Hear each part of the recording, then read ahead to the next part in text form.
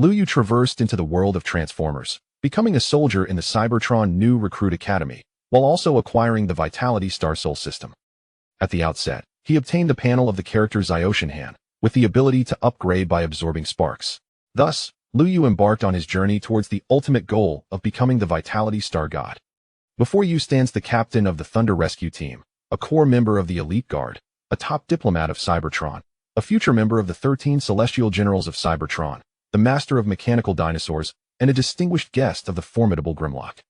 Years later, when faced with humans brandishing weapons and aiming a relay cannon at him, Zyoshinhan declared, "Though I have orchestrated the spark source, created mechanical dinosaurs, equipped myself with countless planet-destroying weapons, and can transform into the ultimate Vitality Star God, rendering me an invincible entity, you must believe me when I say that I am truly a good Autobot." Chapter 1. The Fire Truck on Cybertron. System loading. Consciousness recovery in progress. Vitality Star Soul system bound. First template Zyoshinhan unlocked. Commencing body transformation. A tingling sensation coursed through his body, which, by all accounts, should have felt paralyzed. Of course, this was assuming he could still be referred to as human. Lu Yu gazed at his arm, now transformed into machinery, his body no longer weary but instead exuding an unusual hardness. His form exhibited a striking white and red coloration, closely resembling the character Zyoshinhan from the anime Vitality Star Soul he had once watched. Goodness, Zyoshinhan was the most unfortunate robot in the series, having been beaten down from the beginning to the end, never managing to rise again, and even being betrayed by his own kind once. Receiving such a template left Lu Yu at a loss for words. This world is a fusion of the Leader's Testament and the animated world of 08. Hence some unfamiliar elements may arise. The host need not panic. Panic? What nonsense! Lu Yu retorted helplessly, realizing that his advantage of foresight would be significantly diminished. However, since he was here, he might as well make the best of it. The original body was an Autobot from an energy farm, regarded by the upper echelons of Cybertron as a despicable lower-class citizen. Even so, the original body did not abandon hope. Through honing skills and examinations, the original body had earned the opportunity to join the Cybertron New Recruit Academy.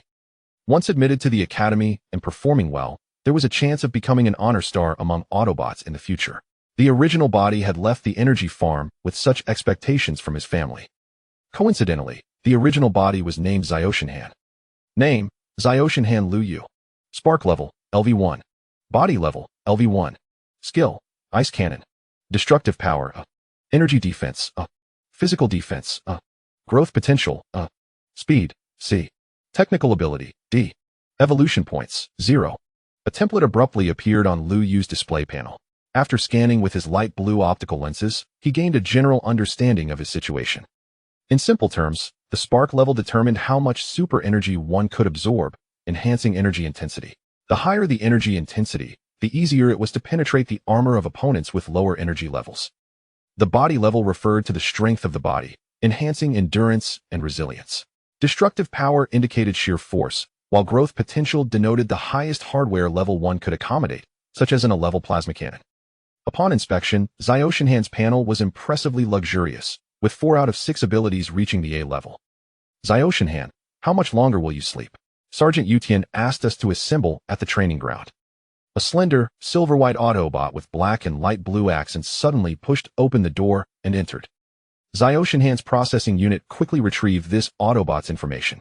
The Autobot bore no name and was recommended by the Space Bridge repair team from the border, arriving at the Cybertron New Recruit Academy alongside Zyoshinhan. Zyoshinhan exhibited no excessive reaction. Standing before a figure he once perceived as a giant, he now found himself towering over the Autobot, eliminating any sense of tension. "It's fine, let's go." Upon hearing Zyoshinhan's indifferent response, the silver Autobot showed no surprise. They were not familiar, having merely arrived simultaneously a day prior without any deeper camaraderie.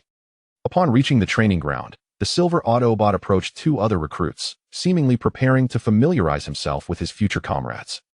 Zyoshinhan refrained from making any rash movements. He was still adapting to his processor and getting acquainted with his surroundings, ensuring not to reveal anything unusual. The training ground was filled with the sounds of conversation between the silver Autobot and the 2 new recruits. From their dialogue, Zyoshinhan learned that the silver Autobot was not a relative, but merely a friend he had met on the way here. Indeed, one was tall and robust, while the other was small and agile, clearly not forged from the same original mold. At that moment, a similarly small, entirely yellow Autobot approached, eager to join the conversation. "Hey, guys, what are you chatting about?" A hint of longing and even a touch of flattery adorned his expression. This was entirely normal, at least in Ziotian's eyes. In an unfamiliar environment, forming connections with others could alleviate one's anxiety. However, among the three, a blue-green Autobot, equally slender and likely molded from the same design as the yellow Autobot, sneered and said, "We don't need a weakling like you as a companion." Upon hearing the blue-green Autobot's comment, his stout orange friend burst into laughter. This was undoubtedly a blatant insult to the yellow Autobot, whose desire to belong was dismissed as weakness. "What? I am not weak." Before the yellow Autobot could defend himself, a massive green Autobot, larger than all but slightly smaller than Ziotian, appeared on the training ground, munching on some parts and screws while holding a camera, lightly tapping the yellow Autobot on the shoulder. "Hey, little brother, could you help me take a photo of that big building over there? People from my hometown would never believe it." Despite the green Autobot's sincere tone, the agitated yellow Autobot was in no mood to comply. Noticing the apparent poverty radiating from the green Autobot, he inquired with a hint of disdain in his voice, Is this your first time leaving the energy farm?" The green Autobot was taken aback, responding in a naive tone, "Hey, how did you know?" Upon hearing this, Ziotian paused his acclimatization process, observing the green Autobot more closely. Through the original Botus memories, he understood the dire nature of the energy farm, a place filled with energy refuse, a veritable quagmire that made it easy for Autobots to enter but difficult to escape. Ziotian's ability to leave the energy farm stemmed from being a combat model. It was hard to imagine how such a place could produce a being like Ziotian, likely related to a distant relative of a former council member. What about the green Autobot? Was he also a combat model like him? As the contemplative Ziotian pondered, the previously mocking teal and blue Autobot gazed at the two and sneered. "Hey, look, that little wretch has made a new friend from the Contracidia Colossal Mudguard." With that, the orange Autobot couldn't help but chuckle in agreement, joining the teal and blue Autobot in uproarious laughter. The yellow Autobot, upon hearing the derogatory remark directed at him, did not respond with anger but rather retorted, He is not my friend." Ziotian shook his head inwardly, realizing the profound prejudice the Autobots harbored against those hailing from the energy farms. It was likely that those emerging from the energy farms were deeply sensitive and insecure within. Chapter 2, The Space Bridge Debate. Upon hearing the yellow Autobot's words, the burly green Autobot paid no heed. Instead, he scooped him up and declared, "Not yet, brother. That will come soon." This statement caused Ziotian to regard him with newfound respect. From the green giant, he discerned no trace of the inferiority complex often associated with those from the energy farms. Was it sheer audacity, or had he simply failed to grasp the sarcasm in others' words? While Ziotian was deep in thought, their future commander, the current Sergeant UTND, arrived. The deep blue Autobot stood at attention and commanded, "Assemble, stand straight." All the recruits instinctively straightened up, eager to present themselves as spirited. Except for the green giant, who appeared oblivious to the situation. Although he stood tall, he seemed rather foolish. UTND scanned the new recruits before closing his eyes and tilting his head back, exuding pride akin to a rare Cybertronian specimen. "I am UTND, your instructor, but you little brats should address me as commander. Do you understand?" In unison, all the Autobots straightened their spines and responded, "Yes, commander." At that moment, UTND's haughty gaze suddenly landed on a green, portly Autobot among his ranks. The Autobot was grinning foolishly, which incited UTND's ire. "What are you grinning about, fool?" UTND bellowed, his voice rising in anger. "What is there to be happy about?" The green Autobot, clearly startled by the reprimand, gazed innocently at UTND. To appear more serious, he straightened his posture and donned a grave expression. I wasn't laughing, commander." The green Autobot stammered defensively, "My jaw, well, it has always been like this, commander." However, as he spoke, the yellow Autobot beside him suddenly burst into light laughter. The laughter pierced the silence, drawing the attention of everyone present. The yellow Autobot seemed unaware that his actions had caught UTND's attention. He continued to jest. "Don't even mention the Mudguard's lips, just look at the sergeant's chin. It's like a little asteroid." Unfortunately for him, his voice was not drowned out by the surrounding clamor, but rather, it reached UTND's ears with clarity. UTND's expression darkened instantly as he glared ferociously at the yellow Autobot, bellowing, "Do you have something to say, you wretch?" The yellow Autobot trembled at the commander's furious shout, his former mirth extinguished. He quickly suppressed his smile and responded nervously, "No, Commander." UTND, however, had no intention of letting him off easily. A sneer crept across his lips as he taunted, "You weak-minded, simpleton fool. What right do you have to speak here? Do you truly think you can join the ranks of the Autobots as a recruit? Have your circuits fried?" In the face of UTND's belittlement and insults, the yellow Autobot stood his ground. He met UTND's gaze without flinching, resolutely replying, "My goal is to become a warrior of the elite guard, to fiercely kick the Decepticons' rear, Commander." UTND, far from relenting, intensified his assault on the yellow Autobot's confidence. He disdainfully remarked, "Even if I offered my rear to you, you could never kick it." Before he could finish his sentence, UTND turned to chastise other Autobots. Yet, at that moment, the yellow Autobot unexpectedly blurted out, "All right, Commander, please offer your rear to me. I assure you I can kick it." Upon hearing this, Ziotian couldn't suppress his amusement, his blue optics gleaming with mirth. UTND glared, uncertain if this young Autobot was genuinely foolish or merely feigning it. But time was on his side. He would have ample opportunities to deal with him. After delivering a furious rebuke to the yellow Autobot, UTND stormed back to his original position. There, he stood, his piercing gaze sweeping over the assembly of new Autobot recruits, before suddenly raising his voice to thunder, "Listen well, recruits. I now ask you, what do you intend to do in the future?" His voice echoed across the vast expanse, as if the entire world could hear his query. On the far right of the line stood an Autobot with a large red glass embedded in his face. He seemed prepared for UTND's question, stepping forward without hesitation, and boldly declared, "Commander, I wish to become an intelligence officer for the elite guard." His voice was crisp and resolute, revealing a vision for the future and confidence in his aspirations. UTND's gaze settled on this Autobot, and he nodded slightly, indicating his approval of the response. Next, the robust orange Autobot standing beside the first stepped forward. His voice was deep and powerful, laced with a hint of bravado. "Commander, I wish to become an armored soldier in the elite guard." The orange Autobot's answer elicited a slight smile from UTND, clearly indicating his approval of this response as well. Finally, it was the turn of the petite green Autobot to speak. Though his voice was soft, it was unmistakably clear. "Commander, I wish to become a commander in the elite guard." Witnessing this familiar scene, Ziotian felt a moment of disorientation. It seemed he was aware of the era he inhabited, but now was not the time for such reflections. This was the moment to determine his future. Ziotian had no reason to shy away from the front lines, for his system required the absorption of sparks to upgrade. Yet, just as he was about to voice his ambition, he suddenly recalled that if this were indeed the time of 2008, the Decepticons had likely hidden away, leaving no battles for him to engage in. Even if there were still Decepticons, they would merely be remnants, too late to retreat. After much hesitation, Ziotian finally spoke, "Commander, I wish to become a firepower specialist in the elite guard." His weapon was, after all, a heavy artillery piece, and even his ultimate move in the Energon Star God form was the Thunder Cannon. What reason could he have not to choose the role of a firepower specialist? Then came the turn of the green, portly Autobot. When it was his time to respond, he nervously said, I would like to be a certified space bridge technician. Oh, Commander." Upon hearing this Autobot's description, everyone except Ziotian and UTND erupted into uncontrollable laughter. The laughter echoed among them, as if intent on drowning the unfortunate Autobot in mirth. The Autobots, the space bridge technicians, were but a trivial presence. They believed that only those who were truly brave and unflinching, willing to charge into battle, deserved the title of Autobot. In their eyes, the space bridge technology was merely a logistical task, far removed from the valor of combat.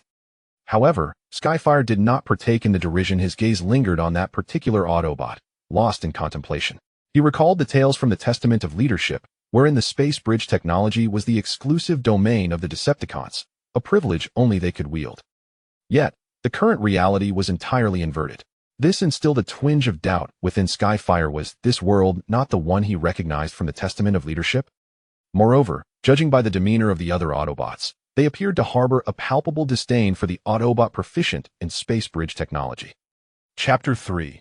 Naming. Observing the group of new recruits laughing like children, the wrath of UTND was ignited in an instant.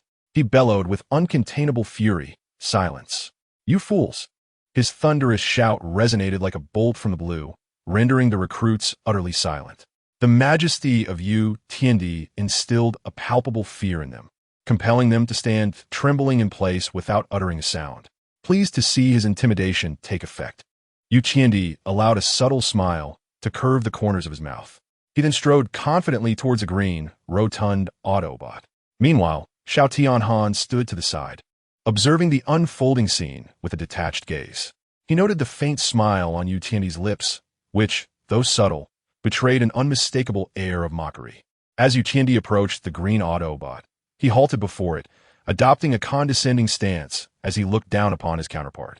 Bridge technician, he declared, this individual has now clearly understood his position. You ought to learn from your friends. The words dripped with sarcasm and disdain, particularly when he emphasized the term friends, seemingly intent on provoking the entirely yellow Autobot. As anticipated, the yellow Autobot, incensed by this remark, retorted loudly, "He is not my friend, sir."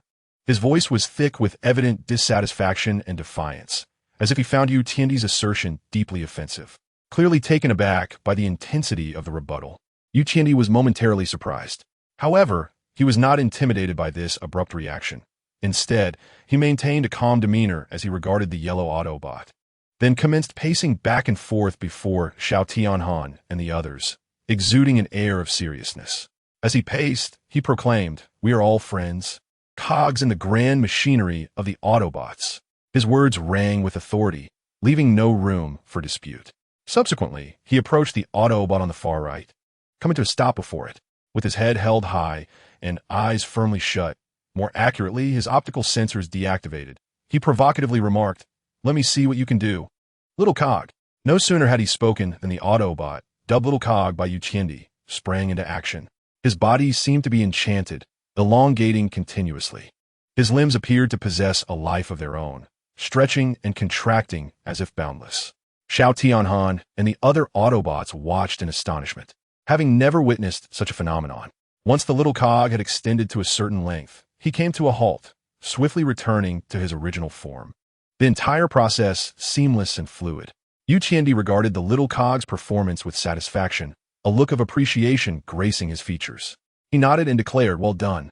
From now on, you shall be known as Long Arm." Immediately thereafter, he sauntered over to the robust orange Autobot on the right, still wearing that haughty expression, and exclaimed, "Come on, let us see what you've got." However, the entirely orange Autobot remained immobile, and to his surprise, a shimmering layer of metallic armor manifested upon its surface. The adversary scrutinized this armor with skepticism, convinced it would prove fragile, and disdainfully remarked, "Is that all you've got?" Yet, the orange, no, now silver, Autobot appeared entirely self-assured, grinning broadly at the adversary. "Bring it on, Commander." The adversary, perceiving this as a provocation to his prowess, took a few steps back, brandished his energy shield, and struck fiercely several times against the metallic shell. The shield collided with a resonant thud against the armor, which seemed unscathed. The adversary, unfazed, remarked nonchalantly, Well, quite impressive. Your armor is rather sturdy. Henceforth, you shall be known as Ironhide." Before he could speak further, a diminutive green Autobot, brimming with excitement, eagerly produced his stinger, showcasing his remarkable marksmanship akin to a master shooter. The beam shot forth with the swiftness of lightning, effortlessly obliterating a distant target. The adversary, witnessing this Autobot's exceptional skill, allowed a faint smile of appreciation to grace his lips as he softly declared, "Not bad at all. You shall be called Bumblebee." Yet, before the adversary could inquire about the abilities of the Autobot named Skyfire, the yellow Autobot on the far left, eager to flaunt his own prowess, jubilantly retrieved his stinger and, with a swift motion, fired at a towering building, which collapsed in an instant. However, the adversary could hardly find joy in this display. The cost of the damage loomed ominously in his mind. Fuming, he shouted at the Autobot, "Hey, you fool, you're incorrigible. Henceforth, your name shall be Bumblebee." The newly dubbed Bumblebee looked taken aback, seemingly displeased with the name, mumbling, "Wait, Bumblebee?" The adversary leaned closer, asking, "What's the matter? Do you have a problem with it?" Bumblebee's expression fell dramatically. Just as the adversary was about to straighten up, Bumblebee unexpectedly retreated, resulting in a sharp pain in the adversary's neck as he collapsed to the ground with a resounding clang of metal. Upon looking up, Bumblebee realized that it was the nearby green Autobot who had inadvertently struck the adversary with a weaponized wrecking ball, rendering him unconscious. The green Autobot straightened up, puffing out his chest as he apologized. "Oh, my apologies, Sergeant." "No, Commander." The adversary glared furiously at him, intending to confront him directly, but given his shorter stature, he could only jab his chin against the Autobot's chest. The green Autobot tilted his head slightly upward, deliberately gazing at the sky, attempting to dismiss the adversary. Yet, the adversary, in a fit of rage, bellowed, "And you, with robust limbs and a rather simplistic intellect, let us refer to him as Partition." Upon overhearing the words of the formidable UTOD, Xiao Tianhan found amusement brewing within him, inwardly pondering. Intellect? Simplistic? Does one's posterior qualify as intellect? How is that determined? Observing UTOD as he assigned names to the Autobots, and realizing it was soon his turn, Xiao Tianhan, having witnessed UTOD's naming prowess, proactively stepped forward to introduce himself. "Allow me to present myself, Commander. My name is Xiao Tianhan." Chapter 4. The intention behind the source of fire. I do not recall granting you the opportunity to name yourself. Furthermore, your rank does not yet permit you the privilege of incorporating Tian into your title, UTOD remarked, casting a disdainful glance at Xiao Tianhan. After a prolonged silence, he added, "However, your model does indeed merit a slight concession. Henceforth, you shall be known as Xiao Tianhan, as a war model." Xiao Tianhan was almost assured a place within the elite guard, given his current position as a sergeant in the elite guard and the prospective future commander. UTOD saw no harm in fostering a connection with his future subordinates. What? Xiao Tianhan was taken aback, bewildered by this unexpected interpretation. He was about to retort, but UTOD swiftly quelled him with a mocking tone. "If you wish to explain yourself, earn your reputation on the battlefield through genuine effort. You offspring of an energy farm. With your current status, you lack the standing to contradict my words." Once he finished naming the new recruits, UTOD's voice boomed with thunderous authority, causing the ears of those present to ache. "Now drop to the ground. Transform 20 times. Everyone down." Xiao Tianhan gritted his teeth, watching UTOD's arrogant demeanor, feeling utterly powerless. This was all due to the vast disparity in strength. The machines promptly obeyed, assuming the form of transformed push-ups.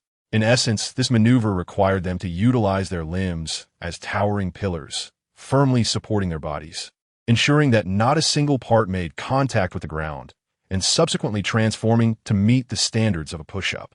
The purpose of this exercise was to temper their gears, hastening their transformation speed like a gust of wind. UTOD stood resolutely before Han and the others, resembling an immovable statue, as he observed their push-ups while pacing back and forth, muttering, "If any one of you worthless beings dares to err, the entire squad shall face severe punishment. Do not harbor resentment. Within this grand machine, you are akin to precise gears. Should one falter, the other shall struggle to function seamlessly. Each of you is an indispensable cog within this mechanism." Upon the conclusion of their push-ups, UTOD pointed at Bumblebee and proclaimed loudly, "Hey kid, I now bestow upon you a mission." Bumblebee, filled with delight, assumed it to be a significant task and promptly replied, "Yes, Commander," as if concerned about insufficient manpower. UTOD then pointed at Partition, stating, "Hey, Mudguard, you will accompany him." Partition, with a comically earnest expression, responded, "At your command, Commander." In an instant, the scene shifted, landing them in what appeared to be a restroom on Cybertron. The sight of Bumblebee twisting the handle and muttering, "What sort of task is this? I did not come here to fulfill this so-called oil change mission. I bear a significant responsibility." The oil change task, in simple terms, refers to cleaning the restroom. Although he was filled with complaints, the honest and unpretentious panel exhibited no trace of pessimism. While working, he remarked to Bumblebee, "Hey brother, I find it rather agreeable. This is far better than sweeping up trash at the energy farm. Furthermore, if one aspires to become a space bridge technician, acquiring knowledge about oil is indispensable." Upon hearing the panel's last words, Bumblebee scoffed, "Space bridges are utterly unimpressive." He then began to mock the panel, wielding a bucket of oil and mimicking the panel's actions, reciting, "Look at me, I am a magnificent mudguard, diligently repairing the space bridge." The panel observed Bumblebee's antics. Though his face was expressionless, a hint of disappointment stirred within him. At that moment, Bumblebee unexpectedly slipped on the oil that had been spilled on the floor, falling backward and toppling a plethora of oil barrels. Coincidentally, the Decepticon appeared at that very moment, leading to a disastrous scene. Meanwhile, back in the dormitory, howling at the sky, Shao Tianhan sat on the iron bed, gazing into the boundless starry expanse, enveloped in silence. Ironhide, the panel, and Bumblebee. These familiar figures made him realize that it must be the era of Transformers 08, coinciding with the timeline of Bumblebee's memories of the Rookie Academy. It would not be long before Bumblebee, due to his various misadventures, would draw the ire of the Decepticon and capture what he believed to be a Cybertronian spy. Yet, in a bid to repay the panel, he would willingly shoulder the responsibility, resulting in his assignment to Optimus Prime's side. Speaking of Optimus Prime, he had yet to possess the matrix of leadership. His character was not yet that of the composed and unflappable leader who seemed unperturbed by any challenge. At this moment, if one were to describe him, he was still Orion Pax, the individual he was before becoming a leader. In contemplation, Bumblebee and Ironhide returned. They seemed inseparable. The Autobots have no concept of family, for they are born from molds, bestowed with life by the Primal One. And the Primal One is the core of Cybertron during the Age of the Leaders, known to Autobots as the Allspark. Wait, it seems I have overlooked something.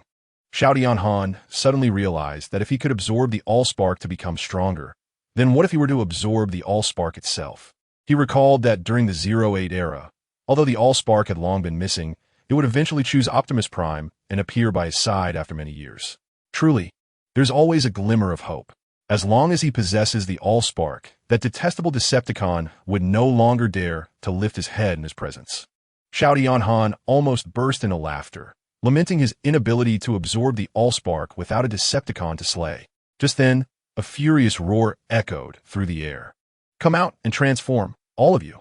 39, 40, 41, transform with all your might. Is this what you call transformation? You are all covered in grease. Exuding the unmistakable odor of a restroom, the voice of the furious UT&D echoed unabashedly across the training ground.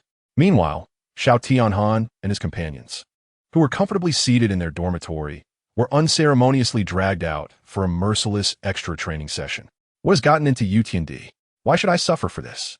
This has nothing to do with me, Shao Tianhan thought resentfully, his gears beginning to creak under the relentless pressure of transformation.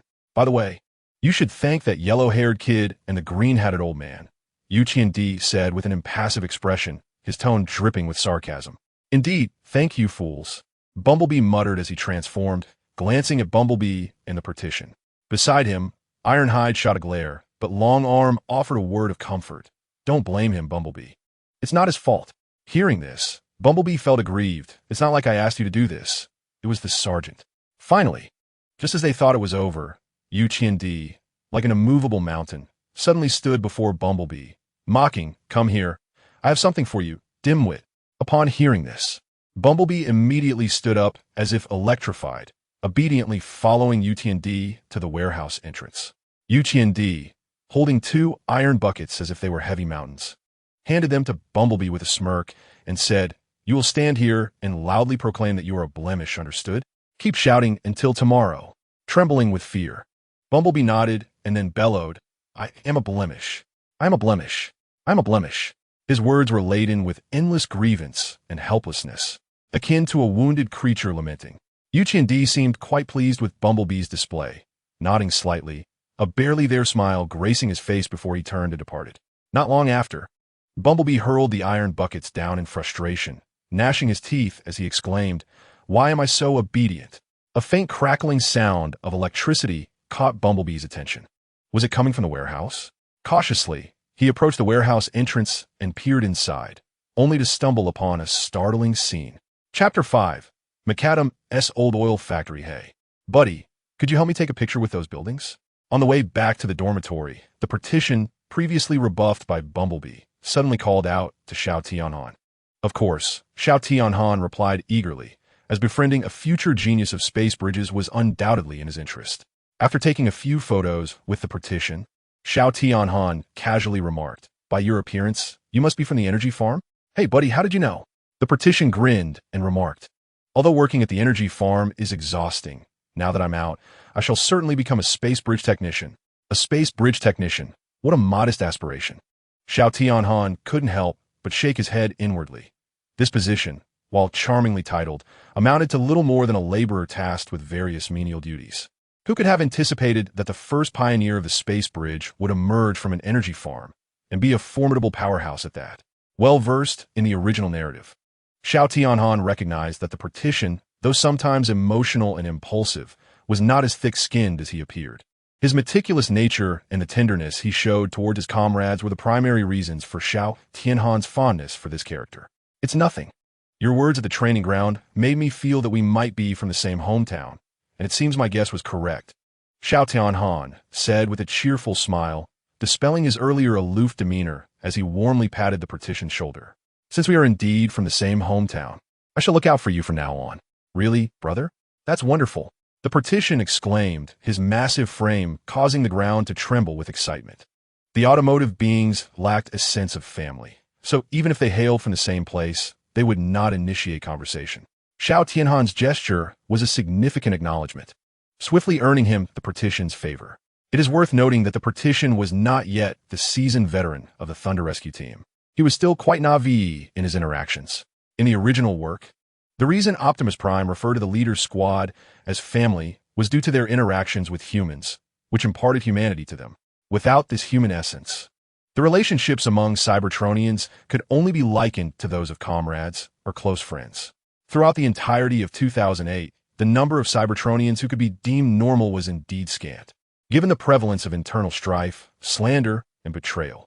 If one were to suggest that without Optimus Prime, Cybertron would fall into the hands of Unicron, it would be a dire fate indeed.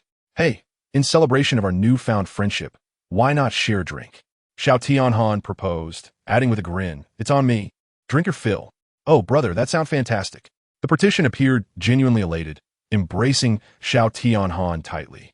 Surprised by the immense strength behind the embrace, Xiao Tianhan chuckled. Careful my paint, big guy. Much time later, within the old oil tavern of Macadam, the partition grabbed a barrel of oil and demonstrated what it meant to drink deeply in camaraderie, pouring the entire contents into his system without so much as a ripple. Oh, this is splendid. The oil here in Cybertron City is far superior to that of the energy farm. What I drank before was practically water. Observing the partition's unabashed praise, Xiao Tianhan shook his head, instinctively disregarding the impending depletion of his energon reserves, and took a modest sip of motor oil. After consuming several barrels, the partition soon appeared slightly intoxicated, gazing at Xiao Tianhan with a dazed expression, resembling a large golden retriever waiting for its master to return home. Xiao Tianhan affectionately patted the silly one on the head, chuckling softly, "Do not fret. We have countless planetary cycles to return here for more revelry, so there is no need for haste." The partition shook its head, evidently displeased with Xiao Tianhan's patronizing demeanor. Yet, as the first friend to emerge from the energy farm, it graciously offered him some oil, rendering its dissatisfaction utterly fleeting in his presence. In the blink of an eye, the partition resumed its goofy grin, albeit tinged with a hint of melancholy. Xiao Tian, do you think they dislike me? Who? Xiao Tianhan, fully aware of the answer, nonetheless composed himself to attentively listen to the partition's thoughts. The bumblebee, and certainly not just him, a glimmer of confusion flickered in the partition's eyes as it inquired, "Why does it seem that everyone has such strong opinions about me, simply due to my larger size? I must admit, I excel more in destruction than in creation. Yet I possess a sensitive side. Why is it that no one is willing to understand me?" Upon hearing the partition's lament, Xiao Tianhan found himself at a loss for words. If he were to answer the question of why he himself was not well liked, he would do so without hesitation. Why should I strive for the affection of those who do not favor me? Once I become the strongest, followers shall kneel before me. However, in addressing the partition, such thoughts were evidently inappropriate. The partition was still a novice, a mere child in the grand timeline of the Autobots. For a child, Xiao Tianhan embraced the role of a guide, nurturing their belief in the existence of truth, goodness, and beauty in the world. One must not judge by appearances, dear partition. He embraced the partition's shoulders from behind, stating, "There shall come a time when others recognize your virtues and stand alongside you as comrades. For instance, for now, We are indeed friends, and you are not alone. I must concede, brother, the partition brightened, displaying a charming smile. My program informs me that I cherish you as a brother. Indeed, I shall securely enshrine that in the depths of my memory module, Xiao Tianhan replied, releasing his hold. Macedon, 2 more barrels of oil, if you please. Certainly, coming right up, came the response. The old oil shop buzzed with activity. So much so that Xiao Tianhan had to call out several times before Macedon heard him. Yet, preoccupied with collecting payments, he hollered to a fellow Autobot who was indulging in his drink. Hey, old rescue, do not merely guzzle oil. Lend a hand. Huh. You think it amusing to have a freshly retired soldier serve others, do you? The medic, looking rather irritable, suddenly rose and pointed an accusatory finger at Macedon. It seems I must reiterate the fact that I am a consumer. Oh, come on, you see how bustling my old oil shop is. Macedon chuckled. I beg you. This time it's on the house, and next time too. Well then, that is a matter worth discussing. The ambulance, with an air of reluctance, ultimately succumbed to the allure of monetary gain, retrieving several barrels of oil from the front desk to serve as a makeshift attendant. He brusquely placed the oil in front of Xiaoshenhan's table, bellowing, Your oil has arrived. Kindly turn off that life-threatening speaker at once. The partition was taken aback, wondering why such a commotion over just a barrel of oil. Xiaoshenhan, feeling somewhat disheartened, had not anticipated encountering one of the future repair squad, the ambulance, in this manner. The ambulance, having recently retired, had become increasingly irritable since the incident involving Alki and the powerful Optimus Prime's disconnection. It could only be said that he had walked into the line of fire. Chapter 6. Practical Simulation. How shall I put this? I am uncertain of what transpired. Yet you seem rather downcast. Would you mind sharing a few words? Xiaoshenhan remarked, his expression one of bewilderment. Of course, this was purely idle banter. Xiaoshenhan was well aware of the ambulance's past, though his present identity should not possess such knowledge. Moreover, the medical expertise and scientific prowess embodied by the ambulance were precisely what Xiaoshenhan required. I have little to discuss with a mere youth, the ambulance retorted, clearly in a state of wanting solitude. Xiaoshenhan, recognizing this, refrained from pressing the matter further. He was no longer in haste, as he had ample time. He need not emulate the impatience of humanity. Nevertheless, strength remained his pursuit, a safeguard for his future adventures across the cosmos. Xiaoshenhan, partition. Where are the two of you fools? I do not recall granting you permission to leave. Return to the Rookie Academy at once. At that moment, a call from Yuqian interrupted. Xiaoshenhan and the partition exchanged resigned glances, downing the oil and settling their bill before departing. Cursed Yuqian, always thwarting my endeavors. Xiaoshenhan vowed that when he matured, his first act would be to deliver a vigorous kick to Yuqian's rear. Upon their return to the base, they found several Autobots left behind, compelled to undergo transformation training.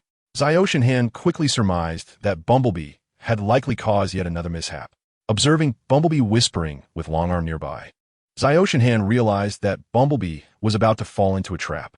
As it stood, he was likely striving to apprehend the Decepticon spy, the little Bumblebee, on Cybertron. However, unbeknownst to him, Longarm was the true double agent.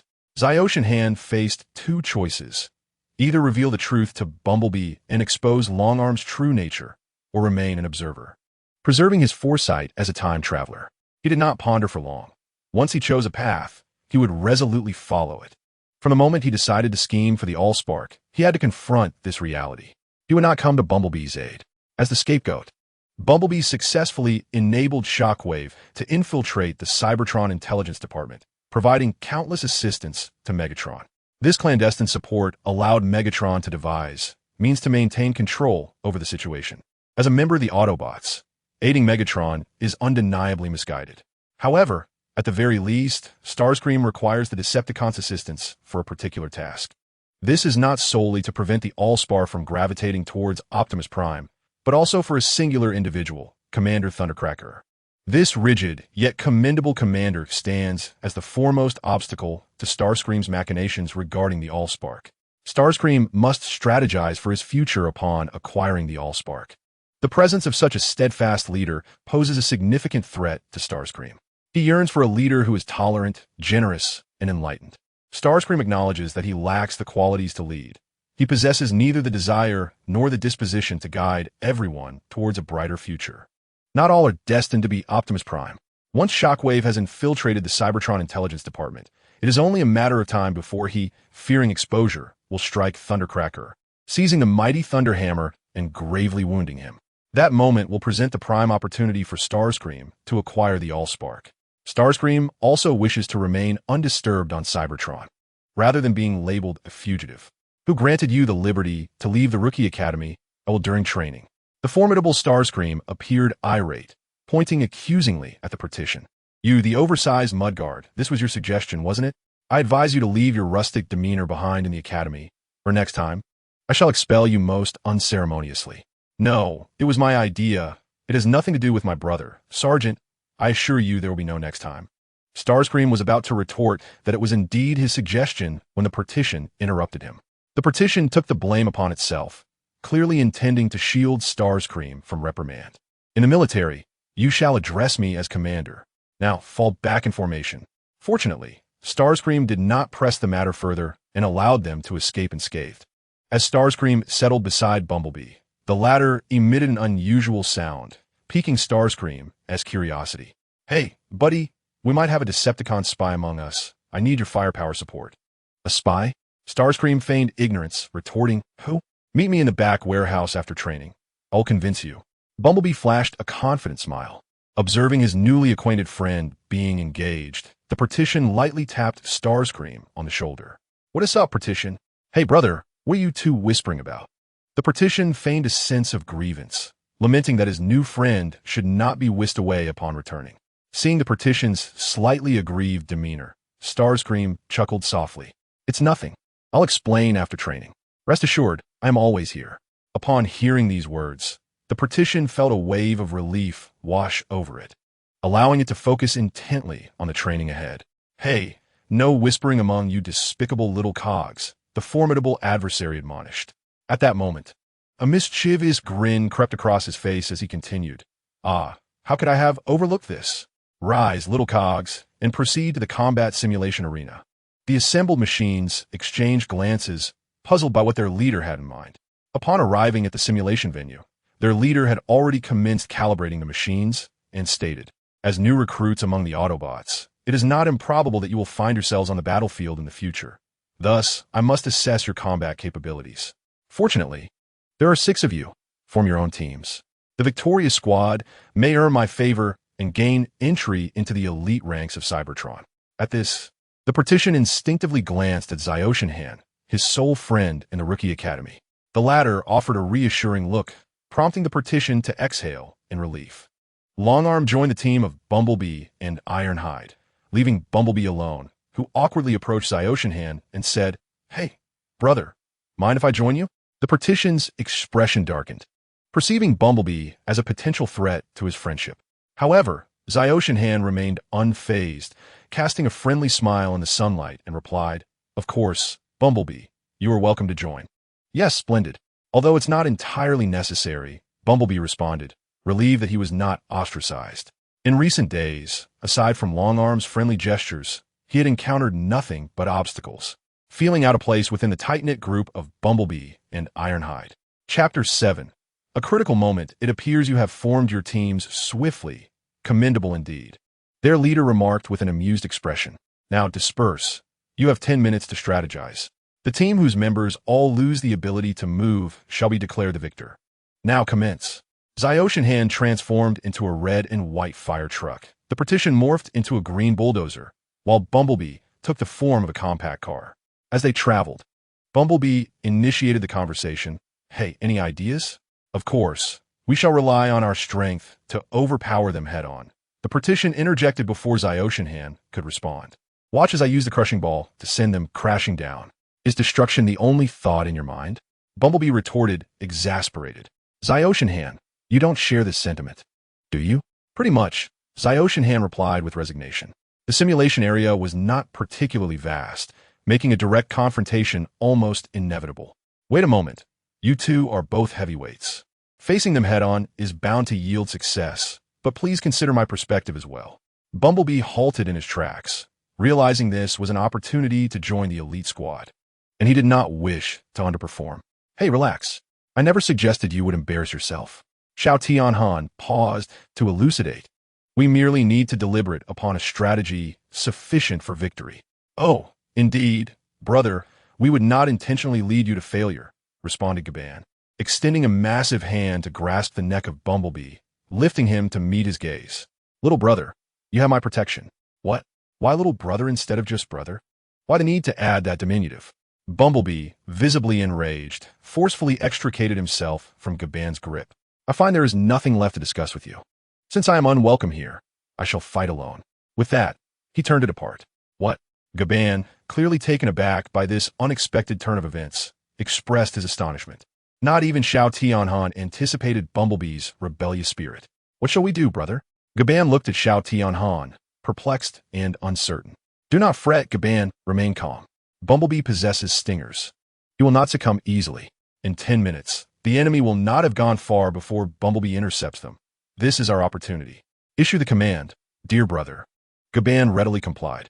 10 minutes later, Bumblebee sped across the simulated battlefield, colliding head-on with a bolt of lightning, akin to a silver serpent. Hey, has anyone informed you that ambushes are a cowardly act, much like a rat hiding in the shadows?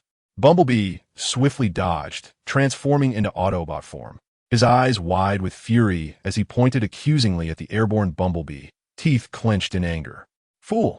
The airborne Bumblebee's expression darkened, the corners of his mouth slightly curling upward as he leisurely retorted, I hope when we encounter the Decepticons on the battlefield, you can point at them just as you do now and call them cunning.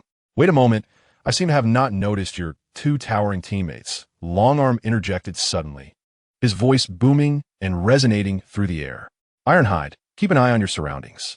Indeed, Longarm, I shall watch like a hawk. Ironhide's accent was distinctive, his voice thunderous, exuding a sense of seriousness and determination. Hey, no need to guess. I came out on my own. Or are you so frightened of a single Autobot that you cower like startled rabbits? Bumblebee's face brimmed with disdain, his words laced with provocation, causing the expressions of the three enemies to turn as ghastly as liver. You insolent little wretch, daring to speak such bravado. Today, I shall show you what true combat is. The airborne Bumblebee, seemingly the most composed, was the first to launch himself like an arrow. And by the time Longarm and Ironhide regained their senses, he had already leaped into close quarters with Bumblebee. Taste the might of this bee. The airborne Bumblebee raised his arms high, the green stingers on his arms glimmering with a sharp radiance, resembling a remarkably swift venomous hornet. Bumblebee, in a rush to evade, transformed while simultaneously raising his own yellow stingers, retaliating with a storm-like fervor. Zzz. Two bolts of lightning collided with a ferocity reminiscent of a dragon, unleashing a deafening thunder that reverberated with an awe-inspiring might. Ironskin promptly advanced to provide support, seizing the opportunity in the absence of the howling cold and the formidable Mudguard, pledging to safeguard from the sidelines. At this moment, Longarm remained composed amidst the crisis, directing with calm authority.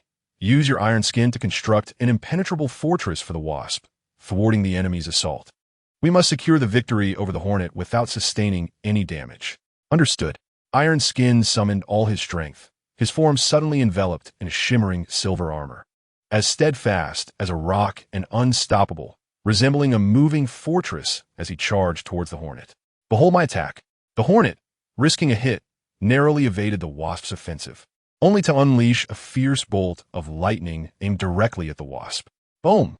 Alas, a silver figure stood resolutely before the Wasp, akin to a towering titan, absorbing the lethal strike with unwavering strength. What? The Hornet, consumed by frustration, lamented the missed opportunity to eliminate a foe.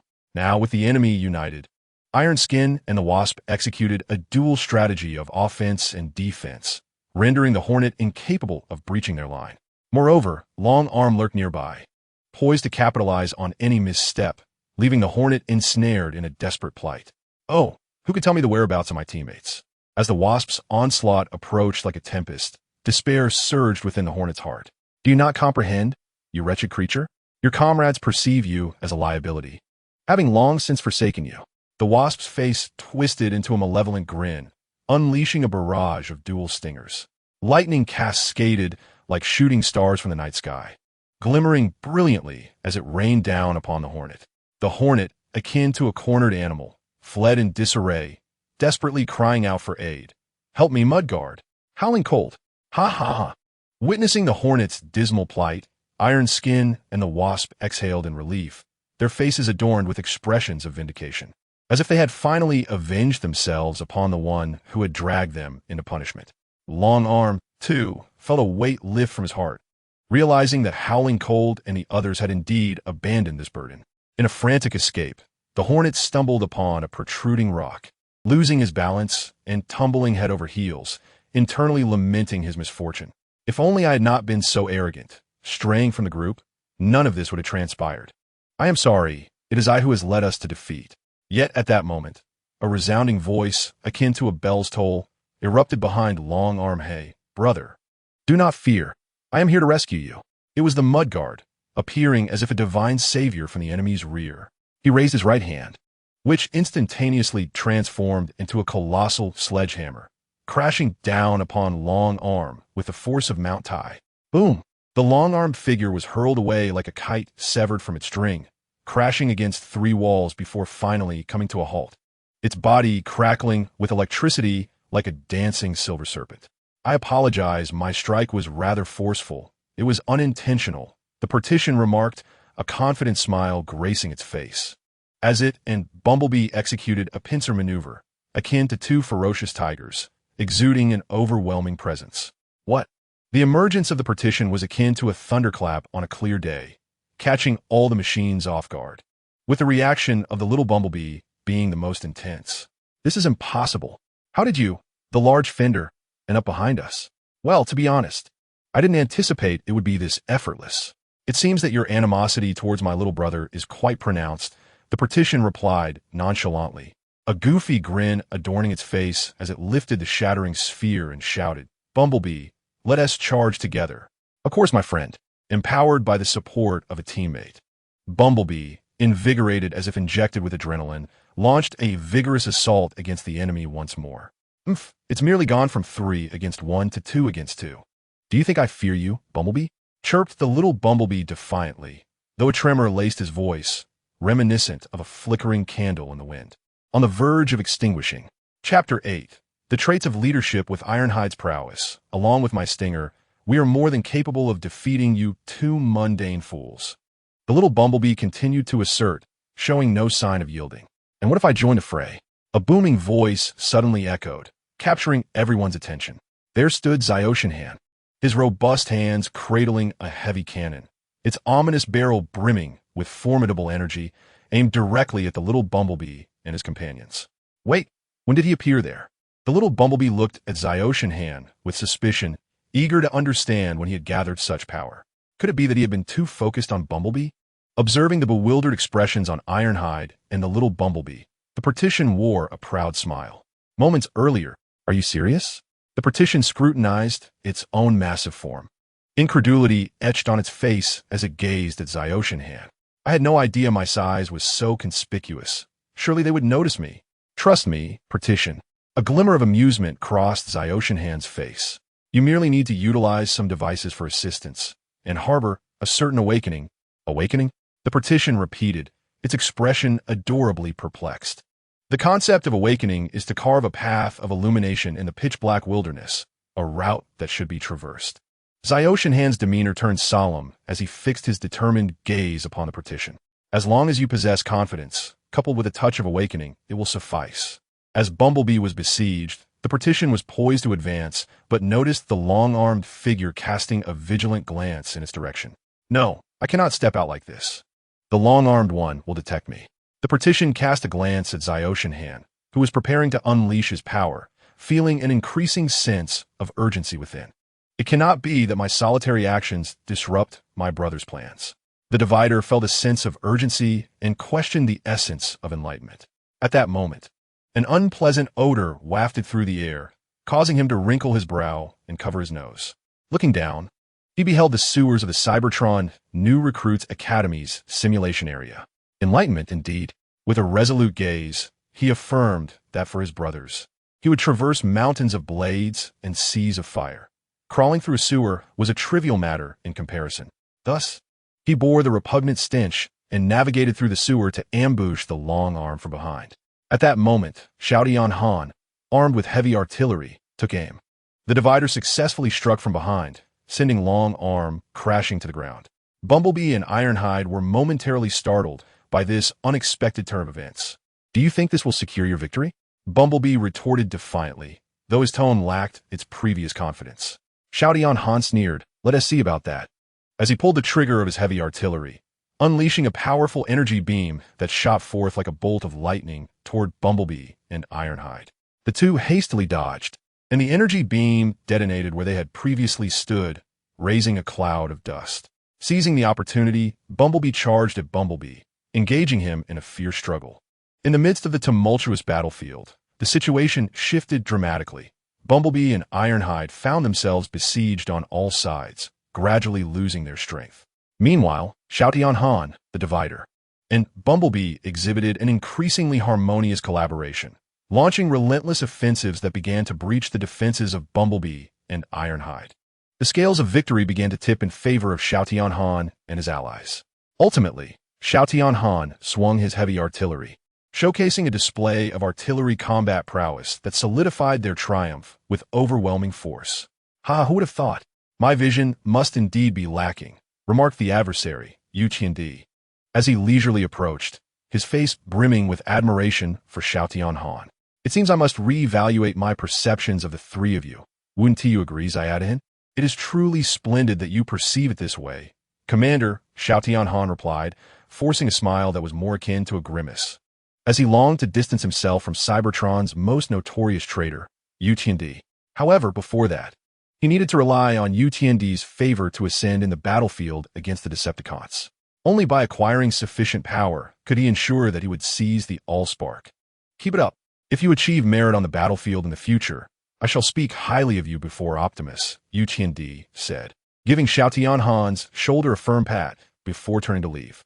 "Wow, it appears we have emerged victorious in this battle. Shall we celebrate, brothers?" Xiaotian Han turned to his comrades, only to find them enveloped in silence. The divider gazed calmly at Bumblebee, while Bumblebee fidgeted restlessly. "What is the matter? Is there something I am unaware of?" Xiaotian Han inquired with curiosity. "Nothing at all. Nothing has transpired," the divider replied calmly, shaking his head. Yet, the more he maintained his composure, the more peculiar Xiaotian Han found the situation. "Very well, brothers. Let us continue to indulge in our energon." As the partition refused to speak, Xiaotian chose not to press further and directly suggested a visit to the old oil mill in Macadam. "May I join?" Bumblebee interjected unexpectedly. Upon hearing this, the partition lost its usual foolish grin and instead regarded Xiaotian with calm composure. Xiaotian, feeling even more perplexed, decided to respond, "Sure, let's go together." The trio swiftly arrived at the old oil mill, where they immediately spotted the familiar ambulance. "Hey, ambulance, bring me a barrel of oil," Xiaotian called out with a smile. "Oh my heavens! Is there anyone who can explain to this little rascal that I am not a service attendant at the oil mill?" The ambulance muttered with a tone of exasperation, though his voice was low enough to remain audible. However, as his gaze swept over the two silent figures behind Xiaotian, a sly smile crept across his face as he teased. "What is the matter, boys? Had a quarrel? A quarrel?" "No way," Xiaotian replied dismissively, unable to fathom what they could possibly argue about. No. It seems you are entirely oblivious to your friend's peculiarities," the ambulance remarked, a broader smile emerging. Seemingly pleased with Xiaotian's reaction, realizing that something was amiss, Xiaotian slowly turned to look at the partition and Bumblebee behind him. The partition remained calm, gazing steadily at Bumblebee, who appeared increasingly anxious. "What on earth happened?" Xiaotian inquired, perplexed. "Nothing, brother," the partition replied serenely. "I am merely waiting for an irresponsible apology." "What?" Xiaotian responded, utterly bewildered by this statement. Classic rookie making mistakes," the ambulance chimed in with the wisdom of experience. "Hey, kid, I advise you to clarify things. Otherwise, some may find what they lost can never be reclaimed." Upon hearing the ambulance's words, Bumblebee's expression grew more conflicted. Finally, he turned to the placid partition and spoke. "I'm sorry, brother partition. I should not have disobeyed orders and left the team, nearly causing us to lose the competition. You need not apologize to me." The partition replied earnestly, "But I accept it, for without you, I would not have had to venture into the sewers." Bumblebee sighed with relief and turned to Zyoshinhan, saying, "I am sorry, Zyoshinhan, it was my fault. I should not have been so arrogant. Please forgive me." Zyoshinhan stroked his chin, pondering carefully what to say. No one is born perfect, but we must learn to embrace this imperfection. With a smile reminiscent of Optimus Prime, he looked gently at Bumblebee. "I am pleased with your apology. Your awareness surpasses your pride. I am honored to receive such treatment." "Really?" Bumblebee exclaimed, overwhelmed with emotion, as he embraced Zyoshinhan tightly. "Thank you. Oh my." The ambulance, taken aback by the words, dropped the oil barrel from his grasp onto the table, momentarily stunned. He gazed at Zyoshinhan as though witnessing a remarkable phenomenon. In that fleeting instant, he discerned a flicker of leadership qualities within Zyoshinhan. Chapter 9. The Awe of the World. What is your name, young lad? The ambulance inquired with a curious gaze fixed upon Zyoshinhan, seemingly captivated by the prospect of his name. Zyoshinhan, slightly taken aback, appeared not to anticipate such an inquiry. After a brief hesitation, he replied slowly, "My name? Zyoshinhan." His voice resonated with a deep strength, imbued with an unwavering confidence. Upon hearing this name, the ambulance's eyes widened with surprise. He had not expected this somewhat disheveled youth to possess such an imposing name. Noticing the ambulance's reaction, Zyoshinhan's lips curled into a faint smile. "Though I am presently referred to as Zyadahan, there will come a day when I shall be worthy of that name." His words exuded a resolute determination to transcend mediocrity. "You are indeed a brazen lad, but you possess the audacity to back it up," the ambulance chuckled. "It is a pity that I must soon depart Cybertron to repair the space bridge at the border. Otherwise, I would genuinely relish a heart-to-heart discussion with you. Rest assured, we shall have our opportunity for discourse," Zyoshinhan replied without hesitation. Once he ascends in rank, he intends to apply for a place in Optimus Prime's squad, and at that juncture, it will be time to strategize for the protection of the Allspark. The ambulance fell silent, pondering that Zyoshinhan was perhaps too naive, harboring the notion that there would be further opportunities. Once they journeyed to the border to repair the bridge, returning to Cybertron would be exceedingly challenging, barring unforeseen circumstances. They were destined to toil there for a lifetime. Yet, little did he fathom that in the not-so-distant future, he would join a team rivaling the Elite Guard, safeguarding the Allspark and engaging in a fierce battle against Megatron. After bidding farewell to the ambulance, Zyoshinhan returned to the Cybertron New Recruits Academy with the Partition and Bumblebee. Bumblebee and Ironhide had already retired for the night. Longarm was sent to the hospital for treatment, leaving only the three of them. Zyoshinhan and his companions made no effort to disturb one another, each preparing for rest. "Zyadahan, you have finally returned." At that moment, the typically slumbering Bumblebee suddenly rose, his gaze fixed intently on Zyoshinhan. "Yes, I am back. What is it?" Zyoshinhan met his stare unflinchingly before the towering figure of Zyoshinhan. A flicker of trepidation passed through Bumblebee's optical sensors, yet he ultimately suppressed his fear, exhibiting an indignant fury. "I shall surpass you by any means necessary."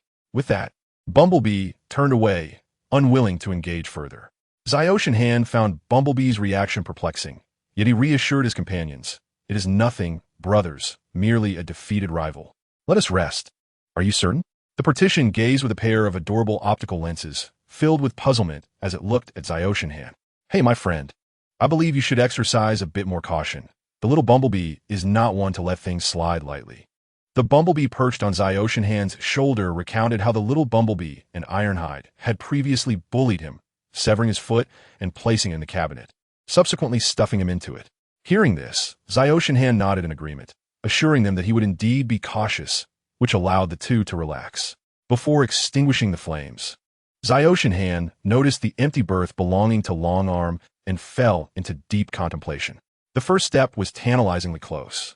In the coming days, he must cultivate a good rapport with the Partition and Bumblebee, preparing for future schemes involving the source of ignition. With this thought, Zyoshinhan extinguished the flames. In the days that followed, it appeared Longarm was resolutely intent on framing Bumblebee as a scapegoat, constantly instilling the notion that Bumblebee was a spy. One day, upon awakening from the extinguishing cycle, Zyoshinhan discovered the berth beside him was already vacant.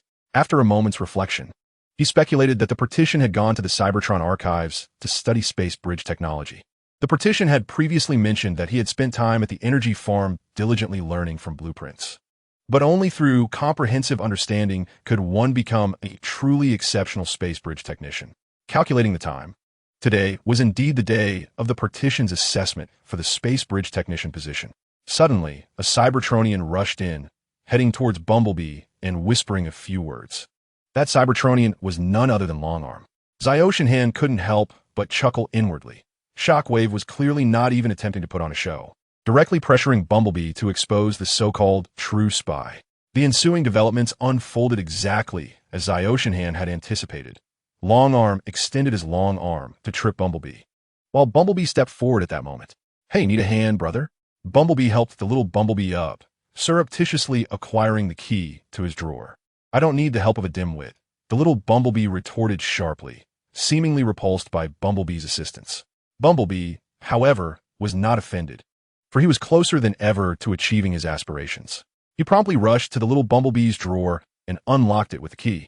Throughout this ordeal, Ziotian remained a silent observer, eagerly anticipating the outcome. At this juncture, he could hardly contain his excitement. "Little Bumblebee, let your demise alongside Optimus Prime pave my path to the highest throne of Cybertron. Why are you rummaging through Bumblebee's drawer?" At that moment, Megatron fortuitously entered, witnessing Bumblebee surreptitiously inspecting another's drawer. He glared furiously, only to see Bumblebee confidently turn around, pointing at Bumblebee's drawer, exposing a Decepticon spy commander. "What?"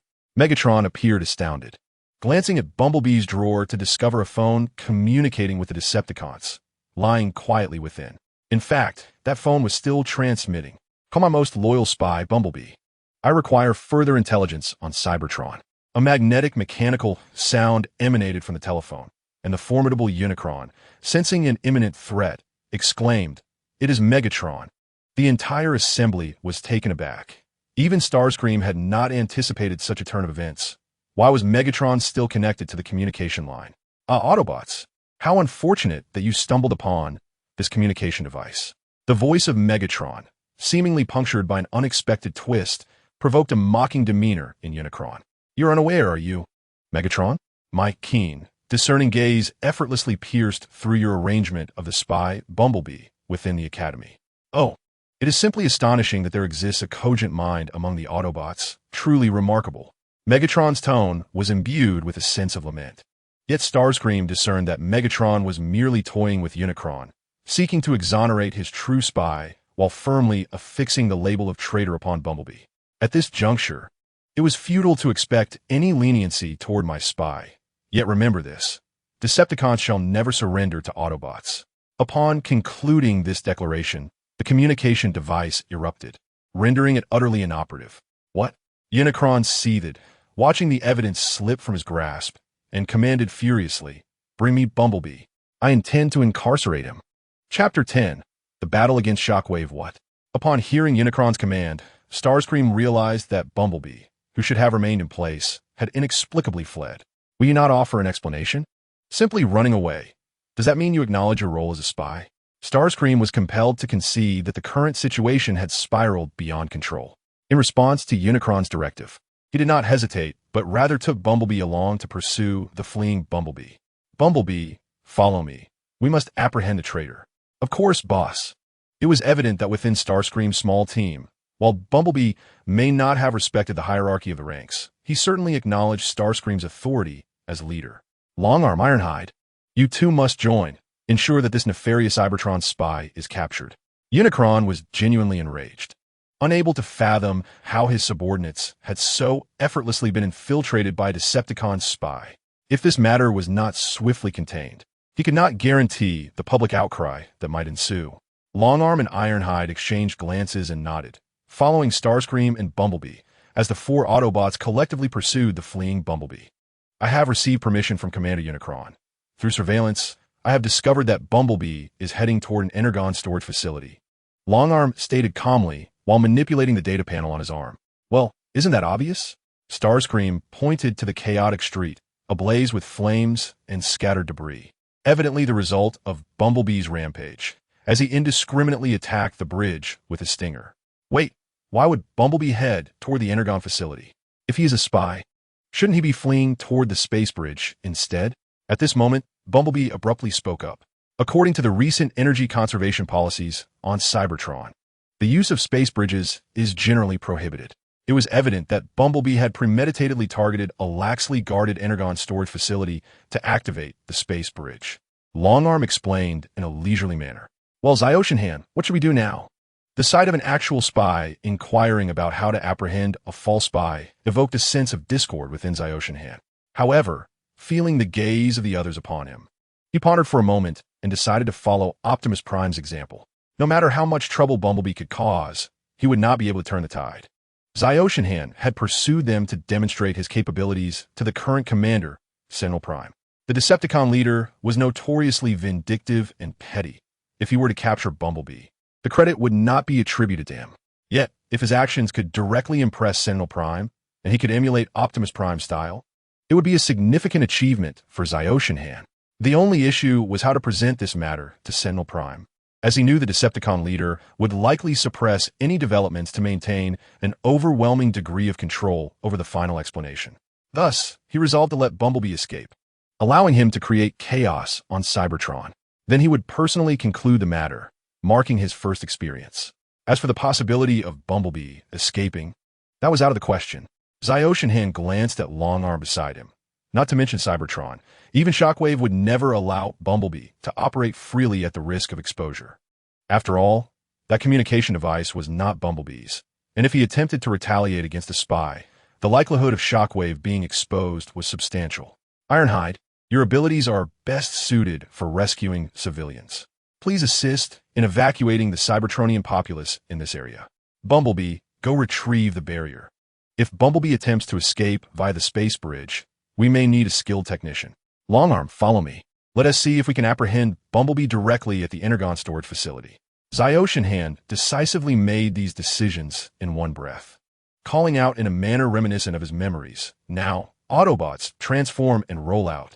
Understood. Ironhide turned and sprinted toward the fire-stricken area, while Bumblebee set off to find the barrier. Zyoshinhan and Longarm transformed into their vehicle forms and headed toward Bumblebee's location. Upon arriving at the warehouse entrance, Zyoshinhan and Longarm reverted to their Autobot forms and cautiously entered.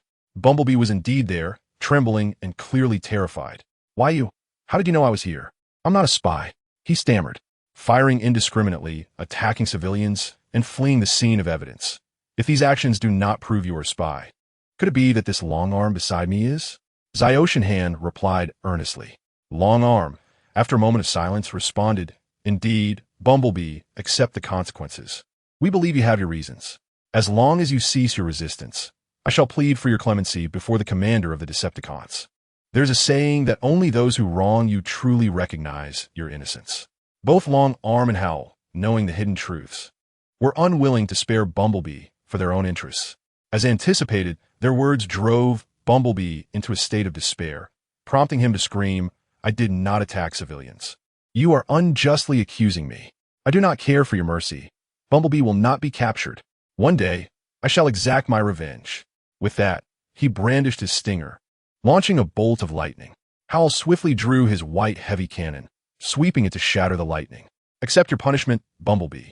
In a sudden move, Longarm extended his arm, capturing the fleeing Bumblebee. No. Bumblebee immediately began to struggle. Sensing the tightening grip that threatened to extinguish his spark, panic engulfed him. Wait, Longarm. Traitor should be handed over for judgment by the commander. Howl stated with an unchanging expression, though inwardly he cursed Shockwave for his opportunism. Denying him is too perilous. We must resolve this immediately, Shockwave declared resolutely, adamant that neither the commander nor Bumblebee should share testimonies. Are you implying you will defy orders? Howl instantly adopted a stern demeanor, eyeing Longarm, seemingly contemplating a strike. You intend to attack a comrade. Howl? Longarm became cautious, fully aware of Howl's remarkable prowess. Do not hastily cast aspersions. I merely seek to ensure the captive's survival. Howl lifted his leg, delivering a punch towards Longarm. Longarm quickly retracted his arm to block the blow. Crack! Zzz. It sounded as if circuits were fracturing, accompanied by sparks and lightning. Howl's strength was unmatched. shattering Long Arm's hand with a single blow. What? Shockwave, taken aback by this turn of events, found the Autobot named Howl terrifyingly formidable, and he felt compelled to report to Lord Megatron immediately. Howl himself was astonished. Despite his immense destructive capability, his full power seemed ineffective against a bureaucrat. Though Shockwave's strength made Howl feel somewhat uneasy, he could not let Bumblebee escape. Wait, where's Bumblebee? Both Shockwave and Howl simultaneously realized that while they were engaged in battle, Bumblebee had fled. Chapter 11. Signal lost. This is all your fault, Howl. I now seriously suspect you and Bumblebee are cut from the same cloth. You deliberately let him escape. You double agent of Cybertron. Shockwave's eyes glowed with a fiery intensity, as if ignited by flames, ready to hurl heavy accusations at Howl. Xiao Tianhan, unwavering in his stance, retorted, "You speak as if you could never be a spy. Your eagerness to eliminate Bumblebee raises suspicions. Perhaps Bumblebee is merely a victim of your slander, and you are the one lurking in the shadows." His words landed like a stone cast into still waters, instantly quieting the atmosphere. The tension seemed to strike a chord with the Shockwave, who fell silent, as if his very soul had been siphoned away. Yet, Xiao Tianhan harbored no fears that Shockwave would retaliate. After all, their exchange had merely been a war of words, not a life-or-death struggle. Shockwave had no reason to expose his identity over such trivial matters. Moreover, should it come to blows, Xiao Tianhan was confident in his ability to prevail. "Well, you are right, Xiao Dehan. I acted rashly, and I offer my apologies," Long Arm said, shrugging lightly before bending slightly to give Xiao Tianhan a courteous bow. Just then, Bumblebee and the partition hurriedly arrived on the scene. "What has transpired? Why the delay? Have you apprehended Bumblebee?" Bumblebee inquired urgently. Xiao Tianhan succinctly relayed the situation. "Enough of this. Let's not linger any longer. We must hasten to pursue Bumblebee," Partition urged. Thus, the four swiftly set off, following the traces left by Bumblebee. They ventured deeper into the Energon storage facility, only to find it eerily devoid of any presence. "Wait, are you too certain Bumblebee ran in here?" Bumblebee questioned, glancing anxiously at the desolate Energon storage. The silence was unsettling. Only the neatly arranged Energon cores emitted a faint glow. "I am certain. Bumblebee's energy signal remains unchanged. He must be concealed among the Energon cores," Long Arm asserted decisively. "Autobots, holster your heavy weapons. This is not a suitable place for a confrontation," Xiao Tianhan pronounced, his expression grave. His voice resonated with a deep, commanding authority, as if imbued with an irresistible gravitas. Then, addressing Bumblebee, he instructed, "Bumblebee, take a position at the entrance. You are our swiftest. Should we fail to intercept Bumblebee, you will be our last line of defense." "Understood," Bumblebee replied without hesitation, his tone resolute and self-assured. Without delay, he positioned himself at the exit of the Energon storage facility, a steadfast bastion blocking the way. Leaning slightly forward, his arms spread wide, he readied himself for any unforeseen developments. The optics of the three Autobots exchanged knowing glances, a silent understanding passing between them. Together, they strode forward with determination. However, to their astonishment, they found no trace of Bumblebee. "What? How can this be? We turned this place upside down, yet found no trace of the spy. Are you certain Bumblebee was here, boss?" Partition inquired, bewildered. Xiao Tianhan cast a glance at Long Arm, who maintained an air of indifference, as if impervious to any impending danger. As for Bumblebee, he remarked, "His signal has been consistently present here. If you cannot locate me, there's little I can do. Instead, let us return to report to Commander Yutian and summon the Elite Guard's Autobots to capture Bumblebee." Upon observing Long Arm's demeanor, Xiao Tianhan realized that this individual was apprehensive about his interference in the potential elimination of Bumblebee, intending to pursue his own agenda and deceive him into returning, while he himself would go after Bumblebee. However, a pressing question lingered. How had Bumblebee managed to evade them? Instinctively, Xiao Tianhan suspected that Soundwave had aided Bumblebee's escape. Yet he remained oblivious to the precise methods employed by Soundwave. Chief, we have a problem," Bumblebee's voice suddenly echoed from the doorway. The trio swiftly gathered at the entrance and spotted Bumblebee. "What is the matter, Bumblebee? What has transpired?" Xiao Tianhan inquired. Bumblebee pointed towards another blazing structure on Cybertron, stating, "Long Arm, your tracking might have encountered an error. Quickly, check Cybertron news." Upon hearing this, The three hastily tuned into the news channel, where a well-dressed Autobot was reporting on the attack. Greetings, I'm Autobot Highline, and today I will be providing continuous coverage of the terror attack occurring on the streets. Highline held a microphone and began, "This attack appears to be premeditated, with an Autobot wielding a stinger setting fires throughout various locations. We cannot yet confirm whether this is a Decepticon masquerading as an Autobot." "It's Bumblebee," a panelist suddenly exclaimed. "Look at the lower left corner. What is he doing?" The others turned their attention to see Bumblebee, after unleashing the energy of his stinger, leap into the underground sewer system of Cybertron, evading the camera's view. "Ah, so that's it. He utilized the sewers to conceal his tracks. Now that we know his whereabouts, let us apprehend him." Bumblebee tugged at the panelist, eager to set off. "Hold on. The chief hasn't spoken yet." The panelist admonished, hands on hips, staring sternly at Bumblebee. "Oh, come on. Xiao Tianhan will surely agree." Bumblebee replied, exasperated, before turning to Xiao Tianhan. "Quickly, Chief, give the order." "Wait a moment, Bumblebee. We are unaware of Bumblebee's escape route in the sewers. Entering blindly will lead us astray. We must first return to ascertain our position," Xiao Tianhan calmly articulated. Though reluctant to concede to Soundwave's machinations, he recognized this as their sole course of action. "What?" Bumblebee's expression conveyed disbelief. "Don't tell me you are afraid. I must capture Bumblebee and join the elite guard." With that declaration, he swiftly leapt into the sewer, vanishing from Xiao Tianhan's sight. Bumblebee's speed was astonishing, and Xiao Tianhan, unable to match him, felt a deep weariness at witnessing Bumblebee's blatant disobedience. "Is he the type to defy orders?" Xiao Tianhan, with an expression of exasperation, lamented to the partition. The partition chuckled naively. "You've known him before." "I understand," Xiao Tianhan replied, feeling utterly drained, yet he knew this was not the moment to pause. "Xiao Dan contacting Commander Yutiandi, please respond." "Received, Xiaodahan. It seems you have not apprehended Bumblebee. Return at once. I shall dispatch an elite guard to capture him," came the voice from the communicator. "Wait, Commander. Bumblebee's escape route is peculiar. He is not heading towards the space bridge, but rather rampaging through the city. We must exercise caution," Xiao Tianhan urged, but the commander, in a state of agitation, dismissed him. "Silence, Xiaodahan. You lack the authority to question my orders. Now, return to the Rookie Academy immediately." Hearing the commander's brusque words, Xiao Tianhan felt a sense of foreboding. Ending the communication, the partition cheerfully remarked, "Oh, splendid. Let the elite guard handle this troublesome affair." No sooner had he spoken than Xiao Tianhan and Changbi fixed him with a piercing gaze. "What's wrong?" the partition asked, bewildered. "I don't understand. We are merely rookies, and capturing a Decepticon spy is far too daunting a task for us."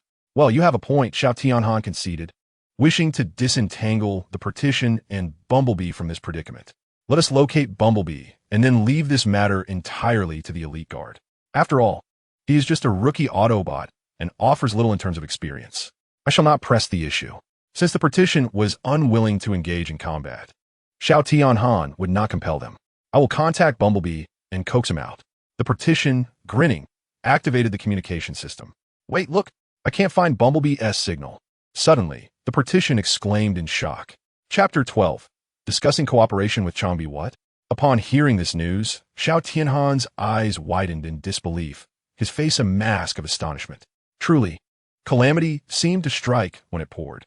Troubles arrived one after another, overwhelming him. First, he watched as Bumblebee, a valuable asset, slipped away right under his nose. And now Commander Yutiandi had abruptly commanded him to cease pursuit, undoubtedly granting the enemy an excellent opportunity to escape. To make matters worse, Bumblebee had also vanished at this critical juncture. Xiao Tianhan felt an even heavier weight on his heart, engulfed by a sense of confusion and helplessness. "What do we do now, brother?" The partition looked at Xiao Tianhan with urgency, his eyes reflecting trust and reliance. Clearly, in this crucial moment, the partition regarded Xiao Tianhan as their steadfast leader, fully submitting to his direction.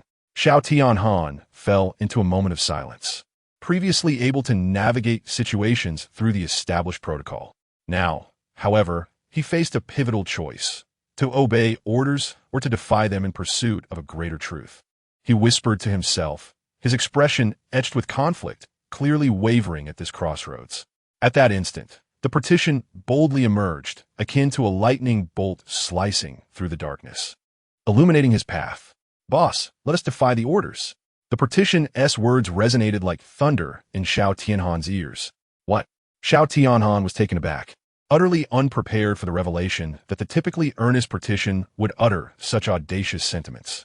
Observing the stupefied expression on Xiao Tianhan's face, the partition's demeanor hardened, exuding an unwavering resolve, its optical lens glimmering with steadfast determination.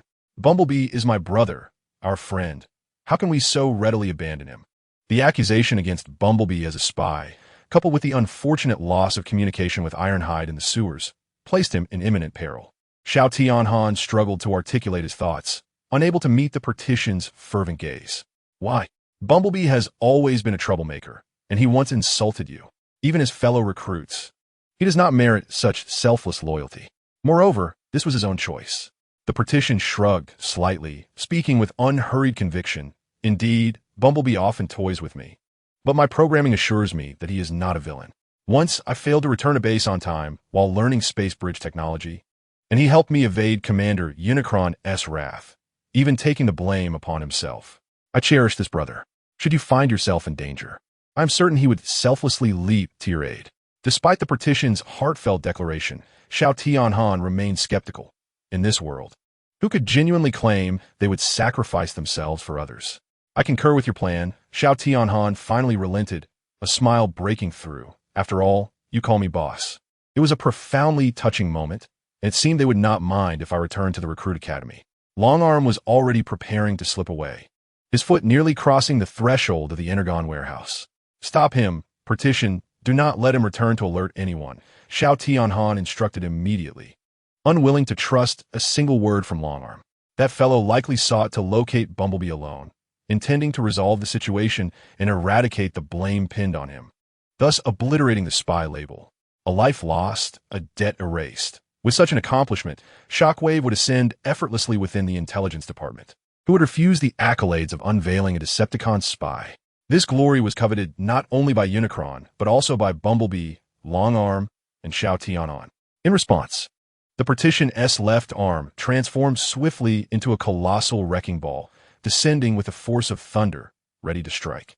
A thunderous crash reverberated through the air as the precision strike of the explosive orb shattered the ground before the long arm, as if the very world quivered in response. Accompanied by this earth-shattering blow, the ground was mercilessly gouged, creating a vast crater from which dust billowed and debris flew. This chasm seemed unfathomable, resembling a grotesque wound torn into the earth itself. "Xiao Tianhan, heed my warning." The long arm's visage darkened, his eyes bulging with fury as he fixed a piercing glare upon Xiao Tianhan, his voice laden with menace. "You are brazenly assaulting a colleague. This constitutes a grave offense. I possess ample grounds to convict you."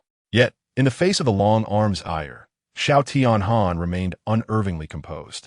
A slight smirk played upon his lips, an expression that danced between mirth and mockery, as he replied, "Oh, is that so?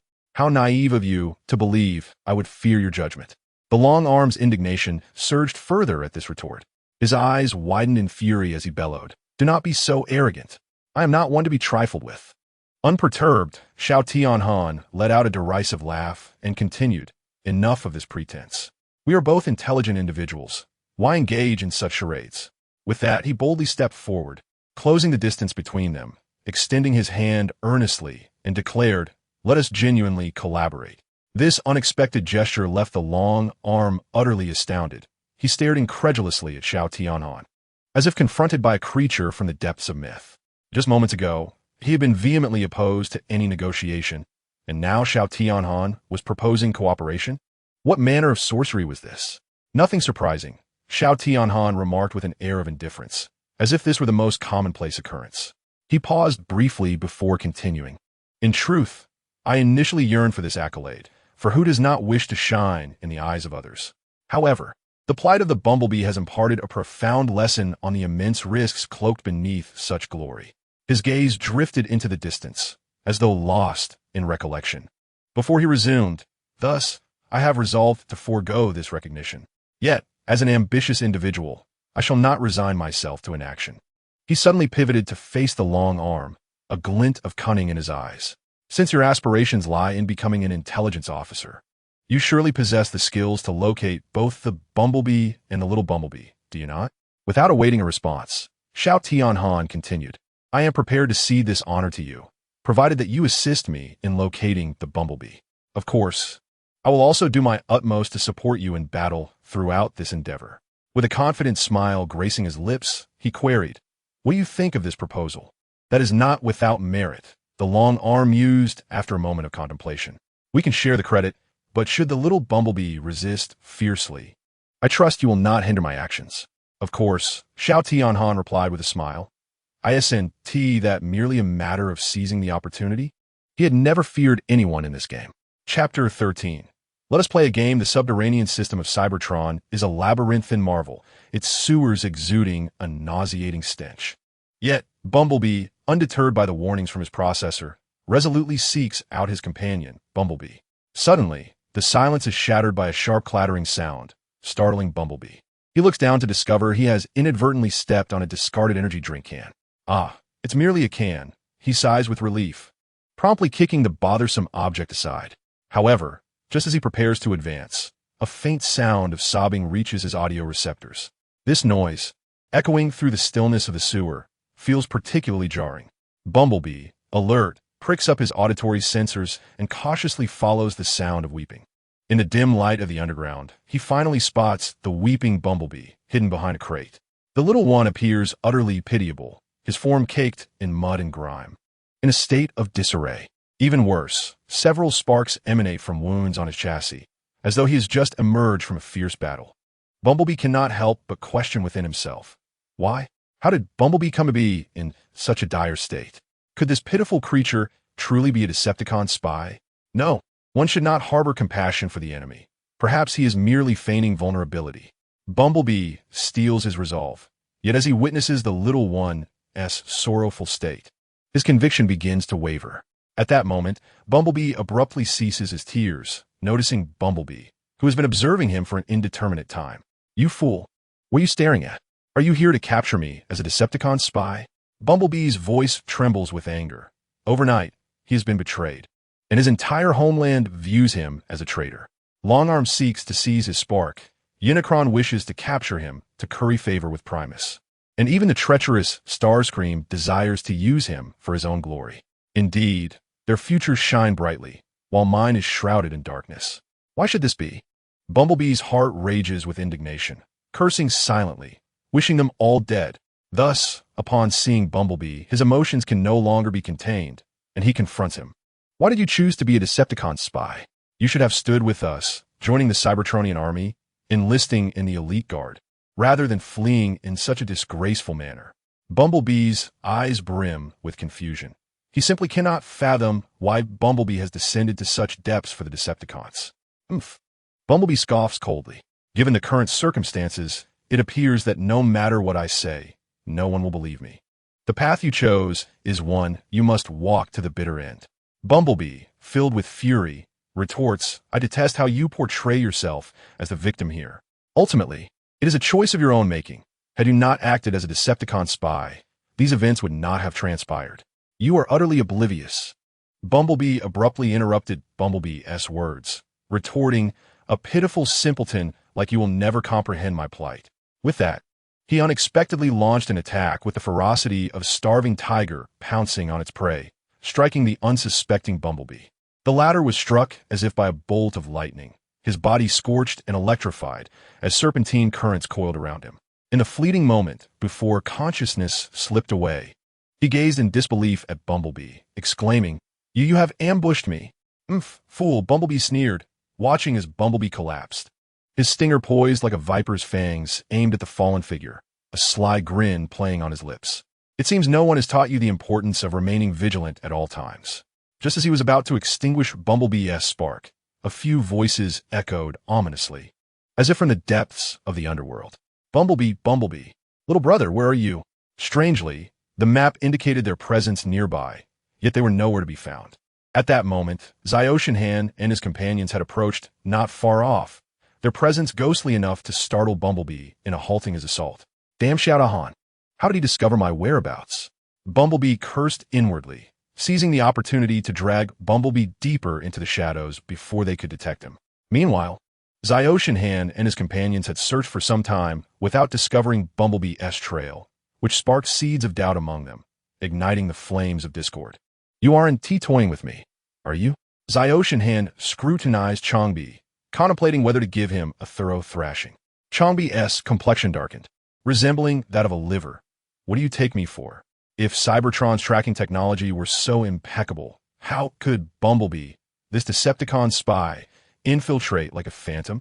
Your reasoning is indeed sound. Ziotian nodded with an air of certainty. Observing Ziotian's doubts dissipate, Changbi felt a weight lift from his heart.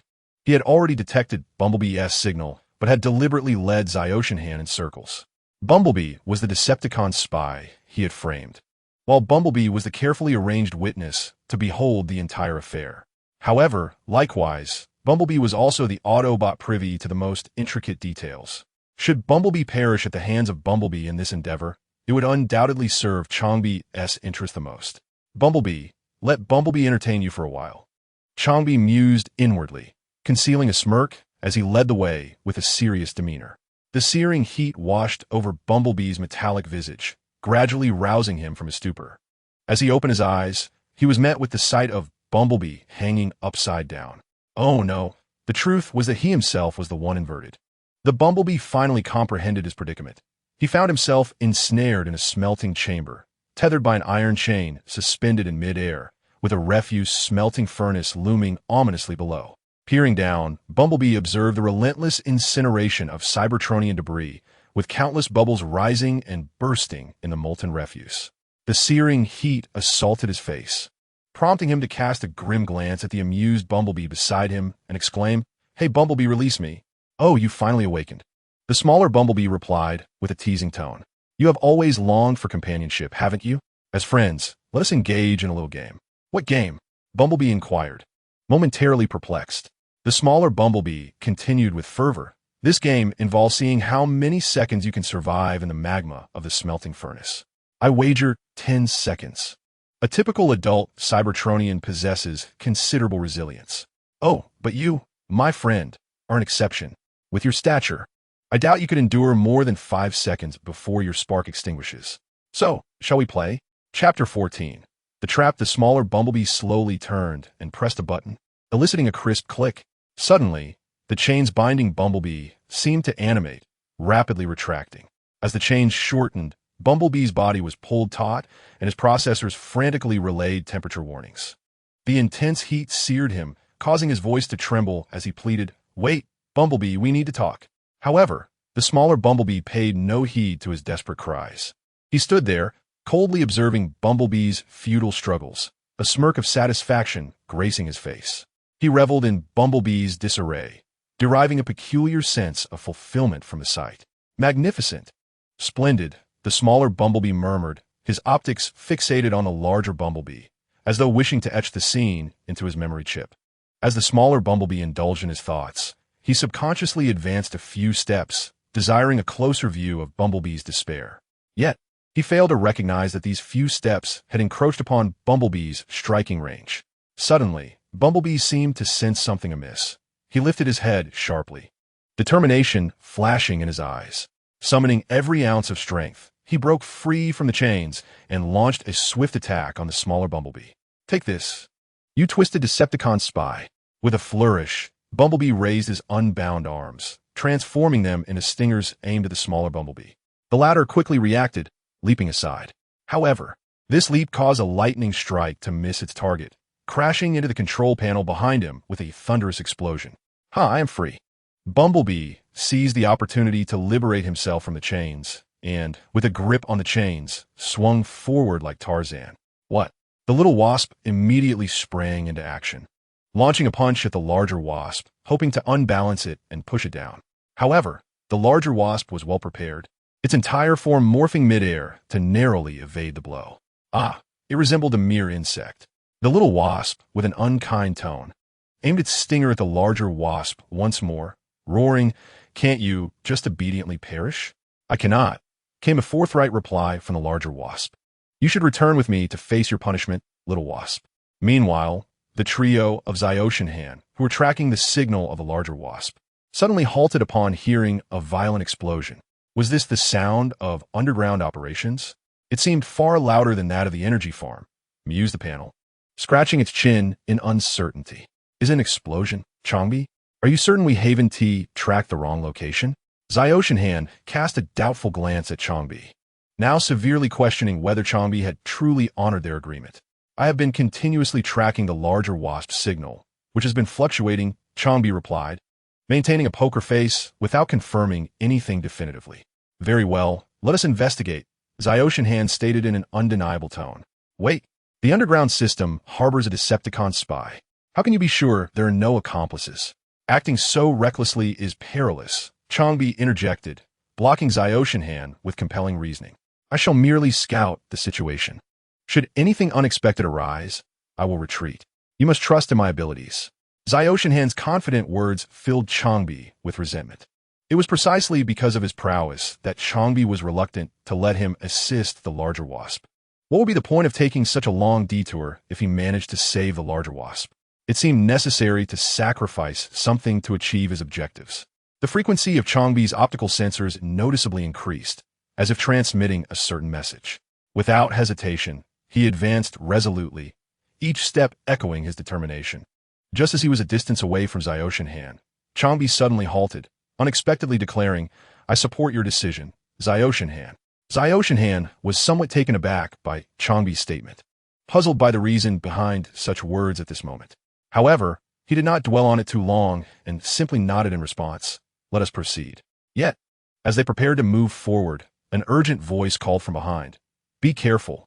Instantly, Zyoshinhan's processor received the warning signal, and a red alarm sounded in his mind.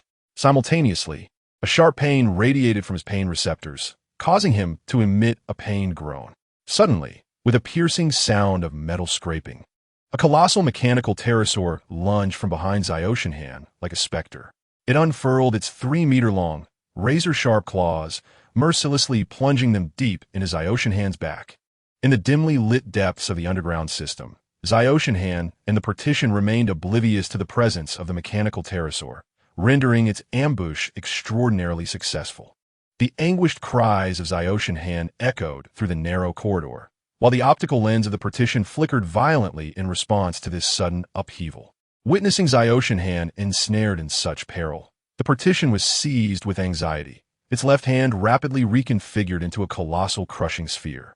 Summoning all its strength, the partition hurled the sphere forcefully at the mechanical pterosaur. Suddenly, a sharp pain surged through its talon, as if pierced by something exceedingly sharp. In astonishment, it lowered its gaze, locking eyes with Zyoshinhan's azure optical lens. Despite the logical impossibility of discerning emotions or intentions from a robot's optical lens, an inexplicable wave of profound fear coursed through the mechanical pterosaur's programming upon that fleeting moment of connection. It was a primal dread, so intense that its core processor began emitting urgent warning signals. Flee from this monster, the program screamed internally, desperate to escape the terrifying presence. However, as it attempted to retract its talon from the attack on Zyoshinhan, it discovered that its claw was firmly gripped, rendering it immobile. The sheer force of Zyoshinhan was overwhelming, to the extent that the mechanical pterosaur sensed the terrifying power gradually constricting its talon, as if any further pressure would crush it like a fragile eggshell.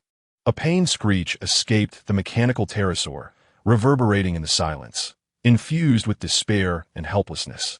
At that moment, the partition's crushing sphere hurtled through the air like a fatal meteor, crashing toward the mechanical pterosaur with astonishing speed and force. It struck the pterosaur's head directly, obliterating it in an instant, scattering parts and sparks in all directions. Chapter 15.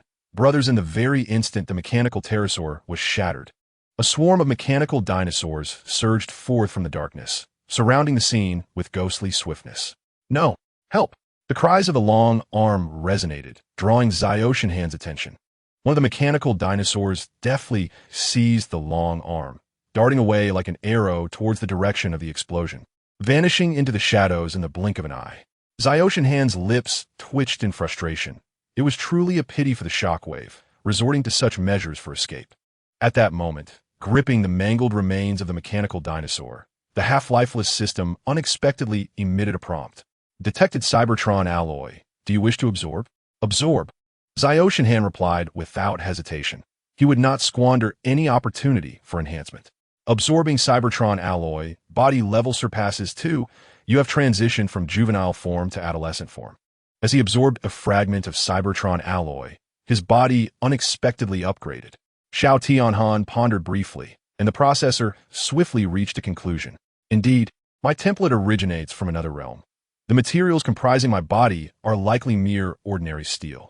It is only by absorbing the steel alloys of this world that I can further enhance the hardness of my form. Indeed, a typical Cybertronian achieves a body strength of 3 upon reaching adulthood. However, those who have experienced combat and absorbed high-quality metals and energy entities elevate their body level to 4. Warriors who have undergone relentless trials, melding metal with their spark in perfect harmony, attain level 5. The fabled level 6 is reserved solely for leader-class warriors, under normal circumstances, without the power of an apostle. One cannot achieve level 6. When it comes to the tiered classifications of Transformers, there exists a plethora of distinctions. Beyond the spark extractor and scientific creations like toxic energy entities, there are sacred artifacts representative of apostle power. For instance, the Star Sword and the Hammer of the Celestial Champion can be said to belong to an entirely different echelon when imbued with the forces of the primordial Celestial Master or the Cosmic Emperor. Thus, to ascend to the highest level necessitates the power of an apostle, a notion that does not surprise Xiao Tianhan in the least. However, this does not imply that Xiao Tianhan is solely reliant on apostle power. Should he become the ultimate vital star god, he would inherently embody the will of a planet. The primordial Celestial Master serves as the core of Cybertron, while the Cosmic Emperor represents the heart of Earth.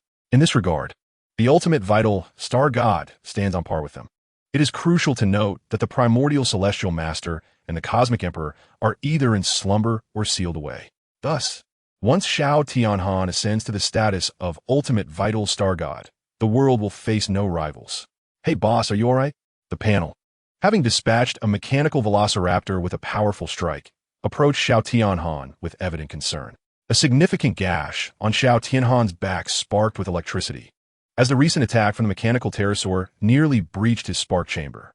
Fortunately, his defensive capabilities proved sufficient. Otherwise, he would have been severely compromised. Disregarding the mechanical dinosaur carcass that had vanished from Xiao Tianhan's grasp, the panel became alert to their surroundings upon witnessing Xiao Tianhan's injuries. The onslaught of mechanical dinosaurs had slowed, yet they continued to observe the duo with predatory intent. The panel, resembling a war deity, transformed its hands into crushing spheres, its formidable bulk shielding Xiao Tianhan. In a booming voice resonating from its vocal apparatus, it bellowed, "Come forth and see who embodies true ferocity. Destruction is my forte." At that moment, the previously motionless mechanical velociraptors on both the left and right sides suddenly sprang into action, akin to being triggered by a hidden mechanism, launching themselves toward the panel with the swiftness of arrows released from a bow. In the face of this sudden onslaught, the panel remained unperturbed, swiftly wielding the colossal hammer in its grasp and striking with the force of thunder upon the mechanical velociraptor on the left. With a resounding crash, the mechanical raptor was instantaneously obliterated, its fragments scattering in all directions. However, just as the partition had neutralized the threat on its left, the mechanical raptor on the right seized the opportunity to lunge forward, sinking its jaws firmly into the shoulder of the partition, accompanied by a harrowing sound of metal grinding. Several shards were violently torn from the partition's shoulder, causing a surge of energy to erupt forth. A pained growl escaped the partition, its visage contorted in agony. An inferno of rage ignited within, compelling it to raise the colossal hammer once more, striking down with ferocious intent upon the mechanical raptor to its right. The impact was astounding. The raptor was flattened into a mere puddle of metal, utterly devoid of its original form. This formidable display of destruction clearly instilled fear in the remaining mechanical dinosaurs, causing them to halt in their advance, hesitant to approach further. Yet, they did not retreat. Instead, they fixated on the partition, their eyes gleaming with ferocity and resolve. It was evident that should the partition show even the slightest sign of weakness, they would pounce upon it like ravenous wolves. Standing nearby, Xiao Tianhan observed the unfolding situation with calm detachment. He noted that the mechanical dinosaurs had encircled them, forming an impenetrable barrier. To escape this predicament, it seemed imperative that someone would need to remain behind to buy time for the others.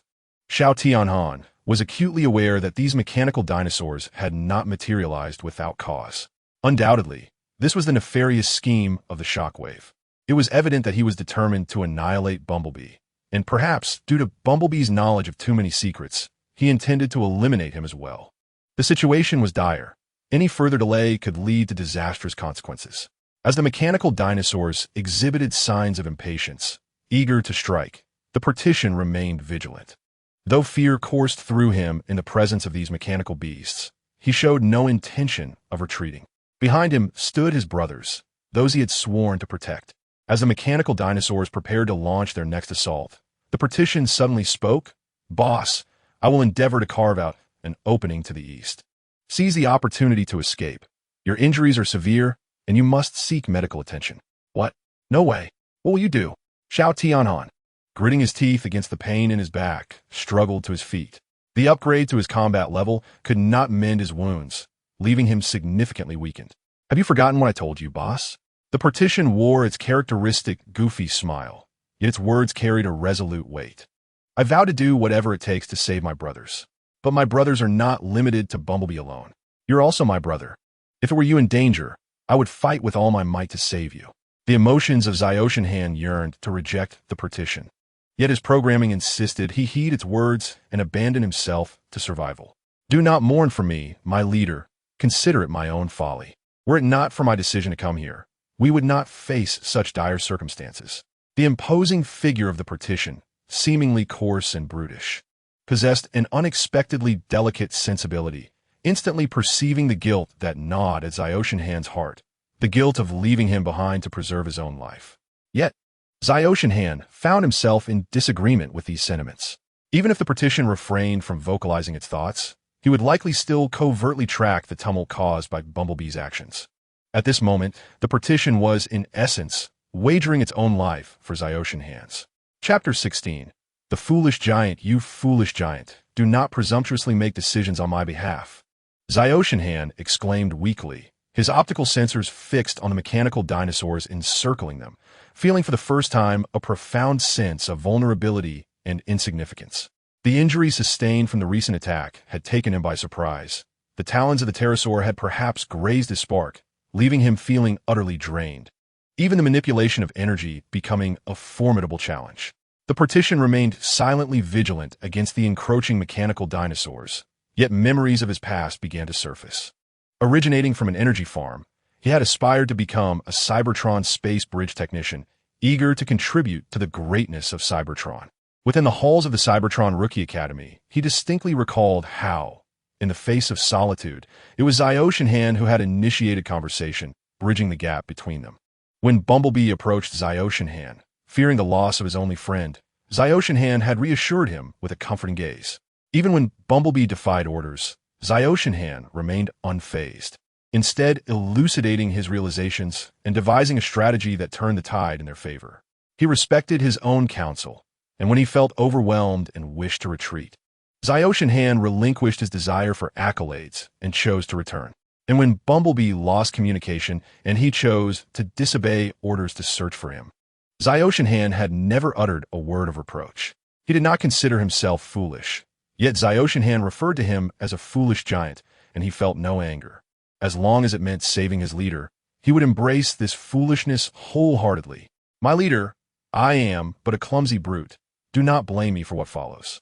No sooner had the partition spoken than Xiaoshenhan's expression shifted, as he was firmly embraced by the partition and hurled eastward with great force.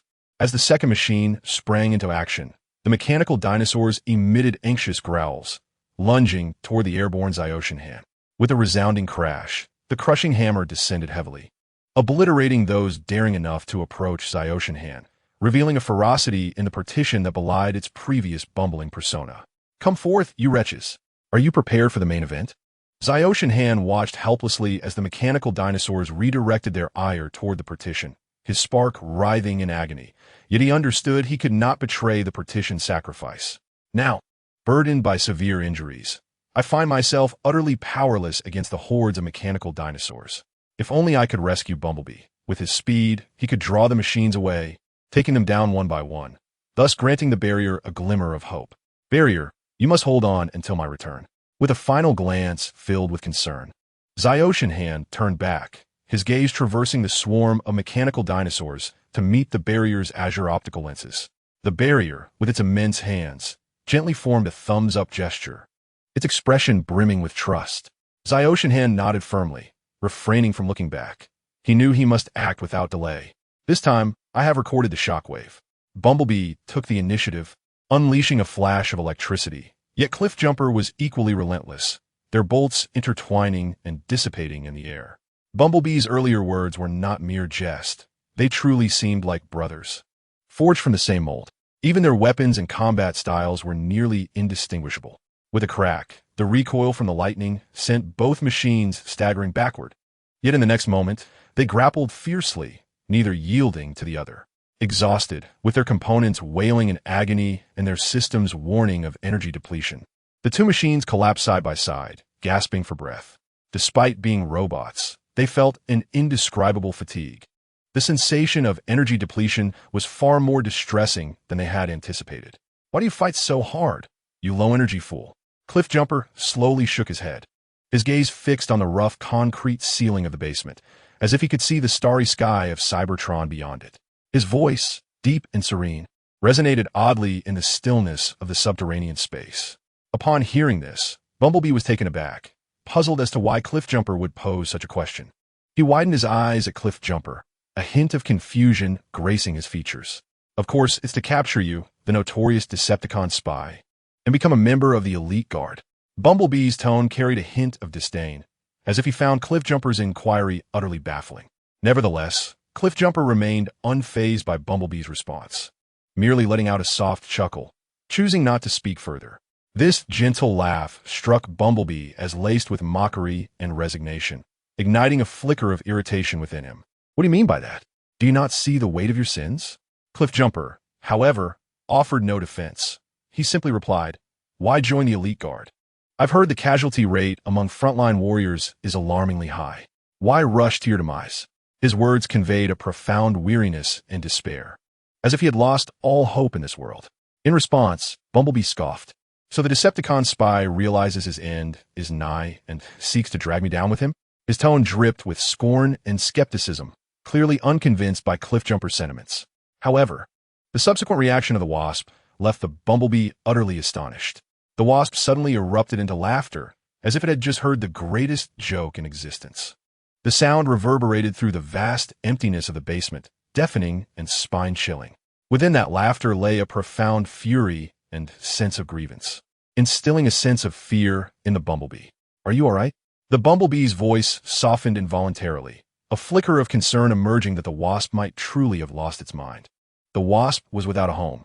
How could it possibly be all right? The Wasp was determined to capture the perpetrator who had wronged it. Gritting its teeth, the Wasp declared that no one could comprehend the resentment dwelling in its heart. "Hey, since you do not wish to be a Decepticon spy, why not return? I can relay your thoughts to the commander of the enemies," the Bumblebee suggested, but his words fell upon deaf ears. After a prolonged silence, the Wasp fixed a piercing gaze upon the Bumblebee and articulated deliberately, "Bumblebee, I no longer wish to kill you." "What? Should I be grateful for that?" the Bumblebee retorted, irritation creeping into his tone. The Wasp shot him a fierce glare in response, addressing the previous question. "Someone wishes to kill me. I cannot return. At this juncture, all I desire is to cause that person some trouble." Who? Who could possibly kill you, a Decepticon spy?" the Bumblebee inquired, perplexed, unable to fathom how one of their own could present themselves as so vulnerable. Chapter 17. Racing against time, everyone. The Wasp seemed to regard everything with indifference, even the tone of its voice lightening. "The commander of the enemies and the Howler, they wish to imprison me, to extinguish my spirit, and Long Arm seeks to seize my spark directly." What? Before the Bumblebee could contemplate this sudden turn of events, A shout pierced the surrounding silence like a sharp blade, abruptly interrupting his thoughts. "Bumblebee, I've finally found you. Are you all right?" The voice emerged from the depths of darkness, imbued with an enigmatic quality. The Bumblebee's gaze was drawn to the shadow, where Long Arm was slowly emerging, as if conjured from the depths of hell itself. The figure of Long Arm became clearer, yet an inscrutable expression lingered on his face. "Fantastic! Long Arm, come quickly. I've captured the Wasp." The Bumblebee exclaimed with excitement, entirely oblivious to the strangeness of Long Arm's demeanor. He assumed Long Arm had come to rescue him and was eager to share his triumph. However, his exclamation did not elicit a response from Long Arm, which struck the Bumblebee as peculiar. What a perfect scene this was. Shockwave would never have anticipated that the Bumblebee would provide him with such a delightful surprise. Two witnesses, the only ones capable of exposing his identity, lay there at that moment, utterly defenseless like flowers in a garden waiting to be plucked. The Long Arm advanced slowly, raising a hand as if to assist Bumblebee to his feet, extending it gently toward him. Suddenly, with a fierce cry, Bumblebee surged forward, propelled by an unknown surge of energy, forcefully dislodging the Long Arm and seizing Bumblebee's hand to flee. "Curse Bumblebee! Release him at once! What treachery do you intend? You Decepticon spy?" The Long Arm declared with righteous indignation, yet his gaze grew ever more frigid. This time, he had exposed his secret laboratory on Cybertron in his quest to eliminate the two Bumblebees. It was implausible that Ziotian and the other machine would encounter peril. That would be far too contrived. If the Long Arm were to slay both Bumblebees and the mechanical dinosaurs subsequently extinguish Ziotian, it would be utterly preposterous. Of the entire pursuit team, only the steadfast Ironhide, dedicated to protecting civilians, and the unscathed Long Arm, who traversed the passageway, remained. The notion of them both surviving was inconceivable. Thus, Shockwave had sacrificed the dinosaur team to delay Ziotian and his companions. The dinosaur team would not claim their sparks. Shockwave required them as witnesses to lend authenticity to his accomplishments, ensuring they were not entirely usurped by Unicron. "What are you doing, Bumblebee? Release me at once." Bumblebee cried out, yet he lacked the strength to break free from Bumblebee's grasp, and was rendered unconscious by a powerful blow, forcibly taken away. "Damn it, has Bumblebee discovered something?" The Long Arm mused anxiously, recalling the sight of the two machines lying together in conversation, his murderous intent solidifying as he approached Bumblebee with deliberation. Even as Bumblebee fled with all his might to the unharmed Long Arm, his speed remained woefully inadequate. "Bumblebee, I grant you 5 seconds. If you do not relinquish our comrade Bumblebee, I shall resort to extreme measures." The Long Arm intoned slowly, his back transforming to reveal a quantum relay cannon, its ominous aperture aimed at the two machines. Bumblebee remained silent, solely focused on escape. You chose this path," the Long Arm declared, raising the quantum relay cannon, the purple aura rippling at its muzzle, catching everyone off guard with this unexpected weapon. As Bumblebee were on the brink of being struck by the quantum relay cannon, facing certain doom, an unforeseen malfunction caused the Long Arm's optical sensor to flicker erratically. To everyone's astonishment, the attack ceased, and the fusion cannon was swiftly retracted. At that moment, Bumblebee, as if ensnared by a spell, abruptly halted, gazing vacantly at the shadowy expanse before him. From within that darkness, an imposing vehicle gradually emerged. It was a fire truck, resplendent in red and white, its immense form resembling a steel fortress, instilling a profound sense of trepidation. Yet, this fire truck appeared to be in distress. Sparks of electricity crackled above, and a significant portion of its metallic shell was conspicuously missing, revealing glimpses of the spark within, as if danger lurked at any moment. "I shall never forget this color." The Wasp gritted his teeth tightly, forcing out these words with a tone imbued with resentment and bitterness. Yet simultaneously, a flicker of relief surged within him. "It seems you are not faring much better, Ziotian." Before the echoes of his words faded, the Wasp resolutely abandoned the Bumblebee, swiftly raising his stinger and aiming it at the fire truck, which was none other than Ziotian. "I am pressed for time. I implore you to perish now." Ziotian replied impassively, his voice cold and merciless, as if this were merely a trivial matter. Before he finished speaking, the power of Ziotian's propulsion system surged to its maximum, unleashing a deafening roar. Like an arrow released from a bow, He evaded the lightning strike with astonishing speed, then charged forth like a blazing meteor towards the Wasp. In the blink of an eye, the massive fire truck loomed before the Wasp like a moving mountain. Yet, in the face of this terrifying behemoth, the Wasp displayed no sign of fear. Taking a deep breath, he leapt forcefully, his body springing into the air like a coiled spring. Just as Zyoshinhan's wheels were about to crush him, the Wasp narrowly dodged the impending doom. Behind him, the bumblebee he had abandoned became the target of Zyoshinhan's onslaught. Had the Wasp truly wished to thwart Zyoshinhan's advance, he could have easily aimed at the tires, bringing the vehicle to a halt. However, he refrained from such an action. A more sinister plan brewed in his mind.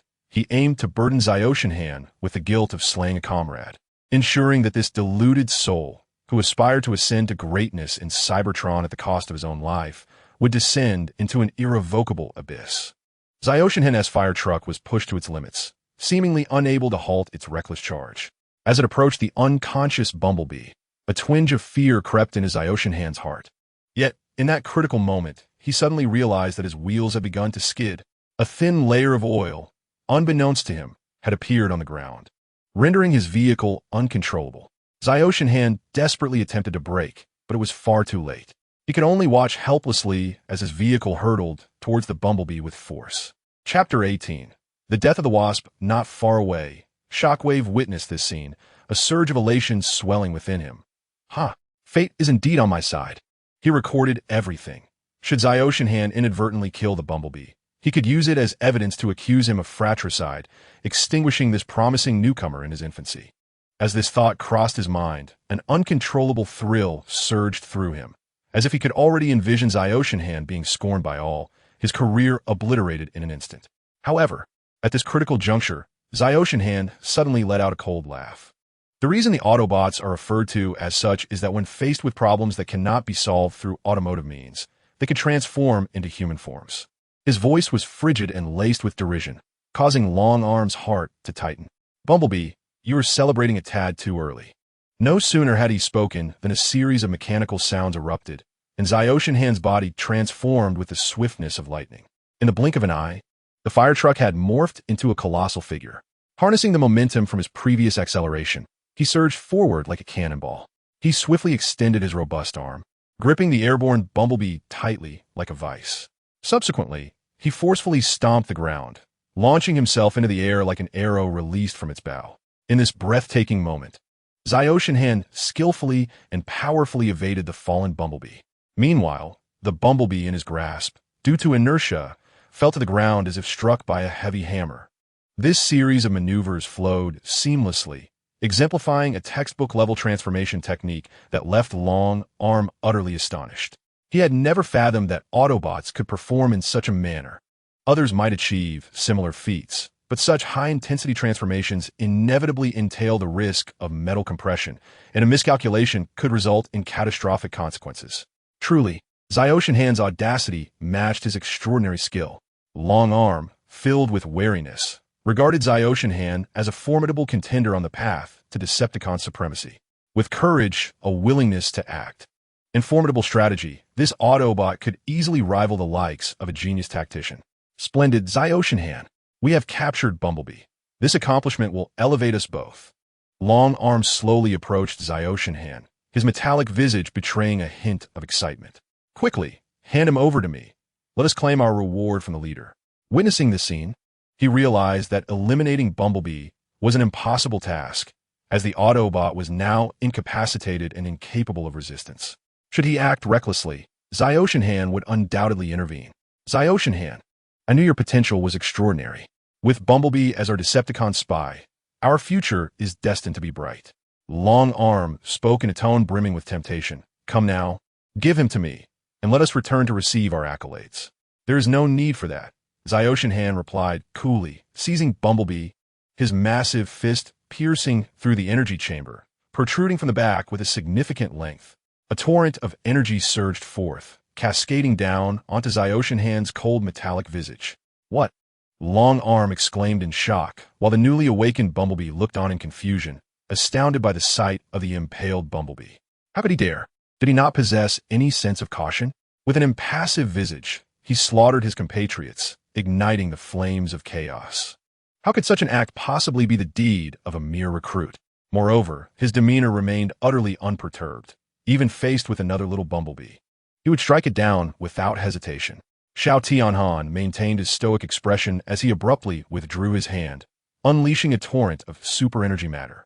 The corpse of the little bumblebee was cast aside, and in midair his gaze, filled with bewilderment, fell upon the recently awakened bumblebee, whose optical lens reflected an air of desolation.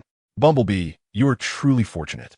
His vocalizer uttered the final words he would speak in this realm, before losing its vitality entirely. The little bumblebee met its demise. Detected spark energy, absorption in progress. Congratulations. Xiao Tianhan's spark level has risen to 2. Detected that both Xiao Tianhan's spark and body levels have reached level 2. Unlocking the second template, Thunder Drive. To unlock the next template, all spark and body levels must reach 3. Please continue to strive. What have you done? The voice of Longbee, filled with fury, reverberated through the underground system. Though his heart was jubilant, he had to feign anger to align with his desire for accolades. Xiao Tianhan, I truly do not know how to express my gratitude. This sentiment was confined to his thoughts, for in reality, he maintained a fade of annoyance. What transpired? At that moment, a blue and white sports car abruptly appeared within the underground system. The instant Xiao Tianhan beheld the vehicle, his eyes sparkled with delight. Splendid. He still needed to return to rescue the partition, worrying about the potential mishap should Bumblebee be left alone with Longbee. You are the envoy sent by Commander Yutian, I presume.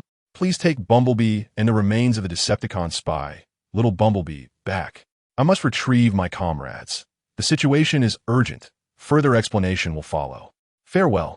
Xiao Tianhan spoke rapidly, then dashed away without a backward glance. At the moment of unlocking the second template, he no longer required Bumblebee's assistance. Partition, I am here to aid you. Jazz gazed in bewilderment at the self-directed Xiao Tianhan, and after a brief silence, he suddenly remarked, His rapid speech reminds me of a certain Autobot. They must be brothers. Who? Bumblebee, still in a state of confusion, instinctively inquired upon hearing Jazz's comment, only to find his foot stepping onto something damp. Looking down, he discovered the shattered remains of little Bumblebee, along with a pool of super energy matter. Boss, he should have received treatment by now. Partition knelt partially on the ground, a trickle of super energy matter escaping from the corner of his mouth, while the incessant warnings of his system echoed in his ears.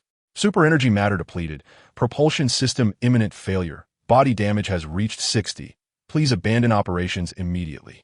Partition system was still the civilian setup used for energy farming. At this juncture, the program continued to determine that his bodily harm was the result of operational error. The mechanical dinosaur ceased its assault after inflicting a certain degree of harm, merely prowling around the barrier.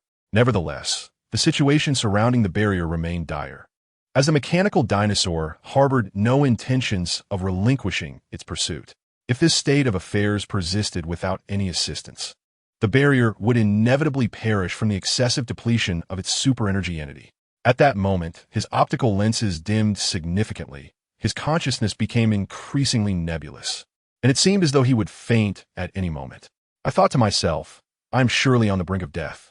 Just before the barrier succumbed to unconsciousness, he perceived a blur as a spectral blue police car materialized before him, transforming into an unfamiliar Autobot, who grasped his hand with great fervor. Greetings, dear readers. This is the author. I wish to solicit your opinions regarding a particular matter. According to the narrative, the protagonist has acquired a second template. Previously, the protagonist, Lu Yu, referred to himself as Xiao Tianhan. With the advent of the second template, his appearance will also undergo a transformation. I would like to inquire whether you would find it incongruous for the protagonist to assume the guise of Tian Chu Lei while still identifying as Xiao Tianhan. Or would it be preferable for him to adopt a name corresponding to each template he embodies? The latter option seems to maintain a semblance of order. As within the Cybertronian narrative, others consistently address Lu Yu as Xiao Tianhan. Below are the current templates and some of their specifications. Name, Xiao Tianhan. Lu Yu, spark level, 2 body level, 2 skills, ice cannon. Xiao Tian, explosive ice destructive power, energy defense, physical defense, growth potential, speed, technical ability. Name, Tian Chu Lei. Lu Yu, spark level, 1 body level, 1 skill, thunder roar destructive power, energy defense, physical defense, growth potential, speed, technical ability. Concept. The power of the Chi Star God does not directly reach the level of the primordial celestial sovereign. Yet it ranks as the foremost beneath the celestial sovereign. Ultimately, the strongest individual in the later stages, known as the Cloud Piercer, pales in comparison to the Chi Star God. The ultimate Chi Star God represents multiple celestial bodies, akin to a nebula, and exists on par with the celestial sovereign. Chapter 19. Power: the temporary paralysis of the system, caused by the depletion of super energy along with other injuries. Thank heavens I returned just in time. At this juncture, Xiao Tianan had switched to the Tian Chu Lei template, his form now resembling a somewhat diminutive police car Autobot. The figure he glimpsed before losing consciousness was indeed his manifestation as Tian Chu Lei. Name: Tien Quilii, Lu Yu, Fire Seed level. 1 body level. 1 skills. Thunder Roar destructive power. Energy defense. Physical defense. Growth potential. Speed. Technical ability. Evolution points. 0, as an unfamiliar Autobot disregarded their presence. The mechanical dinosaurs emitted a low warning growl. Enough with the noise. Tien Quilii rose to his feet, having switched to the Tien Quilii template, resulting in a 5% increase in his processor's operational speed. This sensation was akin to experiencing constipation in a vast desert, only to discover a roll of pristine tissue in an abandoned vehicle nearby. Pure bliss. Witnessing the transformed Xiaoshenhan's blatant disdain, the mechanical dinosaurs let out a furious roar, and 2 mechanical triceratops charged forth like tanks. Bring on. Tien Quilii turned with excitement, raising his hand slightly. Let me have a go. Thunder Roar rifle. Suddenly, an array of data materialized in the void, coalescing in Xiaoshenhan's grasp to form a rifle that he held firmly. The weapon exuded a distinctly technological aesthetic, predominantly blue in hue, equipped with an automatic targeting system, a weapon capable of overwhelming even the most formidable foes. Thunder Roar. With a low command, Tien Quilii channeled his entire super energy body into the Thunder Roar rifle.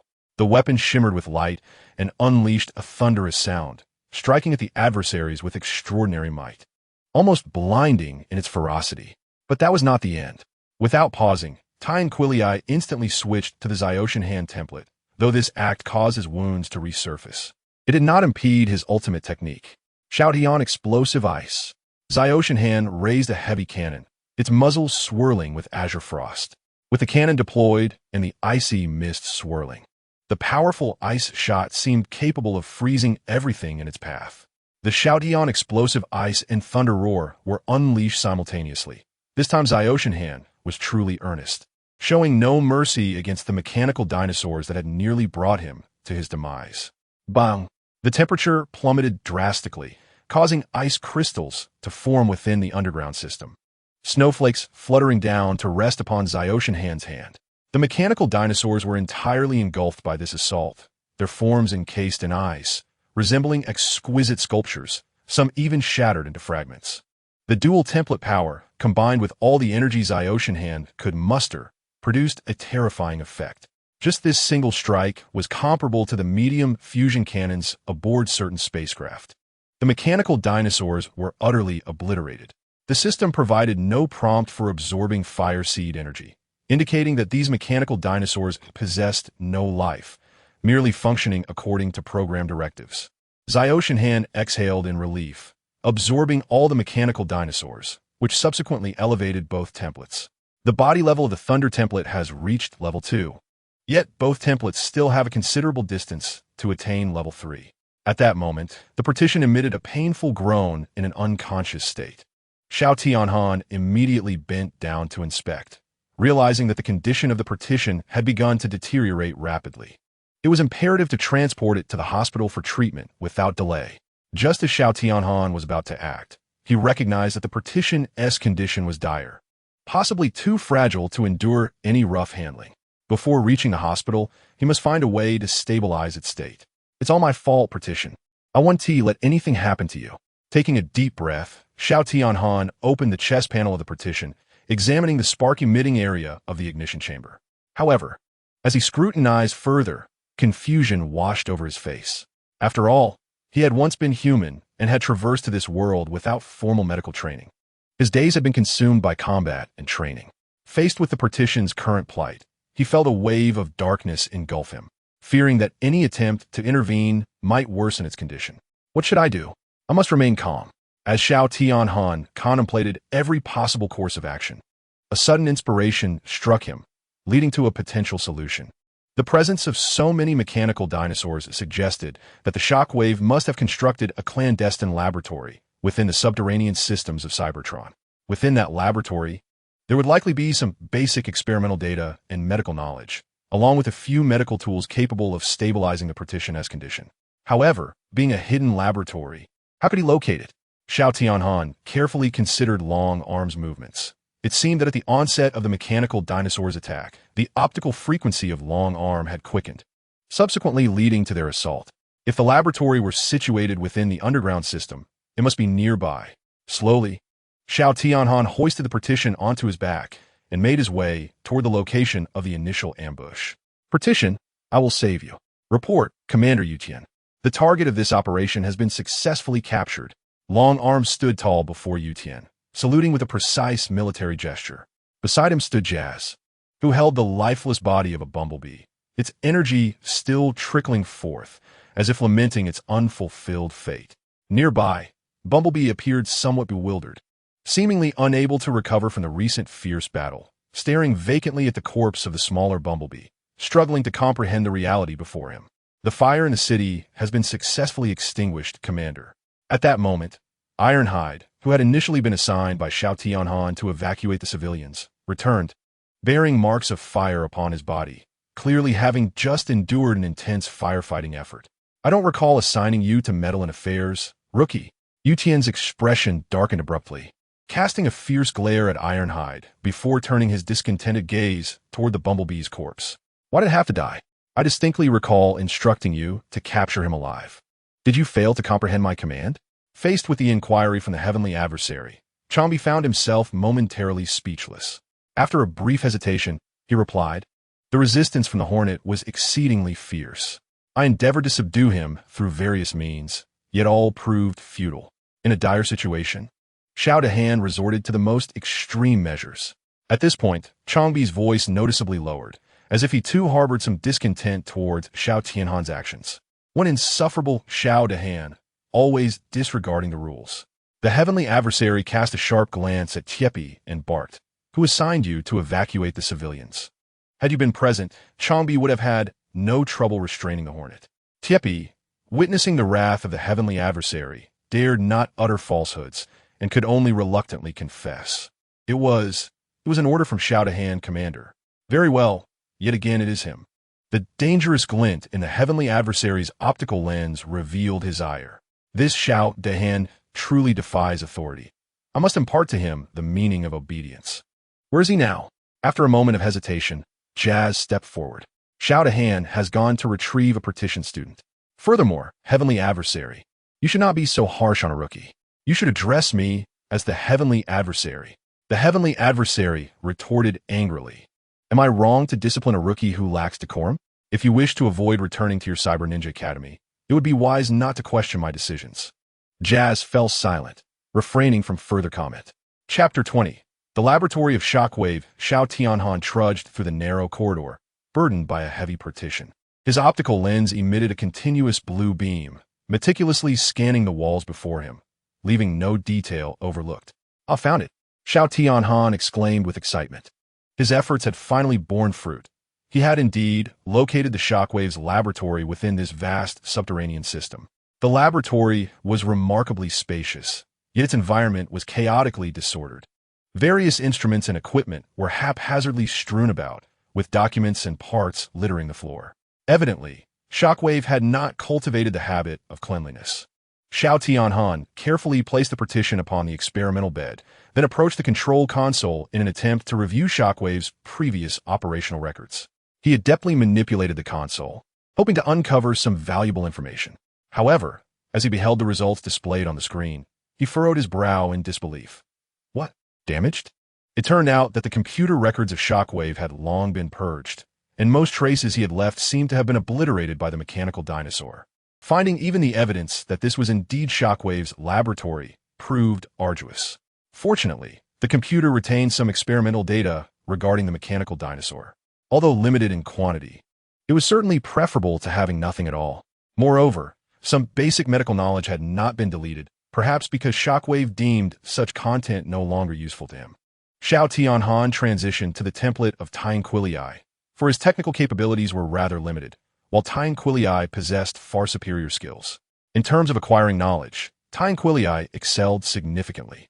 With all the data infused into his memory, Tianquilii as processor began to operate at an astonishing speed, assimilating and applying this newfound knowledge effectively. In the blink of an eye, he transformed from a warrior devoid of medical expertise into a diligent nurse, though not capable of performing surgeries. He grasped the fundamentals of basic procedures. Tianquilii picked up a welding torch and slowly approached the unconscious partition. After a diligent effort, the partition's injuries were successfully stabilized. At last, it was over. Tianquilii sat on a metal chair, finally obtaining a moment of tranquility. Everything felt like a dream. Within a day, he had experienced the heart-wrenching cycle of life and death, enduring the baptism of blood and fire, evolving from a rookie into a seasoned soldier. During this time, he had also unlocked the templates of Xiao Tianhan and Tianquilii, drawing closer to the ultimate state of the cosmic star god. However, he still faced a long journey ahead to achieve the dual template level 5 necessary for fusion. Gazing at the laboratory, Tianquilii found himself in a quandary. The current laboratory bore no trace of Shockwave as presence. Even if reported, it would likely be dismissed as Bumblebee S domain. This laboratory could not expose Shockwave, nor could it offer any substantial benefits to Xiao Tianhan, as such machinery was commonplace on Cybertron. It was in essence a double-edged sword, unpalatable yet too valuable to discard. Remaining in the Rookie Academy meant he could not transport them back, and his home at the energy farm was quite distant from here. For the time being, Tianquilii struggled to devise a suitable plan for the equipment, opting to leave the machinery within the subterranean system. Nevertheless, to prevent Shockwave from reclaiming the machinery, Tianquilii resolved to create a hindrance. He devised a rudimentary camouflage device for the equipment and scattered them throughout the underground system to avoid detection. While these machines were not rare, they would pose a significant challenge for Shockwave, who lurked deep within Cybertron. After completing his tasks, Tianquilii switched back to the Xiao Tianhan template, hoisted the partition, and ascended towards the upper levels of the underground system. What do you take my orders for? Just a rookie, yet you dare to challenge my authority time and again. You shall not enjoy any favorable outcomes, I assure you. Upon returning to the Rookie Academy, Xiao Tianhan faced criticism from Yuqiandi. The partition had received medical attention at the hospital, hence his return. Although he anticipated Yuqiandi's ire, he was taken aback by the extent of his pettiness, as he publicly admonished him before all the Autobots, seemingly intent on setting an example. Do not fret. Yuqiandi does not hold the highest rank. Commander Tong Xiangxiu is already aware of the espionage incident at the Cybertron Rookie Academy, and he would not dare to take any action against you. Jazz's voice was low and resolute, as if he had bestowed upon Xiao Tianhan a much-needed sense of reassurance. Xiao Tianhan felt a slight sense of relief, yet he was still somewhat taken aback by the sudden appearance of Jazz. He couldn't help but inquire, "Thank you. But may I ask who you are?" Jazz smiled faintly, revealing his signature white teeth, and replied, "I am Jazz, your senior, a cyber ninja." Xiao Tianhan's heart stirred. He had heard whispers of the cyber ninja profession, renowned as one of the most enigmatic and formidable warriors on the planet Cybertron. In the original narrative, cyber ninjas possessed a technique known as processor sublimation, a wondrous ability that not only unlocked doors with thought, but also summoned fragments of the Allspark. So it is you, the esteemed Jazz. I've long admired your reputation, Xiao Tianhan said hurriedly. Jazz waved his hand dismissively, chuckling, "I have heard of your exploits. Facing danger with such composure during your first encounter is commendable. I have high hopes for you." Xiao Tianhan, feeling somewhat bashful, scratched his head and responded, "Thank you for your kind words, Jazz. I merely did what I was supposed to do." Jazz nodded, a glimmer of appreciation flashing in his eyes, and remarked, "Such a mindset is indeed rare. Should you encounter any difficulties or require assistance on Cybertron, do not hesitate to seek me out." "Thank you, Jazz," Xiao Tianhan expressed gratefully. Naturally, He welcomed Jazz's overture of friendship and reciprocated with a gentle smile, engaging in conversation with him. Their discussion traversed the customs and culture of Cybertron, as well as various combat techniques and strategies, flowing with warmth and camaraderie. Had it not been for the urgent summons of the Fallen, who called Jazz away, it is likely that they would have ventured out for a drink together. The recent incident concluded with the demise of Bumblebee, a Decepticon spy, the grievous injury of the pursuit team's barricade, Bumblebee undergoing medical procedures, and Ironhide recuperating. In the aftermath, Commander Fallen publicly vowed that the new Recruit Academy would enforce stringent checks to ensure no Decepticon spies would infiltrate again. He subtly implied that the swift resolution of the incident was due to his astute command and unflinching resolve, claiming all the credit for himself. The barricade, seated on a hospital bed, glowered with fury at the Fallen being interviewed by the media. Xiao Tianhan, sitting by the bedside, remained expressionless as he refilled the empty nutrient energy liquid as prescribed by the doctor, reinserting it into the barricade's energy conduit. Moreover, he took a canister of motor oil, kindly opened it for the ailing barricade, inserted a straw, and handed it over, saying, "Calm down. It's not worth getting upset over someone like that. I just feel that it's clearly your accomplishment, Commander. How can he simply take all the credit?" The barricade seethed in frustration, but obediently accepted the oil canister. Taking a hearty swig. Chapter 21. Cybersome matters are simply beyond reason. Xiao Tianhan shook his head helplessly, a myriad of emotions reflected on his face. With heartfelt sincerity, he addressed the partition. "You must understand, my friend, that as Autobots hailing from energy farms, we are destined to be estranged from the very notion of background." He sighed deeply, continuing, "We possess neither formidable connections nor any special heritage. All we have is our own diligence and capabilities. Yet, in this realm rife with competition and power struggles, such attributes seem utterly insignificant." He paused for a moment, observing the partition as if seeking to gauge its response. Then he resumed, "Today, your indignation at the usurper for seizing my accolades is entirely comprehensible. However, have you ever pondered why he was able to do so?" The partition slowly lowered its head, falling into silence for a while before responding in a subdued tone, "Because Commander Usurper is our instructor. He wields the power over our fates, and what he decrees is absolute, leaving us no room for dissent." "Not entirely so," Xiao Tianhan replied gravely. "More crucially, he is capable of voicing opinions before Commander Tongtian. Who knows if his words might sway the renowned Commander Tongtian's perspective? After all, sometimes a single utterance from Tongtian can determine the course of many matters." Xiao Tianhan's gaze remained fixed on the partition, seemingly searching for insight in its reaction. He continued, "This is also why, when the usurper forcibly claimed credit, not a single Autobot dared to refute him." His voice rose slightly at that moment. Many were still deliberating the incident. Why did those Autobots remain silent? Were they truly unaware that the usurper's actions were erroneous? With that, Xiao Tianhan halted, quietly awaiting the partition's response. He deliberately directed the partition's thoughts this way, knowing it would be his future ally. If he wished to ascend to the rank of 13 heavenly generals and acquire the power of the apostles, he must cultivate his own influence. The partition was a pivotal figure in his plans. This future genius of the space bridge, from their initial camaraderie to their current bond forged through trials, had grown increasingly profound in their friendship.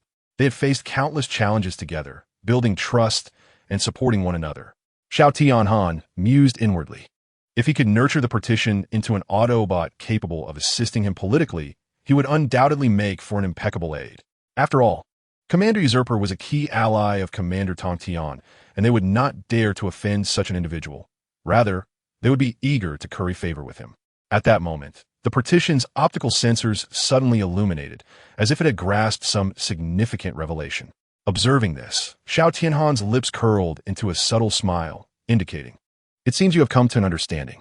Xiao Tianhan rose from his seat and slowly approached the window, casting his gaze upon the vast expanse of the Cyber City. The lights of the city twinkled in the night, resembling a multitude of stars, a breathtaking sight to behold. Turning his head towards the partition, the confidence on his face became increasingly evident. He straightened his posture, adopting an air of unwavering determination, as if the entire world lay under his command.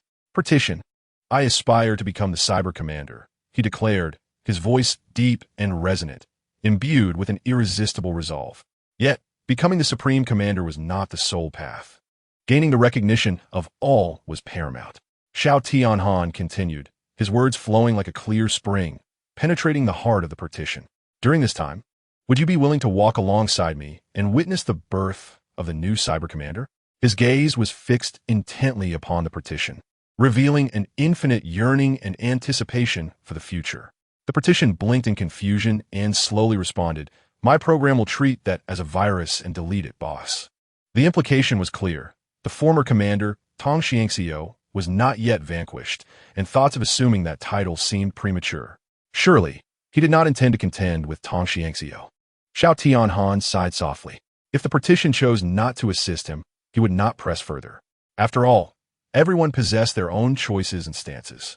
However, from that moment forth, Xiao Tianhan would likely no longer unconsciously include the partition in his considerations while formulating plans. This was not due to any sense of pettiness, but rather a measure to ensure the partition's safety. Nevertheless, should the partition be willing to extend a helping hand, it would be destined to become Xiao Tianhan's eternal aid, as it would be the first to support him. This trust and support held profound significance for Xiao Tianhan. "My life was saved by you, boss. There is no hesitation required." A resolute expression crossed the partition's face, yet it cautioned, "The Cyber Commander is a good machine, boss. We cannot harm him." The partition's tone revealed a conflict and turmoil, clearly grappling with this decision. On Cybertron, the name of the Cyber Commander resonated powerfully, known by all. His presence was as crucial to the planet as an anchor, ensuring its safety as long as he remained. The partition understood the influence and stature of the Cyber Commander and was unwilling to instigate any turmoil or unrest for the sake of its own concerns.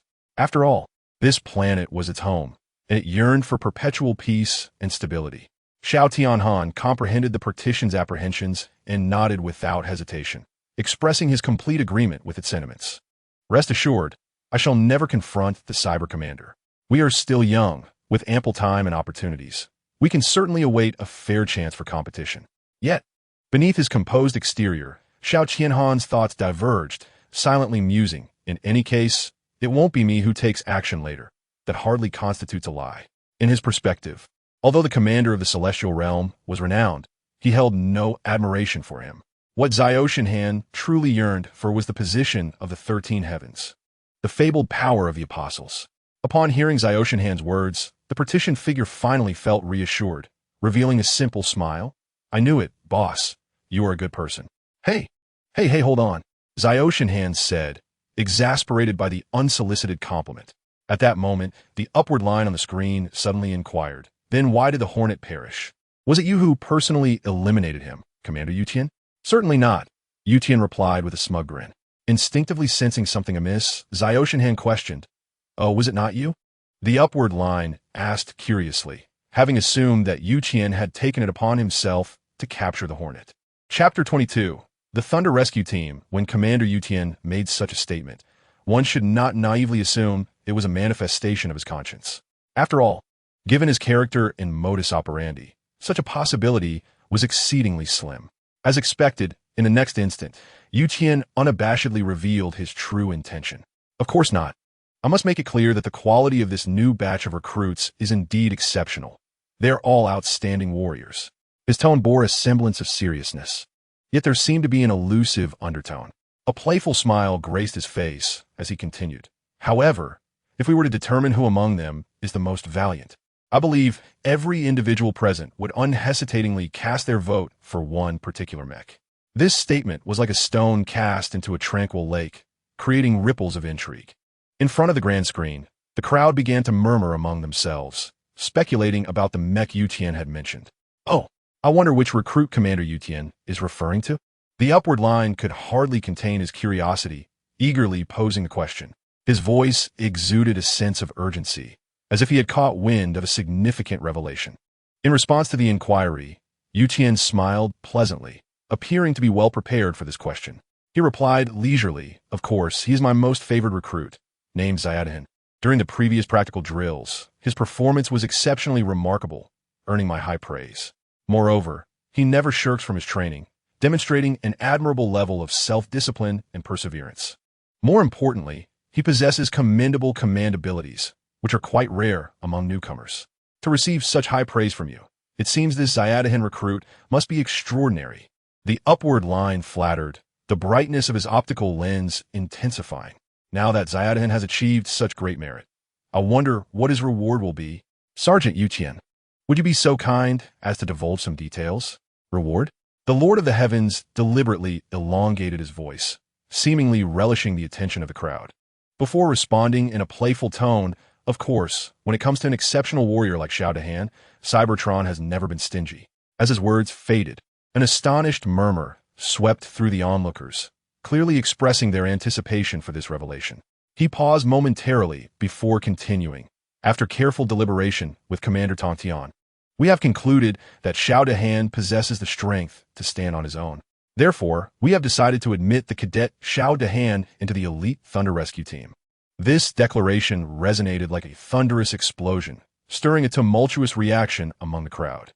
Guban's eyes widened in disbelief as he gazed at the Lord of the Heavens, stammering, "Boss, this is incredible.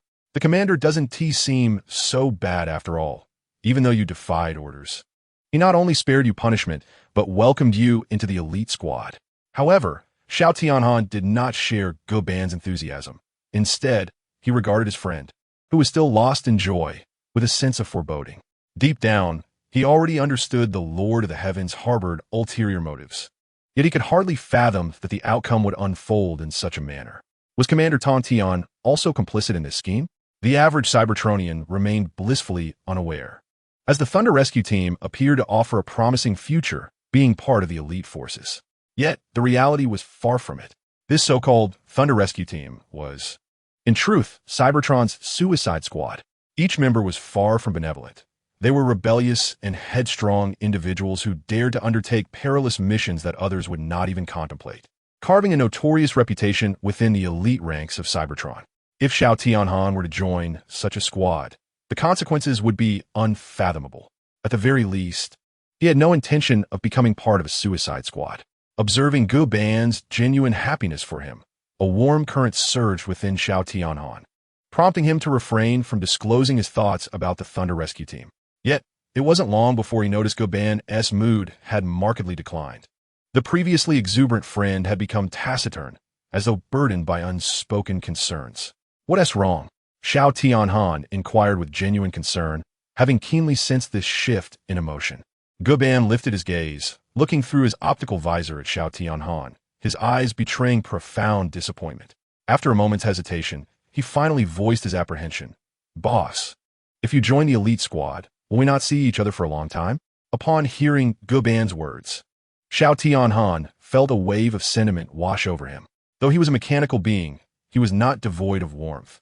During their brief time together, he had come to regard Guban as a friend, even a family member. For him, navigating through this unfamiliar world, companionship was the sole force capable of dispelling the terror of the unknown. Yet, Xiao Tianhan understood that both he and the partition had their own paths to tread. Although a twinge of reluctance lingered in his heart, he recognized this as an immutable truth. Nevertheless, he did not dwell excessively on sorrow, for according to his plan, he would inevitably join Optimus Prime's team and devise strategies for the Allspark. There was no need for sadness over farewells. Rather, it should be viewed as the commencement of a reunion. Rising to his feet, Xiao Tianhan declared with conviction, "In the near future, we shall meet again. And when that time comes, do not pretend you do not recognize your superior." He jested. "I would never." The partition responded earnestly, seemingly unfazed by Xiao Tianhan's teasing, and he sensed the sincerity in his words. After addressing all matters here and advising the partition to refrain from indiscriminate eating, Xiao Tianhan returned to the Recruit Academy, only to be greeted immediately by an unwelcome figure. "It seems my most esteemed recruit lacks a sense of punctuality. If I were to have you join the Elite Guard, I fear an upgrade to the system will be necessary. At the very least, the calendar should be set correctly." The playful laughter of Yu Tiandi echoed through the receiver as Xiao Tianhan gazed impassively at the irritating Yu Tiandi and replied, lowering his head, "Sir, do not be so dreary. I have facilitated your entry into the Elite Guard, yet you appear rather displeased." Yu Tiandi's tone brimmed with joy, as if he had just witnessed something delightful. He called out to a room nearby, "Spring, this is the recruit I mentioned. He has arrived." Chapter 23. The party with a click the door swung open, revealing a moderately built Autobot clad in black and green. He approached Xiao Tianhan and inquired, "You are Xiao Tianhan, the recruit praised by Yutiani?" His demeanor suggested a hint of melancholy, almost sorrowful. In response to his question, Xiao Tianhan appeared quite composed. "Indeed, that is I. May I inquire your name?" "I am Spring, currently the second leader of the Thunder Rescue Team."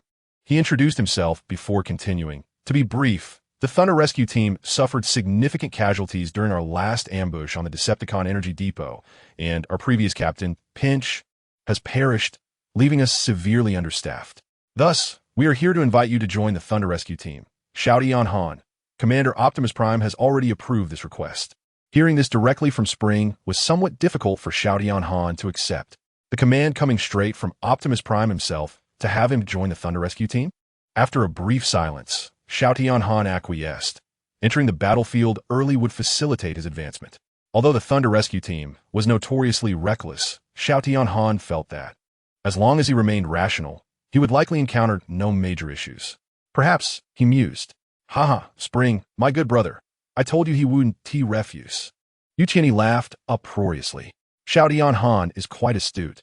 This quality far surpasses that of Optimus Prime. The Spring disregarded the heavenly opponent and addressed Zyoshinhan. "Now that you have joined the Thunder Rescue Team, allow me to elucidate the Team's regulations, which I hope you will remember." Upon seeing Zyoshinhan nod, the Spring continued. "The motto of the Thunder Rescue Team is Thunderous Methods, Rise After Breaking. In seemingly desperate situations, it is only through reckless charges, carving a bloody path amidst relentless assaults, that a glimmer of hope for survival can emerge. This encapsulates the essence of our motto. Furthermore, a renowned saying within the Thunder Rescue Team is, the Thunder Rescue Team does not call for reinforcements." Suddenly, the Spring extended his hand, scrutinizing Zyoshinhan. After a moment's silence, Zyoshinhan grasped the outstretched hand and replied, "Only to clear the battlefield." "Welcome to the Thunder Rescue Team, child." The Spring patted Zyoshinhan on the shoulder and said, "Tomorrow at this time, meet me at training ground number 773, east of Cybertron, and I will introduce you to the others." "Understood," Zyoshinhan replied with a weary smile. Realizing that his joining the Thunder Rescue Team was an irrevocable decision, the heavenly opponent, witnessing the Spring's blatant disregard for him, felt a flicker of anger rise within, but chose to suppress it, as his objective had already been achieved. As the one who personally slew Bumblebee, as long as Zyoshinhan remained absent from Cybertron, the heavenly opponent could confidently sculpt himself into a figure of righteous grandeur. Such a reputation would serve as a powerful support in competing for the position of Supreme Commander. Frequently, in the company of the Supreme Leader, the heavenly opponent considered himself the anointed future leader, and thus sought to make an early appearance before the citizens of Cybertron. As Zyoshinhan stepped through the gates of the Recruit Academy, the night had already enveloped the earth, and the streets were suffused with a tranquil, harmonious atmosphere, bearing no trace of the devastation wrought by fire. "I'm suddenly feeling a bit reluctant," Zyoshinhan murmured softly, his gaze deeply fixed upon the sky, as if within the endless darkness lay the hidden essence of his true homeland. At that moment, a figure stealthily crept on Zyoshinhan's back, accompanied by a chorus of laughter. "Hey, what are you being sentimental about, big brother?" Without needing to turn around, Zyoshinhan instinctively recognized the audacious intruder. It could only be the diminutive Autobot. "Bumblebee. Bumblebee," Zyoshinhan said in a calm and gentle tone, devoid of any surprise. "I can hardly believe you've actually joined the Elite Guard." Bumblebee exclaimed excitedly, his voice brimming with uncontainable enthusiasm. However, Zyoshinhan appeared somewhat indifferent to this news, merely responding, "Oh, is that so?" Bumblebee, clearly puzzled by Zyoshinhan's reaction, widened his eyes and queried, "Hey, big brother, aren't you happy? That's the Elite Guard." From the moment Bumblebee entered the Recruit Academy, he had set joining the Elite Guard as his goal and had tirelessly strived towards it. Upon witnessing his companions join the Elite Guard he had long aspired to, Bumblebee's emotions were rather complex, yet predominantly filled with genuine happiness for Xiao Tianhan. Hearing Bumblebee's words, Xiao Tianhan's lips twitched. Even the Elite Guard had its classifications. The Thunder Rescue Team undoubtedly ranked among the most challenging within the elite ranks. However, with the dual templates of Sky Driver Thunder and Xiao Tianhan now at his disposal, it was akin to possessing two lives, rendering him a formidable force on the battlefield. Bumblebee, Are you fully recovered?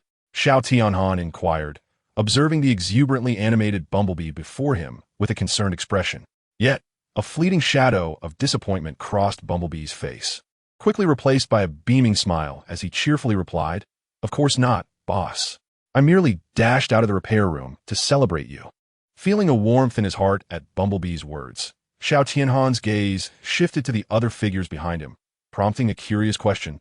Us? At that moment, he felt a gentle tap on his shoulder, instinctively turning around to find Ironhide, the barrier, and Jazz standing behind him, their faces radiant with excitement. "Haha, boss. We all came," Bumblebee exclaimed joyfully. "I conferred with the barrier and decided to throw you a party, so I invited everyone from the Rookie Academy." "Oh, what a pity," the barrier lamented, his face etched with distress. "I had intended to invite Long Arm to our party, but it seems he has other important matters to attend to and outright declined my invitation." He shook his head helplessly, pondering silently. Could it be that my penchant for destruction has deterred Long Arm from joining? Just then, Bumblebee interjected. "Actually, Jazz was someone I stumbled upon while looking for Ironhide." They were engaged in conversation, and as soon as I mentioned the party, Jazz immediately decided to join in the festivities. As Bumblebee finished speaking, Jazz stepped forward with a charming smile, extending his right hand in a gentlemanly manner to shake hands with Xiao Tianhan, declaring, "I believe this party will be exceedingly enjoyable." "Xiao Tianhan, congratulations." Xiao Tianhan, somewhat taken aback by the gesture, promptly replied, "Thank you, Jazz." However, at that moment, a familiar voice suddenly broke in as Ironhide interjected. "Haha, it seems Xiao Tianhan has already realized his dream ahead of time. But Ironhide certainly will not yield easily."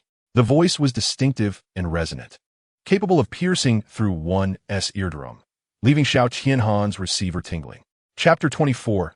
Tongda and the Pillar. The group harmoniously converged at their usual haunt, McCaden's old oil mill.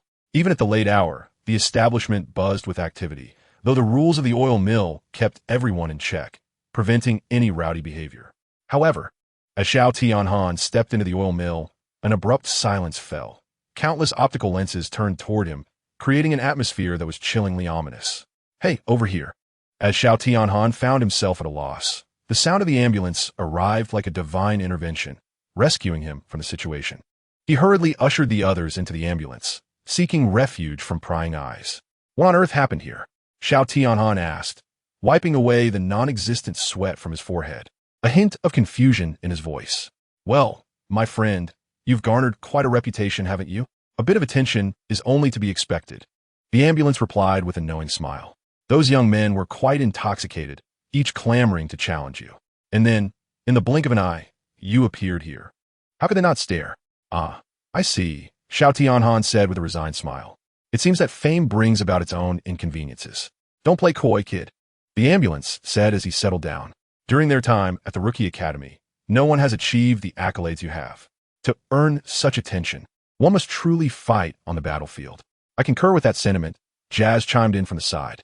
"Now, don't tell me you all came here to pick a fight instead of resting in the repair room," the ambulance remarked, glancing at the group of injured individuals with a hint of exasperation. "Don't be such a downer, old man," Bumblebee exclaimed, stepping forward with enthusiasm. "Why not join us for our party?" "Huh, party?" The ambulance turned to Xiao Tianhan with a quizzical look. "It seems you're not as averse to fame as you appear." "That's a misunderstanding." "Ambulance," Xiao Tianhan said, rubbing his temples. He wished he could express that this was not his idea. Yet, considering Bumblebee's good intentions, he could not dampen the mood. "Bring 6 barrels of oil, McCadan," he called out loudly. However, after a brief wait, it was not McCadan who entered, but rather several imposing Autobots. Xiao Tianhan recognized them as the ones who had glared at him most fiercely upon his arrival. "You're Xiao Tianhan, right?" The leader, brimming with provocation, extended his hand and patted Xiao Tianhan's shoulder. "You're quite audacious." Xiao Tianhan coldly brushed off the hand, retorting, "Just average, third in the world." "You certainly seem bold. Let us hope you have the prowess to back it up." The towering Autobot clenched his fist and suddenly lunged, aiming directly at Xiao Tianhan's face. Bang! The robust Autobot's expression shifted dramatically, for he had not struck Xiao Tianhan. Instead, he was thwarted by a large green figure beside him. The mere gesture of blocking felt as though he had struck a mountain, his strength dissipating like a drop in the ocean. "Hold on, no fighting.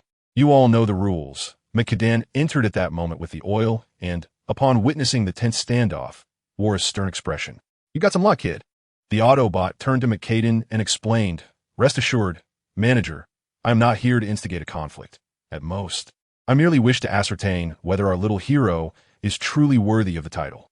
With that, he pivoted and departed, casting a disdainful glance at Zyoshinhan as he left. "Remember, little hero, my name is Magnetic Storm, and our path shall cross again." Zyoshinhan remained silent for a moment, perplexed by the other's audacity to believe he could surpass him. It is essential to note that the Partition was not yet a war-grade Autobot. In terms of strength, he already had a solid advantage over his opponent. How could this Magnetic Storm possess the confidence to believe he could triumph over someone whose might surpassed that of the Partition?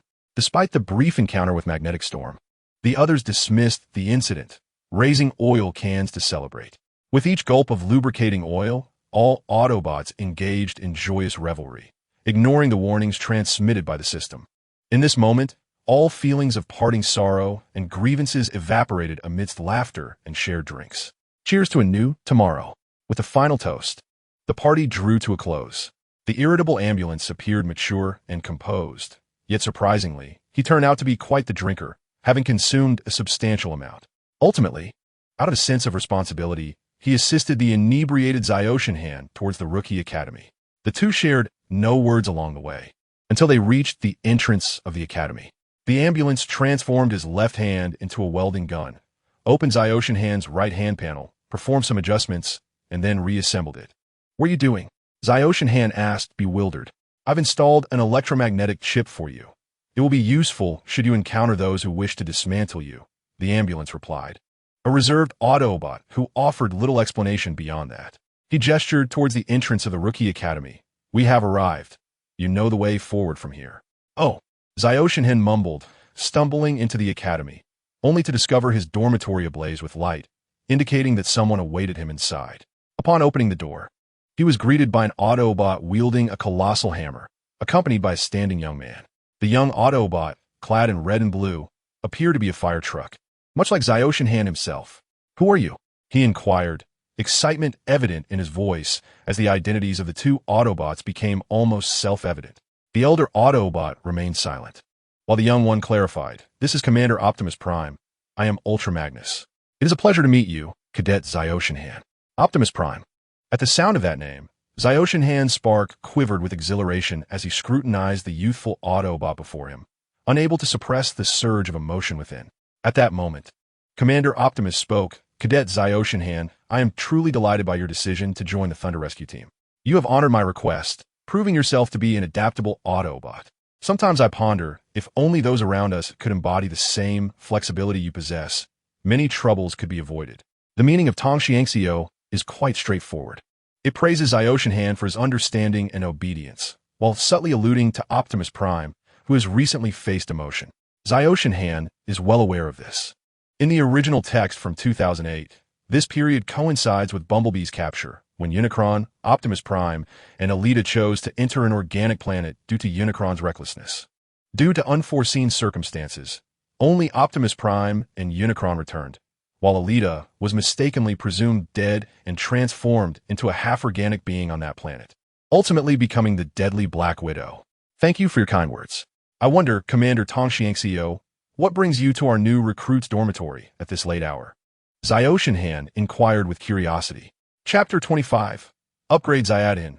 My decision to include you in the Thunder Rescue Team was not made with the intention of leading you to your demise.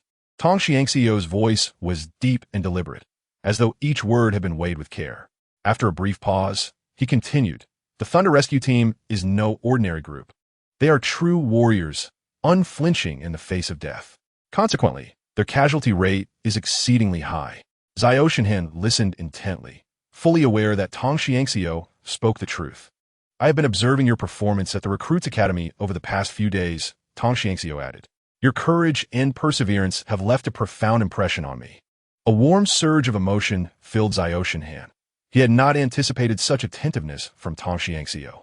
However, an unsettling thought suddenly crossed his mind. Why did he entertain the notion that Tongxiangxio was a good person? Surely, my system cannot be infected with the virus.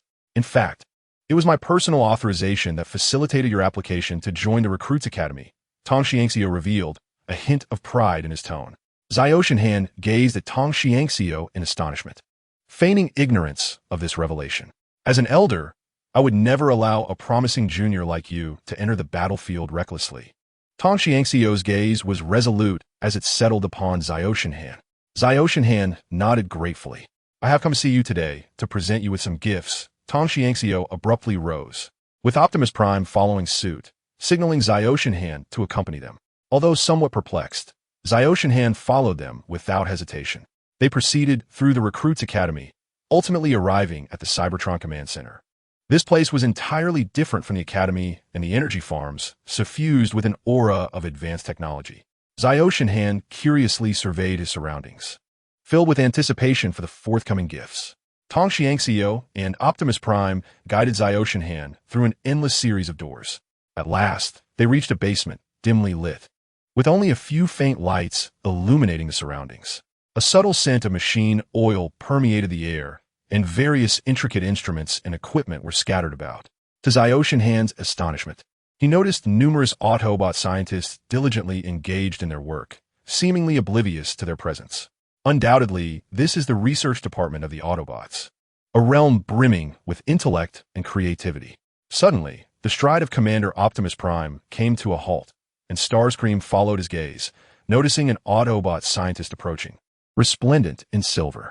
Compared to Starscream and his companions, this scientist appeared somewhat slender, his metallic exterior shimmering with a cold luminescence, and his eyes exuded a keen intelligence and wisdom. It seems this is the young soldier, remarked the silver Autobot scientist, his voice tinged with a hint of admiration. Indeed, Optimus Prime nodded, then turned to introduce Starscream. This is Starscream. He is one of our most distinguished scientists and will oversee your system upgrades and weapon configurations. With that, Optimus placed a reassuring hand on Starscream's shoulder and turned to depart, having numerous pressing matters to attend to as commander. Starscream watched as Optimus and the commander disappeared beyond the threshold, then shifted his gaze to the scientist. Scientist, I am curious about what upgrades you have in store for me, he inquired with a smile. We will update your program to the latest combat protocols. This will enhance your adaptability in battle, the scientist replied, gesturing for Starscream to follow. Starscream nodded and stepped in line behind the scientist. Furthermore, we need to devise a suitable weapon configuration tailored to your combat style, the scientist continued as they walked. This is no simple task, for each machine possesses its unique combat methodology. You are quite fortunate. Not every machine receives such treatment, he added. Starscream felt a surge of excitement within. He recognized this as an exceptional opportunity to elevate his capabilities. Soon, they arrived at a vast room, the armory. Upon entering, Starscream was awestruck by the array of weapons on display. Quantum fusion cannons, annihilation cannons, shield generators, and even the familiar spark extractor. Each weapon represented the pinnacle of Cybertronian technology, radiating formidable lethality. Come, lie down. I must first upgrade your program, or you won't even be able to wield these weapons, the scientist instructed, pointing to a metallic bed in the center of the room. Starscream obediently reclined like a compliant child. After a brief shutdown, his civilian program seemed to ignite, rapidly transforming into a military-grade protocol. Freed from the constraints of energy-saving strategies, Starscream's body radiated with newfound vitality. Now, he not only experienced a significant enhancement in speed and strength, but could also equip far more potent weaponry, undoubtedly elevating his combat prowess to new heights. The scientist stood by, meticulously analyzing Starscream's data charts. He furrowed his brow slightly, contemplatively remarking, given the robustness of your physique, your defense and strength are truly remarkable, nearly impeccable. However, your singular shortcoming lies in your speed, which indeed poses a significant challenge. Upon hearing the words of the Jack, Xiao Tianhan felt a twinge of disappointment. He recognized the importance of speed in combat, yet faced with his formidable stature, solutions seemed scarce. Fortunately, being an exceptional individual, he could resolve his speed issues entirely through the Thunderdrive template.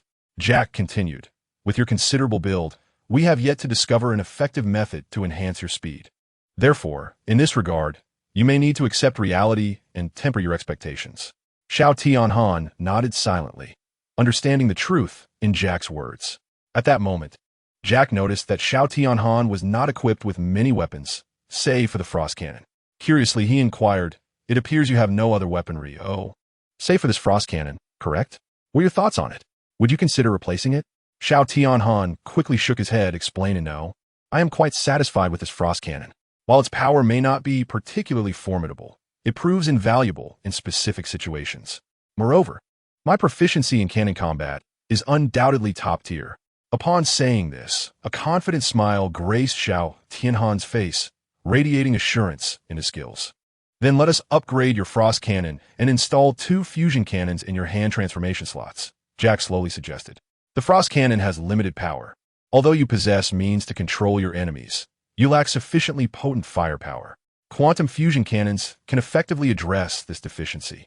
"That sounds excellent." Xiao Tianhan nodded in agreement.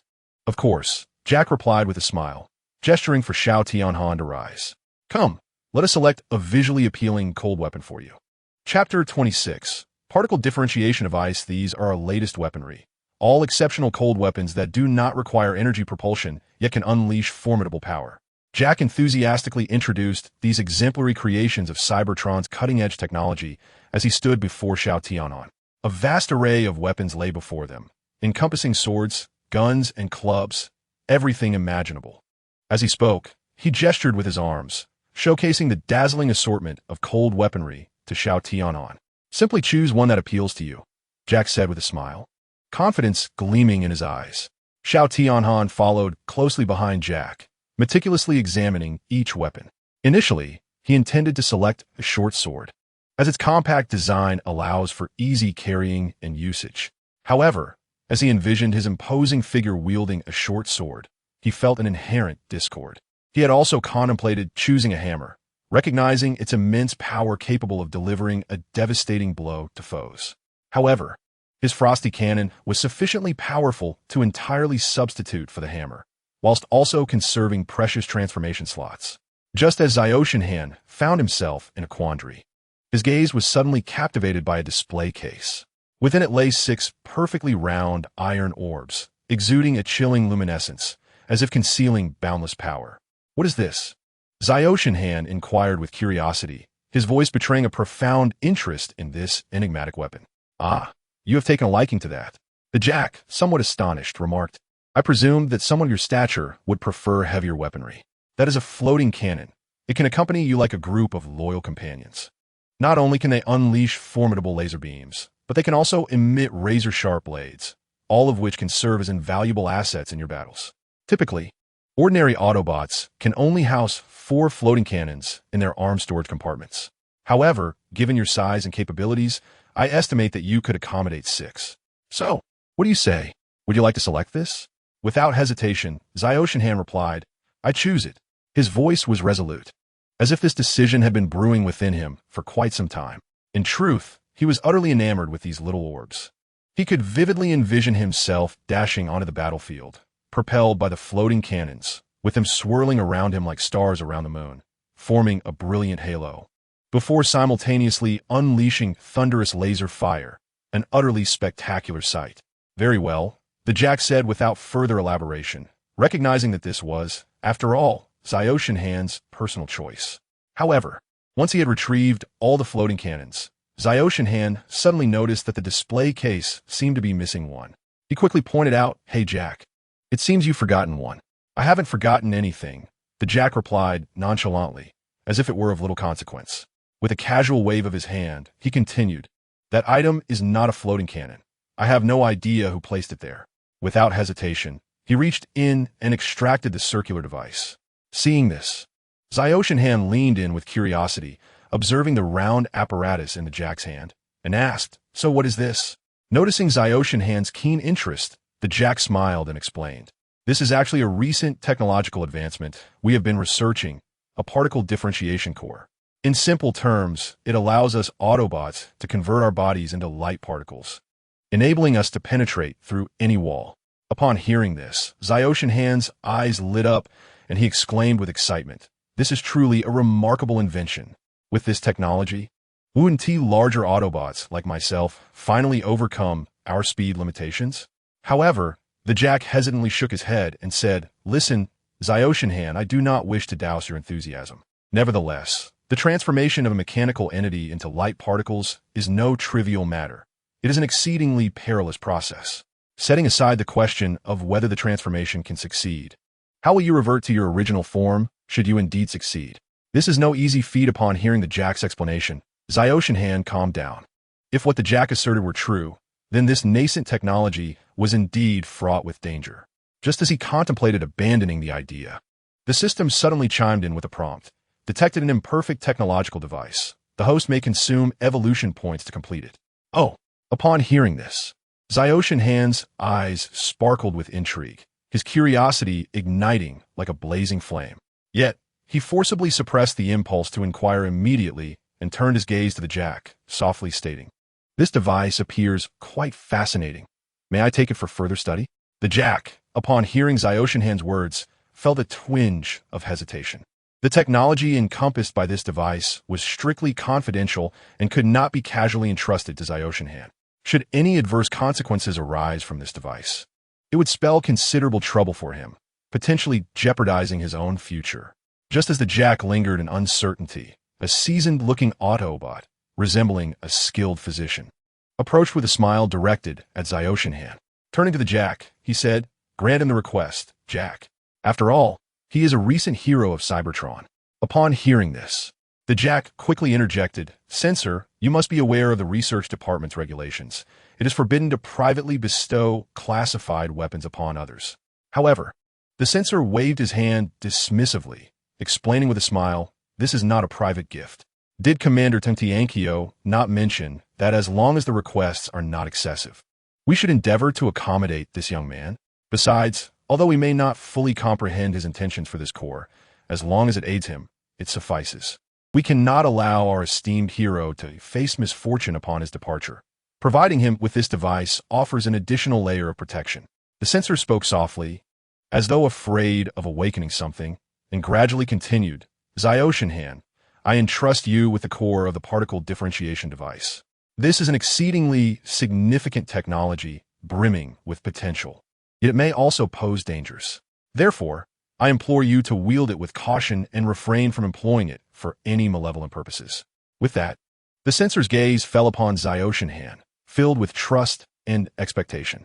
Zyoshinhan sensed the sincerity emanating from the censor and responded without hesitation, "Yes, I shall not betray your trust. I will solely utilize the core of the particle differentiation device for research and will never employ it to bring harm to Cybertron." His tone was resolute and powerful. Chapter 27, The Battle of the Dual Diamonds. With you saying that, I can finally relax, the censor remarked, a smile of relief gracing his features. The Jack, shrugging in resignation, turned to Xiaotianhan and said, "I've heard that you are to participate in the Thunder Rescue Team's mission tomorrow. Please do me a favor and deliver this to your captain, Spring." With that, he handed a vial of energy liquid to Xiaotianhan, curious about its contents. Xiaotianhan received only an enigmatic smile from the Jack in return. "You will know in due time," he said. "Now, let us commence the transformation. I eagerly anticipate your evolved form." The Jack's shy smile, however, appeared somewhat unsettling to Xiaotianhan. On the second day of Cybertron, training ground number 773. "Boss, where's that newcomer you mentioned?" Upswing, scratching his chin, anxiously surveyed the surroundings, evidently displeased with the tardy arrival. "That insufferable kid, daring to be late for the first assembly. Just wait until I deal with him." Dual Diamond exclaimed in exasperation, his hands morphing into drill bits, wildly waving in the air as if to drill the latecomer into oblivion, a testament to his anger and resolve. "Calm down, it's not yet the designated time." Perhaps he simply encountered a slight delay. Spring, displaying commendable composure as captain, tried to soothe Dual Diamond while cautioning against impulsiveness, lest they leave a poor impression on the new recruit. However, Spring's words did little to quell Dual Diamond's agitation. He muttered indignantly, "Humph. I believe this kid is doing it on purpose, showing utter disregard for our Thunder Rescue Team." At that moment, the usually silent Roadbuster suddenly spoke up. "Wait, someone is approaching." His imposing figure rose slowly, his optical lens fixated on a corner of the training ground. The others, upon hearing him, followed his gaze and saw a blue police car, Transformer, ambling toward them. "Is that one of ours?" Roadbuster turned to Spring, a hint of uncertainty on his face. No, I've never seen him before. He must not be Xiao Tian Han, Spring replied, furrowing his brow as he scrutinized the unfamiliar transformer, decisively forming his judgment after a moment's contemplation. Not one of ours? Then let him leave. Wave, known for his fiery temper, grew increasingly sullen at the sight of the unfamiliar transformer daring to approach them. Hey you, get lost. This is the territory of the Thunder Rescue Team. Dual Diamond, more straightforward than Wave, widened his eyes, openly displaying hostility as he shouted loudly. Yet, the blue transformer seemed utterly oblivious to their warnings, continuing his leisurely approach as if their presence held no significance. Hey kid, are you deaf? Didn't TU hear us telling you to scram? The optical lens of the double drill began to flicker with a menacing glow, his voice laden with threats. However, the double drill was more direct. His hands swiftly morphed into two colossal drill bits and, akin to a cannonball, charged towards the blue Autobot with relentless ferocity. You reckless fool. Let us see if I can pierce two transparent holes in you. He bellowed as he surged forward, his momentum seemingly capable of tearing the Autobot apart. With a whoosh, the drill bits sliced through the air, but the anticipated outcome did not materialize. Just as the double drill was engulfed in confusion, Thunder Drive miraculously appeared behind him, delivering a forceful kick to his back. Boom! The double drill was sent flying like a projectile, carving a deep trench into the ground. What? The members of the Thunder Rescue Team stood in astonishment, as none of them could fathom how Thunder Drive had positioned himself behind the double drill, as if he had teleported. Observing this scene, Spring Coil halted his attempt to assist Thunder Drive, eyeing him with caution. What transpired here? Upper Spin stroked his chin, intrigued, as the toppled double drill swiftly regained his footing and transformed, aiming a drill at Thunder Drive's back. The same sequence unfolded. Thunder Drive vanished in an instant, causing the double drill's attack to miss, only to reappear behind him and deliver another kick that sent the double drill sprawling. You're pushing your luck. The optical lens of the double drill turned crimson, filled with rage as he gathered energy, red sparks igniting around the drill bits, causing the temperature to soar and the surrounding air to warp. Wait, double drill! Spring Coil shouted in alarm, trying to dissuade him. This was Cybertron. No matter how furious you are, you cannot publicly unleash your fury here. The double drill remained silent, relentlessly charging forward.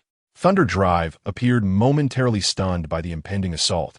Frozen in place, Double Drill's strike was fueled by nearly all his strength, and none among the Thunder Rescue Team dared to assert they could withstand such an onslaught. Thus, they remained motionless. Double Drill, what on Cybertron are you doing? Spring Coil exclaimed in exasperation, finally understanding the frustration of being led by a hothead like the Pincher in the past, igniting a murderous rage within him. As the double drill's attack was about to connect with Thunder Drive, the flames on his drill suddenly dissipated, transforming into a fist that lunged towards Thunder Drive. A collective sigh of relief swept through the ranks. It turned out that Double Drill had no intention of killing, merely aiming to intimidate Thunder Drive with his overwhelming force. A delicate flower in a greenhouse, faced with such an onslaught, was rendered paralyzed in fear, just as Double Drill appeared poised to grasp Thunder Drive. The onlookers thought the outcome was sealed. Got you now, kid, Double Drill sneered, envisioning the torment he would inflict on Thunder Drive. Yet, Thunder Drive remained unflustered, wearing a calm smile. What have I done to give you the impression that my melee capabilities are lacking? In the next moment, a blinding radiance erupted, rendering it impossible to gaze directly upon.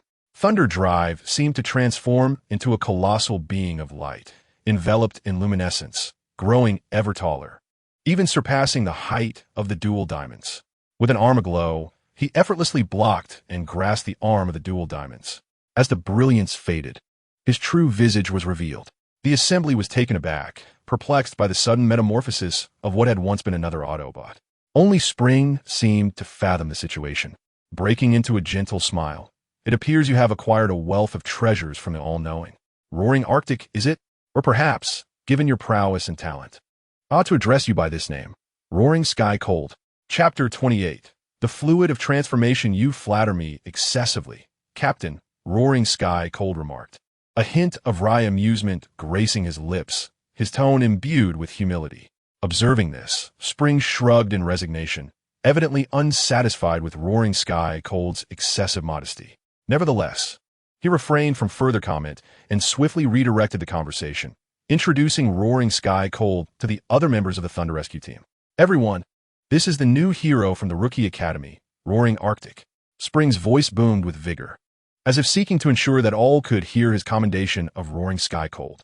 The members of the Thunder Rescue team were known for their forthrightness, sharing a common trait, deep respect and admiration for the powerful. Now, having witnessed Roaring Sky Cold's formidable strength firsthand, their previously held biases against this fledgling Autobot dissipated, and they greeted him warmly, welcoming him into the familial fold of the Thunder Rescue team. Yet, amidst this harmonious atmosphere, two figures stood apart, the Dual Diamonds and the Road Bully. The Dual Diamonds harbored resentment towards Roaring Sky Cold primarily due to their recent clash with Thunderdrive, which had left him thoroughly humiliated. As for the Road Bully, perhaps his inherent aloofness contributed to his demeanor. However, the scene unfolding before Roaring Sky Cold was indeed gratifying, validating his earlier brash entrance. System, please assist me in absorbing the vitality energy from the Thunder Rescue team, Roaring Sky Cold silently implored. Just the previous night, after completing his upgrade, he had suddenly recalled the means of acquiring evolution points, a crucial element in perfecting particle differentiation technology. Thus, he hastily inquired with the system. The response, however, was unexpectedly revealing. It required the absorption of the vitality energy from objects. In other words, Xiao Tianhan must gain the acknowledgement of others.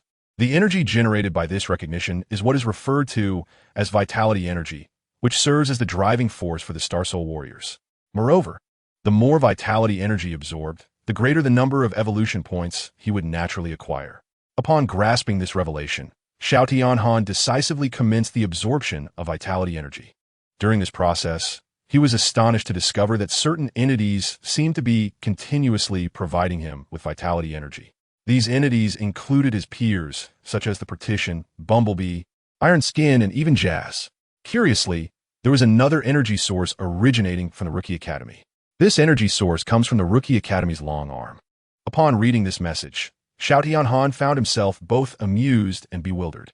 It must be said that although the shockwave had been a source of irritation, he was unexpectedly validated by its presence. After considerable effort, Xiao Tianhan successfully utilized these evolution points to complete the particle differentiation core. Though it currently remained a semi-finished product, it was already functional for brief usage. To transform the particle differentiation core into a true finished product, he would need to absorb an additional 100,000 evolution points. Undoubtedly, this was a long and arduous task, and much remained to be accomplished. However, Xiao Tianhan did not feel disheartened or disappointed. He understood that in this world, nothing could be achieved instantaneously. Every advancement necessitates time and effort, and he had already taken a significant step forward. He has absorbed vitality energy from the entity's upward spiral, Spring and Road King, earning 3,000 evolution points. Upon receiving the system notification, a surge of accomplishment welled up within Xiao Tianhan. Although these evolution points represented only a fraction of his efforts, they were nonetheless the fruits of his diligent labor. One reaps what one sows. The entities Splash and Double Diamond had not contributed vitality energy, but Xiao Tianhan understood that not everyone would express admiration or recognition towards him. Just as even a leader as nearly perfect as Optimus Prime could be criticized by some as being overly virtuous, it is an unavoidable truth that no one is flawless. Coming to this realization, Xiao Tianhan ceased to be preoccupied with others' opinions. He recognized that his worth did not hinge upon external evaluations, but rather upon his own growth and progress. Xiao Tianhan took the energy liquid from the Jack and, smiling, handed it to Spring, saying, "This is what the Jack asked me to deliver to you." Upon seeing this, Spring smiled and accepted the energy liquid, replying, "Haha, thank you, Xiao Tianhan. That guy, the Jack, is always so unreliable, too lazy to deliver an energy liquid himself." Upward Spiral hurriedly approached, eager to voice his curiosity. "What exactly is this thing?" Spring, with a slight smile, seemed prepared for this inquiry and confidently replied, "This is the latest research achievement concerning the Tri-Change Warriors. It is said that by utilizing this, one can enhance the transformation speed of the Triple Change Warriors to match that of you and the Double Diamond, renowned for their remarkable agility." Goodness, is it truly that extraordinary? Upon hearing the mention of Double Diamond, excitement surged within him, and he inadvertently uttered a phrase from the essence of Cybertron. Observing this, Spring could only cast a weary glare his way, prompting Double Diamond to realize his lapse in decorum and offer an awkward smile. Is it possible for this to be provided to the entire army? At this moment, Overlord could no longer contain his curiosity and stepped forward to inquire. After all, for a warrior of his caliber, any means to augment transformation speed was undeniably enticing. Probably not, Spring replied with a resigned expression. I heard from Jack that the raw materials for this are exceedingly rare and are linked to an organic planet. He shrugged as he directed his gaze towards Howling Cold. Continuing, but for now, let us set that aside. Today marks the grand occasion of Howling Cold joining us. He needs to select a room on the ship, and I must calibrate the compatibility of the triple-change transformation fluid. So, who among you can assist in familiarizing Howling Cold with our vessel? Spring's gaze swept across the room, ultimately landing on the notorious troublemakers, Wave and Double Diamond. Absolutely not. Wave and Double Diamond exclaimed in unison, their faces displaying clear resistance. Noticing their reaction, Spring redirected his attention to Ascendant, asking with hopeful anticipation, Ascendant, what about you? Could you lend me a hand? With a wry smile, Ascendant quickly waved his hands, replying, Boss, you know my situation. I cannot undertake this task. As he spoke, he gently pushed away the hand that Double Diamond had extended in solidarity to refuse. Spring, though somewhat disheartened, did not relent. He turned to Overlord and asserted decisively, Then, Overlord, you shall take Howling Cold to get acquainted with the ship. Upon hearing this, Overlord fell into sudden silence, as if contemplating something profound.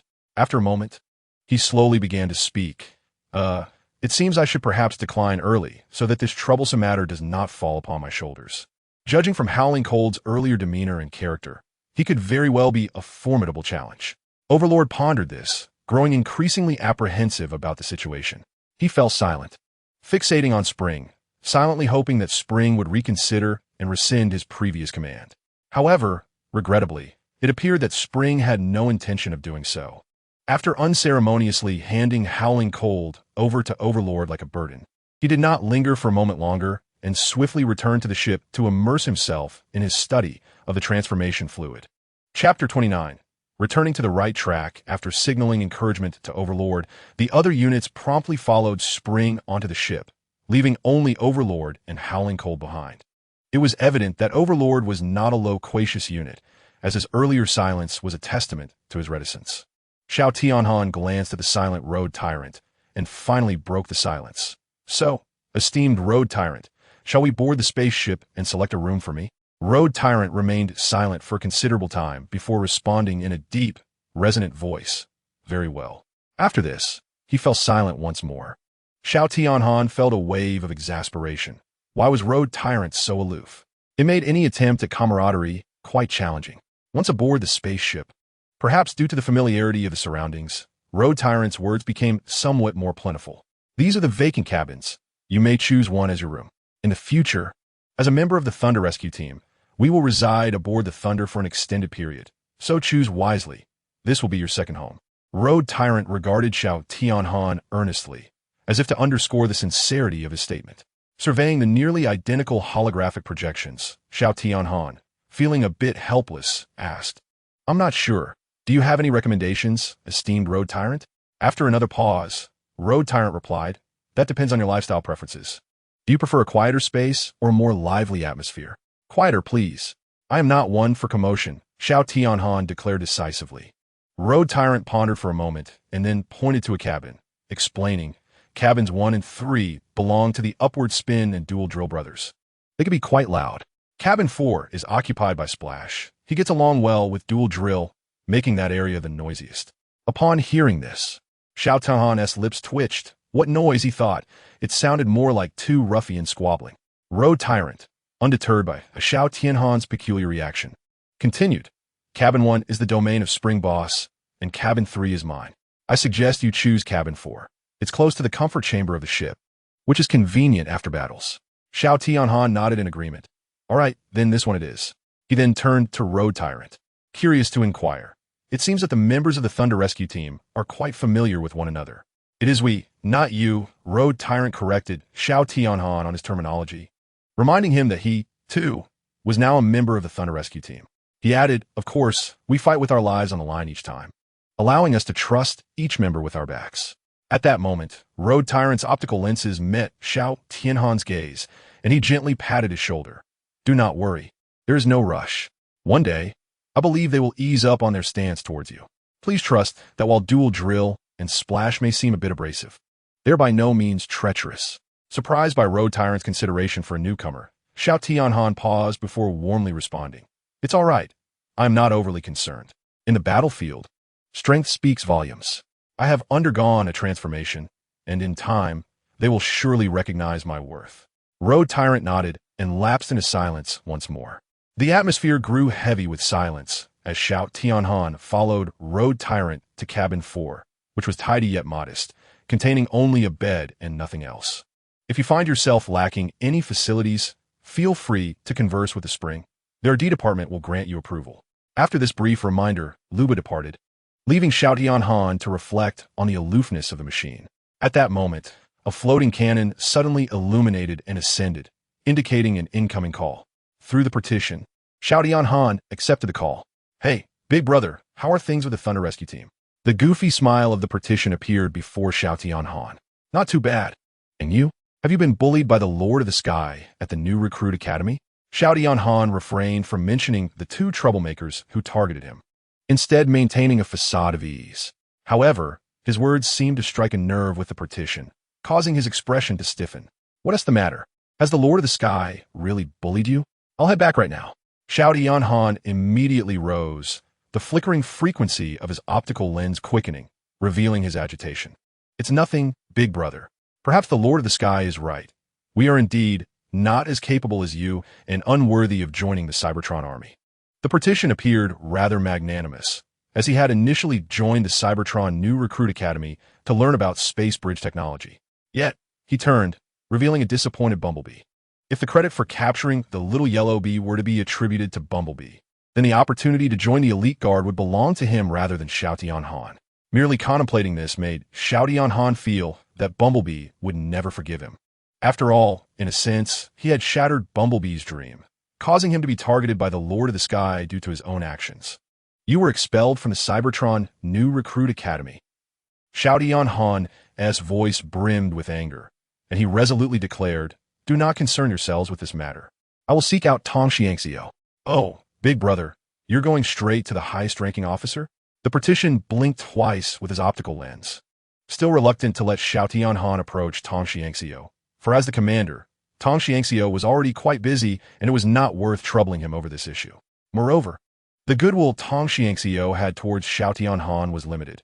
If Xiao Tianhan remained oblivious to the gravity of the situation and naively assumed that Tong Xiangxiu would unconditionally favor him, he would eventually face abandonment. The partition did not wish for Xiao Tianhan to squander his current heroic achievements and reputation for their sake. Very well.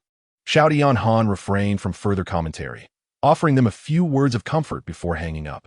He then promptly dialed Tong Xiangxiu's number. "It's you, Xiao Tianhan. What has happened?" The voice on the other end belonged to Optimus Prime, who looked at Xiao Tianhan with some bewilderment, questioning, "I thought I had already issued the orders for the Thunder Rescue Team." "This is not about the Thunder Rescue Team." Xiao Tianhan shook his head and replied, "Could you connect me with Commander Tong Xiangxiu? I have a matter to discuss with him." Optimus Prime pondered for a moment before suddenly stating, "You are referring to those two Autobots who were expelled from the New Recruit Academy by the Lord of the Sky, aren't you?" Xiao Tianhan was instantly taken aback. "How do you know?" Optimus Prime shook his head, expressing his helplessness. "I am aware that the Fallen is not a magnanimous Autobot, which is why I've been closely monitoring his actions in recent days. However, rest assured, I shall not allow them to be left without refuge. I have requested Commander Sentinel to permit them to join my team, although they must accompany me to the border to repair the space bridge. It is certainly preferable to leaving them to languish and wait for their demise." Upon hearing Optimus's words, Starscream fell silent for a moment before solemnly replying, "Thank you, Optimus Prime. I owe you a debt of gratitude. Do not mention it. My actions are not driven by a desire to assist you, but rather an aversion to witnessing two passionate young souls descend into despair," Optimus replied, dismissing the notion that he had done anything particularly significant for Starscream. Chapter 30. On the front lines wait. How will you be repairing the space bridge? Starscream suddenly grasped the deeper implication of Optimus's words and could not help but feel perplexed, prompting him to inquire further. Optimus seemed somewhat reluctant to address this question. He quickly lowered his gaze, avoiding Starscream's scrutiny, and hesitantly responded, "I am not. It is nothing. Merely a reassignment of duties." Seeing Optimus's vague response, Starscream understood the unspoken truth. He surmised that Optimus had taken on the blame for the unauthorized entry into the organic planet. However, since Optimus was unwilling to elaborate, Starscream refrained from pressing further, not wanting to cause any discomfort. In truth, Sentinel Prime had always held Optimus in high regard, placing great expectations upon him. Regrettably, Optimus's inherently kind nature led him to reject opportunities that would betray his principles.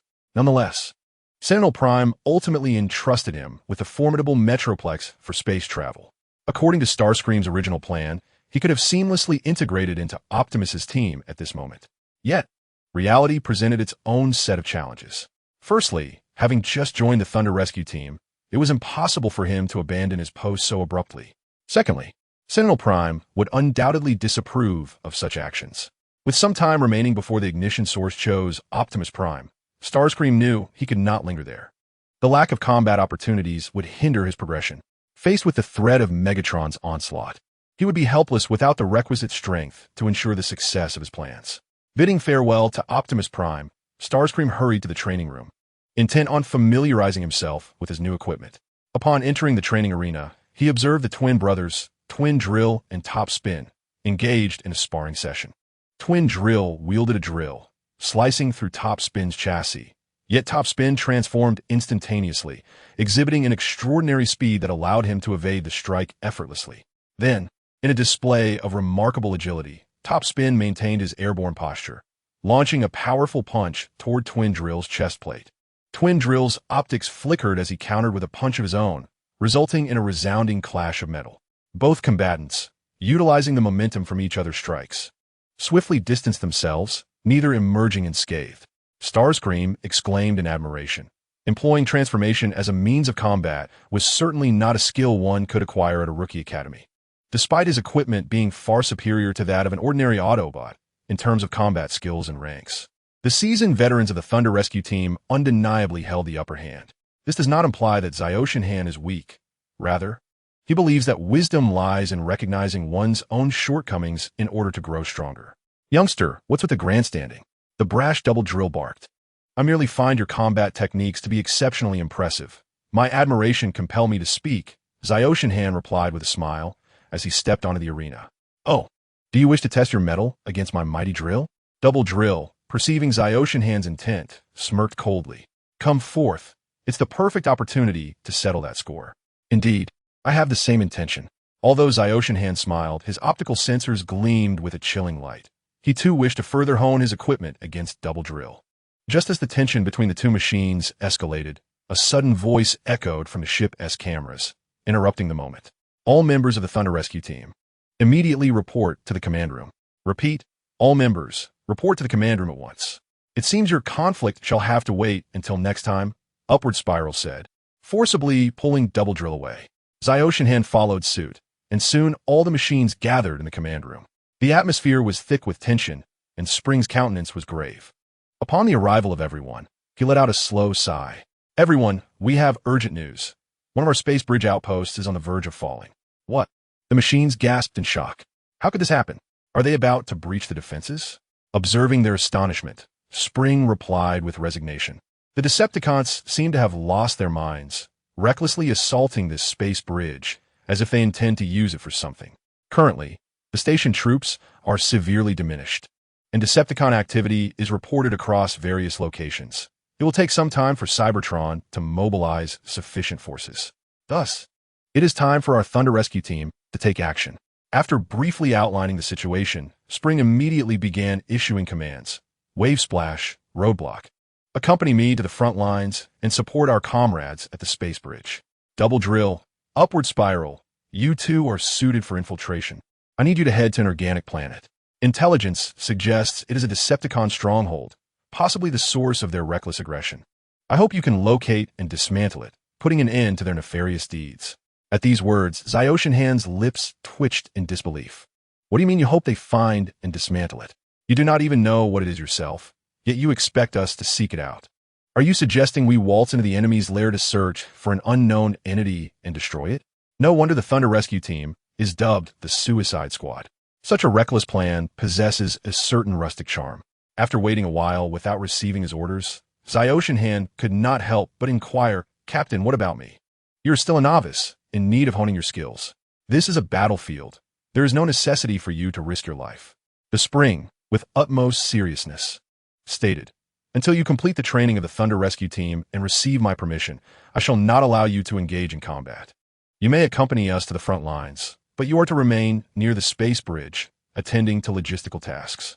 The Spring firmly patted Xiao Tianhan on the shoulder and added gravely, "I am earnest in my words. I have witnessed too many reckless youths perish on the battlefield, all under the delusion that they are the protagonists. Therefore, do not act foolishly, Xiao Tianhan." "Understood, Captain," Xiao Tianhan replied with sincerity, conceding for the moment. For once at the front lines, could the Spring truly remain by his side? That as well. The Spring felt a sense of relief. Xiao Tianhan's future appeared promising, and he could hardly conceive of any reason why Xiao Tianhan would jeopardize his life for a fleeting thrill. The Thunder embarked, arriving at the nearest space bridge. Having made prior arrangements, the personnel on duty swiftly granted passage to the Thunder. The Thunder Rescue Team, under the command of General Tang Xiangxiu, had received orders. Upon crossing the space bridge, Cybertron will reject all incoming signals until you respond. You are the last line of defense for Cybertron. Please give it your all. The Spring nodded, unfazed by their implicit designation as a suicide squad. In fact, every member of the Thunder Rescue Team had grown accustomed to it, even taking pride in such a title, as reflected in their motto, "Thunderous Methods, Rise anew from destruction." Chapter 31. The Taste of Conspiracy. Cybertron's New Recruit Academy. In the stillness of the night, silence enveloped the surroundings, and Long Arm lurked like a phantom within a warehouse, hidden from surveillance. The darkness was absolute, interrupted only by the occasional whisper of wind, adding an eerie atmosphere to the tranquil night. Long Arm cautiously surveyed his surroundings, confirming the absence of danger before swiftly retrieving a backup communication device from his pocket. Just as he prepared to activate the device, his face suddenly contorted, and his body began to elongate uncontrollably. In the blink of an eye, a remarkable transformation occurred. The human form vanished, replaced by a towering robot known as Shockwave, shimmering with a metallic luster. "My liege, I bear significant news from Cybertron that requires your attention." Shockwave's voice was deep and gravelly, reminiscent of whispers from the abyss. He skillfully operated the communication device, inputting a complex series of codes. Soon, the device successfully connected to the recipient, and a brilliant light illuminated the screen, revealing the imposing figure of Megatron at its center. Megatron's voice resonated with a magnetic quality, exuding authority and dominance. "My most trusted Cybertronian spy, I have reason to believe that you bring me news of great consequence." "Indeed, my liege." Shockwave knelt on one knee, bowing his head in respect. "For the Fallen has begun to trust me. It will not be long before I can officially enter Cybertron's intelligence department." The corners of Megatron's mouth curled slightly, revealing a hint of a satisfied smile. "Oh, what delightful news this is! Yet, I suspect such tidings are insufficient to compel you to take such a considerable risk in informing me. Speak now, Shockwave, of the true matter, and do so expeditiously." His gaze was as piercing as that of an eagle, fixated intently on Shockwave on the screen, as though attempting to penetrate the very depths of his soul. "Yes."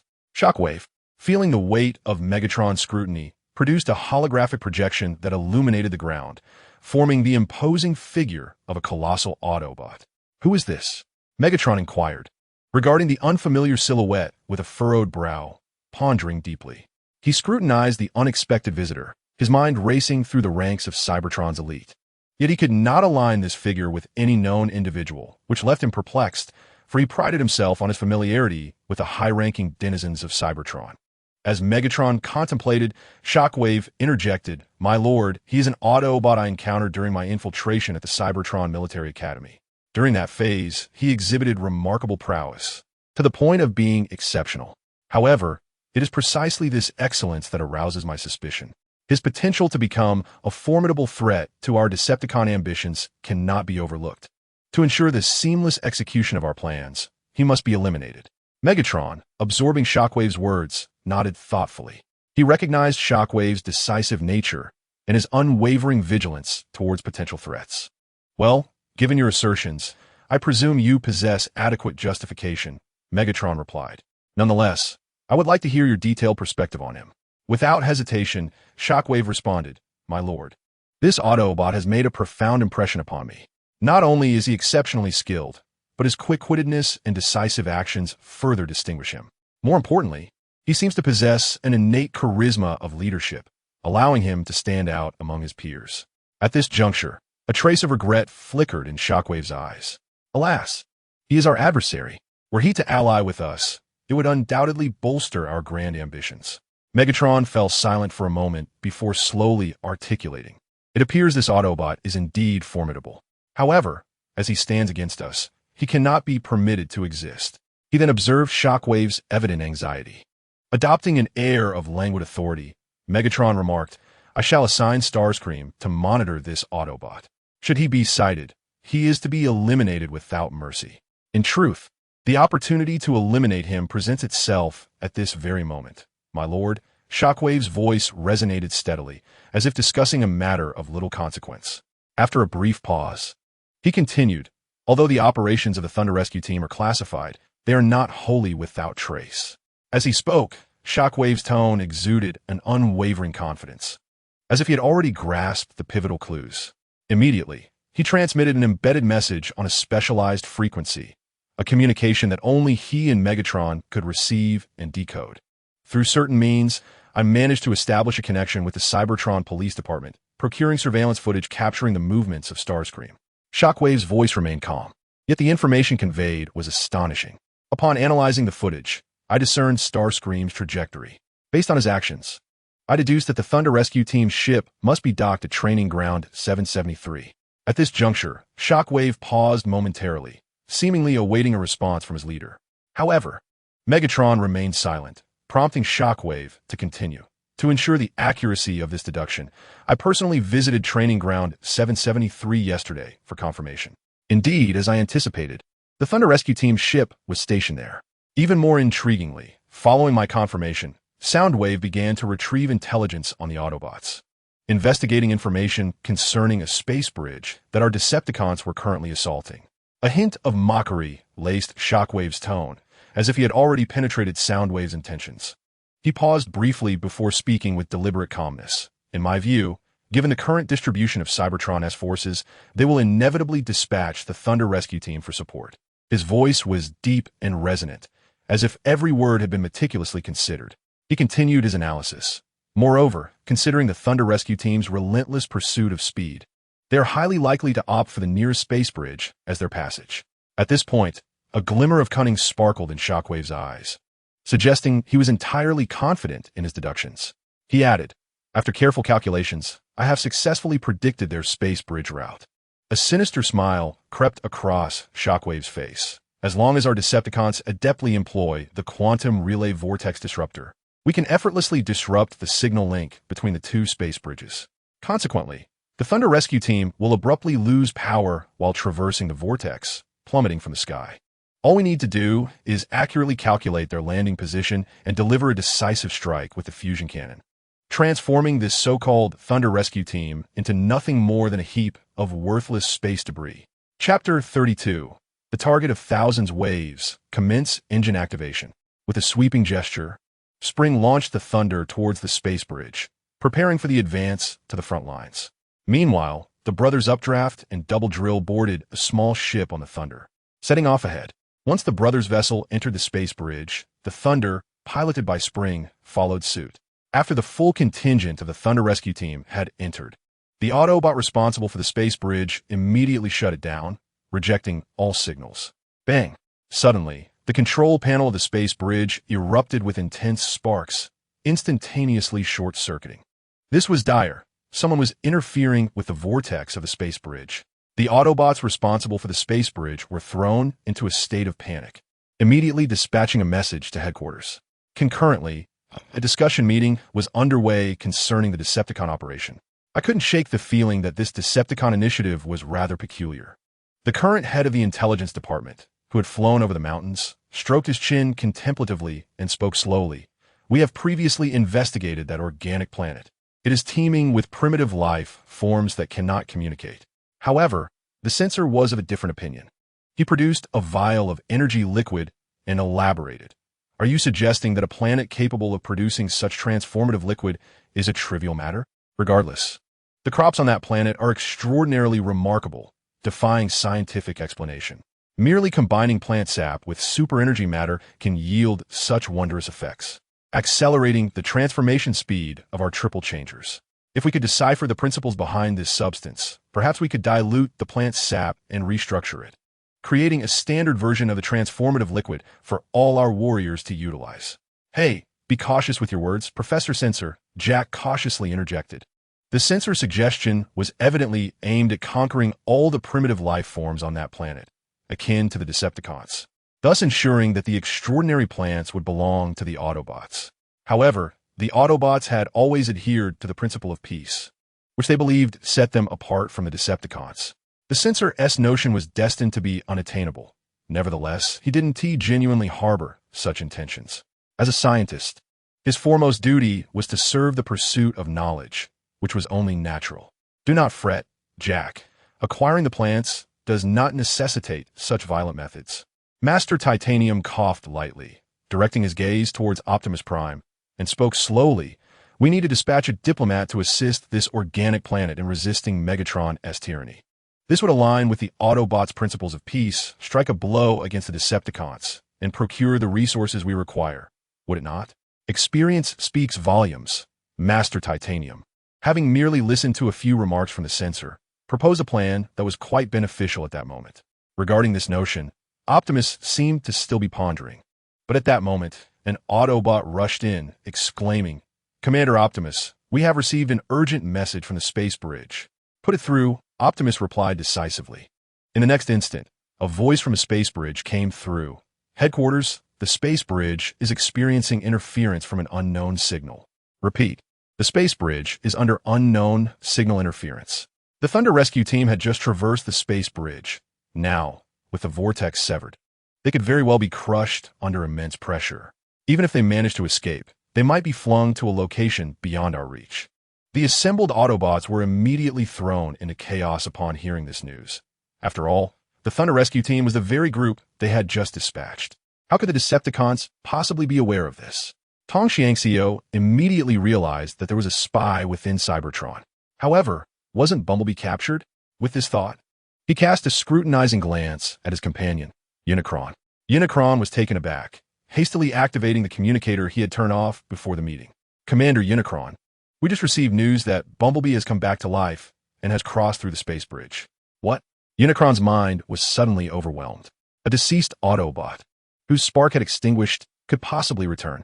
Tong Xiangxiu, what exactly is happening? At this moment, Tong Xiangxiu spoke, his expression grave, clearly sensing that the situation had spiraled beyond control. Unicron, now seething with rage, immediately shouted into the communicator, Long Arm, what is going on? Indeed, it was Long Arm, who had recently joined the intelligence department, calling in. With the department head away at a meeting, Long Arm found himself with considerable latitude to maneuver. Internally elated, but not showing it, he adopted a fade of fear. Bumblebee. He emerged like a demon from hell. I was merely delivering an administrative report when I heard an explosion at the location where Bumblebee's body was stored. When I arrived at the scene, all I saw was devastation, with energon flowing everywhere. Bumblebee had transformed into a monster, surrounded by the corpses of Autobots. We fought with all our might to drive the intruders out of the intelligence department. We intended to inform you immediately, but both your and the department head's communication frequencies were locked, leaving us no choice but to wait and see. Upon hearing this, both Unicron and the head of the department felt a tinge of awkwardness, but they could hardly be blamed. Such an important meeting left no room for personal matters. Long Arm, why didn't you send a message to Commander Tong Tian? Unicron pressed, attempting to shift the blame on a Long Arm side, and replied, I do not possess the authority to communicate with Cybertron's command. I inquired with the surviving members of the intelligence department, but none of the awake Autobots had direct contact with the Cybertron headquarters. We could only attempt to reach out through the department's machinery. However, We discovered that the frequency of the headquarters was occupied by high-frequency signals, rendering communication impossible. It was only when you, Commander Unicron, unlocked your communicator that we were able to connect with the headquarters. That is the situation within the intelligence department. A profound silence enveloped the meeting room, creating an eerie atmosphere.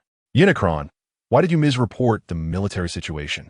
Suddenly, an Autobot stood up, confronting Unicron. This accusation ignited tensions like a spark in a powder keg, instantly transforming the meeting room into a volatile battleground.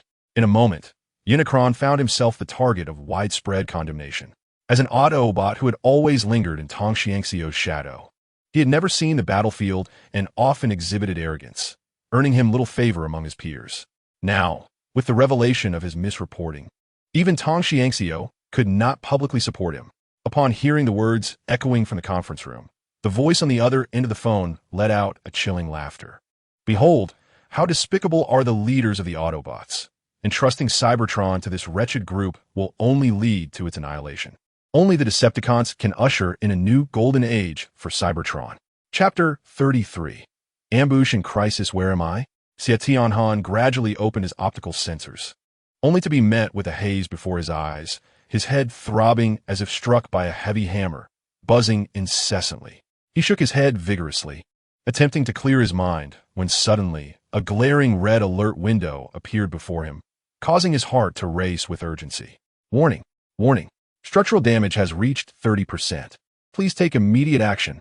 Xia Tianhan's eyes widened as he beheld the alarming message, a sense of foreboding surging within him. Taking a deep breath, he fought against his physical discomfort, propping up his immense form, and began to survey his surroundings. To his astonishment, he found himself in an oasis, surrounded by pristine mountains and clear waters, with lush trees casting shadows, and occasionally, creatures resembling crocodiles slithering through the water. What has transpired? He murmured, his voice echoing oddly in the tranquil oasis. He stood still for a prolonged moment, lost in thought, recollecting the events that had unfolded. The last thing he remembered was the thunderbolt passing through the space bridge and entering the vortex, only for the passage to abruptly sever. The thunderbolt was flung into the void like discarded refuse by the tremendous currents. In the next instant, a terrifying beam shot towards the thunderbolt like a bolt of lightning, its brilliance nearly blinding. In a bid for survival, Spring had promptly activated the emergency protocols of the thunderbolt, and everyone hastily entered the escape pods. However, the barrage of explosions was relentless, and the escape pod had barely covered any distance before being struck by the shockwave, veering off its intended course. The events that followed were a blur to Xia Tianhan. He called out to Captain Spring, "Can you hear me?"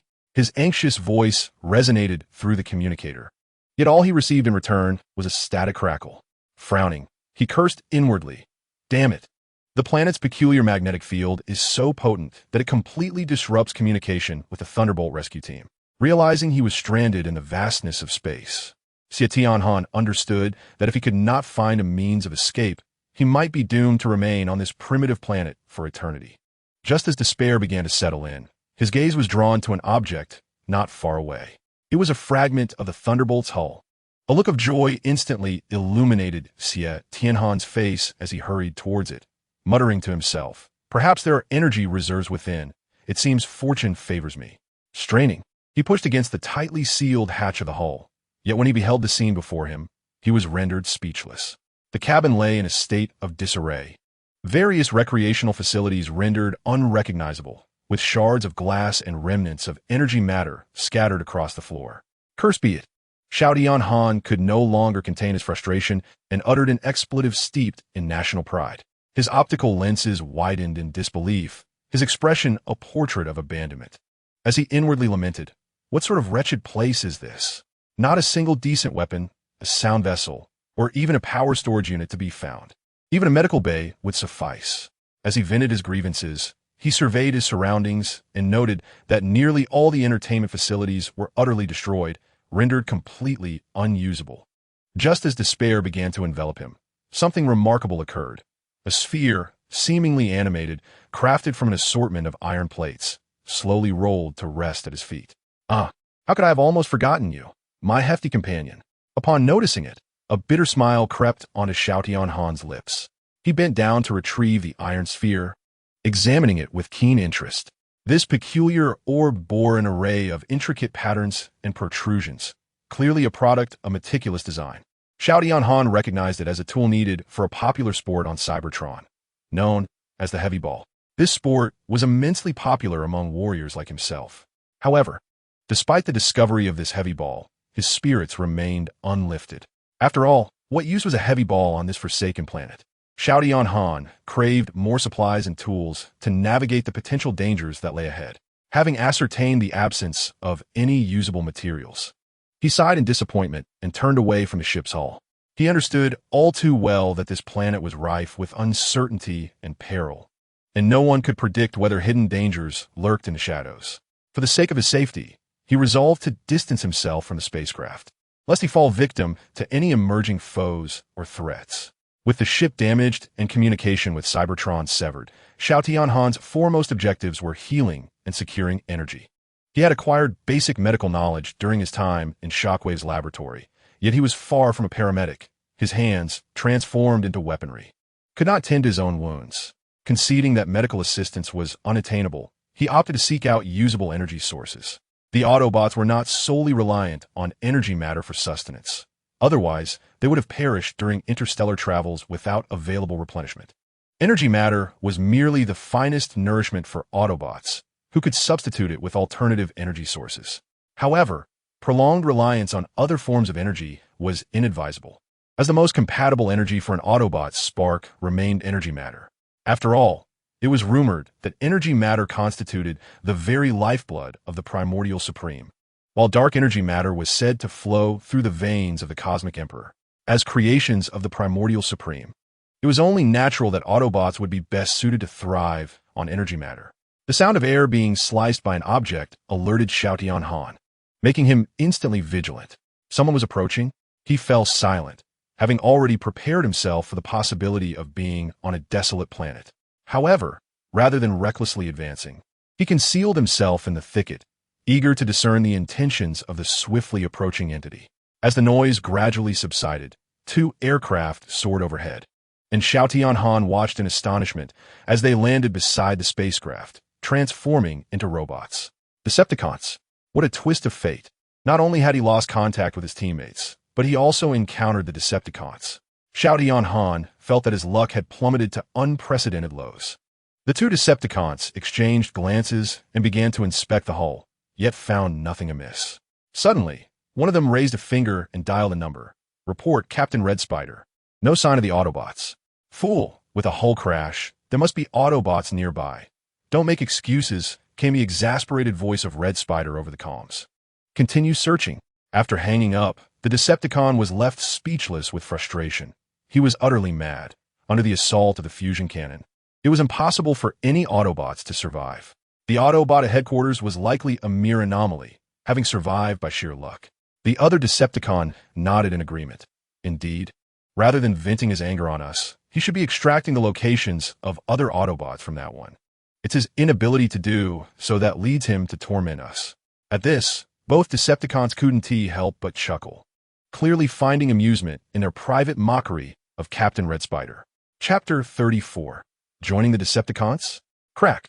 The sudden, crisp sound of a branch snapping in the underbrush shattered the tranquility of the forest, serving as a signal that disrupted the stillness. This unexpected noise sent the two highly alert Decepticons into a state of heightened alarm, and they swiftly directed their attention towards the dense foliage from which the sound emanated. Come out. One Decepticon unhesitatingly raised his weapon, the dark muzzle aimed straight at the source of the disturbance, ready to pull the trigger should no one respond within the next second, unleashing a torrent of bullets. Hey, I'm just a poor wanderer. At that tense moment, a flash of azure burst forth from the thick embrace of the forest, akin to lightning illuminating the night sky, appearing before the Decepticons. The wandering Decepticons were evidently on high alert regarding this unexpected figure, their voices tinged with hesitation. What? Another Decepticon quickly added, seemingly exchanging thoughts with his companion, while simultaneously expressing skepticism about the wanderer's identity. The heart of Thunder Drive surged to his throat as he anxiously observed the two Decepticons. Despite his rapid switch to an alternate form, he understood that a scan of energy signals could potentially expose his true identity as an Autobot. As anticipated, in the next moment, a brilliant blue light emitted from the optical lenses of the Decepticons, akin to a searchlight, illuminating Thunder Drive for a comprehensive scan. He felt as if his spark might leap from his chest due to overwhelming tension, his eyes wide as he fixated on the beams, fearing that his true identity would be unveiled in an instant. Though the Decepticons appeared to be weak, Thunder Drive, with his current lack of rank, believed he could not breach the Decepticon base.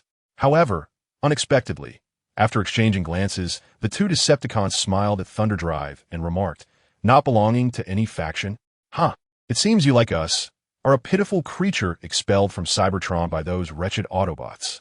Their words conveyed profound discontent and resentment towards the Autobots, as if they bore a significant injustice. One of the Decepticons continued, "These Autobots are the epitome of treachery, allowing them to rule Cybertron. One can only imagine the dire consequences that would befall our planet." The other Decepticon echoed, "Indeed, they feign righteousness, yet harbor insidious intentions and malice." The two Decepticons unabashedly condemned the Autobots in front of the members of the Thunder Rescue Team. Thunder Drive silently exhaled in relief, initially fearing that his identity would be discerned by the two Decepticons. Yet, it appeared that the situation unfolded as he had predicted. The template of Howling Cold was based on the body he had traversed with, thus bearing the mark and energy signature of an Autobot was to be expected. Thunder Drive himself, having acquired a new form post-template acquisition, bore no energy signature from any faction and naturally would not be classified as belonging to either side. Seizing the opportunity, Thunder Drive quickly chimed in, Indeed, none of the Autobots are virtuous, especially that stubborn old relic, Optimus Prime." His words evidently pleased the Decepticons, who felt a kinship with Thunder Drive, sharing identical sentiments towards the Autobots. "Ah, brother, that statement resonates," exclaimed one Decepticon, his face lighting up with delight. "It seems you have harbored grievances against the Autobots for quite some time." The other Decepticon, intrigued by Thunder Drive's circumstances, abruptly inquired, "Brother, where is your spacecraft?" "This planet is enveloped by a unique magnetic field generated by our electromagnetic interference system, rendering any signal futile and ensuring that without a spacecraft, escape from this place is utterly impossible." Upon hearing this inquiry, Tion Chila's heart tightened with trepidation, fearing that his identity might be brought into question. However, he quickly regained his composure and responded promptly, "My vessel encountered a dreadful galactic storm during interstellar travel and regrettably crashed, resulting in my descent onto this planet." The two Decepticon minions, without further contemplation, merely chuckled, one of them remarking, "Ah, you certainly have had your share of misfortune. Yet, it was our Captain Red Spider who launched the fusion cannon, initially intended to annihilate those detestable Autobots, but unexpectedly, they still remain." The other Decepticon minion chimed in, "Indeed, this group of Autobots proves to be a vexing challenge to eliminate." Tion Chila maintained an outwardly calm demeanor while inwardly realizing the gravity of the situation. This was a premeditated ambush. They had scarcely traversed the space bridge when they encountered interference. The vortex hurled them away, and Red Spider seemed to possess foreknowledge of their landing, launching the fusion cannon without hesitation. Had fortune not favored them, they would have surely met their demise. At that moment, one of the Decepticon minions had a sudden epiphany. He turned to Tion Chila and said, "Since you two are unable to leave this planet, why not join us and become a Decepticon? You surely would not wish to rust away on this desolate world." Casting a sidelong glance at this Decepticon minion, who seemed to have trained in some distant land, Tion Chila sighed, "I understand your proposition, yet I am merely a scholar, lacking the formidable power you possess. What I possibly offer you? But you are a scientist," replied the Decepticon minion cheerfully. "Fear not. You will surely earn Captain Red Spider's admiration, for he too is a scientist." Thus, the two minions escorted Tion Chila back to the Decepticon base, nestled within a treacherous mountain range, where the rugged terrain and mineral deposits obstructed signals, making it nearly impossible to discover without prior knowledge of the route. They first facilitated Tion Chila's Decepticon transformation, which involved the application of insignias and energy signals, and then reported the situation, stating that Red Spider wished to meet him. Subsequently, they brought Tion Chila to the entrance of the command room before departing. Just before leaving, one of the Decepticon minions cautioned him, "Be mindful. Captain Red Spider has a peculiar temperament. and it would be unwise to provoke him. Sensing the goodwill in his warning, Tion Chila nodded and unhesitatingly pushed the door open. Chapter 35. Opportunity. Upon entering the command room, he was greeted by a cadre of researchers operating the base, and in the central position, a throne was constructed. Perched upon this throne, Red Spider lounged with legs crossed, gazing down at Tion Chila with a tone that was both soft and contemptuous, declaring, "Kneel, rookie, and pay homage to your new master." An exceedingly perilous sensation enveloped Tianxiu Lei Huizhong, who harbored no doubt that failure to heed the instructions of Red Spider would provoke a fierce assault, compelling him to unleash his own spark. In a state of utter helplessness, Tianxiu Lei knelt on one knee, lowered his head, and concealed the humiliation etched upon his face, uttering, "Yes, my lord Red Spider." Seemingly pleased by this appellation, Red Spider's demeanor softened somewhat as he remarked, "You are commendable. I have heard of your previous engagement in scientific research. May I inquire where you practice your craft?"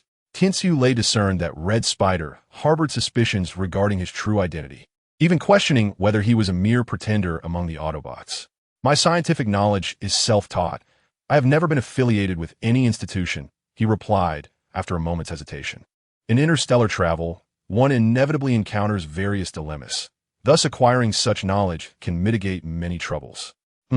Red Spider pondered for a moment, clearly unsatisfied with Tianxiu Lei's response, as he had envisioned him as a prodigy in the realm of research, thus hoping to cultivate some shared topics of discourse. "Withdraw now. Henceforth, you shall accompany the research department to clone our Decepticon minions and bolster our forces." "Yes, my lord Red Spider," Tianxiu Lei responded without hesitation, turning to depart. Refraining from further demands, aware of Red Spider's envious nature, he resolved to avoid drawing attention to himself in the future. Upon exiting the control room, Tianxiu Lei felt a fleeting sense of unreality. He could scarcely believe how events had transpired. Just a day prior, he was a member of the Thunder Rescue Team, part of Cybertron's Golden Generation. Today, he found himself as a Decepticon minion. Fate, it seemed, had a cruel sense of humor. Yet, the pressing matter remained. He must locate the Autobots imprisoned by the Decepticons and seize an opportunity to escape. His foremost objective was still the Allspark. He could not remain a Decepticon for eternity. Renowned for his caution, Red Spider, along with the Decepticons, exhibited an unexpected exclusivity, or so Tianxiu Lei believed. Upon entering the research department, he initially encountered no access to the relevant work, necessitating a series of evaluations. Despite possessing remarkable aptitude, Tianxiu Lei refrained from revealing his true capabilities, proceeding with utmost care to avoid falling into Red Spider's machinations. During this process, Tianxiu Lei fortuitously discovered the location of the confinement chamber, yet entry was barred by heavily armed guards and stringent surveillance equipment. Nevertheless, he did not relinquish hope and awaited the opportune moment. At last, the opportunity presented itself. On this day, an urgent message emanated from the Decepticon headquarters. "Red Spider, I command you to activate the fusion cannon. Why have you failed to launch it at the designated time? It is your delay that has allowed those detestable Autobots to survive." Megatron's fury was palpable, his voice cold and serpentine, coiling around Red Spider, instilling a sense of dread. The Red Spider trembled all over, akin to a leaf caught in the wind, his voice rendered exceptionally faint and humble by fear. "It truly was not me, my lord. It was the nut. He suddenly went mad, kneeling on the ground and weeping in a most pitiful manner. I was utterly frightened by him, which is why he is now feigning an innocent demeanor before me." Megatron's roar resonated like thunder, for his understanding of the Red Spider ran deep, enabling him to effortlessly pierce through his deceit. Standing to the side, Thundercracker observed the scene with a cold, indifferent gaze. This was the first time he had witnessed the Red Spider in such a subservient posture, a stark contrast to his usual arrogance, which struck Thundercracker as somewhat ludicrous. Yet, beneath this seemingly absurd spectacle, he grasped a profound truth. No matter how haughty a person may be when confronted by a true powerhouse, they can easily be reduced to begging for mercy, just like the Red Spider. The concept of strength in that moment branded itself upon Thundercracker's very essence like a hot iron. Reflecting on the days past, he recalled how he had been summoned and scorned, enduring various humiliations while struggling to suppress the urge to obliterate his adversaries with a single blow, all the while feigning the role of a victim. This was solely due to his insufficient power to breach the base. Otherwise, he would have acted long ago. Red Spider, I shall not repeat myself regarding this matter. Megatron's voice was as frigid as ice, exuding an undeniable authority. On the other end of the line, the Red Spider sensed Megatron's fury, causing him to tremble involuntarily. Megatron continued, Shockwave has deduced that these Autobots have fallen across various planets. According to our intelligence, there should be 2 Autobots on your planet. You must locate them. If, under the circumstances that they are unable to leave this planet, you fail to find them, then your utterly worthless life is truly of no consequence. With that, Megatron hung up decisively, leaving the Red Spider standing there, the chilling words echoing in his ears. The Red Spider could no longer endure the disdain emanating from Megatron. He roared in a fit of rage, venting his emotions. How dare you threaten me, Megatron? His heart brimmed with resentment and indignation. Yet, moments later, he gradually regained his composure. He understood that this was not the time for anger. He needed to locate those 2 Autobots swiftly, or his life would be in jeopardy. Taking a deep breath, the Red Spider issued his command. All hands, commence a search. The Autobot named Skyfire is far too large to remain concealed flawlessly. Even if we must excavate this planet 3 feet deep, we shall find him. Understood. With that affirmation, the control room sprang into action.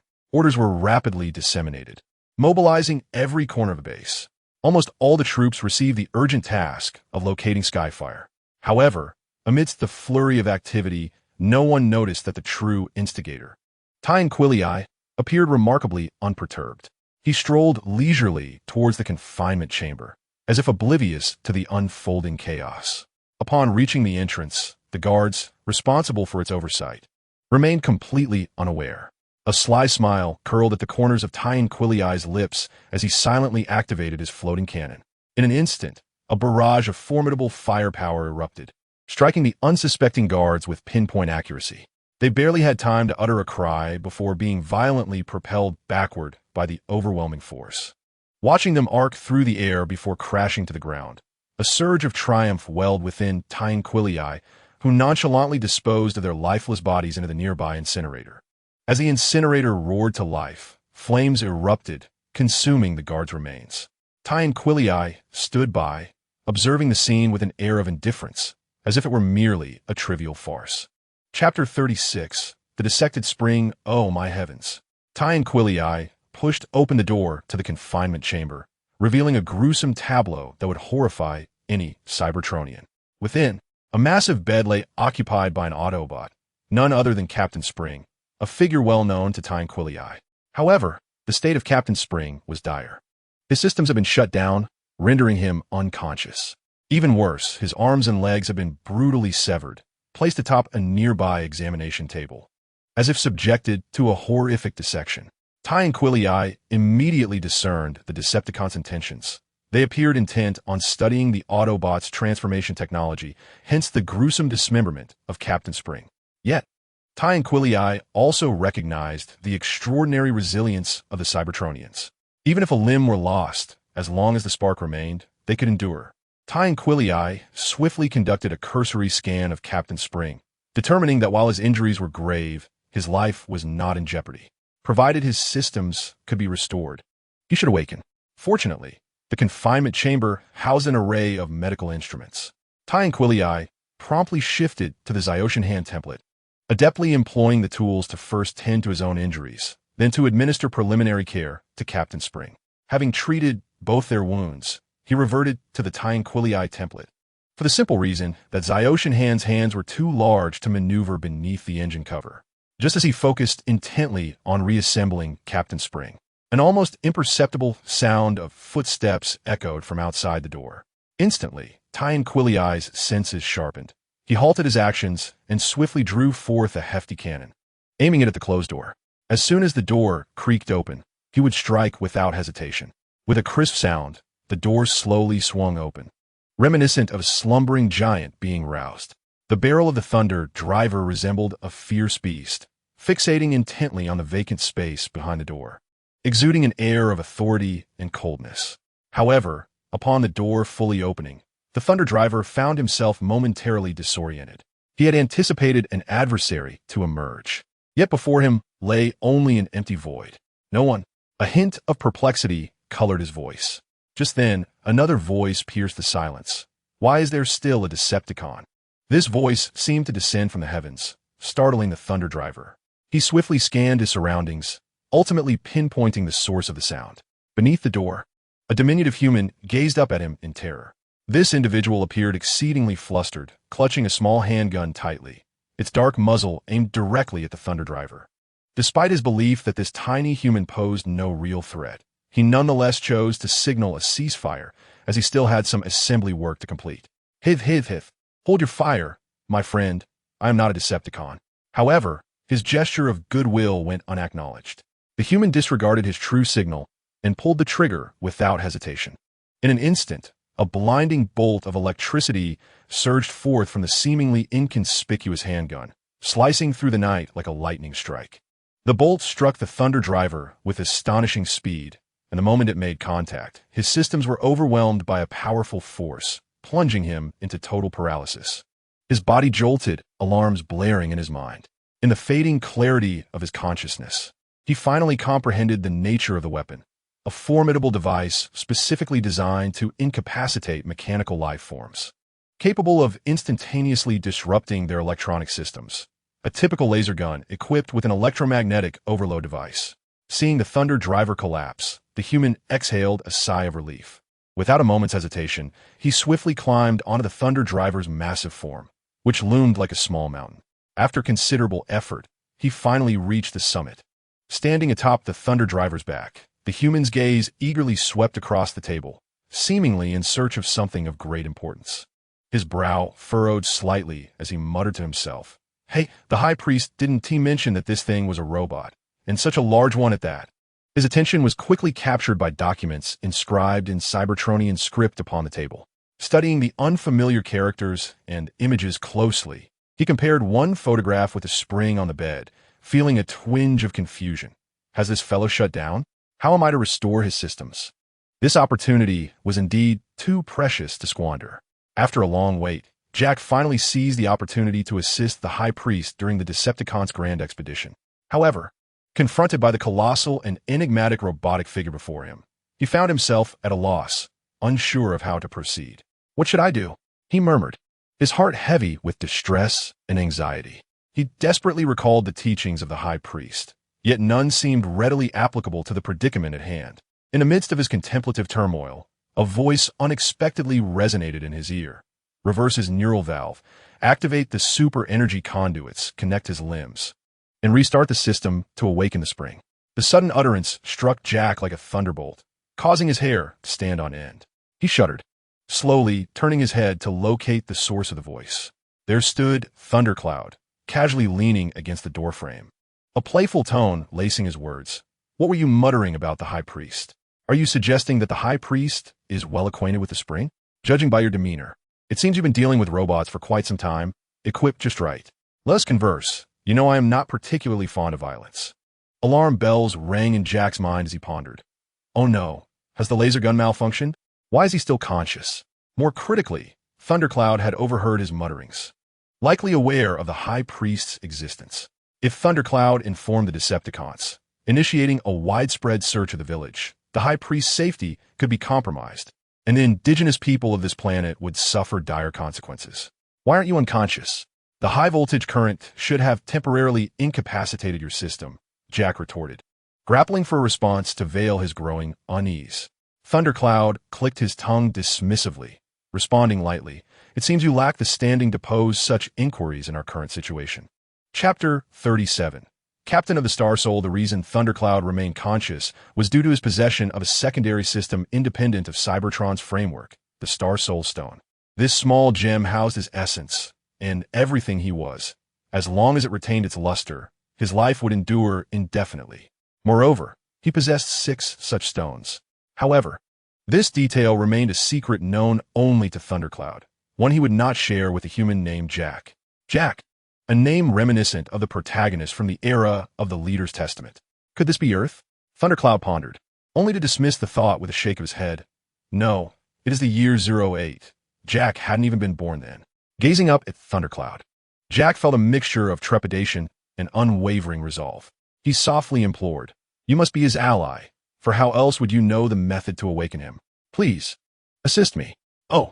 Tian Chile raised an eyebrow slightly, a smile dancing at the corners of his lips, yet he chose to remain silent.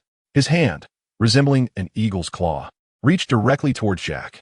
Jack gazed at the impending shadow of that large hand, his complexion paling as waves of fear surged within him. However, his feet felt as if they were nailed to the ground, rendering him incapable of retreat. If the other party were indeed the overlord in such an environment, where could he possibly escape? He had no choice but to gamble everything on the hope that this figure was an ally. It was undoubtedly a heart-stopping wager, for a single misstep could plunge Jack into an abyss of irretrievable despair, facing the dire consequences of death. What if he was merely toying with Jack out of boredom, revealing the method of awakening? What if, in reality, he was a scientist from the Overlord, harboring no intention of assistance?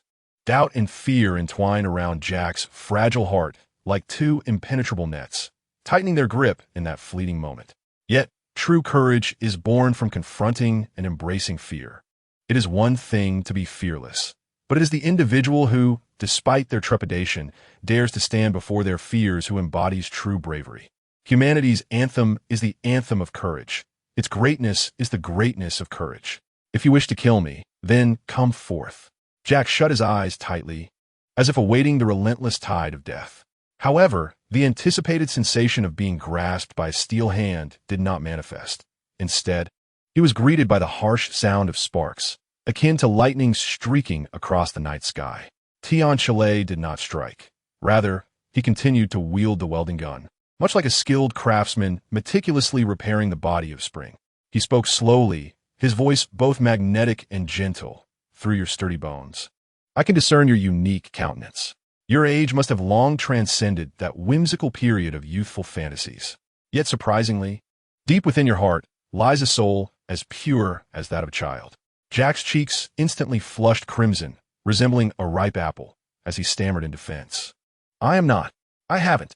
Don't talk nonsense." However, he added, "You do seem to suit my tastes." A faint smile graced Tian Chile's lips as he replied, "You are willing to assist me." Jack's heart soared with joy. Having a robotic companion was undoubtedly preferable to engaging in hand-to-hand combat alone. The essence of enlightenment is to carve a luminous path forward in the pitch-black wilderness. Your realization transcends self-interest. For the planet's indigenous inhabitants and the high priest you speak of, you are willing to stake your life. You have earned my recognition and may become the captain of the Star Soul team. Tian Chile spoke, unveiling a series of perplexing statements that left Jack bewildered. "What does that mean?" Jack asked, his face a portrait of confusion. "What is the Star Soul captain? Is it a soap opera?" Tian Chile's expression darkened, casting doubt on Jack's mental faculties. Let Jack become the captain of the Star Soul, merely a whimsical notion of Tianxu, spurred by his encounter with the human Jack, marking yet another avenue for acquiring evolution points. It is well understood that the acquisition of evolution points necessitates the acknowledgement of others. Ultimately, however, this acknowledgement is rooted in the essence of vitality. The more profound the emotions of a being, the greater the vitality within them. Within the realm of Star Souls, it is the explosive force of vitality that enabled the successful fusion of the Thunder Star God and the Flame Star God. The vitality energy of humanity is bound to surpass Tianxu wildest imaginings. Having articulated the advantages, what are the disadvantages? What drawbacks exist? Observe how the Star Souls, after engaging in battle with the formidable Star Soul warriors, depart with carefree abandon, leaving the summoning devices utterly ineffectual. These beings are creations of planetary will, driven not by a sense of responsibility to safeguard Earth, nor will they heed the words of mere children. Tianxu produced an orange Star Soul Stone, the Star Soul Stone of Xiaotian Han. Regarding Tianxu identity, it serves a purpose for now. To depart from this planet, reliance on a spacecraft is essential, and it seems that only the Decepticons possess the means to traverse interstellar distances. Should Jack ascend to the role of captain of Xiaotian Han Star Soul, he can navigate both factions, the Decepticons and the Autobots, simultaneously. The singular drawback lies in the fact that Xiaotian Han and Tianxu cannot coexist in the same moment. Yet, this issue has a straightforward remedy, the creation of a new body utilizing the Cybertronian native form. However, with only one consciousness, it must assume control of actions. Yet, these concerns pale in comparison to the most pressing dilemma. Should Tianxu Lei and Xiao Tianhan transform into two independent entities if one perishes? Will the consciousness transfer to the surviving counterpart? At the very least, Tianxu Lei currently possesses two templates, affirming the certainty of having two lives. Contemplating this, the plan was temporarily shelved by Tianxu Lei. Alas, as one drifts through the cosmos, one cannot escape harm. The star soul stone of Xiao Tianhan rapidly diminished in size, ultimately resting in Jack's grasp. Jack stared blankly at Tianxu Lei, seemingly inquiring about the nature of this weapon. This is the star soul stone of the star soul warrior, Xiao Tianhan. Once you earn his acknowledgement, you shall become the captain of the star soul, safeguarding your planet. Tianxu Lei patiently elucidated, recognizing that this is a crucial source of future evolution points and merits careful attention. With that said, he resumed the repair of the spring. Meanwhile, Jack immersed himself in the study of the star soul stone, yearning for a robotic companion akin to Tianxu Lei. When the spring repairs were completed and all preparations finalized, Tianxu Lei swiftly activated the reboot system. The sound of the energy body coursing through echoed as various gases erupted from the massive form of the spring. And at long last it awakened. Upon the first encounter with Thunderstrike, Spring instinctively began to speak, howl, but before he could finish, Thunderstrike swiftly covered his mouth, simultaneously emitting a high-frequency signal. Do not call me Howl the Hand. Refer to me as Thunderstrike. I certainly do not wish to lose my disguise. Spring cast a glance at the Decepticon insignia upon Thunderstrike's chest and, piecing together his words, appeared to grasp the situation, refraining from further inquiries. His expression radiated an endearing charm, seemingly beckoning, a gift, a complimentary gift, do hurry and present it. Chapter 38. Strategic Withdrawal. May I inquire as to who this individual is? Spring pondered silently for a moment, then gazed at the seemingly diminutive human, Jack, standing nearby, unable to suppress his curiosity any longer. Observing Spring's curiosity, Jack stepped forward, responding in a measured tone, "Greetings, Mr. Spring. I am the leader of the Thunder Rescue Team, sent by the High Priest to rescue you." The High Priest? Spring's expression turned to one of bewilderment, clearly unfamiliar with the name, prompting him to question, "Who is the High Priest? I have never heard of them." Noticing Spring's reaction, Jack felt a pang of apprehension.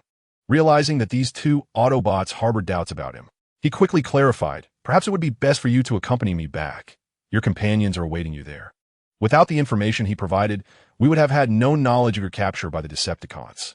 Companions? Spring's emotions surged at this revelation, his eyes widening in disbelief as he exclaimed, "Are the members of the Thunder Rescue Team truly still alive after such a fierce assault?" This thought swirled in Spring's mind, making it increasingly difficult for him to maintain composure. Taking a deep breath to steady his excitement, he resolutely declared, "Very well, I shall accompany you." With that, Spring turned to Thunderstrike, a glimmer of determination flickering in his eyes as he stated, "Let us go and see what this fellow has to offer." "No, you shall go alone," Thunderstrike replied, his expression impassive as he regarded Captain Spring. He deliberately refrained from addressing Spring by his title, wishing to prevent Jack from realizing that he too was a member of the Thunder Rescue Team.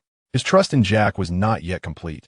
Thus, he had entrusted the Star Soul Stone to Jack, intending to gather energy while simultaneously monitoring their movements. After a brief silence, Thunderstrike spoke slowly.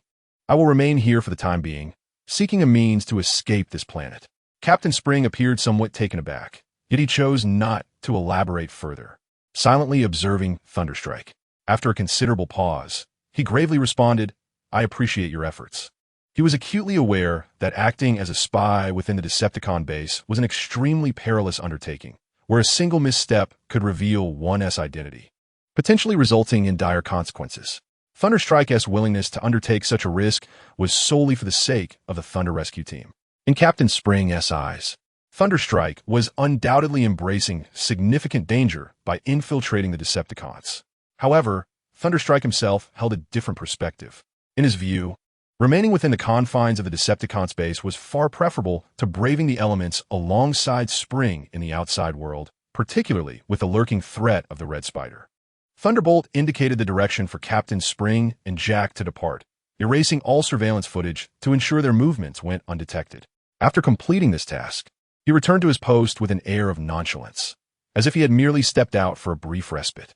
Nevertheless, Thunderbolt's spirits remained unrelieved.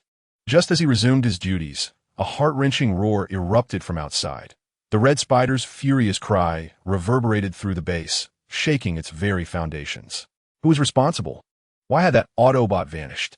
The Red Spider, returning at this critical moment and witnessing Spring's disappearance, was consumed by rage, knowing he would have to answer to Megatron.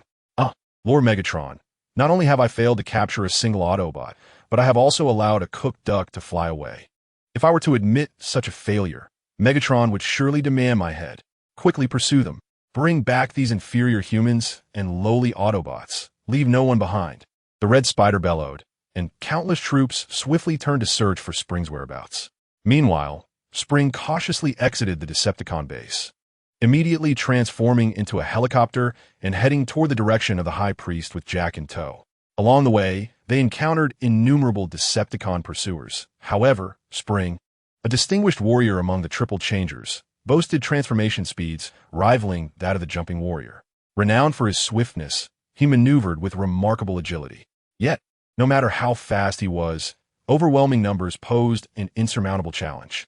The Decepticon foot soldiers surged like a relentless tide, encircling Spring in a dense, impenetrable mass, leaving him with no avenue for escape. Jack, seated in the cockpit, appeared as pale as a ghost, beads of cold sweat trickling down his forehead. His eyes widened in terror as he beheld the heart-stopping scene unfolding before him, his body trembling uncontrollably. Despite the fear coursing through him, Jack summoned his courage and, with a slight tremor in his voice, inquired, "All right, Captain Spring, what should we do now? Do you have a plan for our successful escape?" Spring's tone was surprisingly composed as he feigned ease, responding, "Calm down, tough guy. The members of the Thunder Rescue Team do not resort to cowardly acts of fleeing." He paused momentarily before continuing. "This should be referred to as a strategic retreat." Jack raised an eyebrow at Spring's assertion, silently pondering the distinction. Is there truly a difference? After all, it was still a retreat. Yet, he withheld his thoughts and, following Spring's lead, asked, "So, Captain Spring, since it's a strategic retreat, surely we need to identify a point of breakthrough? Is there any reinforcements we can summon? For instance, could your companion at the Decepticon base join us? The Thunder Rescue Team will not call for assistance." Spring replied stubbornly, as if this were an undeniable fact. "We will merely clean up the battlefield." Jack was rendered speechless by this proclamation. He rolled his eyes dramatically, pondering to himself, "What on earth have I saved? Has this fellow's brain been caught in a door?" He clutched the Star Soul Stone tightly in his hand, silently praying that it would bring him a stroke of luck. After all, the current situation appeared rather grim. "Transformers, halt and surrender immediately." The shout of the Decepticon soldier echoed in his ears, yet Spring remained oblivious to this threat, showing no intention of stopping. "Brace yourself. Whoever you are," Spring suddenly called out, his voice tinged with excitement. Before Jack could react, he felt himself thrust forward with tremendous force. In the blink of an eye, Spring darted between the aircraft like a green lightning bolt, his speed astonishing. His movements flowed with an elegance akin to a dragon, as if the entire battlefield had transformed into his playground. Chapter 39. Summoning the Star Soul Stone. "I'm not that guy. I have a name. Jack Cooper." Jack reminded him somewhat irately, clearly displeased with Spring's reference to him. "All right, kid." Although Spring replied in acknowledgement, he evidently did not take Jack's words to heart and continued to call him as he pleased. Spring nimbly weaved through the attacks of the Decepticon soldiers, his movements fluid and bewildering. Meanwhile, the cannon in his hand unleashed a barrage of formidable firepower, each shot striking its target with precision, obliterating the Decepticon soldiers. This sequence of dazzling maneuvers left the two observers, the Skyfire template on the ground, utterly astonished. They couldn't help but admire Spring's combat prowess, feeling a twinge of envy in their hearts. At that moment, Skyfire was closely monitoring everything through the Star Soul Stone in Jack's hand. Although he felt a sense of urgency witnessing Spring's gallant combat, he decided to remain on standby for the time being. After all, Spring was the captain of the Thunder Rescue Team, and his abilities were undoubtedly extraordinary, seemingly not in need of the Star Soul Stone's assistance. Moreover, The energy gained from Jack's support would be different from that which could be provided in dire circumstances. Bang! Just as the two were bickering, a rocket struck Spring's transformed helicopter with pinpoint accuracy, shattering his wing in an explosion and sending him plummeting uncontrollably. The culprit was none other than Red Spider, who had rushed over after hearing the Decepticon soldiers intercepting Spring. While Red Spider may have been somewhat weaker in strength and defense, his escape skills were unparalleled. His speed enabled him to swiftly arrive at this location, executing a splendid ambush moments prior. The wind, pressure, and impact of free fall enveloped Jack, eliciting a wail of despair. The Spring, its expression shifting, rapidly transformed into a rocket vehicle, hoping to mitigate the force of the impending descent. However, while this maneuver minimized its own injuries, Jack, as a mere human, faced a dire fate. At a height of 500 meters above the ground, the fall would likely reduce him to a mere puddle of flesh, unrecognizable even to his own mother. Oh, how wrong was that assumption? He would not simply be reduced to a pulp. At worst, it would only be internal organs rupturing. I'm doomed, I'm doomed, I'm doomed, Jack lamented, closing his eyes in despair. In this moment, the only being capable of flight, the Spring, was unable to save itself. No one could rescue him now. Unexpectedly, he mused, I did not perish on the battlefield, but rather, I am to die within the body of my companion. A bitter self-deprecation escaped his lips, clearly signaling his surrender to despair. The Spring fell silent. Confronted by the situation, it had no viable solutions. The human body was far too fragile to withstand even the slightest impact. Just then, the Star Soul Stone cradled in Jack's arms suddenly radiated with pulsating light, akin to a beating heart. Simultaneously, a calm and reassuring unfamiliar voice resonated in Jack's mind. Demacia, Demacia. This voice echoed repeatedly, as though teaching him a peculiar incantation. Under normal circumstances, Jack would have turned away from such absurdity, yet faced with the brink of death, he had no choice. If you truly are a Star Soul warrior, if you possess the power to keep me alive, then awaken from your slumber, Demacia. Jack gripped the Star Soul Stone tightly, as the chilling Star Soul Stone shimmered with the most radiant light. In an instant, the descending Spring appeared to transform into a sun radiating brilliance, its blinding light forcing all Decepticons to temporarily shut down their visual systems. At the moment Jack cried out Demacia, the glow of the Star Soul Stone gradually converged, ultimately manifesting as a beam shooting skyward.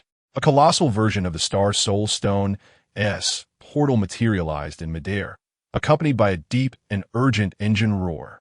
What? Before the Red Spider could comprehend the unfolding events, the Star Soul Stone portal shattered, and a fire truck crashed through, obliterating all Decepticons in its path, before transforming into a robot. In the very first moment of its appearance, the chilling figure raised its frost cannon, aiming at the falling Spring. Frost blast. Countless energies coalesced at the darkened mouth of the cannon, morphing into the most piercing ice and snow, completely encasing the plummeting Spring. The Spring transformed into an ice block, hurtling downward and creating a substantial crater upon impact, sending dust swirling into the air. The chilling figure exercised restraint, merely coating the surface of the Spring in ice, allowing the ice block to absorb the shock of the fall for both itself and Jack.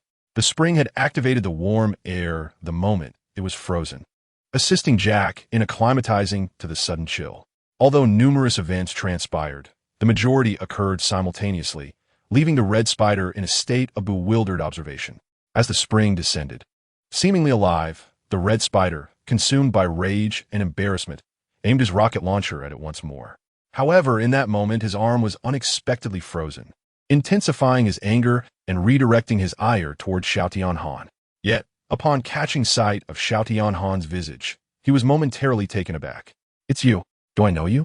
Xiao Tianhan retorted with a hint of irritation, for while Thunder Drive recognized the Red Spider, it was of no concern to him. Ha ha ha, I must be quite fortunate, the Red Spider replied, shedding his furious demeanor and smirking. You may be unaware, but your worth within the Decepticon ranks has skyrocketed. Many would desire your head as a tribute to Lord Megatron.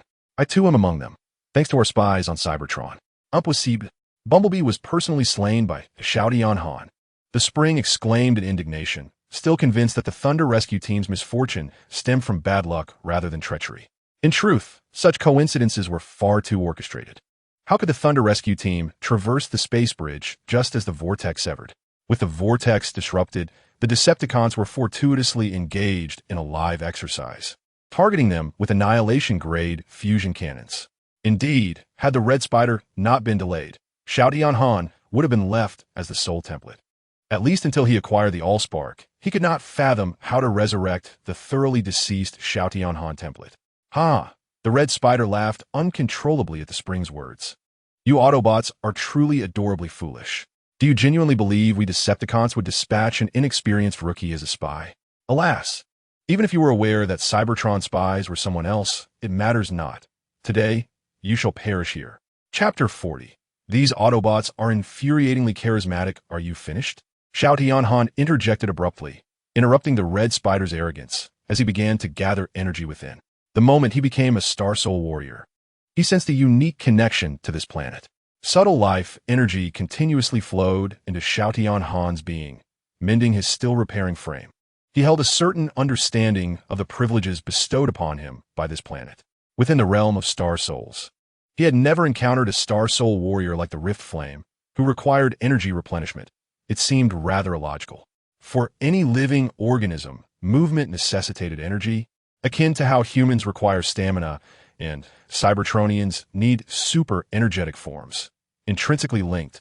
However, the 6 original Star Soul warriors possess an energy source that seems inexhaustible. They have never appeared troubled by concerns over energy. If we consider them as creations of the planet, it follows that this world would inherently cherish them, providing them with sustenance. This notion elucidates why, despite sustaining severe injuries, the Star Soul warriors return unscathed in the subsequent episode. They are indeed creations of Earth. The recent events surrounding Ziotian Han, now a Star Soul warrior, serve as testament to this reality. By choosing Jack, a native species, Ziotian Han is naturally regarded as part of this planet. Nevertheless, during this extraordinary period, Ziotian Han speculates that gaining the planet's acknowledgement may not be a straightforward endeavor. The planet, having suffered the ravages of the Decepticons, may believe it can vanquish them, thus readily accepting him. Should it succeed in overcoming the Decepticons, it is possible that the planet's favor could be rescinded. Although Ziotian Han's mind is awash with thoughts, not much time has actually elapsed. The Red Spider remains infuriated due to Ziotian Han's interference in his affairs. You have truly provoked my ire. Ziotian, you shall see what consequences await those who dare to challenge me. The Red Spider. He roared, his voice resonating through the air, as if the entire world could sense his wrath. Yet, Ziotian Han remains utterly indifferent to the Red Spider's fury. With an expressionless demeanor, he exchanged a knowing glance with Spring, then, like a machine, moved stiffly and mechanically toward the rocket vehicle, transformed by Spring, slowly crouching down. Star Soul warrior Ziotian Han, at your service, he intoned, his voice cold and devoid of any emotional fluctuation, resembling a true robot executing a mission. Jack Cooper was taken aback by Ziotian Han's sudden transformation, incredulously pointing at himself, blinking in disbelief, as if still grappling with the shock. You're that stone? How could such a diminutive stone suddenly transform into such a formidable and imposing robot? This is utterly astounding. Indeed, Jack, Ziotian Han replied, his voice deep and steady, exuding an intangible power that gradually calmed Jack's racing heart. The initial panic within Jack began to subside upon hearing Ziotian Han's words. Ziotian Han continued, you are now my Star Soul captain. You may enter the secure space within me, ensuring that our battles do not jeopardize your safety. Secure space? Jack murmured, finding the term somewhat unfamiliar. His mind felt somewhat overwhelmed today, as the extraordinary events unfolding before him continually challenged his perceptions of reality. As Jack pondered the nature of this so-called safe space, a dazzling golden light suddenly burst forth from Shao Tian Han's chest, akin to a beam of intense sunlight, directly illuminating Jack's form. In an instant, Jack felt a blinding flash and found himself irresistibly drawn into that radiant beam. His surroundings were instantly enveloped in darkness, as if he had stepped into an entirely unknown realm. However, this obscurity did not linger. Soon, light re-emerged, revealing that Jack was now situated within a virtual expanse. Everything around him appeared surreal, reminiscent of a world conjured by computer graphics. Jack surveyed his surroundings, realizing he was seated upon a chair, with the space around him desolate. Only simple lines and shapes gently flowing. Wow! Jack exclaimed in astonishment, utterly unprepared for such an environment. Was this truly the safe space? Meanwhile, in the outside world, Xiao Tianhan stood alone, his figure seeming somewhat fragile amidst the tide of the Decepticons. He extended his right hand and gradually pulled on a nearby spring. The spring quivered slightly under his force, as if stretching its frozen body. The sound of the spring carried a hint of curiosity, inquiring, "Do you have any plans?" Evidently, despite not understanding why Xiao Tianhan felt the need to recruit a partner, the spring sensed an instinct that Xiao Tianhan must have his own intentions. Xiao Tianhan's response was succinct and resolute. Simply put, "We shall pave a grand avenue with their corpses." His voice was calm and steady, devoid of any tremor. Yet this declaration resonated in Jack's ears like a thunderclap. Jack widened his eyes, incredulous as he gazed at Xiao Tianhan, a wave of uncontainable excitement surging within him. How could someone utter such audacious words with such composure? This Star Soul warrior was undeniably striking. Xiao Tianhan's words also caught the spring off guard, initially stunned. It soon erupted into hearty laughter, as if it had comprehended something profound. That laughter echoed under the scrutiny of the Decepticons, embodying a spirit of bravado and defiance, as if the entire world could hear its exuberance. "All right," the spring bellowed joyfully, "let us carve a bloody path." Its voice brimmed with confidence and determination, as if victory was already within sight. Even the energy within the spring seemed ignited, boiling with fervor, while they were ablaze with enthusiasm. The red spider felt as though a bucket of cold water had been thrown over him, extinguishing his previously brash demeanor, replaced instead by sheer terror. Trembling, he pointed a quaking finger at the densely packed Decepticon army behind him, shouting hoarsely, "Can't you see? There are so many of us."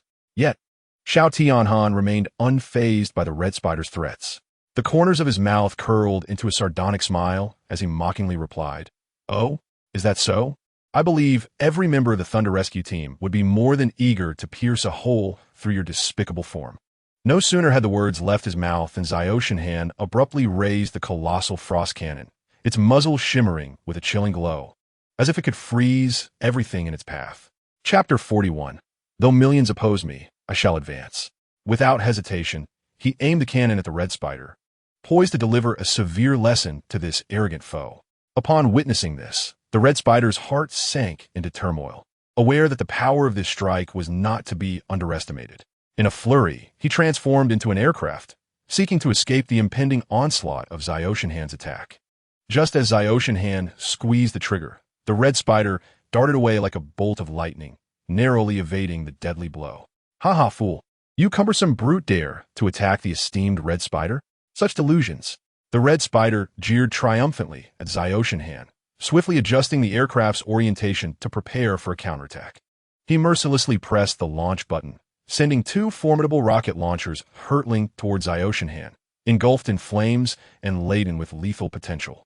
In the face of the red spider's retaliation, Zaioshinhan remained remarkably composed. The smile upon his lips not only persisted, but grew more pronounced. "Is that so? Then taste this," he bellowed, as the frost cannon began to tremble violently in his grasp, the frigid breath at its muzzle swirling like a tempest, swiftly coalescing into a massive sphere of energy. With a roar, that energy sphere erupted, releasing a dazzling beam of ice that streaked across the sky, aimed directly at the red spider's aircraft. The ice cannon, its barrage akin to a hailstorm, emitted a piercing chill, colliding with the rockets, not only without causing an explosion, but also rendering them ineffective as they passed through. Drawing nearer to the red spider, witnessing the imminent threat, the red spider was gripped by an unprecedented terror. "Help! Quickly, someone help!" he shouted in despair and fear. Without hesitation, he transformed into his robotic form, moving with remarkable speed as if racing against time. Grasping a Decepticon minion nearby, he hurled it towards the ice cannon as if discarding refuse. "No, please, Master Red Spider," cried the Decepticon minion in a piercing wail. Yet his body flew towards the ice cannon like a kite severed from its string. In an instant, the Decepticon minion collided with the ice cannon, producing a thunderous explosion. The ice cannon's might was fully unleashed, spewing forth a torrent of ice and frost, as if from a volcanic eruption, instantly blanketing the surroundings in a shroud of white. However, the crisis was far from over. Just as the Red Spider believed himself temporarily safe, a spring-loaded figure surged forward like lightning. Wielding an energy sword that glimmered with a chilling light, poised to strike directly at the Red Spider's core. Red Spider, may the Thunder Rescue Team pay with their lives. The voice of Spring resonated through the cold mist, filled with boundless rage and a thirst for vengeance. No! Red Spider shrieked in terror, desperately attempting to evade the fatal strike. However, in that fleeting moment as he turned, he was taken aback to see the icy cannon of Xiao Tianhan piercing through the swirling snow, striking his wing directly like a shooting star. With a sharp crack, Red Spider's wing shattered instantly, and his body lost balance, plummeting like an injured bird. "Ha ha! Splendid work, Xiao Tianhan!" Spring exclaimed, elated at the sight. He was thoroughly impressed with Xiao Tianhan's recent performance, even altering his mode of address from Xiao to Han to Xiao Tianhan, as he had introduced himself. "Prepare to receive my piercing strike."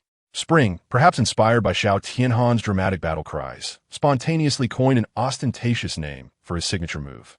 Yet, just as Spring was about to penetrate Red Spider's spark chamber, a powerful hand intervened, swatting him away like a mere fly. With a thud, Spring collapsed to the ground, electric sparks crackling around him. That previous ambush had been executed with such finesse that under normal circumstances, he would never have succumbed so easily. Xiao Tianhan's expression tightened as he turned to face the newcomer. "Ah, foolish Autobot insect. I shall capture you and present you to our supreme master." The figure that emerged was a hulking, purple behemoth with a single eye, reminiscent of a bloated shockwave. Yet, Xiao Tianhan recognized that this was not Shockwave, but rather a subordinate of Megatron known as Nut. His power was beyond that of an ordinary mech, and although the story was still unfolding, it was evident that Nut's spark level had reached a formidable 4, while Xiao Tianhan languished at a mere 2. Against Nut, he was utterly powerless. Did one not observe that during the battle with Red Spider, Xiao Tianhan's contributions were limited to support and freezing, never delivering genuine harm? Most of the combat was carried out by Spring. However, given Spring's current state, he was hardly fit for battle. Glancing at the nearly incapacitated Spring, Xiao Tianhan pondered the slim chances of victory. It was nearly impossible. They could not win this fight, and someone would need to cover their retreat. As for who that would be, he had never had much choice from the very beginning. Xiao Tianhan approached Spring, intending to help him up. Red Spider attempted to intervene, but was caught by Nut, who mocked him. Ignoring the antics of the second mech, Xiao Tianhan assisted Spring, releasing Jack from his safe space and handing him over to Spring. Then, with a light chuckle in the face of Spring's bewildered gaze, he remarked, "Now is the time for a strategic withdrawal, Captain Spring." "What? You intend to stay behind?" "Absolutely not." Spring's demeanor was vehement, even attempting to rise to fight once more. But Xiao Tianhan forcefully restrained him. "Listen, Captain Spring, among those present, I alone possess this capability. You should place your trust in your partner," declared Xiao Tianhan resolutely as he stood up with unwavering determination. Captain Spring extended his hand, wishing to persuade him to stay, yet his expression bore a hint of despondency. Just as Xiao Tianhan articulated, remaining would not alter the current predicament. Rather, it would ensnare both himself and Jack in an inescapable doom, leading them to a shared demise. In contrast, returning to the High Priest, as Jack suggested, might afford Xiao Tianhan an opportunity for vengeance. Nevertheless, he chose silence in response to Xiao Tianhan's words. At that moment, Jack, who had remained quiet, suddenly spoke. "Xiao Tianhan." His voice resonated with a deep and steadfast tone. "Hmm?" Xiao Tianhan turned, puzzled, to focus on the diminutive Star Soul captain. "Though our time together has been brief, I truly find it difficult to part with you." A flicker of reluctance shone in Jack's eyes as he fixed his gaze on Xiao Tianhan, seemingly intent on etching his image into memory. Xiao Tianhan was momentarily taken aback, clearly unprepared for such an expression of sentiment from Jack. "You are now the Star Soul captain. I am counting on you to survive at all costs," Jack said, pausing to extend his fist toward Xiao Tianhan with solemnity. Gently, Xiao Tianhan tapped Jack's fist, then turned away, a faint smile gracing his features. Though faced with a myriad, "I shall forge ahead." Chapter 42. Born to fight until Death Captain Spring surged forth like an arrow released from its bow, his speed akin to lightning. vanishing in the blink of an eye. Red Spider watched in dismay as his quarry threatened to escape, a surge of fury igniting within him. "Quick, pursue them. They must not get away," he bellowed in rage. The Decepticon minions, receiving the command, dared not hesitate. They swiftly transformed into fighter jets, charging toward Captain Spring like ravenous wolves. However, just as they took flight, two beams of blue light streaked across the sky like meteors, striking the Decepticon minions directly. With a series of sharp cracks, they were instantaneously encased in ice, rendered powerless, plummeting to the ground like kites severed from their strings. Red Spider, witnessing this, was consumed by fury, his anger boiling over as he pointed accusingly at Xiao Tianhan. "Is your system infected with a virus? Can't you see how many of us there are?" In the face of Red Spider's accusations, Xiao Tianhan remained remarkably composed. He inhaled deeply, allowing his emotions to settle, and responded leisurely, "Red Spider, I assure you, I'm feeling quite well." Xiao Tianhan's optical mirror began to flicker wildly as he surveyed the surging tide of Decepticon forces before him, devoid of fear. Despite the overwhelming numbers and ferocity of the enemy, he stood resolute, akin to an indomitable fortress, steadfast as a mountain. In the face of such a formidable adversary, an ordinary being would likely succumb to overwhelming fear, their systems short-circuiting and rendering them immobile. Yet Xiao Tianhan was a remarkable exception in that moment. His super-energy body seemed to ignite, fervently ablaze, continuously fueling him with immense power and courage. Moreover, there was no trace of fear within him. Instead, he felt more invigorated than ever. This state was not merely a consequence of the planet's peculiar favor, for even the planet could not alter Xiao Tianhan's steadfast will. It is no exaggeration to assert that he was a born warrior, as if he were destined for battle. Perhaps it would be more fitting to liken him to a god of war, born to fight and unwavering until death. A formidable aura emanated from him, akin to an immovable mountain, steadfast in its place. Xiao Tianhan gradually assumed a standard combat stance, raising his frost cannon with movements that were fluid and natural, devoid of hesitation. The frequency of his optical sensors accelerated, fixating intently on his foe, as though he intended to shred them to pieces. Suddenly, an earth-shattering roar erupted from his lips, resonating through the air like thunder. In that instant, all his strength converged, forming a powerful shockwave at the darkened mouth of the cave, akin to a shell on the brink of detonation. Xiao Tian explodes ice. With this fierce declaration, his formidable energy surged forth like a volcanic eruption, sweeping toward the enemy with inexorable might. The Red Spider, taken aback, hastily attempted to flee, only to discover that its wings had been frozen, rendering it unable to transform, thus plunging it into despair. However, in an unexpected turn of events, the Nut, oblivious to Xiao Tianhan's formidable attack, charged forward with its iron body. With a resounding crack, the Nut's massive form was instantaneously encased in ice. Yet it successfully withstood the blow, preventing the frost from spreading. Otherwise, half of the Decepticon soldiers present would have been immobilized. Upon witnessing this, Xiao Tianhan finally breathed a sigh of relief, astonished that the Nut could endure his powerful strike, thus alleviating some of the pressure he faced. At that moment, the most significant threat to him was none other than this bumbling Nut. Yet, before he could revel in his relief, the ice encasing the Nut suddenly shattered, and the Nut emerged unscathed, having effortlessly escaped the icy confines. How on earth was one to combat this? As the essence of Cybertron's culture unfolded, Xiao Tianhan immediately recognized the disparity in strength. His most potent attack, which had drawn upon all his energy, had failed to inflict any damage upon Nut, nor could it even impede its advance. It was indeed unfortunate for Xiao Tianhan that his opponent was a powerhouse like the Nut. If faced with a Red Spider or a warrior of lesser strength, one strike could necessitate a standard defrosting procedure, lest it result in fundamental systemic damage. Without hesitation, Xiao Tianhan summoned 6 floating cannons.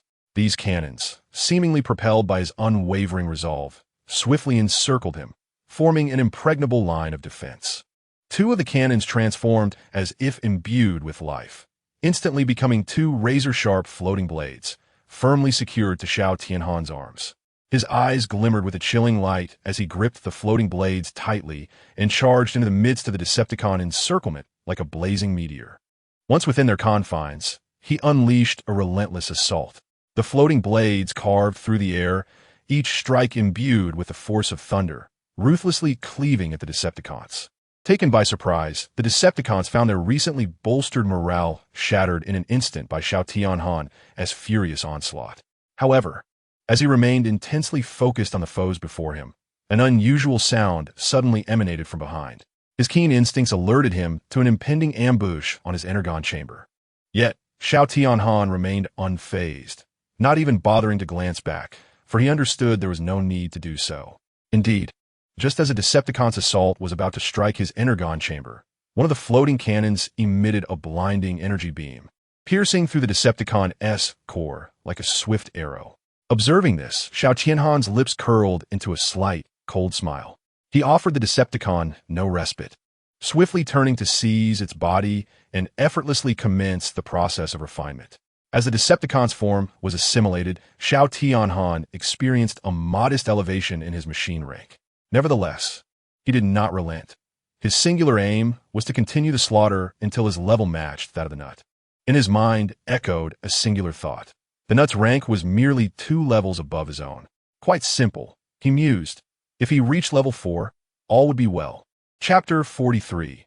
Toxic Energy Entity. All the Decepticons were thoroughly intimidated by Xiao Tianhan's frenzied state. They could scarcely fathom that such a seemingly formidable Autobot could unleash chaos akin to a rabid beast in battle. The Decepticon foot soldiers were merely of level 2, and to ascend to level 3 by slaughtering foes of such caliber would require an unfathomable number. While Xiao Tianhan was lost in thought, without warning, the Nut struck with a punch, racing toward him like lightning. Startled, Xiao Tianhan snapped back to reality, hastily extending his hands to parry the lethal blow. In an instant, the metallic deck emitted a jarring, heart-stopping crunch, as if it were succumbing to immense pressure. Xiaoshenhan felt every gear within his being wail in agony. The might of the Nut was overwhelming, leaving him powerless to resist. "Perish, you insignificant Autobot!" The Nut bellowed arrogantly, even going so far as to celebrate with half a bottle of champagne, as though victory were already assured. However, in the face of the Nut's taunts, a slight smirk curled at the corners of Xiaoshenhan's lips, revealing a hint of amusement. He spoke slowly. "Hey, don't be too confident. Do you truly believe you have me at your mercy?" Before the words had left his mouth, Xiaoshenhan silently roared within, "System, allocate all evolution points to the particle differentiation device." These evolution points were not conjured from thin air. Part of them were remnants from before, while the rest were the vital energy bestowed upon him by the Autobots who had recognized him over the past few days. More importantly, in a recent critical moment, Xiaoshenhan had successfully rescued Jack, elevating him to the rank of Star Soul Captain, a feat that garnered him a significant amount of vital energy. Considering all factors, Xiaoshenhan's evolution points were now sufficient to complete the particle differentiation device. Spending 100,000 evolution points to complete the particle differentiation device. Congratulations. Your particle differentiation core has been completed. Particle differentiation, a wondrous technology that transforms matter into light particles, dispersing them into the air, only to reassemble at a specific location. The Nut glared furiously at the audacious Xiaoshenhan, rage boiling within him like a volcano ready to erupt. His hands clenched tightly, seemingly channeling all his strength into a singular punch. As he exerted his force, the previously stalemated situation shattered, causing Xiaoshenhan's body to involuntarily lean forward. Yet, just as the Nut believed victory was within his grasp, Xiaoshenhan suddenly let out a chilling laugh. This cold laughter felt like mockery, tightening the Nut's chest with unease. Before the Nut could react, Xiaoshenhan's figure transformed into light particles, vanishing without a trace in an instant. With the absence of his opponent, the Nut's body tipped forward uncontrollably due to inertia, and he hastily reached out to grasp something for balance, but it was too late. With a resounding thud, the Nut crashed to the ground, stirring up a cloud of dust.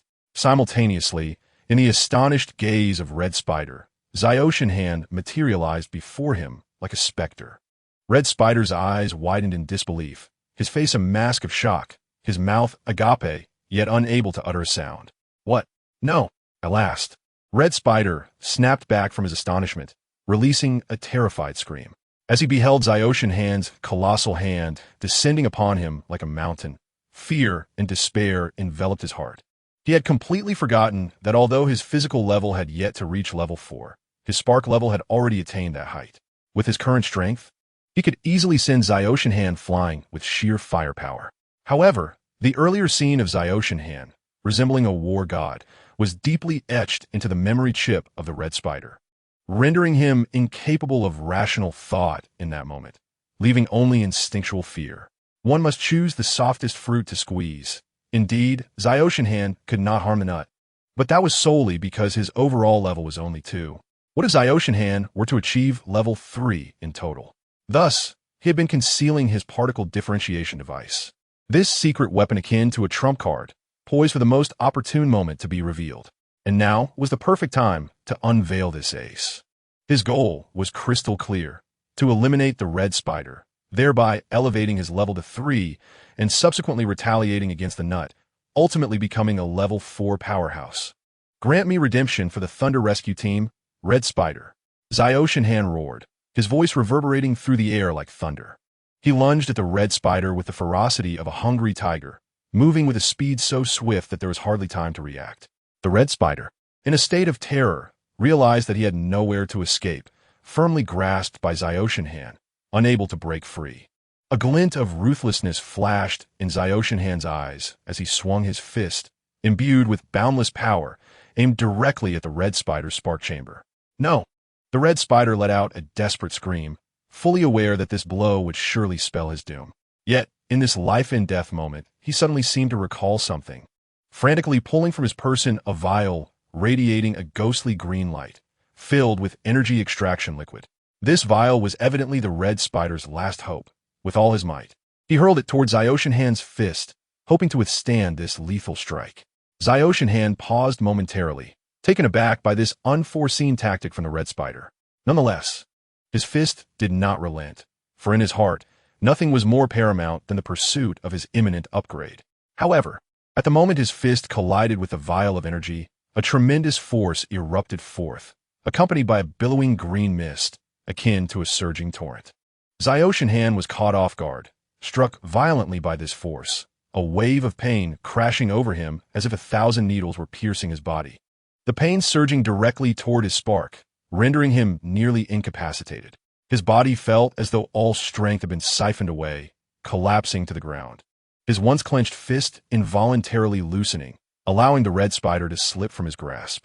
The Red Spider fell heavily to the ground, yet contrary to Zyoshan Hand's expectations, he did not seize the opportunity to flee. Instead, he lay there, emitting a piercing wail that echoed through the air, as if he were enduring immense suffering.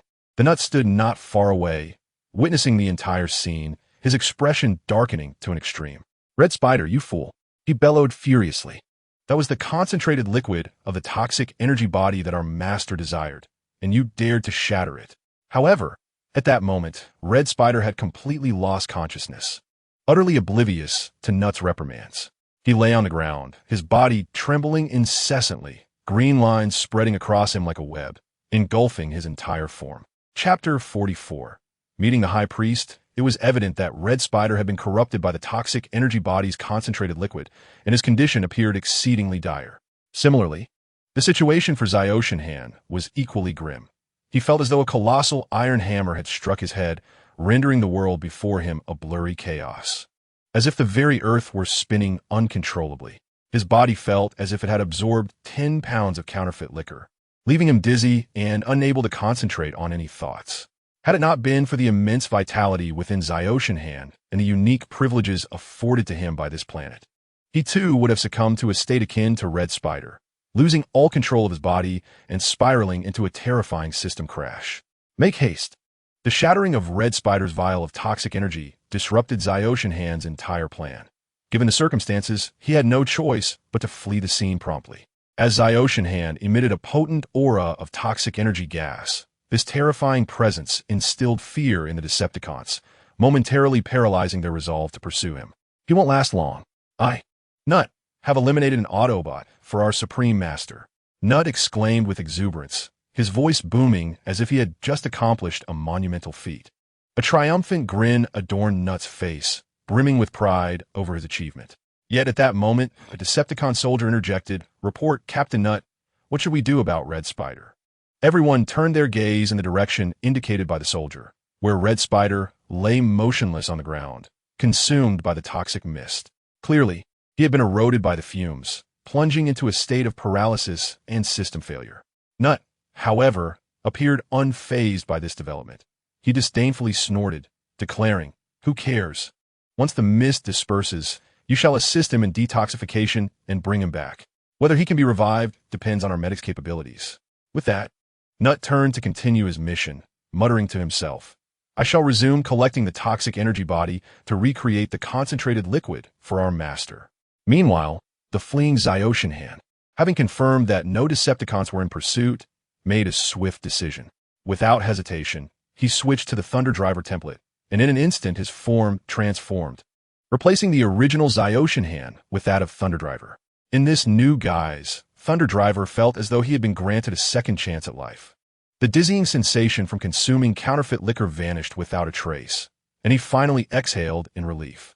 Although he had successfully escorted Spring and Jack during this operation, a sense of satisfaction eluded him. On the contrary, he came to the realization that this mission was not entirely triumphant. Not only had his rank failed to elevate, but he also bore the burden of the Zyoshan hand template. Had it not been for the successful completion of the particle differentiation device in the end, Tion Chile would have suffered a substantial loss. Recalling the afflictions associated with the Zyoshan hand template, coupled with the noxious energy body concentrate mentioned by Nut, a headache began to plague Tion Chile. The toxic energy body, upon prolonged exposure, could render Cybertronian systems utterly dysfunctional, which was far from benign for the inhabitants of Cybertron. It was astonishing to learn that Megatron had already begun to collect such substance. Could it be that his assault on organic planets was motivated by the discovery of the toxic energy body? There was much to attend to. Utilizing the command phone possessed by Captain Starsoul, Tion Chile pinpointed the locations of Jack and Spring. However, it was not yet time for a reunion. He opted to return to the Decepticon base, for he could not believe they would abandon Red Spider in his poisoned state. Given the current medical capabilities, he found it hard to fathom another place possessing the means to detoxify. Meanwhile, Spring, carrying Jack, evaded the Decepticon minions sent by Zyoshan hand while maintaining a steady pace. "Damn it, if my wings had been damaged by Red Spider-S missile, we would have arrived swiftly," Spring lamented indignantly. "Do you want the Decepticons to discover us and track us back to our hideout?" Jack retorted, somewhat exasperated. "Come on, do you never consider the consequences of your actions? Or is recklessness a hallmark of your Thunder Rescue team?" "Nonsense," Spring vehemently dismissed, asserting that as long as he reunited with the members of the Thunder Rescue team, victory was assured. Yet, in response to this proclamation, Jack faltered, urging him to remain calm and prepare himself mentally. "What do you mean?" Spring inquired, perplexed. But Jack's words had instilled in him an ominous premonition. Jack remained silent, only encouraging Spring to press onward. At last, just as Spring was about to lose his patience, a village emerged on the horizon. It appeared that several organic beings were gathered at the entrance, and if it were the Quintessence, they would surely not approach, as they were haunted by a profound fear left by an organic planet. Nevertheless, Spring's adaptability was remarkable. Instead of feeling intimidated by the scene, he accelerated forward, executing a stylish drift before coming to a halt. Upon arrival, Jack reluctantly disembarked, sensing that Spring was drawing far too much attention. Facing the encroaching villagers, he cleared his throat and announced, "Everyone, please make way. We seek an audience with the High Priest." The bustling crowd fell silent at the mention of the High Priest's name, swiftly dispersing in all directions. The Spring reacted peculiarly, glancing at Jack with confusion, and remarked, "Hey, it seems your High Priest is quite unlucky." "Perhaps," Jack replied non-committally, leading the way ahead while cautioning, "When we meet the High Priest, do not stir up trouble. He has a terrible temper. Come on, tough guy, how bad can it be? If he's capable, let him take me down." Spring waved dismissively, regarding the High Priest as merely a stubborn old man lacking any intimidation. However, upon entering the back mountain with Jack, he was met with a towering Autobot, even more robust than Zyoshan hand. Cloaked in darkness, his face was obscured by a large mask, with only 2 pairs of azure optical lenses visible. His arms were fearsomely muscular, disproportionately larger than his body. Jack, this cannot be a member of our Thunder Rescue team. You have been deceived. Where's the High Priest? Spring instinctively thought that Jack had mistaken the Autobot before them for a member of the Thunder Rescue team, inquiring about the priest's whereabouts. Jack, however, shrugged in resignation and approached the shadowy Autobot, calling out, "High Priest, I have fulfilled my duty. I have rescued Spring." Chapter 45. The fugitive upon returning to the Decepticon base, Thunder Drive quietly took his place as usual. Yet today, he was markedly different, appearing unusually silent and distressed. He could not help but reflect on his earlier experiences, pondering, could it be that the toxic energy entity has affected the Zyoshan Hand template? Since his arrival in this world, the Zyoshan Hand template had been his sole support, granting him immense power and serving as a psychological anchor in this unfamiliar realm. It was fair to say that Thunder Drive had developed a profound attachment to this template. However, now it had been destroyed by the vile Red Spider, inciting his fury. "Red Spider, you wretched spawn, if your Decepticon minions cannot retrieve you, then allow me to end your life," Thunder Drive silently vowed, while diligently continuing to study the vast knowledge within the Decepticon database. In recent days, with the increasing production of Decepticon minions, he had dedicated most of his time to learning from the extensive repository of their knowledge.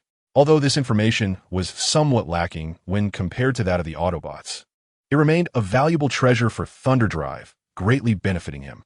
After all, as a being of formidable technical prowess, his capacity for learning was astonishing. He could even devise equations to pair with organic and super energy entities to replicate himself for amusement.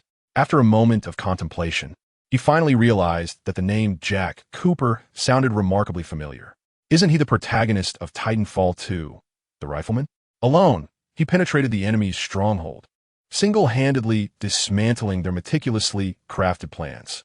He was a veritable harbinger of death, an ironclad executioner, unmatched even by the most formidable of hunters. Alas, the current incarnation of Jack appears somewhat diminished.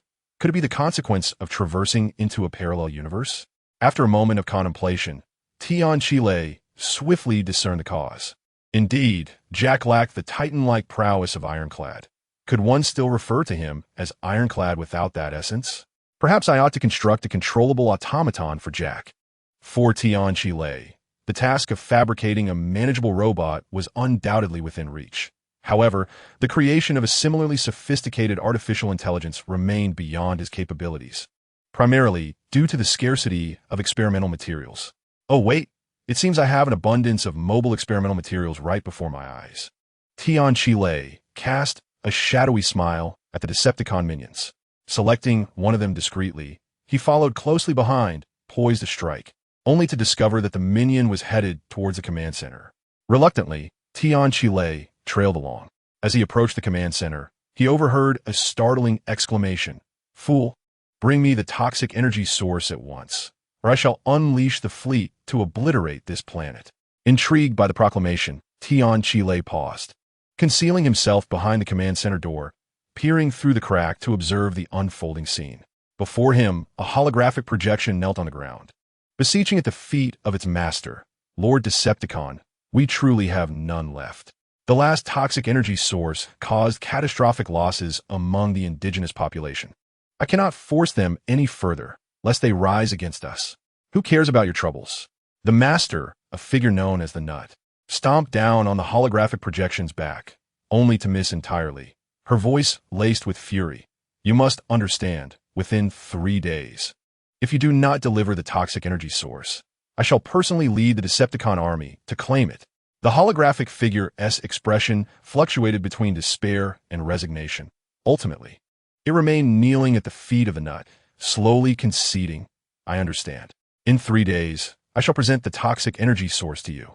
Rest assured, the antidote will soon be developed. After all, we have conducted extensive research on this matter previously." The Nut's assurance was not unwarranted, as it is common for poisoners to seek an antidote, lest they fall victim to their own concoctions. Upon hearing the Nut's affirmative response, the holographic figure finally exhaled in relief. It suddenly became bustling with activity, as if many were engaged in fervent discussions. The holographic figure then bowed slightly and declared, "I appreciate Captain Nut's efforts. Please visit us in 3 days to collect the toxic energy source. I shall make the necessary preparations. The black Autobot before him was indeed the High Priest, a revelation that left Spring utterly astounded. With widened eyes, he gazed incredulously at this enigmatic Autobot, pondering to himself, how could a human recognize an Autobot as a High Priest? Despite the confusion swirling within him, Spring quickly regained his composure. After all, this being had orchestrated a successful operation to rescue him and his comrades, a debt of gratitude that could not be overlooked. Thus, taking a deep breath to steady himself, Spring spoke. I am Spring, leader of the Thunder Rescue Team. Thank you for saving me and my companions.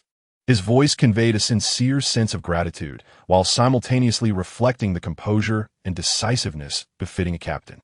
Spring briefly introduced himself, hoping to establish effective communication with the High Priest.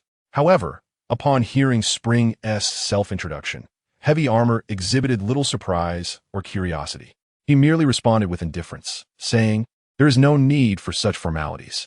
The High Priest's voice was deep and resonant, as if imbued with boundless wisdom and strength. His words were succinct, exuding a sense of steadiness and confidence. He then introduced himself, stating, I am Heavy Armor, the High Priest of all the indigenous people of this planet. Spring quietly repeated the name in his mind, while swiftly searching his database for relevant information. To his perplexity, he found no record of Heavy Armor in the Cybertron database. Curiously, Spring inquired, it seems I cannot find your information in Cybertron. Which department do you belong to, the Ministry of Foreign Affairs? Spring mused internally that if Heavy Armor had attained such a high position on an organic planet, he surely could not be an obscure figure on Cybertron. However, to Spring's astonishment, Heavy Armor not only dismissed his words but also scoffed derisively. This scoff revealed Heavy Armor's disdain for the outdated intelligence of Cybertron. He sneered, continuing, it appears the Autobots remain as arrogant as ever, showing no interest in potential forces, fixating only on the present Decepticons. Upon hearing Heavy Armor's assessment of the Autobots, Spring's expression grew grave. His eyes widened as he stared at Heavy Armor, incredulously asking, what do you mean by that? Are you not an Autobot? I never claimed to be an Autobot, Heavy Armor retorted dismissively. Chapter 46, the first flying rocket car, for a bonus chapter. Do you recall before the war between your Decepticons and Autobots ignited? A significant number of Cybertronians chose neither side, but resolutely fled Cybertron to seek a means of survival on other planets. Heavy Armor's voice was deep and measured, as if each word had been carefully contemplated. His tone remained calm and unperturbed, much like his unyielding exterior, seemingly impervious to any emotional upheaval. Spring hesitated slightly before uncertainly responding, well, it seems that indeed happened. As the leader of the Thunder Rescue Team, Spring had primarily focused on combat-related matters, lacking extensive knowledge of other affairs. Confronted with Heavy Armor's sudden inquiry, he felt somewhat uneasy. Observing this, Heavy Armor gently shook his head, appearing unsurprised by Spring's response. He did not pursue the matter further, but instead explained, I am a descendant of those Cybertronians. This signifies that I do not belong to any faction, neither the Autobots nor the Decepticons. Spring, clearly uninterested in the origins of Heavy Armor, eagerly interrupted him, inquiring, let us set that aside for now, High Priest. I wish to know the whereabouts of my companions. His voice was laden with impatience, evidently unable to contain his longing for a reunion with his comrades. Oh, your companions. Heavy Armor replied, his expression inscrutable as he slowly advanced, seemingly reluctant to lead Spring. Spring trailed closely behind, his heart brimming with anticipation and unease. They entered a tent, sparsely furnished with merely an iron bed and some basic tools. However, upon seeing the Autobot lying on the bed, Spring's mood instantly grew heavy. Wave, he exclaimed, his voice echoing within the confines of the tent. He hastened to the bedside, yearning to ascertain whether this truly was his friend. Yet, upon witnessing Wave's current state, his heart was far from lightened. Wave's limbs lay askew, as if forcibly disassembled. This sight filled Spring with shock and fury. He could scarcely fathom who could commit such an atrocity against an Autobot. From what Spring knew, such dismemberment was typically the work of the scoundrels of Cybertron, who thrived on thievery and the trafficking of biological parts, a group devoid of moral compass. Who did this? Spring's voice brimmed with rage as he turned sharply. Glaring fiercely at the High Priest, his eyes ablaze with indignation. He yearned to find the perpetrator immediately, to exact vengeance for Wave. The High Priest, however, remained remarkably composed. Unhurriedly, he found a comfortable seat and, under Spring's furious gaze, began to speak. The individual in question goes by the name of Lockdown, a notorious arms dealer. Like myself, he does not align with any faction, being a solitary figure. After a brief pause, the High Priest elaborated, "However, there exists a distinction between us. As the High Priest here, I bear the responsibility of safeguarding all organic beings in this vicinity. Thus, I cannot easily depart from this planet." He sighed and continued. Lockdown, on the other hand, possesses his own spacecraft, granting him much greater freedom of movement. Furthermore, he recently received a commission from the Decepticons to assist in recovering some exceptionally rare energon. At this point, the High Priest's expression grew grave. These energon sources are not ordinary. We refer to them as toxic energon. They possess tremendous destructive power and corrosive properties, and if misused, the consequences could be catastrophic. Toxic energon? Spring paused at the mention of the term, a look of disbelief crossing his face as he gazed at Heavy Armor, evidently taken aback by this revelation. The toxic energy entity has unexpectedly manifested here. His voice echoed with evident skepticism. In response, Heavy Armor slowly elucidated, "Oh, this is certainly not the primary extraction site for the toxic energy entity." His tone was calm and composed, as if he possessed complete knowledge of the situation. However, we cannot deny that the Decepticons appear to have introduced the original strain of the toxic energy entity and cultivated it on this planet. Heavy Armor continued. In doing so, they can infect the surrounding land, allowing the toxic energy entities to flourish here and thereby acquire an abundance of resources. Listening to Heavy Armor's explanation, Spring felt a surge of indignation. At present, these toxic energy entities have inflicted grave harm upon the local organisms. Heavy Armor's words bore a palpable concern. His brow furrowed as he spoke in a low, somber tone. A considerable number of organisms have already succumbed to illness, and the situation is dire, with some teetering on the brink of life and death. Upon finishing his words, Heavy Armor slowly rose, his substantial form causing a slight tremor upon the ground. He turned and, with resolute steps, led Spring into a tent. As they entered, an acrid stench assaulted their senses, inducing a wave of nausea and discomfort. Spring's gaze fell upon the numerous patients sprawled haphazardly within the tent, their faces as pale as parchment, their breaths faint and flickering like dying candles, as if at any moment they might draw their last breath. Their bodies bore grotesque green markings, the harrowing scars left by the toxic energy entity's corruption. These markings coiled around the patients like the tendrils of a malevolent demon, relentlessly draining their vitality. The moans of the afflicted reverberated in the tent, piercing the heart with agony. Each laborious breath they took seemed a desperate struggle against death, causing Spring to feel a deep anxiety for their fate. Witnessing this harrowing sight ignited a furious blaze within Spring, akin to a volcano poised to erupt. "Those despicable Decepticons!" he roared, his voice resounding within the confines of the tent. How could they treat these defenseless, innocent lives with such cruelty?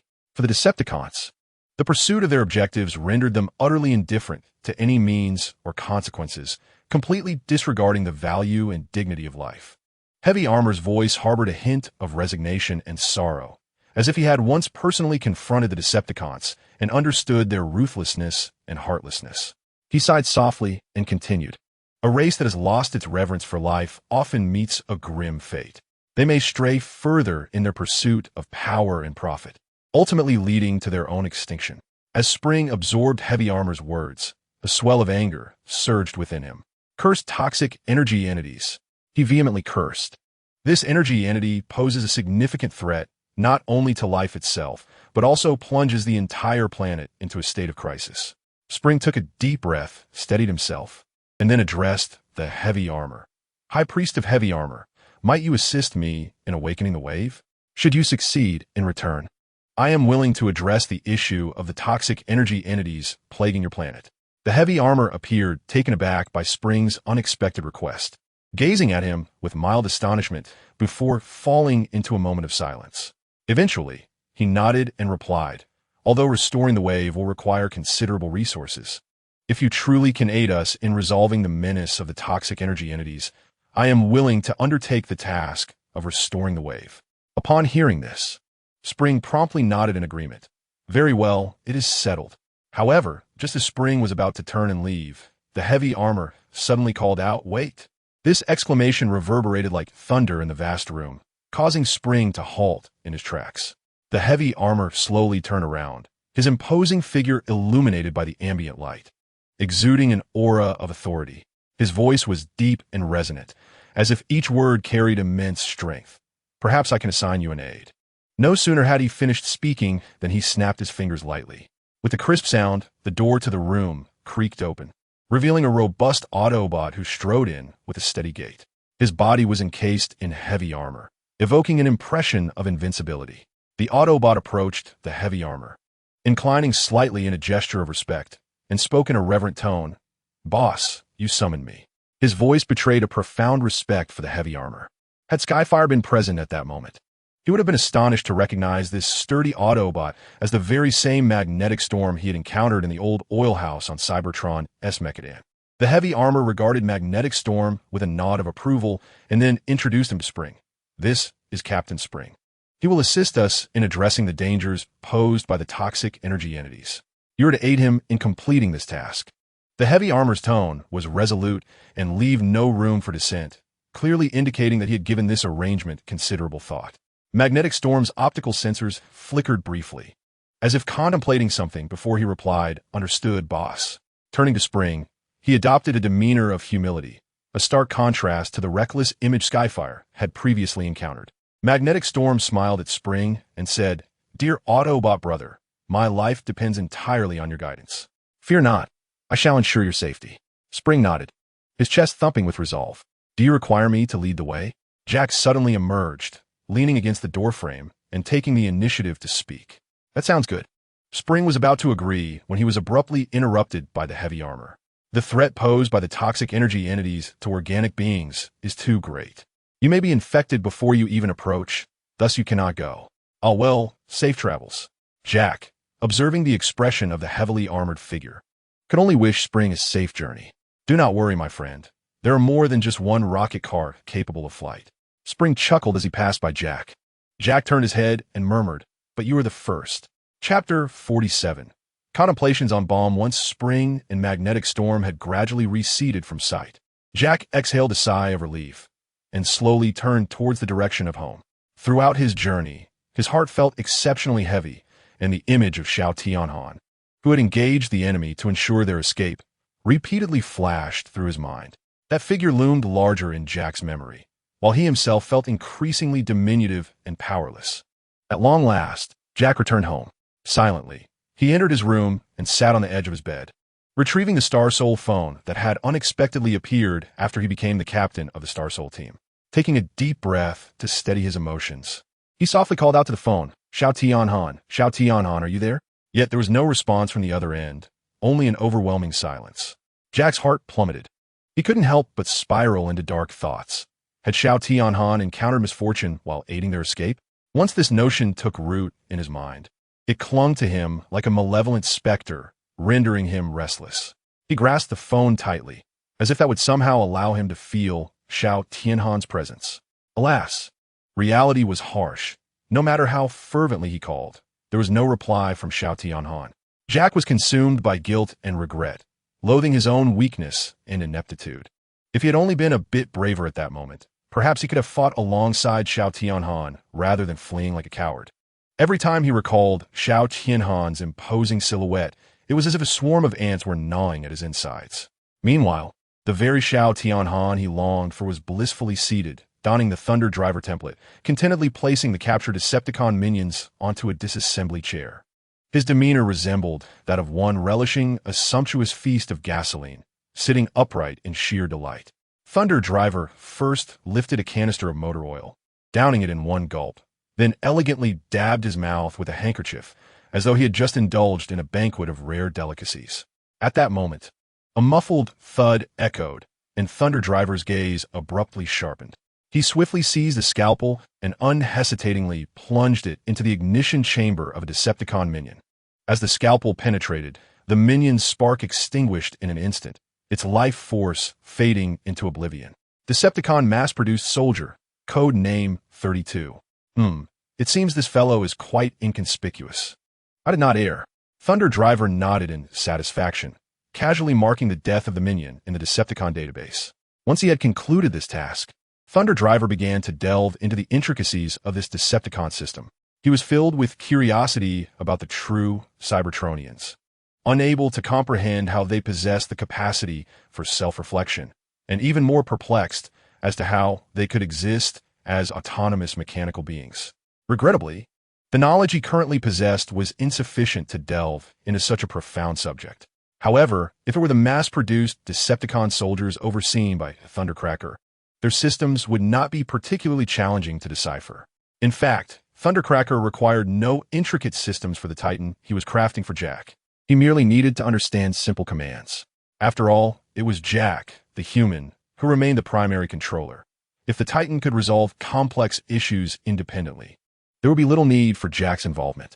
Having successfully cracked the systems of the Decepticon soldiers, Thundercracker found himself in a state of disbelief, even questioning whether he had acquired a counterfeit system.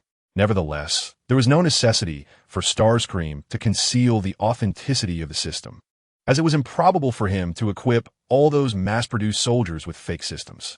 Thundercracker managed to capture 3 Decepticon soldiers once more, then paused, realizing that this number was already substantial. Capturing more could potentially draw the attention of Lockdown, the fearsome bounty hunter. What Starscream's thoughts? He had no objections. A well-rested Starscream hardly had any opinions to voice. After thoroughly confirming the system's authenticity, Thundercracker still harbored doubts, feeling the need to conduct experiments before truly integrating it into the Titan. This was not a trivial matter. Thundercracker was intent on ensuring that his creation posed no threat to others' safety. Falling Star, I have come for you. Just then, a familiar notification sound echoed through his system, shattering the surrounding tranquility. Thundercracker's heart raced, recognizing that it was a message from Jack. To avoid detection by the Decepticons, he promptly silenced the notification. He gazed at Jack's name flashing on the screen, a surge of complex emotions welling up within him. "It's Jack," Thundercracker murmured, his fingers lightly tapping the table as he hesitated over whether to respond. After a brief moment of contemplation, Thundercracker ultimately resolved to disregard the message. He understood well that Jack had returned home and should be safe for the time being. There was no need for Lockdown to act as a constant guardian. Moreover, Thundercracker's time was exceedingly precious. He had many pressing matters to attend to, such as furthering Jack's Titan experiment. In comparison, replying to Jack's message did not seem urgent or significant.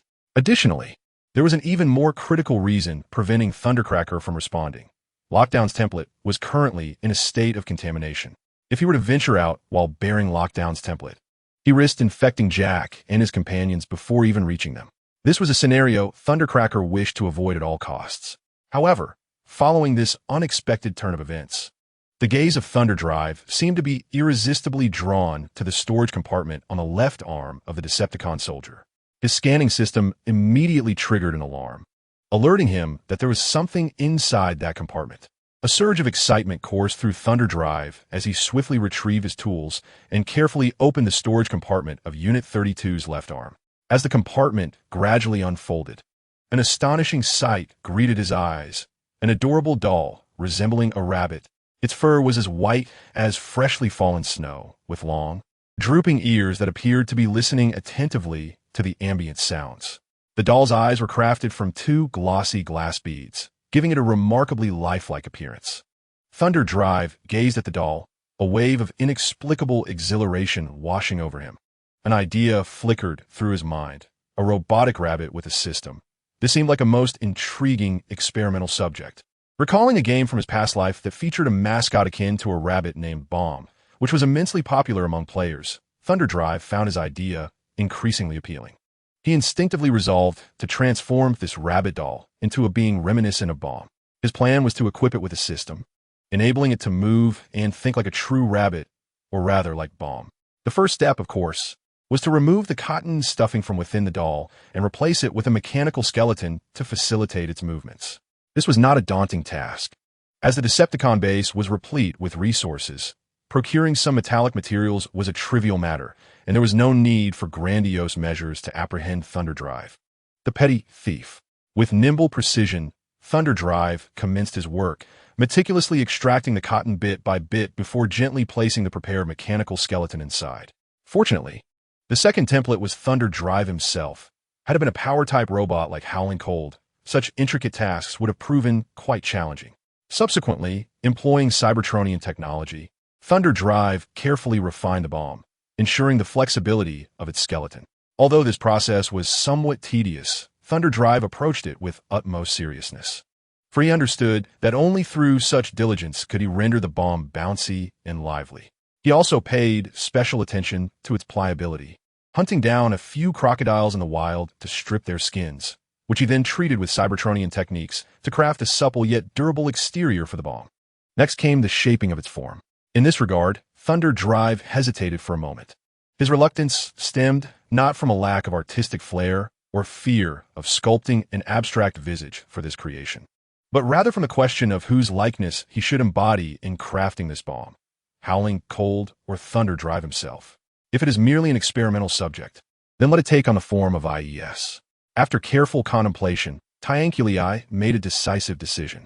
Soon after, a series of crackling sounds echoed, resembling various parts colliding and assembling.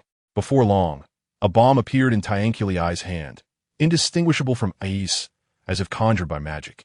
Well then, the next step is to upload the system into its body, Tyankuli murmured, gently placing the bomb on the table, then focusing intently on the console. His fingers danced across the keyboard, inputting a cascade of bewildering and intricate equations. These equations flowed into the mainframe of IES like a torrent through remote transmission. Finally, after the last group of super-energy entities was injected, the previously dark screen of AES suddenly illuminated with two azure circles. These circles, akin to the depths of the ocean, radiated a captivating glow, representing the eyes of IES. However, unexpectedly, that fleeting azure vanished in an instant, as if Tyankuli's visual system had been momentarily deceived. Nevertheless, IES began to exhibit movement. It trembled slightly before gradually opening its eyes. Yet at that moment, its eyes had transformed from blue to a mundane green, appearing somewhat adorably naive. IES blinked, curiously surveying its surroundings, ultimately fixing its gaze upon Tyankuli. It seemed to be pondering something, a sight that elicited a smile from Tyankuli. Can it think? Tyankuli chuckled inwardly, saying aloud, "Little one, I am your creator. Be good and call me father." Father? IES appeared perplexed, blinking twice before eventually convincing itself. According to the system, you are my creator, not the organic being that birthed me. Thus this title lacks logical coherence. Who taught you that? Tyankuli shook his head in mild exasperation. He could not recall programming such responses. What a peculiar system. Fortunately, he had equipped the bomb with a language translator, so although others might hear it uttering at least they would grasp its meaning. Cybertron technology, kid. Listen, IES. Do you know who you are? Tyankuli attempted to pose some fundamental questions to check for any flaws in the system he had developed for IES. MIS.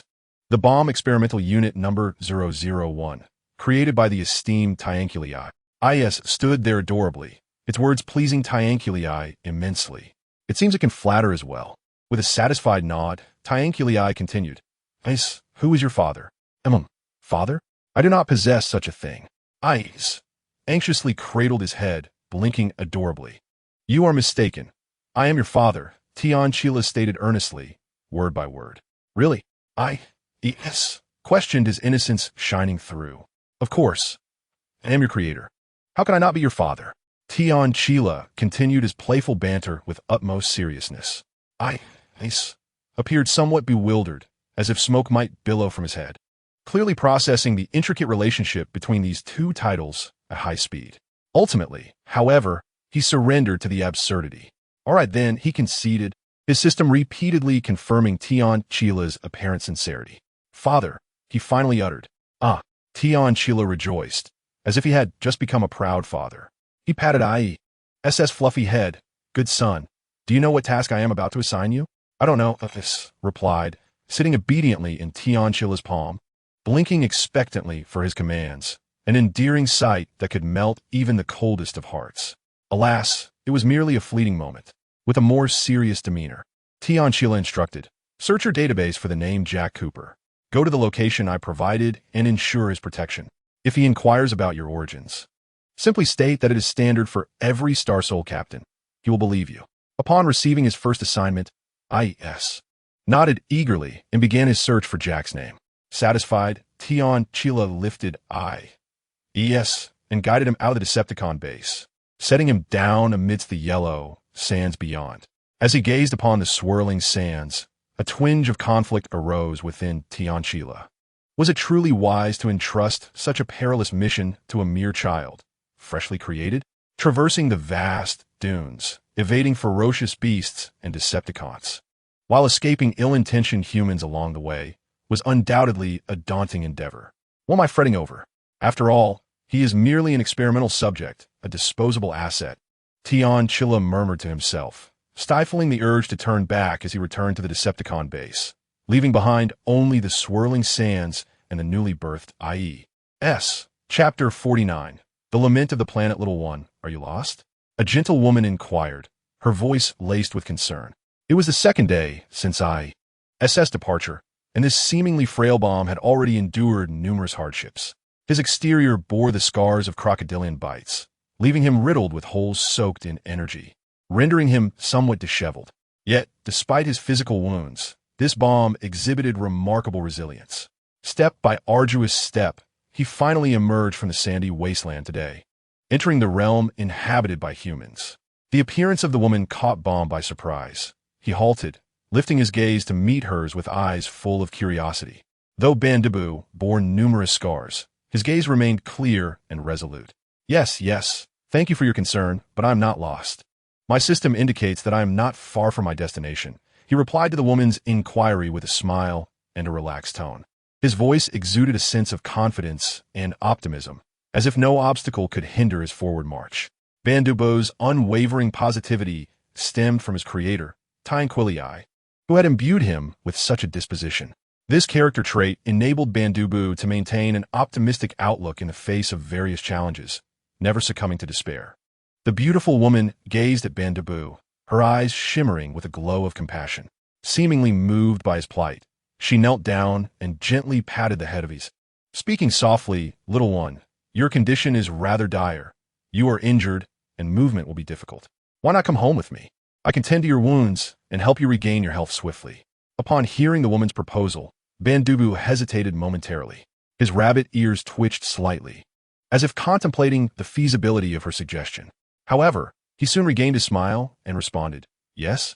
This simple reply conveyed both his gratitude towards the woman and a hint of uncertainty regarding the proposal. IES looked at the woman with a sense of bewilderment. Memories of films and information about human reactions to unknown creatures flooding his mind. Typically, humans would respond with fear and caution upon encountering unfamiliar beings. Yet, the beautiful woman displayed a markedly different demeanor, leaving IES somewhat perplexed. Unfortunately, despite possessing an advanced intelligence system, IES lacked true cognitive abilities. Following the harrowing invasion by the Decepticons, humanity on this planet had grown increasingly enthusiastic about mechanical creations, leading to a plethora of mechanical inventions that had become commonplace. Yes, politely declined the woman's invitation in a voice tinged with a mechanical quality. Then, like a buoyant ball, he bounced away with remarkable speed, leaving the woman unable to call him back. After parting ways with her, IES did not pause for a moment. He continued on his brisk journey towards the direction of Jack. As he progressed, IES habitually sent his current coordinates to his creator. Yes. IES emitted a brief vocal prompt, indicating that he would reach his destination in 2 days. Meanwhile, in another location, Tranquilii, upon receiving pertinent information, promptly commenced the collection of various data regarding AES's journey and behavioral performance. This information was destined to enhance the system, rendering it more sophisticated and intelligent. The distance IES needed to traverse to reach Jack's location was considerable, and he could only rely on his own legs to advance. Coupled with potential dangers and obstacles along the way, it would require at least 4 days to arrive at his destination. However, within these 4 days, numerous unforeseen events might transpire. Perhaps by then, Tranquilii would discover a method to detoxify the Zyoshinhan template. After all, from the outset, He had never genuinely intended for IES to meet his demise. Setting a target for IES was merely a means to acquire the data necessary for system updates, thereby crafting a more exceptional mechanism. Spring, are you there? Tynquilii once again attempted to establish communication with Captain Spring, but regrettably, since yesterday, Spring's signal appeared to be ensnared in an area of intense interference, rendering Tynquilii unable to successfully connect with him. It mattered little. Surely, danger would not befall him. With a dismissive wave of his hands, Tynquilii reassured himself that Spring, a level 4 warrior, was far superior to his own level 2 status. If even Spring had fallen victim, he might as well resign himself to fate. Help me! This sudden, faint cry for help resonated like a thunderclap in Tynquilii's ears. He jolted, instantly alert, his gaze sharp as he scanned his surroundings. Yet, the area was devoid of any presence, shrouded in silence. A sense of ominous foreboding welled up within him as his brow furrowed tightly. The cry for help, however, did not wane, intensified, echoing as if it were right beside him. The frequency of his optical lens flickered rapidly as he endeavored to mute the sound.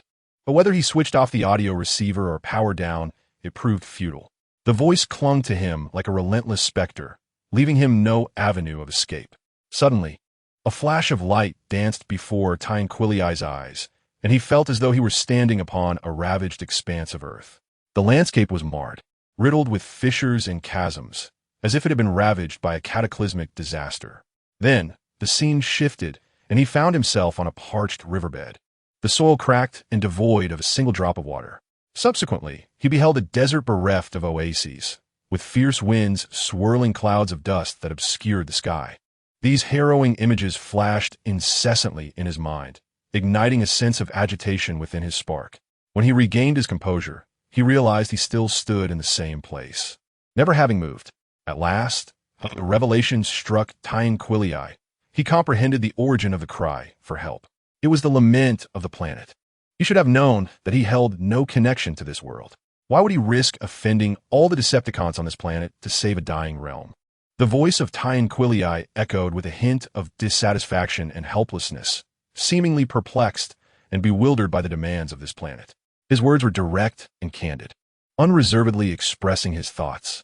Even though he was aware that the will of the planet might be manifesting itself in some manner around him, he exhibited neither fear nor hesitation. Chapter 50. An unpleasant parting after a period of silence. The will of the planet finally spoke in response. Its voice resonated as if emanating from the depths of the cosmos, imbued with an authority beyond human comprehension. I can promise you that once you successfully expel the Decepticons, I will gather the vital energies of heaven and earth for you, it declared, attempting to pique Tynquilii's interest with this proposition. However, Tynquilii remained unimpressed. He scoffed, retorting, "How much vital energy can a dying planet possibly possess? Moreover, expecting me to completely banish the Decepticons is an utterly impossible task." His words were laden with skepticism and distrust towards the will of the planet, believing that it was on the brink of death, and that even if some vital energy existed, it would be woefully insufficient to compensate for the risks and challenges he faced. Tynquilii continued, "Even if I were to indeed drive away the likes of the Red Spider and the Nut, what if they summon an even more formidable foe, like Megatron? I have no desire to become their adversary." His concerns were not unfounded, as the Decepticons were a powerful and ruthless organization, unwilling to overlook any threat to their dominion. Although the will of the planet was oblivious to who the Red Spider or Megatron were, it must have understood that Megatron sounded far more formidable than the Red Spider. The will of the planet fell silent once more, seemingly realizing that Tynquilii was not easily swayed. After a moment, it spoke softly, "You too are a creation of the planet. Your disposition should not be so miserly." This statement revealed a trace of disappointment and reproach, as if the will of the planet was dissatisfied with Tynquilii's attitude. However, Tynquilii remained unmoved by these words, steadfastly holding to his position. "Oh, am I being miserly?" A cold smile flickered at the corner of Tynquilii's mouth, as he found himself almost amused by the will of the planet's audacity. "Do you imply that I should obediently hold onto the experience card you provided, laboring like a fool to resolve your troubles, only to gain nothing in return, and ultimately be shooed away like a pesky fly?" His voice involuntarily rose an octave, laced with evident ire. "Forgive me, but in this world, good opportunities are hard to come by." Tyanquili, undeterred, fixed his gaze on the ceiling and continued, "Do not mistake me for a goody two-shoes. I shall not act without recompense, as has always been my way." At this juncture, he paused momentarily before abruptly shifting his tone. "Furthermore, I would like to inquire whether the vital energy granted to me upon signing the contract with Jack as captain of the Star Soul also originated from your influence?" Tyanquili's tone turned notably grave as he fixed his gaze intently on the ceiling. "You truly expect me to believe that merely signing one human could grant such immense vitality?" The voice of Tyanquili resonated with skepticism and disdain. "As long as I remain here, forming sufficient ties, I shall willingly assist you in eliminating those detestable Decepticons." He scoffed, continuing, "This way, you can effortlessly reap the benefits, resolving the major nuisance of the Decepticons without expending an ounce of effort, while simultaneously casting us outsiders aside." Tyanquili paused, his tone dripping with sarcasm. "Am I not correct? Oh, benevolent will of the planet." However, in the ensuing moments, Tyanquili received no further response. After a prolonged silence, his dissatisfaction began to swell. "What is the matter? Afraid to speak?" Tyanquili bellowed. "You elusive creature." He attempted to hurl more insults at the planetary will, yet remained unresponsive. At last, Tyanquili was certain that this so-called planetary will had quietly departed. "Oomph. A planetary will indeed, resorting to such elaborate tricks, as if it were a person," Tyanquili muttered indignantly. Just as he prepared to turn away, he suddenly received an urgent notification from all the Decepticon researchers. "All personnel, please proceed immediately to the medical room to assist in the treatment of Captain Red Spider." Tyanquili's eyes brightened, a surge of anticipation swelling within him. Could it be that there has been a breakthrough in the research on toxic energy entities? "Magnetic storm. Are you certain the toxic energy entity is here?" Spring questioned skeptically, his scanning system clutched tightly in hand as he surveyed the surroundings. As he walked, Spring meticulously examined the data displayed on the system, his brow furrowing. The system indicates that the active factors here are quite high, which does not align with the characteristics of toxic energy entities. "Is it truly possible for one to be present here?" Magnetic Storm replied confidently, "Of course, Captain Spring. We are well acquainted with this planet. I am thoroughly familiar with the circumstances here. Trust me, the toxic energy entity must be nearby." Though Spring still harbored doubts, he nodded in agreement, indicating his trust in Magnetic Storm's judgment. However, as he proceeded, he suddenly halted, as if having sensed something unusual. "Wait, Magnetic Storm. I detect a life signal from Transformer." Spring's voice revealed a hint of surprise. Upon hearing this, Magnetic Storm also displayed astonishment and quickly inquired, "Who is it?" Spring shook his head, stating, "Unclear, the signal is faint, possibly interfered with in some manner. Nevertheless, we should locate him. He may require our assistance." No sooner had Spring spoken than he turned to rush to the aid of the Transformer. However, at that very moment, Magnetic Storm swiftly reached out, blocking his path. "Captain Spring, please wait a moment." The sound of the Magnetic Storm revealed a hint of urgency. Now was not the most opportune moment to lend assistance. Even if we were to rescue him, he would merely remain there awaiting our return, and it was impossible for us to escort him in confronting the toxic energy entity. Spring paused, furrowing his brow, seemingly in a state of hesitation. Observing this, Magnetic Storm quickly continued to elucidate. "Perhaps it would be wiser for us to first concentrate our efforts on neutralizing the toxic energy entity, and then return to seek him out. After all, our time is relatively ample, and there is no need to rush into this matter." Spring fell silent for a moment, ultimately nodding in agreement with Magnetic Storm's perspective. He let out a gentle sigh, acknowledging, "You are correct. I was indeed somewhat impulsive just now. Upon seeing that Autobot in peril, my instinct compelled me to rush to his aid. Yet, you are right. Our primary objective is to address the toxic energy entity, and other concerns can be temporarily set aside." Magnetic Storm offered a slight smile, providing reassurance. "Captain Spring, there is no need for self-reproach. Your empathy and sense of responsibility are commendable. However, during our mission, we must maintain composure and rationality to ensure the successful completion of our task." Spring nodded in understanding, then raised his hand to rub his forehead, perhaps seeking to alleviate his tension. Taking a deep breath, He declared, "Very well, I comprehend. Let us embark without delay and resolve the toxic energy entity as swiftly as possible." Magnetic Storm's optical lens flickered thoughtfully for a moment. After a brief pause, he nodded and stated, "All right, Captain Spring. Allow me to lead the way this time." With that, Magnetic Storm turned and stepped forward, heading towards the location of the toxic energy entity, with Spring closely following behind. Together, they set forth on their quest to confront the toxic energy entity. Chapter 51. The origin of the toxic energy entity. Uncertain of how long they had journeyed, Magnetic Storm and Spring finally arrived at their destination. Before them lay a sprawling mountain range, pockmarked and uneven, as if it had been ravaged by meteorite impacts. However, what truly astonished them was the sight of countless fragments of toxic energy entities growing amidst the towering cliffs. "That is the place we seek," Magnetic Storm indicated. Spring followed his gesture, observing the numerous small toxic energy entities emanating a green luminescence from within the majestic mountain walls, sending a chill through him.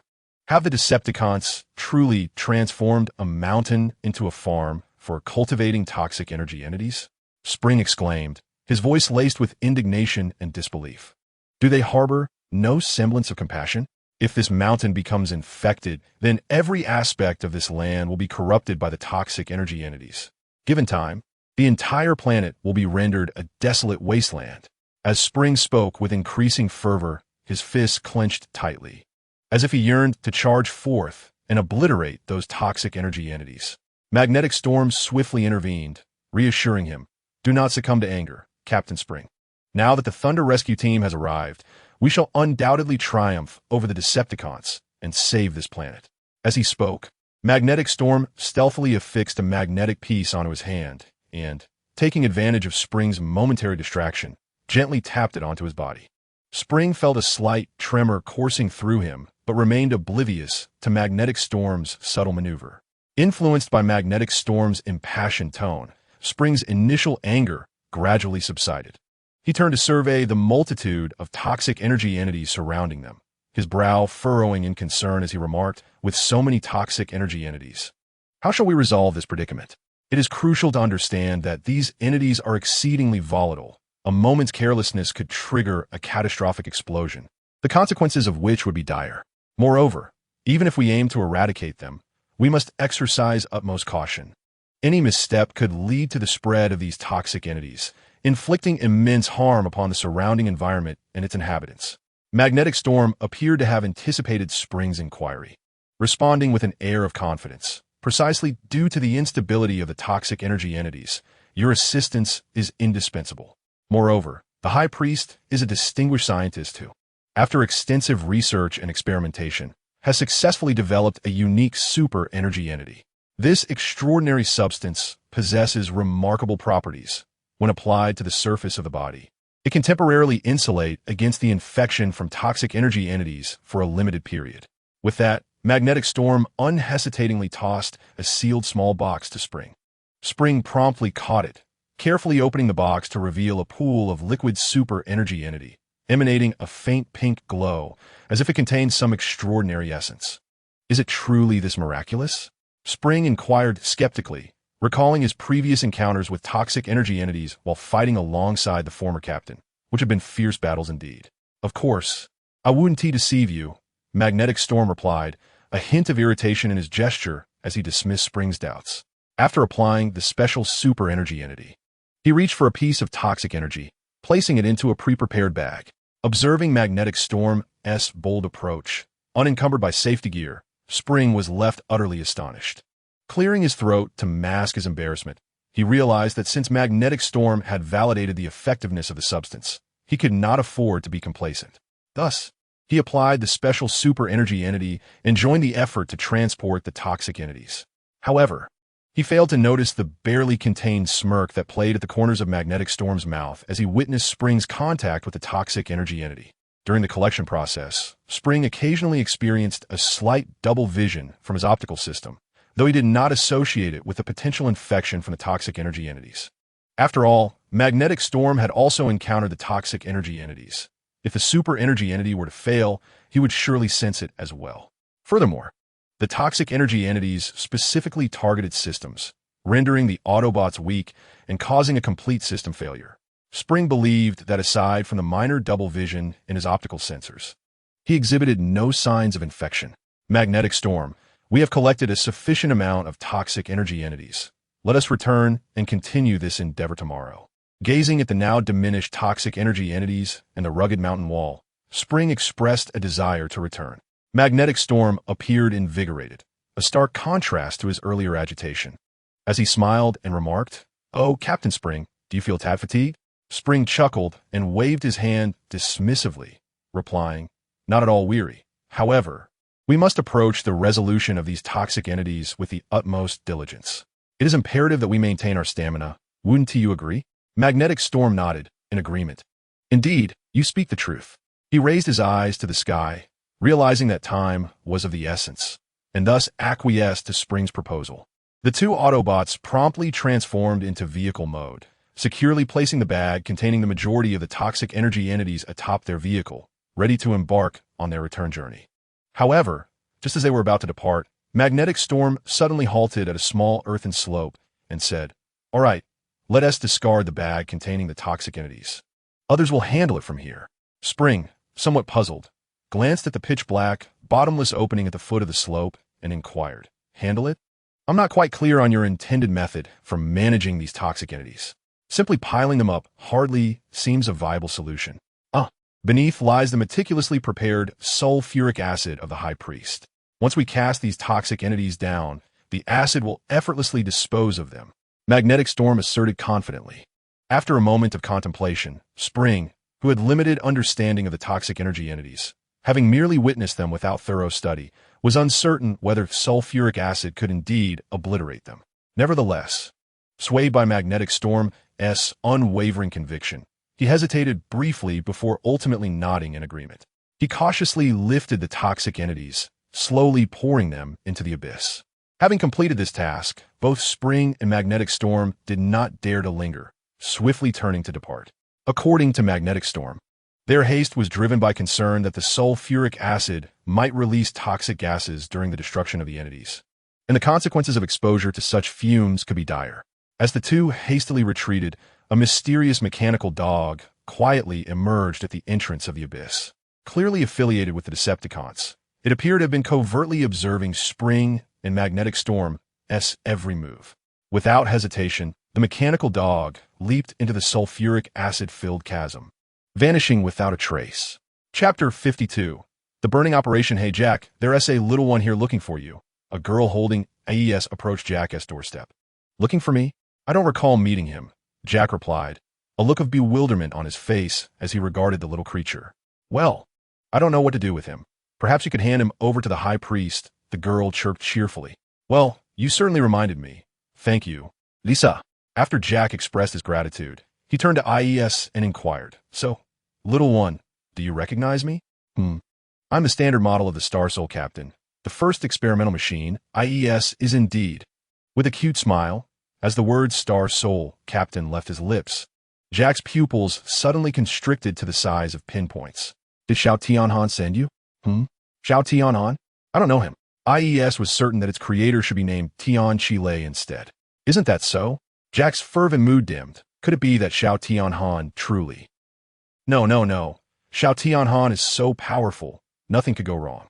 Jack reassured himself, then glanced at Bangbu. But the image of Tian Chile surfaced in his mind. Could it be him? "May I ask why you have come to see me?" Jack inquired with curiosity. To protect you, Jack." IES placed its hands on its hips, beaming cutely, but due to its short stature, it attempted to climb onto a chair and nearly fell, only to be steadied by Jack. All right, protect me." Jack regarded the little one with skepticism, secretly shaking his head. Suddenly, the imposing figure of the High Priest entered the village, his deep voice resonating. "The burning operation is about to commence. All chosen ones, please gather at the village entrance immediately." Jack felt a sudden tap on his back and turned to find Lisa, who had just departed. "Weren't you leaving?" Lisa cheerfully seated herself beside Jack, her fair complexion strikingly beautiful, and softly remarked, "Do you dislike me so much that you wish to chase me away?" "And no," Jack stammered, his cheeks flushing as he gazed at the beauty so near. "It's because you said you were leaving I Lisa observed Jack's flustered state and couldn't help but smile. All right, I won't tease you anymore. I came to bid you farewell. Farewell? Jack's eyes widened with urgency. You are chosen one? You will participate in the burning operation. Why are you so agitated? Lisa feigned nonchalance, seemingly at ease. If I complete the burning operation, I will be the hero of the village. Shouldn't you be happy for me? Jack looked at Lisa's facade of ease, feeling an overwhelming sense of distress. Lisa, please don't go. It's dangerous. You could die. Lisa's gaze dimmed. Jack, our village has held burning operations for generations. If I were to flee, what would the village think of my family? What would the high priest think of us? The village does not need cowards. I am Lisa Ravenclaw, fully prepared to sacrifice my life. With that, Lisa seemed angered by Jack's timidity, choosing not to speak further as she departed. Jack was left alone, enveloped in sorrow. IES looked at the bewildered Jack and patted his arm in a gesture of comfort. Jack's shattered gaze reflected in IES's eyes as he embraced her, seemingly speaking to himself. The burning action was an event organized by the High Priest following the emergence of the toxic energy entities on this planet. Simple sulfuric acid could not eradicate these entities. It required sophisticated instruments to artificially eliminate their toxic substances. Thus, each time a toxic energy entity was dispatched, lives were inevitably sacrificed. Consequently, this endeavor was termed the burning action, burning oneself to illuminate the future. Although our lives may fade, one day, all toxic energy entities will be destroyed, and in their wake, we shall leave behind verdant mountains and clear skies for posterity. He gazed down at ice and softly chuckled. I am not truly afraid of death. Rather, I fear the loss of those dear to me. Imagine if one day my life alone could save all those I cherish. How wonderful that would be. IES shook her head in disapproval, insisting no. IES would not allow Jack to perish. She would protect him. Upon hearing her words, Jack could not help but smile in relief. Thank you, IES. Farewell, my beloved Lisa. After this burning action, Lisa would transform into a star, illuminating the path ahead. 5 minutes earlier, oh, my supreme master, please allow me to apologize on behalf of that fool red spider. The concentrated toxic energy essence you required has been destroyed. Nut knelt in the center of the hall, facing a screen displaying the impatient visage of Megatron. Enough, Nut. I do not wish to hear your explanations. Megatron's flat tone concealed a tempestuous fury as he questioned Nut.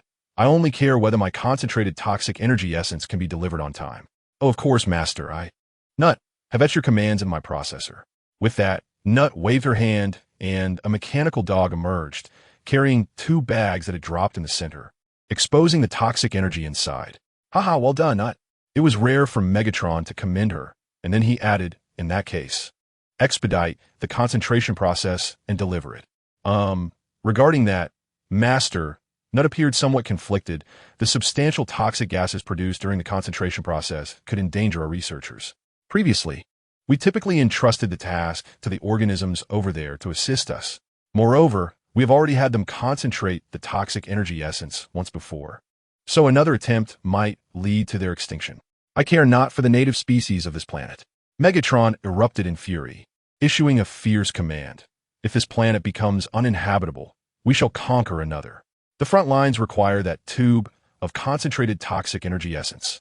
It will aid us in seizing a space bridge, allowing us to study Cybertron's space bridge technology. Oh, yes, your wisdom is unparalleled. You shall lead us to conquer Cybertron. The Nut knelt there as if possessed, incessantly agreeing with Megatron, whether he was repulsed or simply at a loss for words. Megatron eventually hung up the phone.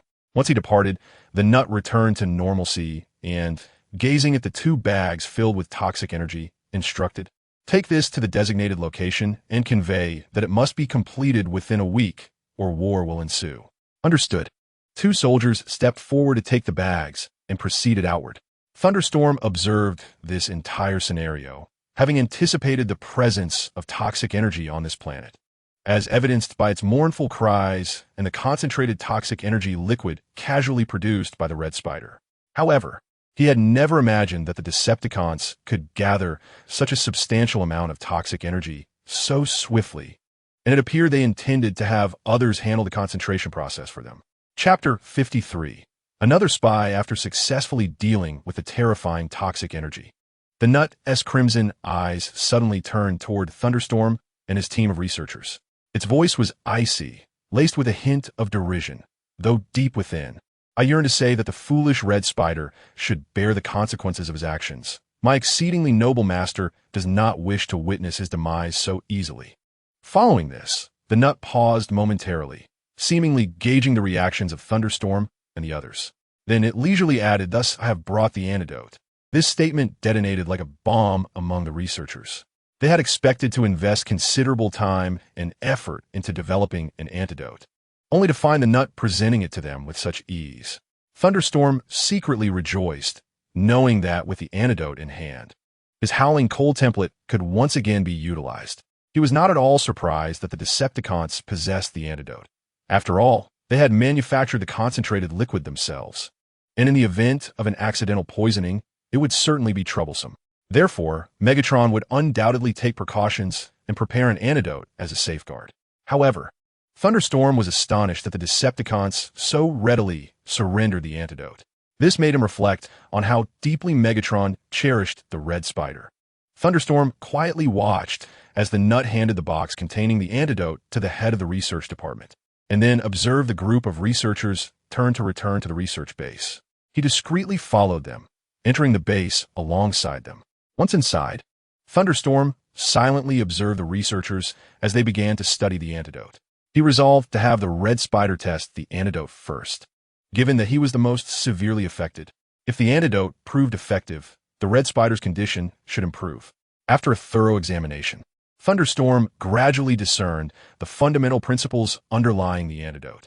Originally, this antidote is a unique super-energy entity known as the White Energy Body.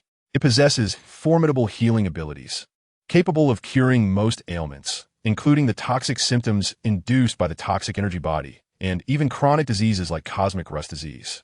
Most astonishingly, this White Energy Body is compatible with the human nervous system, allowing it to address even the most intractable human diseases, such as cancer. It is nothing short of a sacred relic. Tian Chilai's gaze was instantly captivated by the White Energy Body, yearning to claim it for himself.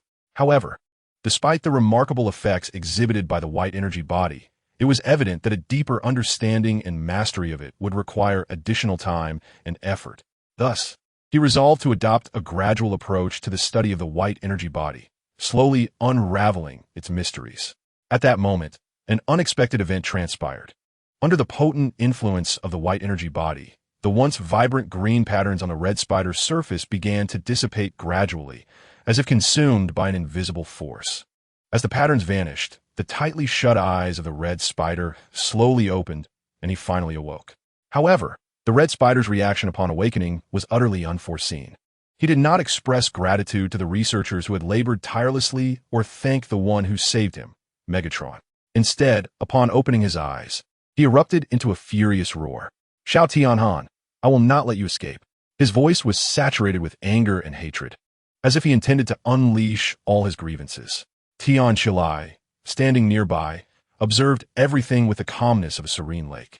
Unaffected by the tempest of emotions displayed by the Red Spider, he merely watched the Red Spider's every move, seemingly indifferent to his fury. When everyone departed that evening, the area housing the White Energy Body was the most heavily guarded section of the entire Decepticon base, and it was clear that acquiring the White Energy Body would not be as simple as a stealthy incursion. Tian Chilai approached the chamber, storing the White Energy Body with utmost caution, moving as silently as a cat, wary of producing even the slightest sound. However, when he finally reached the doorway, he was astonished to find that the guards, who were supposed to be on duty, lay unconscious on the ground. "There are others," Tian Chilai marveled inwardly. Having infiltrated the Decepticon base for so long, he had believed himself to be the sole spy, only to discover that others were also operating in the shadows. He quickly crouched by the door, peering through the crack to observe the interior. The room was dimly lit, but he immediately recognized the familiar figure of 32. No, 32 should have been dead. Tian Chilai's brow furrowed tightly, his face a mask of disbelief. His optical visor flickered with increased frequency, fixated on 32, as if attempting to penetrate the very essence of the being before him. It is indeed true that 32 has met her demise, having personally plunged the scalpel into the opponent's ignition chamber. At that moment, an astonishing scene unfolded. 32, who had been standing there, suddenly transformed as if by magic. Her body began to contort and reshape, and in the blink of an eye, she morphed into an entirely unfamiliar robot. This newly manifested robot possessed a slender frame, with elegantly flowing lines that resembled a splendid work of art. Even among the multitude of robots, she could undoubtedly be regarded as a paragon of beauty. Who is she? Tion Chila pondered silently, his gaze fixed upon the suddenly appeared robot, leaving no detail unnoticed. As he observed in silence, he noticed the female robot swiftly approaching the location where the white energy entity lay, effortlessly retrieving it into her grasp. This spectacle caused Tion Chila to lose his composure. His eyes widened, and he inwardly cursed. Even if you are a female robot, how dare you snatch what I have set my sights upon? You must be courting death. Spare me. Tion Chila shouted in fury, forcefully pushing the door open and dashing inside like a bolt of lightning. Simultaneously, he realized he was now wielding a thunderous rebound gun, its dark muzzle accurately aimed at the robot. It's you, so you have arrived as well. Last time I did not stop you, but this time do not impede me. However, to Tion Chila's astonishment, the robot appeared unfazed by his presence, and instead, she spoke softly. This utterance dissipated all doubts within Tion Chila's heart. He was utterly convinced that the robot before him was indeed 32, and from the very beginning, she had been a deeply concealed spy. High Priest, we have returned. Spring followed the magnetic storm back to the village, but found no sign of the High Priest. After inquiring with the villagers, he learned that the High Priest had led a portion of the villagers to undertake some burning operation. Spring did not delve deeper into the details of the burning operation, for it was entirely unnecessary. He was not one to meddle in others' affairs, merely needing to ensure that the High Priest would repair the waves as agreed. Suddenly, he spotted Jack approaching with a mechanical rabbit in his arms, greeting him. Hey Jack, you've made a mechanical toy too. Of course not. This is standard equipment for Captain Xinghuan. Jack replied with a smile. Captain Xinghuan? Spring's lips twitched. It seemed that the mischievous Xiaotian had thoroughly bewildered Jack. After all, during his long tenure on Cybertron, he had never heard of any Captain Xinghuan. Never mind that. Do you know of any place where I can extinguish my flames? I wish to find some peace. Spring rubbed his metallic head, feeling somewhat fatigued. Perhaps the toxic energy entity's poison had indeed been contained, but he still felt a bit dazed and needed rest. No problem, follow me. Jack, having regulated his emotions, exhibited no trace of disappointment as he enthusiastically led Spring to a place where he could find solace. Chapter 54. Resonance by your tone. One might think you could actually hinder me. Tion Sule's lips curled into a disdainful smile, his deep, formidable voice resonating through the air, firmly grasping the Thunderbolt rifle. The ominous barrel was pointed directly at 32's ignition chamber, as if the slightest misstep from his adversary would prompt him to pull the trigger without hesitation, reducing 32 to mere ashes in an instant. However, 32 remained unfazed by Tion Sule's threat. Her blue optical lenses flickered with a cold light, and a slight smirk of derision graced her lips. It appeared that the Autobots were indeed avaricious beings. Her words dripped with scorn, revealing her amusement at Tion Sule's actions. With her right hand tightly clutching the white energy core, she exerted even greater strength in her arm. Her movements exuded determination and decisiveness, as if that white energy core represented her very essence, and no one would dare to wrest it from her grasp. If you wish to take the white energy core from me, then come and try, 32 declared, her voice icy and resolute, devoid of any hesitation or retreat. No sooner had her words fallen than her body emitted a mechanical transformation sound, morphing from its original automobile form into a sleek silver-blue fighter jet. Accompanied by the roar of engines, 32 surged forward like a silver meteor, barreling towards Tion Sule. Her speed was astonishing, creating a powerful shockwave in the air that made one involuntarily sweat for Tion Sule. Though anxious internally, Tion Sule understood that his strength paled in comparison to Zyoshan Han's. Helplessly, he watched as 32 approached like an unstoppable torrent, quickly sidestepping to avoid being toppled by her force. Yet, Tion Sule was not willing to concede so easily. In the very instant that 32's form whooshed past him, he swiftly extended his hands, firmly grasping her wing. His fingers clamped down like iron vices, refusing to relent. 32. evidently unprepared for such an action, felt her body jerk as it unexpectedly encountered resistance. Seizing the opportunity, Tian yanked with all his might, causing the cabin door of 32 to emit a sharp creak, as if it were on the verge of being torn off. Realizing the imminent danger to her cabin door, 32 reacted instantly, rapidly transforming her body in an attempt to sever Tian Tsulei's grip. However, Tian Tsule seemed to have anticipated this maneuver. In the moment of 32's transformation, he released his hold and, like a flash of lightning, lunged for the white energy core. Observing this, 32 was determined not to let Tian Tsule succeed. She too swiftly adjusted her trajectory, extending her mechanical arm like a butterfly reaching for the white energy core. In an instant, the mechanical arms of Tian Tsule and 32 intersected in midair, entangling tightly together. They commenced a breathtaking struggle, each exerting their utmost effort to claim the white energy core as their own. In this fierce struggle, Tianquilii displayed his astonishing strength and skill. His arms, as unyielding as steel, unleashed tremendous force with each exertion, causing the mechanical arm of 32 to tremble incessantly. However, 32 was not a mere opponent. A sudden flash of white light emanated from its form, seemingly resonating with the orb of white energy. Tianquilii immediately sensed this shift, a tightening in his chest signaling that the situation had taken a turn for the worse. Yet undeterred by this change, he exerted even greater force upon the white energy orb, letting out a furious roar. Through his relentless efforts, the once impenetrable orb began to show signs of fissures. With one final surge of strength, a sharp crack echoed as the white energy orb was forcefully split in two. As he seized the orb, Tianquilii quickly unleashed several thunderous shots, but his adversary reacted swiftly, evading the onslaught and transforming into an aircraft to escape. This was disastrous. Tianquilii cursed under his breath. Those airborne foes were notoriously evasive, preying upon those who traversed the ground. Now, he found himself in a quandary. As a researcher for the Decepticons, the ruckus caused by the enemy's departure was too significant for him to pursue them under the guise of Tianquilii.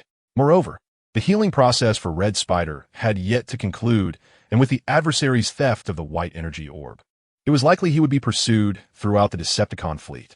After a moment of contemplation, he resolved not to chase after them. After all, how could a police vehicle catch up to an aircraft? The alarms within the Decepticon base blared incessantly. Tianquilii had anticipated this and took cover, witnessing Red Spider's furious reaction. Simultaneously, he commanded through the loudspeakers for everyone aboard to pursue the thief of the white energy orb. Fortunately, he had preemptively deleted the surveillance footage of himself. Otherwise, his undercover mission within the Decepticons would have been irrevocably compromised. The subsequent events were clear. Once the Decepticons located 32, Tianquilii could seize the opportunity to act. As many Decepticons departed the base to hunt down 32, he returned to the laboratory, finding an unoccupied room where he retrieved the small fragment of the white energy orb. He then switched to the Zyoshan hand template, the toxic energy nearly causing him to fumble his tools, but the presence of the white energy orb alleviated his symptoms. Taking a deep breath, Zyoshan hand cautiously drew the white energy orb into his body. He closed his eyes tightly, feeling the orb's flow within him, as if it were a living entity. Moments ticked by as Zyoshan hand patiently awaited the orb's effects. Finally, he sensed a cool power spreading through him, the green patterns gradually dissipating. A surge of joy filled his heart as the dizziness he had been experiencing began to subside significantly. He had initially believed this was the entirety of the white energy orb's effect. However, just as he relaxed his vigilance, an unexpected transformation occurred. The white energy entity seemed irresistibly drawn by an unseen force, hurtling directly towards the star's soul stone within Shao Tian'an. In an instant, a profound resonance surged between them, and Shao Tian'an could even discern a faint buzzing sound. What was happening? He was utterly astonished. He had never envisioned such a connection between the white energy entity and the star soul stone. Even more perplexing was the realization that the white energy entity appeared to be resonating not with the star soul stone itself, but rather with the vital energy contained within it. Before he could ponder the implications of this phenomenon, a blinding white light suddenly flashed, and in the blink of an eye, he found himself involuntarily swept into an unknown realm. Chapter 55. The Last Survivor. When Xiao Tianhan opened his eyes once more, he discovered himself in an unfamiliar landscape. The air was fragrant with the songs of birds and blooming flowers, and the picturesque scenery was alive with the movement of numerous robots bustling about in the distance. As he activated his optical scanner, he was taken aback to find a figure of 32 among them, seemingly oblivious to his presence. 32 was nestled against the leg of a female robot, playfully inquiring, "Sister, when will we return to Cybertron?" Her voice resonated with a deep yearning for her homeland. However, the sister gently explained, "Iris, I have told you many times that since our ancestors departed from Cybertron, we are no longer Cybertronians. We are now residents of Azeroth, and we have no connection to Cybertron." Despite the sister's soothing tone, Iris was evidently unwilling to accept this reality. Pouting, she shook her head and murmured, No, sister. I'm so bored here. This place is too small, and there are too few people. Even though those organic beings are amusing, they die too quickly, and I detest having to part ways. Sister, can we use the white energy entity to bring them back to life? Upon hearing Iris's plea, the sister could only smile helplessly. She gently patted Iris's back and said, "Iris, remember that the value of life is not measured by the length of time, but by its depth." I don't understand. Sister, please don't say things I can't comprehend, Iris replied, her expression adorably naive. Suddenly, she sprang to her feet, leaping into her sister's embrace like a charming little bear, tightly clinging to her and whimsically declaring, "I only want you, sister. I don't need anyone else." The sister found Iris's unexpected display both amusing and endearing, gently stroking her hair as she softly replied, "Oh, you little rascal." Yet in that tender moment, the world around them abruptly transformed. The once idyllic scene was instantly drenched in a deep crimson hue, as if the very essence of the world had been saturated in blood. Following this, countless projectiles and meteors rained down mercilessly, ruthlessly obliterating all tranquility within sight. The organisms that once inhabited this place fled in terror, their cries echoing through the air, "Oh God, what have we done wrong? Why must we be punished so?" Yet this so-called divine retribution did not originate from the heavens. It was a horrific invasion. Xiao Tianhan pierced through the clouds, finally discerning the true architects of this chaos, the warships of the Decepticons. These colossal and menacing vessels, akin to demons, descended upon Azeroth, imbued with boundless malice and destruction, launching a frenzied assault. As if he could see the fear and unease festering within her very soul, he watched as Illis made her way towards the rear of the headquarters, where 2 escape pods awaited, her last flicker of hope. Standing beside one of the pods was Illis' sister, her countenance radiating determination and resolve. Gently, she urged, "Hurry inside." "Sister, I will follow closely behind." Though panic surged within Illis, her sister's words served as a beacon in the darkness, imparting a semblance of comfort and courage. Without a moment's hesitation, Illis swiftly entered one of the escape pods. As the hatch sealed, the pod ascended slowly, soaring into the distance. Through the window, Illis glimpsed her sister still standing in place, a wave of profound unease washing over her. However, just as Illis' sister prepared to board the other escape pod, a fighter jet streaked towards her like a bolt of lightning. It hurtled at astonishing speed, casting a shadow over her escape pod in an instant. Illis watched in horror, her heart racing almost to the point of bursting. Before she could react, the Decepticon on the fighter extended its massive fist and struck the hatch of the escape pod with devastating force. With a thunderous crash, the door was obliterated, debris scattering in all directions. Illis' sister had no time to evade. Like a helpless chick, she was yanked from the pod by the Decepticon, struggling in midair. She fought to break free from its grasp, but all was in vain. Illis' optical sensors flickered erratically. She could scarcely comprehend the scene unfolding before her. Her sister was being treated with such brutal cruelty, and she felt utterly powerless. In Illis' despairing gaze, the Decepticon mercilessly delivered a punch that pierced her sister's chest. Energetic essence gushed forth like a fountain, staining the surrounding air with a vivid blue hue. Illis' sister's body slumped lifelessly, while the Decepticon extracted the faintly glowing spark from her chest. "No!" Illis let out a heart-wrenching wail that reverberated through the expanse. Her eyes widened in terror as she witnessed her sister perish before her. In that moment, her world shattered, and hope was irrevocably extinguished. The silhouette of a Decepticon was indelibly etched in Elise's mind. She vowed to remember the visage of her foe, for one day she would personally exact vengeance, making him pay for her sister's life. At that moment, the spark of her sister emitted a faint glow, unexpectedly resonating with the rich aura surrounding it. As the resonance intensified, the spark began to metamorphose, gradually being engulfed by the surrounding energy until it coalesced into a brilliant white crystal. This gem radiated a dazzling white light, as if it harbored boundless power. It was the embodiment of white energy. Xiao Tianhan gazed intently at the white crystal, a soft sigh escaping his lips. He was all too familiar with this Decepticon, for he was none other than Megatron himself. In that fleeting instant, realization dawned upon Xiao Tianhan. He finally comprehended why the Decepticons sought to assault the space bridge and linger on this organic planet. It became clear that the very planet he inhabited was where the Decepticons had discovered the toxic energy entity. They had promptly harvested it, intending to unleash a catastrophic calamity upon Cybertron. Yet, they had failed to find a means of antidote. During their quest for a remedy, they inadvertently arrived at Azeroth, where they uncovered the white energy entity. Upon further investigation, the Decepticons learned that this white energy entity was, in fact, the spark of the Azerothians. This revelation was a treasure beyond measure, for they understood that by mastering the white energy entity, they would no longer fear the affliction of the toxic energy entity. To prevent the Autobots from discovering and seizing the white energy entity, the Decepticons swiftly resolved to eradicate all Azerothians, severing any chance of an antidote for the Autobots. Elise might very well be the last survivor of Azeroth. A cataclysmic disaster loomed over the beautiful planet of Azeroth, all because of the white energy entity.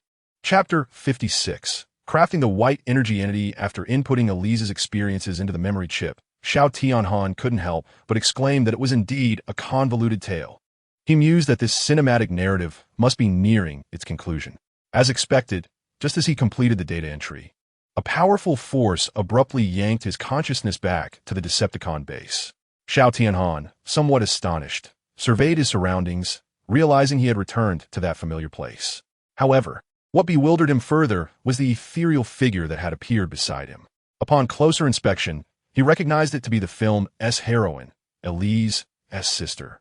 Elise's sister was unlike the other Autobots, emanating an air of mystery. She gazed at Xiao Tianhan with a complex expression, seemingly deep in thought. After a moment, she finally spoke softly. "Kin, have you too fallen victim to the Decepticons' venomous grasp?" "Kin?" Xiao Tianhan silently repeated her words in his heart, his face etched with skepticism. He simply could not fathom why Iris's sister would regard him as one of her kin. Yet, before he could fully comprehend this sudden revelation, Iris's sister slowly opened her arms and enveloped him in a tight embrace. Xiao Tianhan found himself at a loss, his body instinctively stiffening. In that moment, he heard Iris's sister gently murmur, "As one of our kind, you must protect the holy maiden of our lineage. She is my sister." At her words, Xiao Tianhan's confusion deepened. He could not grasp why Iris's sister had placed such unwavering trust in him, especially since they had only just met. Just as he was about to voice his inquiries, Iris's sister continued, "Within her resides the ultimate power of Azeroth. It must not fall into the hands of the Decepticons. Otherwise, this universe will know no peace." The term ultimate power piqued Xiao Tianhan's interest, and his mind began to race with thoughts. After a brief moment, an idea struck him, prompting him to test her intentions. He feigned a state of grave illness, his breath shallow, and spoke with difficulty. "I would be most willing to protect the esteemed holy maiden, but alas, I am but a remnant of my former self, and my days are surely numbered." Observing him, Iris's sister's gaze lingered on Xiao Tianhan, a flicker of doubt crossing her features as she softly remarked, "Dear kin, has the long pursuit dulled your memory chip, causing you to forget the proud technology of our lineage?" A pang of anxiety gripped Xiao Tianhan. He had intended for Iris's sister to aid him in healing the toxic energy within him, but he had inadvertently sown seeds of suspicion. Fortunately, she did not press further and instead displayed a gentle smile, assuring him, "Do not worry, dear kin. I will help you recall the technology of our white energy form. Before her words had fully settled, Iris's sister transformed into a dazzling white light, swiftly penetrating Xiao Tianhan's body like a bolt of lightning. In that instant, he felt as if something within him had been ignited, a surge of warmth radiating throughout his being. To his astonishment, he discovered that a certain biological organ within him was undergoing a remarkable evolution.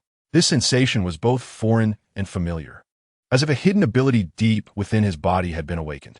An indescribable excitement surged within Xiao Tianhan. He had a strong premonition that he had grasped the method to fuse the super energy form, vital energy, and life force, enabling him to manifest the white energy form himself. At that moment, Iris's sister resided within him, and he felt no hesitation. Resolutely, he raised his hand and followed his inner instincts to channel the energy. As he moved, a powerful force began to coalesce in his palm, gradually forming a crystalline white energy form. The moment this white energy entity manifested in Xiao Tianhan's hands, he was nearly overwhelmed with excitement. This was indeed the white energy entity. Not only could it potentially bring the dead back to life, but it could also cure a myriad of ailments. Whether it was the toxic energy entity or the cosmic rust disease, both could be remedied under the influence of the white energy entity. Now, he found himself capable of conjuring such a miraculous entity with his own hands. Truly a wonder. With a beaming smile, Xiao Tianhan lavished praise upon Sister Iris, marveling at her generosity. Not only had she unhesitatingly aided him in dispelling the grave danger posed by the toxic energy entity, but she had also entrusted him with the precious resource of the white energy entity, regarded as a monopolistic technology. Thank you immensely. I shall forever cherish this kindness. I will dedicate myself to protecting your sister, Xiao Tianhan declared solemnly. He was acutely aware of his obligation to be grateful, and in light of such a weighty gift and profound favor from Sister Iris, he resolved to safeguard her with unwavering resolve.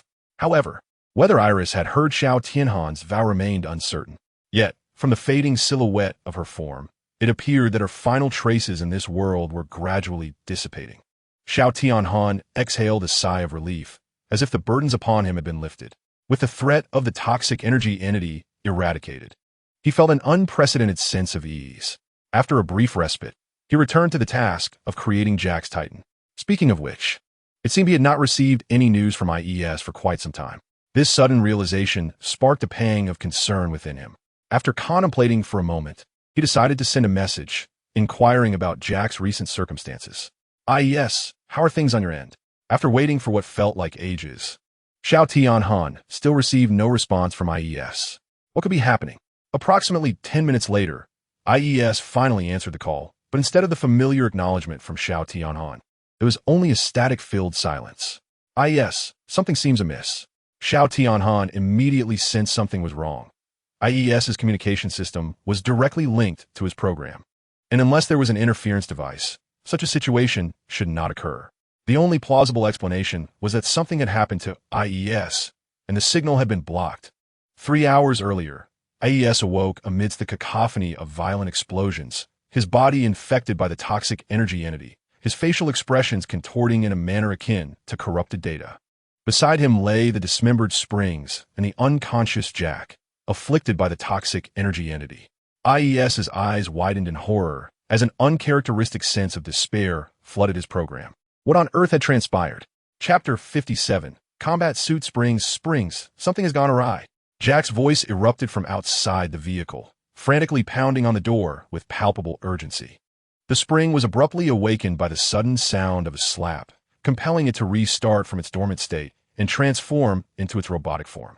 It stretched its slightly weary waist, a result of prolonged labor, and impatiently glanced at Jack outside the car door, exclaiming, "What is it, Jack? I've been working all day. My back feels as if it might break." Jack, undeterred by the complaints of the spring, bore a pale visage, with beads of sweat forming on his forehead. Grasping the car door tightly, he spoke with unwavering determination, "Spring, I require your assistance. Lisa has been chosen for the burning operation." Upon hearing this news, the spring's earlier irritation dissipated instantly.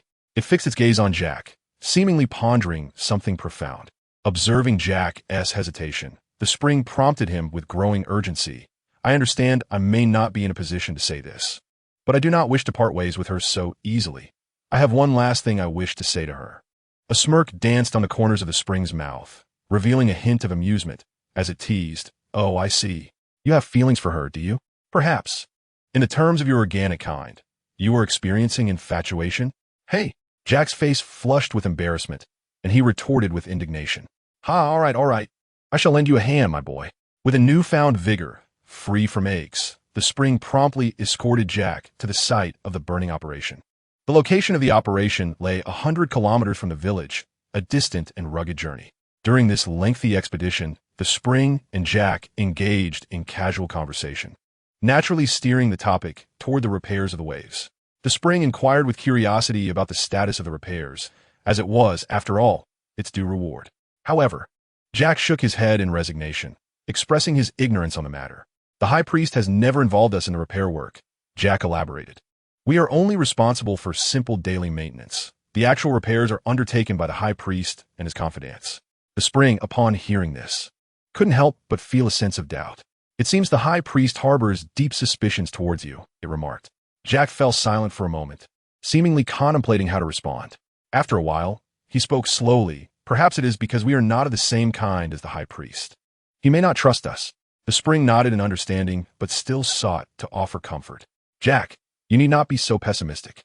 I believe that no one as Spark is made of stone. Time will change everything. If you persist in your efforts, the High Priest will one day recognize you organic beings."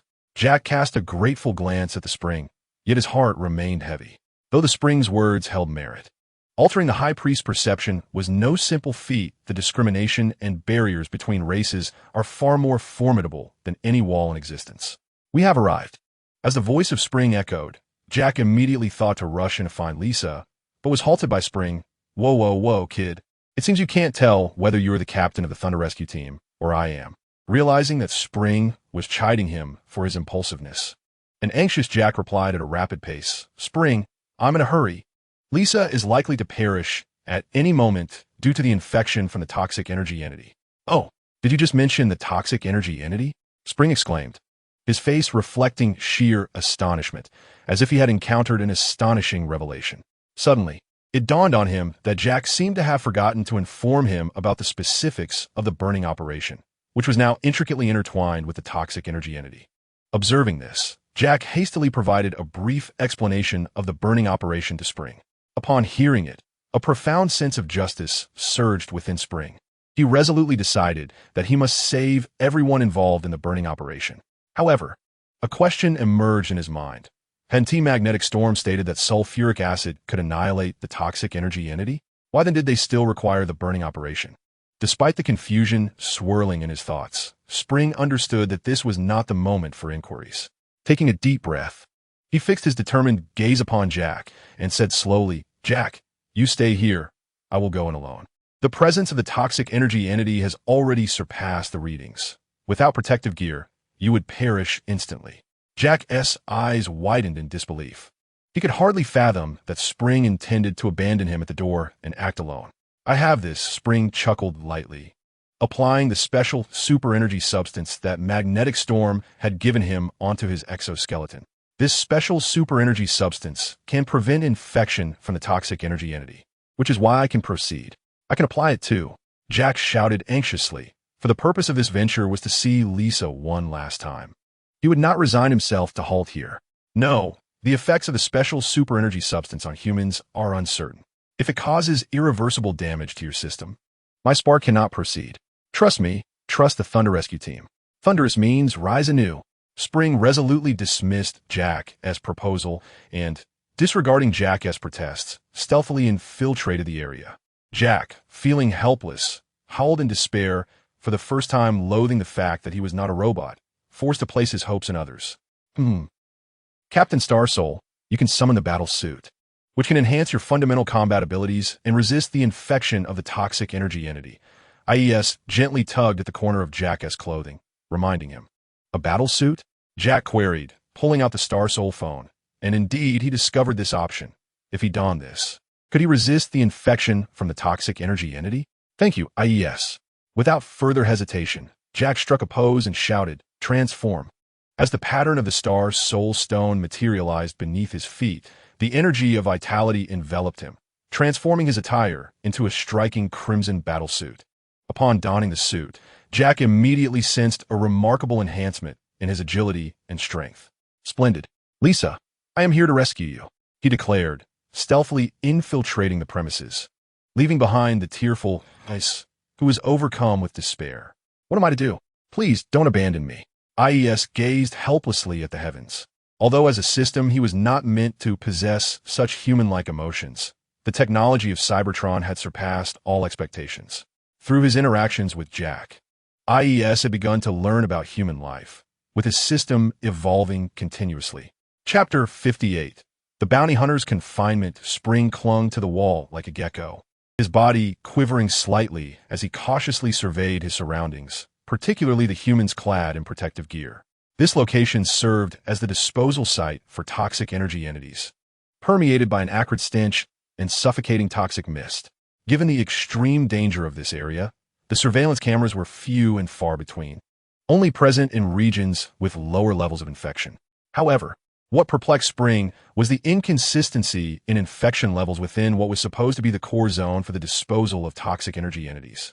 He deemed this a matter worthy of investigation. Perhaps approaching it from this angle would prove far more effective than flitting about aimlessly like a headless fly. At that moment, Spring suddenly spotted a familiar figure, and his heart raced as he quickly concealed himself behind a chandelier, fearful of making the slightest sound. Approaching him was Magneter, accompanied by another Transformer whom Spring recognized. They conversed jovially, appearing utterly dismissive of the humans in protective attire. "Ah, confinement. You really ought to witness the wails of that Autobot before his demise. After all, he was your quarry, was he not?" Magneter remarked, draping an arm around Confinement's shoulders, his tone laced with mockery. "No, Magnetor. Although I'm a bounty hunter, I lack a penchant for inflicting torment."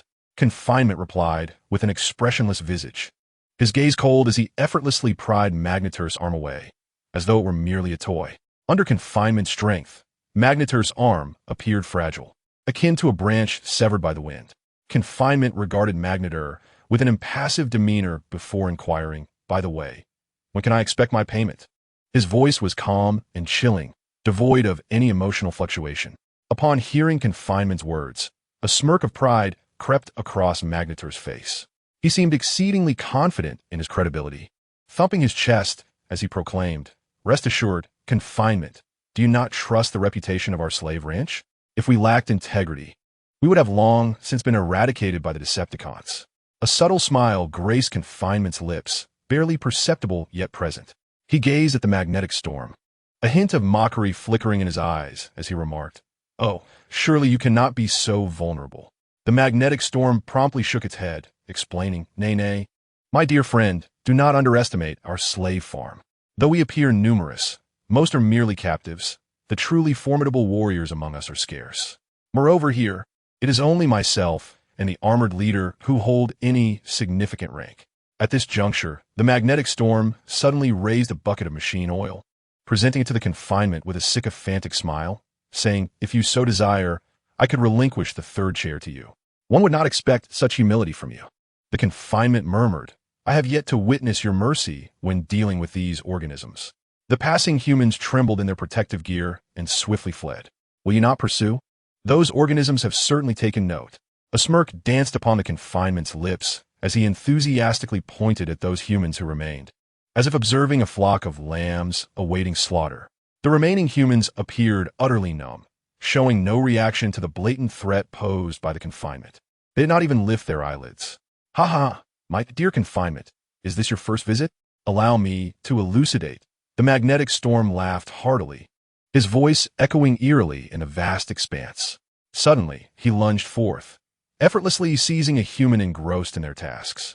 The individual had no time to utter a sound before being firmly gripped, powerless like a lamb awaiting its fate.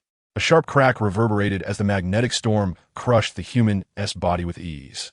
Blood erupted like a fountain, splattering the entire protective suit in a ghastly crimson hue, resembling a gruesome canvas that was unbearable to behold. Yet, the magnetic storm treated this as a trivial act, carelessly discarding the mangled corpse as if it were mere refuse. "I grant you 3 minutes. Should I see this corpse again, I shall claim a life for every additional minute. The magnetic storm's voice was as frigid as that of the underworld, his threat looming over each individual like the sword of Damocles, instilling a profound dread. Astonishingly, in the face of such inhuman menace, not a single human dared to resist. They moved silently, like automatons, to the side of the corpse, resolutely disposing of it into the seething lava pit below. The horror was palpable. The confinement gazed deeply at the magnetic storm, increasingly convinced that this so-called slave farm was unfathomably perilous. Whether it be the astonishing brainwashing efforts, the clandestine concealment of identities, or the steadfast collaboration with the Decepticons, this formidable force stands like a majestic mountain, unwavering amidst the vast cosmos. The only entities capable of determining the fate of such power are likely Megatron and the 13 Primes. Contemplating this, Blaster's tone softened slightly. Come, Magnetar. I trust you will not default on the final payment. Why bother with these organic beings? Tonight, we shall indulge until we are inebriated. Haha, indeed, indeed. Magnetar laughed heartily, once more embracing Blaster's neck. This time, Blaster did not push him away as before, but instead reciprocated the smile, creating an atmosphere of extraordinary merriment between them.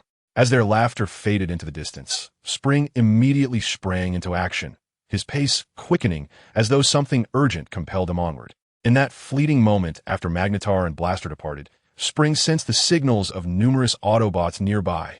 Without hesitation, he dashed towards the source of the signals, his heart brimming with anticipation and trepidation. Upon pushing open a door, he entered a much darker realm, where the dim lighting cast the corridor in a deep yellow hue, exuding an eerie ambience. Undeterred by this atmosphere, Spring pressed forward, ultimately arriving before a tightly shut door. Without courtesy, he forcefully broke the lock, and the door swung open with a resounding bang. Chapter 59. The Truth of the Slave Ranch. However, the scene behind the door left Spring utterly astonished. He had anticipated encountering something supernatural, yet what greeted him was a sight of Autobots submerged in nutrient liquid, alongside countless enslaved Autobots, infected by toxic energy, confined behind iron bars. These Autobots' lives were as fragile as a candle flickering in the wind. Long exposure to the toxic energy had rendered their systems incapacitated, completely stripping them of the ability to resist. As Spring gazed in shock at this scene, his attention was suddenly captured by a nutrient pod. Through the transparent wall, he beheld a familiar figure, Roadbuster. Roadbuster lay silently within the pod, his eyes closed, seemingly devoid of consciousness. His body trembled slightly, evidently gravely affected by the toxic energy. Oh, Roadbuster! Spring's voice brimmed with sorrow and despair. He could not fathom encountering his comrade in such a dire place. A tumult of complex emotions surged within him. Concern for Roadbuster intertwined with fear for the entire situation. He stared intently at Roadbuster. Memories of their battles fought side by side flashing through his mind, each recollection a knife piercing his heart. Roadbuster was here, which meant Spring's voice gradually diminished, and a bold hypothesis suddenly emerged in his mind. This conjecture caused his body to tremble involuntarily, a chill ascending from his spine. From the very beginning, he was destined for demise, Spring murmured, his voice echoing in the silence, laden with boundless sorrow and helplessness. He realized that the so-called High Priest was merely a guise of heavy armor and magnetic storms, a ruse employed to deceive the local organisms. They professed to protect these beings, yet led them to willingly sacrifice their lives to obliterate toxic energy entities, aiding them in eroding the will of the Autobot slaves with the gases produced by these malevolent entities. In truth, the heavy armor and magnetic storm were the true masters of the slave ranch, engaged in dealings with various factions, including the Decepticons and bounty hunters, even trafficking in human lives. This revelation left Spring utterly astounded and enraged. He had never fathomed that the truth could be so depraved and cruel. How abominable you are! Heavy armor, you infuriate me beyond measure. Spring roared in fury, his fists clenched tightly, the metallic chest plate creaking under the pressure of his wrath. His patience had reached its breaking point. He could no longer endure the atrocities committed by heavy armor, and the fire of his indignation erupted like a volcano. With a resounding crash, Spring's fist struck the nutrient pod with tremendous force, shattering the hard shell and sending shards of glass flying. The dormant state of Roadbuster was disrupted. exposing his body to the air, yet his condition did not improve. The infection from the toxic energy entity had rendered Roadbuster's systems completely dysfunctional. He had lost all control over his body, and even Spring, the captain of the Thunder Rescue team, found himself at a loss in the face of such a dire situation. No, that is not right. I still have another approach. A sudden thought flashed through Spring's mind, and he quickly retrieved a box from his pocket containing a special super energy entity. This super energy entity had been gifted to him by Magnetic Storm, reputed to have the ability to resist the infection of toxic energy entities. Magnetic Storm had once applied this substance, so Spring believed it must possess some inexplicable resistance against the toxic energy entities. "Hold on, Roadbuster. It may sting a bit," Spring whispered, carefully taking the injection tool and delicately administering the special super energy entity into Roadbuster's body. As the super energy entity entered Roadbuster, his body immediately began to react. He trembled slightly, as if engaged in a fierce struggle against the toxic energy entity. His tightly shut eyes began to quiver, seemingly attempting to open. Yet his weakened state rendered him incapable. Spring's heart felt as if it were gripped by an invisible hand, his eyes wide open, fixated on Roadbuster, unwilling to miss even the slightest change. He clasped his hands together, silently praying that this mysterious super energy entity would fulfill its purpose within Roadbuster, saving this once battle-hardened comrade. As the tension in the Spring reached a near, suffocating peak, the formidable Roadblock suddenly opened his eyes wide. In that fleeting moment, the Spring perceived a glimmer of hope. Yet this flicker was swiftly engulfed by anguish. A fleeting clarity flashed within Roadblock's optical lens, only to be immediately submerged by an unending tide of torment. His body began to tremble violently, as if two colossal forces were fiercely clashing within him. Roadblock let out a thunderous roar, a sound so deafening it seemed poised to shatter the heavens. The suddenness of this outcry startled the Spring, yet he quickly regained his composure, firmly supporting Roadblock and shouting, "Roadblock, hold on. You can do this." Time ticked away, and gradually Roadblock's tremor subsided, his breathing began to steady. The Spring observed every subtle change in Roadblock with bated breath, and at last he noticed the clarity within Roadblock's optical lens increasing. The eyes that had once been consumed by suffering gradually regaining a spark of vitality. Finally, Roadblock slowly rose to his feet. Though still somewhat weakened and unsteady, he had regained consciousness. He surveyed the unfamiliar surroundings with a look of astonishment on his face. The Spring hurried to his side, supporting him as he recounted the entire sequence of events, including the demise of Splash and the disintegration of the Thunder Rescue Team due to the Red Spider's fusion cannon. Roadblock listened intently, his expression growing increasingly grave. As the Spring uttered the final word, their eyes met, and within that gaze, they recognized an unspoken determination. "We cannot allow heavy armor and his ilk to run rampant any longer." Roadblock's voice was low yet resolute, revealing the conviction that resided within him. The Spring nodded vigorously, fully in agreement, affirming, "Indeed, we must step forward and halt their malevolence, rescuing those enslaved Autobots. With a thunderous strategy, we shall rise anew." Roadblock's words reverberated like thunder in the air. They exchanged a glance, their understanding requiring no further words. Then, swiftly, they parted ways, each racing in a different direction. This encapsulates the ethos of the Thunder Rescue Team. Their plans are often devoid of formal structure. Chapter 60. The might of the Spring, this seemingly haphazard approach, in truth, demands that each member possesses exceptional personal qualities and adaptability. The Spring, true to his nature, unhesitatingly set his sights on the true master of the slave ranch, Heavy Armor. He advanced like a sharp blade, piercing directly towards the heart of the slave ranch. Meanwhile, Roadblock chose a different path, intent on rescuing those Autobots captured by Heavy Armor. With each successful liberation, an indescribable sense of accomplishment surged within Roadblock, yet he was simultaneously struck by the cruelty and cunning of Heavy Armor. How did Heavy Armor manage to capture so many Autobot slaves? And how did he establish this vast organization? It is evident that Heavy Armor's method of indoctrination involves subjecting the Autobots to the brink of death through toxic energy, eroding their will. After repeated cycles of death and resurrection, even the most resolute spirit can be worn down. Soon, Lockdown rescued these Autobot slaves, yet they had entirely lost their agency. And even those with the ability to act had abandoned all hope for survival. In desperation, Lockdown was compelled to stack them like cargo in the back of a large truck and drive off.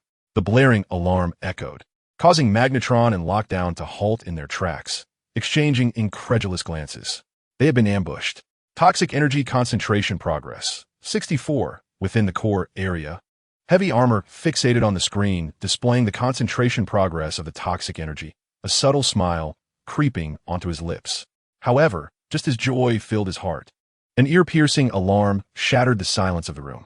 This sudden sound was like a cold splash of water, extinguishing the elation within heavy armor and plunging his mood into disarray. He leapt up, his face contorted with rage, bursting from the room to bellow at those outside. What now? His voice was thick with impatience and ire. Yet, before heavy armor could finish his tirade, a figure shot past him like a bolt of lightning, moving with such speed that there was no time to react. Heavy armor, I have come to take your life. With that furious shout, a flash of cold steel appeared, and before heavy armor could even discern the assailant's visage, he felt a searing pain at his neck. His eyes widened in disbelief as he watched his body slowly collapse, while the assailant, Springtrap, stood beside his lifeless form, a grotesque grin plastered across his face. What? The first to arrive, Magnetron and Lockdown, were met with an unbelievable sight. The master of the slave farm, the one who had orchestrated everything from the shadows, had fallen so effortlessly to Springtrap's hand? This was simply inconceivable. They had assumed that the master of the slave farm possessed extraordinary strength and cunning. For establishing such a vast operation in a world fraught with peril and challenges was no trivial feat yet. Reality dealt them a sharp slap in the face. This seemingly formidable transformer had proven utterly vulnerable before Springtrap, meeting an untimely demise that felt almost absurdly hasty. Magnetron and Lockdown began to reassess Springtrap, realizing they had gravely underestimated his true prowess. It is worth noting that even among the elite guard of Cybertron, Springtrap's strength was exceptional and unparalleled. Now, his strength has reached the critical point of 5, merely a step away from transcending to a higher echelon. In contrast, the so-called heavy armor is utterly insignificant before the Spring, akin to ants beneath a giant's foot. The reason Spring once appeared feeble was twofold. He had suffered a surprise attack from the fusion cannon, inflicting grave injuries upon his body. Furthermore, he had just rebooted his system, and his functions had yet to fully recover. However, after several days of recuperation, Spring's wounds have shown considerable improvement, and his stamina has gradually returned. At last, he reveals his true prowess as the captain of the Thunder Rescue Team. Together, both Lockdown and Thunderstorm roared, akin to two ferocious beasts, lunging at Spring simultaneously. In the face of their joint assault, Spring exhibited no fear whatsoever. Instead, he erupted into laughter, as if this battle were merely a leisurely game for him. Ah, come on. Even if more come, it won't be enough for me to slay. His voice carried a hint of madness as he swiftly evaded Lockdown's frontal charge, then launched a powerful kick that landed squarely on Lockdown's chest. Taken by surprise, Lockdown was sent flying, crashing heavily to the ground. Immediately after, Spring sidestepped with astonishing agility, evading Thunderstorm's incoming punch. Yet, in the very instant Thunderstorm's fist brushed past him, Spring pivoted like lightning, affixing a bomb to Thunderstorm's back. A resounding explosion erupted, engulfing the area in a thick cloud of smoke. Thunderstorm, caught off guard by the sudden blast, was hurled away like a kite severed from its string. Amidst the swirling smoke, Spring emerged like a streak of black lightning, charging towards Lockdown, who was attempting to rise. His speed was akin to a tempest, and in the blink of an eye, he stood before Lockdown. With a smirk playing at the corners of his mouth, he mercilessly stomped down on Lockdown, pinning him firmly to the ground, immobile. "Oh, bounty hunter, do you wish for a new home, seeing you in such a pitiful state? This way you need not drift endlessly through space. That home is called Cybertron Prison." Ha ha ha. In the presence of both Thunderstorm and Lockdown, Spring displayed astonishing combat prowess. His demeanor relaxed, as though he had never regarded them as a threat. As Thunderstorm rose from the smoke, rather than expressing anger at Spring, he applauded. What a remarkable Thunder Rescue Team. Truly formidable. A single captain able to contend with both of us Transformers. Indeed, deserving of the elite status of Cybertron's guard. What do you mean by that? Spring's expression tightened, for his long-standing instincts, honed through countless battles, warned him that Thunderstorm's feigned camaraderie concealed an unknown trump card. Indeed, the magnetic storm exuded an air of control. Regarding Spring with an intriguing tone, "Captain Spring, I wonder if you still recall the special energy entity I bestowed upon you? I presume you applied it before entering. For prior to uncovering the truth, you held a considerable trust in me, did you not?" Chapter 61. The encounter, a verbal duel suddenly. Spring sensed something amiss and swiftly brandished his blade, hurling it towards the magnetic storm. Alas, this strike was effortlessly intercepted by the storm, which cast a disdainful glance at Spring, chuckling as it remarked, "Ha ha ha, how has our Captain Spring's strength diminished so? Even diminished, it suffices to end your existence." Spring retorted with a cold scoff, swinging his blade once more at the magnetic storm. Meanwhile, the confinement beneath him seized the opportunity to escape, raising its left hand to transform into an electromagnetic disruptor, emitting a violet aura that instantaneously ensnared Spring. Despite his noble spirit, Spring found himself powerless against the might of technology and succumbed helplessly to the ground. "Haha, Captain Spring, I truly appreciate your trust. If it weren't for your use of the toxic energy entity mixture I provided, compounded by the local toxins, it would have taken much longer for the effects to manifest." The magnetic storm reveled in its triumph. "This is fate, Spring, fate." In frustration, Spring felt every cog within him protesting as his body became unresponsive. The toxic energy's influence, coupled with the mixture's effects, not only sapped his strength but also dulled his will. On the other side, Jack, who had been eavesdropping, experienced a surge of anxiety. "No, Spring," he thought, panicking, "I must save him." Just as he was about to rush out, a voice halted him. "Who are you, and why are you here?" Upon hearing that familiar voice, Jack's heart leapt with excitement. He could not be mistaken. "Lisa, is that you?" As he beheld the visage of his childhood companion obscured by heavy protective gear, his heart tightened. "Lisa, I have come to rescue you." "Jack, is that you?" Lisa gazed at Jack, adorned in a vivid red combat suit, and inquired, "Where did you acquire that attire? You look rather dashing." Well, it's a long story," Jack replied, shaking his head. "Now is not the time for this. Lisa, we must leave at once." "Leave? Why?" "We still need to execute the burning operation to destroy the toxic energy entity." Lisa furrowed her brow, rejecting Jack's proposal. "No, Lisa, listen to me. We have been deceived by the High Priest." Jack blocked Lisa's path, fervently explaining, "Generations of our kind have sacrificed their lives for the High Priest, only for it to be a grand illusion. The burning operation does not aim to eradicate the toxic energy entity. Rather, it aids the armored slave Autobots. We must resist and save Spring, fighting for a future for our village. Lisa, please help me. You work here. You must know where the core of the slave farm is. Let's go destroy it." Lisa appeared bewildered at Jack's pleas, for in her eyes, the armored figures remained the guardians they had always been. As childhood companions, Jack would never deceive her. Lisa instinctively hesitated to believe that the armored figure had betrayed them. But following Jack's gaze, she saw the spring mechanism captured by the magnetic storm and confinement, being taken to the detention chamber, which made her falter. The core area lay just ahead. Lisa pointed in a direction and spoke, "Jack, we cannot destroy that place. We're not transformers. We lack mechanical bodies. And we cannot even approach it. Do not worry, Lisa. You lead everyone away first." Jack reassured her with a calming gaze before immediately heading in the direction she indicated. This territory was typically the domain of the armored figure, forbidding any intrusion. Yet now, with the armored figure dead and the magnetic storm and confinement departed, the core area was left unguarded. This allowed Jack to enter the core area unhindered, witnessing the progress of the toxic energy concentration. The documents on the table felt like the coldest blades in the world, ruthlessly dismantling the ideals Jack once held dear. Their planet had been plagued by the armored figure and the Decepticons, leading to the emergence of toxic energy. Their objective was to obtain the concentrated toxic energy for warfare.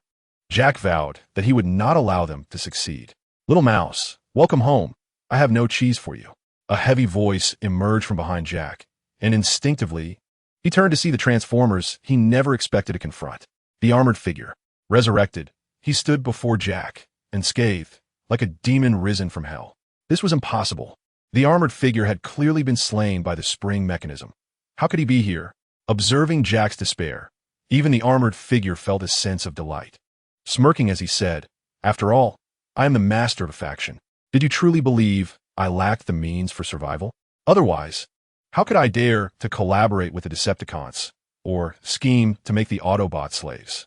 He continued, "I owe my thanks to the gift from the Cyber Ninja Institute.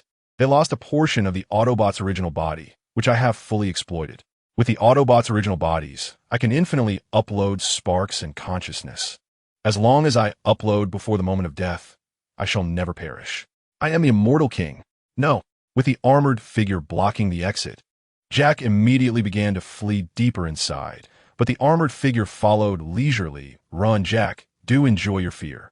However, the further Jack ran, the closer he drew to the toxic energy, which lay in a deep well below, containing the concentrated toxic energy. The armored figure pursued him, seemingly driving Jack into a corner. "Run, Jack, why have you stopped?" The armored figure's voice echoed mockingly behind him. "Isn't it spacious back there?" Jack's heart raced, and beads of sweat formed on his brow. The immense bulk of the armored figure loomed over him like a mountain, instilling an overwhelming sense of dread. Jack gritted his teeth, struggling desperately to free himself from the clutches of fear, yet he found his legs seemingly nailed to the ground, utterly unresponsive. He was merely an ordinary human. How could he possibly escape the grasp of the formidable master of the slave farm, the heavily armored figure? "Jack, your expression of despair truly pleases me." The armored figure's laughter echoed through the air, though his tone was chillingly cold. "Let's make a deal, Jack. If you divulge the identity of the spy within the Decepticons, I shall grant you your freedom. How's that sound?" Upon his return, Jack had casually mentioned something during a conversation with the armored figure. If not for the existence of this spy, how could the toxic energy concentrate have been so inexplicably discarded by the Black Widow? Furthermore, it was impossible for him to have exposed his own identity so effortlessly. Yet now, Jack was engulfed in inner turmoil. He could not betray Tranquilii. At that moment, the armored figure seemed to perceive Jack's thoughts, speaking slowly. "However, if you were to die, would not all these matters become utterly meaningless?" Jack's heart tightened at the implication of those words. He certainly understood their meaning. The armored figure continued, "To exchange the life of a spy for the lives of an entire village. Do you not know how to make such a choice?" Jack's internal struggle deepened, and he silently questioned himself. What should I choose? Tranquilii was merely a fleeting acquaintance to him. There was no real connection between them. Moreover, Tranquilii had willingly chosen to infiltrate the Decepticons as a spy, fully aware of the risks involved. He would accept that. As this realization sank in, Jack's mood grew heavier. He recognized the truth in the armored figure's words. Betraying Tranquilii appeared to be the most reasonable choice. After all, his own life, along with that of Lisa and the innocent villagers, was of utmost importance. Yes, I should betray Tranquilii. That would suffice. Yet I refuse. Jack's expression turned serious as he solidified his stance. Chapter 62. The evolution of the armored figure. Enough verbal sparring, Jack declared with an unwavering expression, unafraid even in the face of the armored figure's threats. "You do not understand humanity, nor do you comprehend the essence of Jack Cooper. I will never betray my comrades." "Then you shall perish," the armored figure retorted, showing neither praise nor anger as he lunged toward Jack, intent on crushing the insect before him. "No, I have another choice." Jack's face hardened with resolve as he drew a laser gun from behind him and aimed it at the armored figure. "A mere trick," the armored figure scoffed. A bizarre pink aura enveloped him. The laser gun, which had proven effective time and again, struck the armored figure without eliciting the slightest reaction. "Is this a toxic energy mixture?" The heavily armored figure, coated in a mixture of toxic energy, rendered most energy attacks ineffective against him, as they would first interact with this outer layer, sparing his true form. Jack's face registered surprise. He could not comprehend how the toxic energy, which was a fatal poison for Transformers, seemed to have no adverse effects on either Magnetron or the heavily armored warrior, as if the noxious gas posed no threat to them. "To use what I have taught you against me, is the extent of your capabilities organic?" The heavily armored warrior's expression grew cold, and with the force of a tempest, his fist descended upon Jack. "The resolve to face death was never imparted to me by a cowardly high priest like you." Inexplicably, Jack's mind conjured the memory of the resolute figure who once proclaimed, "Though faced with 1,000,000 foes, I shall advance." Just as the colossal fists were about to strike Jack, he nimbly dodged, seizing the opportunity to hurl a bomb into the abyss of toxic energy below. Boom! A violent explosion erupted at the toxic energy well, sending forth a powerful shockwave that radiated outward. The sudden force staggered the heavily armored figure, causing the pink aura surrounding him to waver. Jack seized the moment to roll away, increasing the distance between them. "Do you believe this will defeat me?" the warrior bellowed, his toxic energy mixture glowing brighter as he attempted to withstand the shockwave. However, the explosion triggered a chain reaction within the toxic energy well, resulting in a chaotic surge of toxic energy that formed a massive vortex. The formidable pull of the vortex ensnared both Jack and the heavily armored warrior. Jack clung desperately to a nearby table, striving to maintain his balance, while the warrior struggled within the swirling chaos, the effectiveness of his toxic energy mixture beginning to wane, rendering his movement sluggish. Jack gazed at the warrior, a glimmer of resoluteness flashing in his eyes as he prepared to deliver a potentially fatal blow. "No, Jack. Do you wish to perish?" the warrior implored. "I have barely managed to calm the toxic energy well. If you throw another bomb, not only I, but also your friends, your family, and your fellow Autobots will perish, including you. Think carefully, Jack. No, the only one destined to die here is you." "High Priest," Jack declared resolutely. In that moment, his gaze was devoid of fear, shimmering with a golden hue. Before you stands not merely Jack Cooper, but a manifestation of the human spirit forged through the crucible of time, fighting for justice. "High Priest, you have deceived us, extending your demonic claws throughout the cosmos. But this ends today. Brace yourself for the explosion of toxic energy that embodies all your ambitions and the anguished souls of our village." Without further hesitation, Jack hurled another bomb, igniting the entire toxic energy well. Boom! The well detonated in an instant, the violent explosion trembling the very fabric of the space around them. The explosion obliterated the entire slave farm. Had it not been for the timely evacuation of the crowd, countless lives would have been lost. Jack was hurled through the air by the forceful shockwave, crashing heavily to the ground, his body marred by the insidious markings of toxic energy infection. Eyes rushed over, and upon witnessing the scene, tears welled in her cybernetic eyes. "Please, don't die. I cannot fail the task my father entrusted to me."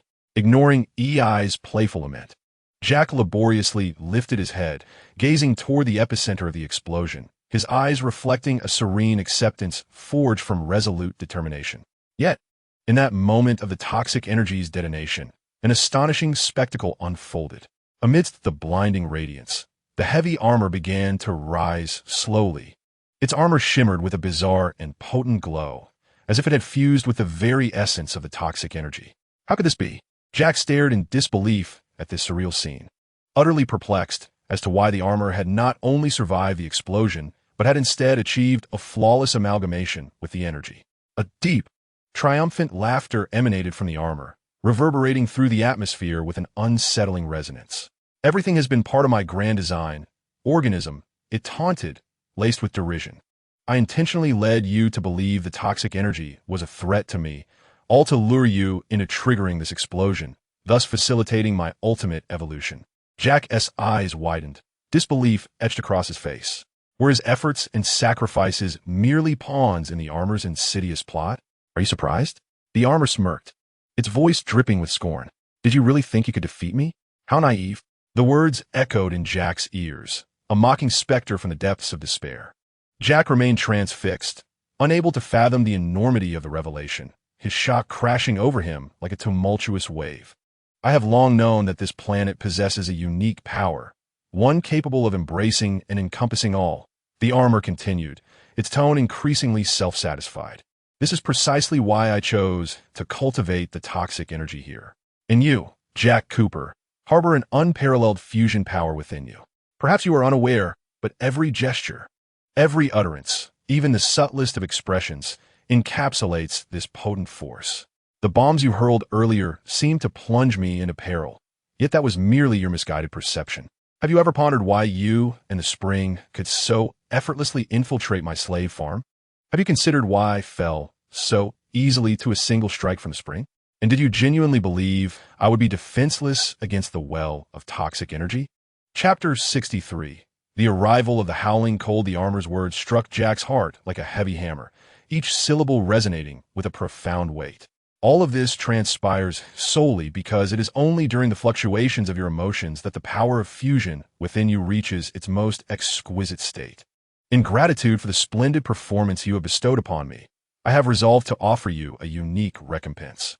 I shall annihilate all that you hold dear, allowing you to experience the bitter taste of loss. Jack's complexion turned ashen as he finally comprehended the true intent of the armored figure. It became evident that this entire scenario was a meticulously orchestrated conspiracy, and he himself had unwittingly become a pivotal element within it. And you are the crucial piece in my grand design. The laughter of the armored figure echoed relentlessly in Jack's ears, imbued with malice and derision. Without your assistance, I could not complete this final evolution. Jack's heart swelled with despair and indignation. He could scarcely fathom that all his struggles and endeavors had been so shamelessly exploited by the armored figure. Jack felt akin to a deceived jester, his every sacrifice rendered futile. Observing Jack's dismal plight, the armored figure chuckled with delight. How naive you are, it truly disgusts me. Possessing the extraordinary power of fusion, yet remaining utterly oblivious, like a repugnant insect. From the very first day I arrived on this planet, I discerned the power of fusion and implanted the toxic energy entity into the core of your world. Thus, your planet has been doomed from the outset. As for me, I shall seize this fusion power and reign supreme over the cosmos. Even the most formidable of foes shall kneel before me. The armored figure let out a chilling, sinister laugh, and at that moment, the magnetic storm, accompanied by the disassembled remnants of the environment, emerged from the ruins. Boss, it appears you have evolved. The magnetic storm, like an eager acolyte, circled around the armored figure, observing intently. The armored figure laughed boisterously. Indeed, magnetic storm, I have attained perfection, which is eternity. Next, I shall obliterate this planet. His tone turned frigid. This world requires only one perfect being of fusion, me. Magnetic storm, remain here and keep a close watch on my esteemed guest, Jack. I want him to witness the demise of his own planet. With that, the armored figure departed, leaving Jack to succumb to the encroaching virus, slipping into unconsciousness. The body of AES, too close to Jack, became infected by the toxic energy entity, his facial expressions oscillating in a near-garbled manner. Beside him lay the disassembled fragments of the environment and Jack, who lay in a stupor, overwhelmed by the toxic energy. The magnetic storm yawned in boredom when, suddenly, a piercing sword flew before him, plunging directly into his chest. Had he not reacted with remarkable swiftness, that strike would have been sufficient to pierce his core. Who? The magnetic storm bellowed in rage, his voice reverberating through the vast emptiness, tinged with a hint of fear and fury. He clutched his chest tightly, where the sword remained embedded, as the energy entity surged forth from the wound. Magnetic storm, enduring excruciating pain, forcibly extracted the piercing blade from his body, then cautiously surveyed his surroundings, attempting to identify his assailant. At that moment, a shadow appeared in his line of sight, ethereal and ghostly. This figure was entirely unfamiliar to all present, resembling a graceful transformer, yet possessing distinct features. Iris, the one sent to kill you, the unknown transformer intoned with a chilling voice, emanating an aura of deep-seated animosity towards Magnetic Storm. Iris materialized before him. She had merely been passing through when she witnessed the aftermath of the explosion and rushed to investigate. However, upon seeing Magnetic Storm, her fury ignited instantaneously. Magnetic Storm, the transformer who had participated in the cataclysmic battle for Azeroth, was her adversary. Iris's eyes brimmed with murderous intent as she unhesitatingly grasped another piercing blade and hurled it forcefully towards Magnetic Storm. His eyes widened in horror as he watched the blade race towards him like a bolt of lightning. He attempted to evade, but his body, weakened from prior injuries, moved sluggishly. In his despair, Magnetic Storm closed his eyes, awaiting the inevitability of death. Yet, just as the blade was about to strike, a powerful hand suddenly emerged, firmly grasping the weapon. This formidable hand crushed the blade into countless shards with astonishing ease. Following this, the hand, akin to a vice, seized Iris, pinning her forcefully to the ground. She found herself utterly unable to resist, her body immobilized beneath the immense pressure. Struggling, Iris looked up at her captor, only to discover it was the seemingly unconscious Conviction. A sinister smile played upon Conviction's lips. Did you truly believe you could slay Magnetic Storm? You ought to consider your surroundings. Regaining his composure, Magnetic Storm, clutching his wound, rose in fury and advanced towards Iris. You dared to ambush me. I shall ensure you pay dearly for this. Just as he prepared to strike, the unconscious Jack emitted a painful groan, the amalgamated power surging uncontrollably. Iris's body began to exhibit signs of infection from the toxic energy, manifesting a more severe distortion as it slowly rose to its feet. Unsteadily, it approached Magnetic Storm, each step deliberate despite its sluggishness. Observing this, Magnetic Storm halted, eyeing Iris with caution. Seizing the opportunity, Iris broke free from Conviction's grasp, retrieving a weapon from the ground, ready to engage once more. At that critical moment, the ground trembled violently, as if the toxic energy within the planet's core underwent a significant transformation. The earth quaked. The ocean wept, and dark clouds enveloped the sky, lightning crackling across the horizon. It was as if the planet itself lamented, heralding an impending doom. Fortuitous indeed. It appears your demise is imminent. Conviction and Magnetic Storm glared at Iris, akin to hunters fixating on their prey. How infuriating. I have yet to exact my vengeance. I cannot perish here. Iris's gaze grew hazy, for in that moment of confinement, there was no mercy shown, even damaging the energy conduits along her back, rendering her body weak. Someone, anyone, please save me. As she beheld the impending Magnetic Storm in confinement, despair enveloped her as she shut her eyes tightly. Forgive me, sister. I should not have indulged so carelessly. If only I had mastered the orthodox techniques of energy restoration. Regret gnawed at Iris's heart, lamenting her lack of maturity sooner. Otherwise, how could matters have deteriorated to such a dire state? Embrace your doom. The Magnetic Storm seized Iris's stinger and thrust it towards the ignition chamber. Yet at that moment, a sudden transformation occurred. The world became shrouded in ice and snow. A frigid force surged forth, instantaneously freezing the entirety of the Magnetic Storm's form. What? The confinement was taken aback, but before he could react further, another freezing ray struck him. In the distance, a towering and robust transformer approached with measured steps, slowly articulating. When winter descends upon the world, I bring forth the wrath of the gods, freezing all evil within the realm. I am a Star Soul Warrior, Zyoshinhan.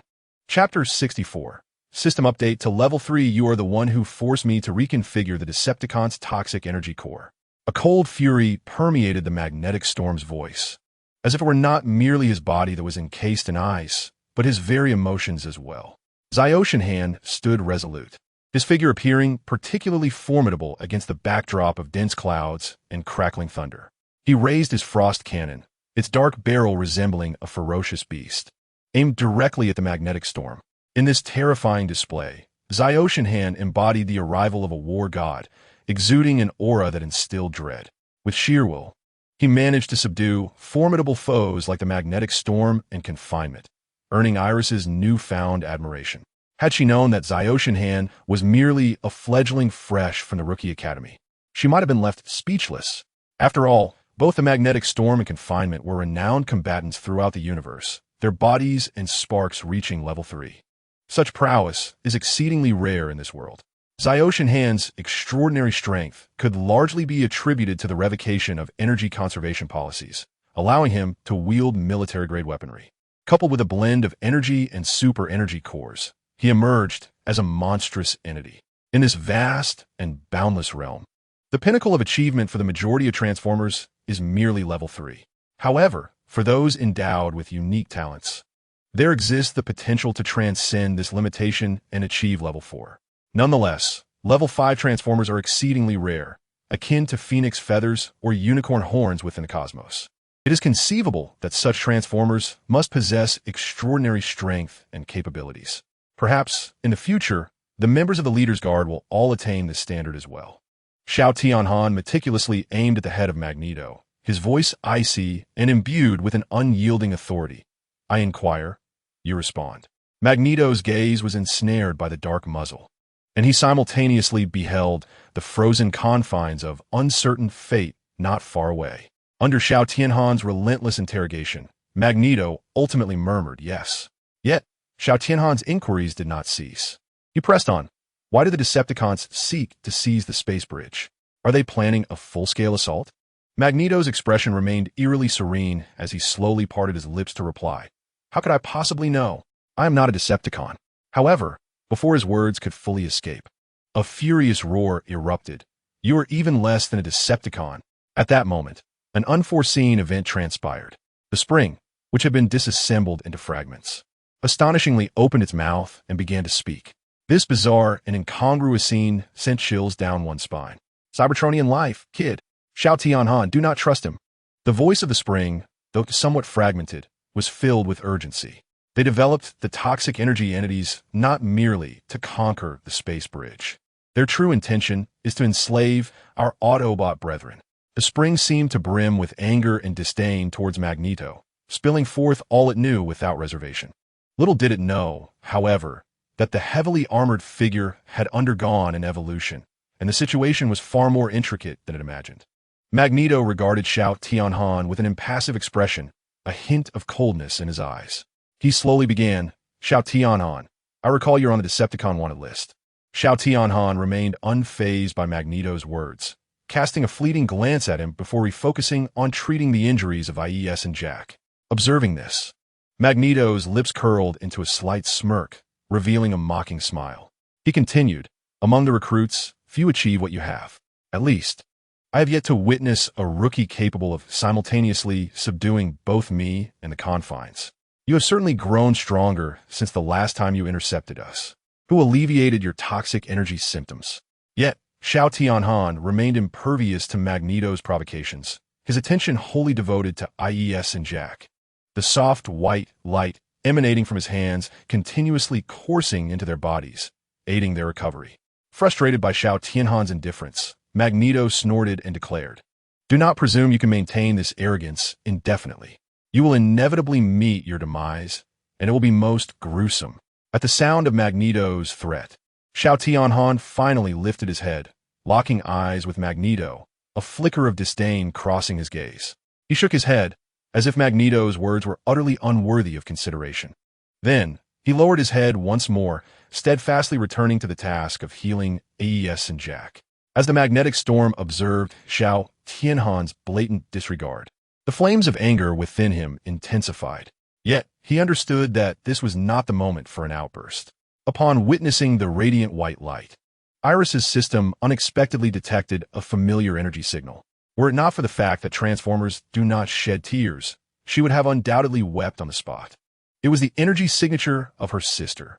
The gentle white light seemed capable of soothing all wounds, as the once formidable toxic energy patterns enveloping Jack began to dissipate, his breathing gradually stabilizing. Iris's eyes cleared from their chaotic state, affectionately nuzzling against Xiao Tianhan's leg, murmuring softly, the sin of father.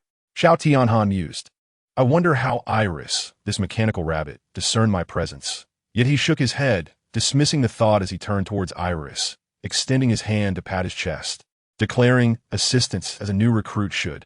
A faint blush crept onto Iris's cheeks, likely a result of processor overload.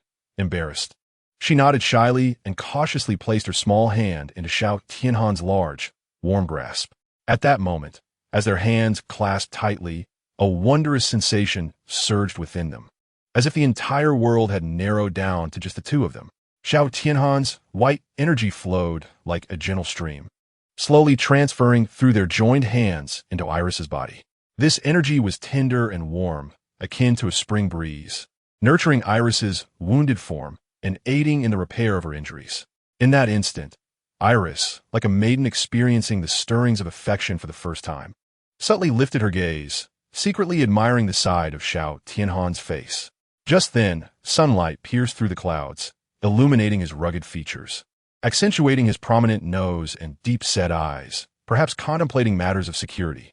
Iris found herself entranced, a unique emotion brewing deep within her, akin to flowers blossoming in the spring. Chapter 65. The heartache of guarantee draws. She could not quite comprehend this feeling, only that her heart brimmed with sweetness and warmth. Why does your hand feel so warm? Iris whispered, her voice as delicate as a falling feather. This statement seemed to slip out, an inadvertent revelation of her innermost thoughts. However, in this tender moment, the abrupt shout of Spring broke the tranquility. "Hey, you're a transformer. Feeling warmth is nonsense." His voice echoed through the air, jarring in its abruptness. Spring continued. "Shout a hand. If you're going to flirt, can you at least save me first? I'm still lying here." His words carried a hint of dissatisfaction and urgency, as though he were exasperated by the interaction between Xiao Tianhan and Iris, feeling a bit like a bystander in his own plight. Cough, cough, cough. Xiao Tianhan cast a resigned glance at Spring, thinking, I was in the middle of something. Do you really need to be so loud during such a perfect opportunity? Nevertheless, he released Iris's hand, offered her a smile, and then assisted Spring in gathering his scattered form. Can you assemble yourself? At this moment, Spring had completely shed the serious demeanor he exhibited when first encountering Xiaoshenhan at the Rookie Academy. A subtle smirk graced his lips as he regarded Xiaoshenhan with an enigmatic gaze, inquiring with a hint of playful curiosity. In Spring's understanding, Xiaoshenhan had likely not been exposed to such knowledge and skills during his time at the Academy, for assembling components was no trivial endeavor. It necessitated a certain degree of expertise and practical experience. I learned about it at the energy farm, Xiaoshenhan replied with an unwavering countenance, as if this were the most commonplace of matters. In truth, his recollection of the energy farm was rather vague. He had merely concocted an excuse on the spur of the moment. The genuine source of his knowledge stemmed from his experiences at the Decepticon base and a Shockwave base. In his pursuit to rescue the Partition and develop the Titan, Xiaoshenhan had acquired a wealth of pertinent knowledge and skills from these two locations. It was somewhat ironic that the majority of his knowledge was not gleaned from the Rookie Academy, but rather from the Decepticons themselves. Of course, this did not imply that the Autobots engaged in the concealment or secrecy of knowledge. While there certainly existed some restrictions on information, they were not of a severity that warranted such conclusions. The primary reason for this was the pressing time constraints. Xiaoshenhan simply did not possess the luxury of time to systematically study these topics. Yet, it was precisely due to the pressures of learning and the sense of urgency that he found himself able to absorb and master this knowledge more swiftly. Superassembly. Xiaoshenhan meticulously began to piece together Spring's form. Drawing upon his previous experience, this endeavor was swiftly accomplished. Spring stretched his newly revitalized body, feeling not only the toxic energy dissipate entirely within the radiant light, but also a significant sense of relief coursing through him. Congratulations, energy level has surpassed level 3. The Thunder Drive template's energy level has likewise reached 3. Upon reaching level 3, a new world unfolds, distinct from the past. Templates will unify in level, and unlocking templates will no longer be a matter of leveling up, but rather a lottery. 10,000 energy points grants one draw for rewards, with countless possible outcomes, determined solely by fortune. The host may wish for a particular mech with an 80 draw small guarantee, a 160 draw large guarantee, and a 10 draw ensuring at least one purple item. After successfully resolving the toxic energy levels of all, Xiaoshenhan was astonished to discover that his own energy level had ascended by 1 tier. However, he felt no particular surprise at this outcome. After a period of contemplation, Xiaoshenhan discerned the underlying secret. It appeared that the white energy body possessed a remarkable capability to convert toxic energy into energy that it required, thereby achieving a form of purification. This revelation indicated that the toxic energy was no longer a lethal poison for Xiaoshenhan, but rather a valuable resource for advancement. The greater the quantity of toxic energy, the more energy the white energy body could concentrate, undoubtedly providing substantial assistance in enhancing Xiaoshenhan's prowess. Upon this reflection, Xiao Tianhan could not help but exclaim, "This is truly an upgraded treasure." Simultaneously, a thought flickered in his mind. Could it be that you are a system developed by some gaming company? After all, such a setup is remarkably reminiscent of mechanisms found within games. Gazing at the lottery system before him, Xiao Tianhan felt a wave of incredulity wash over him, as if the very heavens were about to collapse. At that moment, Illis approached Xiao Tianhan with a graceful stride, her beautiful optical lenses fixed upon him as she gently inquired, "May I ask what your relationship is with my sister?" Upon hearing this question, Xiao Tianhan pondered briefly. Then a subtle smile graced his lips as he replied, "I am the Winter Knight summoned by your esteemed sister, my Princess Illis." As Illis absorbed Xiao Tianhan's response, her heart was struck by an overwhelming force, causing her previously taught emotions to burst forth like a torrent. Unable to contain her feelings any longer, she leaped into Xiao Tianhan's broad embrace, pouring out her sorrow and grievances like a child. Xiao Tianhan stood there quietly, feeling the tremors and sobs of Illis, gently patting her back as if comforting a wounded child. He understood that this seemingly strong girl bore many scars. Her aloofness was merely a shield for her fragile heart. After a considerable time, Illis's weeping gradually subsided. She lifted her gaze, her tear-filled eyes meeting Xiao Tianhan's, and a shy smile appeared on her face as she softly uttered, "I can't believe my sister confided even this to you. You must be someone worthy of trust." Xiao Tianhan smiled in return, affirming, "Indeed, your sister places great trust in me." As moments passed, Illis finally emerged from her sorrow, her spirits gradually restoring to tranquility. The temperature regulator on her face seemed to malfunction, flushing slightly as she shyly expressed, "Thank you for allowing me to cry so freely." Xiao Tianhan gently shook his head, replying tenderly, "It was my pleasure. There's no need for thanks." However, only Xiao Tianhan was aware of the underlying truth. It was due to her sister's sharing of the white energy body technology with him. Just then, Jack finally stirred awake, emitting a faint sound. "Finally awake. The organism is quite lackluster," Spring teased. "Yes, yes," Illis exclaimed joyfully, throwing herself into Jack's embrace. Jack, feeling the weight pressing down on him, opened his eyes in confusion to find Xiao Tianhan and the others staring at him, prompting an annoyed exclamation. "Hey, I'm not a monkey." Xiao Tianhan. Illis. Yes, yes. Spring. Silence already, kid. Didn't I tell you to wait for me outside? Chapter 66. The Shadow. Upon hearing the probing inquiry from Spring, Jack's body tensed abruptly, his face flushing crimson, and the veins on his forehead bulging with indignation. He clenched his teeth tightly, shaking his head vehemently, as if to convey all his discontent and grievances through that singular motion. "This concerns my homeland." Jack's voice quivered slightly, yet the determination within it was unmistakable. "Am I not entitled to know the truth?"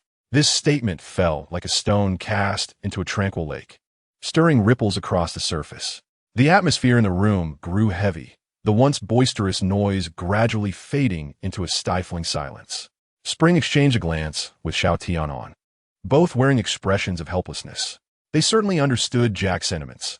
After all, this was their shared homeland, and everyone had the right to know the truth. "However, Jack, you mustn't act so recklessly."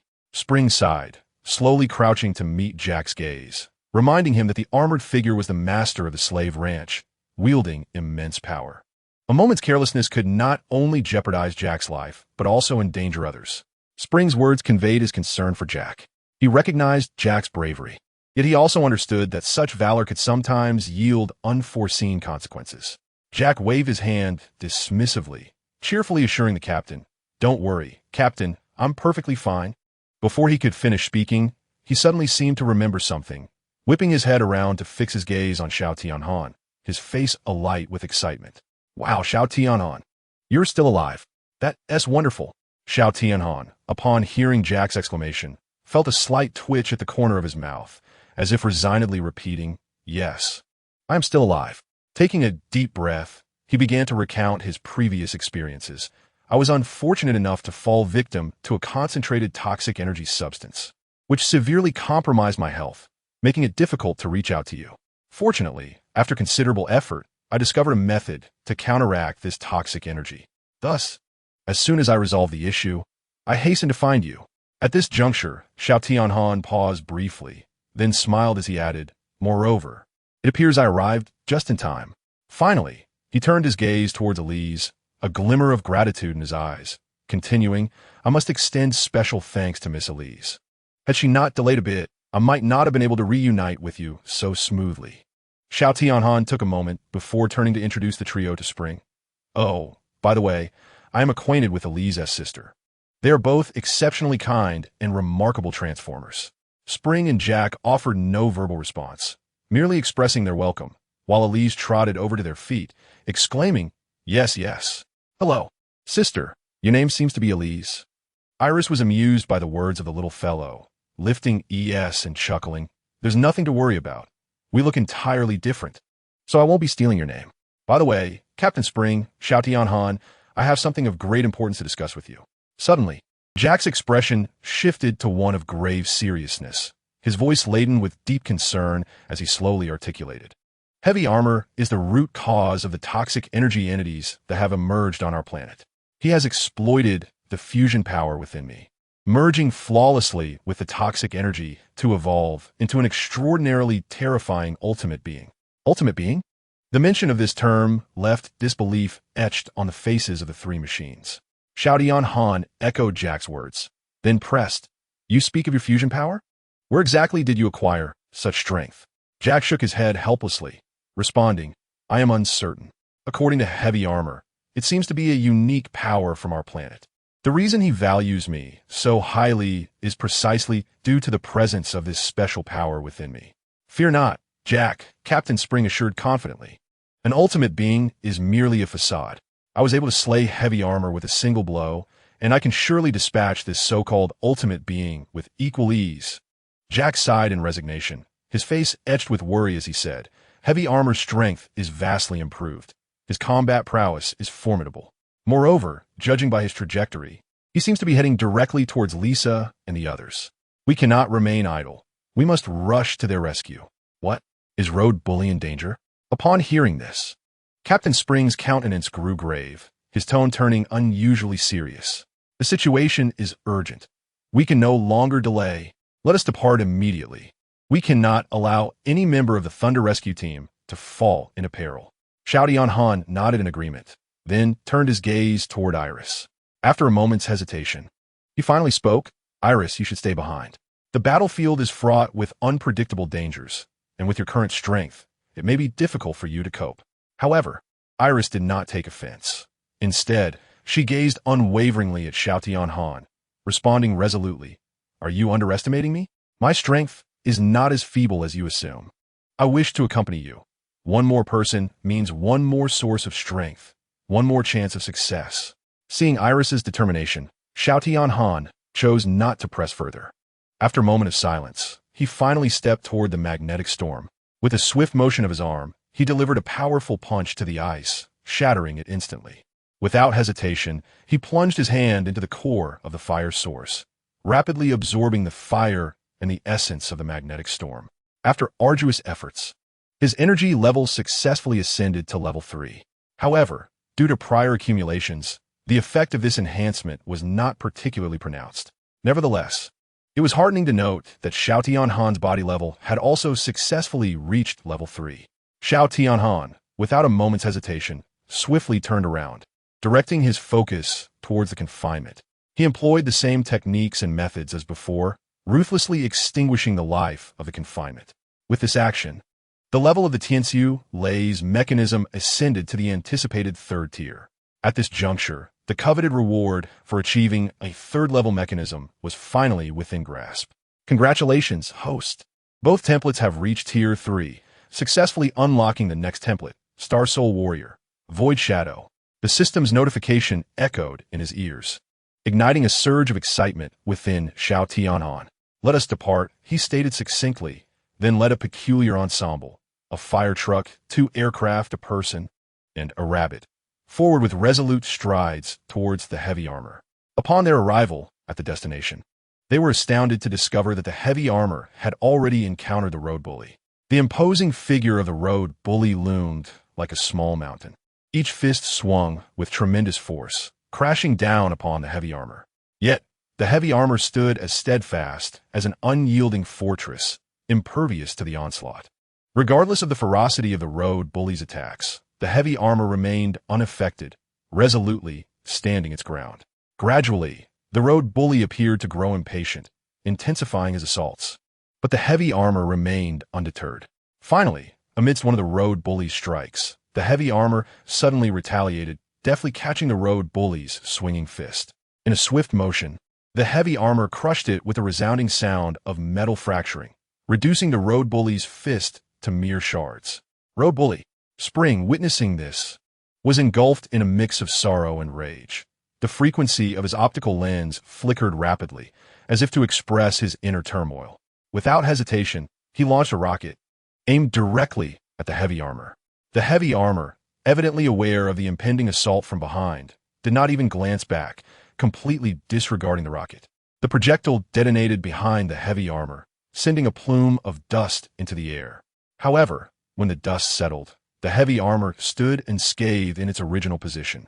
Chapter 67. Severed arm. It turned out that the toxic energy enveloping him had absorbed the impact of the rocket, allowing him to maintain his calm demeanor throughout the ordeal. At that critical juncture, Xiao Tianhan suddenly roared, charging forth like a fierce tiger. The power of his third-level mechanism erupted instantaneously, engaging the heavy armor in close combat. However, the strength of the heavy armor vastly exceeded Xiao Tianhan's expectations. With a casual swipe, the heavy armor sent Xiao Tianhan hurtling away with immense force. In the blink of an eye, the heavy armor pivoted, seizing the side-attacking Illis and mercilessly pinning her beneath its foot. Spring, like a wraith, silently materialized behind the heavy armor, his blade glinting ominously, striking like lightning towards the heavy armor's core. However, to his astonishment, this seemingly lethal blow could not even penetrate the heavy armor in the slightest. The clash between the long sword and the surface of the armor produced a crisp metallic sound, with sparks flying, yet inflicted no damage whatsoever upon the armor. How could this be? Spring stared in disbelief at the scene before him, unable to trust his visual perception. This was a full-force strike, and yet it had no effect on the armor. The trio fell into silence, beginning to comprehend the vast disparity in power between themselves and the heavy armor. A gap that seemed insurmountable. Did this signify the might of the ultimate creature? Spring murmured to himself, a surge of awe rising within him.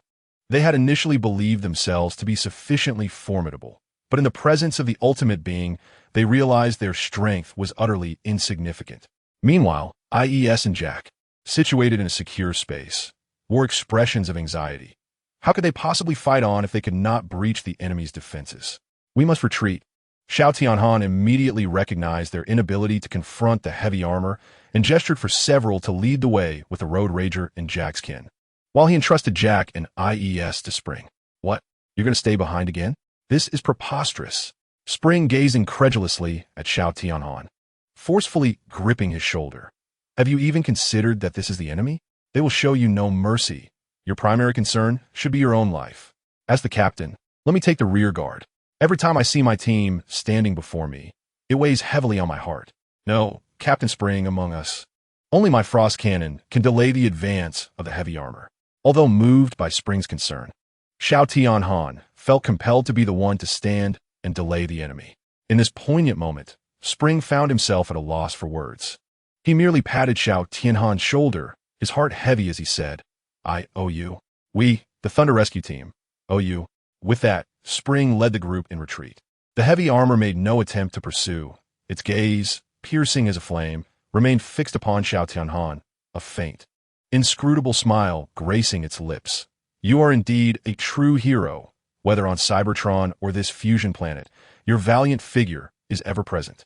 Xiao Tianhan regarded the heavy armor with a stoic expression, his voice icy as if devoid of warmth. You are aware of Cybertron. It seems the magnetic storm has conveyed such information to you, since the adversary appeared inclined to engage in idle chatter. Xiao Tianhan thought it a fortuitous opportunity to buy time, allowing Spring and the others a safe retreat. The heavy armor spoke leisurely. The magnetic storm is indeed a useful tool. However, given your presence here, I suspect it has already met its demise at your hands. With a disdainful snort, the heavy armor's eyes flickered with a hint of contempt. What does it matter if the magnetic storm is dead? He is merely an inconsequential character. Yet you, Xiaoshenhan, if you are willing to surrender now and pledge everlasting loyalty to me, I might consider installing a loyalty chip within your system, thereby transforming you into my most devoted servant. How does that sound? This condition is rather appealing, is it not? No one would disdain having a subordinate who would fight fiercely for them, particularly someone like Xiaoshenhan, who has faltered twice. This only serves to enhance my admiration for him. Dream on. A hint of disdain curled at the corner of Xiaoshenhan's lips as he emitted a cold snort, clearly expressing his contempt for Zhongjia's conduct. However, Zhongjia, undeterred by Xiaoshenhan's demeanor, let out a sigh of regret, as if lamenting Xiaoshenhan's failure to recognize the situation. Without hesitation, Zhongjia charged at Xiaoshenhan with a speed akin to lightning. Realizing the imminent threat, Xiaoshenhan did not dare to delay. He swiftly raised his frost cannon, rapidly conjuring a formidable icy force.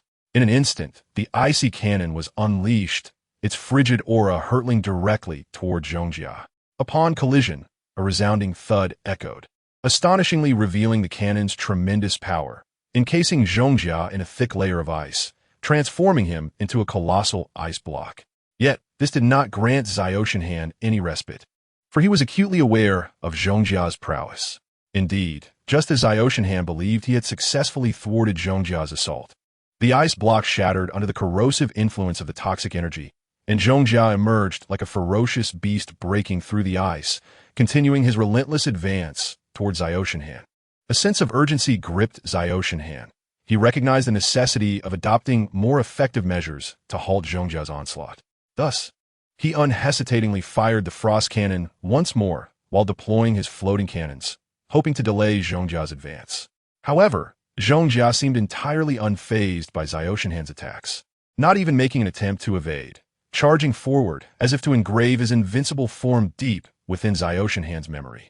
Soon, Zhongjia approached Xiaoshenhan like a moving fortress, exuding an overwhelming presence. Xiaoshenhan attempted to employ his particle disintegration device, but the interference from Zhongjia's toxic energies rendered it ineffective. Zhongjia, relentless, extended a robust hand, akin to an iron claw, seizing Xiaoshenhan's arm and, with a sudden surge of strength, wrenched it from his body. Xiaoshenhan let out a heart-rending scream, the abrupt agony nearly unbearable. His body trembled violently from the excruciating pain, and he staggered backward, desperately seeking to escape Zhongjia's range of attack. Yet, Zhongjia paid no heed to Xiaoshenhan's suffering. His singular focus rested on one objective, the ignition chamber. The heavily armored figure surged forward towards Xiaoshenhan with unwavering determination, his speed akin to a whirlwind. In that critical moment, an unforeseen event transpired. The arm of Xiaoshenhan, grasped firmly by the armored warrior, suddenly erupted with a dazzling current of electricity, as if bewitched. This current, resembling a raging electric dragon, surged towards the armored figure's system at lightning speed. It turned out that the electric chip installed in Xiaoshenhan by the ambulance had activated at this pivotal juncture. This formidable current directly impacted the armored warrior's system, attempting to overload it and incapacitate him. The armored figure, evidently taken aback by this unexpected turn of events, was jolted by the sudden surge of electricity. His movements slowed momentarily, granting Xiaoshenhan a precious opportunity to breathe. Seizing the moment, Xiaoshenhan swiftly transitioned to the Shadow Phantom template. In an instant, his form transformed into that of a fighter jet. Without hesitation, he revved his engines and, like a blazing meteor, soared into the vast clouds, vanishing in the blink of an eye. Chapter 68. The concept of merging with the vital energy star god not far from Tenshin and the others. The Shadow Phantom gently descended to the ground like a delicate feather, quickly reverting to the Xiaoshenhan template. When the figure of Xiaoshenhan, now missing an arm, emerged before the crowd, the atmosphere instantly froze, plunging into an eerie silence. Various complex emotions flickered across the faces of those present: concern, fear, and even despair. After all, even formidable beings like Xiaoshenhan and Tenshin found themselves powerless against the armored figure, left with no choice but to flee. Was this planet truly destined for eternal unrest? Xiaoshenhan, expressionless as he observed the despair surrounding him, slowly raised his hand towards his vacant left arm, only to grasp at nothingness. He pondered silently. System, did you detect the data on the armored figure just now? Moments later, the system's cold. A motionless voice echoed in Xiaoshenhan's mind. The armored figure's body level and spark level have reached an anomalous 6. The current armored figure, compared to a true leader level, is akin to the disparity between a false infant and a primordial infant in a cultivation novel, although he has not yet achieved true leader status. Any non-leader level attacks can no longer inflict substantial harm on the armored figure. The system's words fell upon Xiaoshenhan like a bucket of icy water, extinguishing the last flicker of hope in his heart, deepening the already heavy atmosphere of despair, as if the entire world were shrouded in a thick haze. Was there truly no way out? Xiaoshenhan murmured to himself, his brow furrowed tightly, his eyes betraying a glimmer of hopelessness and helplessness. Confronted with the daunting predicament before him, Xiao Tianhan felt as though he were ensnared by an invisible force, rendering him utterly motionless. He stood there in a daze, his mind racing with thoughts of potential strategies. Yet his thoughts remained an empty void. Suddenly, a fleeting notion crossed his mind. What would Optimus Prime do in this situation? Xiao Tianhan could not help but recall the towering, formidable figure of Optimus Prime and his unwavering, resolute character. Surely, if Optimus Prime were faced with such a dilemma, he would act decisively and undoubtedly outperform him. Why did he always believe that others would inevitably surpass him? At that moment, a voice emanated directly from Xiao Tianhan's system. It was the sister of Iris. I might be able to do better. Xiao Tianhan dismissed the specter of Iris's sister and continued to dwell in his despondency, as recent experiences had utterly shattered his pride. No, you have already given your all. Iris's sister seemed to embrace the flicker of hope within Xiao Tianhan, her words warming his spirit, whether it was rescuing the spring or providing cover for them, or saving Iris. You have exerted every ounce of your strength. Your efforts have not gone unnoticed. If anyone else were to find themselves in this situation, none would perform better than you. Is that truly the case? A spark of hope ignited within Xiao Tianhan. Certainly, Iris's sister replied with a smile. Xiao Tianhan took a deep breath, reminding himself that he could no longer rely on the thoughts and actions of others. He was Xiao Tianhan of the Thunder Rescue Team, possessing his own capacity for contemplation and judgment. Thunder methods. Rise anew after breaking. He softly recited the motto of his team, his eyes gradually brightening. He began to ponder the profound meaning of this adage, increasingly convinced that it encapsulated the essence and strategy of the Thunder Rescue Team. Do not leave yourself an escape route, Xiao Tianhan, he told himself, his voice, though quiet, resonating with strength and determination. If possible, please teach the vitality restoration technique to Iris as well, and say it is a gift from her sister, her delayed coming-of-age present, over 2,000 years late. My apologies, dear sister. Iris's sister remarked with a touch of nostalgia. Understood. With that affirmation, Xiao Tianhan shed his confusion, his steps growing resolute. He finally emerged from the magnificent radiance bestowed upon him by Optimus Prime, embarking on a path uniquely his own. System. You previously stated that only a leader-level attack can harm the heavy armor, Xiao Tianhan said gravely. He recognized that, with his current strength, inflicting damage on the heavy armor was virtually impossible. However, he refused to concede defeat and began to contemplate whether there might be a means to elevate his power swiftly to a level capable of contending with the heavy armor. After a period of deep reflection, Xiao Tianhan suddenly envisioned a potential solution: to transform himself into a Vitality Star God. As the Vitality Star God symbolizes supreme combat prowess befitting a leader, it is capable of transcending any adversary, regardless of their strength. Thus, Xiao Tianhan hastily inquired of the system, is there any method to temporarily attain dual template level 5 and merge with the Vitality Star God? Or perhaps even a brief fusion? The system remained silent for a moment before presenting three options. Option 1. Fuse with the will of the planet. By employing this method, one can merge with the Vitality Star God on this planet, although the drawback is that one will become one with the planet. Option 2. Seize a fragment of the planet's will and achieve dual template level 5, with no drawbacks, allowing for fusion at any time. Option 3. A Vitality Outburst. Upon reviewing these options, Xiao Tianhan's brow furrowed slightly. He was somewhat familiar with the first two methods, but the concept of a Vitality Outburst was entirely foreign to him. What is a Vitality Outburst? Xiao Tianhan inquired, his face a canvas of confusion, as if he were wholly unacquainted with the notion. A Vitality Outburst is an exceedingly rare phenomenon, characterized by a significant surge in the individual's internal vitality energy over a short period. This escalation typically results from a unique method or a boon from the planet. With the aid of this sudden surge of vitality energy, an individual may achieve fusion, thereby gaining enhanced strength and abilities. After absorbing this explanation, Xiao Tianhan could not help but frown. He pondered internally, realizing that none of these methods appeared easily attainable, particularly the quest for abundant vitality energy, an endeavor that seemed utterly fantastical. Where could he possibly procure such an abundance of vitality energy? After a moment of contemplation, Xiao Tianhan took a deep breath and called out, Iris, could you come over here? His voice resonated with an unusual steadiness, distinctly transformed from before, as though he had undergone a complete metamorphosis. If he had previously resembled a novice, rash hero, he now embodied the essence of a seasoned, reliable captain. Chapter 69. Stepping out. Iris, upon hearing Xiao Tianhan's summons, approached slowly. Her steps carried a hint of hesitation, as she seemed taken aback by Xiao Tianhan's sudden transformation. When she reached his side, she paused momentarily before gently taking a seat beside him. My benefactor, what do you need?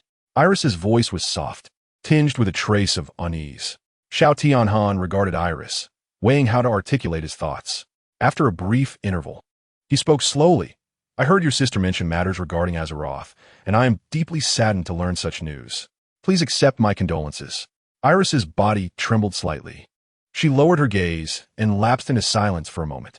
Then, in a low yet resolute tone, she replied, It's all right. I have long since come to terms with it. All I desire now is to avenge my sister. Indeed, Xiao Tianhan responded softly, then gradually extended his hand to gently pat Iris on the shoulder. At the very moment his palm made contact with Elise's shoulder, a powerful surge of vital energy flowed from his hand like a gentle stream, coursing through his arm and into Elise's body. This vital energy bore the memories of the vitality restoration technique that Xiaoshenhan had mastered. He transmitted these memories to Elise without reservation through the conduit of energy. Elise stood still, absorbing the unfamiliar yet potent energy flooding her system, her gaze gradually becoming one of confusion. Your coming-of-age ceremony was somewhat delayed. This is a gift your sister wished for me to convey to you. Xiaoshenhan's voice was low and gentle. Elise's body quivered slightly as she lifted her gaze to meet Xiaoshenhan's, a flicker of doubt passing through her eyes. She wanted me to relay this to you, he continued. This gift has been overdue by over 2,000 years. I apologize, my sister. Upon hearing these words, Elise felt as though she had been struck by lightning. Rooted to the spot, her lips trembling yet unable to utter a sound. 2 millennia of time is an eternity for any individual, and for Elise, it had been a torturous and solitary journey. She had left her homeland in pursuit of her sister's essence, now transformed into a white energy form, struggling for over 2,000 years in a desperate escape. The trials and tribulations of these years had left her utterly exhausted, burdened beyond measure. In that instant, as she grasped the weight of Xiaoshenhan's message from her sister, all her grievances and fatigue surged forth, and she could no longer contain her emotions. Tears cascaded down her cheeks like a torrential flood. Slowly, she leaned against Xiaoshenhan's shoulder, her body trembling as she wept silently. Xiaoshenhan stood there quietly, allowing Elise to find solace in his embrace. He understood that this resilient young woman had finally unburdened the emotions she had long suppressed deep within her heart. After a considerable time, Elise's sobs gradually subsided. She slowly raised her head, her swollen eyes meeting Xiaoshenhan's as she softly murmured, Thank you, Xiaoshenhan. He offered a gentle smile and replied, You're welcome, Elise.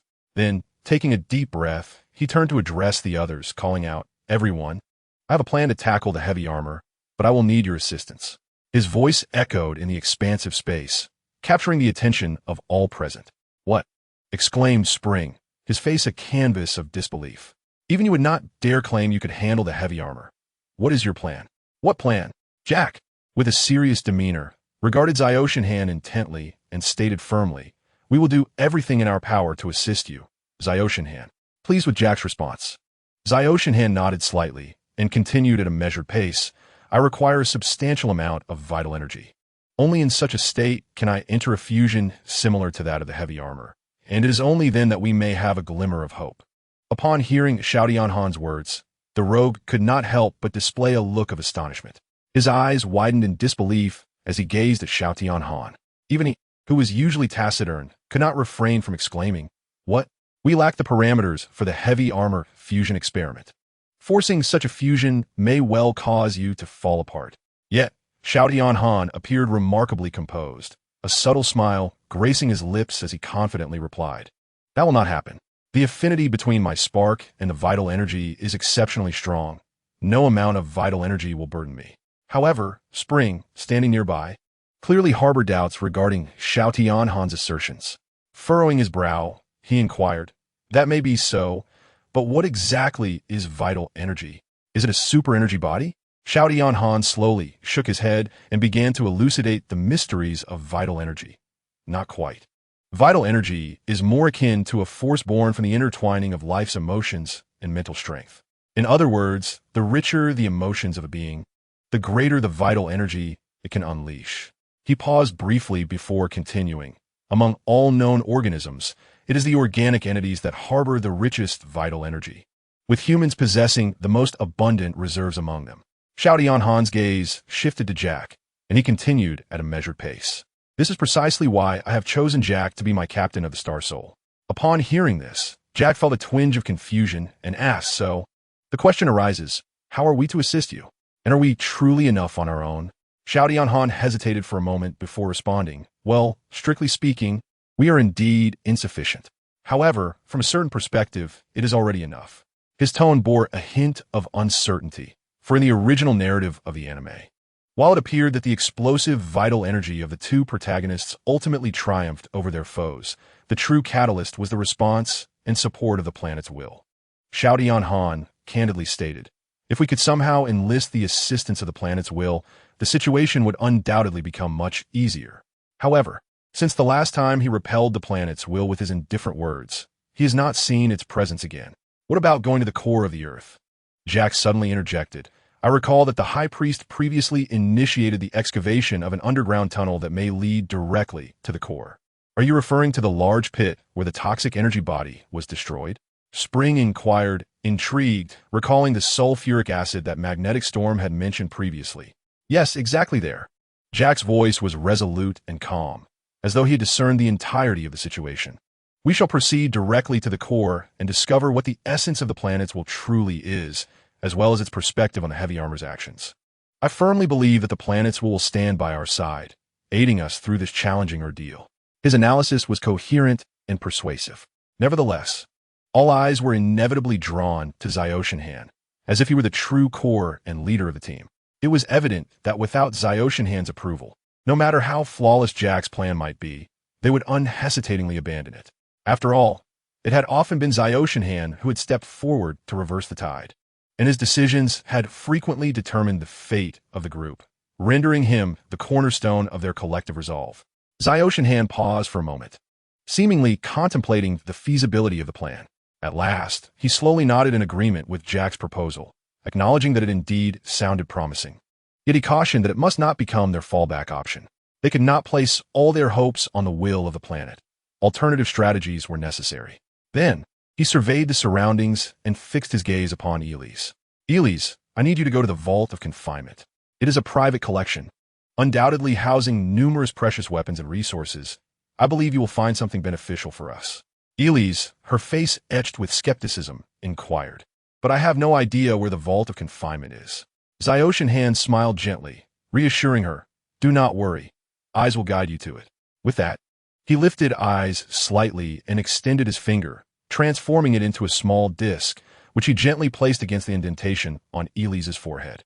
Instantly, a stream of information surged into Elise's mind like a gentle trickle. This is the information I previously extracted from the memory chip of the confinement, Xiaoshenhan elucidated. Once Elise had absorbed the information, she nodded, indicating her understanding. Observing this, her doubts dissipated, and she felt a profound admiration for Xiaoshenhan's abilities. Xiaoshenhan then turned to Captain Spring and Senior Highwayman, addressing them earnestly. Captain Spring, you and Senior Highwayman must venture to the planet's core to consult the will of the planet. However, the environment there is exceedingly harsh, so you must exercise utmost caution. He paused before continuing. Be aware that if the purpose of the heavy armor is indeed to annihilate this planet, your journey may once again lead you to confront them directly. Captain Spring and Senior Highwayman exchanged glances, both recognizing the gravity reflected in each other's eyes. They were acutely aware of the formidable strength of the heavy armor and dared not underestimate them any longer. Understood, Captain Spring replied, taking a deep breath. Xiaoshenhan nodded slightly, and then turned to Jack, saying, Jack, come with me. We need to retrieve something of great importance. His gaze finally rested on Jack, who, observing Xiaoshenhan methodically orchestrating the forthcoming actions, felt a surge of uncertainty and could not refrain from asking, Xiaoshan, are you truly certain that this approach will enable us to triumph over the heavy armor? Xiao Tianhan did not directly respond to Jack's inquiry. Instead, a gentle smile graced his lips, suggesting an unwavering confidence in his plan. He then issued commands for the others to remain on standby while they formed 3 teams that dispersed in different directions. With Jack in tow, Xiao Tianhan proceeded directly towards the Decepticon base. The Decepticon base? What purpose could there be in visiting this place, especially at such a time? Jack pondered aloud. Filled with skepticism, Xiao Tianhan maintained a serene smile and softly replied, You will understand once we arrive. As they drew nearer to the base, Xiao Tianhan prepared to switch to the Thunder Driver template, intending to infiltrate the Decepticon stronghold stealthily. However, an unexpected sight greeted them as they approached. The Decepticon base had suffered severe damage, with numerous fallen Decepticon soldiers strewn across the entrance. The remnants of battle indicated that a fierce conflict had only recently concluded. What? Xiao Tianhan exclaimed, his face a mask of astonishment, utterly unprepared for such a scenario. He had initially crafted plans for a covert entry into the base, but it now appeared that such discretion was rendered unnecessary. Without hesitation, he and Jack strode boldly into the Decepticon stronghold. The atmosphere was eerily silent, devoid of any life, as if the place had been abandoned. Xiao Tianhan scanned the area and discovered that the Decepticons were either deceased or had retreated. Even the ships that had once been stationed there had vanished without a trace. The Decepticons have actually withdrawn from this planet. Xiao Tianhan murmured to himself, a sense of urgency swelling within him. His instincts warned him that the Decepticons would not relinquish their claim on this world so easily, even if they chose to forsake it. They would never willingly hand it over to the heavy armor faction. We must hasten our pace, Xiao Tianhan declared decisively. He advanced briskly, retrieving a Titan mech from a concealed compartment within the research facility. This Titan mech, a product of his meticulous design, boasted formidable combat capabilities and adaptability to various environments. Placing the Titan mech before Jack, he activated the Titan core. As the core powered up, the intricate mechanical components of the Titan mech began to enter into action. The core emitted a brilliant radiance, illuminating the surrounding space. The Titan first recognized its creator, Xiao Tianhan, and nodded slightly in acknowledgement. It then shifted its gaze toward Jack, seemingly assessing him. 7274 is in position, awaiting Iron Driver connection. Upon hearing this, Jack was struck by a wave of astonishment and confusion. His eyes widened, incredulously pointing to himself as he asked, What? Iron Driver, are you referring to me? In what seemed like a response to his query, a mechanical voice resonated from within the Titan. Indeed, Cooper, Iron Driver. My systems indicate that you are my designated Iron Driver, designation number 7274. Our mission is to thwart the invasion of heavy armor on this planet. Quickly, connect with me. Jack hesitated for a moment. He had no experience operating a mech. Yet, gazing upon the imposing and majestic Titan before him, an inexplicable sense of duty surged within him. Taking a deep breath, he cautiously stepped into the cockpit of the Titan. However, as he settled into the pilot's seat, he realized that the challenges before him were far more daunting than he had anticipated. Anxiously, he exclaimed, Wait, I don't know how to operate a mech. Just as his words faded, the cockpit abruptly came to life. Various indicator lights flickered, and a message appeared on the screen. Protocol 1, link to Iron Drive. Accompanied by the system's prompt, Jack was enveloped in a flash of green light.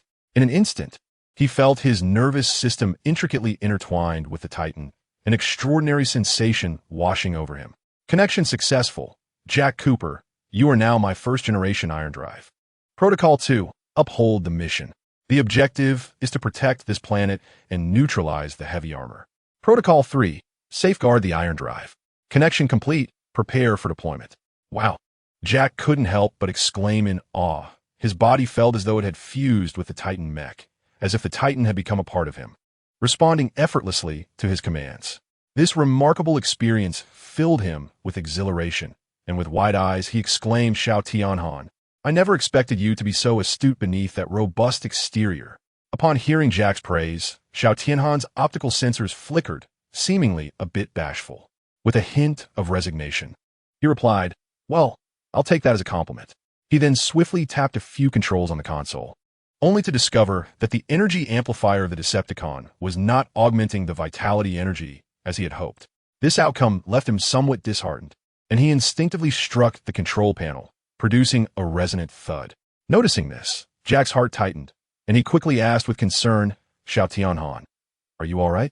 He sensed the emotional turmoil within Xiao Tianhan, which made the mech feel more human, more flesh and blood than merely a mechanical transformer. At that moment, a voice nearby interjected, "Based on my analysis, the creator's emotions have been triggered by some issue, with a 70% likelihood that it stems from the Decepticon's facilities failing to meet his expectations." "Never mind, Jack. Let us proceed. The Decepticon's wreckage cannot aid us." Xiao Tianhan shook his head, unwilling to dampen Jack's current elation, and placed his hopes instead on the planet's will and the sealed treasury. Xiao Tianhan led Jack and 7274 away from the Decepticon base. Meanwhile, Iris and IES were also diligently searching for the sealed treasury. Utilizing the memory information transmitted by Xiao Tianhan, IES quickly pinpointed the treasury's location. However, the treasure trove was ensconced with intricate mechanisms and formidable guardian robots. Elise deftly evaded the traps, engaging in fierce combat with the Sentinel machines. After the skirmish, she scoured the remnants for weapons, finding almost nothing of value. While they were indeed powerful, they proved ineffective against the heavy armor. At that moment, she unexpectedly discovered a white energy entity upon the confinement table. Elise gazed at the luminous form, a smile breaking upon her lips. "Yes, I had known from the outset that this would be the ultimate weapon. Yet, I truly did not wish for death." Meanwhile, Captain Spring and the road bully struggled onward towards the planet's core. The environment surrounding the core was harsh, with erupting magma, intense heat, and radiation complicating their advance. Just as they neared their destination, the heavy armor made its appearance, ensuring a fierce battle was imminent. Xiao Tianhan and Jack, accompanied by a 7274, hastened to their agreed rendezvous point, anxiously awaiting news from Elise and Captain Spring. Xiao Tian silently prayed that the other two teams would successfully complete their mission, for only then would they possess sufficient strength to confront the heavy armor. As each second ticked by, their tension mounted. "Xiao Tian, what will happen if Spring and the others also fail?" Jack inquired in a somber tone, as if already foreseeing the future. "There will be a solution," Xiao Tian reassured him. "There must be. Based on the energy fluctuations of the heavy armor, our probability of success together is 10%. The analyzed data was shared. "Let us hope for the best," Jack sighed, acknowledging the overwhelming strength of the heavy armor. After what felt like an eternity, the distant sound of a heavy engine rumbled forth. Spring and the others had returned. Xiao Tian rose, scanning the horizon, hoping for good news. However, upon witnessing the road bully with a severed leg and Spring with a crushed palm, Xiao Tian fell silent. "No." Jack piloted the Titan to their side, asking, "Did you encounter the heavy armor?" Indeed, the heavy armor seeks to annihilate the planet's core, corrupting it with toxic energy, which explains the absence of the planet's will. The road bully lamented, seated on the ground, his voice heavy with despair. "We have lost. We are no match for the heavy armor, forced to watch as it obliterates this planet. We lack a spacecraft, unable to escape, condemned to perish here in frustration." "Damn it." Jack struck the ground with a hammering blow. "If I truly possess some form of fusion power, why can I aid the heavy armor but not assist you?" "Because the heavy armor has been on this planet for an extensive period, far more familiar with fusion power than we are," Spring sighed helplessly. "Yet, we have no other choice." Xiao Tian rose, signaling for all the Autobot slaves and Jack's kin to gather. "What do you intend to do, Xiao Tian?" The road bully questioned with bewilderment. A thunderous approach, breaking and then establishing anew. Xiaoshenhan, in a hushed tone, expressed his thoughts as he stood atop the mountain. Surveying the multitude, he perceived the despair etched upon the faces of humanity, and felt the hesitation of the Transformer sparks. He saw, he heard, he understood. "Ladies and gentlemen, I stand among you," Xiaoshenhan began, seemingly reflecting on the arduous journey. "I too am beset by uncertainty and confusion, yet I harbor a desire for resistance. Fellow Transformers, for years, heavy armor has enslaved you, even resorting to toxic energy to erode your sparks. Will you truly continue to submit? Jack's kin, the heavy armor has deceived you for ages, trading your very lives for its future. Are you willing to squander your own destiny in such a manner?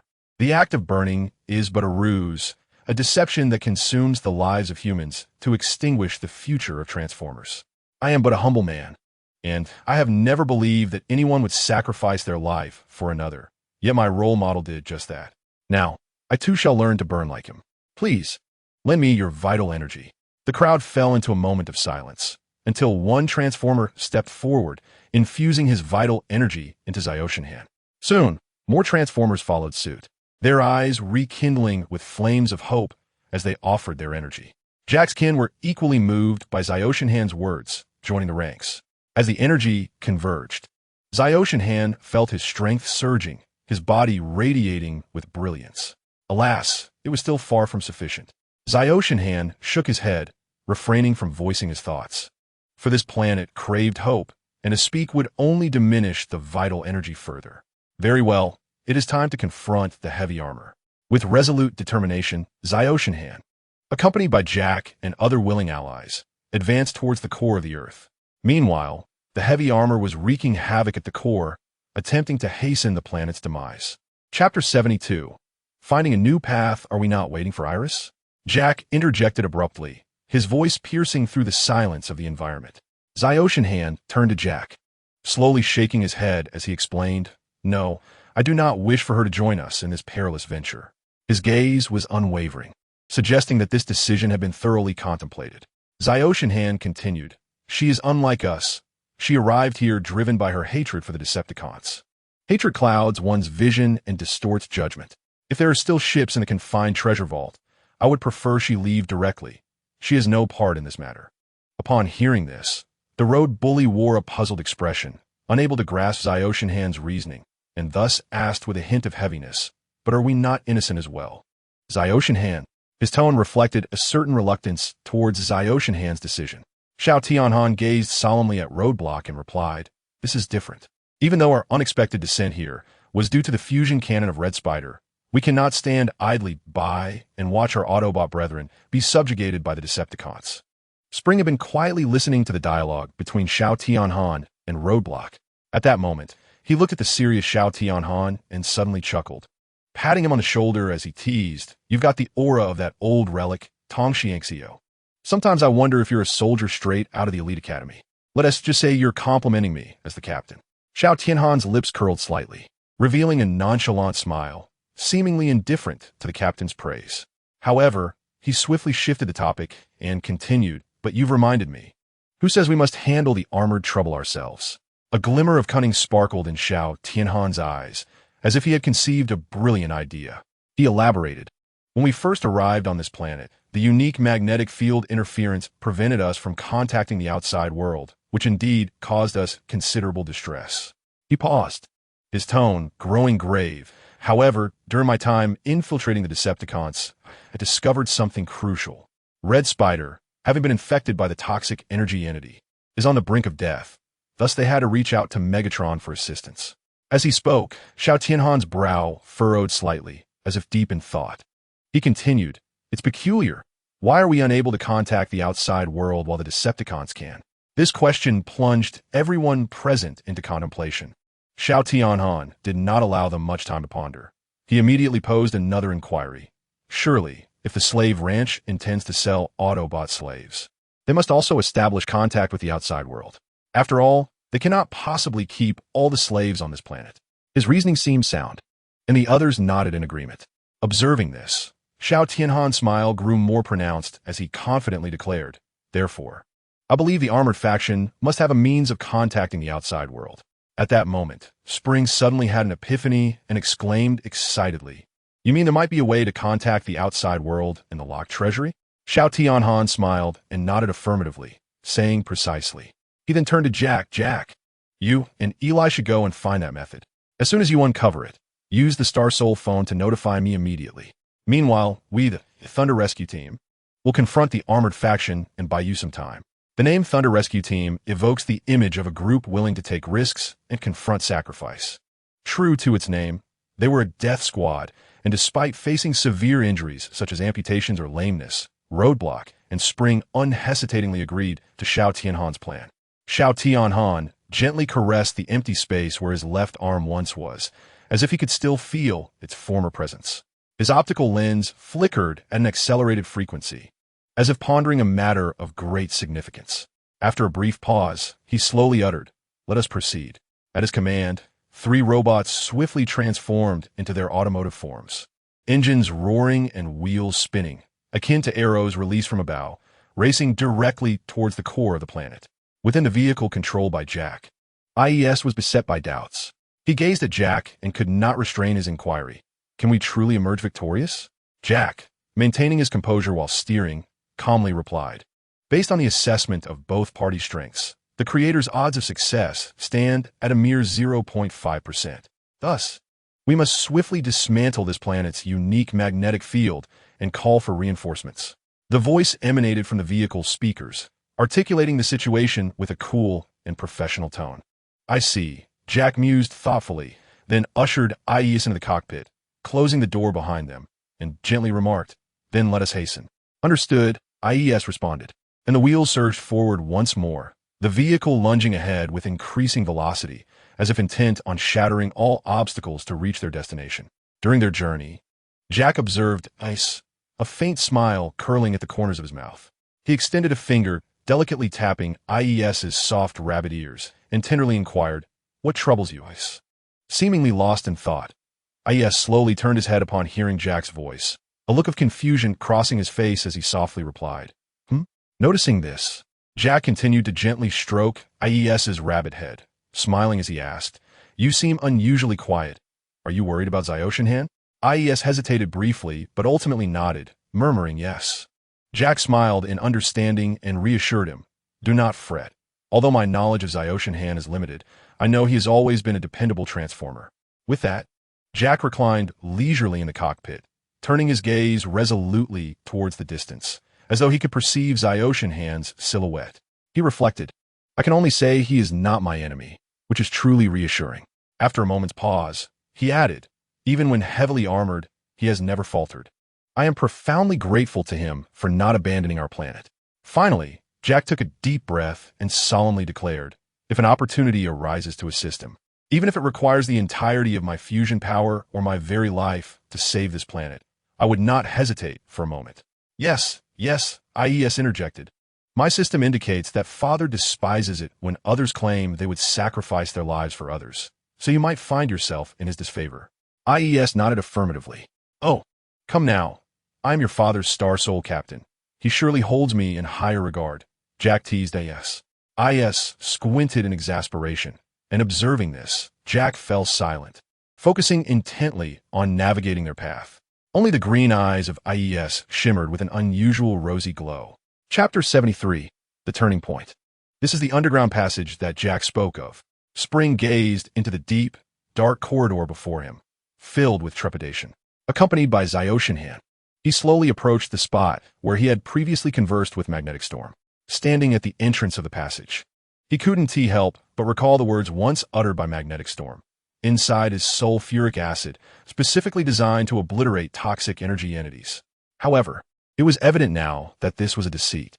Spring sighed heavily, his heart laden with worry, exclaiming, "That rascal Magnetic Storm has deceived me.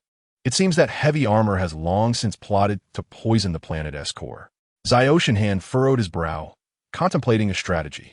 He observed the members of the Thunder Rescue team, each bearing their own disabilities, and understood that, given their current state, confronting heavy armor head-on was nearly impossible. "What shall we do?" Spring inquired anxiously. "We cannot possibly defeat heavy armor. He is far too formidable." After a moment of silence, Zyoshinhan suddenly asked, "Did you bring any explosives?" "Of course," Spring replied without hesitation. He turned to Road Tyrant, smiling as he said, "Perhaps I should introduce you to our mobile armory." The Thunder Rescue team. Road Tyrant nodded in understanding and swiftly revealed his arsenal. His body opened at various points, unveiling heaps of grenades, as if he were a walking munitions depot. Seeing this scene, Zyoshinhan couldn't help but feel a surge of admiration for Road Tyrant's bravery and audacity. To carry such an abundance of explosives on oneself, the consequences of even the slightest ignition were unimaginable. Without a moment's hesitation, the trio began to densely place grenades at the entrance of the underground passage. Road Tyrant grasped the detonator tightly, his gaze directed towards Zyoshinhan, as if inquiring whether to detonate the grenades. Zyoshinhan decisively shook his head, then seamlessly transformed before their eyes, assuming the form of a shadowy figure. Calmly, he declared, "I will descend to assess the situation. Follow my gestures and act accordingly." "Have you come up with a new trick again?" Road Tyrant said enviously. "Are you out of your mind? That is heavy armor." Spring exclaimed in astonishment, pointing to his own hand that had been crushed by heavy armor, attempting to remind the shadow of the adversary's terrifying might.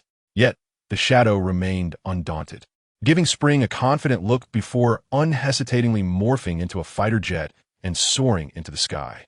The fighter jet, akin to a bolt of lightning, charged straight into the underground passage. Inside, it was enveloped in utter darkness, where one could not see their own hand in front of their face. The shadow could only rely on faint beams of light to tenuously discern the path ahead.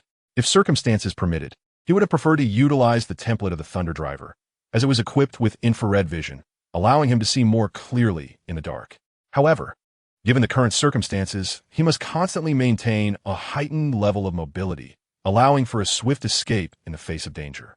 A jarring sound accompanied by a harsh, scraping echoed as gravel tumbled from above, producing a sharp noise. This sound seemed particularly jarring in the stillness of the environment. Alerting the shadow, he swiftly turned, nimbly darting behind a massive rock, his gaze sharp and fixed on the source of the sound. Yet, as he beheld the scene before him, a wave of astonishment and confusion surged within him. Before his eyes stood two transformers he had never encountered before, Lockdown and Shockwave. The shadow's brow furrowed tightly. He was all too familiar with these two transformers. Just recently, he had personally vanquished them, yet here they stood, seemingly unscathed. What could possibly explain this? What perplexed the shadow even further was the bizarre manner in which Lockdown and Shockwave moved. Their coordination was severely lacking, entirely unlike the behavior one would expect from a normal transformer. This disjointed movement reminded the shadow of those zombies infected by dark energy entities from his memories. But how could that be? The dark energy entities originated from the Cosmic Emperor, existing within the vastness of the Starry Sea, and theoretically should have no presence on this planet. Otherwise, the Autobots would have long since discovered and obliterated them. Various possibilities raced through the shadow's mind, yet each one was swiftly dismissed. After eliminating all erroneous answers, he found himself left with a seemingly absurd choice. Despite the implausibility of this conclusion, he felt compelled to accept it. This answer was that the heavily armored entity, having obtained the toxic energy entity, had somehow embarked upon the path of creation. Much like the blood of the primordial celestial was an energy entity, and the blood of the Cosmic Emperor was a dark energy entity, the armored figure sought to transform the toxic energy entity into its own lifeblood. However, this did not imply that the path it chose was correct or beneficial. After all, lacking the formidable power of the primordial celestial to sustain the toxic energy entity, the armored figure's actions were tantamount to courting death. Yet, it was possible that its lifeblood was inherently extraordinary. The fact that its toxic energy entity could manipulate the corpses of Transformers into zombies indicated a clear intention to evolve itself into a deity. This was undoubtedly an exceedingly perilous endeavor, as the power it possessed was woefully inadequate to support such an evolution. Suddenly, the shadow recognized a troubling question. If the corpses of Lockdown and Shockwave were present, did that imply that the armored figure had departed from the core of the planet? After all, logically, he should have kept these corpses close at hand. So where had the armored figure truly gone? The shadow pondered deeply, yet remained unable to comprehend. Despite the overwhelming advantage of the heavy armor, one cannot fathom why it would engage in such a futile endeavor, rather than wholly dedicating itself to the subjugation of the planet's will. Just then, the Spectre felt the ground beneath him dampen, and upon glancing down, he was taken aback. So it was. The darkness he initially perceived was not merely the result of insufficient lighting. Upon closer inspection, he was astounded to discover a thin layer of toxic energy enveloping the ground, a phenomenon that extended even to the rocky ceiling above. Clearly, the evolution of the heavy armor had encountered a grave complication. Its toxic energy was rebounding upon itself. This revelation cast a shadow over the Spectre's countenance, his demeanor turning grave. This bodes ill, he mused. If the fusion of the heavy armor truly faced issues, and he was not within the core, then his sole objective must be to locate Jack. After all, Jack was the pivotal target of his current evolution.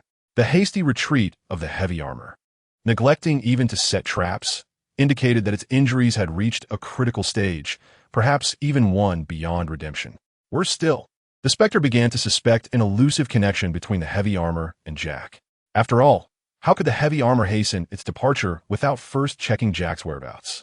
Chapter 74. The magnetic field instrument. As the Spectre resolved to depart, he was suddenly beset by the confinement, akin to a hound sensing blood, lunging forth with ferocity. The magnetic storm, like a raging bear, shattered the stone walls, hurling a massive rock towards him. In a flash, the Spectre evaded the projectile with a ghostly swiftness, narrowly escaping the onslaught of the boulder as it crashed into the corridor wall, sending debris flying and dust swirling. However, the confinement offered no respite. Advancing aggressively with claws bared, unfazed, the Spectre maintained his composure, keenly observing the confinement's movements for an opportunity to counterattack. Just as the confinement was about to pounce, the Spectre launched himself into the air, delivering a powerful kick squarely to the confinement's chest. The force of the blow sent the confinement hurtling backward, colliding heavily with the corridor wall. Yet before the Spectre could catch his breath, the magnetic storm charged at him from the side with astonishing speed, like a bolt of lightning. In the face of this sudden assault, the Spectre demonstrated remarkable reflexes and agility, transforming into a fighter jet and skillfully maneuvering to evade the magnetic storm's attack. As he dodged the relentless onslaught of the confinement and magnetic storm, the Spectre's system operated at lightning speed, devising strategies for counteraction. Suddenly, his gaze fell upon the toxic energy in the corridor, and a bold idea surged forth. Seizing the moment, the Spectre deliberately lured the confinement and magnetic storm towards the more concentrated area of toxic energy. As the two machines entered their predetermined positions, the shadowy figure suddenly surged forward, unleashing a torrent of toxic energy. These noxious entities cascaded like viscous liquid, splattering onto the entities known as confinement and magnetic storm. Once tainted by the toxic energy, confinement and magnetic storm moved with an alarming lethargy, as if ensnared by a binding spell. Observing this, the shadowy figure felt a surge of elation. Seizing the moment, he executed a graceful pivot and unleashed a formidable energy beam towards the two machines. This beam struck with the force of a thunderclap, temporarily repelling confinement and magnetic storm. Without a moment's hesitation, the shadowy figure hastened toward the exit, signaling the ground team, including Spring, to detonate. With a deafening explosion, the entire underground passage shook violently. Countless fragments of stone rained down, sealing the passage completely and creating an insurmountable barrier. Following this breathtaking spectacle, the once clamorous space fell into an eerie silence. Apart from the occasional sound of debris falling, only the groans of confinement and magnetic storm echoed through the air, gradually fading away. What on earth is happening? Spring gaped in disbelief at the shadowy figure, questioning the presence of heavy armor. How could it be just the two of them? The shadowy figure's expression turned grave as he murmured, "This is a long story. I suspect heavy armor's true target is, in fact, Jack, and he likely possesses other means to pinpoint Jack's location." As soon as he finished speaking, a sudden realization struck him, prompting an urgent tone. Wait, if heavy armor can control magnetic storm and confinement, does that imply he could also manipulate those transformers infected by the toxic energy? Lugnut chimed in. However, to my knowledge, Illis has not been tainted by the toxic energy. Yet, the shadowy figure shook his head, his visage increasingly somber. No, I fear I have discerned how heavy armor is tracking our location. At this juncture, he fell silent, engulfed in guilt and regret. He had never anticipated that placing Illis near Jack would expose Jack to such immense peril. Words at this point would be futile. The three machines swiftly departed the scene, racing toward Jack's location, determined to shield him from heavy armor's impending threat. Jack, can you hear me?" The shadowy figure called out anxiously, but the radio remained ominously silent. His heart raced with urgency, yet he found himself at a loss. He could only quicken his pace, hoping to reach the destination and reunite with Jack as soon as possible.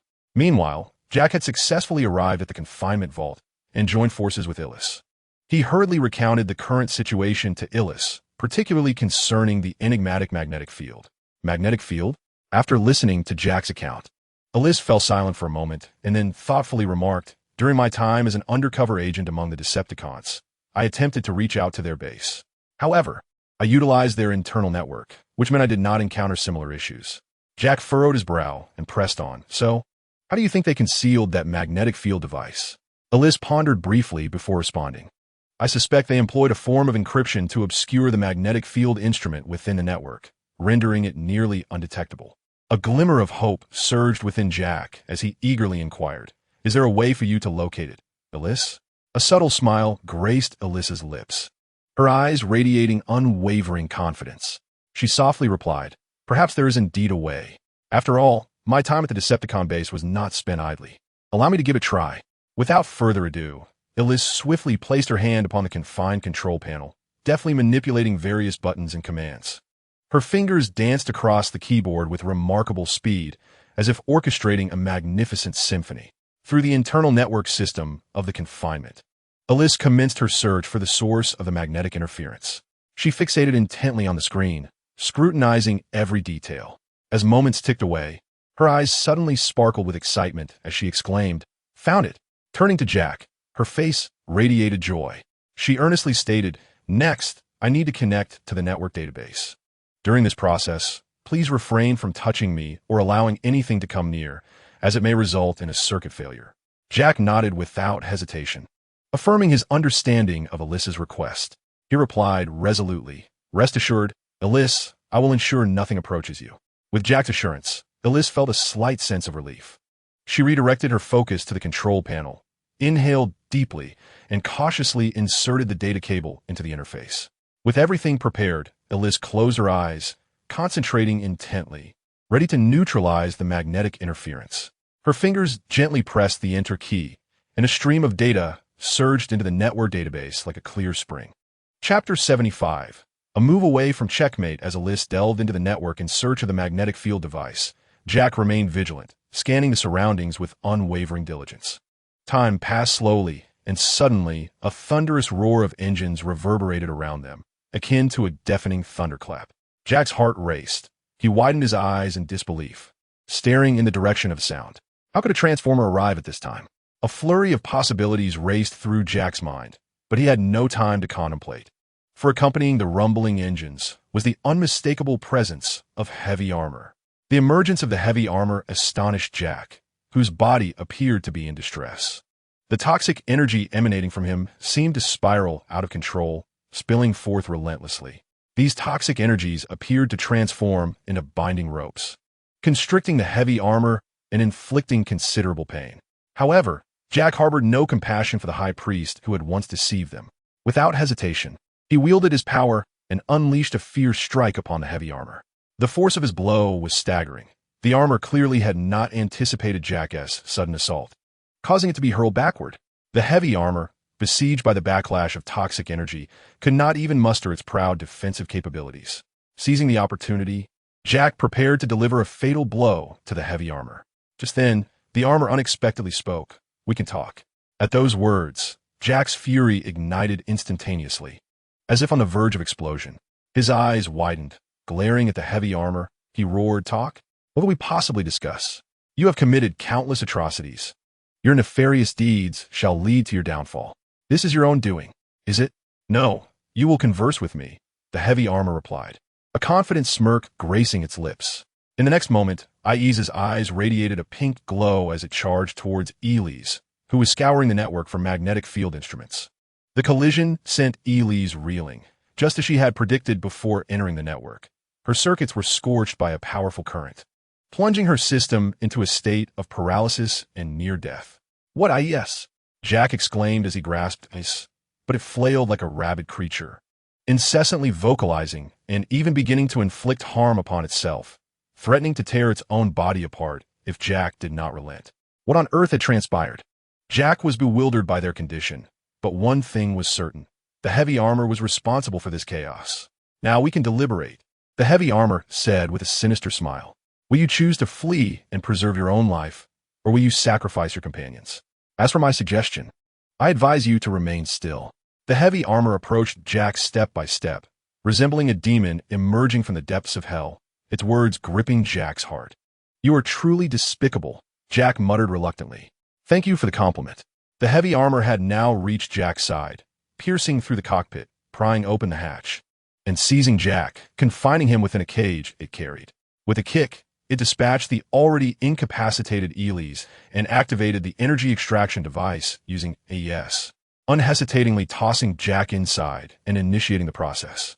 Within the device, Jack's surface began to emanate a white fusion energy, which was continuously siphoned off and transformed into liquid energy for storage.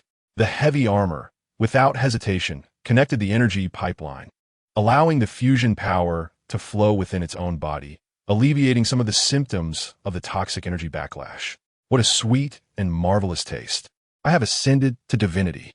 The heavily armored figure roared in madness, seemingly losing much of his sanity due to the backlash from the toxic energy entity. Stop. At that moment, the shadowy figure miraculously arrived on the scene. 2 javelins shot forth like lightning piercing through the clouds, aimed directly at the heart of the armored foe. Yet they failed to penetrate his chest plate and were deflected instead. "Filthy insect," the armored figure scoffed, observing the shadow, whose surface temperature had risen dangerously high from rushing to the scene.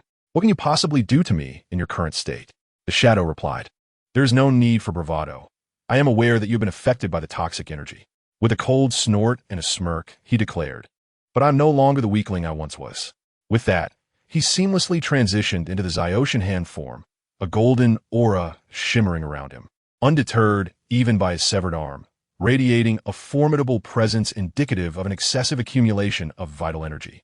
Upon witnessing the Zyoshan hand, the armored figure's contemptuous demeanor wavered, for he sensed an unprecedented threat emanating from him. Although a flicker of unease crossed his mind, he quickly regained his composure. "Even if you have grown stronger, it matters not. I have absorbed Jack's fusion power, and I am no longer the same." With that proclamation, the armored figure launched the first attack, a surge of toxic energy swirling around him like a black tide, rushing towards Zyoshan. Zyoshan swiftly evaded with a sidestep, grasping his floating cannon with one hand, concentrating his vital energy into 2 sharp blades of light aimed at the armored figure. Taken aback by Zyoshan's incredible speed, the armored figure hastily attempted to defend himself, but the blade struck his armor, causing sparks to fly. A moment later, he smirked disdainfully and retaliated with a punch intended to shatter Zyoshan's core. Yet in an instant, Zyoshan transformed into particles of light, causing the armored figure's force to falter. Zyoshan reappeared behind him, dashing toward Jack, whose energy he sought to rescue. Realizing Zyoshan's intent, the armored figure reached out, seizing the ankle of the airborne shadow, and then, as if wielding a heavy hammer, brought him crashing down. Upon contact with the ground, Zyoshan managed to brace himself with one hand and delivered a swift kick to the armored figure's face. However, the armored figure was impervious to damage. The blow was little more than an insult. In the next moment, toxic energy began to overflow from his body, coiling towards Zyoshan like a rope intent on ensnaring him. With a cold snort, Zyoshan unleashed a brilliant white energy that eradicated the toxic grasp, yet a hand emerged from the brilliance, seizing Zyoshan's head and forcefully slamming it against the ground. "Do you truly believe that a modicum of energy can surpass my 2 millennia of accumulation?"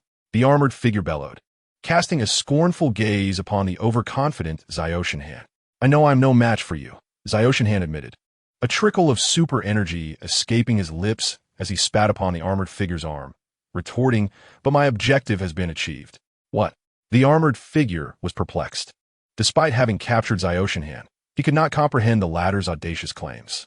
As the 2 sides reached an impasse, Eyes suddenly broke free from the constraints of the heavy armor and charged towards the energy extraction device, crashing into it. With the loss of the fusion power supplement, the toxic energy entity within the armor retaliated more violently, letting out agonized howls. It turned out that Xiao Tianhan had deliberately approached the heavy armor, allowing the toxic energy entity to ensnare him, thus enabling him to silently disperse the white energy entity throughout the space, neutralizing the armor's influence over Eyes. Chapter 76. The death of Xiao Tianhan. In the next moment, several floating cannons emerged from Xiao Tianhan's body, hovering in all directions and aiming at the heavy armor. "General!" Xiao Tianhan bellowed, and his form suddenly transformed into particles of light, escaping the armor's grip. Simultaneously, the 4 floating cannons unleashed a barrage of fire, erupting in a blinding brilliance. The earth shook violently, as if the entire world were on the brink of collapse, with dust billowing and obscuring the sky. With a furious roar, Xiao Tianhan summoned all his strength and struck the energy extraction device with a powerful punch. A thunderous sound resonated as the device was instantly obliterated, shards flying in all directions. With the destruction of the energy extraction device, Jack, who had been trapped within, finally regained his freedom. Struggling to rise, he gazed at the wreckage before him, a wave of desolation washing over him. "We must leave this place," Xiao Tianhan gasped, fatigue evident in his voice. However, at that moment, Jack suddenly cried out in distress, "Xiao Tianhan, quickly save Eilis, she is in dire peril."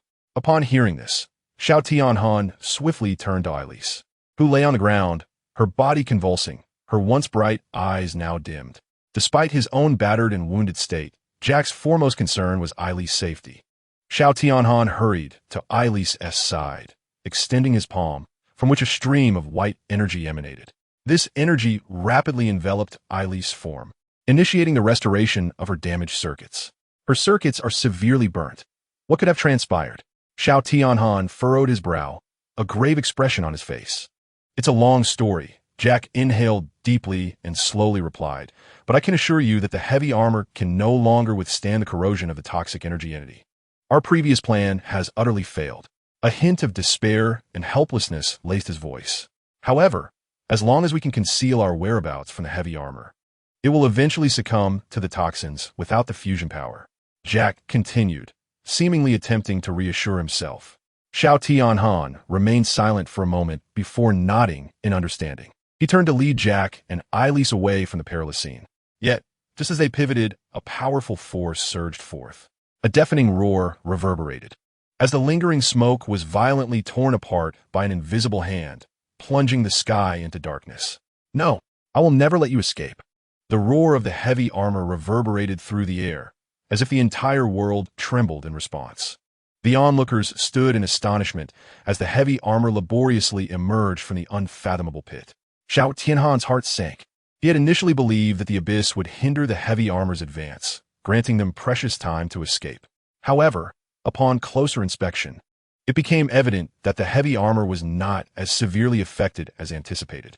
On the contrary, it appeared to have undergone some peculiar transformation. Astonishingly, 2 robust arms, composed of toxic energy, sprouted from its original form. These arms, reminiscent of a spider's long legs, climbed the walls with an uncanny agility, swiftly ascending. In that moment, it was clear that the heavy armor had succumbed to a frenzy of rage, disregarding the immense peril of backlash from the toxic energy, consumed by a singular desire to annihilate everyone in its path. Seeing this, Xiao Tianhan furrowed his brow tightly, realizing the gravity of the situation had escalated to a critical level. Without hesitation, he shielded Jack and Iris behind him, while the floating artillery at his side promptly responded, encircling him like loyal sentinels, poised for action. In an instant, the heavy armor charged forward like a frenzied beast, moving with astonishing speed. Its arms, forged from toxic energy, resembled lethal scythes, slicing through the air with a fierce momentum, aimed directly at Xiao Tianhan. He swiftly evaded the deadly strike with a nimble movement, simultaneously directing the floating artillery to concentrate their fire on the armor's vulnerable spots, seeking an opportunity for breakthrough. Nevertheless, the heavy armor's defenses were remarkably formidable.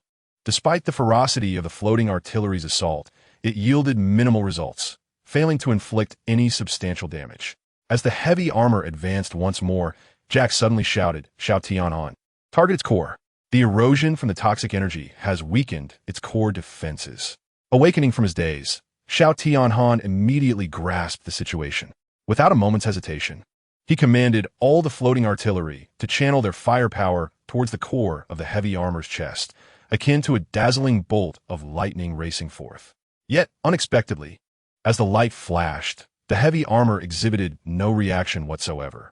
Seizing this moment, it struck with lightning speed, ensnaring Xiao Tianhan like a specter, mercilessly piercing through his shoulder. "This is what I have to say, General." The heavy armor sneered coldly, its laughter echoing in the still air, exuding an unsettling chill. Before Xiao Tianhan could react, the heavy armor's hand darted forward with astonishing speed, plunging directly into his ignition chamber. In that instant, time seemed to freeze. The world fell silent, save for the resounding thud as the heavy armor discarded Xiao Tianhan's lifeless body like refuse, the sound piercing the eerie stillness. The heavily armored figure savored the super energy emanating from the wound of Xiao Tianhan as it spread across his tongue, imparting an indescribable sense of gratification. He erupted into a boisterous laugh, the sound reverberating through the vast expanse, as if proclaiming his triumph to the world. At last, no one could obstruct my path. His voice rang out amidst his laughter, infused with uncontainable ecstasy and pride. Not far away, Jack stared in disbelief, his eyes wide with shock. He gazed blankly at the scene unfolding before him, the one who had always stood resolutely at the forefront, offering an unwavering sense of security in the face of overwhelming challenges and dangers, had abruptly met his demise. Xiao Tianhan's form began to fade, losing its vitality and turning as pale as parchment. Simultaneously, the Star Soul phone in Jack's hand underwent a startling transformation. Once radiating with mysterious luminescence, it suddenly dulled, the glow of the screen gradually diminishing until it extinguished entirely. Then, the phone began to tremble, emitting a soft buzzing sound before swiftly reshaping itself back into a Star Soul stone in Jack's grasp. This stone was an eerie shade of white, devoid of any semblance of life. It lay quietly in the palm of his hand, akin to a heart that had ceased to beat. The rapid succession of events left him no time to react. Once the dust had settled, the pallid hue seemed to silently narrate a harsh reality. Xiao Tianhan was truly gone. Chapter 77. The Connection of Worlds. No. Jack was engulfed in despair. Confronted with the overwhelming power of the armored figure, he felt the weight of hopelessness once more. He had believed that Xiao Tianhan, having absorbed a wealth of energy from the toxic entity, would surely prevail. Yet, it now appeared that the armored figure's strength had surpassed all expectations. At that moment, the armored figure received a call on a special frequency, pausing for a moment before choosing to answer. As his attention was drawn to the phone, a faint glow emerged from Xiao Tianhan's lifeless body, swiftly entering the unconscious Iris. In Iris's world of sparks, chaos reigned, seemingly infinite. She wandered alone, her heart heavy with confusion and unease. Suddenly, a voice resonated in her ear. Iris. This voice was like celestial music, jolting her back to consciousness. She turned her head, only to be met by a blinding orb of white light, so radiant that she could not discern the figure within. Yet, despite the obscured visage, Iris felt the warmth emanating from the light, a sensation unlike any she had ever known. "Sister, is that you?" Iris asked, her voice trembling with anticipation and longing. "It is I, Iris." From within that radiant orb of light emerged a gentle voice, akin to the soft caress of a spring breeze, tenderly brushing against Iris's ears. Upon hearing this voice, Iris's tears cascaded forth like a torrent breaching a dam. She finally realized that this was the sister she had been yearning for all along. Slowly, her sister stepped forth from the luminous glow, her figure gradually coming into focus. The visage of her sister was as beautiful as that of an angel, her gaze imbued with boundless warmth and affection. Iris could no longer contain the tumult of emotions swirling within her. She dashed towards her sister like an injured fawn, her steps somewhat unsteady yet increasingly swift, as if she sought to liberate all her longing and pain in that singular moment. At last, Iris stood before her sister, unhesitatingly opening her arms wide to embrace her. She clung to her so tightly, as if striving to merge her sister into her very being, terrified that she would vanish like the radiant light in the next heartbeat. "I have finally found you, sister." Iris's voice quivered with emotion, her body trembling slightly with excitement. Her sister gently stroked Iris's hair, speaking softly. "Iris, you have truly endured much. By the way, the heavy armor and this planet." Upon seeing her sister, Iris recalled that she had been searching for the magnetic field instrument when interference had caused the circuitry to fail, and now she had reunited with her sister. "Am I dead?" Iris gazed at her sister with wide, innocent eyes. "Iris, you're not going to die," her sister reassured her, caressing her back. For within you lies the ultimate power of Azeroth, and now it is time to unleash it. Ultimate power? Iris looked at her sister in confusion. When did such a thing reside within me? The ultimate power has always existed within you, Iris, her sister explained. In fact, for some time now, I have been inhabiting the body of a warrior named Zyoshinhan, studying this planet and its transformers, particularly Zyoshinhan, who possesses a sense of duty and courage, despite moments of inner uncertainty. But let that be, for what I wish to convey is that they have gained my approval. So, Iris, do you wish to assist them? Iris nodded. Zyoshinhan helped me and allowed me to see you. I am truly grateful to him. I understand now. Come here, and I shall tell you how to wield the ultimate power of Azeroth, her sister whispered gently. Before long, the optical lens of the heavy armor projected a breathtaking image. It depicted a colossal and magnificent space bridge, spanning the infinite cosmos, seemingly connecting two disparate worlds. Yet not far beneath this space bridge, a fierce battle raged on. The other party communicating with the heavy armor was none other than Megatron, the leader of the Decepticons. His cold and commanding voice resonated through the communicator. Behold, heavy armor. This treasure you have bestowed upon me proves to be remarkably effective. Those foolish Autobots could never fathom that such a formidable concentrated toxic energy entity exists in this world. Megatron's laughter echoed through the communication channel, revealing his overwhelming confidence in the weapon he possessed. He continued, without an antidote, they are surely doomed this time. In the visual feed, Megatron unhesitatingly infused the concentrated toxic energy into his artillery. Instantly, torrents of green energy beams cascaded down like rain, ruthlessly striking the battling Autobots. Each Autobot struck by the energy beams was instantly marked with green patterns, as if they were being ravaged by a terrifying virus. As the green pattern spread, the Autobots emitted anguished wails and cries of despair. These sounds intertwined, creating a haunting symphony that sent shivers down the spine and left a chilling impression. Upon hearing Megatron's words, Heavy Armor wore a subtle, sycophantic smile and remarked, I am delighted that you appreciate my toxic energy entity, Lord Megatron.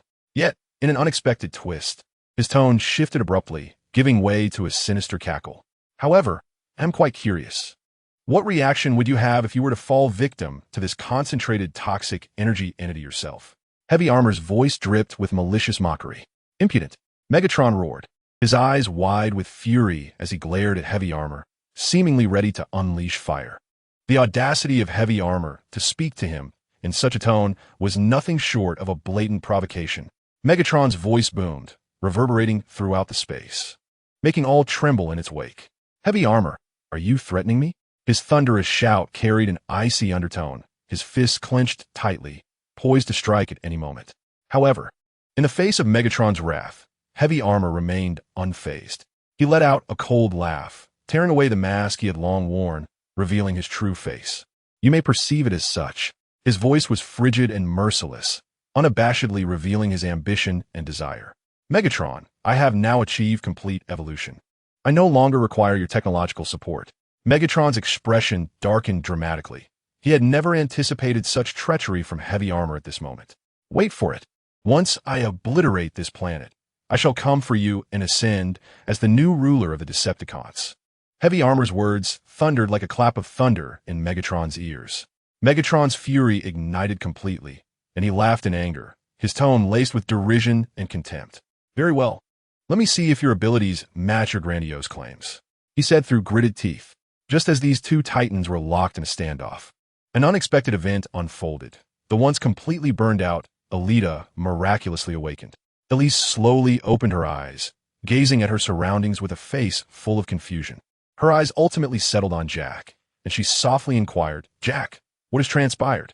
Upon hearing Elise's voice, Jack felt a surge of elation, yet simultaneously a pang of sorrow. He nearly broke into tears, but managed to suppress his emotions, striving to maintain his composure.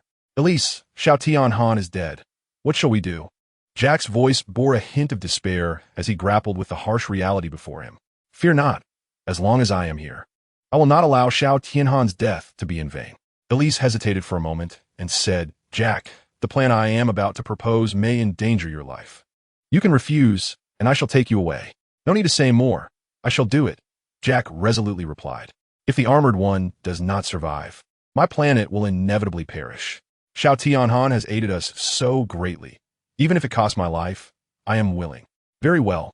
Witnessing Jack's determination, Elise began, now, I will extract the fusion power within you, allowing it to assist me in infusing the ultimate power of Azeroth into Xiao Tianhan's being. The combined might of two worlds will transform into the most formidable armor and the sharpest blade, vanquishing all injustices in the world. Chapter 78. The Death of IES Come Forth. Jack took a deep breath, slowly closing his eyes, emptying his mind as if everything around him had ceased to matter. Before Elise, he laid down all defenses, completely exposing himself to her. Observing this, Elise nodded slightly, acknowledging her understanding of Jack's intent, and began to chant a wondrous and mysterious incantation.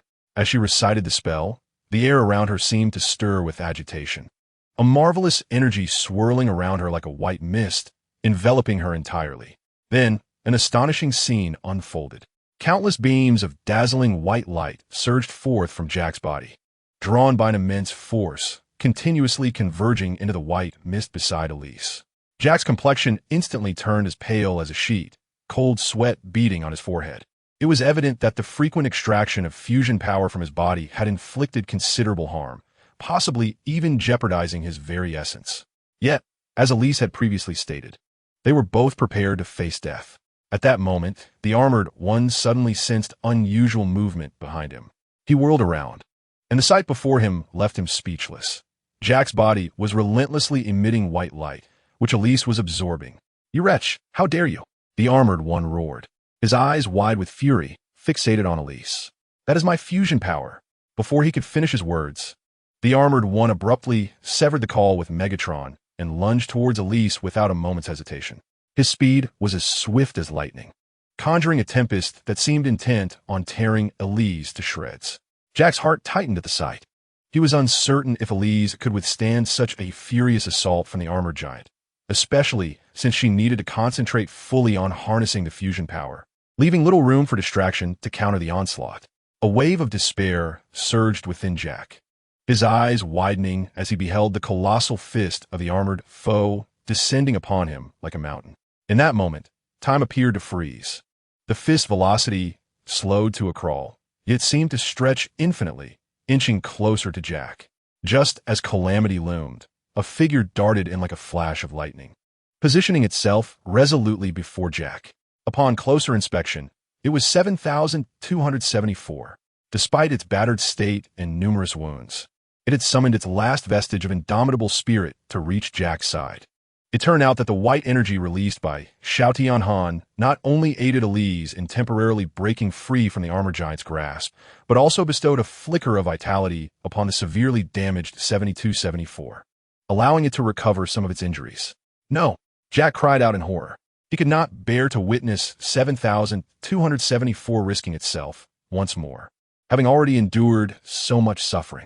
Yet, 7274 showed no sign of retreat. It pressed its remaining mechanical arm firmly against the armored fist, engaging in a heart-stopping contest of strength. The sound of creaking metal echoed ominously, as if 7,274's mechanical arm might shatter at any moment. Protocol 3. Protect Ironsteed. 7,274's electronic voice resonated with unwavering resolve, as though this were the very essence of its existence. Seeking death, the armored giant bellowed, intensifying the force of its strikes, determined to shatter 7,274's defense in one mighty blow. Elise clenched her teeth, focusing all her energy, hastening the extraction and fusion of power. With her efforts, the white light grew increasingly radiant, akin to a blazing meteor streaking through the dark night sky. Jack's body trembled slightly. He felt the power within him being relentlessly siphoned away. The armored giant, witnessing this, felt its fury escalate.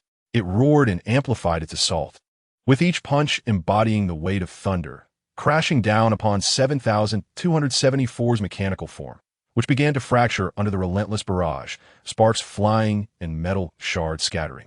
Yet, 7274 did not falter. It stood firm against the onslaught, using its body to block the armored giant's advance, resolutely preventing it from inching closer to Jack. However, the damage it had sustained was severe its kinetic energy reserves rapidly depleting and its movements growing increasingly sluggish. Nonetheless, it continued to fight with every ounce of strength, refusing to yield. Just as the situation seemed unbearable, a small figure suddenly appeared on the shoulder of the heavily armored figure. EIAs emitted a crisp call, clinging tightly to the armor with its tiny claws. EIAs, come down, Jack shouted anxiously, fully aware that EIAs lacked the strength to match the armored giant, and if detected, it would certainly be in mortal peril. EIAs was entrusted to him by the late Zyoshan Han, and Jack cherished it dearly. If anything were to happen to EIAs, he would not know how to face the deceased Zyoshan Han. Get away, you feeble weaklings. The armored figure scoffed disdainfully, his body radiating toxic energy like venomous serpents lunging towards Jack and EIAs. These toxic energies swiftly coiled around them, threatening to engulf them and transform them into lifeless husks akin to those caught in a magnetic storm. EIAs, being relatively small, was particularly vulnerable to the rapid encroachment of the toxic energy. However, in this critical moment, a flicker of humanity shone through EIA's eyes, which were composed of radiant rings, illuminating with a golden glow. EIAs emitted a series of peculiar sounds, seemingly conveying a message to Jack. Jack's eyes widened in realization, understanding EIA's intent, his face contorting in terror and urgency. No, yes, you can't, Jack cried hoarsely, his voice echoing in the air, yet powerless to alter EIA's resolve. EIAs gazed at the armored figure with unwavering determination.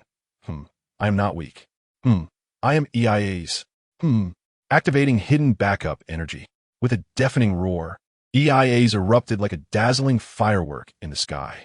Blue energy particles cascaded like fine raindrops, swirling amidst the rising clouds of dust. These blue energies seemed to dance, as if imbued with life, gracefully enveloping everything around them in a gentle azure hue. No, Jack's eyes widened in horror, almost bursting from their sockets as a desperate scream tore from his throat. He could not accept the scene unfolding before him, as EIAs disintegrated into nothingness right before his eyes, leaving him utterly powerless. Chapter 79, Fusion. Thunderstar God, the hatred boiling within Jack towards the armored figure erupted like a volcano, reaching a fever pitch. Just as Jack's furious cries reverberated through the air, the armored figure suddenly let out a thunderous roar. This roar resonated like a cataclysm, causing the surrounding air to tremble. In the next instant, the armored figure swung its arm violently, unleashing a tremendous force that swept through the haze, dispersing it without a trace. As the smoke dissipated, the figure of IES vanished completely into the void, as if he had never existed at all. This scene not only signified the conclusion of IES's life, but also served as a profound negation and erasure of his very being. The weak are indeed weak, akin to moths drawn to a flame, leading to their own demise. The armored figure's lips curled slightly, forming a cruel and frigid smile. His voice was cold and merciless, as if IES's death were a trivial matter to him. He unrelentingly criticized IES's frailty, suggesting that, in his eyes, IES was unworthy of existence in this world. Jack's face contorted with rage, his eyes wide open, staring fiercely at his opponent as if he could unleash flames upon him. Yet deep within, he understood the necessity of maintaining control over his emotions. Allowing such turmoil to take hold would not only jeopardize his own state, but also pose significant difficulties for Ilias in extracting and merging power. Just as Jack endeavored to calm the tumult within, a voice broke the silence unexpectedly. To his astonishment, the previously emotionless mechanical voice now held a trace of barely contained fury. IES was an exceptionally successful creation. The voice reverberated through the air, echoing with the courage that many beings could scarcely aspire to attain. Courage? The armored figure scoffed, retorting with disdain, to knowingly court death and yet proceed with such actions. You fools dare to call it courage? Your systems must be infected with a virus. With that, the armored figure provocatively glanced at Jack before continuing, Look at me. I am one who dares to boldly confront the leader of the Decepticons, capturing their kin right beneath the noses of the Autobots and training them as slaves. That is the true essence of a fearless warrior. To be unafraid in one's heart is not the definition of genuine courage. These words struck like thunder, resonating in the ears of those present. Within the once purely mechanical voice, a flicker of human-like anger emerged, seemingly incensed by the armored figure's actions. IES understood all too well that he could not best you, yet he chose not to feign death. Instead, he faced his fears for the sake of his companions. The voice conveyed admiration and respect for IES's bravery, which stemmed not from ignorance, but from a sense of duty and responsibility towards his friends. Even a machine can possess a spirit as noble as gold. Armored One. Even if you possess the spark, you will never comprehend why I, without one, will make such a choice.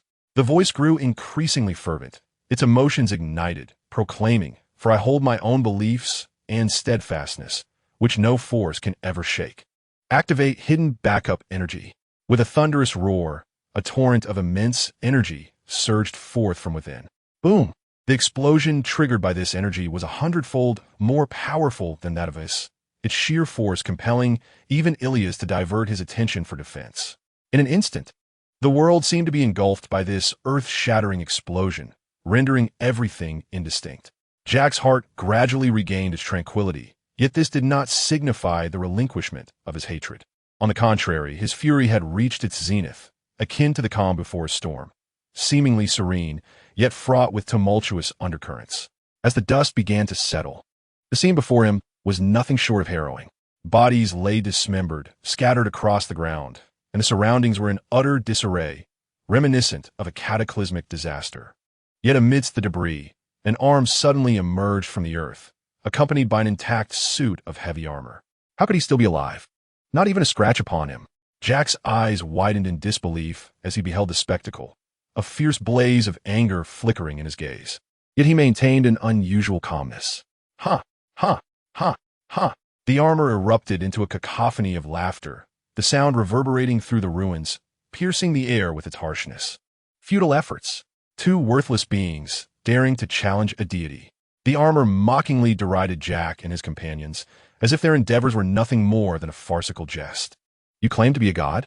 Jack retorted with a sardonic grin, his voice laced with scorn and derision. "How could a deity be hindered by us?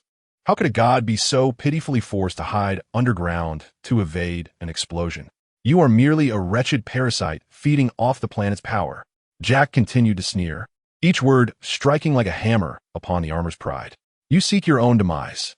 The armor, finally incensed by Jack's taunts, roared like a frenzied beast, launching a fist directly toward Jack. Yet Jack remained unfazed, a smile playing on his lips. "You have already lost, heavy armor." At last, Elise completed the extraction, and a powerful amalgamation of energy erupted forth. The radiance enveloped Zyoshinhan, and miraculously, his injuries began to heal, even his aura shifting with transformation. No, in that moment, the armor was gripped by panic. During Elise's self-detonation, he had remained unperturbed. But now he knew that the Zyoshinhan infused with fusion power would pose a considerable threat to him. However, as the light swiftly integrated into Zyoshinhan's being, mending his wounds, it ceased further action.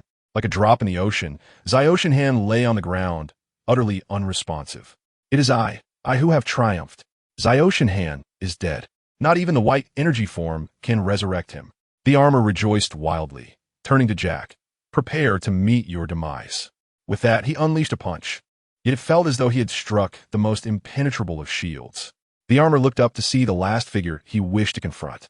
Zyoshinhan stood before Jack like a hero, blocking the blow with unwavering resolve. Subsequently, he forcefully kicked the armored figure away, casting a glance at the weakened Jack and Ellis. His calm voice laced with fury.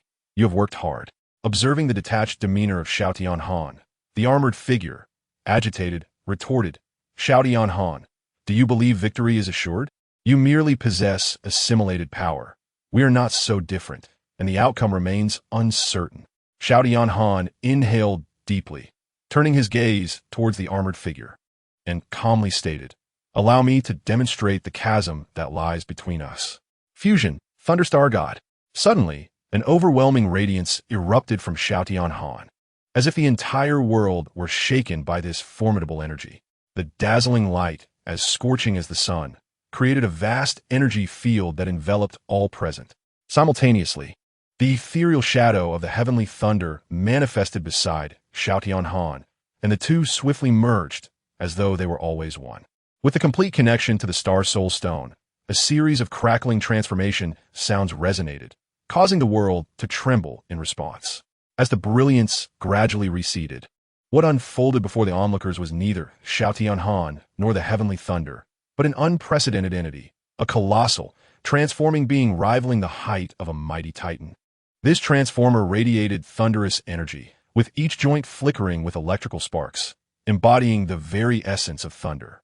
He was named Thunderstar God, and at this moment, he had fully materialized. From a distance, Spring and Road Bandit stood in stunned silence, utterly unprepared for such a turn of events. As they gazed upon the towering giant ascending skyward, an instinctive fear surged within them. Is this the evolved form of the armored figure? Spring stammered, his voice filled with disbelief. No, that cannot be. Look at the colors upon him. That is Xiaotian Han. Road Bandit suddenly exclaimed, his gaze fixed upon Thunderstar God, as if striving to penetrate the heavy armor to unveil the true identity within.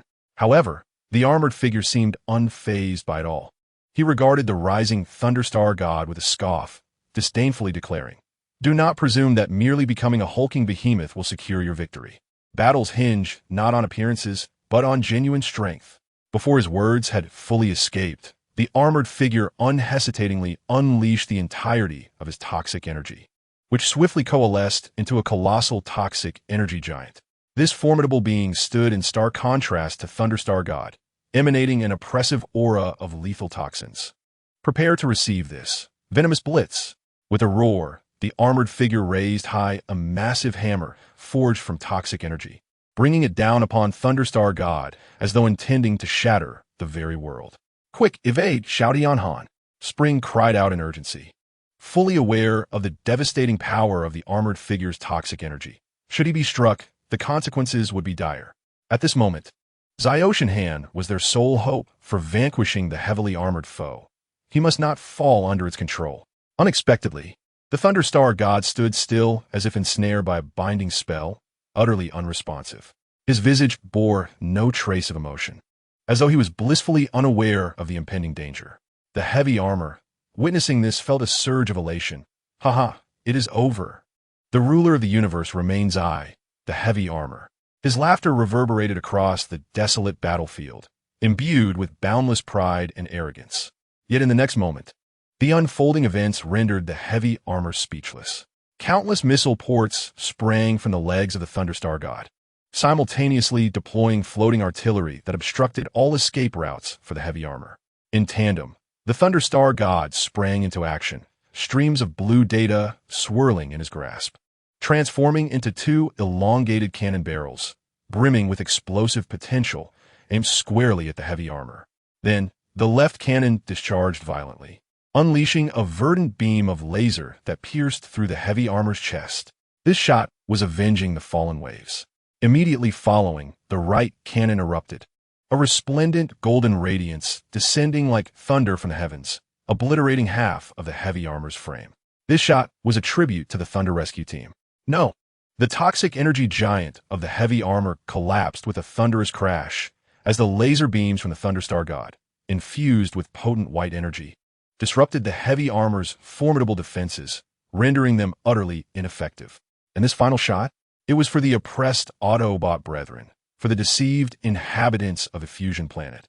And for Azeroth, it is time to conclude. Super Thunder Cannon. This time, the Thunderstar God unleashed his full arsenal, unleashing a strike powerful enough to pierce the very stars upon the heavy armor. Cannons adorned his back, arms, and even his legs. He was a living embodiment of a war machine. Even the arriving Roadhog could not help but muse. Perhaps the title of Mobile Armory within the Thunder Rescue Team should be reassigned. Under the onslaught of the Thunderstar God's artillery, the heavy armor was utterly extinguished. Outside the fusion planet, a Decepticon warship floated ominously. Red Spider was enveloped in fury and panic over the betrayal of the heavy armor, with some minions suggesting he inform Megatron. "Are you suggesting I should beg for help from Lord Megatron like a pathetic little dog?" Red Spider furiously shoved aside the advising minion. "We shall do nothing. Let those Autobots resolve their own issues." Just then, a communication line connected from Megatron, who fixed Red Spider with a piercing gaze and coldly inquired, "Oh, Red Spider, so you believe you can keep secrets from me now, do you?" "Oh, Megatron, I mean my lord," Red Spider stammered, glancing around helplessly, as submissive as a crab exposing its belly. "I did not, my lord. I merely sought a more opportune moment to inform you." "Umph."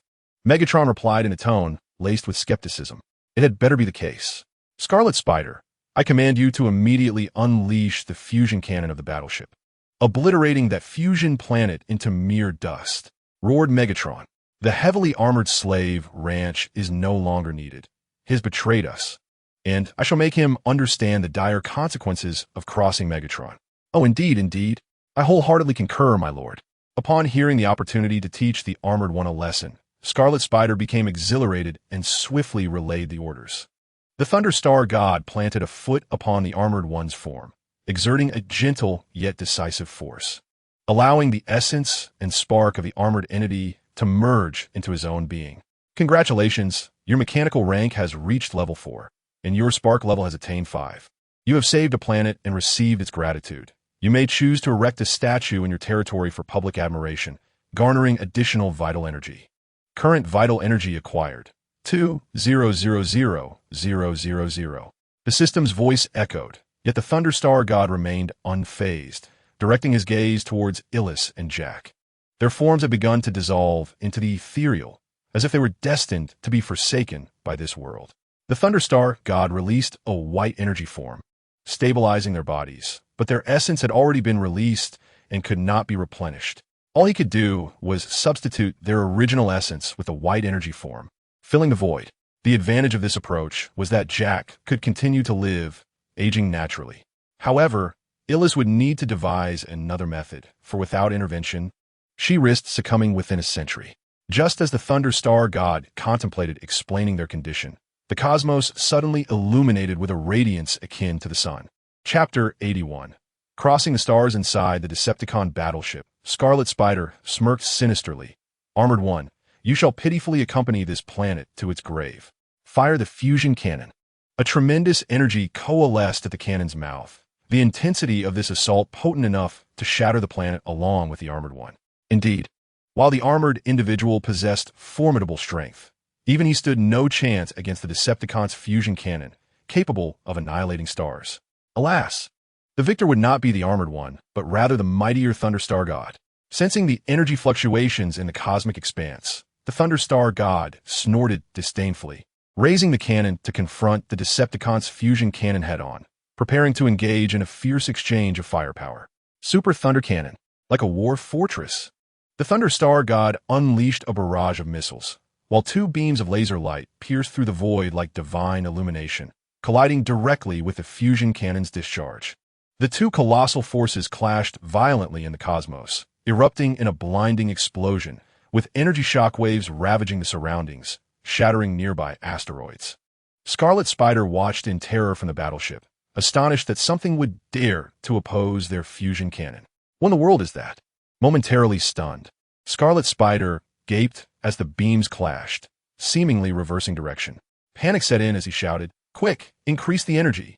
The Decepticon minions swiftly intensified the infusion of super energy, and the colliding beams gradually advanced toward the planet.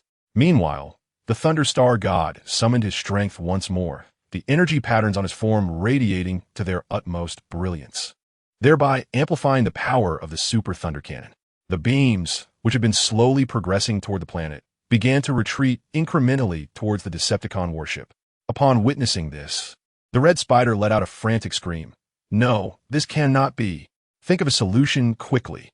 But it was too late. Ultimately, the two energy forces became imbalanced, and the fusion cannon was completely rebounded, striking the Decepticon warship with tremendous force. The warship erupted in a violent explosion, fragments scattering throughout the cosmos. The Thunderstar God then glanced at Spring and Roadbuster, feeling a wave of relief wash over him. In the next moment, a device resembling goggles appeared in his optical lens, analyzing some data.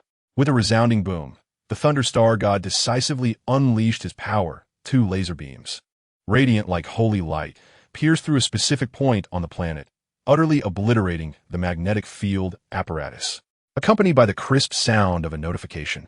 Messages from Cybertron began to flash simultaneously on the screens of the Thunderstar God, Spring, and Roadbuster. Given that the Thunder Rescue Team had always been a daring unit undertaking perilous missions, their circle of allies in the outside world was understandably limited. At such a critical juncture, the only one capable of reaching out to them was likely the Supreme Commander, Optimus Prime. A fleeting glance at Optimus Prime's message sent a shiver down the Thunderstar God's spine, causing a palpable shift in his demeanor. The space bridge was on the verge of collapse, and he urgently sought a report on the status of Spring, Roadbuster, Blaster, and Ripple. This brief inquiry weighed heavily on his heart, for he understood the paramount importance of the space bridge. Its loss would lead to unimaginable consequences. Meanwhile, as the captain, Spring instinctively reacted upon seeing Optimus Prime's message. "This is Spring, captain of the Thunder Rescue Team reporting. Commander, we have been attacked by the Decepticon fusion cannon and are currently trapped on a planet inhabited by organic life forms." A note of anxiety and helplessness permeated Spring's voice, for their predicament was indeed dire. A planet with organic life forms? Optimus Prime evidently found this news astonishing. However, before Spring could elaborate, a call from Optimus Prime followed closely behind. "Captain Spring, are you on a planet where the Decepticons are developing a new type of toxic energy?" Concern and worry resonated in Optimus Prime's tone. Spring nodded affirmatively, stating, "Yes, Commander. Although we are trapped on this planet, we have shattered the collaboration between the Decepticons and the Slave Ranch, as well as completely destroyed the ranch, showing no intention of retreat." In truth, even if Spring had not mentioned it, Optimus Prime would not have taken any punitive action against them, for the Thunder Rescue Team's audacity was a well-established fact on Cybertron. To label them as deserters would be akin to slandering them as Decepticons themselves. However, regarding the leader Tong Xiangxiu, the Spring must provide him with a graceful exit, as the order for the Thunder Rescue Team's deployment was issued directly by him. The recent failure of the Thunder Rescue Team carries an undeniable weight of responsibility on his shoulders. It is important to note that many individuals on Cybertron are closely observing the position of Commander Tong Tian. Although he is hailed as a hero, this does not afford him the privilege of remaining at the pinnacle of power indefinitely. After a moment of silence, Tong Xiangxiu spoke. "Captain Spring, although your mission has encountered difficulties, it has also yielded significant results. However, the situation regarding the space bridge is dire. You must devise a means to return and provide support promptly." Captain Spring furrowed his brow, surveying the unfamiliar planetary surroundings, and replied, "Commander, the situation on this planet is intricate. We are currently at a loss for a way back." Tong Xiangxiu pondered for a moment, stating, "I will find a way to activate a temporary space bridge for you. But you will need to locate a suitable energy source on the planet to assist in this endeavor." "No need for a space bridge," the Thunderstar God interjected slowly. "I possess a secure space within me. I will transport the Thunder Rescue Team to the space bridge. Commander Tong Tian, please transmit the location of the space bridge to my system." "What?" Upon hearing the voice of the Thunderstar God, Tong Xiangxiu's immediate reaction was to question the identity of the speaker. However, upon confirming it was the frequency of Xiaoshenhan, he composedly responded, "Is that you, Xiaodahin?" "Indeed, Commander Tong Tian." The Thunderstar God affirmed eagerly, and soon the name Xiaodahin would be no more. "Secure space? I do not recall such a configuration being reported to me by Jack." Tong Xiangxiu remarked in confusion. "This is my unique configuration, one of a kind," the Thunderstar God replied with unwavering conviction. After a moment of contemplation, Tong Xiangxiu said, "Then I entrust this to you. Additionally, if you find the antidote to the toxic energy entity on that planet, please bring it to the front lines." As the Decepticons have commenced a full-scale assault on the space bridge using the toxic energy entity.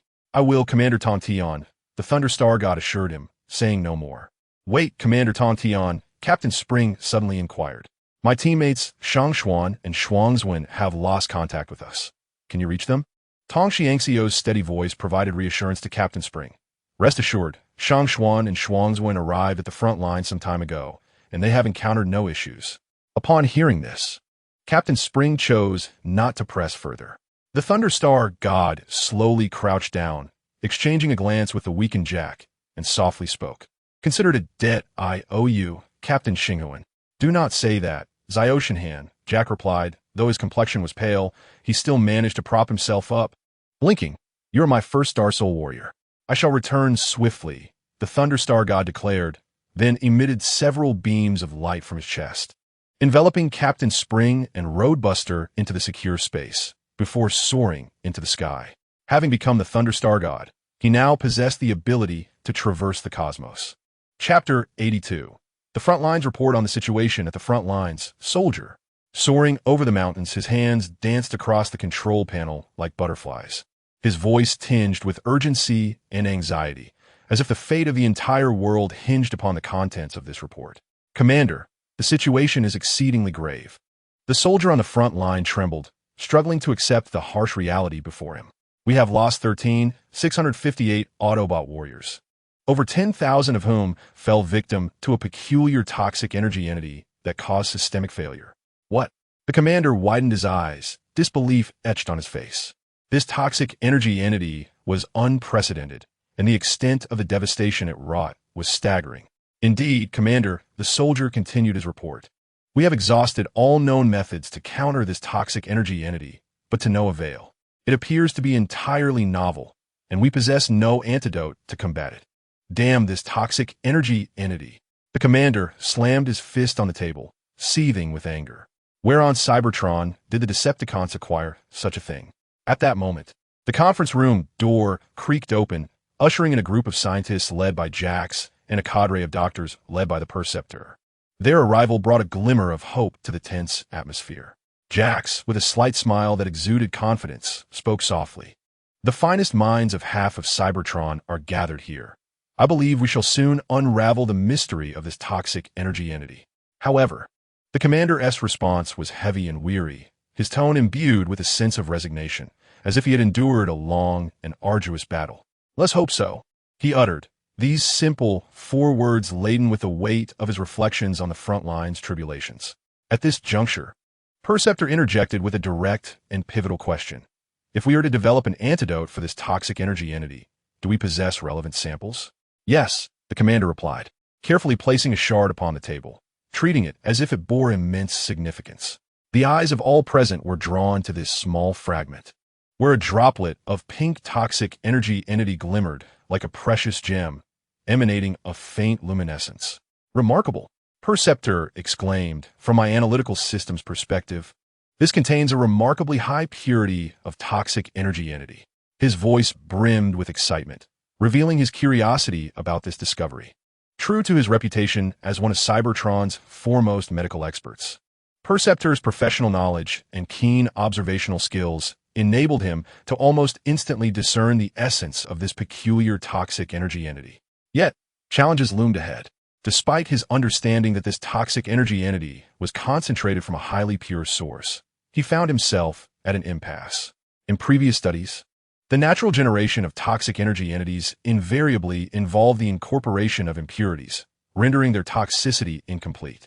Now confronted with such a pure embodiment of toxic energy, how might they seek a method to cure it?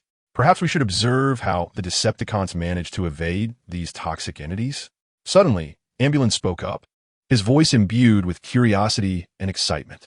Despite his retirement, the tales from the front lines reignited the passion in his heart for scientific exploration, compelling him to temporarily depart from Optimus Prime's team and venture to the forefront. Oh, Ambulance, believe me, I have seen all, replied Skyfall with a hint of frustration in his tone. We have discovered that the Decepticons possess a unique energy that shields them from the corrosive effects of the toxic entities, yet we remain oblivious to its true nature. Skyfall's words drew the attention of all present, prompting them to gather around, eager to learn more about this peculiar energy. Moreover, we have endeavored to replicate this energy, Skyfall continued, but despite our relentless efforts, we have been met with failure. A look of dejection crossed his face, clearly disheartened by the outcome. Emergency, Commander Skyfall. Suddenly, a panicked shout shattered the silence, as a soldier rushed in, breathless and wide-eyed, exclaiming, the Decepticons have launched toxic energy missiles again. And this time, they are directly targeting our headquarters. Upon hearing this, Skyfall's expression turned grave. He was acutely aware of the destructive potential of the toxic entities. Should they breach the headquarters, the consequences would be dire. What? Quickly, activate the protective generator. We must not allow the toxic entities to infiltrate, Skyfall commanded without hesitation. As his orders were issued, the entire base sprang into action. Personnel anxiously manipulated various devices, initiating the colossal honeycomb-shaped protective shield. In an instant, the immense barrier enveloped the entire space bridge base like an indomitable fortress. However, at that moment, the toxic energy missile hurtled toward the base like a blazing comet. Bang! With a deafening sound, the missile collided violently with the protective shield. Instantly, a torrent of pink toxic energy erupted, splattering against the barrier. A chilling, hissing noise followed, the sound of the toxic energy corroding the shield. What? The crowd gasped in horror, utterly astonished that this particular toxic energy could so easily erode the protective barrier. Its power was overwhelmingly formidable. The inherently malevolent Decepticons reveled in such insidious tactics. Sitting nearby, Upturn couldn't he help but snort derisively, a flicker of anger flashing in his eyes. I must go out and avenge Captain Spring. Shang Xian suddenly rose to his feet, his voice brimming with indignation as he shouted, "Indeed, vengeance." Shuang Zhuan echoed his sentiment, his fists clenched tightly, evidently seething with rage at the actions of the Decepticons. The two warriors exchanged a determined glance and charged forth, leaving the scientists and doctors in a state of shock, powerless to halt the advance of these formidable fighters. "What are you two doing? Are you seeking death?" Just as they were about to rush outside, the Autobots closed their eyes in despair, unable to bear the thought of the fate awaiting their comrades. However, the skies soon darkened, revealing Shang Xian and Shuang Zhuan, unscathed, outside the protective barrier. Could it be that the toxic energy entity has been depleted? This thought raced through the minds of all present. Chapter 83. Defiance of all. Shang Xian and Shuang Zhuan paused momentarily, then erupted with joy. The Decepticons had faltered. Their reserves of toxic energy were insufficient. With a resounding shout, Shang Xian surged forward, closely followed by Shuang Zhuan. These two audacious members of the Thunder Rescue Team had never been ones to shy away from confrontation, and now, facing the diminished threat of the Decepticons, they felt invincible. Yet, no Autobot responded to their rallying cry. Instead, they all gazed upward, their expressions frozen in astonishment. A colossal projectile, a concentrated toxic energy shell the size of 100 meters, hurtled toward the space bridge base like a falling star. It became apparent that the Decepticons had ceased their assault because the projectile posed a significant risk to their own ranks. Once they had retreated to a safe distance, the Decepticons unleashed this catastrophic weapon without mercy. Even the seasoned jumping brothers, accustomed to perilous situations, felt their legs tremble in fear at the impending annihilation of the space bridge base. Just as despair settled over the gathered Autobots, a figure shot toward the projectile like a bolt of lightning. It was Optimus Prime, his gaze resolute and unwavering, radiating an aura of fearlessness. When Ratchet had temporarily left the team, Optimus had sought permission to join the front line, but was met with a stern refusal from Ultra Magnus. "No, Optimus. You must face the consequences of your actions and return to your post." Ultra Magnus' punishment entailed assigning Optimus to the remote space bridge maintenance duties, perhaps due to his inherent kindness and tendency to prioritize others.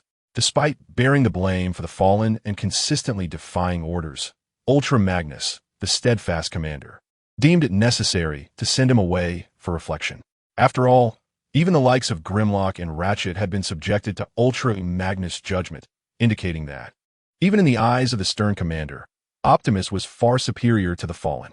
With both hands firmly gripping the projectile, Optimus struggled to stabilize it. But the force of its momentum was overwhelming, forcing him to retreat. Just as it seemed the projectile would collide with the base, Optimus summoned all his strength and hurled the shell away from the structure, propelling it towards safety. However, his own strength was far too feeble, incapable of shaking the immense projectile. "Fear not, Chief, I shall assist you." At that moment, a hulking figure clad in green maneuvered past the dazed bouncing brother, raising his right hand, transformed into a crushing orb, and hurled it forth. It was none other than the partition. Yet when the crushing orb struck the descending missile, it was akin to a drop in the ocean. "Hey, ambulance, I require your assistance," Bumblebee urged anxiously. "You young ones, always commanding this old-timer." Ambulance replied with a resigned smile, rushing out to join Bumblebee. The two machine stingers and electromagnetic devices converged into a surge of electromagnetic lightning. striving to thwart the impending toxic energy projectile. Optimus Prime's team, all units execute orders. In that moment, not a single Cybertronian would lay blame upon them, for they had risen to the occasion amid perilous circumstances. Everyone, activate the protective shield. Optimus Prime commanded loudly. The Autobots sprang into action, the energy shield flaring to life instantaneously. The projectile collided with the shield, causing it to tremble violently, emitting a cacophony of buzzing sounds. Moreover, the concentrated toxic energy released by the missile had begun to corrode the protective barrier. Should the shield succumb to corrosion, the Autobots left behind would face annihilation. Why? Don't the Decepticons wish to seize the space bridge? If the toxic energy penetrates the space bridge apparatus, even they would be unable to restore it, one Autobot remarked. Yet the grim truth was that the Decepticons had inexplicably abandoned their opportunity to capture the space bridge, intent only on inflicting grievous losses upon the Autobots. As the shield teetered on the brink of corrosion, Flyover Mountain urgently called out, "All units retreat. We cannot hold our ground any longer. While the toxic energy has yet to infiltrate your systems, return to Cybertron at once." With determination, Flyover Mountain resolutely pulled down the gate of the space bridge. The assembled machines were taken aback, disbelief etched upon their visages. In the theater of war, desertion is the gravest taboo, especially when a leader unilaterally announces a retreat. Absent a command from the Allspark, theoretically, no one should withdraw. Yet Flyover Mountain, bearing such pressure, chose to retreat. The current circumstances, indeed, left no better option than withdrawal. But recognizing this was one thing. Voicing it was another entirely.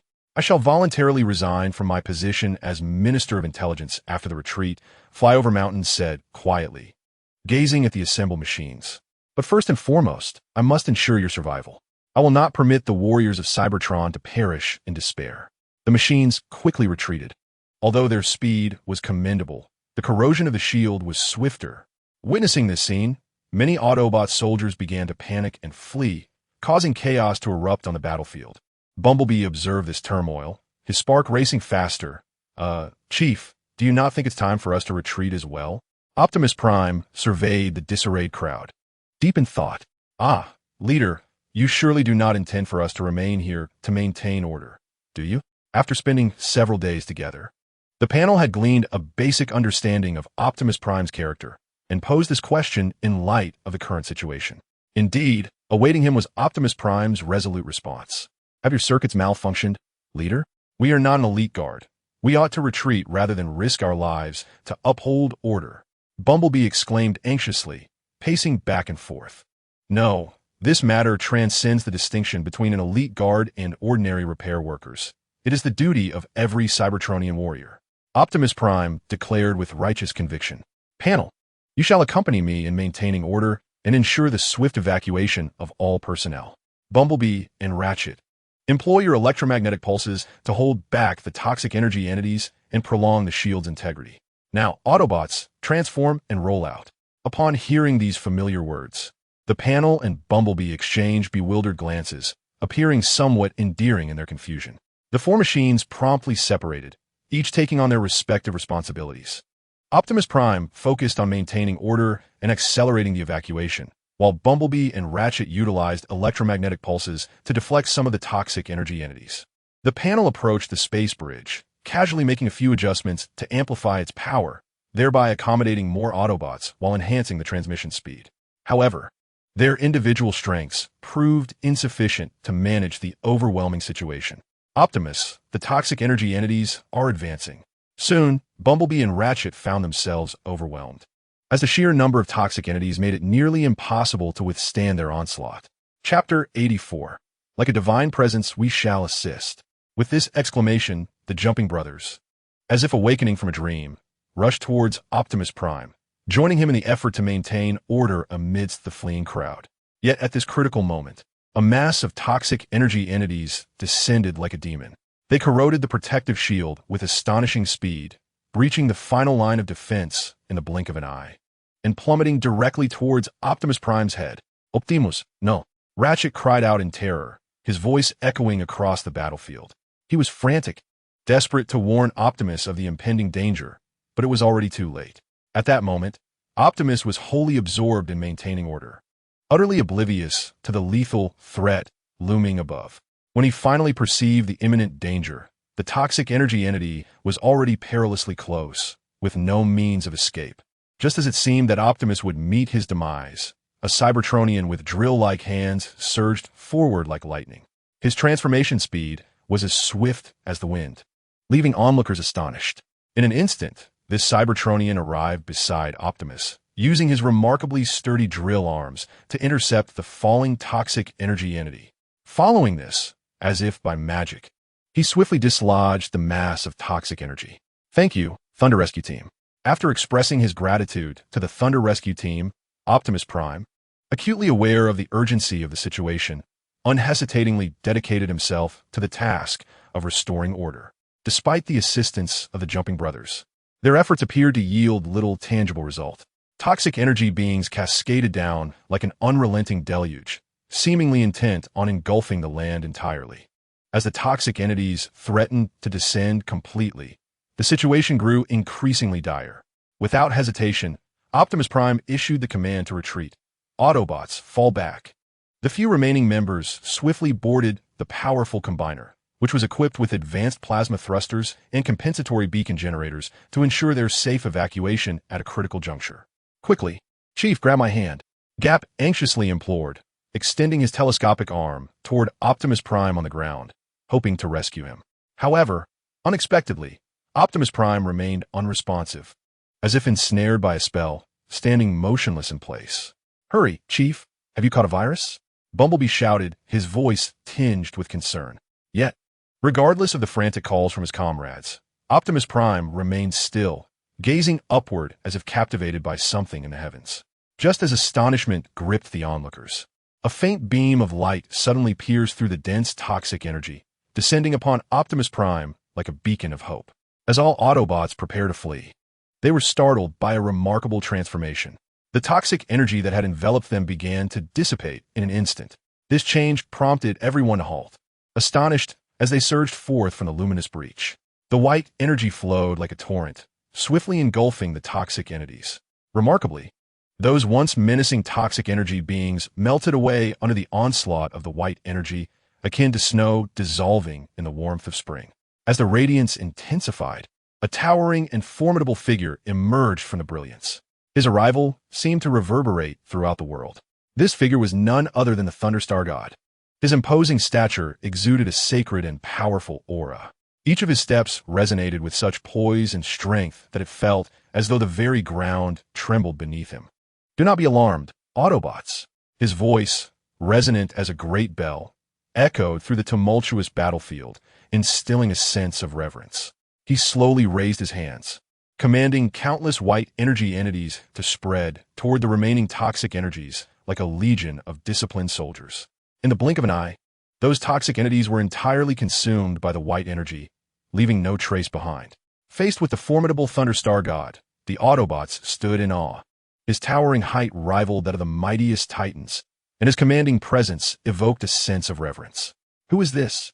Has the headquarters truly dispatched such a powerful combiner? Someone marveled. It seemed we could finally breathe a sigh of relief. Upward Spiral and Twin Drill exchange a glance, their taut nerves finally easing, as they even sensed their sparks nearly leaping forth from the tension.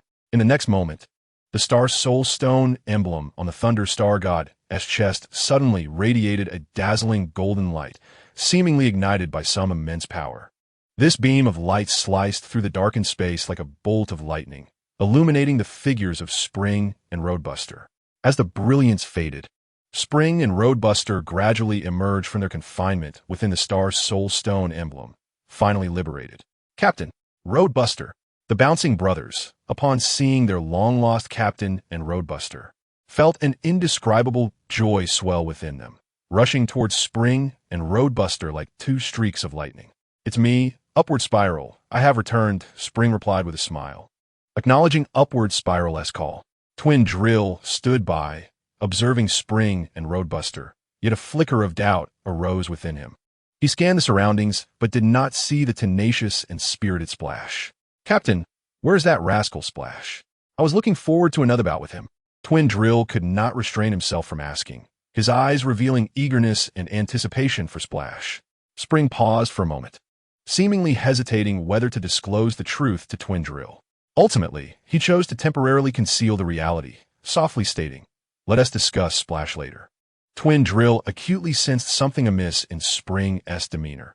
The subtlety of his expression and tone hinted at a deeper issue.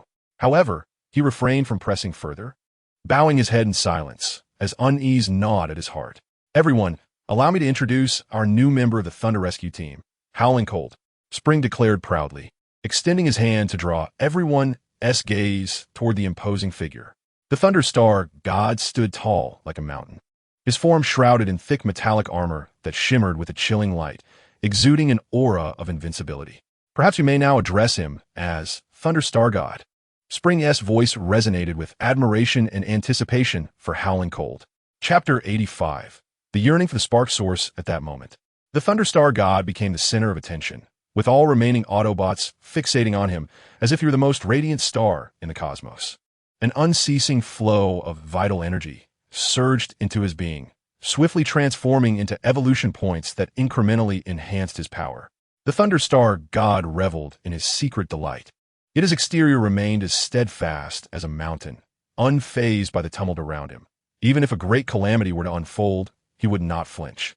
The Thunderstar God, with a slight smirk gracing his lips, gazed intently at the formidable Thunderstar God before him, a thought fluttering through his mind once more, creating his own unique combinational warrior. However, in the presence of such a powerful entity, he understood that it was not the time for impulsive actions. Until he had fully grasped all information regarding the Thunderstar God, he resolved to bide his time, observing for a while longer. As the Decepticon warship gradually distanced itself from the effective attack range of the space bridge, the Autobot soldiers finally exhaled in relief, erupting into jubilant cheers, chanting the name of their hero, Skyfire, their voices reverberating through the cosmos. Amidst this cacophony, an astute individual elevated the title by which they refer to Skyfire, transforming it from Skyfire to Sky Cold, as if this new appellation more aptly encapsulated his valor and might. This was truly astonishing. The Perceptor approached, his face a mask of astonishment, his eyes fixed on the Thunderstar God, as if attempting to peer into his very essence. The substances emanating from the Thunderstar God's hands piqued the Perceptor's intense curiosity, prompting him to inquire eagerly, "What is the substance you are releasing from your hands? It so effortlessly neutralizes toxic energy forms. This is nothing short of a miracle." His voice resonated with disbelief and admiration, filled with an insatiable curiosity for this enigmatic material. "I personally represent the Cybertron Medical Institute, and I hope to acquire some of this substance for in-depth research." The Perceptor continued, "If we can unravel its mysteries, perhaps we can develop a definitive cure for the toxic energy forms." His proposition garnered unanimous agreement from the other robots, as the toxic energy forms had displayed formidable power in their recent fierce battle, posing a significant threat to them all. Confronted with the collective anticipation, the Thunderstar God readily nodded in assent. After a moment of contemplation, he concentrated and conjured a block of exceptionally pure white energy, presenting it to the Perceptor. This crystalline white energy radiated with a pristine and potent energy wave, evidently the essence of the Thunderstar God as concentrated white energy. Yet, the Thunderstar God exhibited no reluctance. He recognized the paramount importance of this substance in researching the toxic energy forms. Moreover, with such generosity extended towards him, he would never be an ungrateful robot. A mere fragment of white energy was but a trifling effort for him.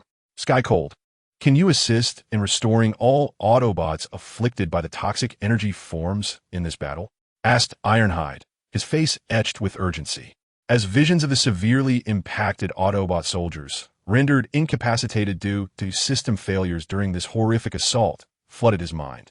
The Thunderstar God shook his head resolutely, responding with unwavering conviction, "No, the condensation of white energy is a skill I acquired from the Cybertronians I fled from during the faction wars on Organic Planet. To coalesce the white energy body requires an immense expenditure of my computational power. The recent surge was the culmination of my efforts over the past several days." He paused momentarily before continuing. "The quantity I can provide is merely sufficient for your research on the white energy body, and I cannot heal all the warriors in one fell swoop." Upon hearing this, The crowd exhibited no semblance of doubt. Rather, their expressions conveyed an understanding that this was indeed the case. After all, if the Thunderstar God could effortlessly condense such a miraculous treasure, he would likely never escape Cybertron in his lifetime. In a more temperate scenario, he might be assigned a position relegated to Cybertron to exclusively supply white energy bodies. However, in a more extreme context, the entirety of Cybertron might mobilize to capture the Thunderstar God in pursuit of this invaluable resource. One must not naively assume that all Autobots are virtuous. One must recognize that Commander Optimus Prime would not have maintained his position for so long without extraordinary means. Nevertheless, given the current circumstances, the Thunderstar God has undoubtedly emerged as a hero on the front lines, even a hero for all of Cybertron. This is not a trivial feat akin to apprehending a mere spy. Rather, it is a substantial achievement.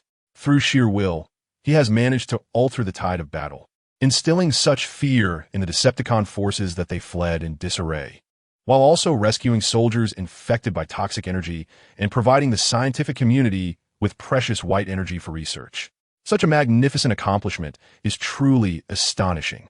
One can only imagine the monumental wave of heroism that will ensue upon the Thunderstar God's return to Cybertron.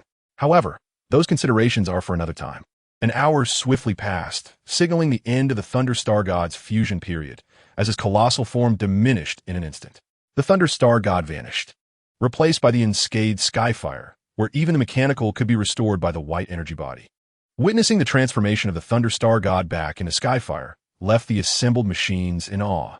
Initially, they thought that Spring was merely attempting to bolster the newcomer's reputation by claiming that the Thunderstar God was a transformation of Skyfire. No one could have anticipated how one Skyfire could evolve into such a grand figure. Skyfire glanced at the fusion form now in a 12-hour cooldown, shaking his head in silence. At present, he was merely utilizing the fusion power combined with the ultimate energy of Azeroth to become the Thunderstar God. He could not yet transform at will. This dilemma is both complex and straightforward, stemming solely from Skyfire's insufficient spark level to wield the Thunderstar God. Concurrently, his mechanical level was inadequate.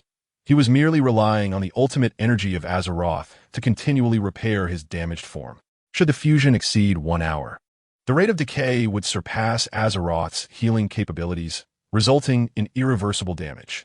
After this, a period of 12 hours of recuperation is still required before one can continue to transform. The source of the fire seed remains of utmost importance. Ziotianhan felt a profound yearning for the fire seed source. Chapter 86. Unwell? Cybertron Repair Facility. Ziotianhan tightly clutched a bottle of the latest flavored gasoline from McCadan's old oil workshop, a special gift he had prepared for Spring. He cautiously pushed open the somewhat heavy door to the repair room, the hinges emitting a faint creak. Upon entering, his gaze first fell upon the repair bed.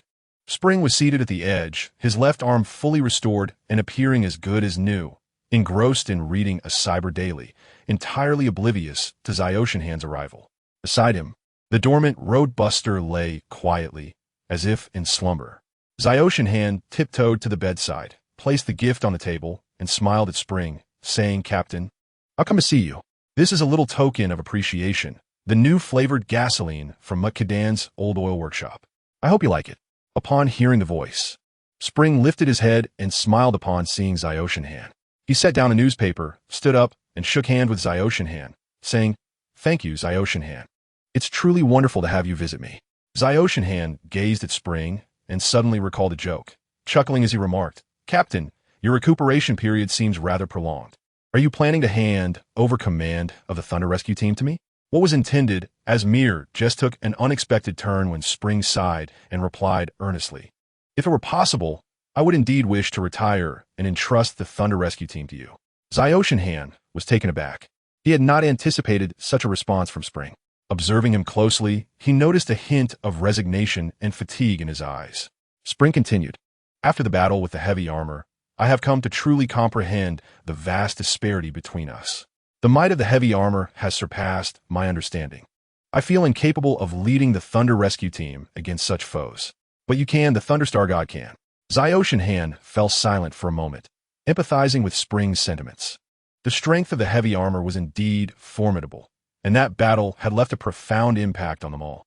"But Captain, You are our leader, Zyoshinhan exclaimed. Your abilities and strength are well recognized by every member of the Thunder Rescue team. We all need you. Spring shook his head, a wry smile gracing his lips as he replied, I am aware, yet I also understand my own limitations. Were it not for your relatively young experience, I would have no qualms about entrusting the Thunder Rescue team to you. Zyoshinhan was deeply moved by Spring's words. He realized that Spring spoke from a place of genuine trust, which made his heart swell with gratitude. Regrettably, his heart was not in it. He could not bear to witness the source of fire, akin to a cooked duck, being released by his own hands. Captain, I shall strive to improve myself, said Xiaotianhan resolutely.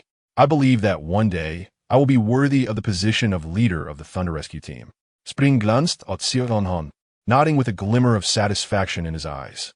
The decisive temperament and formidable capabilities that Xiaotianhan exhibited during the fusion of the planet and the battle with the heavily armored adversary had been thoroughly validated.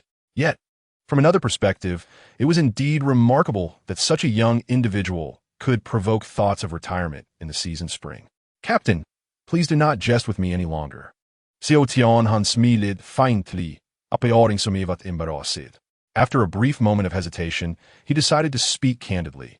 In truth, I am here to bid you farewell. Farewell? Spring was clearly taken aback by such a statement, momentarily stunned.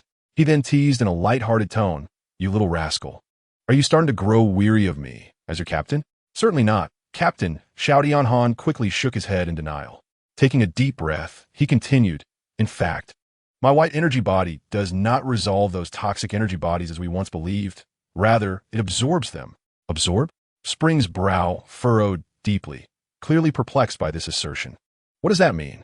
Xiaotianhan's expression turned grave as he inhaled deeply and said slowly, During the examination at the medical department, they uncovered a shocking fact. His voice was slightly subdued, betraying an unmistakable anxiety. They discovered that I have not truly resolved those toxic energy bodies. The white energy body merely facilitated a covert transfer of the toxic energy bodies into my own system. Xiaotianhan's words struck like a bolt from the blue, leaving Spring in disbelief. How could this be? With a wry smile, Xiaotianhan explained, It is simply because my tolerance for toxic energy bodies is astonishingly high that I have managed to endure for this long. However, in reality, my body has sustained significant damage. He shook his head helplessly and continued, To be frank, based on their assessment, I am now an unequivocal invalid. Xiaotianhan instinctively pinched his nose, as if attempting to mask his inner turmoil. Therefore, I have applied to Commander Tang Xiangxiu for withdrawal from the team, hoping to join the maintenance squad of Optimus Prime and spend my remaining years in peace. After these words, the room fell into a profound silence. Spring sat quietly on the bed, his figure obscured by shadows, rendering his expression unreadable. An oppressive atmosphere enveloped the room, making it feel stifling. After a long pause, Spring finally spoke, Xiaotianhan, I fully understand your decision. Yet, it is essential to recognize that, even in the face of physical ailments, you remain a source of pride for the Thunder Rescue team. Spring stood up and patted Zyoshinhan on the shoulder, asserting, however, I do not believe you should simply relinquish hope. The maintenance team of Optimus Prime may provide you with stability, but the potential within you extends far beyond that. Zyoshinhan felt a stirring of emotion. He had not anticipated such encouragement from Spring. Captain, but my current physical condition. Zyoshinhan hesitated to voice his concerns. Spring interrupted. I am confident there must be a solution. Together, we can seek out a method of treatment, and perhaps during this journey, you will uncover other unknown abilities of the white energy form. Hope rekindled in Zyoshinhan's eyes, and he nodded resolutely at Spring. All right, Captain, I will heed your advice, and I will confront this alongside everyone else. I shall not surrender easily. Spring's face broke into a reassuring smile, dissipating the oppressive atmosphere within the room. Zyoshinhan felt a twinge of embarrassment. Spring's imagination was indeed quite vivid. Chapter 87. Terrifying as such, Zyoshinhan meticulously orchestrated a deception, deliberately fabricating an illness as a pretext to withdraw from the Thunder Rescue team. This seemingly simple act concealed a well-thought-out scheme. The dazzling light indeed cast Zyoshinhan into the spotlight, but it also attracted the particular attention of Shockwave. This was no mere coincidence. It was a development Zyoshinhan had anticipated. At this critical juncture, the delayed fusion cannon of Black Widow became Zyoshin Han's lifeline. The power of this shot was immense, however, due to Black Widow's negligence. The majority of the Thunder Rescue Team's members survived the explosion. Nevertheless, Zyoshin Han was acutely aware that such fortune could not be relied upon repeatedly. He could not entrust his life entirely to others, which is why he chose to retire at this most glorious moment. In doing so, he could evade Shockwave's particular scrutiny while also carving out a path for his future.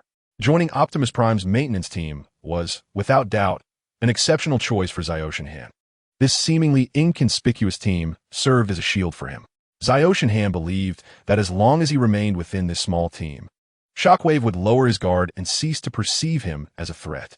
More importantly, within Optimus Prime's maintenance team, Zyoshin Han would have the opportunity to access the Allspark at the earliest possible moment. This was the coveted treasure he had longed for. Securing the Allspark would enable him to fulfill his ambitions and become the limitless Thunderstar God.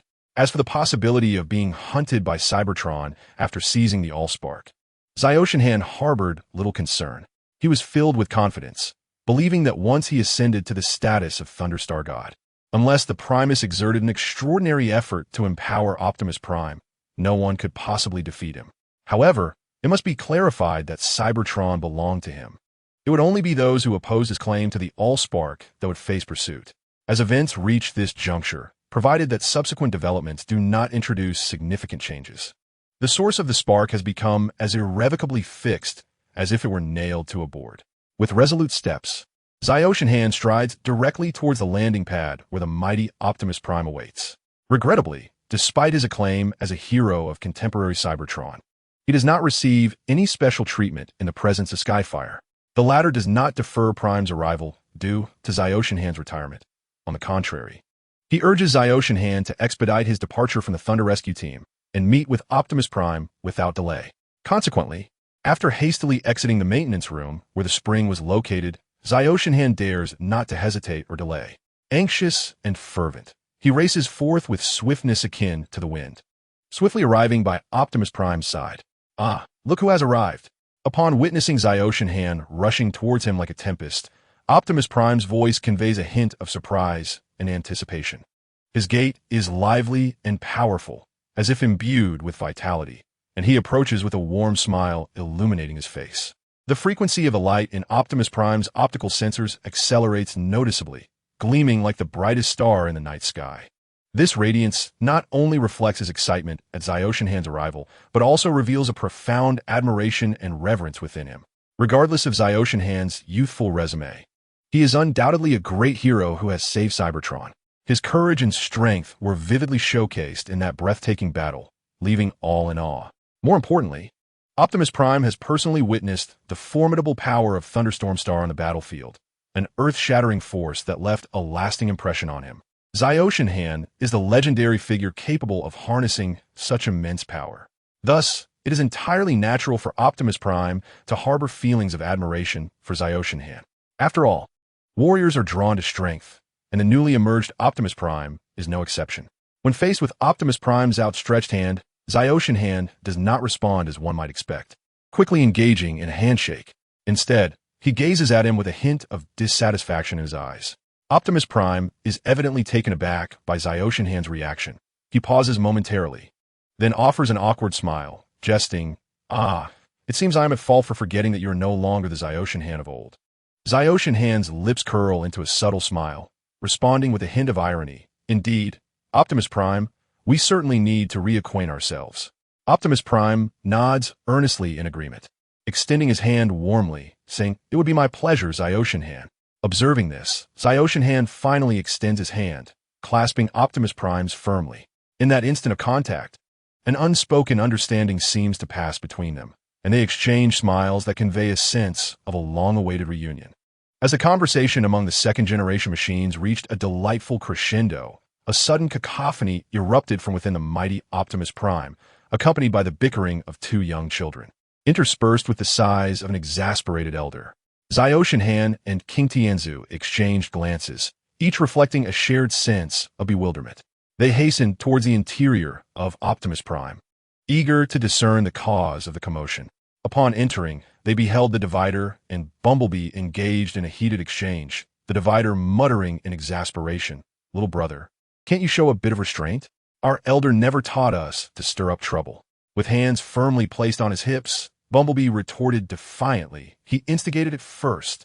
And I recall at the tavern, our elder never flinched in the face of the underworld, Divider." Just then, the ambulance emerged, and, upon spotting Zyoshinhan, welcomed him warmly. "Zyoshinhan, you're here. Please help me arbitrate. These two rascals are giving me a headache." Observing the scene, a faint smile graced Zyoshinhan's lips as he jested. "Oh, what's all this ruckus about?" The Divider and Bumblebee paused their quarrel upon seeing him.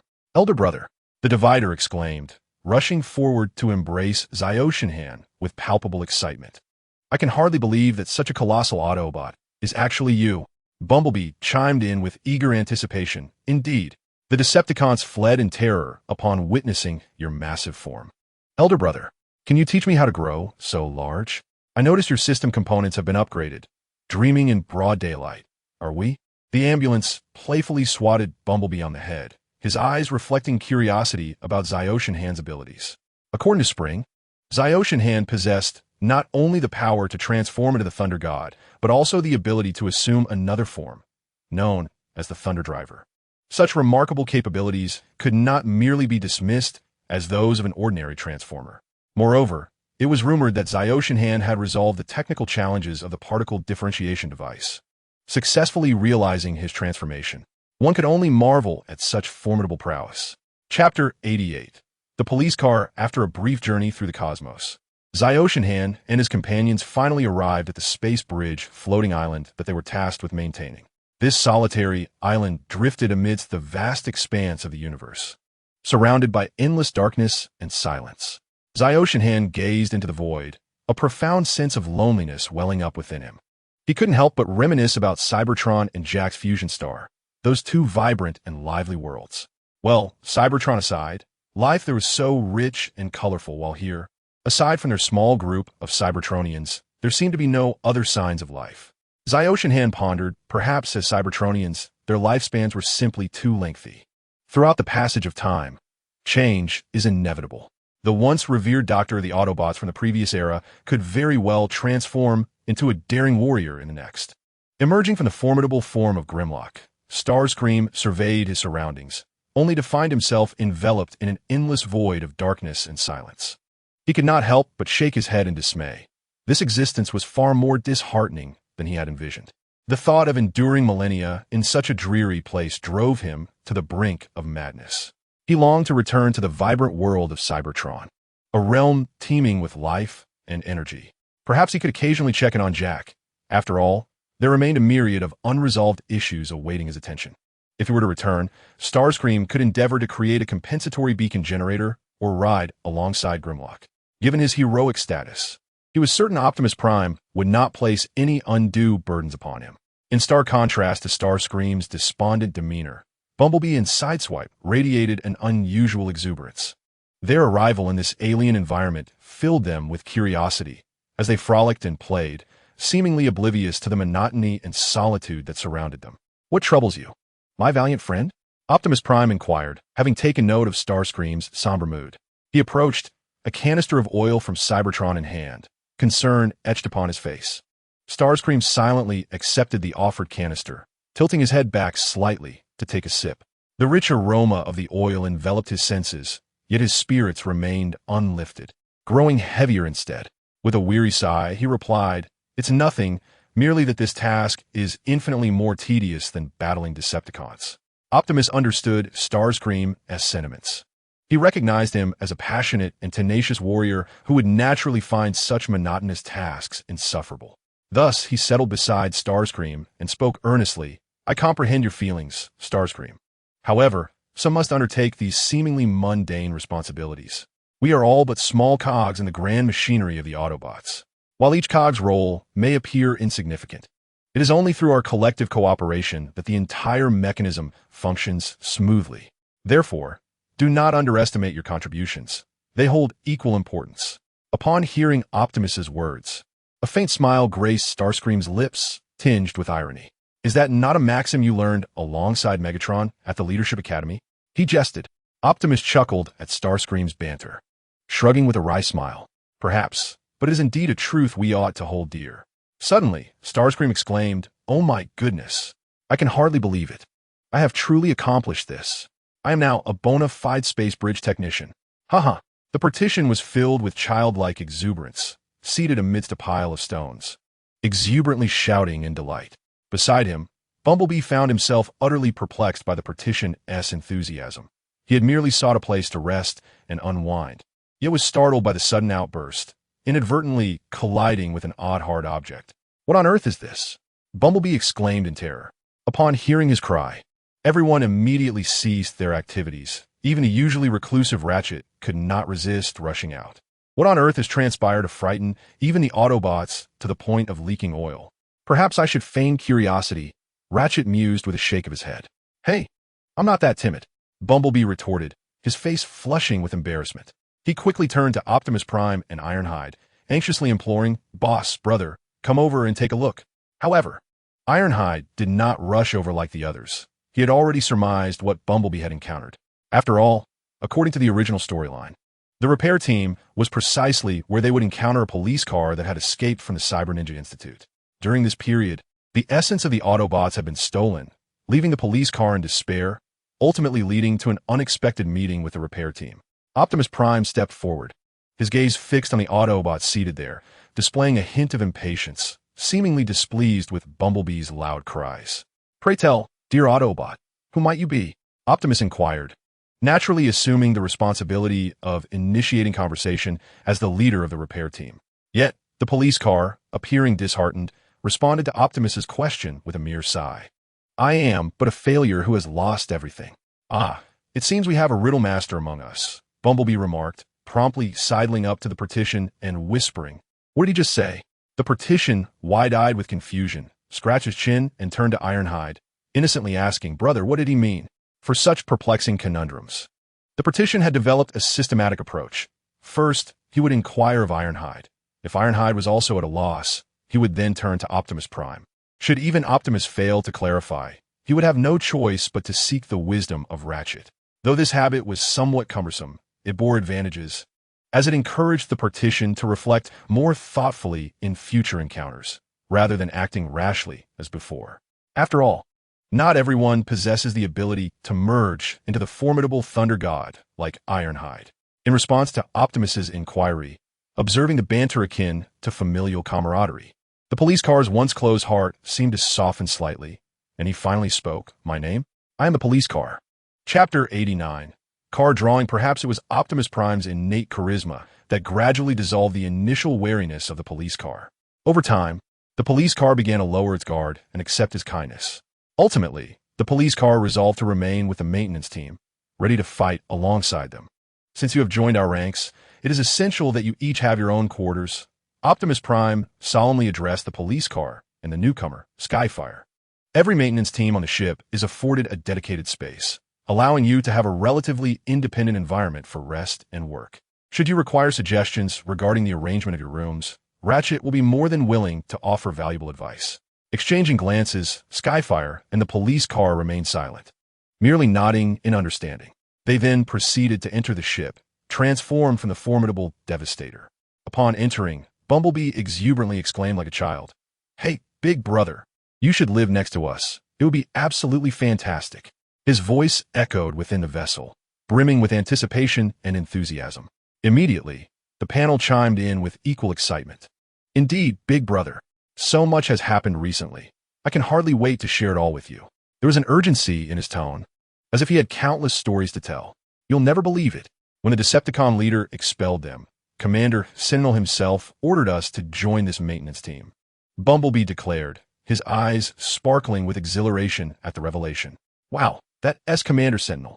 The panel chimed in, embodying the exuberance of a lively companion.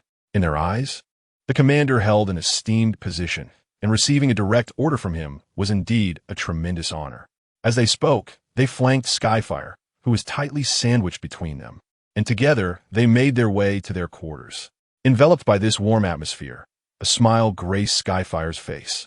Watching as Skyfire followed the panel and Bumblebee away, the police car paused to reflect for a moment. His gaze slowly shifted to Ratchet, seemingly contemplating something. Ratchet, observing the aloof demeanor of this new arrival, felt a surge of irritation rise within him. "What are you staring at, little gear? Do you think this old frame should give you a tour of the ship?" He retorted with a hint of annoyance. To Ratchet's inquiry, the police car exhibited no reaction, standing there in silence. After a while, he finally spoke. "No need. I can explore on my own." Witnessing this interaction, Optimus Prime felt a slight headache coming on. Skyfire, who had just arrived with the panel and Bumblebee, was blending in seamlessly with the group. However, this unexpectedly emerging police car seemed to possess an entirely different demeanor. His cold demeanor caused Optimus Prime to harbor concerns. Such a disposition might hinder his integration into the repair team. While Optimus pondered this matter, Xiaotian Han, introduced by the Partition and Bumblebee, made a choice. He opted for the vacant room at the center of their quarters, thereby avoiding any semblance of favoritism. After all, the central storeroom was in close proximity to the aft compartment, which, in the original narrative, served as the repository for the Allspark by the repair team. Consequently, Xiaotian Han would find it more convenient for his future endeavors. A part-time role, indeed. Meanwhile, the police car selected a damp room adorned with moss, likely an old water tank, now inexplicably drained of its contents. Nevertheless, the police car expressed satisfaction, relishing the natural ambience, fixating on the wild, thriving moss like an enamored fool. Once the rooms were chosen, there was little else to attend to. The repair team's sole responsibility was to ensure the functioning of the space bridge and to shatter the cosmic debris obstructing it. As for the heroic injured Xiaotian Han, not only did Optimus refrain from allowing him to work, but even his own desires to contribute were met with earnest insistence from the Partition and Bumblebee to return. In their words, "Big brother, you are a hero of Cybertron. Having become this way for the sake of Cybertron, how could we possibly let you bear the burden?" Observing their camaraderie, Xiaotian Han was content to enjoy his leisure, focusing on the compensation beacon generator. However, with the Partition, a genius of the space bridge, present, Xiaotian Han had no intention of utilizing evolution points to complete this technology. Current evolution points, 2 million, an astonishing figure. Yet upon reflection of everything Xiaotian Han had recently endured, it seemed rather ordinary. Perhaps a tenfold draw would suffice. With this thought in mind, Xiaotian Han directed 100,000 evolution points into the endeavor, causing the data lake to ripple violently, shimmering with golden light. Was this the product? The optical lens of Xiaotian Han flickered, finally revealing the golden items. A bottle of soda, golden skill, Star Soul transformation, Super Energy Body 2, Star Soul transformation. This ability allows the modification or even creation of Star Soul warriors from other beings. As their creator, you will gain the sum of their powers, and you can bestow your own abilities upon the Star Soul warriors without affecting yourself, with the capacity to reclaim those abilities at will. Splendid. Xiaotian Han immediately recognized the significance. This was akin to the 13 primes, each representing a distinct race of Cybertronians. If Xiaotian Han could transform other races into Star Soul warriors, or even create them, he would indeed be considered a prime. Furthermore, his ability to harness the collective power of the created Star Soul warriors was unparalleled among the other 13 primes. Intriguing. It seems the position of the 13 primes is worth a try. Xiaotian Han mused, subsequently clicking for another draw. This time, fortune was decidedly lacking. The purple item was an electromagnetic cannon, notable for its ability to be constructed from data, thus not occupying any of Xiaotian's transformation slots, and was mounted on his back. Following this, most of the items were various weapons. After investing another 800,000 evolution points, a golden light appeared once more. Congratulations on obtaining the template, Absolute Strike. To his astonishment, it was this. Xiaotian immediately understood. The so-called safety net would yield robots from other worlds if he were to miss the mark, rather than the soul warriors he truly desired. Had this been before, he might have felt a sense of ambivalence towards the Absolute Strike template, finding it both unappetizing yet too valuable to discard. However, the situation was different now. Equipped with the soul transformation skill, Xiaotian was fully prepared to embark on the construction of his soul army. Chapter 90. Stealing the path of the Grandmaster after much contemplation. Xiaotian refrained from taking any hasty actions. After all, it was still premature to showcase the power of creation. It would only be when the compensation beacon generator was completed and successfully installed on the Thunderstar God that he could truly possess the ability to traverse the cosmos swiftly. Although the Thunderstar God had the inherent capability to cross the starry seas, the mere hour of fusion time was clearly insufficient to meet Ziotian's need for prolonged interstellar voyages. Hence, the compensation beacon generator was of utmost importance to him. It could accurately pinpoint specific coordinates, enabling long-distance instantaneous travel. Ziotian had resolved to use Jack's planet as the foundation for the expansion of his own power. With this clear objective in mind, he rose without hesitation and made his way towards the partitioned room. Having intentionally chosen a central position, he arrived at the partitioned room in just a few steps. However, to his surprise, he was not the only one seeking the partition today. The moment he stepped into the room, Ziotian was astonished to find a colossal figure seated there, engaged in conversation with the partition. This figure was none other than Optimus Prime. Partition, shortly you and Bumblebee will install these beacons around the island. We must ensure that the signal here remains in constant contact with Cybertron, Optimus Prime stated, handing over several signal receivers to the partition. The partition, glancing at the receivers in his hands, wore a look of resignation and muttered, "Boss, we are already in such a remote location. Cybertron surely won't care about our trivial information." Optimus Prime appeared to have anticipated such a reaction from the partition. He patiently explained, "Do not underestimate yourself, partition. If our messages can provide an advantage to Cybertron, then every ounce of effort is worthwhile." At that moment, Ziotian interjected, "It seems I have arrived at an opportune time. Witnessing a high achiever imparting lessons is a rare sight indeed." Upon hearing the jest from Skyfire, Optimus Prime rolled his eyes in annoyance and retorted, "Is the great hero of Cybertron perpetually so leisurely, regardless of where he roams? Since you possess such idleness, why not assist the partition in placing the signal receivers throughout the island's farthest reaches?" "At your service," Skyfire replied with a smile, watching as Optimus Prime gradually disappeared from sight. After Optimus had departed, Skyfire turned to the partition, draping an arm over his shoulder, and earnestly said, "Partition, I require your assistance with a matter." The partition, taken aback by his words, displayed a look of confusion, scratching his head as he asked, "Brother, what is it that you need from me?" In his mind, Skyfire was the valiant hero who single-handedly saved Cybertron, and he believed there was hardly anything that could pose a challenge to him. Noticing the partition's bewilderment, Skyfire quickly clarified, "It is not an arduous task, really. I simply desire a compensation beacon generator akin to that of our spacecraft. Could you possibly help me fabricate one?" However, upon hearing this, the partition's lips involuntarily twitched. He thought to himself, "Is this not a trivial matter? This is not Cybertron. Where shall I procure the materials to construct a signal generator?" With a resigned sigh, he jokingly responded, "Brother, if you truly wish for that compensation beacon generator, you might as well dismantle the one on the ship." He paused before adding, "After all, we have been forsaken by Cybertron. Even in 1,000,000,000 solar cycles, we may never return." Upon hearing this, Skyfire cast a glance at him, surprised that someone with such striking features could also excel in this area of thought. "Will Optimus take issue with our actions?" Skyfire inquired, not rejecting the idea, but rather expressing a tone of agreement. "Look at you, truly a reflection of your elder brother, equally remarkable. Wait, brother, you genuinely entertain such a notion?" The partition exclaimed, startled, and began to dissuade Skyfire. Yet, how could Skyfire alter his intention? Under the trusting gaze of his elder brother, the partition reluctantly acquiesced. "Brother, are you not acquiring this for the purpose of venturing elsewhere?" The partition innocently remarked, seemingly oblivious to Skyfire's true intentions. "As long as you bring back some materials for me to recreate another for the ship, that suffices." The partition's thoughts were simple.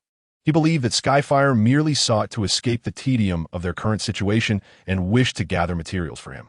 However, he remained unaware that his elder brother, Skyfire, had developed a keen interest in Cybertron. "Thank you, partition. You truly are the brother I can trust." Xiao Tianhan emphatically patted the shoulder of the partition, as if this gesture could further underscore his regard and trust in it. "Brother." The partition suddenly burst forth with enthusiasm, its voice quivering with emotion. In its eyes, Xiao Tianhan had always been an idol, a figure of deep admiration and reverence. Initially, it had believed that once Xiao Tianhan joined the elite guard, their relationship would inevitably drift apart, and over time, they might gradually forget one another ultimately reducing their bond to a mere superior-subordinate dynamic, or even rendering them as transient figures in each other's lives. However, to the Partition's astonishment, even to this day, Xiao Tianhan continued to show concern for it. This sense of being valued and cherished filled the Partition's heart with profound warmth and gratitude. In a moment of impulsiveness, the Partition felt an overwhelming urge to present its very essence to Xiao Tianhan and suggested, "Let us procure the compensation beacon generator at once." Xiao Tianhan beamed with satisfaction, nodding appreciatively, secretly admiring the elegance of the word procure. Such a simple term, yet imbued with profound significance. It showcased a unique artistic charm. He couldn't help but regard the Partition's linguistic prowess with newfound respect, pondering that to wield a single word so adeptly indicated that the Partition was undoubtedly a master in the realm of subtleties. The two shared a remarkable synergy, immediately resonating with one another. Without even consulting Optimus Prime, they boldly set their sights on the powerful beacon generator, which was indeed the compensation beacon generator. Though this seemingly reckless act was, in truth, laden with deep wisdom and strategy. For in this remote corner of the universe, information traveled at a sluggish pace, and Optimus Prime would be oblivious to their maneuvers for the foreseeable future. Furthermore, given the isolation of the area, who would take the initiative to summon them? Thus, the actions of the Partition and Xiao Tianhan, while appearing somewhat audacious, were in fact meticulously calculated. They astutely capitalized on the advantages of their environment and timing, successfully sidestepping potential risks. Truly a case of killing two birds with one stone, achieving a resounding victory. Chapter 91. A decade on Earth. In this seamless collaboration between the Partition and Xiao Tianhan, the critical compensation beacon generator was effortlessly extracted from the powerful beacon. The next crucial step was installation. To their delight, the installation process proved remarkably straightforward. It merely required the application of evolution points to enhance it, allowing it to be seamlessly integrated into their own being. Would you like to spend 100,000 evolution points to upgrade the compensation beacon generator? The system's prompt echoed in Xiao Tianhan's ears. Yes.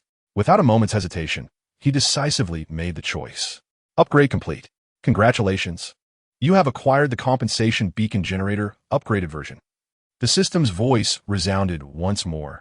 Energy consumption has been significantly reduced, and it can autonomously collect energy lingering in the air. The changes brought about by this upgrade left Xiao Tianhan utterly elated. The previously daunting energy consumption required for interstellar travel had now seen remarkable improvement, marking an undeniable advancement. Xiao Tianhan was thoroughly satisfied with this outcome.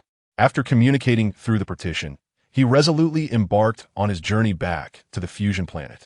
With the upgraded compensation beacon generator and the formidable plasma propulsion system equipped on the Thunderstar God, Xiao Tianhan soared through the cosmos like a bird returning to its nest, swiftly traversing the stars until he reached his destination, the fusion planet.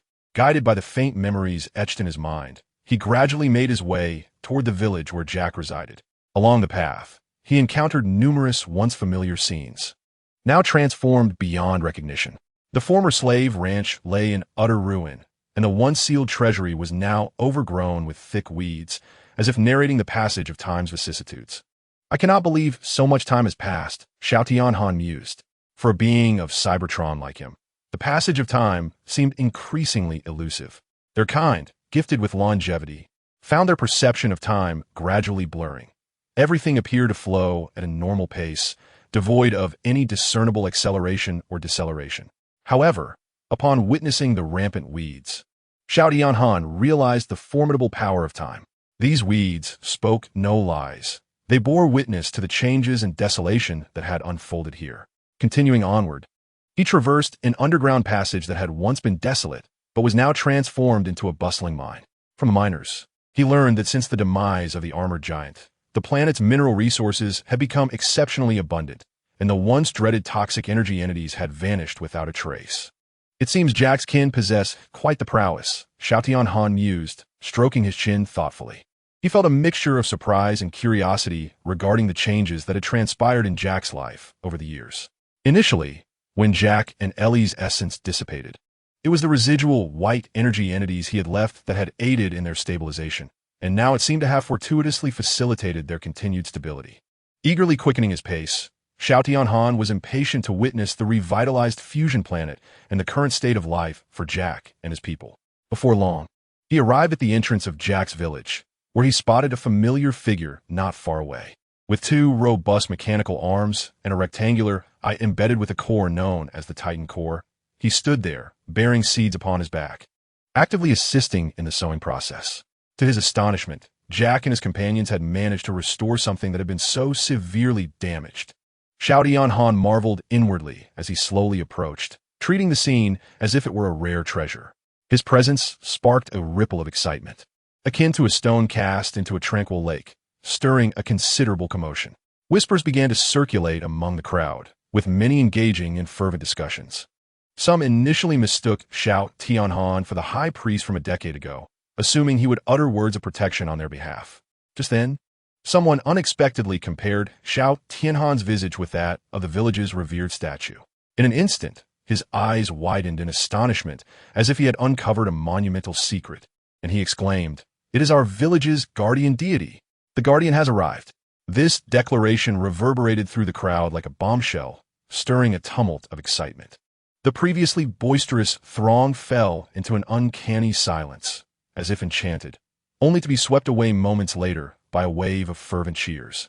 The villagers turned their attention toward Xiao Tianhan, prostrating themselves before him without hesitation, as if he were the deity manifest in their hearts.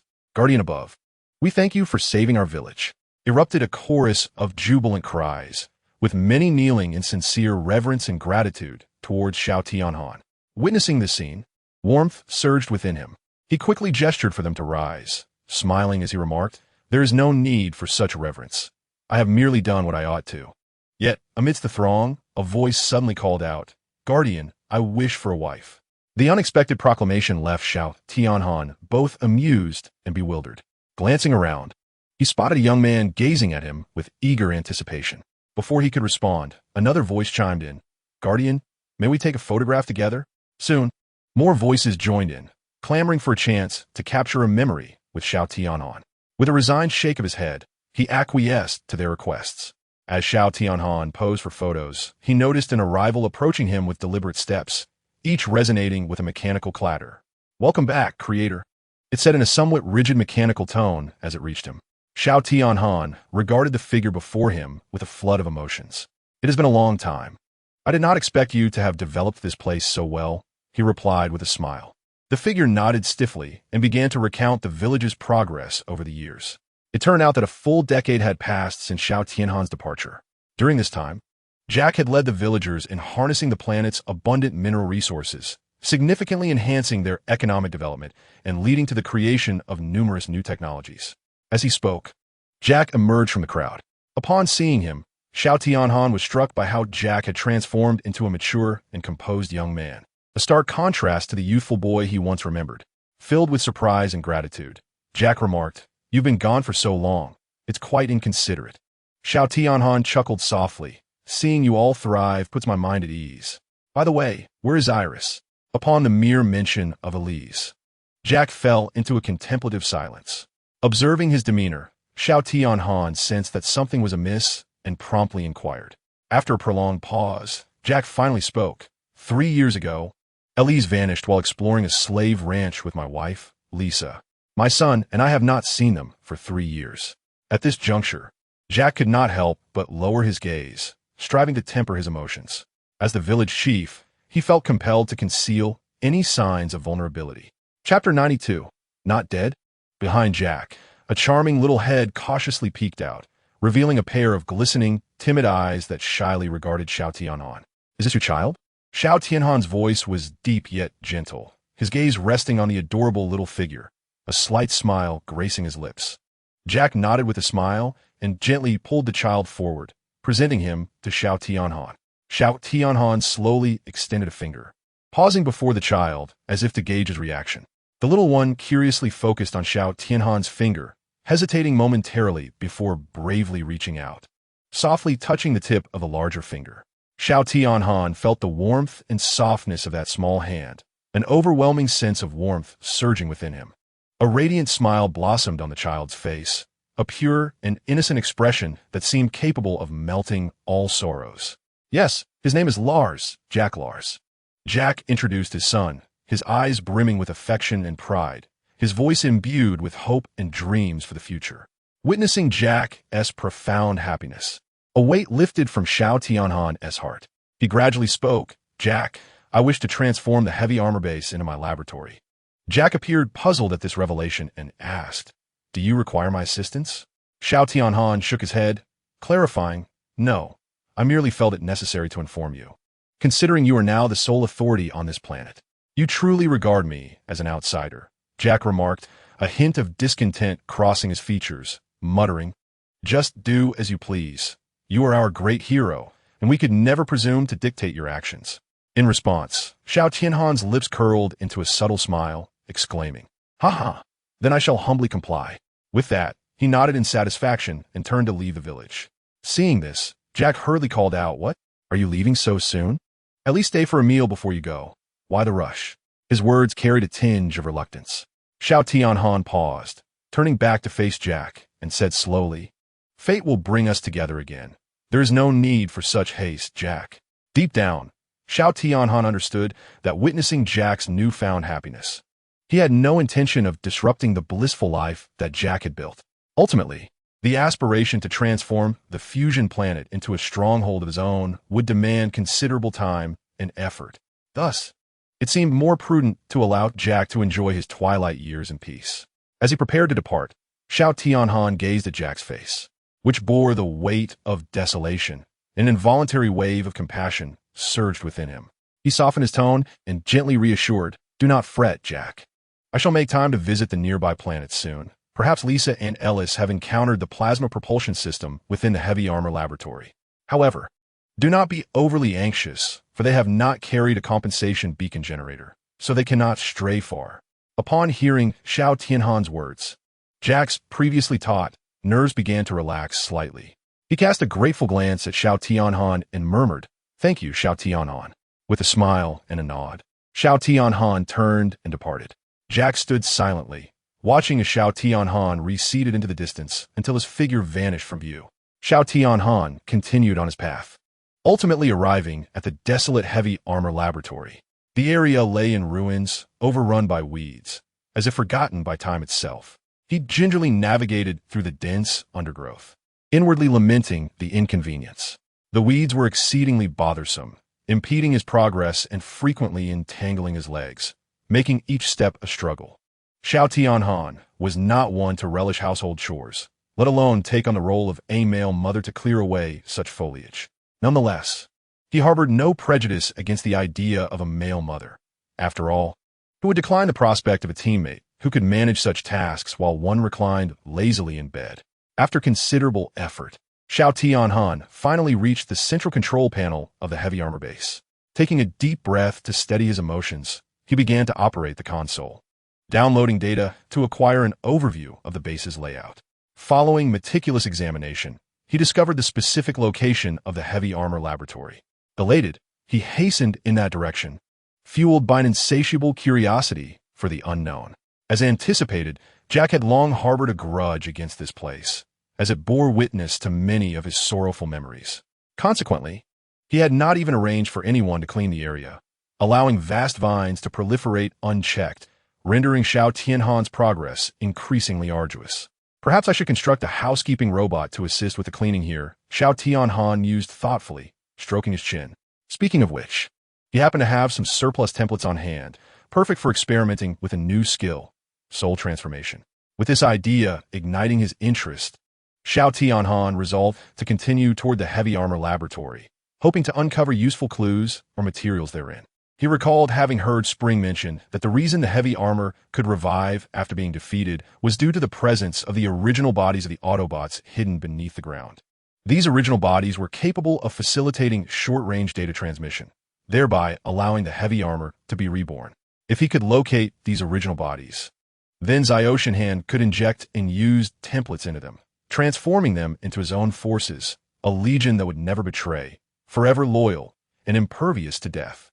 However, it seemed that Xiaoshenhan's aspirations were destined to fail. Despite his diligent search within the heavy armor's base, he was unable to detect any signals from the Autobots' original bodies. No matter how hard he tried, It appeared that the heavy armor had implemented stringent confidentiality measures regarding the original bodies, leaving him with no opportunity to exploit. Frustrated, Ziotian pondered his predicament. Just then, he recalled that during Jack's escape, he had mentioned something about detonating the toxic energy well. Could it be that the original bodies were buried there? Ziotian made his way slowly towards a slave farm below, which had been ravaged by the explosion of the toxic energy, yet he found no trace of the toxic energy itself. Where had all the toxic energy gone? With his arms outstretched, he unleashed white energy, only to observe that it began to flow downward. He immediately followed the direction of the white energy, only to witness a scene that left him in disbelief. The heavy armor was, astonishingly, still alive. Chapter 93. Miniature Titan following the flow of the white energy. Ziotian eventually discovered a concealed passageway underground. He cautiously traversed the passage and entered a basement. The sight within the basement rendered him speechless. Dozens of cultivation pods were neatly arranged, each seemingly nurturing a form of life. In the center of these pods lay a bed adorned with blue energy patterns, intricately woven together like a spider's web, ultimately converging upon a robot positioned at the center of the bed. Ziotian gazed in astonishment. He could hardly comprehend that such a mysterious facility was hidden away here. Just as he contemplated the implications of this discovery, he suddenly noticed that the white energy he had just released was gradually flowing along the energy patterns, ultimately merging into the robot's body on the bed. A miracle unfolded. With the infusion of the white energy, the robot began to respond. First, its fingers trembled slightly, then its arms slowly lifted, followed by its legs, until finally, the entire body commenced movement. The sound of the system activating resonated throughout the quiet basement, reminiscent of a long-dormant robot awakening from slumber. Ziotian's eyes widened in disbelief as he witnessed this extraordinary event. The robot had revived due to his white energy. What could this possibly mean? As the robot continued to awaken, Ziotian finally discerned its appearance. As he discerned the visage of the robot, his heartbeat nearly ceased. For this automaton bore an uncanny resemblance to the deceased Juggernaut. The Juggernaut? How could it possibly be here? Xiao Tianhan murmured to himself, his mind a tumult of confusion. Instinctively, he grasped the frost cannon in his hand, aiming it at the Juggernaut lying on the bed, his finger poised tense upon the trigger. Any sign of movement would compel him to fire without hesitation. At that moment, the Juggernaut stirred awake, its eyes widening at the sight of the ominous barrel pointed directly at it, panic overtaking its features. No, where is this? Who am I? Why are you aiming that at me? The Juggernaut shrieked in terror, nearly causing Xiao Tianhan to pull the trigger in reflex. Xiao Tianhan furrowed his brow and coolly demanded, "Who are you? Why do you look exactly like the Juggernaut?" The Juggernaut, filled with dread, shook its head repeatedly. "I truly do not know. I awoke to find you pointing a weapon at me." Doubts swirled within Xiao Tianhan, yet he refrained from firing recklessly. Just then, an alarm blared throughout the basement, lights flickering ominously. "This is bad. The defense mechanism has been triggered," Xiao Tianhan muttered under his breath. A swarm of mini-transformers surged forth from all directions, encircling them. Without a moment's hesitation, Xiao Tianhan stowed the frost cannon and prepared for battle. The Juggernaut, inexplicably emboldened, joined the fray. The two stood back to back, seemingly poised for a fierce confrontation with the mini-transformers. However, contrary to Xiao Tianhan's expectations, these initially menacing mini-transformers did not launch an attack. Instead, they uniformly knelt, adopting a posture of reverence before him. "Master, why do you fear us?" One of the mini-transformers inquired with a melodic voice, evidently surprised by Xiao Tianhan's trepidation. "We would never harm the one who has come to our rescue," another mini-transformer asserted, its tone resolute and sincere. Upon hearing this, Xiao Tianhan felt a stirring within him. He calmed his thoughts and attuned himself to the energy fluctuations emanating from the mini-transformers. Indeed, he detected a pure white energy residing within them, resonating in a remarkable harmony with the white energy within himself. Xiao Tianhan instantly comprehended that it was his own white energy that had awakened these mini-transformers from their slumber.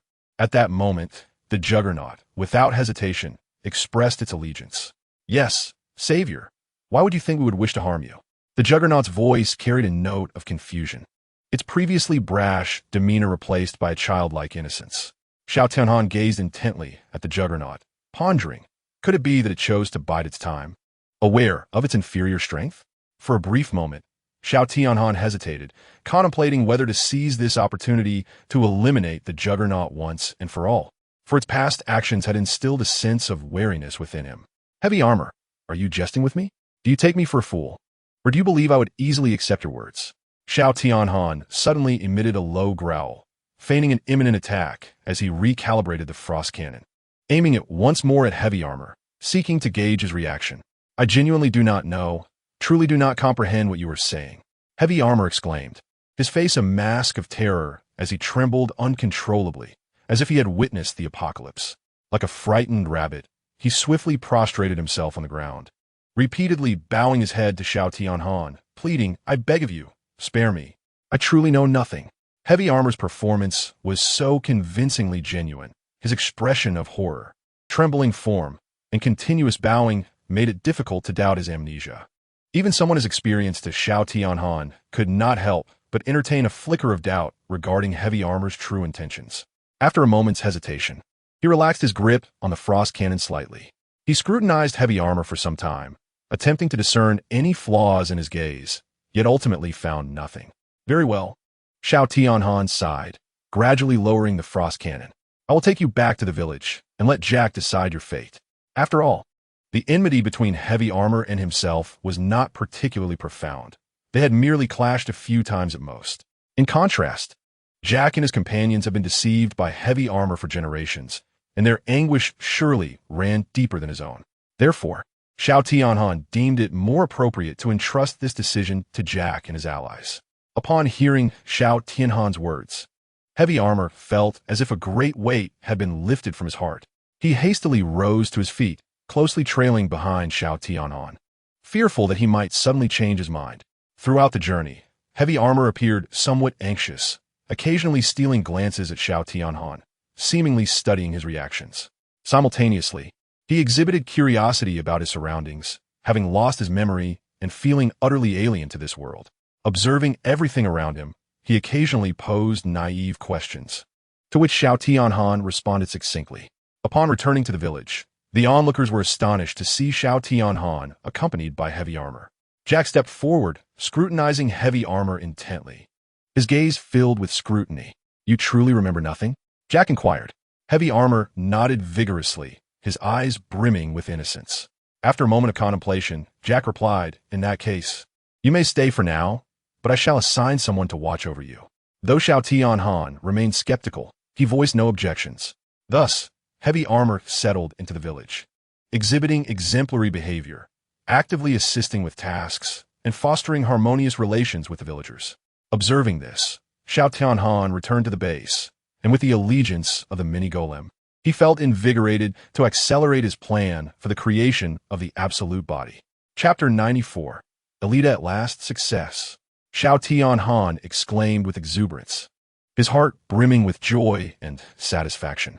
He gazed with unrestrained joy upon the towering warrior he had meticulously crafted, an overwhelming sense of accomplishment swelling within him. The formidable figure was adorned in a striking blend of emerald and silver hues, captivating in its vividness. His arms, exceptionally broad, cascaded down to his knees, as though infused with boundless strength.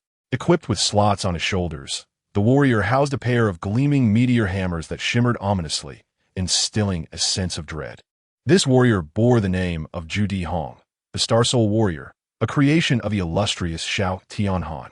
With unwavering resolve, Xiao Tianhan extended his palm, unleashing a torrent of explosive Star Soul power that surged like a relentless flood into Zhu Di Hong's being.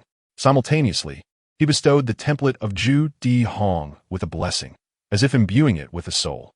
Without hesitation, he infused it with super energy and vital energy, causing Zhu Di Hong's form to radiate with a blinding brilliance.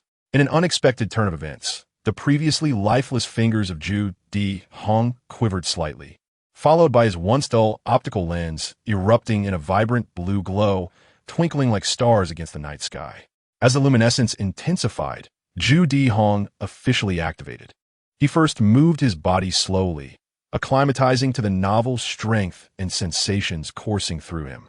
Then, He clenched his fist tightly before gradually releasing it, savoring the power within each finger.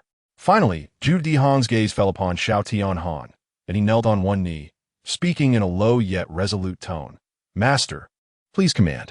Witnessing the successful creation of Zhu Dihong, the ember of tension within Xiao Tianhan was soothed as if quenched by a refreshing spring. Instantly calming his spirit, he inhaled deeply, turning his attention to Zhu Dihong, and solemnly instructed, I may need to depart from the fusion planet for a time. But during my absence, this planet requires protection. His voice resonated with a deep authority, exuding an undeniable gravitas. His gaze scrutinized Zhu Dihong, assessing his capability to shoulder this significant responsibility. Sensing the weight of Xiao Tianhan's scrutiny, Zhu Dihong straightened his posture and replied, I understand, Master Xiao Tianhan. I shall do my utmost to safeguard this planet. Xiao Tianhan nodded slightly, continuing, Excellent, I have faith in you. This is a particle differentiation device. It will assist you in facing various crises. Additionally, I have provided designs for high-powered weaponry, such as fusion cannons, which you may study to enhance your strength in my absence. As he spoke, Xiao Tianhan handed the particle differentiation device to Zhu Dihong. The device emitted a faint glow, appearing remarkably intricate. Zhu Dihong accepted it with utmost care, as though cradling a rare treasure. Xiao Tianhan did not pause. He continued to retrieve a disc containing blueprints from his bosom. These designs had been meticulously gathered over the years from the Forbidden Treasury, the Shockwave Laboratory, and the Cybertron Archive. They documented an array of formidable weaponry, undoubtedly an invaluable gift for Zhu Dihong. He entrusted these blueprints to you, hoping you would wield them wisely to augment your strength. With a glimmer of anticipation in his eyes, Xiao Tianhan presented the schematics to Zhu Dihong. Upon receiving them, a wave of gratitude surged within Zhu Dihong. He understood the significance of these items. With them, he would possess the power to subdue heavily armored foes and ensure the safety of the fusion planet.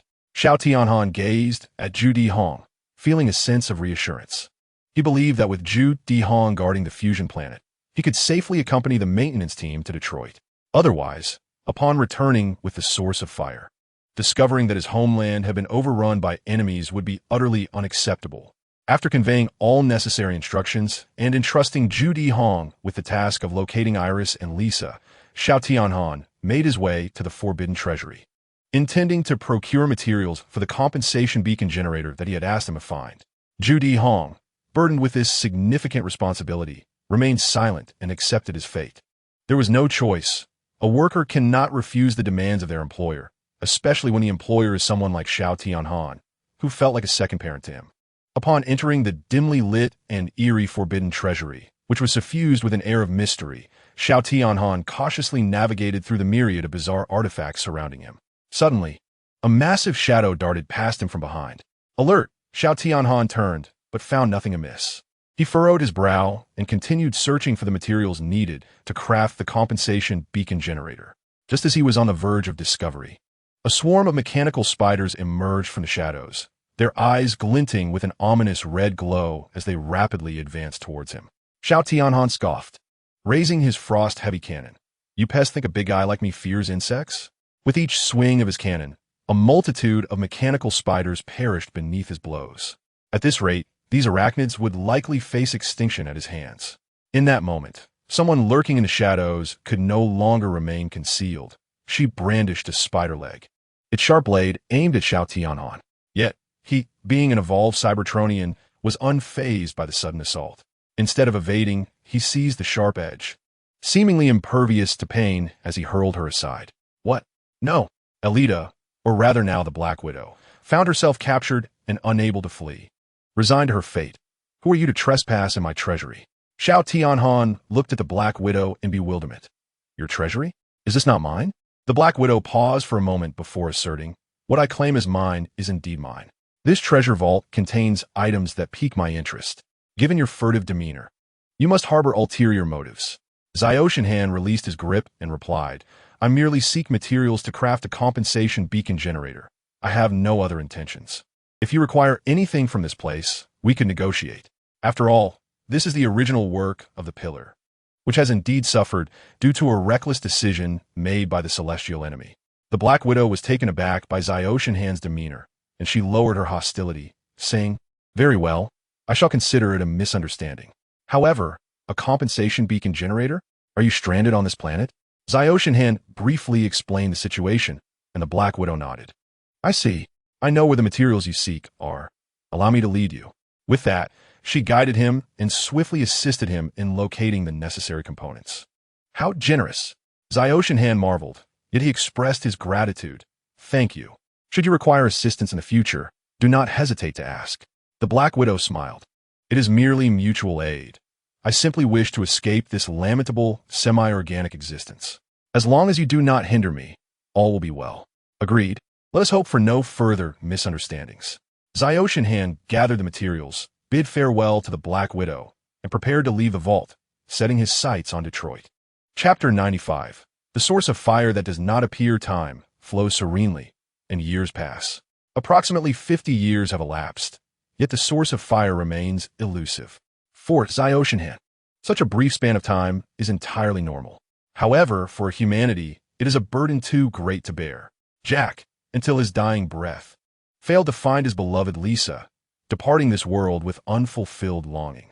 At that moment, Zyoshinhan was present, witnessing the tragic conclusion of the first captain of the Star Soul. In truth, Jack's decision to unleash the power of fusion sealed his fate. It was only due to Zyoshinhan's intermittent returns to replenish his white energy essence that Jack endured for so long. Regrettably, the white energy essence could never equate to the fusion power, and by the time Jack reached 70, Zyoshinhan was rendered powerless. The fusion planet continued under the leadership of Jack's son, Lars, who worked diligently beneath Zyoshinhan's command. Their resemblance was striking, and seeing Lars often evoked memories of the battles against the heavy armor. Alas, the old friends were gone. Aside from periodically checking for anomalies in the heavy armor and the progress of the Jedi bomb, Zyoshinhan seldom visited the fusion planet. During this time, the genius known as the Partition utilized the materials Zyoshinhan had brought back to ingeniously craft a compensation beacon generator, which was subsequently installed for the mighty Iron Titan. Life returned to a state of mundanity, signifying that Zyoshinhan's prowess ceased its exponential growth. He could only draw upon the energy provided by his admirers, slowly engaging in lotteries, hoping to acquire formidable skills. For him, the most pressing concern at present is not the templates, as he has already acquired the Thunderstar God. What he truly seeks now is the source of fire, ensuring a permanent transformation into the Thunderstar God, rather than amassing a collection of first-level templates. Ever since the Thunderstar God expelled the tyrant, they have remained conspicuously absent, seemingly plotting something in the shadows. Yet, these matters are of no concern to Shao Tianhan, as he resides at the edge of the universe, far removed from any obligation to engage with the tyrant. Shao Tianhan reflects that perhaps the wait for the source of fire will extend longer than he anticipates, which fills him with gratitude for his decision to join the Thunder Rescue team, allowing him to obtain the fusion power of the Thunderstar God ahead of time. A century later, Los passes away, and his daughter, Lilith, ascends to the throne as queen. The fusion planet undergoes a remarkable transformation, evolving into a kingdom teeming with humanity. Their pace of development surpasses Shao Tianhan's wildest imagination. In less than a century, humanity has burgeoned to such an extent. Shao Tianhan's keen interest in the fusion planet stems purely from the agonizing monotony of the space bridge, which consists solely of rock demolition. Most of Optimus Prime and his companions have chosen to enter stasis for centuries at a time, rendering their first slumber an unfinished affair. Due to Jack's influence, Shao Tianhan is reluctant to disregard the fusion planet entirely, opting instead for sleepless nights. However, choosing to stay awake in the desolate expanse of the space bridge naturally breeds tedium, compelling him to focus on the developments of the fusion planet. In truth, humanity remains as he remembers it, greedy and insatiable in their pursuits. In a short span, the mineral content depleted by the previous deaths of heavily armored beings has drastically diminished, becoming scarce. Yet, Shao Tianhan is untroubled by this, for during the days of Jack and Los, he had received ample provisions, ensuring a substantial reserve. The rapid consumption of resources has ushered in advancements in technology and warfare. With ancestral ties to Jack's village, many possess varying degrees of Cybertronian warfare technology, resulting in cataclysmic battles. This war raged for centuries, during which Shao Tianhan witnessed Lilith's demise and subsequently saw his descendants reclaim the throne. Initially intrigued, Xiao Tianhan gradually grew numb to the relentless cycle of conflict. Fortunately, the progress of the Jedi Force is swift, and through the primordial body, he has created a subordinate named Kong Ying. Moreover, in recent years, Xiao Tianhan has drawn a significant boon from the lottery, having once faltered, but subsequently acquiring the template for the Earthshaker. Now, his subordinates include Jedi Force, Kong Ying, and Earthshaker, alleviating his previous state of isolation as a mere figurehead. Their primary strength derives from Xiao Tianhan's template power. Should they harbor any intentions, he can effortlessly reclaim them with a mere thought. However, the ferocity of the battles on the fusion planet deeply troubles Xiao Tianhan. After all, these warriors are destined to fight alongside him in the future. How could he allow such exhaustion to deplete their ranks? At an opportune moment during the kingdom's climactic battle, the formidable Xiao Tianhan transformed into the Thunderstar God, reminding them once again of the essence of true strength. A palpable fear gripped the hearts of all. For the legendary guardian they had heard of since childhood was indeed real, and his wrath was incited by their internecine strife. Among them, some knelt in submission. Others were engulfed in uncertainty, while a few extremists harbored thoughts of deicide. The Thunderstar God, however, showed no leniency. With a single strike of his super thunder cannon, he reduced the kingdoms of the rebels to mere rubble, demonstrating his might and compelling these individuals towards peace through sheer force. Should Optimus Prime learn of this, he might deem Xiao Tianhan's actions inappropriate, believing that peace enforced by power is not genuine peace. Nevertheless, Xiao Tianhan ensured that such knowledge never reached him, adjusting the stasis pod's timeline for Optimus by an additional 300 years. In the ensuing years, no matter how tumultuous the fusion planet became, Xiao Tianhan remained largely indifferent. Unlike the previous war, where even the weapons of the Cybertron conflict were deployed, signaling a potential extinction event, he refrained from intervening. After a span of 3,000 years, an epoch so lengthy that Xiao Tianhan's memories of past events had become hazy, he found himself struggling to recall who Jack was. Time had indeed stretched far too long, so prolonged that he questioned whether he would ever witness the emergence of the Allspark, yet he persisted in his wait. He longed to traverse the cosmos using the beacon generator, exploring the unknown, but the uncertainty of the Allspark's arrival weighed heavily upon him. What if it materialized just as he departed? As time progressed, Xiao Tianhan began to enter a state of slumber, entrusting all affairs to the Autobots, guiding them to steadily build their influence while seeking out the scattered Cybertronians who had once rejected war. Among them, there would surely be those eager for battle, whom he would gather and bestow upon them a portion of his power through personal transformation and blessings. Xiao Tianhan believed that regardless of whether 1,000,000 years passed, he would wait patiently for the moment the Allspark would finally appear. Chapter 96. The beginning of the tale. Day after day, the debris-clearing operations continued. In the dim expanse of the universe, Optimus Prime was engrossed in a recording played by the visual projector. The screen depicted the war between the Autobots and the Decepticons from 1,000,000 years ago, denouncing the brutality of the Decepticons while extolling the virtues of the Autobots. It served as a reminder to every Autobot that they fought for honor, their valor safeguarding the battered planet, inspiring generations to come. Oh, this wretched mess.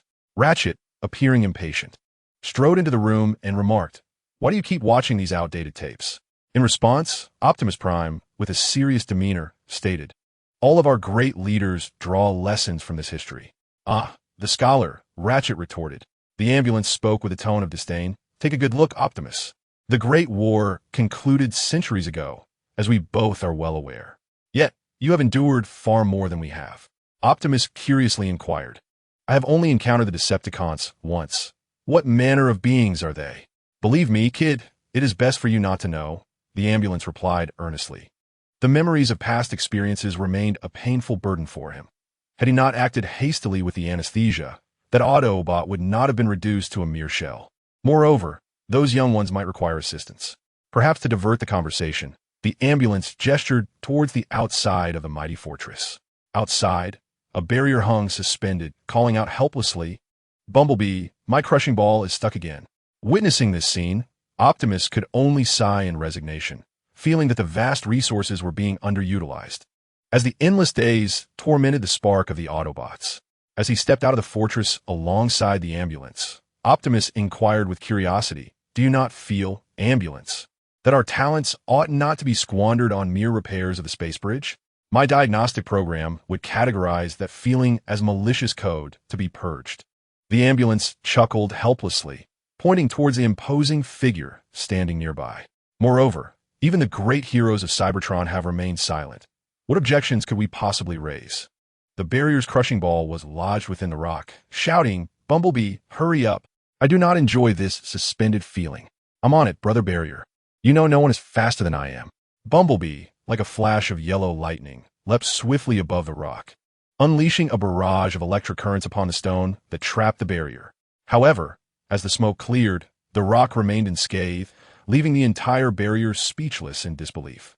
With a sheepish grin, Bumblebee raised his right leg and stomped down with force, inadvertently triggering a massive rock slide that sent both the barrier and himself plummeting downward.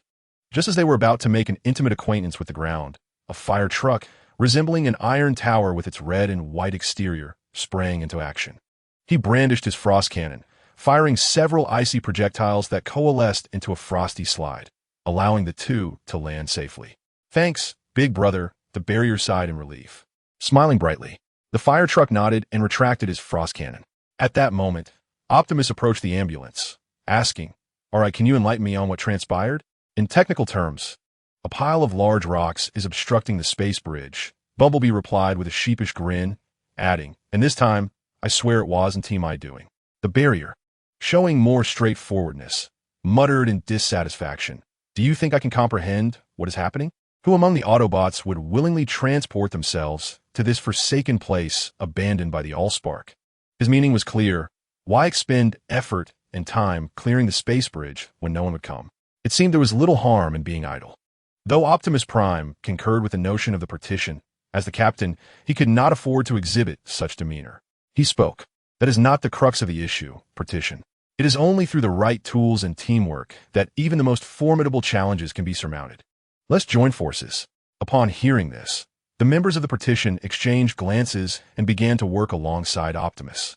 Hot Rod found himself enjoying a moment of leisure, yet his gaze grew increasingly grave as the most profound memories within his memory chip began to slowly awaken. As Optimus Prime's team commenced their cleanup, the police car joined their ranks, but its solitary nature irked the ambulance considerably. "Ah, young ones, how I disdain this, yet I cannot dismantle them," the ambulance remarked. Hearing the ambulance, the two new recruits of the team, the partition, looked down in surprise and inquired, "Why is he always in such a foul mood? If you were half buried in the ground like him, your temperament wouldn't be much better," Bumblebee teased. Just then, the ambulance appeared behind them and delivered a heavy punch to Bumblebee, saying, "Kid, I may indeed be half buried, but my pistons are far from rusting." Observing the discontent etched on his team members' faces, Optimus Prime sighed inwardly. As a high-achieving individual, he was well aware of how to uplift morale through words. He cleared his throat slightly and embarked on what many referred to as his magnificent speech. "I understand that many of you feel discontented about being dispatched to this desolate locale. The conditions here are undeniably harsh, and our efforts seem to go unrewarded." Optimus's voice resonated deeply, as if it could penetrate the very souls of his listeners. "However, please remember that each of us is a vital cog in the magnificent machine of the Autobots. Though we may appear insignificant, our roles are crucial." At this, the police car could not help but slap its own face, displaying a resigned expression as it murmured, "Oh no, not this again." Nevertheless, Optimus was undeterred by the police car's reaction and continued, "This complete machine possesses power far surpassing that of any individual component. Only through unity and close collaboration can we unleash our greatest potential, capable of moving mountains and filling seas." Just as Optimus completed this declaration, a tremendous force suddenly surged forth from the space bridge. The onslaught was overwhelming, and the repair team's members barely had time to react before they were scattered. Yet, in this moment of peril, Optimus Prime demonstrated extraordinary calm and decisiveness. He swiftly donned his mask, activated his energy axe, and, harnessing its formidable power, steadied himself to catch the ambulance and Bumblebee, who had been hurled by the shockwave, placing them safely in a relatively secure location. Immediately, Optimus Prime unhesitatingly extended his right hand, unleashing a resilient rope that ensnared the partition, which was being swept away by the force of the impact. With the precision of lightning, successfully bringing it to a halt. The police vehicle intended to escape using its rear propulsion device, but the mechanism suddenly malfunctioned due to the shockwave. At that moment, Zyoshin Han swiftly grasped the police vehicle, guiding it to a safe location, revealing no signs of frailty or decline. The police vehicle, visibly astonished, gazed at Zyoshin Han and remarked, "Congratulations, it seems you have made a significant recovery." From its perspective, Zyoshin Han was a hero of war, now reduced to a state of disrepair, relegated to the maintenance crew. However, today he displayed a remarkable strength, leading the police vehicle to surmise that Zyoshin Han may have indeed regained his former prowess. Chapter 97. The violent extraction of the source of fire. Can he actually do that? Bumblebee stared at Optimus Prime, his expression one of disbelief, as if he had witnessed something utterly inconceivable. In Bumblebee's eyes, Optimus Prime was merely a bit braver than others. With a slightly more favorable background, he had never imagined that Optimus possessed such formidable skills and adaptability.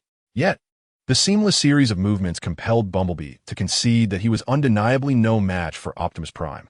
In response to Bumblebee's skepticism, Optimus Prime simply replied, "I once attended the Cybertron Leadership Academy." This statement reverberated like thunder, igniting a wave of astonishment among the onlookers. "You studied there?" the Partition exclaimed, eyes wide in disbelief. "How did you end up here, repairing the space bridge with us?" Optimus offered no further explanation, striding directly to the vicinity of the space bridge, his gaze fixed upon the source of the disturbance, a pile of stones emanating a faint glow. Without the slightest hesitation, Optimus swung his energy axe with force, cleaving toward the stone pile. "Wait, no!" the ambulance shouted urgently, attempting to thwart Optimus's actions. Alas, it was too late. With a crisp crack, the stone pile split in two, revealing what lay within. It was a square yellow device, radiating a soft blue light, as if whispering its mystery and significance. The onlookers stared in confusion at this peculiar object, utterly bewildered as to its nature. However, among those present, only two individuals comprehended its essence fully. The ambulance, upon witnessing the revelation, hurriedly rushed forward, panic etched across its face, exclaiming, "Quick! We must take this aboard the spacecraft and contact Cybertron headquarters immediately." Optimus, hearing the ambulance's urgent words, felt a surge of curiosity and promptly inquired, "Hey, ambulance, hold on. Can you first tell me what this thing actually is?" At this very moment, the ambulance was consumed by urgency, with no time to explain, as it was solely focused on swiftly returning the enigmatic artifact to the mighty body of the Optimus Prime, for only then could it feel a semblance of security. Indeed, the ambulance's concerns were not unfounded. Shortly after acquiring the Allspark, the Decepticons had already traced their signal. Given the current trajectory of events, Megatron was likely lying in wait nearby. Just as the Partition prepared to secure the Allspark in the rear of the ambulance, Skyfire suddenly intervened, snatching the artifact and softly asserting, "Allow me to safeguard this." In its moment of desperation, the ambulance, eager to return to the Optimus Prime, did not hesitate to acquiesce to Skyfire's request. As Skyfire grasped the Allspark, shadows flitted across the sky, resembling phantoms. In an instant, the Decepticons materialized before them like specters. Megatron's massive form loomed like a moving fortress, his presence seemingly solidifying the very air around them. His icy gaze, akin to that of a ravenous wolf, fixed hungrily upon the Allspark in Skyfire's possession, betraying an unmasked greed. "Surrender the Allspark, you pitiful wretches." Megatron's roar reverberated, shaking the very foundations of the world.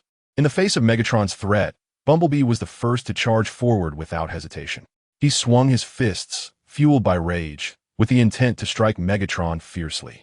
However, Megatron's might was far beyond Bumblebee's capabilities, easily deflecting the attack. Observing this, Optimus Prime immediately joined the fray, engaging Megatron in a breathtaking duel. The clash of their powers unleashed colossal shockwaves, toppling nearby objects and enveloping the scene in a cloud of dust. Seizing the opportunity, Skyfire discreetly darted towards the spaceship, his movements as light and swift as a nimble leopard navigating through chaos. Yet, the gaze of Starscream was as sharp as that of a hawk. He soon discerned Skyfire's intent. Starscream launched into pursuit, his speed akin to lightning, relentlessly closing in on Skyfire. He unleashed a barrage of lethal lasers.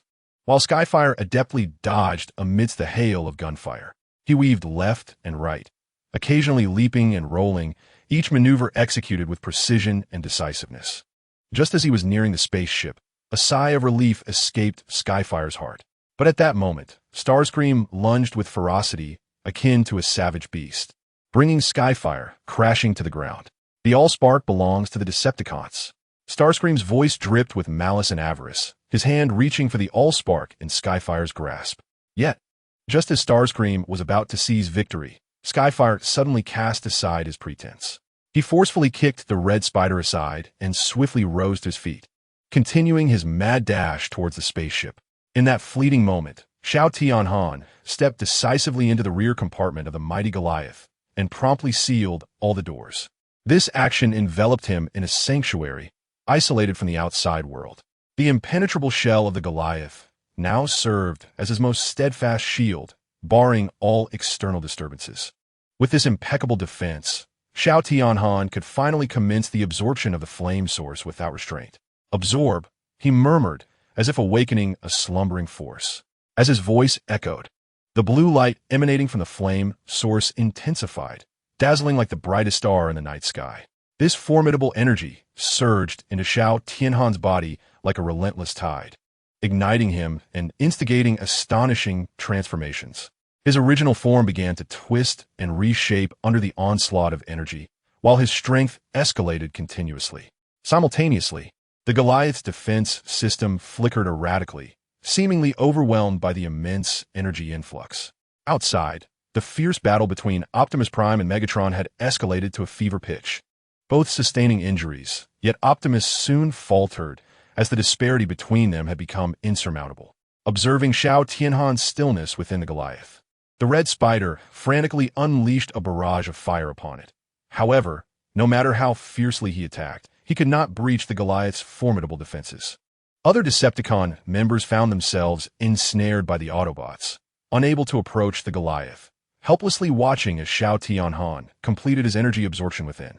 As time ticked by, Xiao Tianhan's energy level finally soared to level 5. In that instant, he attained the enduring power to transform into a Thunderstar god, becoming a true force to be reckoned with. He then continued to extract energy from the flame source, aspiring to reach level 6.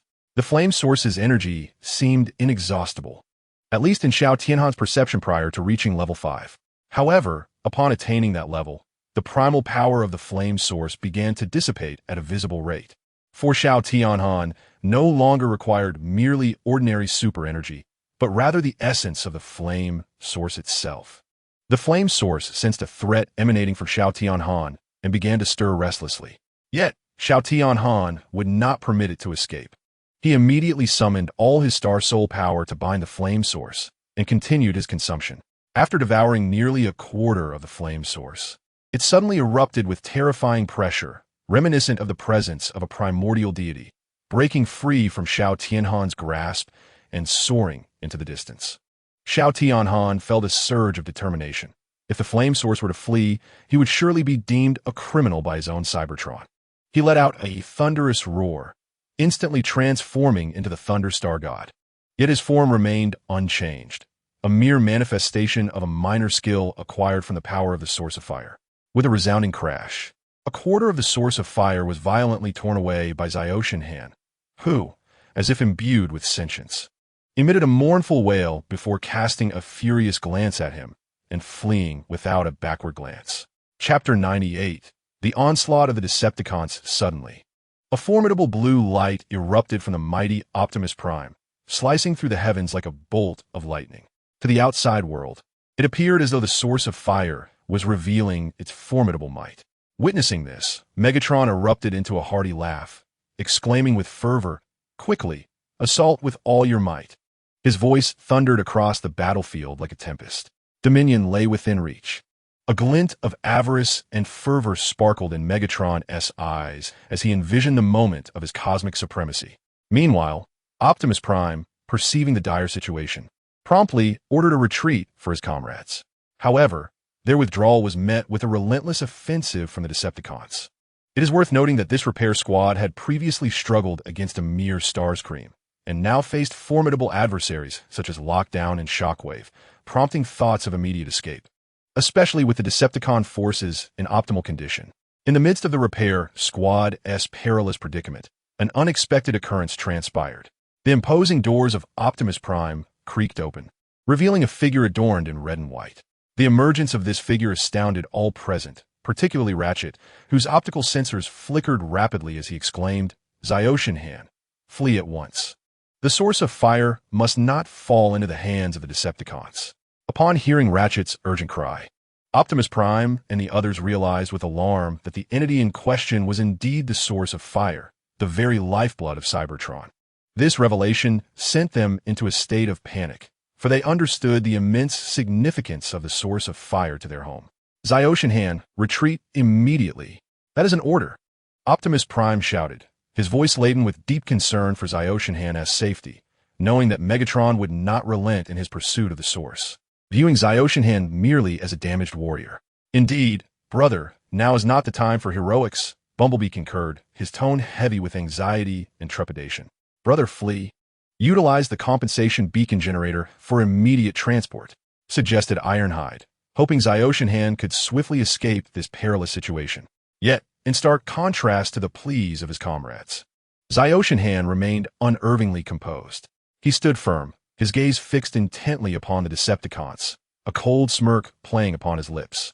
In response, the Decepticons mockingly taunted, "Ziotian, you are but a pitiful creature cast aside by Cybertron. Once a hero, now relegated to this forsaken corner. Do you not feel a shred of discontent within your circuitry?" Megatron then spoke. "Shao Tianhan, if you hand over the Allspark, I can assure you that you will receive the treatment you deserve and bask in the glory of a hero." A more pronounced smile crept across Shao Tianhan's lips as he deliberately replied, "Oh, is that truly the case? I am currently in a half-damaged state, stripped of my former prowess. Will you still regard me with such esteem?" Upon hearing Shao Tianhan's words, the paramedics nearby subtly shook their heads, lamenting internally, "Shao Tianhan, why must you reveal your vulnerabilities? Had you remained silent, perhaps Megatron would have feared you, but now all is lost." Megatron, upon hearing this, let his optical sensors flicker momentarily before responding with unyielding grace. "Oh, I am not a leader who forgets his roots, even if you are bereft of strength. Your contributions to the Decepticon cause will not go unnoticed." Megatron's words were eloquent, and had Shao Tianhan not known the true nature of this Cybertronian, he might have been swayed. Even Skywarp, who was unwaveringly loyal to him, could be disposed of without a second thought. Serving under Megatron meant one could easily find themselves ensnared. To truly align with him, one would need to have been among the original followers like Soundwave, who were in Megatron's favor. Otherwise, Megatron's endless suspicions would be enough to ensnare Shao Tianhan. Moreover, while the Autobots may have treated him unfairly, what made the Decepticons any better? Despite their shortcomings, the Autobots understood one fundamental truth: the sanctity of life. In most cases, Shao Tianhan acted in accordance with his conscience, especially since Optimus Prime had specifically instructed the technology department to equip him with weaponry. Shao Tianhan was, in fact, seen by Optimus Prime as the successor to a new era. Why should he endure the same tumultuous existence as the Decepticons when he thrived on Cybertron?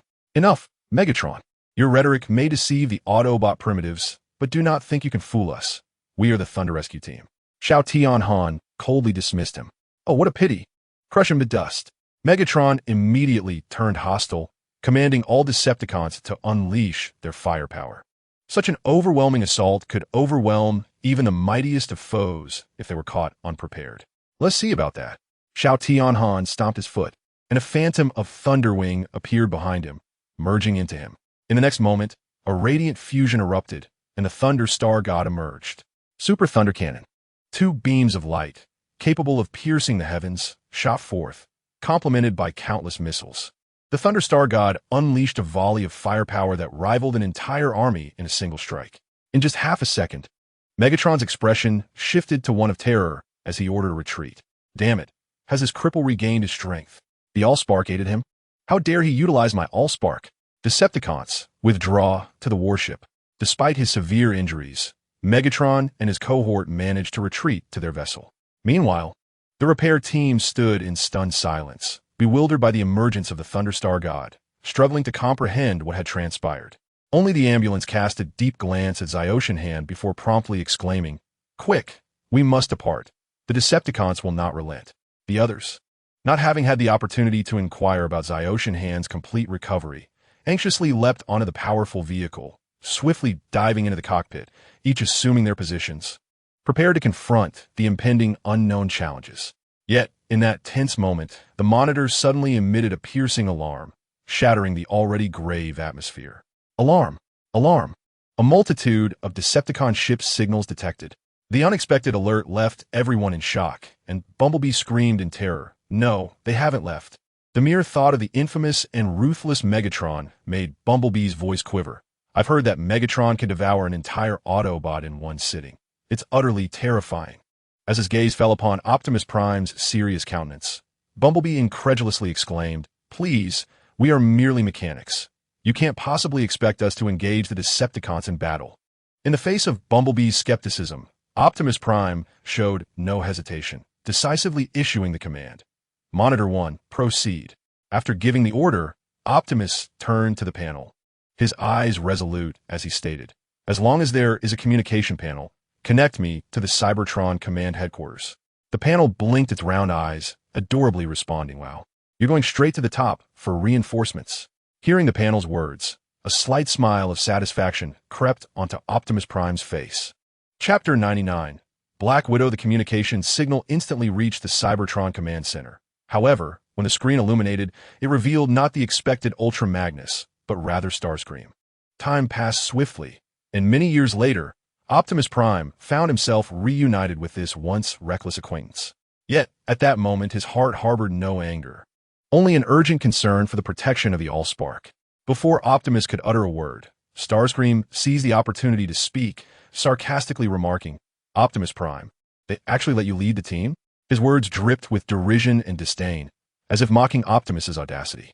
Faced with Starscream's scornful taunts, Optimus suppressed his growing frustration and urgently replied, "Enough nonsense, Starscream. Connect me to Ultra Magnus." His voice betrayed a hint of anxiety, for time was of the essence in safeguarding the Allspark. However, Starscream remained unimpressed, continuing in his haughty tone, "Oh, why should I allow a third-rate stonecutter like you to waste the precious time of a top commander?" His words blatantly belittled Optimus's status, implying that he was unworthy of direct communication with Ultra Magnus. TSK. Optimus Prime could no longer contain his inner fury, letting out a dissatisfied click of his tongue. He resolved to cease entangling himself with the unyielding enemy and promptly issued a command, "Xiao Tianhan, show him the items in the aft cabin." Upon receiving the order from Optimus Prime, Xiao Tianhan, stationed in the aft cabin, acted swiftly. He gingerly placed a quarter portion of the igniter, torn from its source, into a specially crafted container, positioning it beneath the camera for the unyielding enemy to observe clearly. The previously haughty demeanor of the unyielding enemy evaporated the instant he beheld the contents of the aft cabin. His voice involuntarily lowered, tinged with a hint of obsequiousness. He remarked, "I shall assist you immediately." Before long, the figure of Tong Tianxiao materialized on the screen, his expression grave as he addressed, "I am Tong Tianxiao, Optimus Prime. We are tracking the signal of the Decepticon spacecraft you provided. However, based on the current situation, it is likely nothing more than an abandoned reconnaissance vessel." Tong Tianxiao's tone was calm and resolute, exuding confidence in his assessment. He continued, "Ever since we expelled the Decepticons from Cybertron, they have lingered on the periphery, refraining from encroaching upon our Autobot territory." Yet, Optimus Prime evidently disagreed with Tong Tianxiao's perspective, hastily countering, "No, we have encountered Megatron. The situation is dire, and we require reinforcements." Tong Tianxiao's brow furrowed slightly, taken aback by Optimus Prime's assertion. However, before he could respond, the unyielding enemy interjected, openly mocking Optimus Prime. "Ha! What? Megatron? By the Primus, I never imagined you, Optimus Prime, would resort to falsehoods. It seems that spending time with those lowly beings has tainted your system." Though Tong Tianxiao felt a twinge of frustration at the interruption, he refrained from immediate outburst, maintaining silence for a moment. He too held reservations regarding Optimus Prime's claims, as Megatron's appearance was indeed somewhat unexpected. After all, Megatron, as the Decepticon leader, would not simply wander to the edges of the universe without reason? Could it be that he was informed of the Decepticons' technological advancements surpassing those of the Autobots, even developing instruments to track the igniter source? Rest assured, Optimus Prime, I shall dispatch a small team to support you, but it would be prudent for you to remain on standby. If it truly is Megatron, we shall respond accordingly. At this juncture, having been away from Cybertron for an extended period, Tong Tianxiao, although valuing Optimus Prime, felt a sense of estrangement due to the distance. After all, the benevolent and timid nature Optimus Prime had previously exhibited made it challenging to earn the admiration of the rigid Tong Tianxiao. Thus, before terminating the call, Tong Tianxiao added, "Moreover, do not attempt to play the hero. That is not your nature." The moment the call ended, the patrol vehicle reported, "The Decepticons are approaching from stern. What shall we do?" Optimus Prime remained unflustered, settling down to operate the control panel. Display 1. Immediately track the nearest space bridge trajectory. Upon hearing this, the partition immediately recognized that Optimus Prime intended to defy orders. Typically obedient, he turned to remind, "But Cybertron has instructed us to remain on standby." In response, Optimus Prime, his expression devoid of emotion, retorted, "To put it bluntly, Cybertron did not bring the Allspark." In the rear cabin, Skyfire observed the Allspark once more, extracting it from its containment, leaving only a semblance of energy behind to mimic the Allspark's appearance and emit its signal. Considering the original Allspark's purpose, Skyfire released a substantial amount of white energy aimed at healing the Autobots. Sensing the spacecraft was moving rapidly, he promptly made his way to the control room. He was not yet the ultimate energy deity, and thus not invincible. Facing a fleet of warships necessitated caution, so ensuring a safe arrival in Detroit was paramount. Upon entering the control room, he was greeted by Bumblebee's astonished voice. Skyfire lifted his gaze, taken aback by the sight before him. Outside the mighty Autobot ship loomed an immense vessel, an intimidating behemoth that spanned the cosmos, wide enough to encompass hundreds of Autobot ships. This was the Decepticon flagship, Nemesis. "It's my first time witnessing a Decepticon ship up close," remarked the partition in astonishment. Meanwhile, Ratchet wore a grave expression as he voiced his unease. "From what I've seen, none have returned alive." At that moment, the spacecraft's doors swung open and several Decepticons soared forth, descending towards the Autobots. "Take cover," Optimus Prime commanded instantly, but it was too late. The Decepticon ship unleashed a powerful electromagnetic pulse, incapacitating the Autobot systems in an instant. "It's the electromagnetic pulse generator. We are trapped." The partition, an expert on space bridges, quickly deduced that the Decepticons had executed this maneuver to prevent the Autobots from fleeing into the void of space using their plasma propulsion systems. "Those are Megatron's minions," Ratchet pointed out, indicating the falling Decepticons. Skyfire looked over, recognizing familiar faces: Starscream, Lockdown, Thundercracker, and Black Widow. Has she truly joined the Decepticons? Skyfire pondered, surprised that despite providing Black Widow with so many instruments, she ultimately chose to ally with the Decepticons. It appeared Black Widow had failed. She had not discovered a method to transform into an inorganic entity and was left hoping for the elusive Allspark. Chapter 100. Star Destroyer Cannon, what are we to do? "Boss, we are utterly trapped," the partition exclaimed, panic etched across his face as he frantically piloted the Autobot. Yet, no matter how hard he tried, he could not alter this harsh reality. The formidable electromagnetic pulse generator directly targeted the Autobot systems, rendering any attempts at operation futile. "Ratchet, do you have any means to counter this electromagnetic pulse generator?" Optimus Prime asked urgently, placing his hopes on Ratchet. After all, among them, Ratchet had the most extensive experience from his encounters with the Decepticons. The ambulance fell silent for a moment, then swiftly sprang into action. He grasped Bumblebee with urgency and dashed toward the rear compartment, tossing a command over his shoulder. "I shall accompany this young one to thwart the electromagnetic wave generator. You all must buy us some time." Optimus Prime nodded resolutely, fully aware that obstructing the Decepticons would not be an easy endeavor. Yet he recognized that there was no alternative. Their numbers were already at a disadvantage, and now they faced several formidable Decepticon commanders. What were they to do?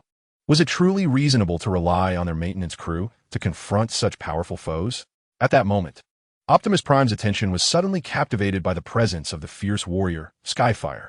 He scrutinized Skyfire closely, sensing something amiss, and then inquired, Skyfire. What transpired when the Allspark experienced that disturbance? My systems indicate that your body seems to have been restored. Upon hearing Optimus Prime's question, Skyfire felt a pang of anxiety. But he quickly regained his composure and replied, without a flicker of hesitation, well, it appears that the Allspark recognized me as the future leader of Cybertron, and thus bestowed upon me a gift, healing my body. Skyfire spun this tale with such ease that he did not even blink, fabricating an explanation on the spot. However, unexpectedly, Optimus Prime, after listening to Skyfire's account, exhibited no suspicion whatsoever. Instead, he displayed a look of astonishment and admiration. So that is how it is. Clearly, Skyfire, you are truly exceptional. Even the Allspark acknowledges your potential, Optimus Prime exclaimed. Nearby, the partitioned ally gazed at Skyfire with wide-eyed admiration, exclaiming, "Brother, you are incredible. I knew you were extraordinary." Faced with such flattery, Skyfire felt a slight flush creep to his cheeks. He bashfully scratched his head and replied, "Oh, it's nothing. Just a trivial matter. Skyfire, now that your body has been restored, could you once again transform into the Thunder God and prevent the Decepticons from approaching our vessel? We must return the Allspark to Cybertron," Optimus Prime implored earnestly. Skyfire cast a light glance at Optimus Prime, internally murmuring to himself, "You earnest-eyed Optimus, looking quite sincere. Little did I expect that now that my injury has healed, you would be so eager to send me into battle." Nevertheless, Skyfire merely grumbled inwardly, knowing full well that the situation was indeed dire. If he did not take action, it was likely that the entire maintenance crew would meet their demise at this critical juncture. With that thought, Skyfire ceased his hesitation, decisively nodding in agreement. He then swiftly exited the ship, racing forth like a bolt of lightning, and in the blink of an eye, he stood before several Decepticon commanders, including the fierce Black Arachnia. The Red Spider, upon seeing Xiao Tianhan, was initially taken aback, but soon erupted into a cold laugh. "Oh, you, the bounty of over 100 million. Dare to show yourself? Are you eager to meet your demise? This time, fortune will not favor you, coward. Megatron shall reign supreme." So you are Xiao Tianhan. Lightning's expression darkened, morphing into a frenzied black. "I shall obliterate you into mere fragments." Disregarding their taunts, Xiao Tianhan directed his gaze toward the Black Widow. "It appears we are destined for conflict. I have forewarned you, do not attempt to thwart my ambitions, or you shall meet a grim fate." The Black Widow smirked, her 8 spider legs dancing ominously. The other Decepticon generals joined in the mockery, questioning whether Xiao Tianhan feared a woman. Unperturbed by their provocations, Xiao Tianhan's gaze sharpened, and a radiant glow enveloped him, instantly transforming him into the form of the Thunderstar God. A formidable aura surged forth, rendering the smiles of the Decepticon generals frozen in shock and dread. "Come, behold true power." The Thunderstar God bellowed as he launched the assault. His form darted like lightning, unleashing laser beams from the heavy artillery in his grasp, striking the Decepticon generals with astonishing precision. They staggered back, faces painted with disbelief and terror. Seeing this, Red Spider hastily commanded the other generals to converge upon the Thunderstar God. In an instant, chaos erupted, energy pulsating through the air. Yet, the Thunderstar God did not flinch. The moment he sustained damage, he harnessed his white energy body to heal, standing resolutely amidst the relentless barrage of fire. In the heat of battle, Xiao Tianhan exhibited astonishing prowess. His strikes rained down like a tempest, causing the Decepticon generals to falter and retreat. However, such an advantage was not destined to endure. Megatron observed from the command platform of the Nemesis, his keen eyes fixated on the battlefield, a sly smile curling at the corners of his mouth. He maneuvered the myriad cannons aboard the ship with the deftness of skilled fingers. These cannons had stealthily targeted the Thunderstar God and the formidable ship behind him. This assault possessed the potential to annihilate planets, and even a being as formidable as the Thunderstar God would hesitate to withstand such a blow. Yet, Megatron's strategy was astutely devised. Seizing the moment when the Thunderstar God was distracted by the other Decepticon generals, he unhesitatingly directed the cannons towards the powerful ship. The Allspark is the supreme relic of Cybertron, capable of withstanding planetary destruction. Do you foolish Autobots believe that just because the Allspark is in your possession, I would refrain from unleashing the planet-destroying cannon?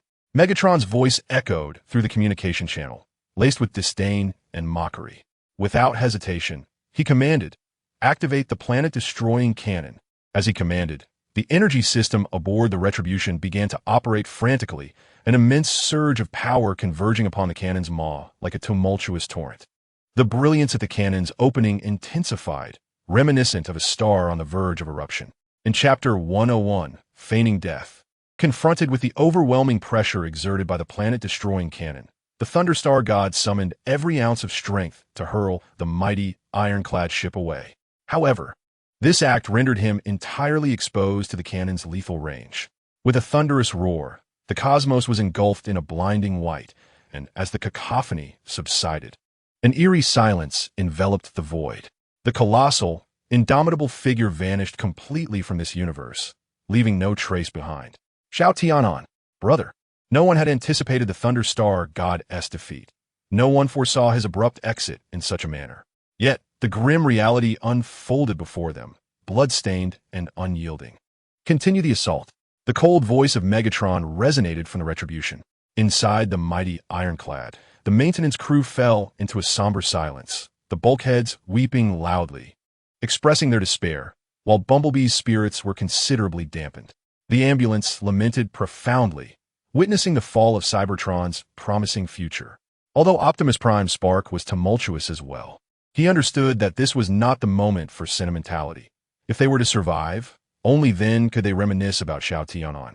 He compelled himself to regain composure, resolving not to squander Shao Tianan as ultimate sacrifice for their escape, vowing to ensure the Allspark returned to Cybertron. Oh, listen to those noble words. How hypocritical of the Autobots, who endlessly speak of camaraderie, yet when one falls, they offer no tribute. Megatron scoffed, his words piercing Optimus Prime's spark like a dagger.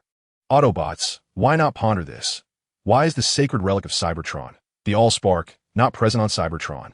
Is it truly because you fear our Decepticons would seize it? What do you mean, Megatron? I will not waver in the face of your lies, Optimus Prime declared with solemnity. Ah, indeed, lies are repugnant. Megatron replied with a sardonic smile. Are you Autobots not well-versed in this art? You boast of the Allspark as Cybertron's treasure, brimming with boundless energy. Yet you incessantly exploit it to forge unparalleled weapons, solidifying your dominion over others. It is precisely your insatiable greed that compelled the Allspark to flee. The 13 Primus are predominantly cowardly scoundrels, mere thieves of the Allspark's power, and I shall follow in Lord Megatron's footsteps to reshape this world. No, you are lying.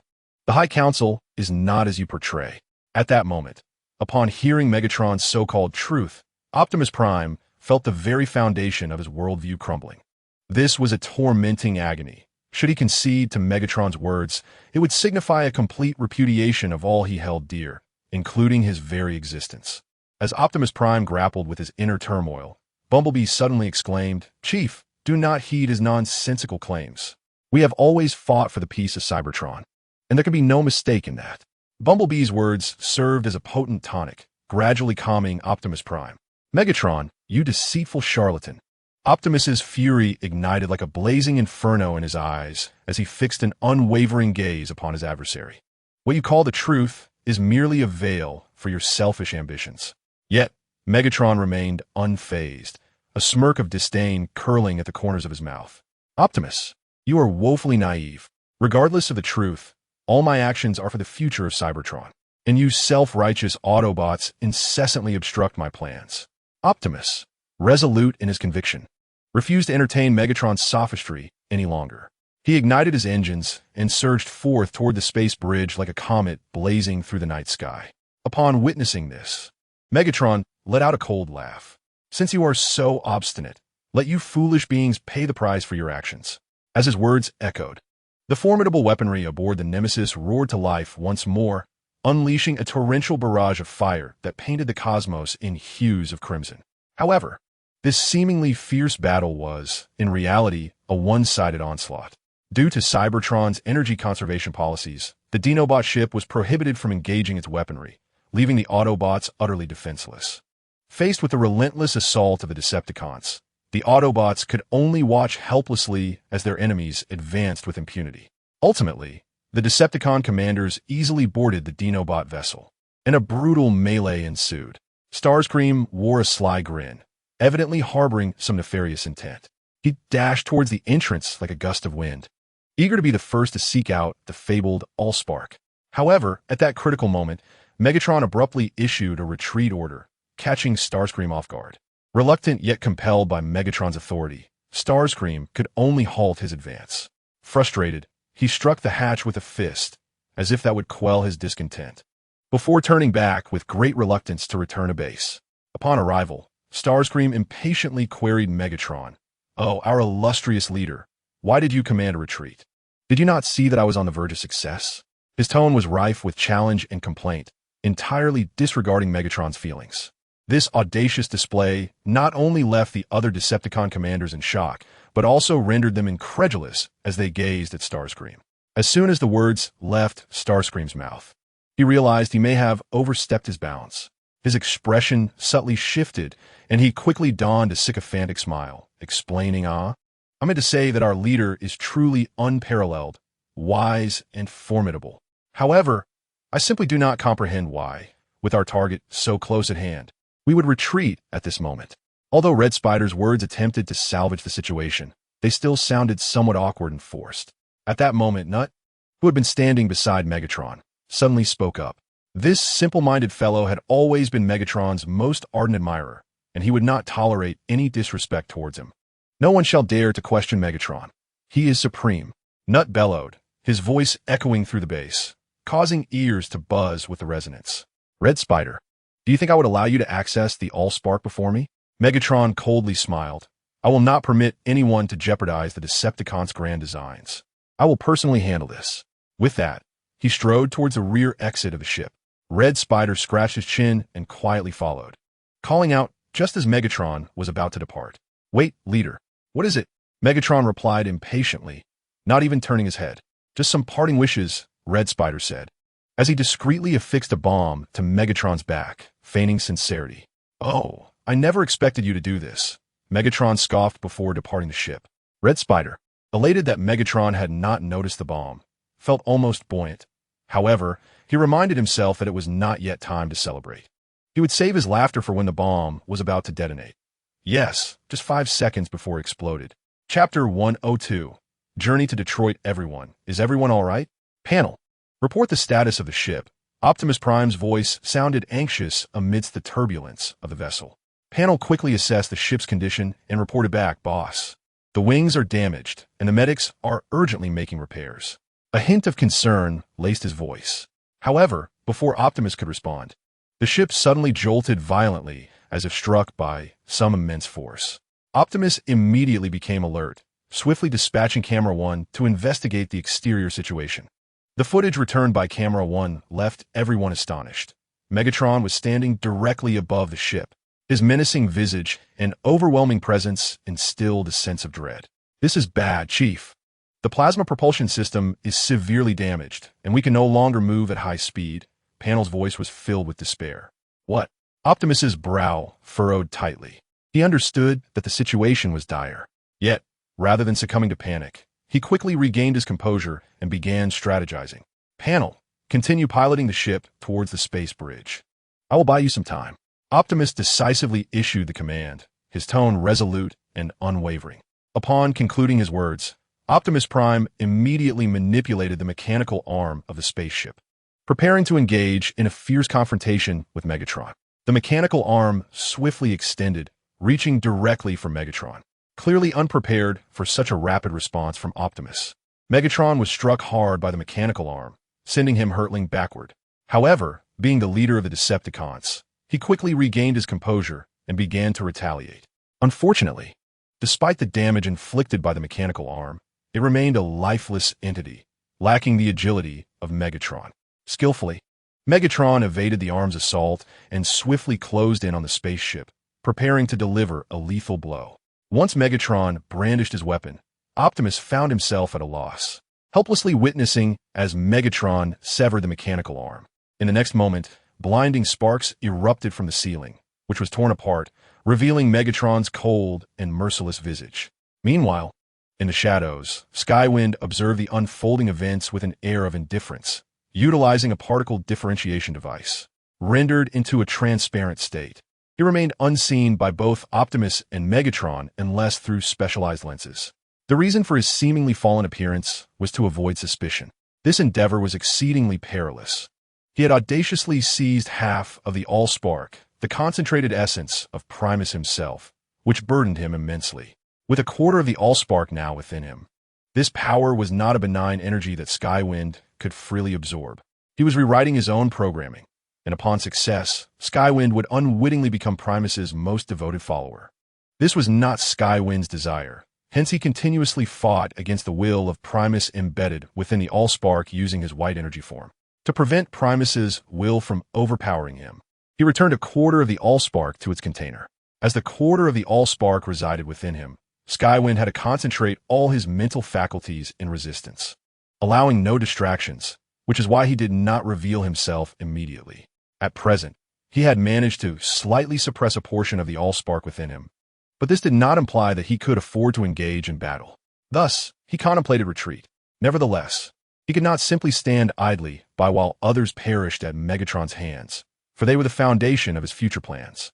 His fingers curled slightly, as if wielding an invisible force that drew the Allspark within the container towards him, like a magnet, slowly guiding it towards the space bridge. Optimus Prime, you have nowhere left to run. Megatron's voice was icy and merciless, laced with a hint of murderous intent, his gaze sharp as a hawk, fixating intently on Optimus. Yet, in the face of Megatron's threat, Optimus bore no fear. Resolutely, he drew forth his energy axe, its blade glinting with a chilling light, as if proclaiming its formidable power.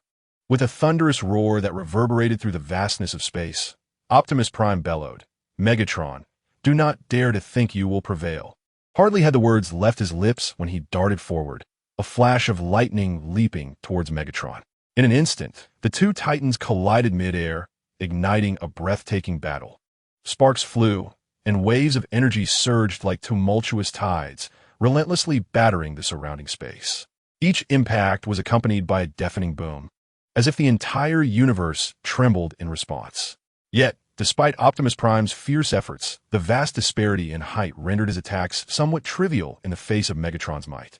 The latter's strength was as formidable as a mountain, effortlessly fending off Optimus's onslaught while delivering brutal counterattacks. At that moment, a piercing alarm blared from within the spaceship. The voice of the intercom crackled with urgency. "Boss, the ship can barely hold on. The space bridge is still some distance away. We must hurry."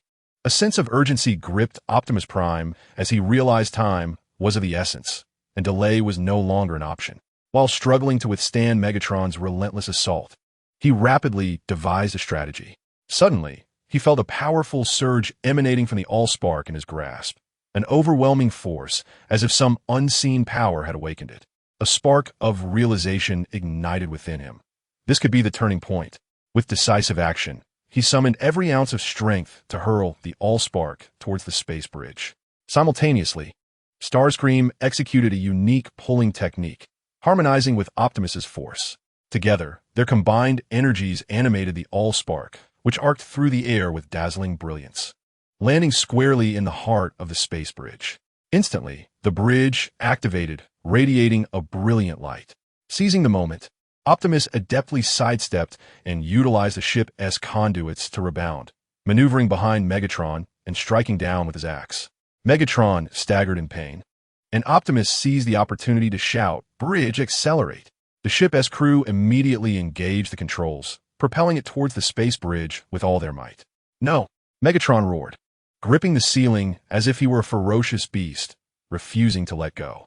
The Autobots watched in shock as Megatron seemed poised to breach the interior of the ship.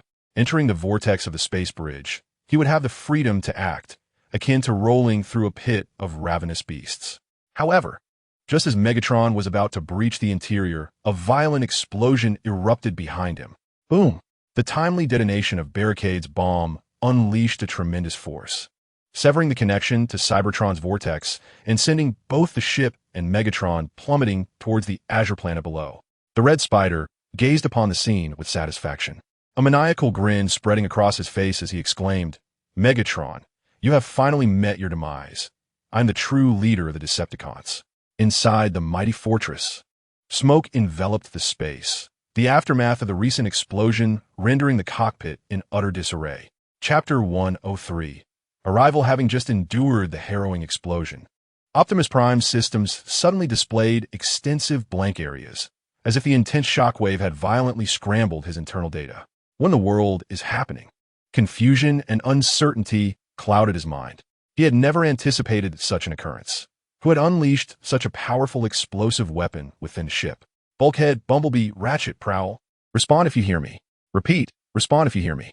Without hesitation, Optimus issued an urgent distress call, striving to establish communication with his repair team to ascertain their condition. However, as he concentrated on reaching out to his comrades, he remained blissfully unaware of a colossal threat silently advancing from behind him.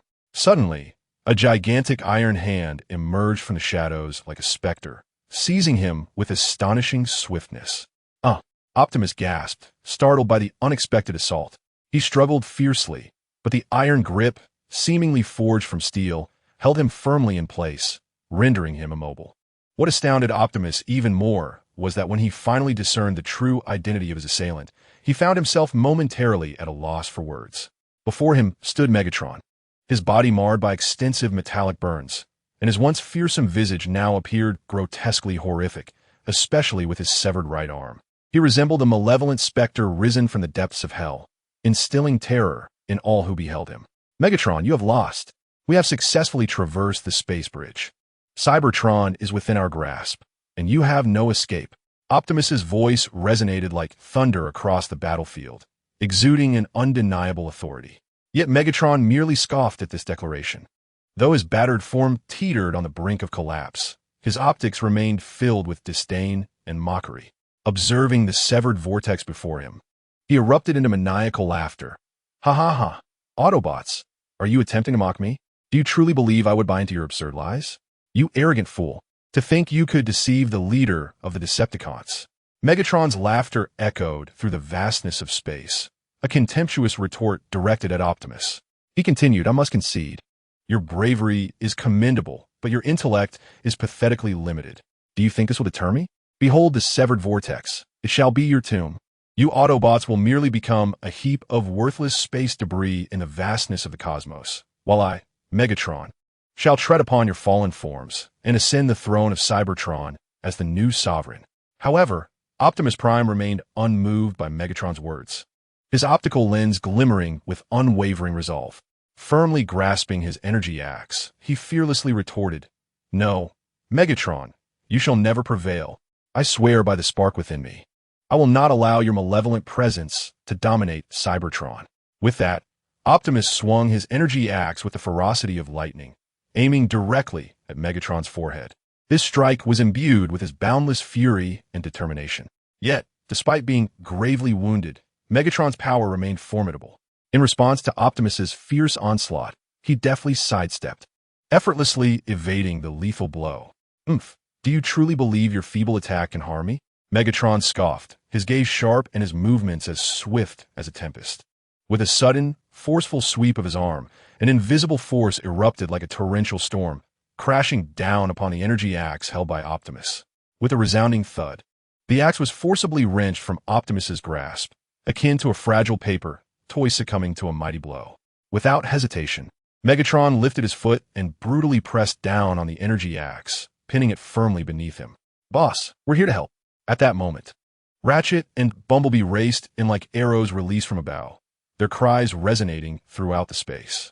However, Megatron paid them no heed.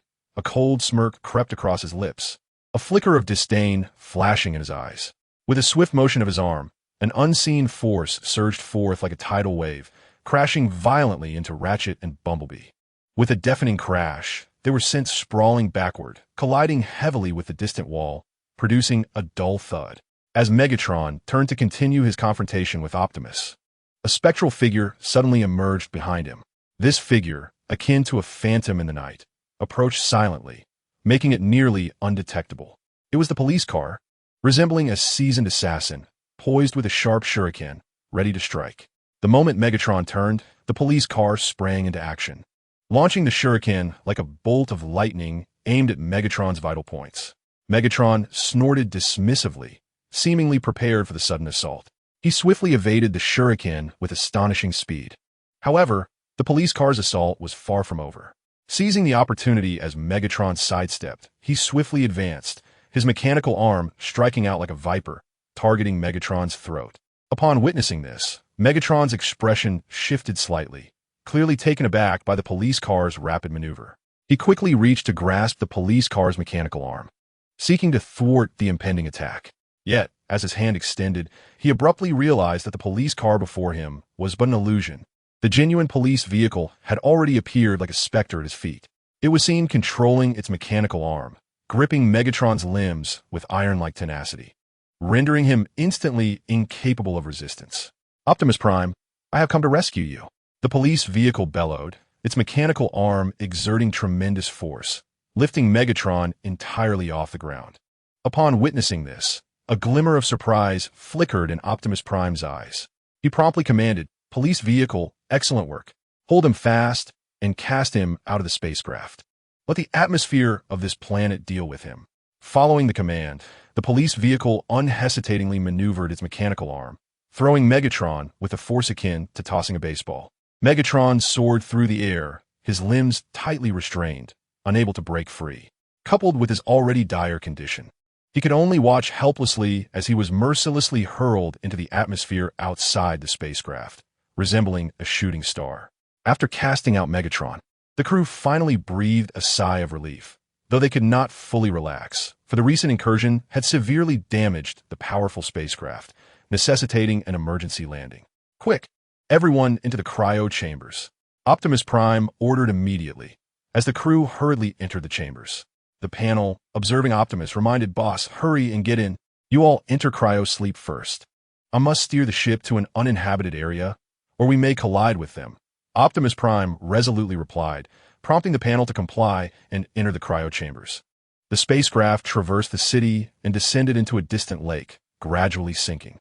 Optimus Prime exhaled in relief before swiftly entering the cryo chamber to commence sleep. The energy they had expended was tremendous. Barring unforeseen circumstances, they might slumber for millions of years.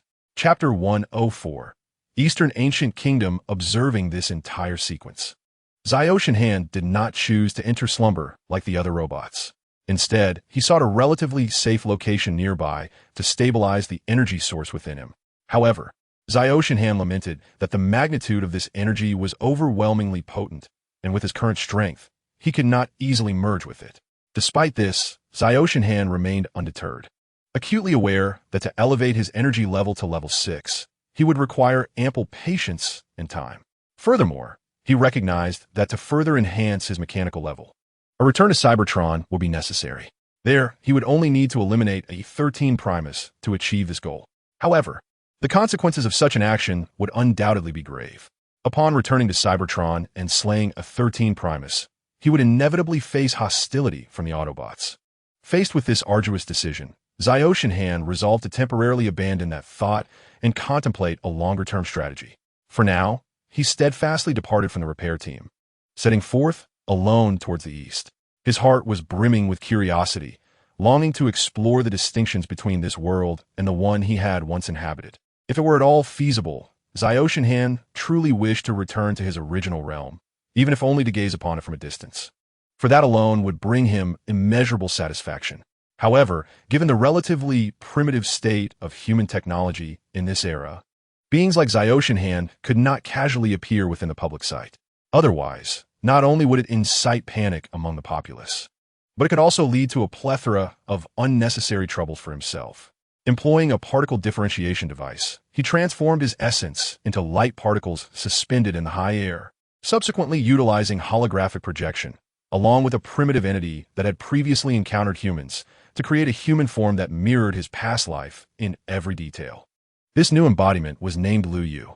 What a nostalgic name it was. The name Liu Yu reverberated through his memories, as if transporting Ziotian Han back to that distant era. He found himself momentarily dazed, astonished at how swiftly time had elapsed, having spent what felt like an eternity in this world. Liu Yu surveyed his surroundings, taking in this strange, yet familiar world, as an indescribable sensation welled up within him. According to the contemporary fashion of the age, he simulated an appropriate attire for himself and chose the liveliest city to commence his exploration. As a newcomer, Liu Yu felt both novelty and strangeness in everything this era had to offer. The stark contrast between the modern and the ancient left him somewhat disoriented, especially considering he had journeyed here from the distant planet of Cybertron. Yet, he had little time to acclimatize, for he soon discovered that while this world bore similarities to the ancient realm he remembered, it was ultimately not the same. Before long, fatigue began to settle in. Despite the environment resembling the ancient world he once knew, it was still unfamiliar territory.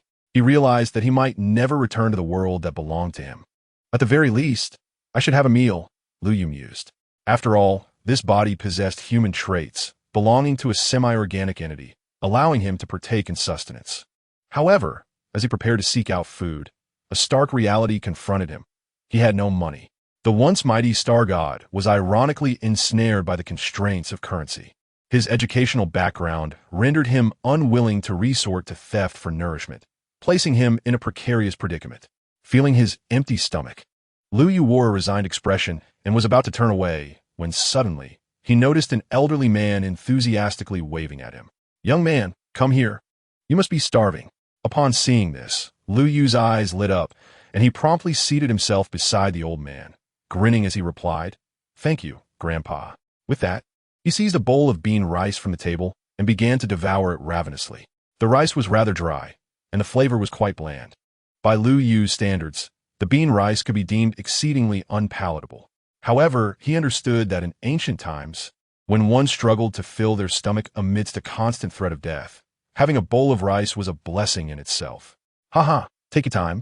There's no one competing with you," the old man said kindly, his brow furrowed with compassion as he faced the destitute young Liu Yu, showing not an ounce of impatience. After finishing the bean rice, Liu Yu wiped his mouth and gratefully clasped his hands, saying, "Thank you, Grandpa. I am full." "Come now. That was just a single bowl. Do you think this old man cannot afford to host a guest?" the elder suddenly exclaimed, his eyes wide with surprise. Despite Liu Yu's protests, the old man insisted on giving him some copper coins. Reluctantly, Liu Yu accepted the coins but did not do so without purpose. He discreetly infused the old man with a white energy essence. Having previously scanned the elder's body with the celestial form of Shao Tianan, Liu Yu discerned that the man possessed a robust constitution yet bore many hidden injuries, indicative of someone frequently engaged in battles. The white energy essence held the power to mend wounds, and Liu Yu deemed it a fitting return for the old man's kindness. Bidding farewell to the elder, Liu Yu embarked on his journey out of the city. Shortly thereafter, as the old man continued sipping his tea, a young officer joined him. "General Bai, I observe that lad possesses commendable potential for martial arts. Why not keep him?" Wang Jian whispered. "Children of his age are unlikely to survive in this era." The Wu Anjuan sighed. "There are far too many like him. Even if I were to save one, could I save the world? Besides, following me into battle may not bode well for him. That boy is not as simple as he appears." Bai Qi, gazing at his increasingly powerful hands, felt an unspoken connection to the boy's influence.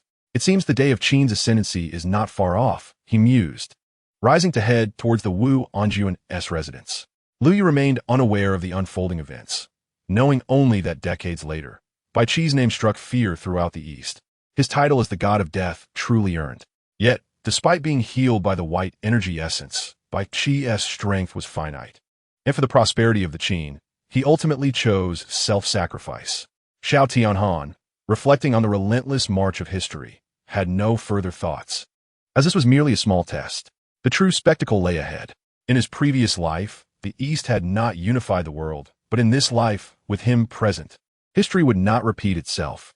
Shao Tianhan ventured forth, locating several vagrants to impart fundamental skills and machinery, urging them to gather disciples and establish the MO school. Over time, the MO school gained renown, and when queried about its founder, the most prominent masters invariably mentioned the name Mosey, Liu Yu's pseudonym. Having accomplished these tasks, Liu Yu returned to Detroit, where he had further plans to set in motion. If he were to rely solely on refining the source of fire by himself, the process would be exceedingly slow. Thus, he resolved to create entities embodying the source of fire, leveraging their power to assist him in mastering this enigmatic essence. In Chapter 105, Titled Sondak, Ziotian wanders the streets of Detroit alone, his steps appearing somewhat aimless, though he remains oblivious to Sondak's whereabouts. He has no intention of disrupting the unfolding narrative. In the script conceived by Ziotian, the antagonist Megatron plays a pivotal role. Only by casting Megatron as the target of collective ire can Ziotian successfully seize the source of fire, shifting all blame onto him. The source of fire, a mysterious object, is, in essence, the quintessence of the energy of the primordial celestial master. However, before Ziotian decides to absorb the source of fire, he encounters a perplexing dilemma. He begins to ponder, why is he unable to directly absorb the source of fire, necessitating its suppression within himself? Is it because the energy of Chi is inferior to that of the source of fire? Ziotian promptly dismisses this notion, fully aware that there is no hierarchy between Chi energy and the energy of the source of fire. They are merely different forms of energy. So, where does the problem lie? In deep contemplation, Ziotian suddenly considers the possibility of repulsive energy between the two forms. To test this hypothesis, he resolves to attempt converting the energy of the source of fire into Chi energy. After considerable effort, he is astonished to discover that this transformation is indeed feasible, albeit with dishearteningly slow efficiency. Nevertheless, the joy swelling within Ziotian is ineffable. He has finally unearthed the crux of his long-standing inquiry, granting him a sense of relief and illuminating the path for his forthcoming endeavors. Ziotian understands that the sluggishness of his refinement of the source of fire stems from the inadequate quality of Chi energy. To acquire high-quality Chi energy, the most expedient method is undoubtedly through plunder. Yet such an approach is clearly not sustainable in the long run. In contrast, a more prudent and enduring strategy lies in establishing a following. In essence, all of Ziotian's actions over the years, whether erecting his idol on the fusion planet or earning the gratitude and remembrance of the majority of Cybertronians after rescuing Cybertron, have become vital channels for obtaining Chi energy. In terms of plunder, Ziotian has not emerged empty-handed. The fusion power granted to him by Jack in his earlier years, along with the ultimate power bestowed upon him by Illis, has significantly bolstered his strength. However, time has passed, and the current landscape of Detroit offers little in terms of resources worth seizing. As for the ancient eastern lands, although the idols there have yet to be established, Ziotian is not in a hurry. After all, his ethereal persona has become well known to the world, and there will inevitably be those in desperate circumstances who choose to place their faith in him, thus providing him with a continuous influx of Chi energy. At this very moment, the task he needed to accomplish was to leave his indelible mark upon the city of Detroit. However, etching a profound and lasting impression in this urban landscape was no trivial endeavor. After much contemplation, he concluded that the most effective method would be to conjure an entity akin to a miracle, thereby fabricating a history steeped in enigma. In doing so, historians would inevitably be captivated by this narrative, compelled to trace his footsteps, and ultimately revering him as a deity. Thus, he first ventured to the vicinity of a mountain range. Standing at the base, he gazed at the majestic peaks before him, silently conceiving his forthcoming scheme. Without hesitation, he produced the Frost Cannon, a formidable weapon capable of inducing extreme cold weather. He meticulously adjusted the angle and force, then decisively pulled the trigger. In an instant, a powerful blast of frigid air erupted, swiftly engulfing the entire mountain range. As time progressed, the snowfall intensified, falling relentlessly for an extended period. What should have been a sweltering summer day was transformed under his manipulation into a realm shrouded in thick ice and snow, resembling a frozen world. This extraordinary phenomenon would undoubtedly capture the attention of Detroit's elite, who would be astounded and intrigued by the sudden encasement of the mountains in ice. Having successfully garnered their interest, Xiao Tianhan began to utilize the human vessel of Lu Yu to craft a resplendent history for himself. This narrative was not merely a simple account. It was a meticulously designed tale, vividly illustrating the connection between Xiao Tianhan and the celestial bodies. In this narrative, Xiao Tianhan was depicted from the outset as the Thunderstar deity, endowed with extraordinary power and a compassionate heart. He was portrayed as a being filled with pity for humanity, resolutely choosing to emerge as a savior of the suffering.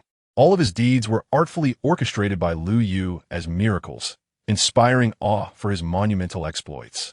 Xiao Tianhan then casually scattered some inconsequential pieces of technology nearby, understanding that a few enticing rewards were necessary to attract attention. However, these rewards were not easily obtained. He set traps before each artifact, ensuring that negligence would come at the cost of one's life. Before long, Detroit's authorities took notice of the mountain's anomalies and dispatched an investigative team. When the investigators beheld the frozen peaks and the scattered mysterious technologies, they were utterly astonished. They approached the treasures with caution, yet one individual inadvertently triggered a trap, instantly being struck down by a surge of energy and collapsing. This incident prompted the others to exercise even greater caution, relaying their findings back to their superiors. The higher-ups began to realize that a profound secret might lie behind these occurrences, initiating a citywide search for relevant clues. Meanwhile, the history crafted by Liu Yu quietly spread among the populace, and an increasing number of individuals began to cultivate curiosity and reverence for this enigmatic Thunderstar deity.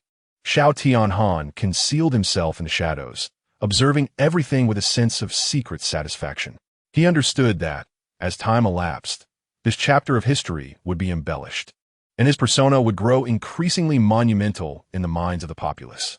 He could patiently await the relentless accumulation of belief, which would empower him in his quest to refine the source of fire.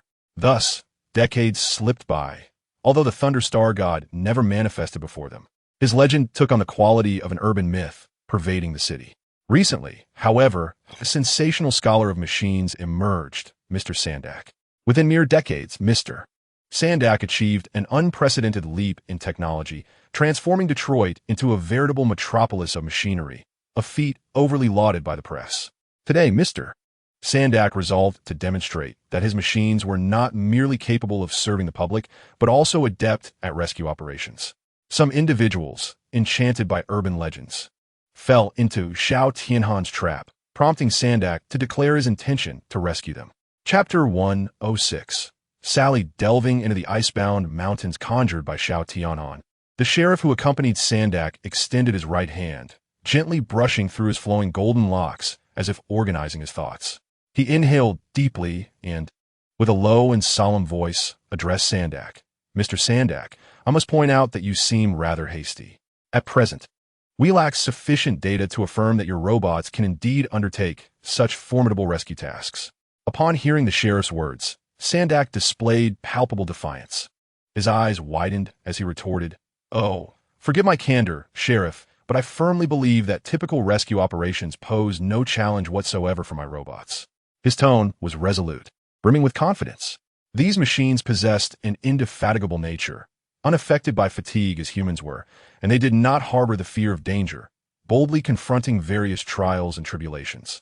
Sandak continued to underscore his conviction, asserting, "Therefore, I am convinced they are the optimal candidates for this rescue mission." The sheriff regarded Sandak, harboring reservations about his perspective, but reluctant to incite further discord at that moment. He sighed in resignation, stating, "I hope you are correct." However, Sandak clearly found the sheriff's attitude unsatisfactory. He furrowed his brow, seemingly on the verge of voicing further objections, yet ultimately restrained himself. "Very well, let us proceed," commanded the sheriff, as the rescue team commenced their determined march into the heart of the mountains. As the group ventured deeper, the biting cold intensified, as if striving to freeze all in its grasp. The frigid air sliced through their garments like invisible blades, piercing to the very marrow. Even though they had employed various heating measures, such as thick clothing and warming pads, these efforts appeared futile in such an extreme environment. The two individuals trembled uncontrollably, even beginning to question their ability to persevere. Just as they contemplated retreating and acquiring some heating devices, the mountains unleashed a fierce snowstorm. The howling winds pierced through them, and the sheriff promptly boarded a vehicle transformed by a robot, only to discover that the engine had succumbed to the frigid snow. At that moment, a more dire situation unfolded. Mr. Sandak, due to his diminutive stature, was swept up by the ferocious blizzard, unable to touch the ground, and was on the verge of being hurled away. A robot grasped Mr. Sandak firmly, yet the biting winds carried both him and Sandak away. "No, Sandak!" The sheriff cried out in terror, his voice echoing through the desolate streets. His heart raced, and beads of sweat formed on his brow. This esteemed figure from Detroit was now facing peril right before his eyes. The sheriff's duty was to protect Sandak, yet now he could only watch helplessly, filled with guilt and regret. No matter how much the sheriff lamented, he could not alter the grim reality. Sandak had been cast into the air by a formidable force, fluttering like a kite severed from its string. Meanwhile, the orchestrator of this tempest, the chilling Zyashinhin, approached the unconscious Sandak silently and stealthily. His movements were graceful and agile, as if he melded seamlessly with the surrounding environment. Zyashinhin carefully grasped Sandak and his robot, transporting them to a concealed ice cavern. This cavern was situated on the outskirts of the city, blanketed by thick snow, nearly unnoticed by passers-by. Inside, the cavern was dim and cold. Zyashinhin placed Sandak and his robot upon a flat expanse of ice. In one corner of the cavern stood a massive metallic container, housing an original form of a transformer obtained from the formidable Megatron. Sandak, oh Sandak, what an unexpected turn of events, Zyashinhin murmured softly. I had intended to seek you out, yet here you are, delivered to me. To Zyashinhin, Sandak was merely a pawn, a tool for stabilizing the formidable Megatron. What truly captured his interest was a young half-organic transformer named Sally. In the original narrative, she had gained immense power and analytical abilities through the gift and recognition of the Allspark, astonishingly demonstrating her talent, even without prior exposure to space bridge technology. The whereabouts of Sally's original form were unknown to Zyashinhin, yet the distinction between original forms was negligible. What mattered was that any original form belonging to Sandak would suffice as Sally. Xiao Tianhan inserted a disc into the Sandak robot, murmuring to himself, what prehistoric technology. It seems this outdated technology is still in use. He then input the command from Mr. Sandak and made some basic enhancements to ensure the robot could withstand the raging blizzard.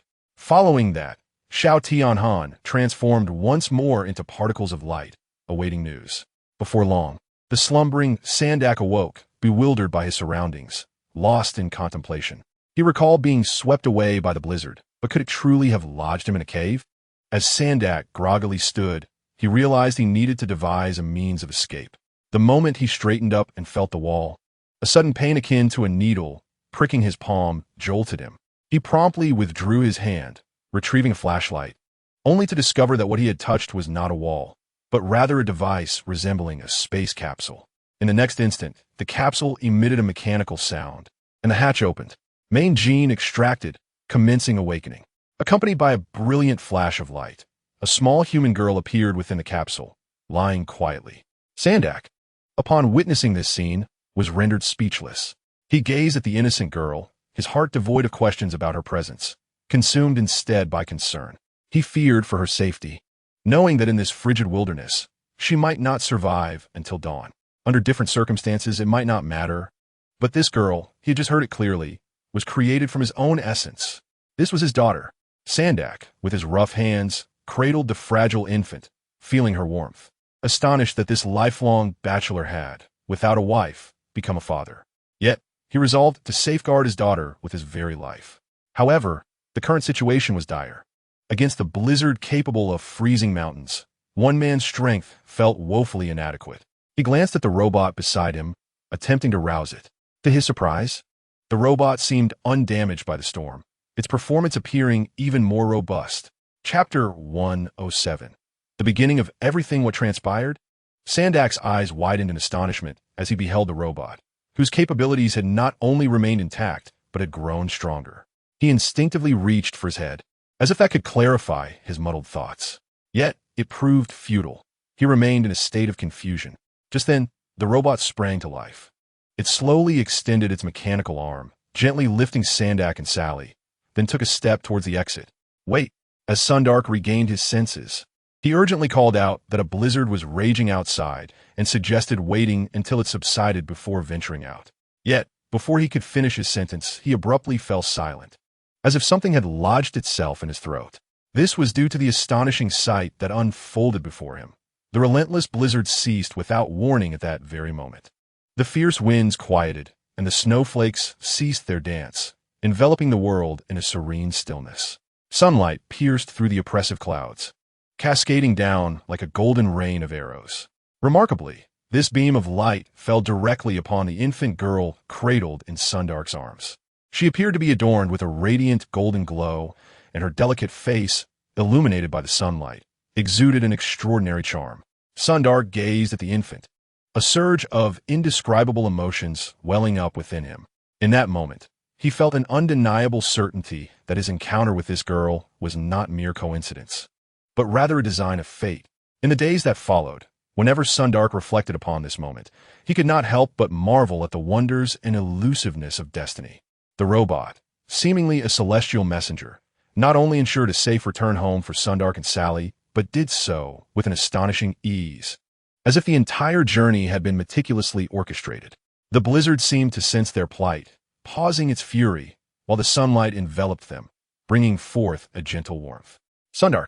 Upon the robot's arrival at the gates of Detroit, the sheriff, already informed of their return, rushed over with the swiftness of the wind. His face lit with astonishment as he beheld Sundar, tightly embraced by the robot, and exclaimed, "You did it!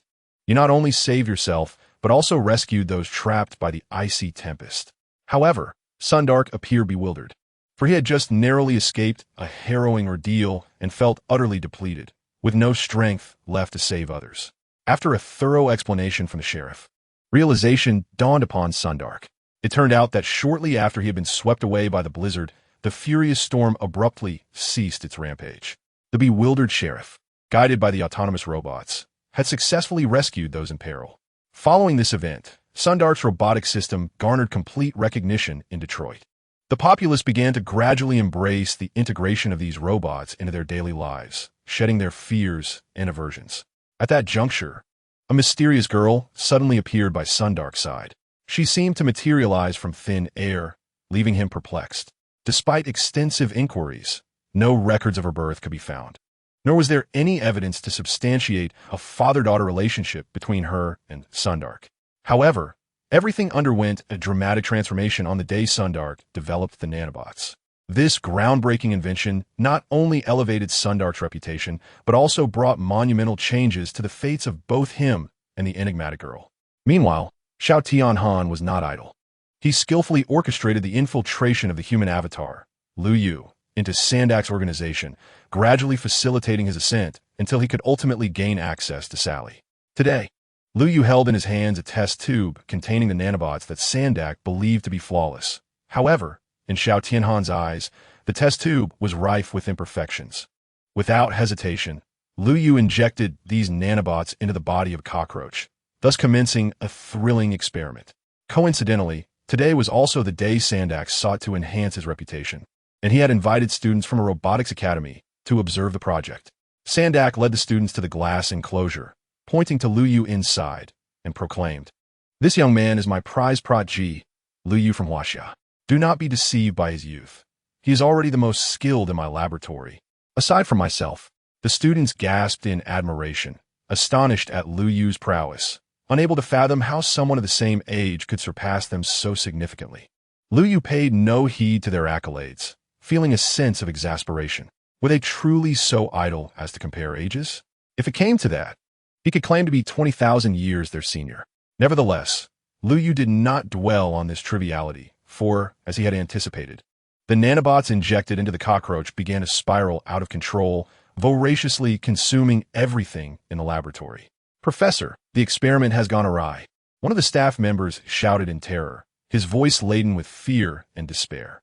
This cry instantly drew the attention of the massive cockroach, its enormous form clinging to the bulletproof glass like a spider. One of its front legs, as sharp as a blade, effortlessly pierced through the sturdy glass, swiftly plunging into the heart of the terrified staff member. With a sharp crack, the glass shattered under the strain. The giant cockroach broke free, resembling a frenzied beast, and opened its gaping maw, swallowing the screaming staff member whole. Witnessing this horrific scene, Lu Yu turned and fled without hesitation. He was determined to protect his invaluable human avatar from any harm. Otherwise, he would have to waste another original Autobot body. Meanwhile, Sandak finally regained his composure. Realizing the dire situation at hand, he shouted urgently, "Everyone, evacuate this place." Fortunately, the laboratory was equipped with specialized guard robots that swiftly sprang into action, forming an impenetrable barrier against the oncoming giant cockroach, buying precious time for the others to escape.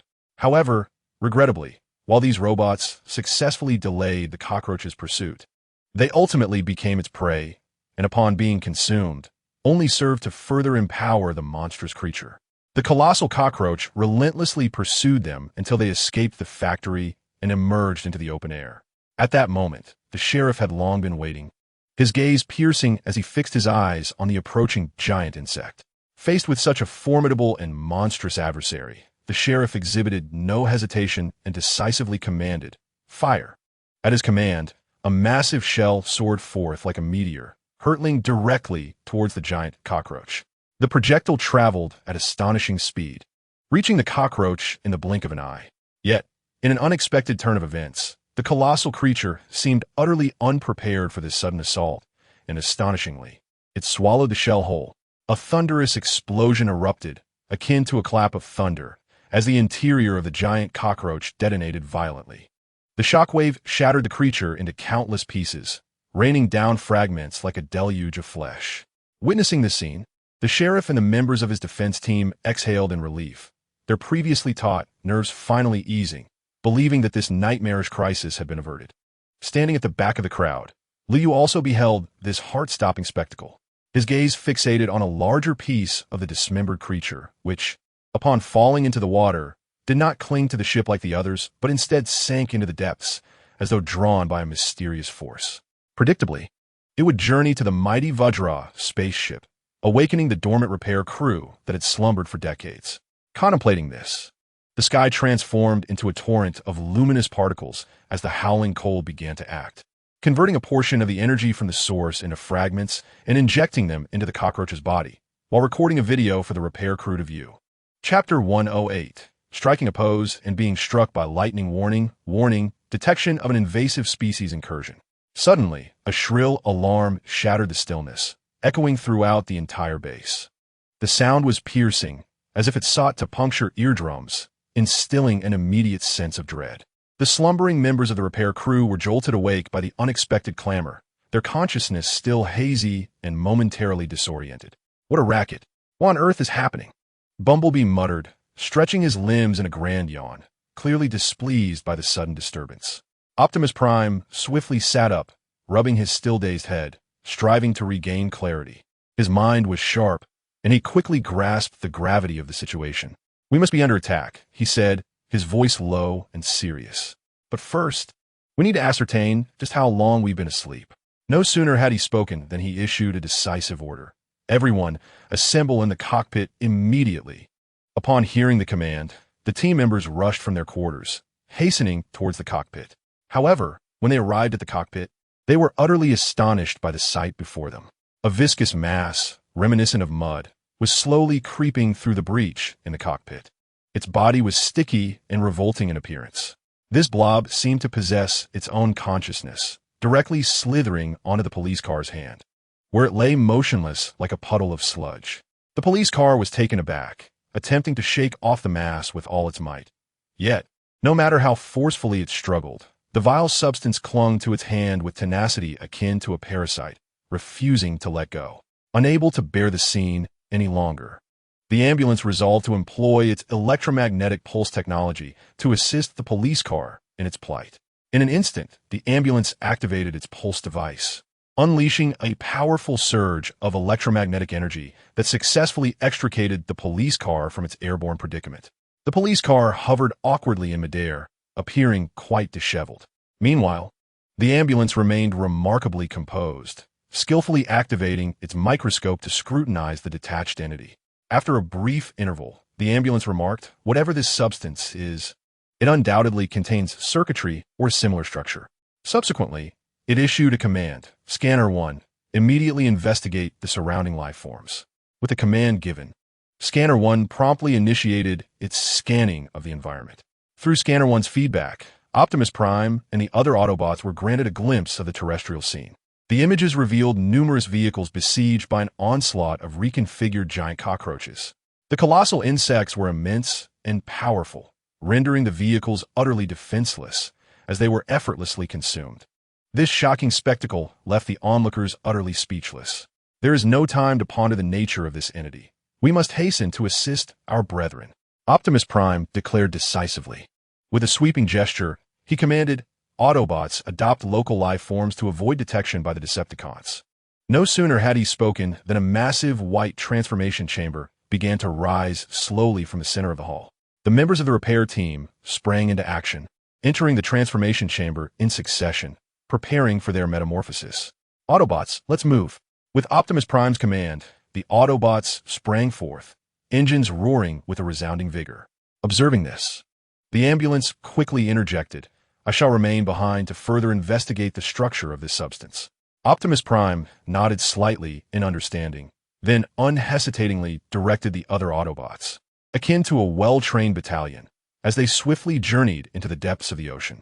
The Autobots sped through the water, churning up towering waves, their velocity akin to lightning, as if they sought to rend the very ocean apart.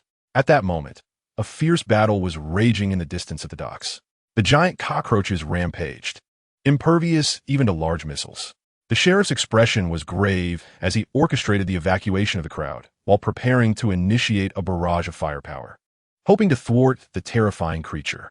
When he beheld the cars that had materialized out of thin air, he was momentarily taken aback, a torrent of questions surging within him. However, he quickly regained his composure and bellowed, Those uninvolved personnel, vacate the area immediately. Do not obstruct our efforts. His voice, though somewhat subdued amidst the cacophony, remained distinctly audible. Yet, before he could finish his admonition, he witnessed the vehicles transforming with astonishing agility, showcasing remarkable combat prowess. They abruptly began to rev up and then metamorphosed into robots. This unprecedented spectacle left the sheriff utterly bewildered. What jest is this? How can my car not transform?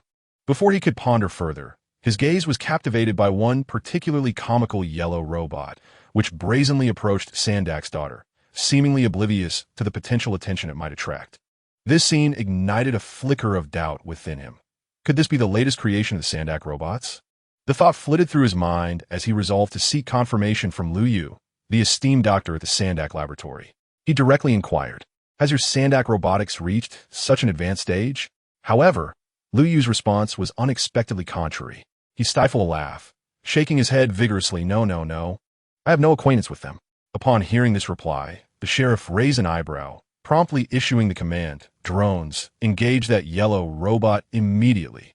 At his behest, 5 or 6 drones swiftly responded, akin to a swarm of ravenous mosquitoes darting towards Bumblebee. At that moment, Bumblebee was engrossed in an animated conversation with Sally, utterly oblivious to the impending danger. When the drones descended upon him like a torrential downpour, he awoke from his reverie, grumbling in discontent as he flailed to fend off the unwelcome intruders. Bumblebee, cease this nonsense. We require your assistance here. Gabbard, observing Bumblebee still frolicking with the drones, felt an eruption of frustration as he shouted. His eyes widened in terror as he beheld his left hand, now devoured by a colossal cockroach, filled with despair and helplessness. He turned, glaring at the culprit, the police car, and trembled as he exclaimed, I meant help me, not sever him. The police car, seemingly unfazed by Gabbard's reaction, merely chuckled softly and remarked, I believe this approach is more efficient. Optimus Prime stood nearby, watching the unfolding scene with a look of incredulity. He furrowed his brow and addressed the police car, saying, We are a team. You ought to pay more attention to teamwork. Teamwork? Very well. The police car replied in a cold tone, maintaining a stoic expression as he stepped forward to face Optimus Prime. However, I only trust one individual. The police car suddenly halted, lifted his gaze to meet Optimus Prime's eyes, and unhesitatingly declared me.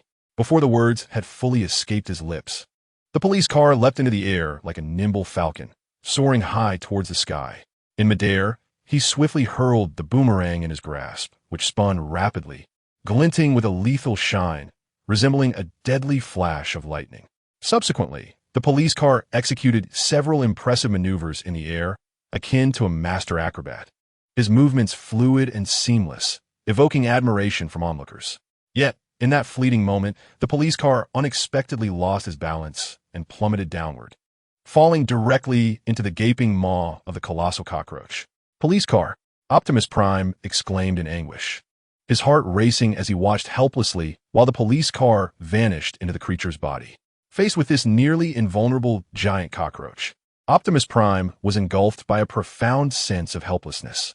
He stood rooted to the spot, witnessing the terrifying scene unfold before him, his heart brimming with anxiety and trepidation. Chapter 109. Entering Seclusion Ambulance. We require assistance. This is an order. Optimus Prime anxiously observed the police car being consumed by the colossal cockroach, his voice betraying an unmistakable urgency. Oh, the same old routine. A classic case of a rookie, the ambulance retorted impatiently. Do you truly believe that your haphazard approach would have any effect on that creature? He scoffed. How about this? You can let me study its anatomy and create a targeted weapon. Or would you prefer to have this rusted relic join you as the creature's next meal? The ambulance's words were laced with dissatisfaction and resistance. Optimus Prime found himself momentarily at a loss for words, rendered silent by the ambulance's tirade. After a brief pause, he resignedly replied, all right, ambulance. But you must act swiftly.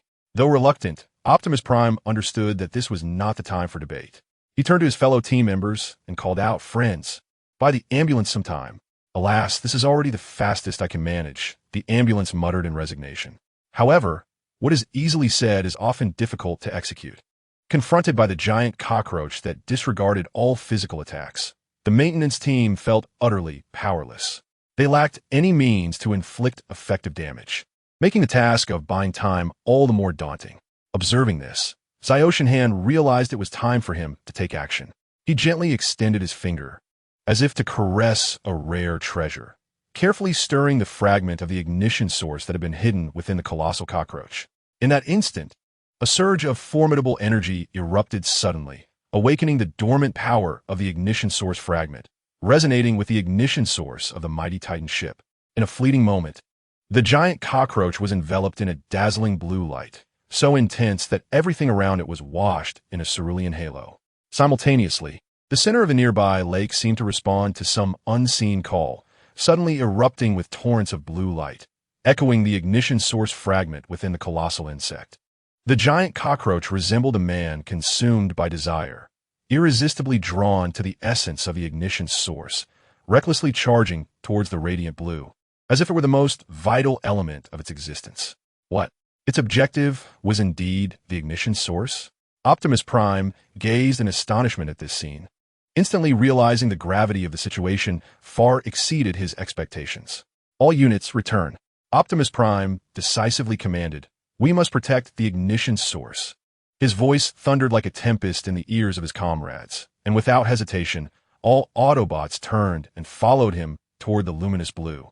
As they ran, Optimus Prime took a moment to reassure the Autobots behind him. Do not worry, my brethren. We shall ensure your safety. Though his comrades did not respond, the pride swelling in Optimus Prime's heart remained undiminished, for he understood he had truly become a hero. This sensation was one he could never have experienced as a mere mechanic. It was an unparalleled thrill and fulfillment. Just as the repair team prepared to retreat, Bumblebee unexpectedly found himself entangled by his newly acquainted human friend, Sally. With a face full of pleading, Sally implored, please, Bumblebee, let me go with you. It was evident that she was overflowing with curiosity and longing for Bumblebee's interior, as she attempted to leap into his vehicle multiple times, only to be gently ejected each time. Bumblebee, somewhat exasperated, explained to Sally, Sally, I must return to the ship. There is no time for play. However, Sally was not easily dissuaded, cheerfully insisting, I want to go now. Perhaps I could be of help to you. Faced with Sally's fervent request, Bumblebee hesitated. Although he often bore the innocence of a child, he recognized that this was not the moment to make unilateral decisions. Yet in the next instant, an exaggerated smile suddenly blossomed on Sally's face, as if it might tear her visage apart, and she triumphantly declared, Hee, trust this face, will you? In response to Sally's dramatic expressions and words, Bumblebee appeared somewhat at a loss. It fell silent for a moment, seemingly contemplating how to navigate this predicament. Ultimately, the Bumblebee let out a sigh and chose to acquiesce. Very well, but it would be prudent for you to refrain from speaking until I have elucidated everything. Upon hearing Bumblebee's words, Sally was nearly propelled into a leap of excitement, exclaiming loudly, marvelous? However, she quickly realized her voice was too boisterous and might attract unwarranted trouble. So she hastily lowered her tone, adding, all right. Thus, Bumblebee guided Sally towards a submerged spacecraft. Along the way, Sally curiously gazed around, and as she became aware of her underwater surroundings, a flicker of concern welled up within her. Will I be able to breathe underwater? Bumblebee, sensing her unease, replied with reassuring certainty, "Oh, of course." Sally, upon hearing Bumblebee's response, felt a slight alleviation of her anxiety, only for Bumblebee to pose a rather perplexing question: what is breathing? Back aboard the spacecraft, the ambulance was employing Imaging 1 to track the trail of the gigantic cockroach. Fortunately, the colossal insect was sizable, allowing them to evade it by deploying the powerful construct. However, misfortune struck as the powerful construct had sustained significant damage during the last invasion by Megatron, rendering most of its functionalities inoperative. Just as the gigantic cockroach was about to collide with the powerful construct, a Decepticon appeared unexpectedly through the dim underwater light. Optimus Prime recognized that it was none other than the Decepticon Starscream, one of the assailants from before. Starscream, eyeing the source of the Allspark within the gigantic cockroach with greedy intent, hesitated to act rashly in the face of such a massive foe. He could only watch as the gigantic cockroach pounded on the powerful construct like an ape, attempting to launch a few rockets. Shockwave had not anticipated the Decepticon's swift arrival, alleviating him of any concerns. Prior to their arrival, he had intended to alert the Autobots and train Sally in the process.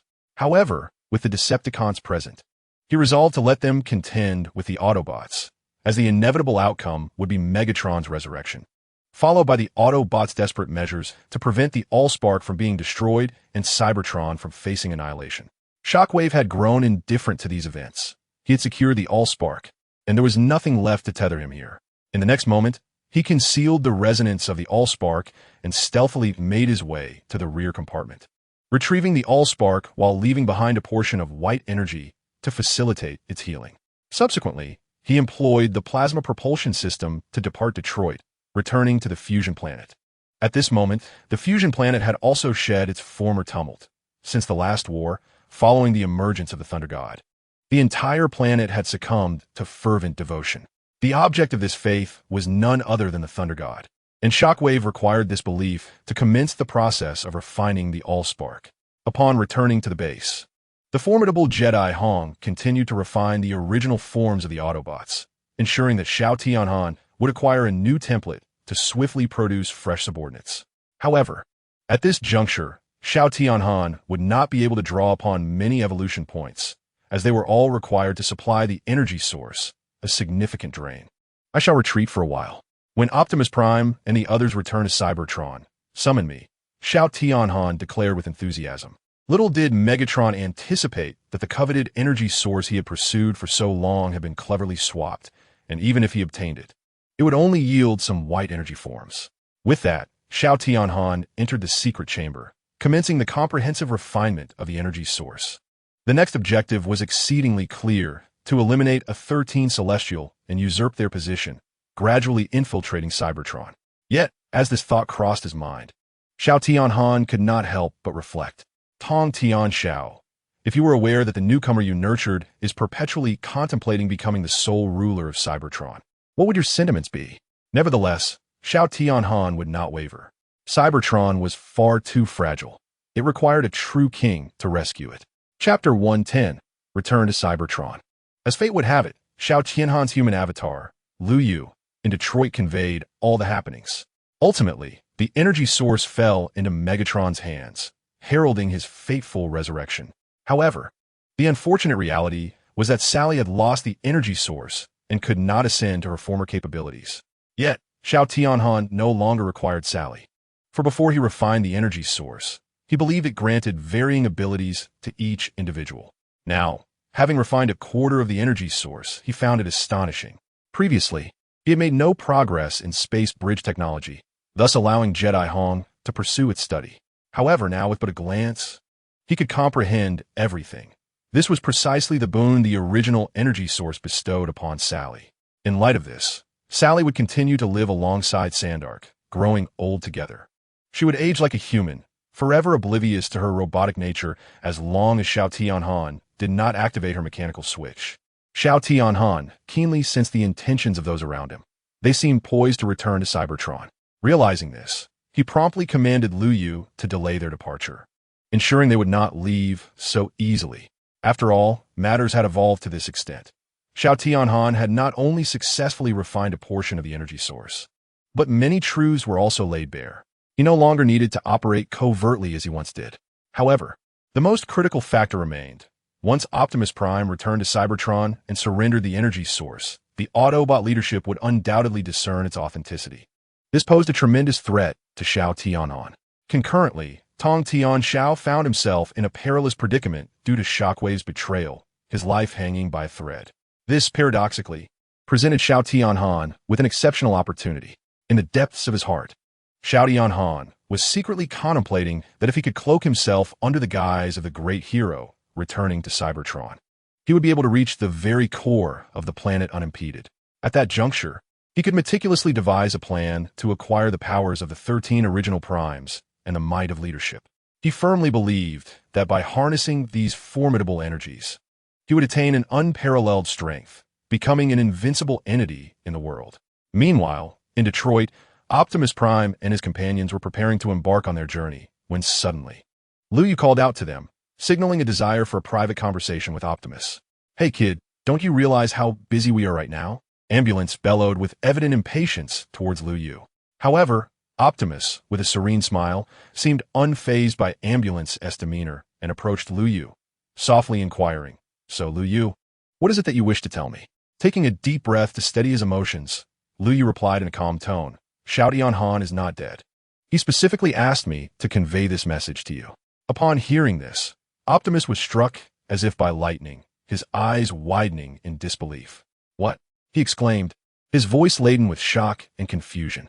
At that moment, an exuberant cry suddenly erupted nearby. It was Bumblebee and Sideswipe who had spotted Xiao Tianhan. "Brother!" they shouted, tears of joy streaming down their faces as they embraced Xiao Tianhan tightly, as though fearing he might vanish once more. Inside the spacecraft, a powerful surge of primal energy swept through like a whirlwind, as countless energy particles rapidly converged in the air, ultimately coalescing into a majestic figure. As the brilliance gradually faded, Xiao Tianhan's visage became vividly clear to all. Bumblebee and Sideswipe could hardly believe their eyes, clinging to Xiao Tianhan and feeling the reality of his existence. In their memories, Xiao Tianhan had been gone for a full 60 years, and now he stood alive before them, a sight beyond comprehension. "Truly, he has returned," Ambulance exclaimed, astonished, repeatedly murmuring by the Primus. "I hope this isn't a malfunction of my visual sensors." Although Xiao Tianhan was fully aware of the situation, he chose to feign ignorance, wearing a perplexed expression and asking, "What is happening? Why are you all crying so sorrowfully? Has someone bullied you?" Hearing his genuine concern, Sideswipe and Bumblebee were further convinced that the person before them was indeed their long-lost brother. It was simply unbelievable. Optimus, his face a mask of astonishment, called out in disbelief.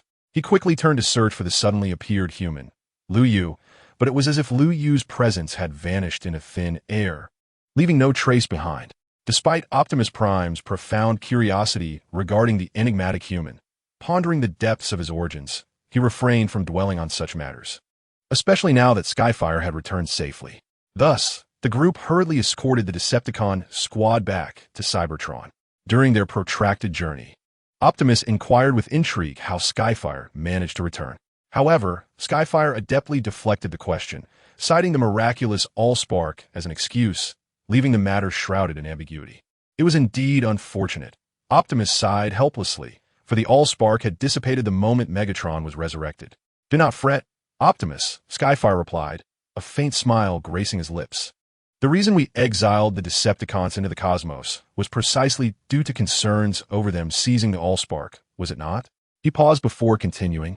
"Now that Megatron has been successfully captured, the status of the Allspark has become inconsequential, has it not?" Yet, Optimus remained unmoved by Skyfire's words, his expression grave as he gazed intently at him, emphasizing, "Skyfire, you fail to comprehend the significance of the Allspark to us Cybertronians. It is not merely a source of energy, it is the very lifeblood of our planet." A note of concern threaded through Optimus's voice. "If we were to lose the Allspark, our Cybertron may forever be unable to nurture new life.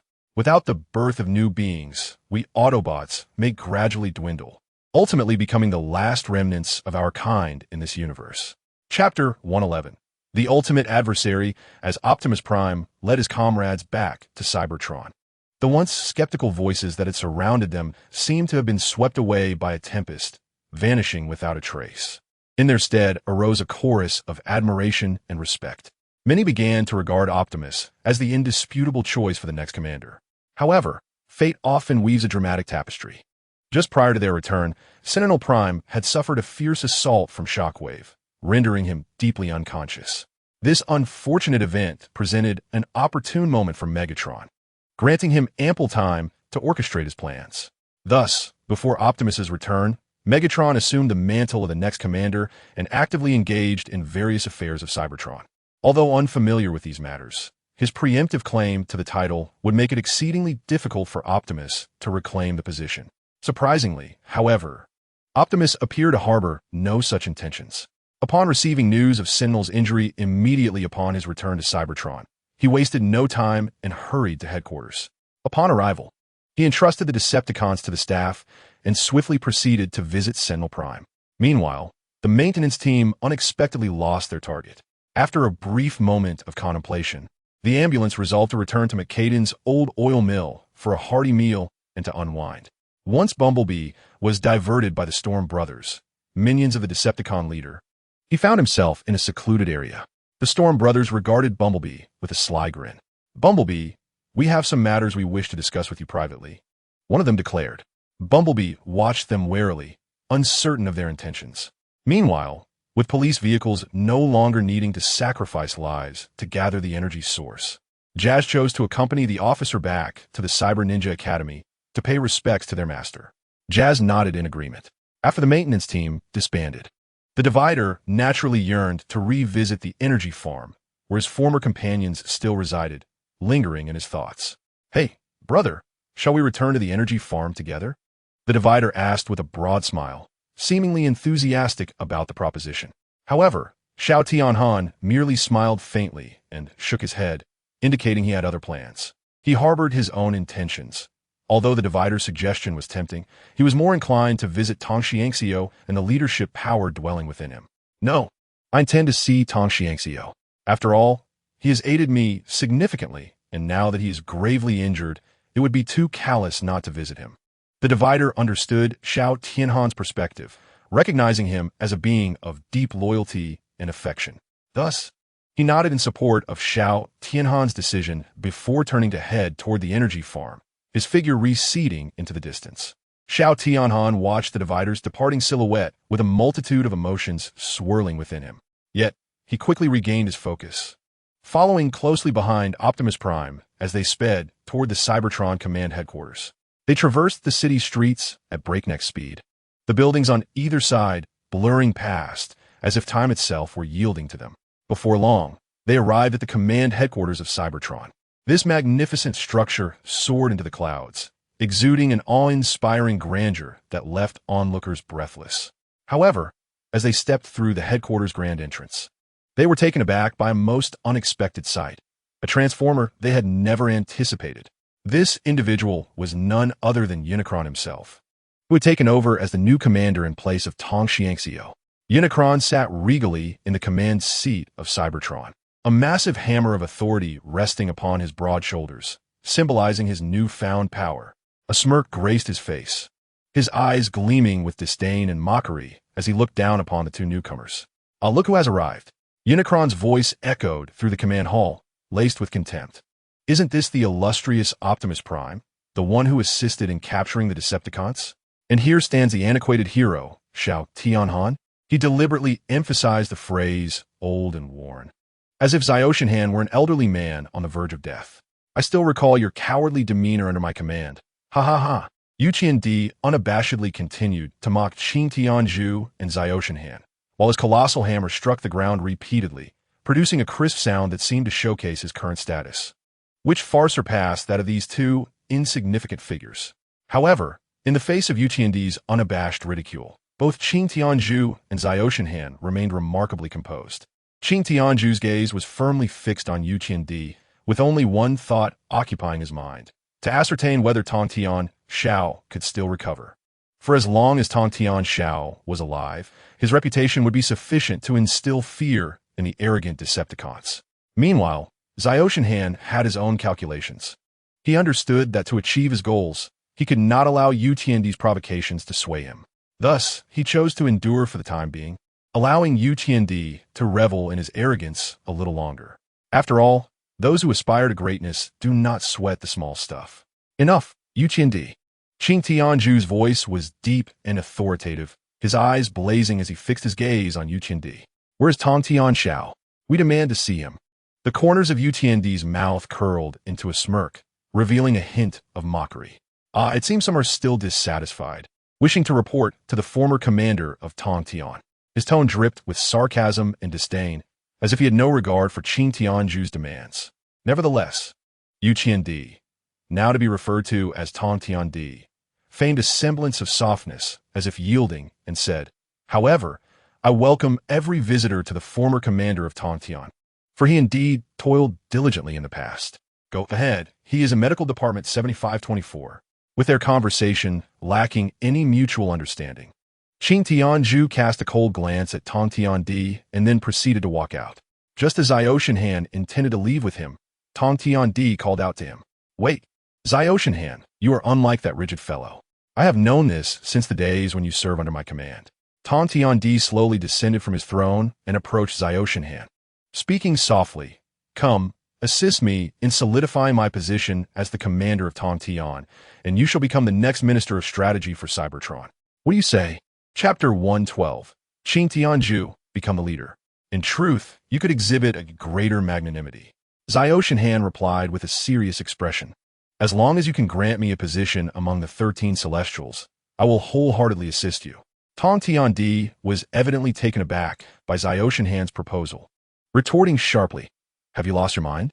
Tong Tiandi felt that Xiaoshan Han was simply mocking him. Such an unrealistic request was impossible to grant.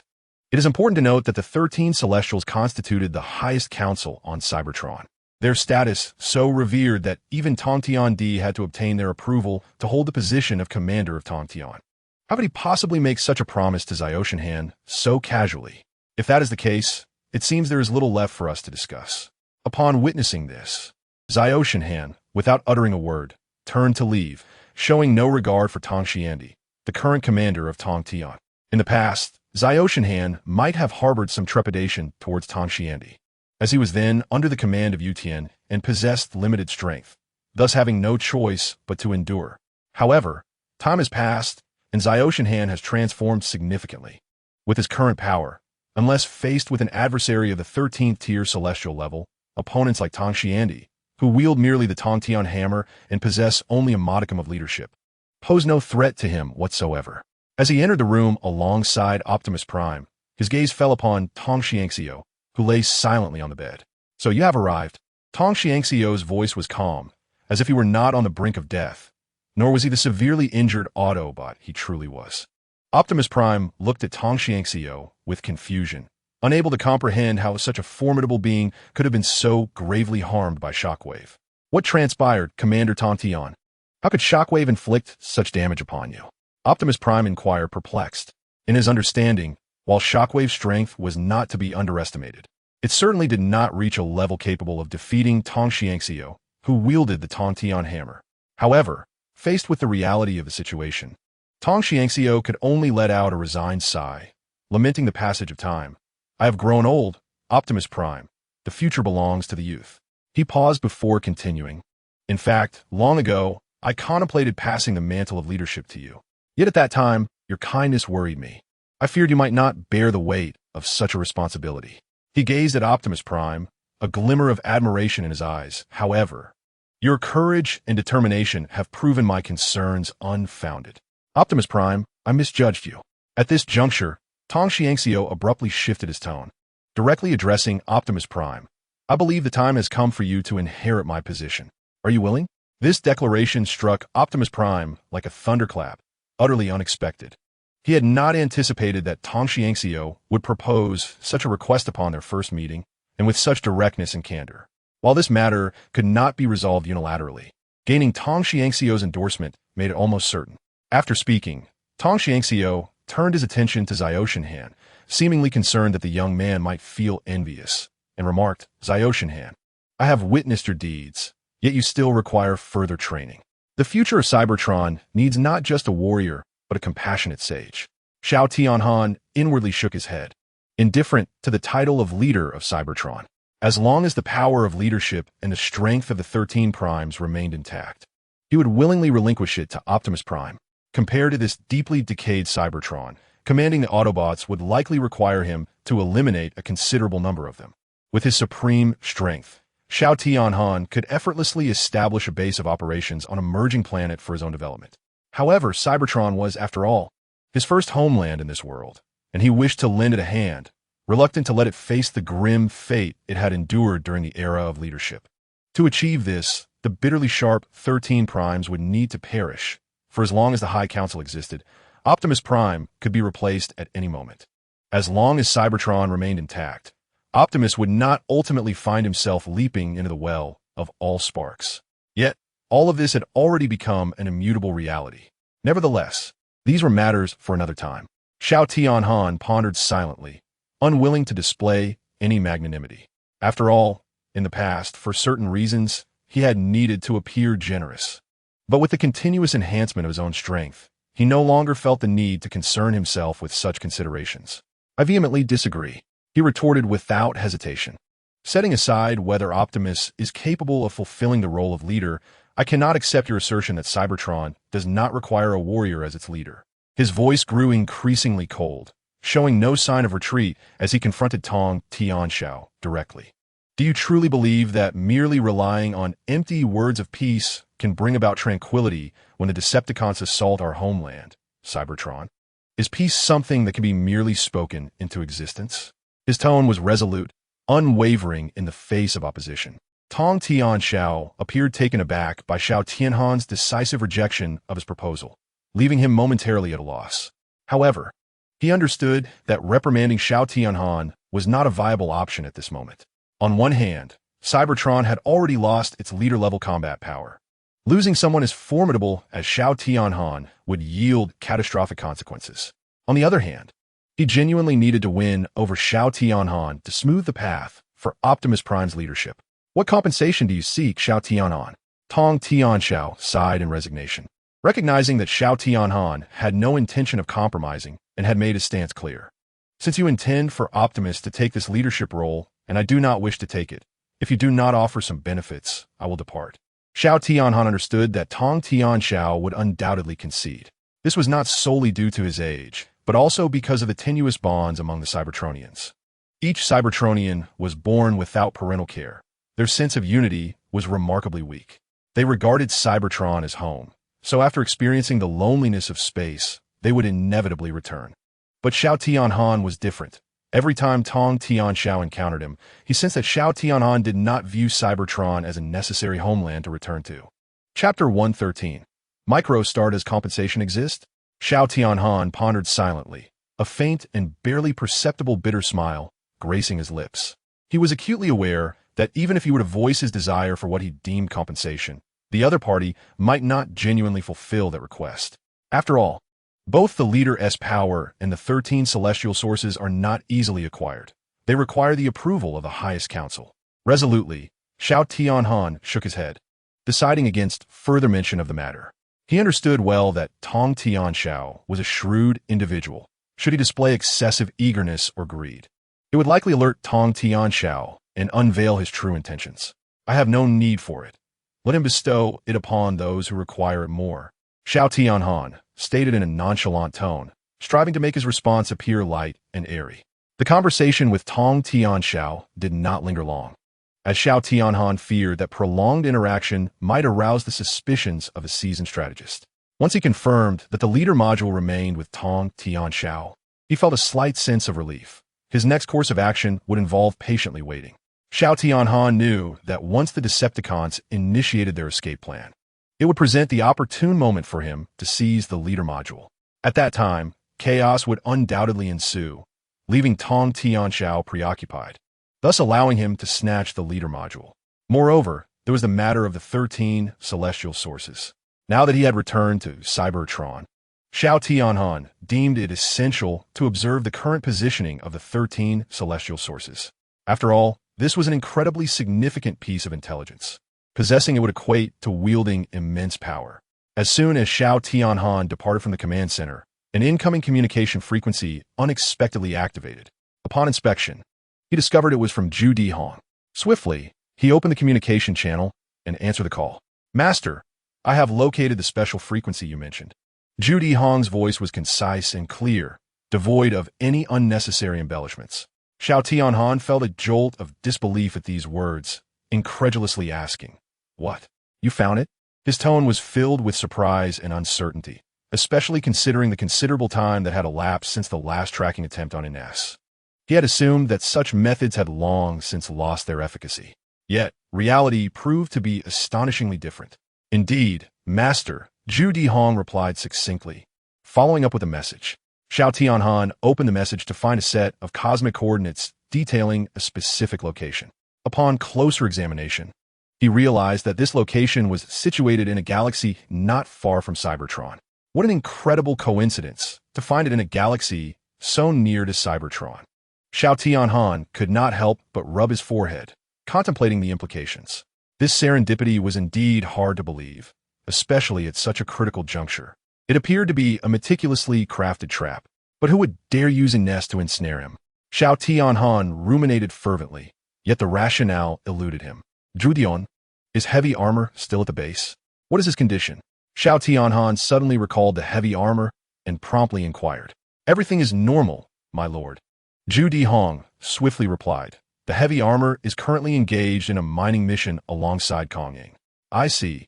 Xiao Tianhan exhaled softly, relieved that, at least for the moment, no unusual circumstances had manifested within the base. Upon hearing Zhu Dihong's words, Xiao Tianhan regained his composure. If not for the heavy armor, could it be that Ines had actively emitted a signal for him to find her? Yet, why had she not sent out a signal earlier? Was it due to being trapped, or for some other reason? Regardless, he felt compelled to investigate the perilous depths, did he not? Seemingly speaking to himself, Xiao Tianhan gazed at the starry sky. Even after all this time, Jack's wife, Lisa, may have ascended to the heavens, and the connection between him and Ines had grown tenuous. Nevertheless, Xiao Tianhan was not one to be ungrateful. Having accepted Ines's sister's commission, he was determined to see it through to the end. Zhu Dihong arranged for Kong Ying and the heavy armor to remain on standby at the base. Your support will be necessary if the situation demands it. Understood. Xiao Tianhan sought a secluded spot, transforming into the Thunderstar God. The plasma propulsion system ignited instantaneously, propelling him across the galaxy to the location specified by Zhu Dihong. It was a desolate, lifeless star, devoid of energy and any signs of life. Yet, Xiao Tianhan could indeed perceive Ines's signal emanating from his planet. Just as he prepared to search, a vibrant green laser struck him like a venomous serpent. Boom! A violent explosion erupted, engulfing the Thunderstar God in a cloud of dust and disorienting him. However, he was no novice. The Thunderstar God unleashed his twin cannons, effortlessly dispersing the haze, finally revealing his opponent's form. Wei Tianxing, the progenitor of the miniature Titan, one of the 13 celestial sovereigns that Xiao Tianhan had longed for. Before the Thunderstar God could contemplate further, Wei Tianxing launched another assault, enveloping himself in a brilliant radiance that annihilated everything in its path. This foment business. To be honest, facing a celestial sovereign at this moment did not leave the Thunderstar God without confidence. Even though the 13 celestial sovereigns possessed powers bestowed by the Celestial Lord, the Thunderstar God was no pushover either. Yet, considering that they were near Cybertron, with the primordial celestial lords situated at Cybertron's core, it hardly seemed an auspicious place for a confrontation. More pressing for the Thunderstar God was the question of why Wei Tianxing was here, why he was attacking him, and why he had kidnapped Ines. However, it appeared that Wei Tianxing had no intention of engaging in a cordial tea session with the Thunderstar God as he relentlessly advanced towards him. The Thunderstar God, observing the sphere of annihilation beside him, was understandably reluctant to engage in close combat, and thus sought to maintain distance while attempting to counter with the Super Thunder Cannon. Fortunately, in this state, Wei Tianxing was not particularly swift, allowing the Thunderstar God to easily escape the danger zone. Just as he prepared to retaliate, he spotted a young human girl wielding a longsword who was leaping through the air to strike him. Goodness gracious, is this the era of cultivation? How did you ascend? Although the Thunderstar God did not believe that this girl could inflict harm upon him, the scene unfolding before his eyes was undeniably bizarre. Moreover, upon evading the girl's strike and catching a glimpse of her visage, he exclaimed in astonishment, "Ines?" He realized that the signal he had been detecting was indeed emanating from the young maiden before him. What had transpired? How had Ines transformed into a human girl? The Thunderstar God was left bewildered, yet Wei Tianxing did not relent. Instead, he sneered. "What's the matter, Apostle of the Cosmic Emperor? I had expected you to be more incensed." Apostle of the Cosmic Emperor, me? The Thunderstar God was taken aback, pointing at himself in confusion. Indeed, capturing you is our mutual objective. We? Of course. As Chapter 114, Surina, unfolded alongside Wei Tianxing's discourse, another voice resonated like a thunderclap through the air, unmistakably laced with discontent toward Wei Tianxing. "Surely, you are the only one who perceives him as the Apostle of the Cosmic Emperor. Wei Tianxing, do not implicate me in this." This was a crisp and powerful female voice, despite being a female transformer. Her tone bore no trace of femininity, but instead exuded a refreshing air of valor. The crowd turned to behold the speaker, a tall female transformer adorned with a massive golden hammer on her back. The hammer seemed somewhat incongruous against her slender form, yet it somehow elicited a sense of harmony. Xiao Tianhan scrutinized this female transformer, and a flurry of information regarding the members of the 13 celestial elements flashed through his mind. A female, wielding a large hammer. With a close relationship to Wei Tianxing, under such constraints, a name immediately surfaced, Cai Tianjiao, renowned for crafting formidable artifacts. Her creations were intricately woven into the narrative of the Leader's Testament. Xiao Tianhan could scarcely fathom that he would encounter her under such circumstances, and that their initial meeting would be adversarial. Faced with the simultaneous appearance of two members of the 13 celestial elements, even a formidable entity like the Thunderstar God could not suppress a sense of vigilance. After all, even if these two were not particularly adept in combat, their identities and prowess were sufficient to instill caution in anyone. However, Xiao Tianhan noticed that a division seemed to be emerging between Wei Tianxing and Cai Tianjiao. This was undoubtedly an opportunity to exploit. Perhaps a means to navigate through the impending crisis could be uncovered. I am not speaking in vain. Cai Tianjiao, even if you harbor doubts about the celestial vow, do you not trust the prophetic will that you yourself created? Wei Tianxing stated with evident displeasure.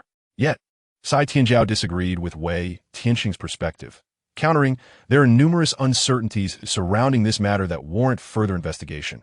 We cannot act so hastily. We should await the visit of Master Titan to the sphere of magic, gathering the greatest wisdom of all Cybertronians for a collective discussion, rather than recklessly resorting to violence, as you have done." Just as Micron and Skyfire were embroiled in a heated debate, the Thunderstar God suddenly launched an attack. With the swiftness of lightning, he lunged at Ines, intent on whisking her away. Do not harbor such delusions. However, both Skyfire and Micron, being formidable forces among the 13 primes, sensed his intentions the moment he moved and swiftly acted to intercept him. "Xiao Tianhan, cease this at once. This endless fighting is utterly pointless," Skyfire exclaimed, striving to quell the conflict. She continued, "The all-knowing once assured me that you are a true Cybertronian warrior, with no thoughts of betraying the Autobots. Therefore, I am willing to grant you an opportunity to prove your innocence after Master Titan's visit to the sphere." The Thunderstar God scoffed. "Your demeanor hardly suggests a willingness to let me go. It appears you have been investigating me for quite some time, even using the missing Ines as bait to lure me out. What purpose does your flattery serve now?" "Ines?" Skyfire paused momentarily, her gaze shifting to the human girl. "You refer to her, yet she is not Ines, but a mere unfortunate girl. When I found her, she was still being referred to as the ageless monster, destined to be cast into the flames. I merely rescued her from that fate, having discerned that she seemed to have descended into this world through the Cybertronian original body. Furthermore, she no longer goes by Ness. Her name now appears to be, what was it? Selena Ravenclaw." Selena coldly interjected. "Original body," the Thunderstar God realized. Understanding at last why Ines had not perished despite the lack of timely replenishment of her essence. She had abandoned her original form and been reborn through the Cybertronian original body. Yet, why had she taken on a human guise? After a brief contemplation, he gradually pieced everything together. Lisa and Ines had inadvertently fallen into the storage facility of the heavy-armored Cybertronian original body, and through Lisa, Ines had undergone rebirth. The two had unintentionally activated the life-saving mechanism left by the heavy armor, transporting them to an organic planet to survive. During this time, Lisa had likely renamed the newly reborn Ines, living out her life on that planet. Then, as Skyfire had mentioned, Selena's secret of agelessness had been discovered, rendering her a monster in the eyes of others. I wish to take Selena away. State your terms, Skyfire, the Thunder Star God decisively declared. Even if it required some sacrifice, he was determined to ensure that the girl would live happily from that moment onward. Do not portray me as some villain, he added. Seishiangio, with a resigned smile, remarked, you and I are merely executing orders. Although I cannot fathom why the Heavenly Lord's Covenant would proclaim that you might become the apostle of the Cosmic Emperor in the future. It is true that once you become the apostle of the primordial Heavenly Sovereign, that future shall be rewritten, will it not? Thunderstar God, shall we strike a bargain? Cybertron, the prison of Karen. May you rust away in your confinement, repugnant Decepticons, declared Yu Qiandi, who personally imprisoned Megatron, speaking with the air of a victor. Oh, how fearsome your words are. I believe you will make a splendid leader. Megatron feigned admiration, which pleased Yu Qiandi immensely. Do not expect to escape. These mini Autobots will monitor your every action. Should you exhibit even the slightest aberration, our control mechanisms on Cybertron are far from trivial, Yu Qiandi threatened, instilling further fear in the Decepticon leader before departing with satisfaction. Red Spider observed Yu Qiandi's retreat and commented uncertainly. The new leader of the Autobots is nothing short of a fool. The fate of Cybertron is indeed dire. This new leader has certainly made his presence known, confining us in our former abode. How considerate of him, Megatron scoffed, beginning to relay data to the many Autobots that controlled their movements. In other circumstances, Megatron might have needed to exert some effort, but given that this commanding officer had chosen to display his might by imprisoning them in their ancestral home, the Iron Dragon prison, he found no need for additional exertion. Chapter 115. Shame, what are the conditions? Zyoshinhan's voice was slow and laced with a hint of coldness. Yet he remained wary, unwilling to underestimate the situation. Fear not. This is merely a fair transaction. Seishiangio's smile blossomed like spring flowers, bringing a refreshing warmth. I desire for you to become the apostle of the primordial Heavenly Sovereign, the supreme 13 Celestial Lords. However, this can only occur if the previous generation of 13 Celestial Lords retire willingly and bestow upon you the cataclysmic power of the Celestial Lords. The waiting period for such power is unimaginably long, beyond description. What do you mean? Zyoshinhan's brow furrowed tightly, resembling a willow battered by a tempest, as he inquired in confusion. What I mean is that we hope you can remain as calm as still water, as lifeless as ashes, until this world finds tranquility once more. In return, you shall obtain everything you have ever desired. Such audacity, Seishiangio. Even if you are one of the exalted 13 Celestial Lords, how can you be so certain of my innermost desires? Zyoshinhan's gaze was filled with disdain, as if he were observing a presumptuous insect. Do you truly believe I would trust you enough to wait like a mere shell of a being? Alas, I speak from the heart. With a look of exasperation, Tianjiao sighed, seemingly lamenting the current situation. If you continue to be uncooperative, we may be compelled to resort to forceful measures to seal you away, he warned. Do not underestimate our resolve. In recent years, your presence has been evident in nearly every major incident that has stirred up turmoil. His tone grew increasingly grave as he continued. Once you vanish from this world, peace will swiftly follow. However, the Thunderstar God paid no heed to Tianjiao's words, convinced that the minds of the 13 Celestials had become deranged. Daydreaming, he bellowed with unrestrained fury, his voice reverberating through the cosmos, laden with contempt. Without hesitation, he raised the Thunder twin cannons, their barrels shimmering with a blinding radiance, as if imbued with cataclysmic power. In an instant, two intense beams of energy, one blue and one green, sliced through the universe like lightning, hurtling directly toward Wei Tianxing and Tianjiao. The energy contained within these beams was terrifyingly potent, rending the very fabric of space. Leaving behind dark fissures that suggested the universe trembled in response. With a thunderous roar, a formidable force swept over the solitary star like a tempest. The blinding light engulfed the world in a dazzling white, rendering it impossible to behold. Is it over? The Thunderstar God murmured in disbelief. He had chosen a moment when he believed his opponents would be caught off guard, unleashing his utmost power. It was inconceivable to him that even beings as formidable as the 13 Celestials could emerge unscathed from such a horrific assault. As the brilliance gradually faded, Cai Tianjiao and Wei Tianxing appeared unscathed, though several Autobots now stood before them. In Tianxing, you had to sit back and watch while we nearly lost our lives. Wei Tianxing exclaimed, his face a mask of anger, clearly expressing his dissatisfaction and grievance. In Tianxing merely shrugged, feigning innocence. Who could have anticipated this young one's strength? I certainly did not foresee it. Huan Shenling, evidently irritated by In Tianxing's demeanor, interjected impatiently. Enough with the excuses. We cannot allow the Cosmic Emperor's faction to recruit new apostles any longer. His tone was resolute and decisive. Honestly, just dealing with Zhen Tianzuan and Maxim is already enough of a headache. Now we have to contend with such a promising young addition to their ranks? Huan Shenling continued to lament, questioning whether the destruction revered by the Cosmic Emperor was truly so desirable. Wuchang Tian remained silent. Yet he did not cease his elemental assaults against the Thunderstar God. The Thunderstar God exhibited astonishing agility, swiftly evading the attacks from the uncertain Celestial while calmly surveying the surrounding situation. With the arrival of the Celestial Navigators, the Phantom Celestial Spirits, the Uncertain Celestial, the Celestial Champion, and the Minor Celestial Stars, the fact that half of the Grand 13 Guardians had seemingly descended upon him was truly alarming. It appeared that only a few remained on Cybertron, all of whom had come forth to confront him. What had he done to deserve such treatment? Was it merely tearing apart the source of fire and consuming a few bites that branded him as an apostle of the Cosmic Emperor? The Grand 13 Guardians, oh, how vexing. At that moment, the Thunderstar God found himself facing the combined might of 5 Grand 13 Guardians, akin to a lamb awaiting slaughter, unable to resist. All he could do was pray that these Guardians still adhered to some semblance of reason. Otherwise, he would have no choice but to flee. As the Thunderstar God moved, he was immediately met with a fierce onslaught from the 5 Guardians, leaving him no opportunity for escape and causing his teeth to clench in frustration.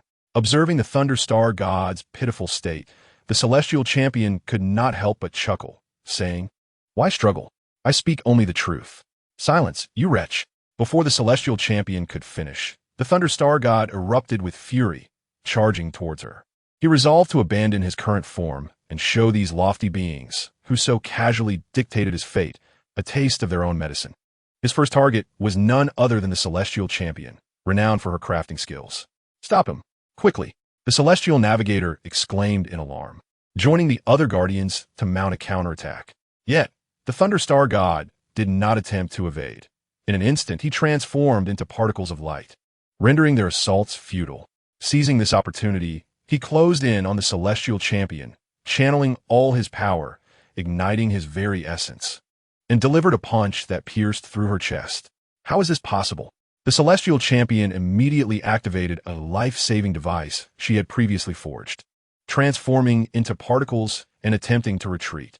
However, the Thunderstar God was resolute, recognizing that while it may be difficult to defeat her compared to the other Guardians, her defenses were the weakest, allowing him to eliminate her in one decisive blow without affording others the chance to intervene.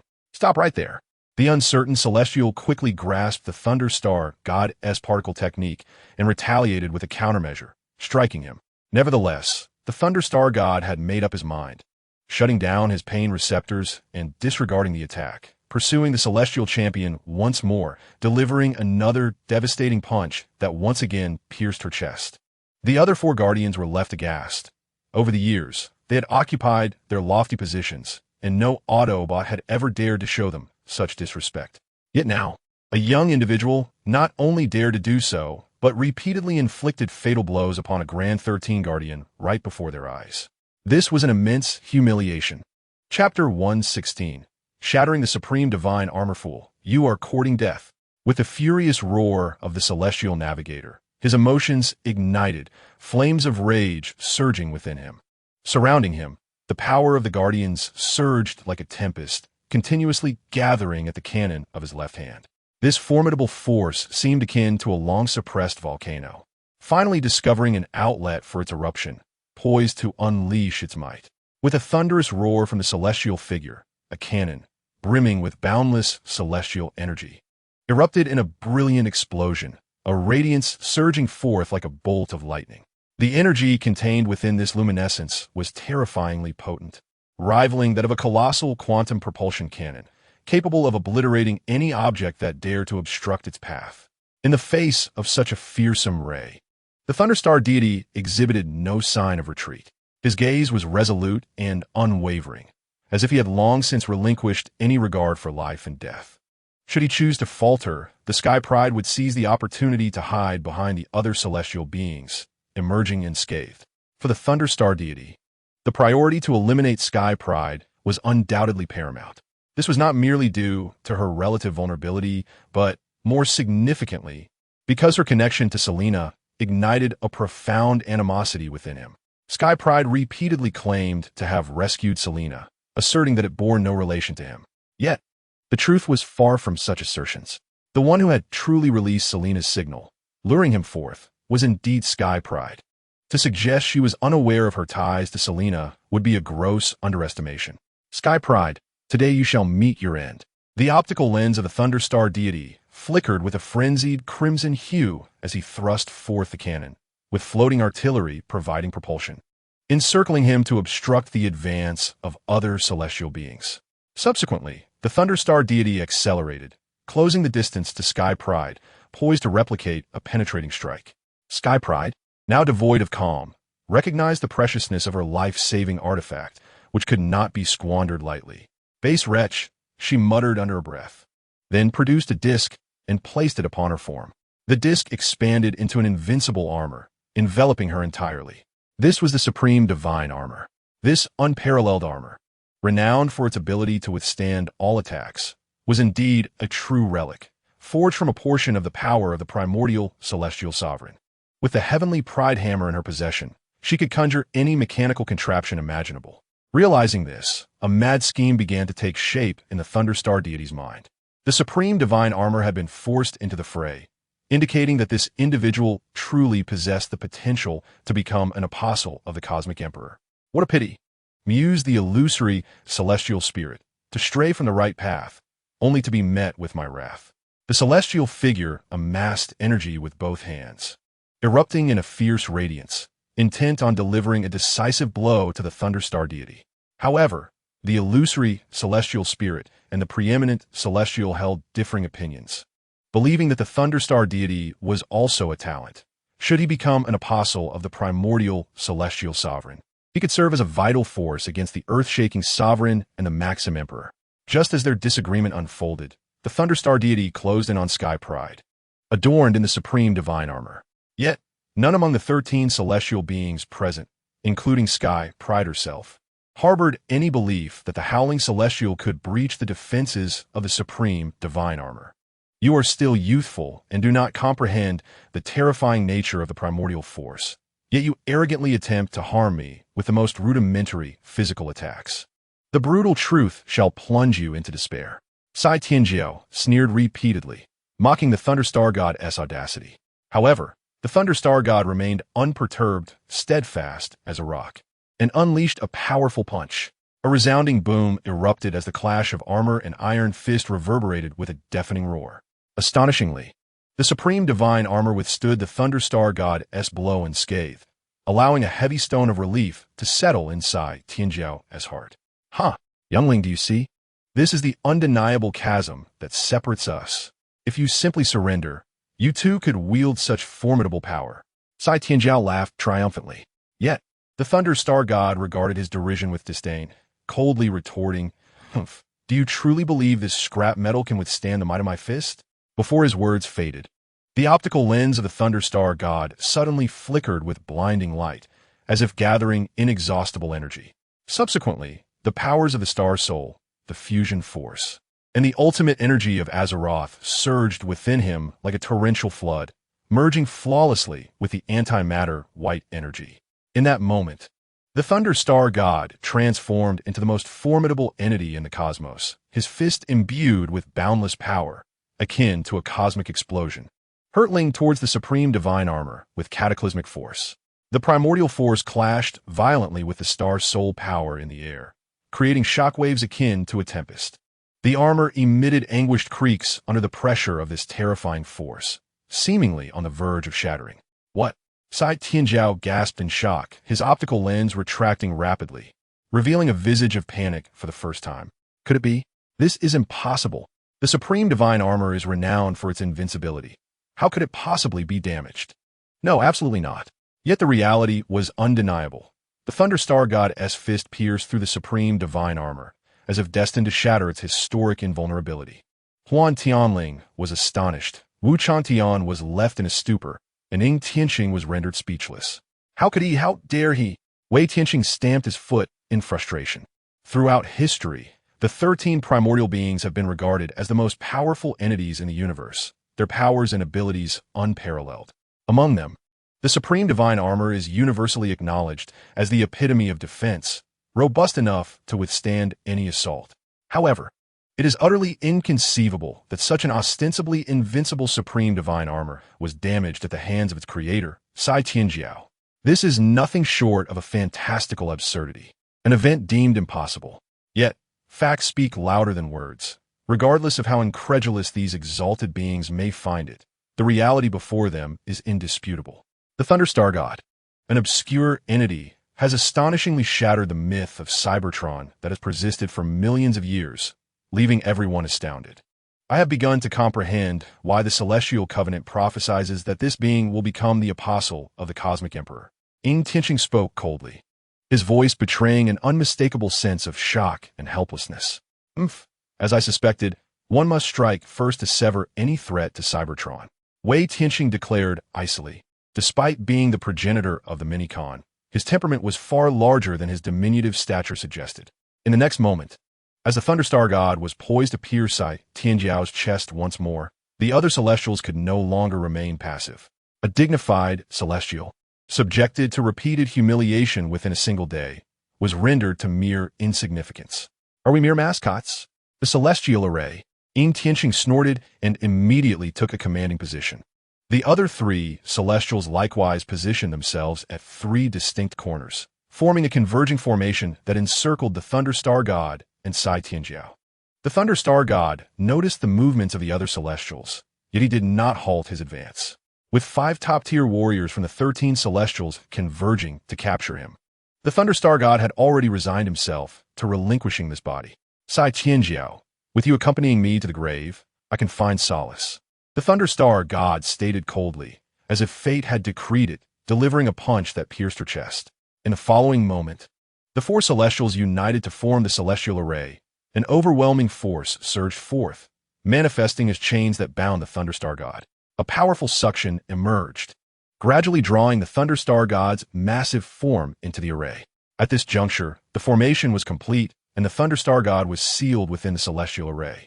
Perhaps, as Cai Tianjiao surmised, they truly intended to temporarily conceal the Thunderstar God for future purposes. Yet at this moment, the Thunderstar God's fate was no longer in his hands. Gazing upon the array emanating a blue luminescence, Cai Tianjiao finally exhaled in relief, though the system remained somewhat chaotic, prompting her to press her forehead and regain her composure. The 4 Celestials, observing the situation, reach a conclusion, finally breathed a sigh of relief. Even with the absence of the Thunderstar God, the world would continue to turn. Yet, the Supreme Council of Cybertron publicly declared that the young warrior, Xiao Tianhan, had perished in an interstellar explosion, reduced to cosmic dust. Of course, these events were merely prologue. Due to the foolish actions of the enemy of heaven, the Decepticons escaped from Karen, slipping away from Cybertron's grasp, resulting in the loss of his position as Supreme Commander. That same year, the Luminary fell ill and returned to the Well of Sparks, preparing for his next incarnation. Optimus Prime found a new mentor in Master Titanium. Master Titanium imparted much wisdom to Optimus, who subsequently served as the administrator of Iron Fortress for an extended period, until, not long thereafter, Master Titanium persuaded the Supreme Council, elevating Optimus Prime to the position of leader. Once in this role, Optimus Prime devoted himself to the pursuit of peace for Cybertron. Even the leader remains oblivious to most of the actions taken by the 13 Primes, which has perpetuated the ongoing conflict between the Autobots and the Decepticons. During this tumultuous period, Bumblebee has evolved into a valiant warrior, assuming the role of a scout for Cybertron. Ratchet and RC formed a deep bond, sharing a lengthy journey together. Yet their lives were tragically altered by a Decepticon assault that ultimately led them back to the Well of All Sparks. Immersion in the well signifies the promise of a new destiny, a relinquishing of all past identities, and a rebirth into another form. The police vehicle and Jazz returned to the Cyber Ninja Academy, where the police vehicle relentlessly pursued his mentor, becoming lost amidst the vastness of the stars, ultimately succumbing to a Decepticon ambush, and thus failing to return to the Well of All Sparks. As for Bulkhead, after resolving the crisis of the Decepticon invasion at the Energon farm, he sought to locate Starscream, only to discover that the High Council had dispatched him on a mission. In his quest to find Starscream and offer assistance, Bulkhead joined the Thunder Rescue Team. Notably, Springload had already declared Starscream the next leader of the Thunder Rescue Team. However, when the High Council revealed the grim truth of Starscream's demise, all aspirations were dashed. Yet, time has a way of healing all wounds. Within the Thunder Rescue Team, Bulkhead encountered the Minister of Science, Jolt. Jolt expressed that he had heeded Starscream's counsel and was poised to become a warrior. This set the stage for the renowned battle of Darkmount Pass. In the future, the clashes between the Autobots and Decepticons would escalate, leading to a point where Cybertron could no longer create life. The Well of All Sparks lost its energy, likely due to the insatiable consumption by the Thunder God. Yet this was not the root cause. The fundamental issue remained the war between Autobots and Decepticons. As time flowed on, countless years passed, and from a solitary star, a surge of primal energy erupted. In the tranquil void, a faint blue light manifested, revealing a segment of blue data, a manifestation of Starscream. Long ago, the 13 Primes had sealed him away, never anticipating that he would choose to remain. As the Thunder God pierced through Starscream's essence, he continuously siphoned the primal energy, which explained the disorientation experienced by Starscream. On the surface, it appeared that the 13 Primes had successfully sealed away the Thunder God. In truth, they had inadvertently granted him the time to grow. Now, the Thunder God has unified the primal energy with the power of the Star Soul. Yet due to the weakness of the primal energy, he could only unveil a fragment. However, this is of little concern. With the power of a leader, the Thunder God could transform into the ultimate Energon Star God, rendering the 13 Primes obsolete. Escaping from the data form of Starscream serves this very purpose, to seek a means of departure. Currently, he exists merely as data, incapable of spatial teleportation as he could in his original form. As he pondered, Ziotian suddenly beheld a derelict spacecraft, emanating signals from the Decepticons. He gazed upon the vessel with a sense of fate, for it was none other than the Retribution. The data entity swiftly approached the Retribution, successfully commandeering its propulsion system. Upon surveying the interior of the ship, Ziotian noted the absence of any surviving Decepticons or Autobots, a realization that filled him with regret. Lacking a physical form, Ziotian would be condemned to navigate the world solely as a data entity, devoid of any means to summon the forces of his subordinates, such as the Jedi Strike. To evade detection by the 13 primordial beings, Ziotian had long relied on a combination of Star Soul energy and networks to communicate with Jedi Strike. Now, without a corporeal body, he could not utilize the template, and consequently, the Star Soul energy was rendered inaccessible, severing his means of contact. He resolved to return to Cybertron and devise a plan meticulously. As Ziotian piloted the Retribution back to Cybertron, he harbored hopes that the current leaders would not be overly sensitive, allowing him to descend without being blasted from the sky. However, upon his return, he found himself taken aback. The Cybertron before him had transformed into a desolate wasteland. Strikingly, as the Retribution landed, he recognized a familiar face. An imposing purple tank drove into the ship. Upon realizing the vessel's derelict state, he expressed his bewilderment, remarking that an abandoned Decepticon warship landing in Cybertron defied all logic. This, of course, defies logic, Zyoshinhan's voice suddenly emanated from the control panel, tinged with surprise and discontent. But you, how have you become this way? The unexpected voice startled Shockwave, who stared at the control panel in astonishment. Utterly unprepared for the revelation that the ship harbored an intelligent system. An intelligent system? Shockwave muttered to himself, filled with intrigue. Yet, Zyoshinhan seemed unfazed by his reaction, merely responding, "Intelligent? Nonsense." He then shifted the conversation, remarking, "Shockwave, I preferred your former demeanor of utmost respect towards me." This statement left Shockwave perplexed, prompting him to inquire, "From your words, can I infer that we were acquainted in the past?" Zyoshinhan did not directly address the question, but continued to deliver a Buddha to the west. "Shockwave, I can guide you to Megatron, provided you possess the coordinates and sufficient energy." At the mention of Megatron, Shockwave's optical sensors flickered momentarily. But he quickly regained his composure and replied, "Your proposition lacks logic. I find it difficult to trust you." Evidently, despite Zyoshinhan's enticing offer, Shockwave remained steadfast in his caution and vigilance. "Yet, you have no choice but to trust me. There are no alternatives, are there?" A confident smile graced Zyoshinhan's lips, as he understood that Shockwave was now in a dire predicament, left with no option but to place his faith in him. As anticipated, Shockwave fell silent, contemplating his situation. His once radiant electronic eye now dimmed, evidently engaged in an intense internal struggle. For countless long years, he had endured solitary survival on Cybertron, a feeling of loneliness and helplessness that perhaps only he could truly comprehend. "What do you desire?" Ultimately, Shockwave chose to submit to the overwhelming authority of Soundwave. However, it was evident from his tone that he was not genuinely inclined to cooperate, but rather compelled by circumstance. His gaze fixated on Soundwave, seemingly warning him that should the proposed demands encroach upon his bottom line, he would not hesitate to turn away. Seeing this, Soundwave felt a surge of triumph within. After some contemplation, he recalled the research materials he had encountered in Shockwave's laboratory during his time at the Cybertron Academy for new recruits, pertaining to the prehistoric organisms of Cybertron. Thus, he resolved to use this as a point of leverage to gauge Shockwave's reaction. "You must possess considerable data on the prehistoric organisms of Cybertron, correct?" Soundwave stated directly. At this, Shockwave's body jolted, his electronic eye flickering back to life, revealing a hint of astonishment and confusion.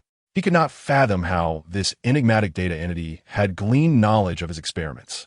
Since being abandoned in this desolate place by the Black Widow, he had spent such an interminable and quiet time that, logically, no one should be aware of the nature of his work. Yet this data entity not only knew, but sought his experimental data. Despite the bizarre nature of the situation, the experimental data was not something Shockwave felt he could not part with. Thus he acquiesced.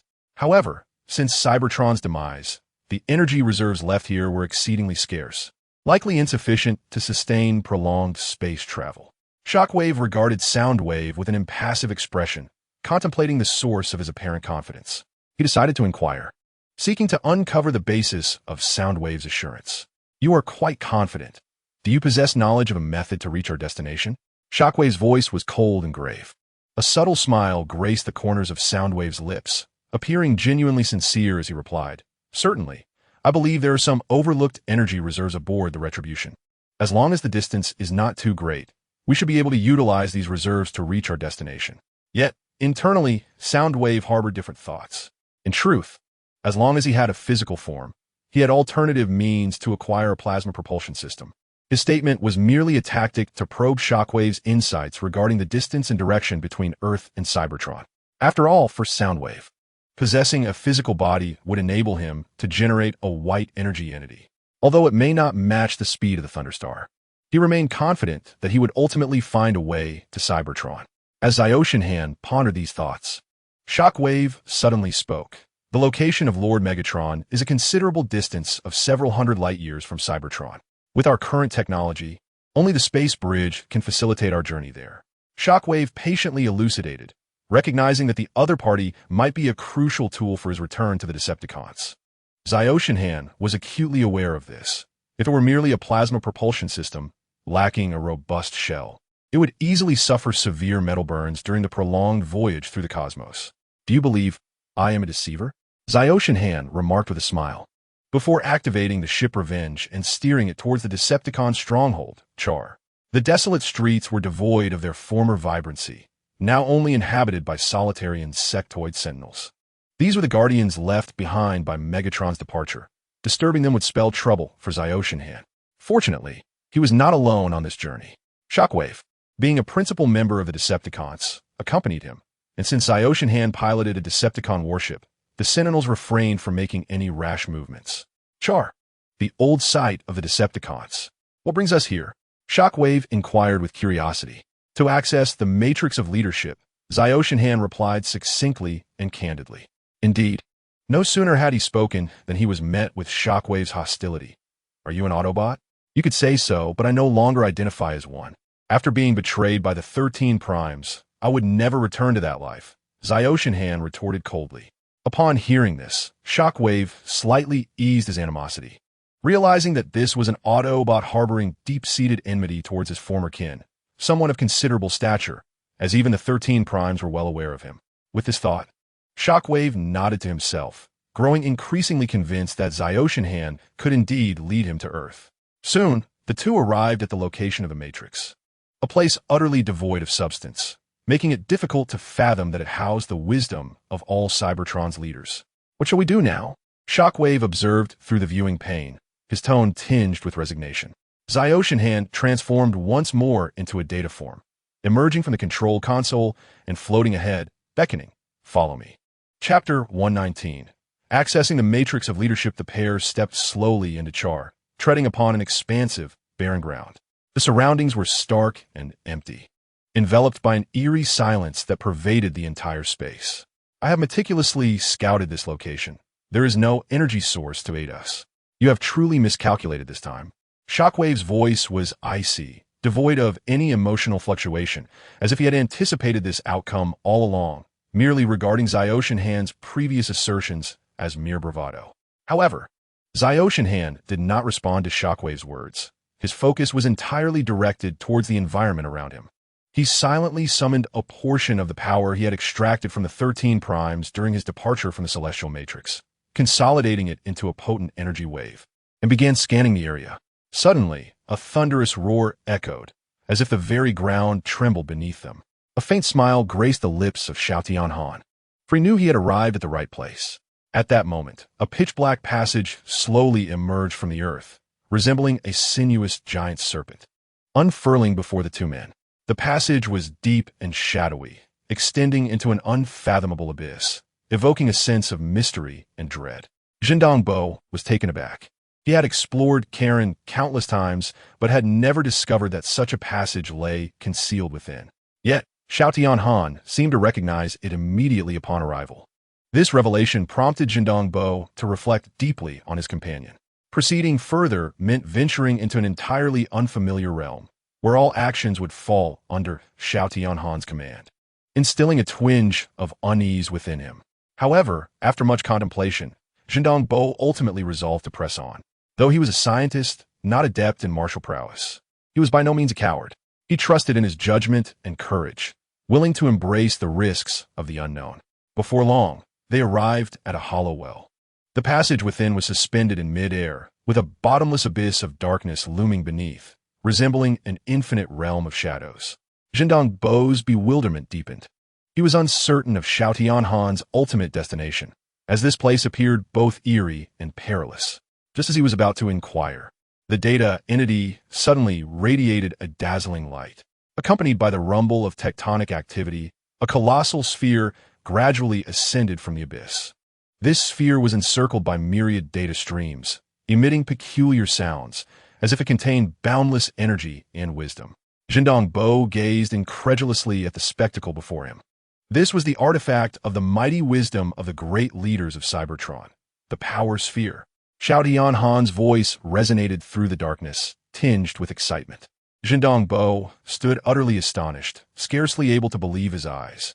The legendary artifact of the Autobots was, astonishingly, housed within the ruins of the Decepticons at Karen. This was truly beyond comprehension. However, what perplexed him further was how this enigmatic data entity had come to know of the Power Sphere's existence. This question lingered in his mind, an enigma he could not unravel. Finally, Zhendong Bo could no longer contain his curiosity and asked, "Who are you?" His voice betrayed a hint of urgency and confusion. Strangely, Xiao Tianhan appeared completely indifferent to his inquiry, seemingly oblivious to his words. In truth, Xiao Tianhan was wholly absorbed in establishing a connection with the power sphere through the celestial energy of Si Tianjiao, accessing the information contained within. The magic sphere, an artifact embodying the profound wisdom of all great leaders, is destined to provide crucial guidance and support on his path to becoming the ultimate energy star god. Upon successfully entering the magic sphere, the appearance of Xiaoshenhan underwent a remarkable transformation. A discerning observer would note that he bore an uncanny resemblance to Seixianjiao at that moment. This was not a mere coincidence. Rather, it stemmed from the primordial energy that Xiaoshenhan had stolen from Seixianjiao when he pierced through her. Consequently, as he harnessed this power to enter the magic sphere, he naturally manifested the image of Seixianjiao. Assuming the identity of Seixianjiao, one of the 13 primordial beings, Xiaoshenhan boldly approached the magic sphere, akin to using another's key to unlock a door to their home, with the inhabitants obliviously accepting him as their true master.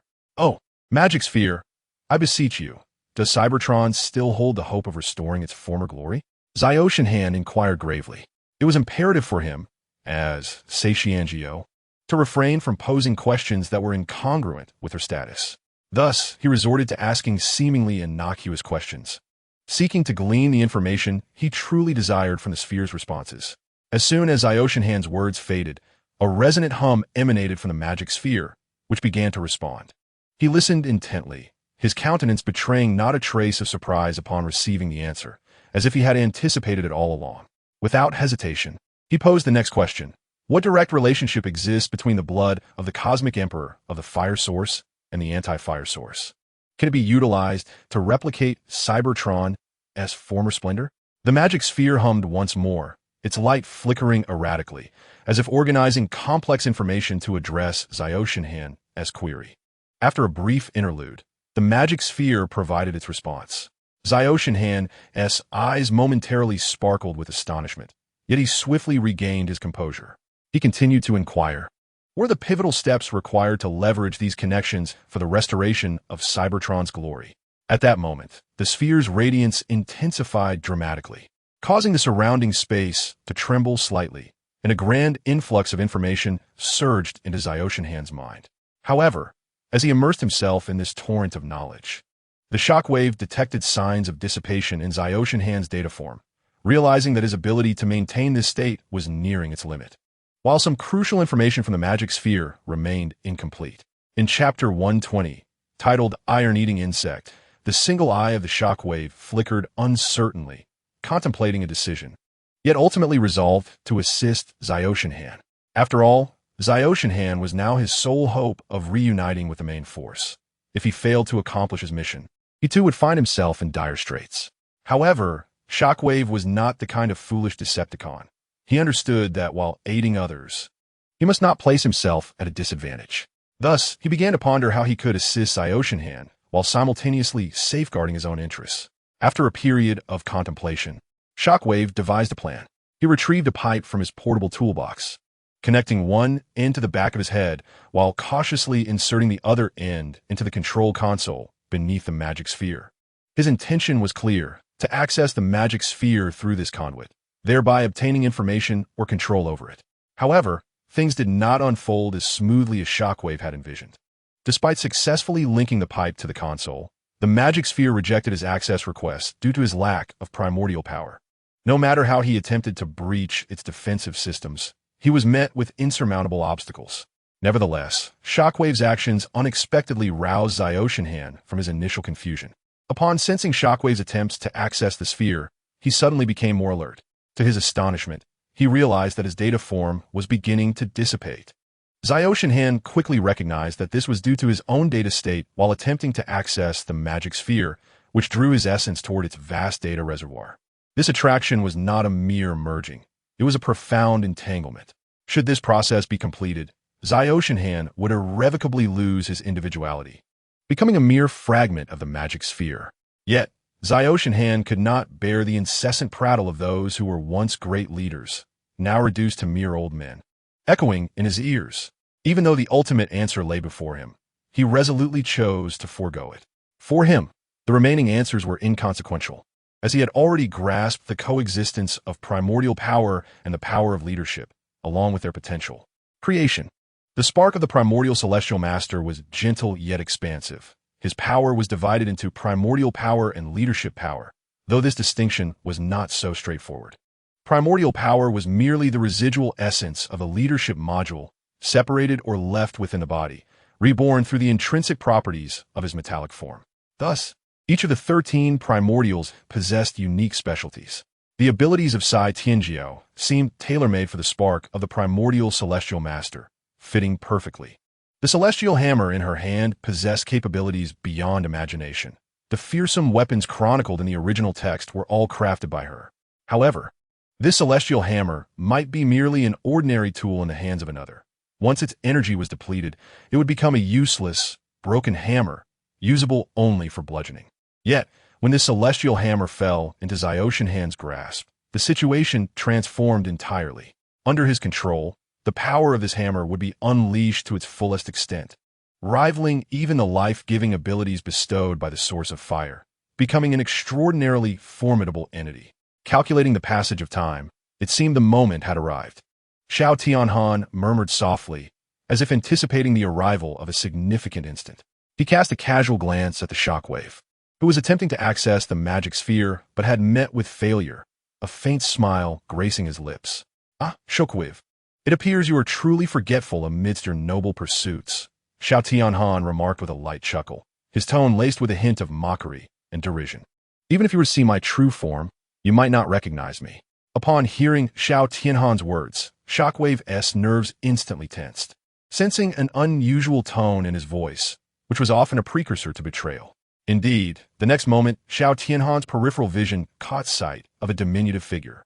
It was an exceedingly adorable and petite iron bug, making its slow yet determined approach toward the magic sphere. This iron bug exhibited a dark gray hue, its surface cloaked in a tough metallic shell, resembling a tiny mechanical creature. Its relatively large head was adorned with two round, glimmering eyes that sparkled with a faint light, as if curiously surveying its surroundings. This iron bug was none other than a steel eater, a pest that thrived on the planet Cybertron. They fed on metals, particularly having a penchant for living metal. The immense magic sphere represented an unprecedented feast for these steel eaters. On Cybertron, they might have long been deprived of the taste of living metal. Hence, the powerful energy and alluring aura emanating from the magic sphere would undoubtedly draw these steel eaters like a magnet. With this thought, Xiao Tianhan's elation erupted like a volcano. He could no longer contain the intense emotion surging within him, his face contorting into a chilling grin. "Shockwave, when I first emerged into this world, I truly owe you a debt of gratitude for your guidance." His voice brimmed with derision and disdain. Had you not reported that intelligence to Megatron, how could he have entrusted the task of eliminating me to Black Arachnia? Xiao Tianhan paused for effect before continuing. "If it weren't for Black Arachnia undertaking that mission, I might have already met my demise. Nevertheless, it is precisely because of that I managed to escape death and stand here conversing with you." His smile grew increasingly sinister, a glimmer of coldness flashing in his eyes. "But do not think for a moment that this will allow you to evade calamity. You are the enemy of all members of our Thunder Rescue team. Waybreaker perished because of you. Though he may have been revived now, this enmity shall never fade." Xiao Tianhan gritted his teeth, declaring, "Today, let you taste the bitterness of losing your own limbs." "Are you Xiao Tian?" After listening to Xiaoshan Han's words, Shockwave immediately recalled memories of him from the depths of his mind. He gazed at Xiaoshan Han in disbelief, exclaiming, "No, it cannot be. You were supposed to have perished in the interstellar storm, with no chance of resurrection. Is that so? Perhaps my intense hatred for you has allowed me to claw my way back from the depths of hell." Xiaoshan Han waved his hand dismissively at Shockwave and said, "Enjoy the feast of the Devourer insects, you wretched Shockwave." In the next instant, the Devourer insect sprouted wings and lunged at Shockwave. Behind him, countless Devourer insects prepared to surge forth like a tidal wave, ready to engulf Shockwave. Chapter 121. A familiar face. Xiaoshan Han chose not to look back. After ensuring the Devourer insects had detected the arcane sphere, he quietly departed. He intended to let the Devourer insects eliminate Shockwave, his persistent adversary, while simultaneously dismantling this so-called artifact, the Arcane Sphere.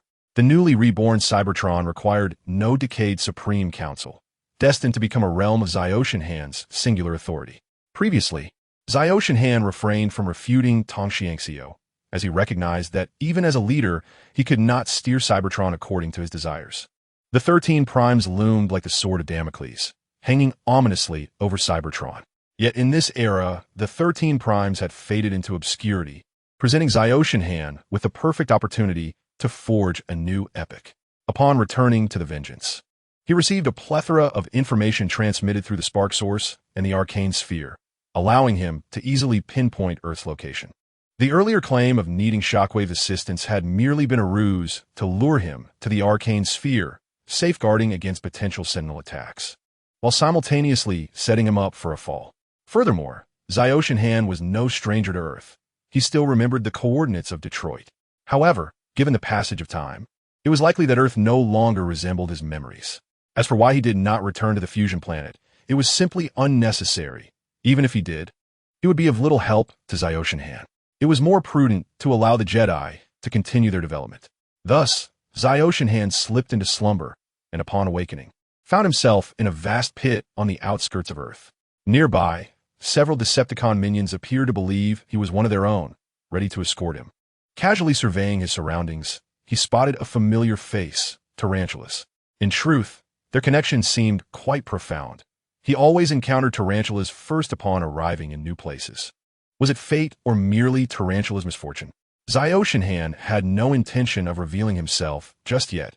Several original bodies remained hidden within the Vengeance, and he would wait for them to depart before finding an appropriate template to assume. With this thought, Ziotian Han focused his mind on the system, beginning to assess his evolution points. Regrettably, he had invested his points into the Spark Source, the power of the Star Soul, and the fusion of the primal forces, leaving him with scant resources.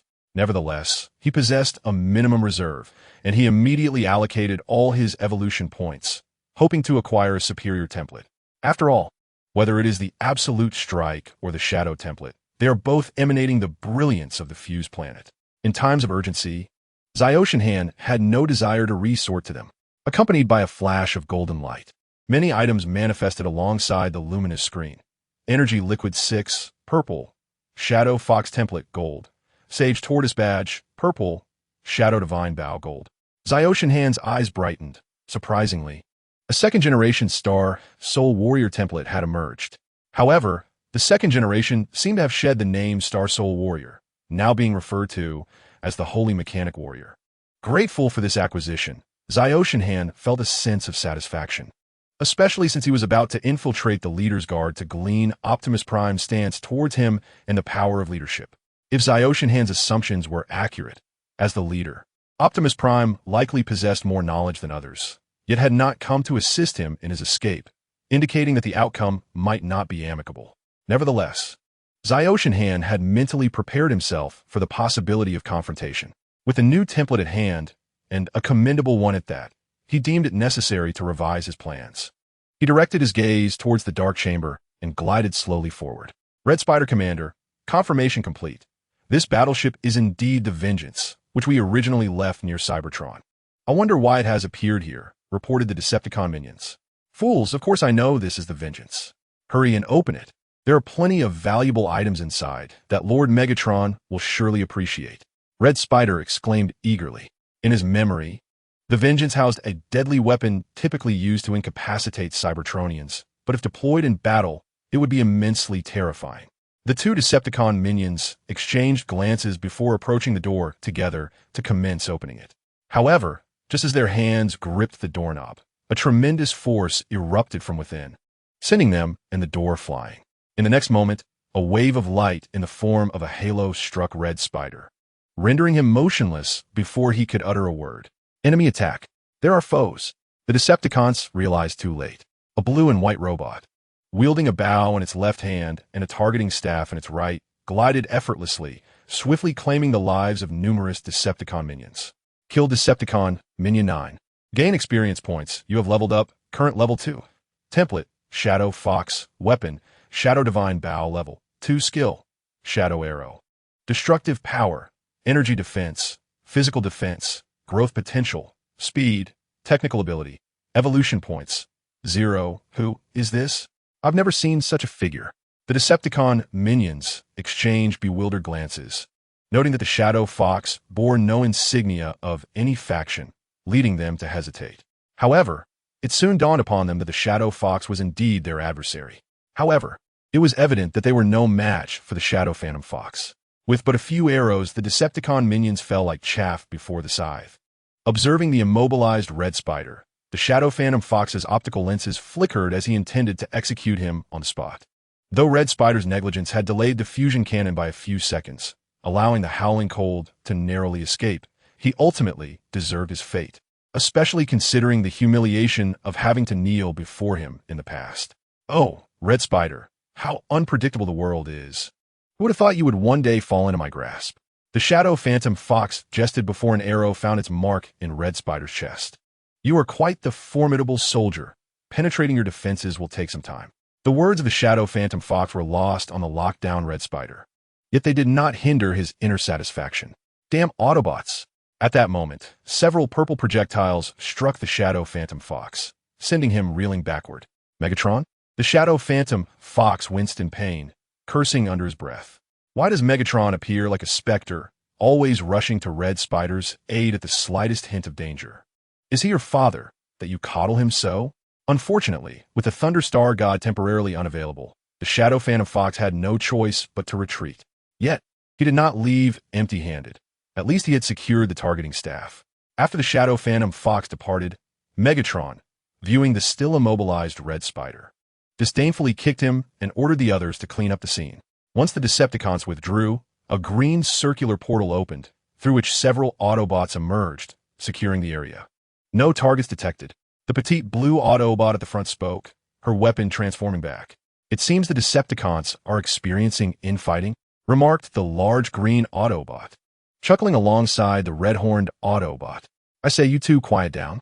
RC stated coolly, this is reconnaissance, not something else. Silence and lethality are required. All right, RC, you know me well enough. The red-horned Autobot leapt down from the portal, grinning. You understand, it's just that I can't get along with Fagwan Mountain. Enough. Old Mountain, I don't wish to drag your half-dead self back. Let us behave this time. This time, before RC could speak, the nearby partition impatiently interjected. Fagwan Mountain sheepishly scratched his head, indicating he understood. Chapter 122, The Secrets of the Water Monster. Nevada, Jasper. A train in this form will be far too avant-garde for urban travel. The Retribution would surely not return. The Decepticons would take full control. Thus, the Shadow Phantom Fox needed to find a place to change his transformation mode. Seek out the Autobots? Setting aside whether they recognized this template. Even if they did identify him as Howling Cold, would they truly accept him back among their ranks? It is worth noting that Optimus Prime has chosen to remain silent regarding the sealing of Shao Tianhan. However, this leaves very few locations on this backward planet capable of facilitating such a procedure for him. Oh, wait a moment. How could I have nearly forgotten about my human avatar? Since departing from Detroit, Lu Yu, my human incarnation, has remained on Earth, having fallen into a deep slumber to avoid being perceived as an immortal creature. Now, the Shadow Fox has detected his signal, which can serve as a temporary refuge. He first located the resting place of his human counterpart and unearthed him.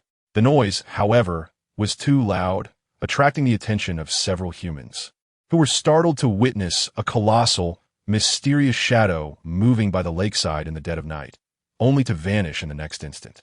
This incident was reported in the highest-ranking newspaper of Jasper, causing quite a stir.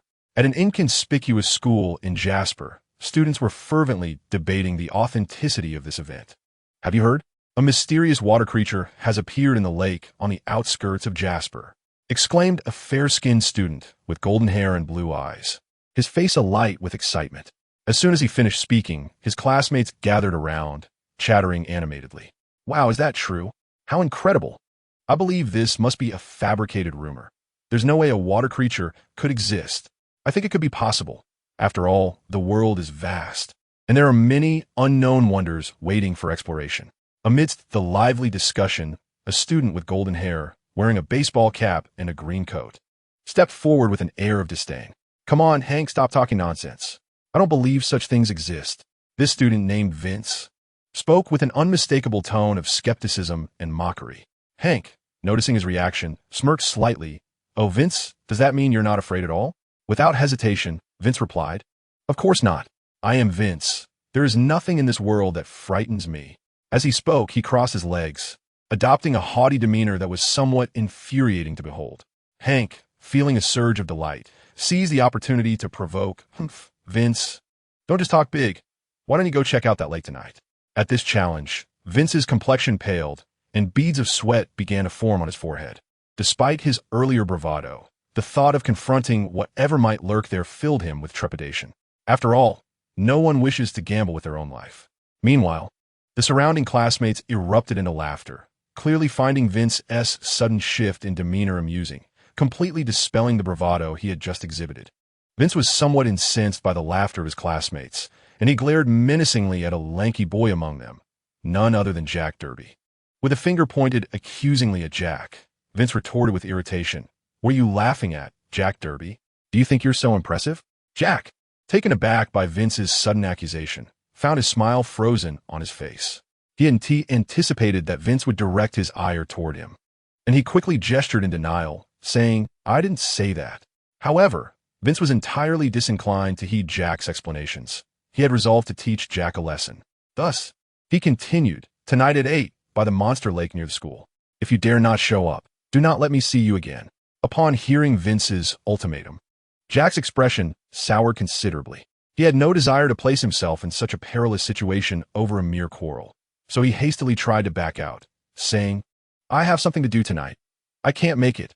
But just then, the school bell rang abruptly, as if urging the students to hasten back to their seats.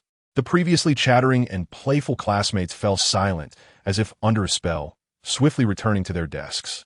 Meanwhile, Jack was consumed with frustration over his inability to decline an unwelcome confrontation. Yet, as he was lost in his thoughts, the teacher's voice suddenly pierced through his reverie. "Class, today we have a special, new student joining us, hailing from the distant Dragon Kingdom. Let us extend a warm round of applause to welcome our transfer student." As the teacher's words faded, thunderous applause erupted in the classroom. Amidst the eager anticipation, the classroom door slowly creaked open, and a figure stepped inside. When he fully emerged before everyone, a collective gasp of astonishment filled the air. The young man was poised and graceful, with striking features and an aura of distinct charisma. His facial contours were sharply defined, as if meticulously sculpted by a master artist, each line perfectly crafted, resembling a character sprung forth from the pages of a novel. "Wow!" A chorus of awe resounded in the classroom, as all eyes were irresistibly drawn to this captivating youth, unable to look away. "Now, new student, please introduce yourself to the class," the teacher encouraged with a smile. The young man flashed a radiant smile, his voice clear and resonant. "Hello, everyone. My name is Luyu. I'm delighted to be here and to meet all of you. I look forward to your kindness and support." Despite being a transfer from the Dragon Kingdom, Luyu spoke English with remarkable fluency, earning him newfound admiration from his peers. The girls, in particular, were enraptured. Upon witnessing Luyu's brilliant smile, their hearts raced, and their cheeks flushed. Some even wished they could swiftly displace their desk partners to sit beside him. However, at this very moment, the vacant seats in the classroom were dwindling, and after surveying the room, the teacher's gaze ultimately settled on the empty spot beside Jack. She spoke. "Luyu, you may sit next to Jack. Both of your academic performances are commendable, and you can learn from each other." Upon hearing this, Luyu softly replied, "All right." He then strolled leisurely to the empty seat beside Jack, settling down with the intention of focusing intently on the lesson. Jack, feeling a tinge of nervousness, discreetly stole glances at his new desk mate, inwardly marveling. The transfer student is exceptionally attractive. It's as if he stepped out of a modeling shoot. His looks are utterly extraordinary. Just as Jack was lost in admiration, Luyu suddenly turned his head, and their eyes met unexpectedly in midair. In that instant, an indescribable awkwardness enveloped them like a thick fog. "What should I do now? Will he think I'm a weirdo?" Jack lamented internally, feeling a wave of regret wash over him. It was all Luyu's fault for being so strikingly handsome, making him utterly impossible to overlook. Fortunately, Lu Yu merely cast a quick glance at him before averting his gaze, saying nothing further. Nonetheless, Vince's words continued to trouble Jack. After school, he returned to his part-time job at the drive-in diner, donning the role of a server. "Welcome to the drive-in diner, where everything is delicious." He repeated the customary greeting, but upon recognizing his new desk, made among the patrons, he readdressed him. "Looks like you're a good kid," Lu Yu teased. "Oh, come on. It's just a bit of work study. Don't poke fun at me," Jack replied with a wry smile, gesturing toward Lu Yu's green SUV. "Hey, is this your car? I didn't expect someone my age could drive." "Life necessitates it," Lu Yu replied succinctly. "I'll have 2 combo meals, please." "All right, 2 hamburgers, 2 cups of cola, 2 servings of chicken nuggets, and 2 portions of fries, totaling $26.37. Would you prefer to pay via QR code or cash?" Jack deftly prepared the meals for Lu Yu. After he completed the transaction and took 1 meal, Lu Yu, under Jack's inquisitive gaze, remarked, "Let me treat you to one. Consider it a gift from your new deskmate." "That's truly generous." "Thank you," Jack said, touched as he watched Lu Yu depart. Just as Lu Yu was leaving, the SUV suddenly chimed in. "Master, is the hamburger tasty?" "Be quiet, you clunker," Lu Yu retorted, shoving the last bite of his hamburger into his mouth. "If you keep talking, I'll send you to the junkyard." The SUV emitted a low, disgruntled hum, yet the engine obediently purred. Jack stood at the window, nearly spilling his cola in disbelief. "Did I just imagine that?" "You heard correctly," came the reply.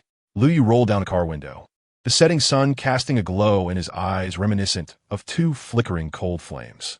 To uncover the truth, one must refrain from divulging tonight's events to anyone.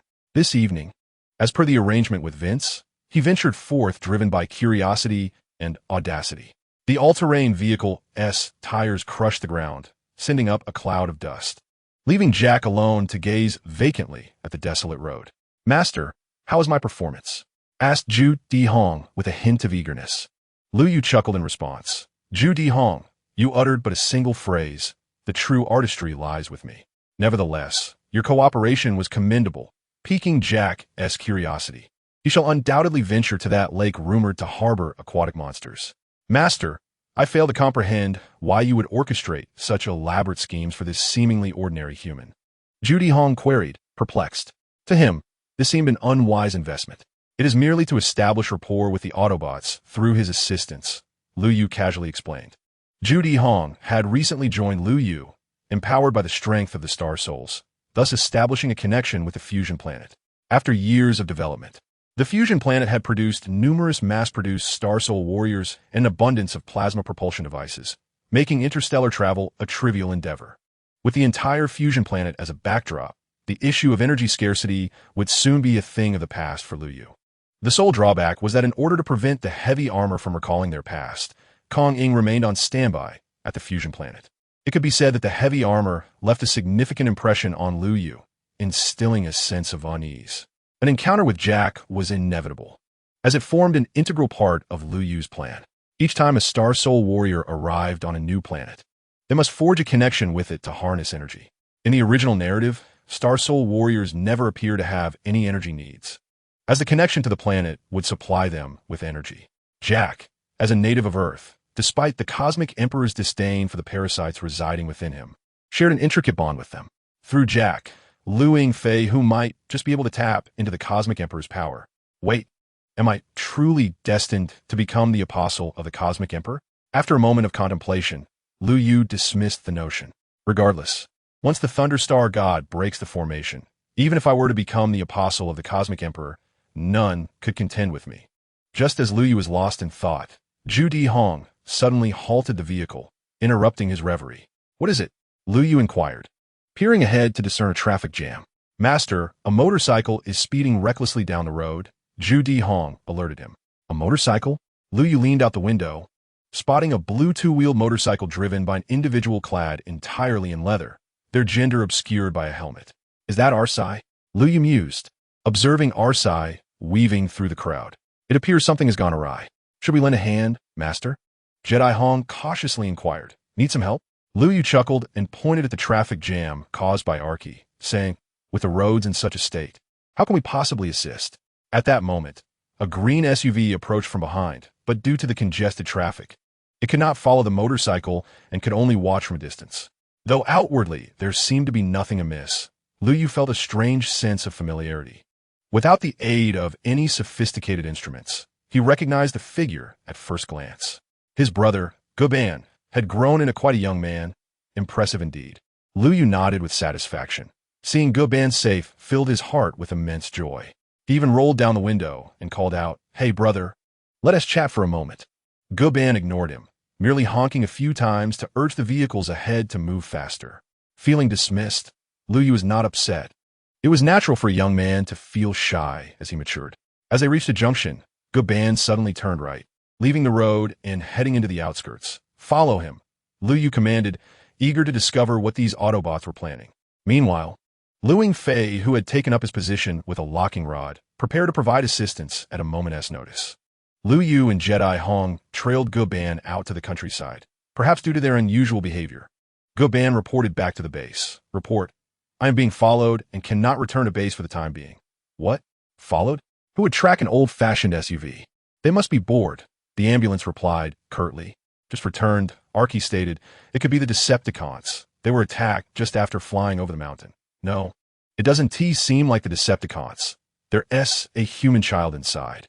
I fear it may take a while to shake him off," Goban replied helplessly. Realizing that no matter how he tried to evade, Jedi Hong seemed to have radar-like precision in locating him. "We can no longer afford to wait. Every second counts and could result in losses for our brethren," Optimus Prime declared decisively. "Goban, do everything you can to lose them, avoid confrontation, and maintain vehicle form." "Understood." Autobots, let's move. We're headed to assist flying over mountain. Chapter 124. Flying over mountain. Capture time drifted slightly forward. Jasper's outskirts. Morning. I was on high alert when suddenly a beam of light hit my rearview mirror, and I realized, oh no, I parked illegally.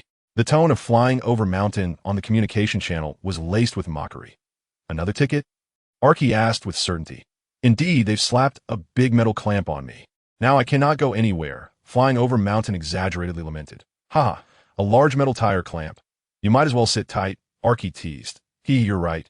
The police were just doing their job, so I let them tow me to the corner," flying over mountain quipped. As Feiguishan abruptly shifted the conversation, a mischievous grin spread across his face. "At this moment, I will simply kick my new shoes with a swift motion. Do the elite of the police tremble in fear?" He teased. "Do you not know me, Arsai? Anyone who dares to cross paths with Feiguishan must be prepared to face the consequences." The two engaged in a lively exchange, reveling in their camaraderie. However, Arsai interjected with a serious tone. "This seems to violate the first law of Autobot. We must maintain a low profile." Feiguishan's tone turned complex as he replied, "How should I put it? Conducting an investigation here is exceedingly dull. I find myself missing the Decepticons." Upon hearing this, Arsai quickly clarified, "Jasper and Nevada is hardly a party. Here, we are perpetually isolated." No sooner had she spoken than Feiguishan's instruments detected a signal. "Do you require assistance?" "You underestimate me," Feiguishan retorted with disdain, his tone revealing his dissatisfaction with the perceived slight. Without hesitation, he maneuvered his aircraft, racing towards the source of the signal with the speed of lightning. Shortly thereafter, the location of the signal came into view. It was a vast pit filled with super energy, radiating a dazzling brilliance, akin to a hidden treasure buried beneath the earth. Feiguishan, overwhelmed with joy, exclaimed, "I have discovered a cache of super energy." However, just as he basked in his triumph, a Decepticon warship ominously appeared in the sky. The vessel loomed like a fierce beast, instilling a sense of dread. In an instant, Feiguishan's elation plummeted as he realized he was on the brink of a fierce battle. "Arsai, I could use some support," he uttered, anxiety creeping into his voice. He understood that he could hardly withstand the Decepticons' assault alone. Hearing Feiguishan's distress signal, Arsai immediately responded without hesitation. "Understood. I will call Optimus Prime at once." She swiftly activated the communication system, relaying an urgent message to Optimus Prime. Calling Optimus Prime. "The Decepticons have returned, and Feiguishan is in conflict with them." Upon receiving Arsai's message, Optimus Prime promptly replied, "Ambulance, do you copy?" "Affirmative, Optimus Prime. I have tracked Feiguishan's signal," came the voice from the communicator. Without delay, Optimus Prime issued commands. "Arsai, deploy the barrier. Bumblebee. Cease field operations and return to base immediately to prepare for the ground bridge. This led to the moment when Luyu witnessed Arsai speeding down the highway. Master, the barrier has accelerated, reported the Autobot. Shall we pursue? No, we shall remain concealed for now. Do not arouse suspicion in Arsai. Luyu instructed while glancing at the time. Let us proceed. It is time to head to Lake Monster. As you command, responded the Autobot, pressing the accelerator as they set off towards Lake Monster. Through the rearview mirror, Guban noticed that the figure of Jedi Hong had completely vanished from sight, allowing him to breathe a sigh of relief, believing he had finally evaded this troublesome adversary. Without hesitation, he pressed the communication button to contact the base. Base, I am en route for return. Please immediately activate the land bridge to facilitate my safe arrival. However, the communication frequency was eerily silent, yielding no response. Guban felt a twinge of surprise, pondering whether there had been a malfunction in the frequency once again. He attempted to call out once more, but the outcome remained unchanged. Just as doubt began to creep into his mind regarding the frequency's functionality, a deep and heavy voice suddenly emerged from the static. It was the voice of Ambulance, sounding rather grave. Guban, I have some bad news to share. Fei Guoshan has been captured by the Decepticons. What? Guban's heart clenched tightly. Incredulity flooding his voice. This cannot be possible. Before he could regain his composure from the shock, the communication abruptly cut off, leaving only a series of busy signals echoing in his ears. Anxious and frantic, Guban immediately turned the vehicle around and sped back to the base. Upon arrival, he rushed into the command room, his urgency palpable as he inquired, what on earth has happened? How could Fei Guoshan be captured by the Decepticons? Ambulance, with a serious expression, gazed at Guban and slowly replied, the Decepticons have destroyed the entire Energon mine. Fei Guoshan was unfortunately caught in the explosion and lost consciousness. However, fortunately, his signal remains online, so I suspect Megatron may wish to use Fei Guoshan to negotiate something with us. What? Megatron? The mere mention of the name elicited expressions of shock from Guban, Bumblebee, and RC in unison. Beep, beep, beep. A series of urgent electronic sounds erupted, seemingly affirming the gravity of the news. He has returned? Guban asked incredulously, but he hasn't appeared in years. How could he suddenly resurface? Bumblebee and RC echoed his astonishment, clearly taken aback by Megatron's unexpected return. We do not have further information at this time, Ambulance admitted, shaking his head in frustration. As the group continued to discuss in hushed tones, the terminal of the Autobot base suddenly chimed with a series of ringing alerts. Ambulance quickly clicked to answer, and a holographic screen materialized. On the screen, the cold and cruel visage of Megatron was vividly displayed. Megatron, Ambulance stated, fixing his gaze on the screen with a solemn tone. Optimus Prime, long time no see. Megatron's voice was icy, laced with a hint of mockery. It seems you Autobots have acquired an interesting fellow from my grasp, having taken the targeting staff. Unfortunately for you, one of your own is now in my possession. A cruel smile curled at the corners of Megatron's mouth as he continued. Thus, if you wish for him to live, return the targeting staff to me. Otherwise, I shall extract Fei Guoshan's spark. Megatron's tone left no room for negotiation. It was chillingly merciless. Upon concluding his remarks, his holographic image vanished from the screen, severing the signal. The onlookers exchanged glances, their gazes converging on the partition who had returned last, their eyes seemingly inquiring. Was it you? Hey, don't look at me like that. I assure you, this is not my doing, though I wish it were, the partition vehemently denied, shaking his head vigorously. The staff of lockdown had unexpectedly made its way to Earth. Optimus Prime pondered, regardless of the circumstances. We must secure the staff of lockdown before the Decepticons commit acts that are utterly intolerable. Ratchet, please investigate the recent occurrences to see if there are any leads. The rest of you, patrol around Jasper and attempt to locate the comrades who are to acquire the staff of lockdown, as mentioned by Megatron. Understood, Optimus. Ratchet suddenly interjected. Recently, there's been an intriguing urban legend regarding a lake in the outskirts of Jasper, where traces of a water monster have been reported. Based on the witnesses' photographs, I initially suspected it was the Decepticons plotting something sinister. However, upon reflection, it might be our comrades who inadvertently leaked this information. After a moment of contemplation, Optimus stated, it is worth a try. Autobots, let us depart. Chapter 125. Encounter Jack. I thought you wouldn't dare to come. As Liu Yu drove the Jedi Hulk to the lake of the water monster, he unexpectedly stumbled upon the scene where the little rogue Vince was confronting Jack. He rolled up the car window, disregarding the unfolding drama, while his mind was already directing the shadow, Phantom Fox, gradually approaching. Master, what are we doing here? The Jedi Hulk inquired curiously. Liu Yu smirked, suppressing a laugh as he replied, Of course. We are here to mold you into the villain others perceive you to be. The fusion planet has seen our power lie dormant for far too long. It is time to step into the limelight. Meanwhile, the Autobots had dispersed around the lake, patrolling the vicinity. Vince, there is no need for us to fight to the death. I have no intention of seeking the water monster, Jack conceded first. However, Vince was not pleased, retorting, Jack, it seems you are indeed a coward. Watch closely. With that, he picked up a stone and hurled it into the depths of the lake. Hey, great water monster, come forth. I know you are here. The great Lord Vince is present, so reveal yourself at once. Hey, Vince, I think we should tea. Jack's protest was cut short by a deep, steady voice that echoed, it appears that among humans, there are those who are recklessly bold.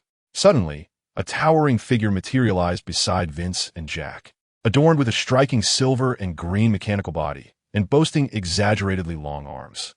The blue beams of optical sensors illuminated the two, sending chills down their spines. This figure was none other than the Jedi Hulk. Water monster, robot. Vince and Jack were on the brink of madness. However, their first instinct was to flee. Yet, how could Zhu Dihong, under the command of Liu Yu, choose to escape? In an instant, he seized each of them as if grasping dolls, rendering Vince and Jack unconscious with fright. Just then, the sound of a revving motorcycle engine pierced the air. Arsai arrived at the scene with remarkable speed, transforming midair to deliver a powerful kick to Zhu Dihong. Stung by the blow, the two humans were immediately released and sent soaring into the sky. At that moment, the Partitions and Bumblebee transformed simultaneously to catch the two humans with impeccable coordination, inflicting considerable damage on Zhu Dihong. What faction do you belong to, Decepticon or Autobot? Arsai inquired coldly, eyeing Zhu Dihong, who bore no insignia. Did you take the locking staff? Young one, I advise you to hand it over willingly. The Partitions clenched their fists, feigning a threat. Autobots and Decepticons are inconsequential. I serve only my singular master, Zhu Dihong retorted with a smirk. As for the locking staff, if I truly possessed it, do you think you would have a chance to snatch these two humans from me? Regardless of your intentions, I trust our conflict should not involve innocent humans, Optimus Prime stated calmly. Oh, are you lecturing me? Zhu Dihong feigned indifference while revealing, if they were ordinary humans, perhaps that would suffice, but one among them is far from ordinary. With that, Zhu Dihong produced two meteor hammers, smashing one into Arsai, then hurling the other at Bumblebee. Taken by surprise, none anticipated Zhu Dihong's sudden assault. Bumblebee momentarily froze, struck by the hammer, causing Jack, whom he was cradling, to fly into the air. As he tumbled, Jack regained consciousness amidst the chaos, only to see Zhu Dihong charging towards him, wielding a hammer that appeared poised to flatten him. A wave of terror enveloped Jack. He could not comprehend what he had done to warrant being perceived as a threat, a prime target by this robotic entity. Demacia, Demacia, a series of incantations echoed in Jack's ears, as if imbued with magic, capturing his attention. It felt as though uttering the spell would extricate him from peril. With Zhu Dihong closing in, the crisis was imminent, leaving Jack no time to ponder. Instinctively, he shouted the incantation, Demacia. Boom! The ground trembled as the sky split open, revealing a rift resembling a star soul stone, with railway tracks appearing from thin air, and a cerulean train raced towards him. Suddenly, a blue summoning device materialized on Jack's wrist, accompanied by the name of a holy mech warrior echoing in his mind. Summon, flowing shadow, flying fox. The train began to transform, becoming a robot adorned in blue and white, exuding charisma. Jack was enveloped by flowing shadow, flying fox, finding himself in a secure space, marveling at the unfolding spectacle. In the midst of a tense standoff, the formidable character known as Absolute Strike feigned ignorance upon encountering the elusive shadow, flying fox, playfully inquiring, "Who are you to dare seize my prey?" To which Shadow, Flying Fox, with an air of gravitas, proclaimed, "I am the Sage of Wisdom, the warrior of the sacred mechanism." With a calm demeanor, Shadow, Flying Fox continued. Prepare to pay the price for your transgressions, sacred arrow of the shadows. As he drew his bow and summoned tremendous power, an arrow was unleashed, piercing through Absolute Strike's left shoulder with seamless precision. In agony, Absolute Strike, particularly alarmed by the sight of the targeting staff in his opponent's grasp, conceded, "The targeting staff is in your possession. I take my leave." With that, he deployed a smoke bomb and vanished from sight. Shadow, Flying Fox gently descended to the ground, releasing Jack and locking eyes with the leader of the guard. "Are you an Autobot?" RC inquired, her stance inquisitive yet perplexed. "I am a warrior of the sacred mechanism, also known as a Star Soul warrior," Shadow, Flying Fox replied, deliberately playing with words. At that moment, the partition revealed a surge of excitement, gripping Shadow, Flying Fox's shoulder with fervor, exclaiming, "Star Soul warrior, do you know my brother, Howling Skycold?" To which Shadow, Flying Fox responded with feigned ignorance, "Howling Skycold. I am not acquainted with him." His expression grew impatient as he attempted to pry away the clumsy grip, finding it unyielding. "Indeed, my brother perished in the interstellar storm many years ago. How could there possibly be a new Star Soul warrior?" The partition's tone shifted to a fierce glare directed at Shadow, Flying Fox, indignantly questioning, "My brother has passed. What right do you have to claim to be a Star Soul warrior? What are your intentions in approaching us?" Observing the partition's loss of composure, Shadow, Flying Fox paused, warmth flooding his heart. He had believed that his departure from this world would stir no ripples, yet it was evident that someone still cared. Nonetheless, he resolved to maintain a fa ade, retorting with indignation, "Release me, you oaf. Who granted you the authority to speak to me in such a manner?" "Enough, partition. Release him at once, and let us hear what Optimus Prime has to say," Bumblebee interjected, stepping in to quell the rising tension. Chapter 126. The trio Optimus Prime casually inquired, "Have you had any prior encounters with Howling Skycold?" His gaze fixated on Shadow, Flying Fox, seemingly a casual question, yet it bore the weight of scrutiny. Shadow, Flying Fox, determined not to acknowledge any connection to Howling Skycold, vehemently shook his head and declared, "I do not know him. I am a warrior of the sacred mechanism, an upgraded version of the Star Soul warrior, far superior to anyone, including Howling Skycold." His bold proclamation elicited discontent among those present, particularly from the partition and Bumblebee, who exchanged glances filled with disdain for Shadow, Flying Fox. RC furrowed her brow, expressing her disapproval of his brashness. However, Optimus Prime remained remarkably composed, offering a gentle smile as he stated, "Our bond with Howling Sky Cold runs deep. He is one of our own. Please refrain from hastily judging our friend." "Oh, is Zyoshan Han one of your compatriots?" Luing Fei, who feigned ignorance, surveying the surrounding individuals before a hint of disdain curled at the corners of his mouth. "It seems no one here bears that name, does it? Or perhaps, just as that rotund fellow suggested, Zyoshan Han has perished in the interstellar storm?" As soon as the words escaped his lips, the partition could no longer contain himself. He glared fiercely at Lu Ingfei, who retorted, "Kid, are you looking for a fight?" With that, he clenched his fists together, producing a muffled thud, evidently enraged by Lu Ingfei, whose remarks. Lu Ingfei, who seemed oblivious to the confrontation, instead engrossed in observing Optimus Prime's every move. Much to his disappointment, Optimus remained expressionless, akin to a statue, rendering his true thoughts inscrutable. Realizing that he could not extract any useful information from Optimus's visage, Lu Ingfei, who understood the need for patience and resolved to bide his time, with a slight upward curve of his lips, he donned a semblance of a smile before turning to make as if to leave, casually remarking, "Since there is nothing requiring my attention here, I shall take my leave." Esteemed leader. What? Absolutely not. Before Lu Ingfei, who could take more than a few steps, RC rushed forward like a tempest, blocking his path and firmly admonishing, "You are a renowned figure in human society. With your current notoriety, it is only a matter of time before our existence as Autobots is inadvertently revealed." RC's assertion was indeed valid. Optimus Prime nodded in agreement, his expression grave as he addressed Lu Ingfei, who, "On this planet, every Autobot must adhere to my command, strictly uphold the principles of confidentiality, and conceal their true identities, ensuring no unnecessary trouble or disturbance is brought to humanity." "Oh, so, are you implying that I am also an Autobot?" Upon hearing this, Lu Ingfei, who exhibited no signs of panic, rather his smile broadened, and he even puffed out his chest, allowing Optimus to clearly see the luminous emblem of the Star Soul Stone adorning his torso. If you refuse to accept my goodwill, we shall have no choice but to expel you, a scenario I would prefer to avoid. Although Optimus's words bore an air of authority, they were delivered in a deep, magnetic tone that carried an irresistible gentleness. Luing Fei, who appeared unfazed by Optimus's imposing presence. After a brief moment of contemplation, he slowly replied, I can join you. But what of my Star Soul Captain? He has witnessed your presence as well. At that moment, all eyes turned to Jack, who stood awkwardly to the side. He suddenly felt the weight of scrutiny enveloping him and offered a nervous smile, stammering, Hey, is this the Robot Fighting Club? RC regarded Jack with her hands on her hips, unreservedly inquiring, Human child, I am uncertain whether this is a good or bad development. Her tone revealed a hint of skepticism and caution toward Jack. If he were to be seen by the Decepticons, it would pose an extreme danger to him. Optimus Prime decisively declared, Take this child and return to the base, Autobots. What?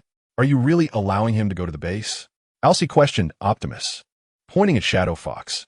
He has yet to prove he is not one of them.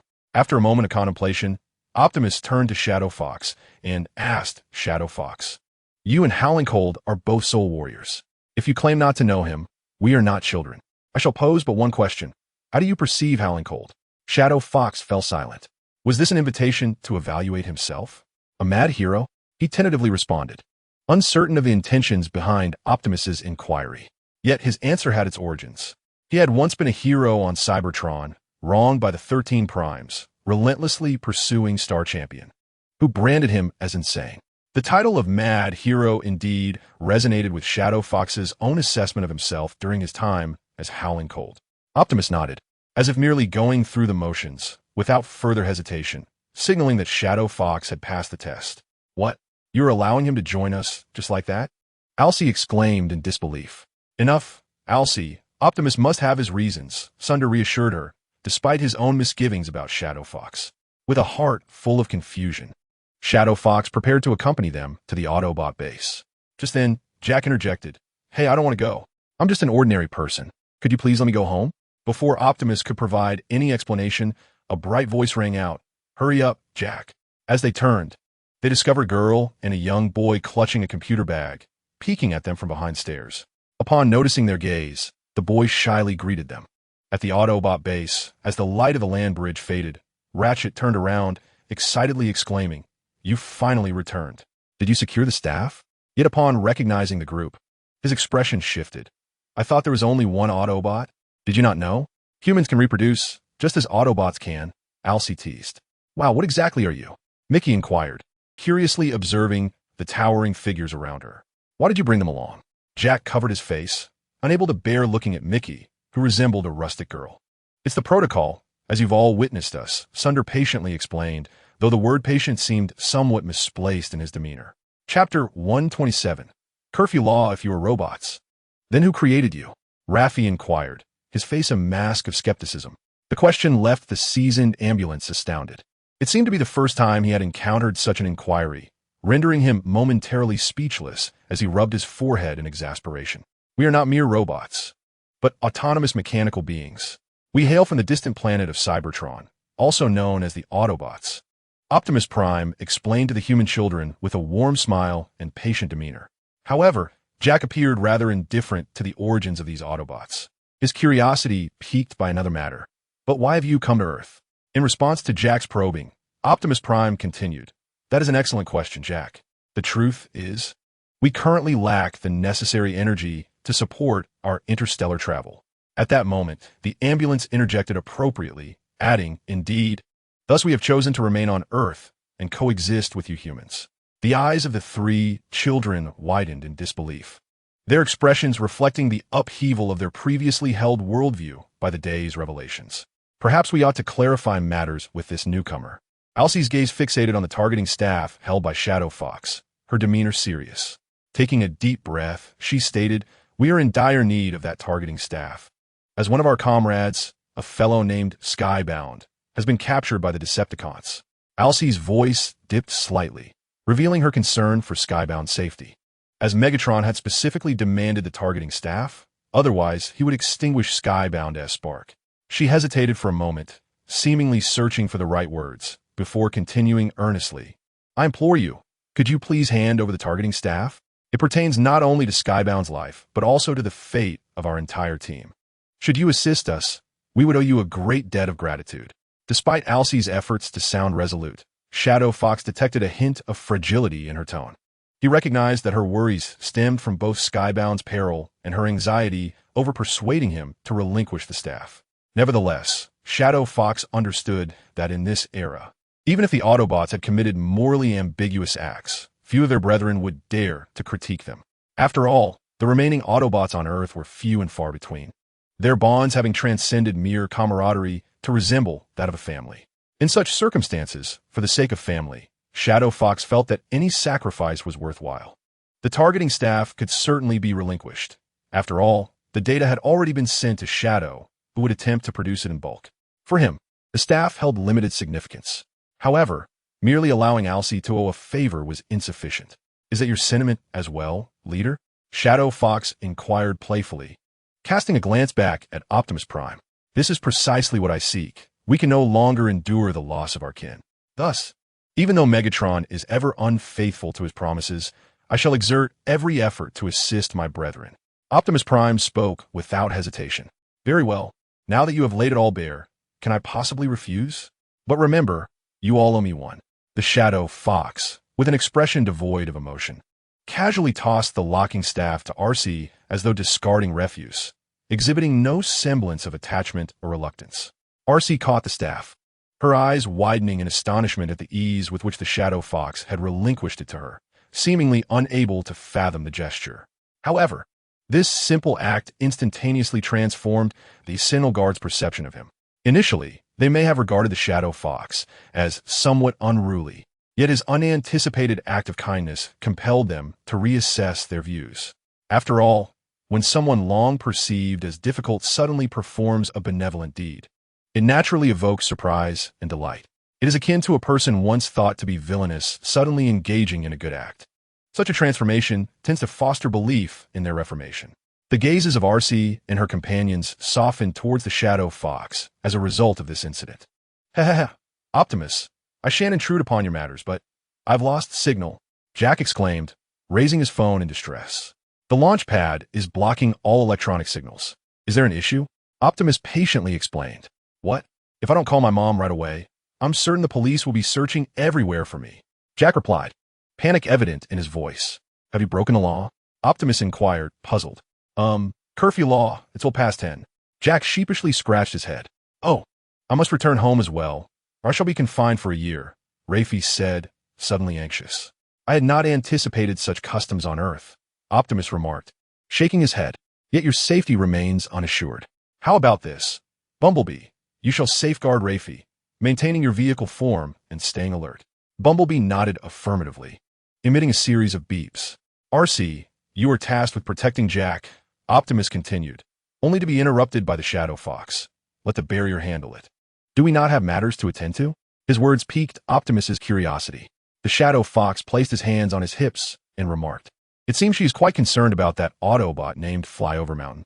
Should Megatron arrive during our protection of humanity, she would surely wish to be the first to respond. That makes sense. It is entrusted to you, barrier, RC concurred, patting the barrier's shoulder. Not a problem.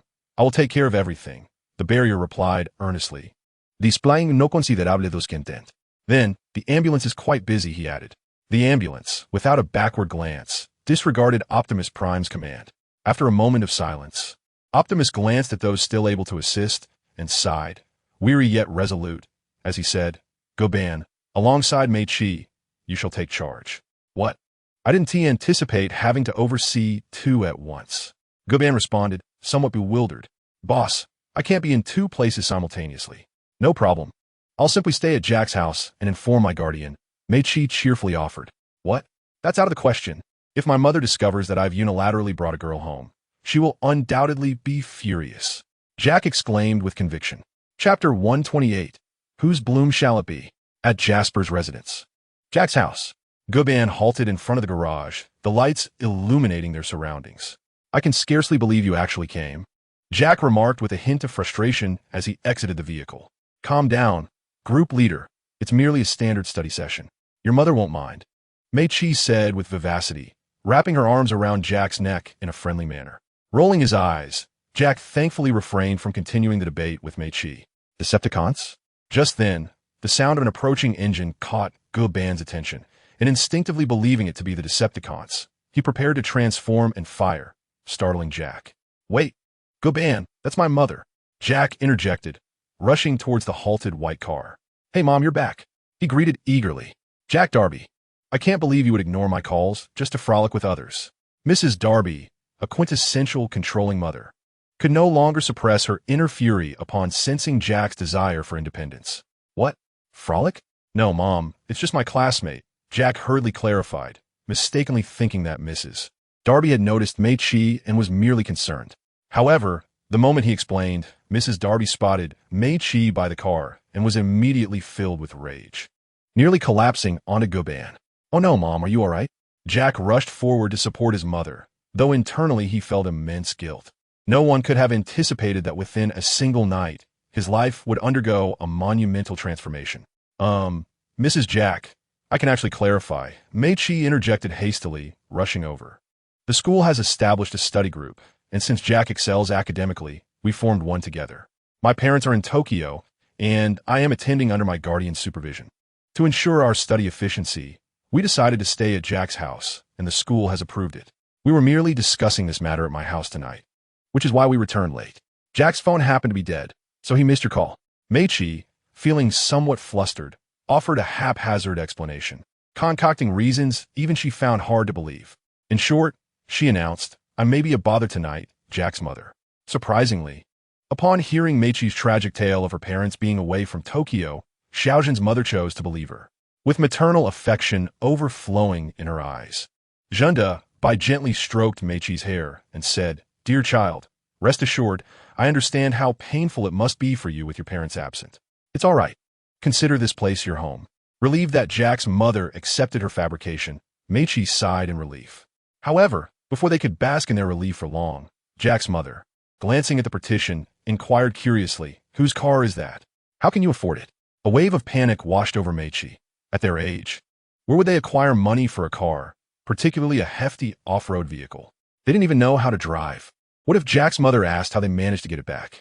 As these thoughts raced through her mind, Mei Chi helplessly turned to Jack. He too felt a jolt of anxiety, but suddenly recalled that his deskmate owned an off-road vehicle. A spark of inspiration lit up his face as he exclaimed, Mom, that belongs to another member of our group. He is from a wealthy family and lent it to us, fearing it would be unsafe for us to go home alone at night. Is that so? Xiaojin's mother pondered for a moment before replying, But how will you drive it? I remember your driver's license isn't ready yet. Jack took a deep breath, donning a confident smile. Mom, although my license isn't issued yet, I've completed my lessons. Driving isn't too difficult. Is that so? Seeing her mother's skepticism wavering, Jack seized the moment. We're a bit tired, Mom. Let us head inside and settle Mei Chi into a room. We've been studying late today. With that, Jack exchanged a knowing glance with Mei Chi, who immediately yawned in agreement. Xiaojin's mother, observing this, decided not to pursue the matter further and led the two children into the house. The partition stood still for a moment, contemplating, before deciding to retreat into the garage to turn off the vehicle. In a mountain range in Nevada, Megatron stood atop a peak, surveying Optimus Prime with a commanding gaze. Optimus held the locking staff aloft, showcasing its authenticity to Megatron. The latter nodded in satisfaction, his eyes glinting as he spotted the elusive Mirage among the Autobot ranks. With a sinister smile, he remarked, You Autobots truly are tenacious, always coming up with new tricks. Enough of the pleasantries, Megatron, RC interjected, her voice sharp and commanding. Oomph. Megatron, irritated by the interruption, shot a glance at his subordinates. Soon, a cross-shaped instrument of torture was brought forth, upon which lay the battered figure of Mirage. His body bore numerous scratches, and energy fluid trickled from his lips, clearly having endured severe interrogation. As the scene unfolded, Liu Fei who immediately discerned Megatron's intentions. The interrogation of Fei Guishan was likely aimed at uncovering the location of the Autobot base. Megatron was not content with merely extinguishing one Autobot's life, but sought to annihilate them all. The uncertainty lingered. Could Fei Guishan withstand the torment and reveal the base's whereabouts? Fei Guishan, RC cried out in distress. But Fei Guishan had already powered down, unable to respond to her plea. What a tragic tableau it was, a pitiful sight indeed. Red Spider, with a sycophantic grin, approached Megatron, pointing an accusatory finger at Optimus Prime while audaciously demanding, "Kneel before me and hand over that cursed locking staff." However, before Red Spider could finish his taunt, a thunderous crack resounded through the air as Megatron delivered a powerful kick, sending Red Spider hurtling across the ground. The force of the blow was immense, and Red Spider crashed heavily to the earth. Megatron glared fiercely, roaring at the fallen figure. "Red Spider, you fool, do not disgrace yourself with such nauseating flattery before me. I am the leader of the Decepticons. It is not your place to issue commands here." His thunderous voice reverberated ominously, instilling fear in all who heard. Turning his gaze toward Optimus Prime, a glint of cunning flickered in his eyes as he softened his tone, stating, "Throw the locking staff over here, and I shall release Fei Guishan." Optimus Prime clutched the locking staff tightly, his vigilant eyes fixed on Megatron. After a moment of contemplation, he cautiously inquired, "Can I trust your word?" A smirk curled at the corners of Megatron's mouth as he retorted, "A gentleman's word is his bond."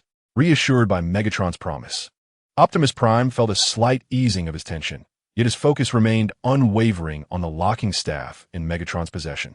Finally, stealing his resolve, Optimus Prime hurled the locking staff with great force, watching it arc gracefully through the air toward Megatron.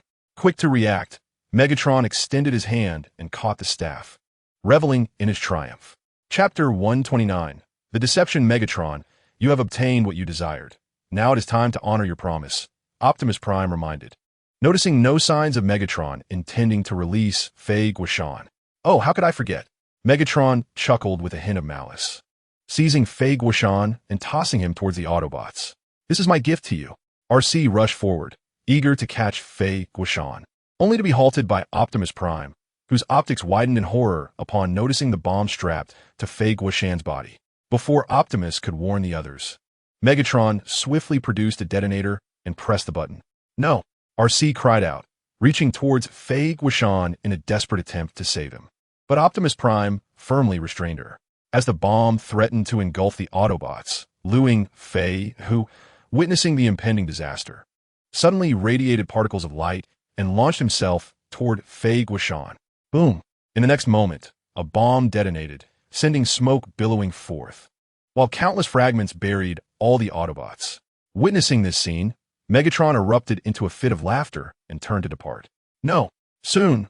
RC, trapped beneath the rubble, desperately endeavored to push the stones aside, yet her efforts bore no fruit. However, the debris above her was swiftly cleared by Optimus Prime.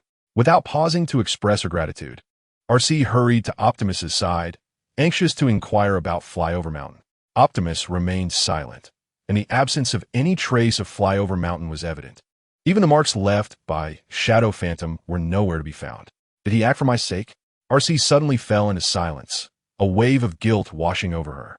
She had previously targeted Shadow Phantom, yet he had unhesitatingly come to her aid. A heavy silence enveloped the leader's guard. "We owe him." Suddenly, Ratchet spoke up unexpectedly.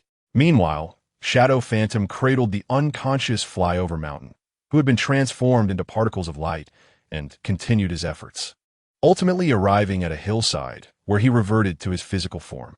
Liu Yu sat on the shoulder of the formidable Jedi Hong, gazing at the Flyover Mountain in Shadow Phantom's grasp, stroking his chin and remarking, "It seems you are to continue your role as a villain for a while.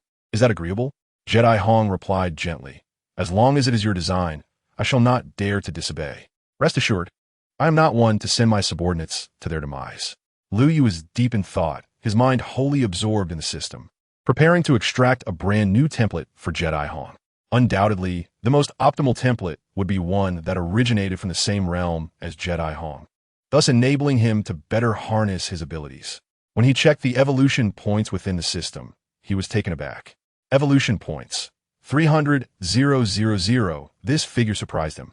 For despite the passage of time, very few machines on Cybertron still held him in esteem. Most of his previous evolution points had been utilized to fill the vast void of the spark source.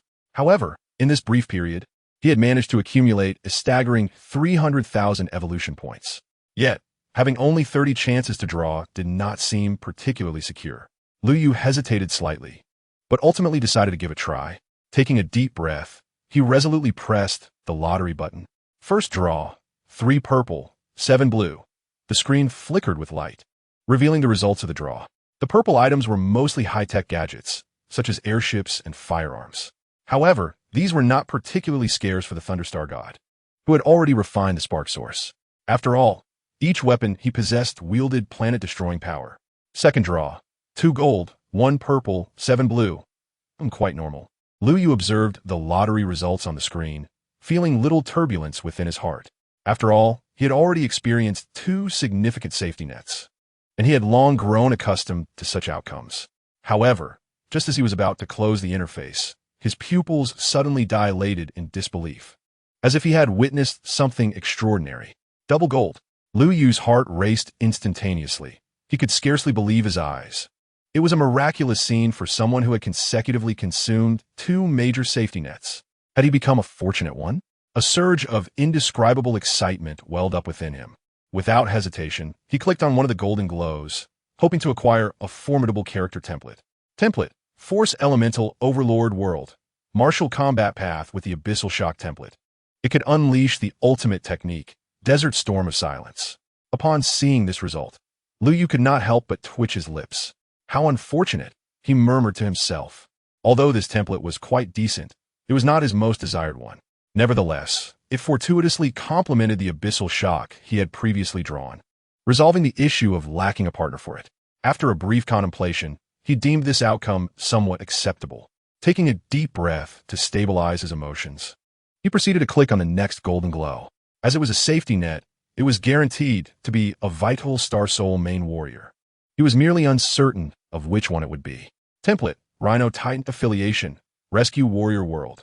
Vital Rescue Squad character, kind-hearted and humorous, a strength-based rescue warrior. Yet another strength-based warrior. Liu Yu felt a twinge of frustration. What he truly needed was one who could fly. What use was it to receive yet another who could only run on the ground, and at a slow pace no less? The shadow-flying fox could indeed be swifter. But who had ever seen a train roaming around the city? Was he expected to summon the Void Shadow? Just as this thought crossed his mind, his phone rang.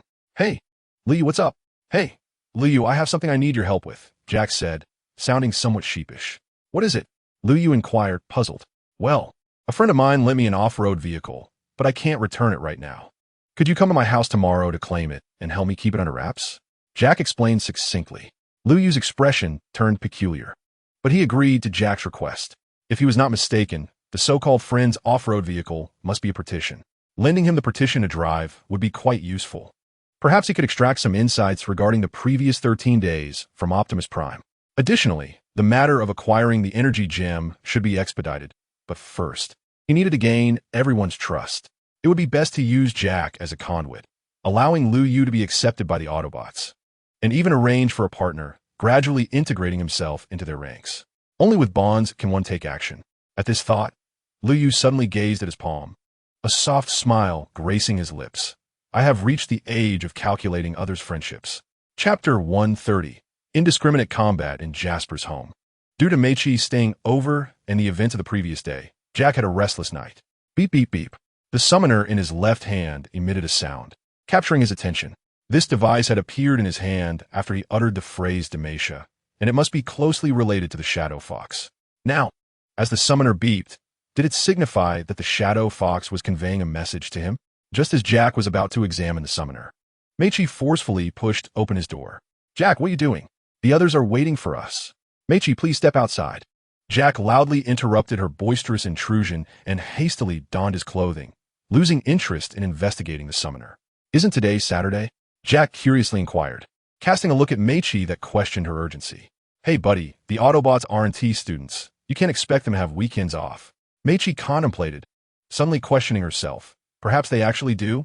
Jack, rendered speechless, had no choice but to comply with Meichi. They made their way to the back garage. "Hey, others. How was last night?" The tone of the others was somewhat somber and dejected, yet they mustered the energy to respond. "Hello, kids, get in the car quickly. Some matters have arisen at the base, and we will discuss it upon our return." Sensing the dismal mood in the others' voices, The two children instinctively felt that something was amiss and did not delay any longer. Before getting into the car, Jack left a note for his mother, assuring her not to worry about him. Meanwhile, Liu Yu, having promised Jack the day before, drove back into Jedi Fury, coincidentally witnessing this scene. They're heading back to the Autobot base. Master, should we follow? Jedi Fury suggested, observing the departing Autobots. A confident smile played on Liu Yu's lips as he replied slowly, "No need. We shall wait. They will come seeking me." Jedi Fury appeared somewhat puzzled, but acquiesced, understood. Master, Liu Yu continued, has the process of creating Rhinox and Leo convoy commenced on the shadow side? Master, there is no issue. The entire fusion planet has long since become part of the organization, and with the original bodies of the Autobots collected in heavy armor, our resources are plentiful. Liu Yu nodded in satisfaction and remarked, it won't be long before we can perform a show with these Autobots. A show? Jedi Fury expressed a look of confusion, not comprehending what Liu Yu meant by a show, but seeing that Liu Yu had no intention of elaborating, he wisely chose to remain silent. At that moment, an abrupt ringtone pierced the air. Ding dong, a notification from Huabei reminded him that he had an outstanding debt of 30,000 yuan this month, urging timely repayment. It was Liu Yu's phone, displaying a repayment reminder. He rubbed his forehead, pondering who else could be as financially strained as he was. It seemed necessary to devise a method to generate some income. He did not require a substantial amount. After all, he might not linger on Earth for long. A modest sum for the short term would suffice. Patents are indeed valuable, and the technology from Cybertron could be classified as a patent on Earth with just a few peculiar inventions. However, the technology must not be too outlandish, lest it incite unfavorable thoughts in others. With this in mind, Liu Yu decided to take action. He contemplated what products were in demand on Earth that could be created without revealing Cybertronian technology. Suddenly, his gaze fell upon a racing poster on a nearby railing. Eureka! Perhaps I could engineer an engine more powerful than most racing cars currently on the market, something that would captivate the racers.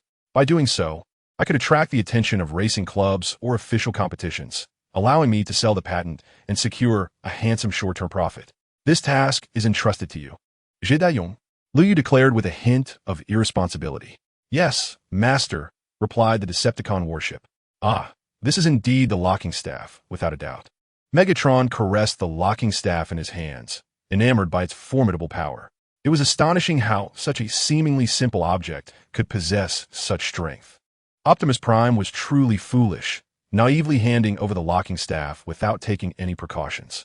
Indeed, chimed in Starscream. Let's hope that is the case. Optimus Prime is a cunning Autobot, and one must not be too trusting. Do not question Lord Megatron's judgment. He is supreme. As they spoke, the towering figure of Lockdown knelt before Megatron, pledging his loyalty. When will this fool realize that despite his gestures, I am still Megatron's lieutenant? Starscream lamented to Soundwave, who paid little mind to him. However, the lightning behind him suddenly donned a sinister expression, laughing maniacally. Fool! Fool! Ha! I am the most trusted servant of Lord Megatron. You wretched fly! Lockdown immediately shot an irked glance at Starscream, clearly displeased with the claim of being Megatron's lieutenant. You big oaf! Are you out of your mind? I told you I am the deputy commander. Starscream retorted, dismissing Lockdown entirely. You wretched fly! I'll rip out your spark and present it to my master. Lockdown charged forward, gripping Starscream's neck, intent on silencing him. The Red Spider was engulfed in fury, perceiving the nut merely as a disposable creature, akin to a dog that could be cast aside at will. With this thought, the Red Spider delivered a swift kick to the nut's face, sending him staggering back.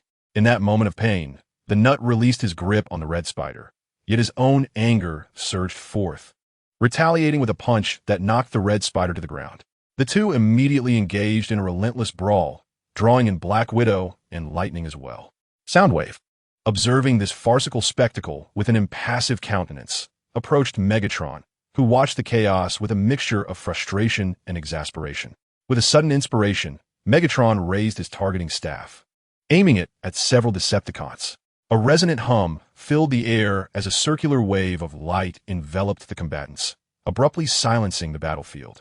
The Red Spider, the Nut, and even the entangled Black Widow and Lightning were all frozen in their violent poses, held captive by the light wave. To free them would require specialized surgical intervention and treatment. Megatron gestured for Soundwave to make the necessary arrangements, his mind already brimming with new ideas. Chapter 131. Disputes in Family. Hey, is it just my imagination, or are we missing someone? Jack inquired with a puzzled expression, peering through the car window as he scanned the surroundings, yet failing to spot the elusive Shadow Fox. A sense of unease began to creep into his mind, prompting him to voice his concern. Upon hearing Jack's question, the Autobots in the base fell into a profound silence, none daring to utter a word. This unusual quiet only intensified Jack's anxiety, causing his brow to furrow as he contemplated the troubling possibility. Could something have happened to Shadow Fox? A wave of apprehension washed over Jack as he contemplated in silence, his thoughts drifting back to an event from that very morning. At that time, it seemed that his Shadow Fox summoning device had important information to convey, but due to the pressing circumstances, he had not had the chance to check it. With urgency, Jack raised his left hand and vigorously tapped the blue summoning device, hoping to retrieve any message for Shadow Fox. However, despite his repeated attempts, he remained oblivious to how to access the information. Damn Megatron, he cursed, frustration boiling within him. Just as he was about to voice his concerns further, the Divider, unable to restrain himself any longer, interjected with an irate tone. If I were there, before he could finish, RC interrupted him brusquely. What would you have done there? Her tone was harsh, clearly reflecting her discontent due to the loss of a comrade.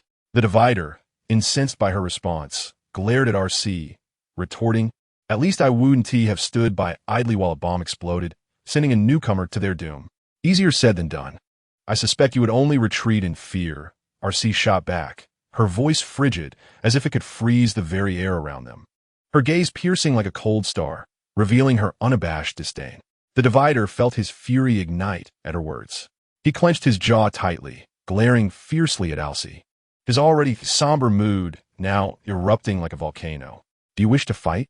The voice from the partition was low and tinged with a hint of menace, his fists unconsciously tightening, as if ready to strike at any moment. Alcee, instead of retreating, stepped forward, her optical lens revealing a glimmer of anger. Ah, precisely as intended. Just as the tension between them reached its zenith, Jack, sensing the shift in atmosphere, hurried over, attempting to avert the impending clash. Whoa, hey, don't do this. Partition, Alcee, aren't you all family? Jack wore a slightly awkward smile, waving his hands between them in an effort to separate the two. After a brief shared glance, Alcee and the partition fell silent, lowering their heads in an unspoken struggle against the rising tide of their anger. At that moment, Jack abruptly shattered the awkward tension, scratching his head somewhat uneasily. Laffy, how was your day yesterday? Laffy seemed taken aback, pausing briefly before offering a similarly awkward smile in reply. Hi, Jack. I slept quite well yesterday. Meanwhile, Meichi approached with a cheerful demeanor, interjecting, if you ask me, Laffy, you should really be asking me. You won't believe how terrifying Jack's mom was when she lost her temper yesterday. Just as the atmosphere settled, the ambulance suddenly broke in, its screen displaying a perplexing, high-frequency signal. There's an embedded message in here. Is it from the Autobots? What? Alcee stepped forward, visibly agitated, looking towards the ambulance. Is it from Flyover Mountain? Oh, Alcee, it's not that I wish to discourage you, but the bomb behind Flyover Mountain is quite formidable. You ought not to harbor excessive hope. The partition's tone was somewhat detached, yet his expression bore an unmistakable blend of hope and sorrow. Unclear. I lack knowledge of the signal's origin, hence I cannot ascertain its characteristics. The ambulance shook its head, glancing at the health status displayed on its arm, which recorded the life conditions of each Autobot. Besides Flyover Mountain, who was offline, everyone else was in good health. Due to the recent arrival of Shifting Fox, who had encountered such circumstances, the ambulance had yet to update its life status. Let us see what it says. Alcee was determined not to give up, insisting. Let me take a look. The ambulance studied the message and began to read it aloud. I have some items of interest for you. Bring a medical kit and come alone. The partition remarked with confusion. That sounds like a trap. Yet, it could also represent a chance to save Flyover Mountain. Alcee declared resolutely, no matter how slim the hope may be, I refuse to surrender so easily. Ambulance, take me there. What? We should wait for Optimus Prime to return before making any decisions, RC. Your actions are exceedingly rash, the ambulance insisted. By the time Optimus completes his patrol, the owner of that information may very well be deceased, I cannot afford to wait any longer. RC struck the wall in frustration, her anger evident. She was infuriated by the delay that had allowed things to deteriorate to this extent. RC, you must understand, even had you been present at that moment, the outcome would not have changed. Flyover Mountain was engulfed by a massive explosion from the super-energy bodies, rendering it incapable of resistance.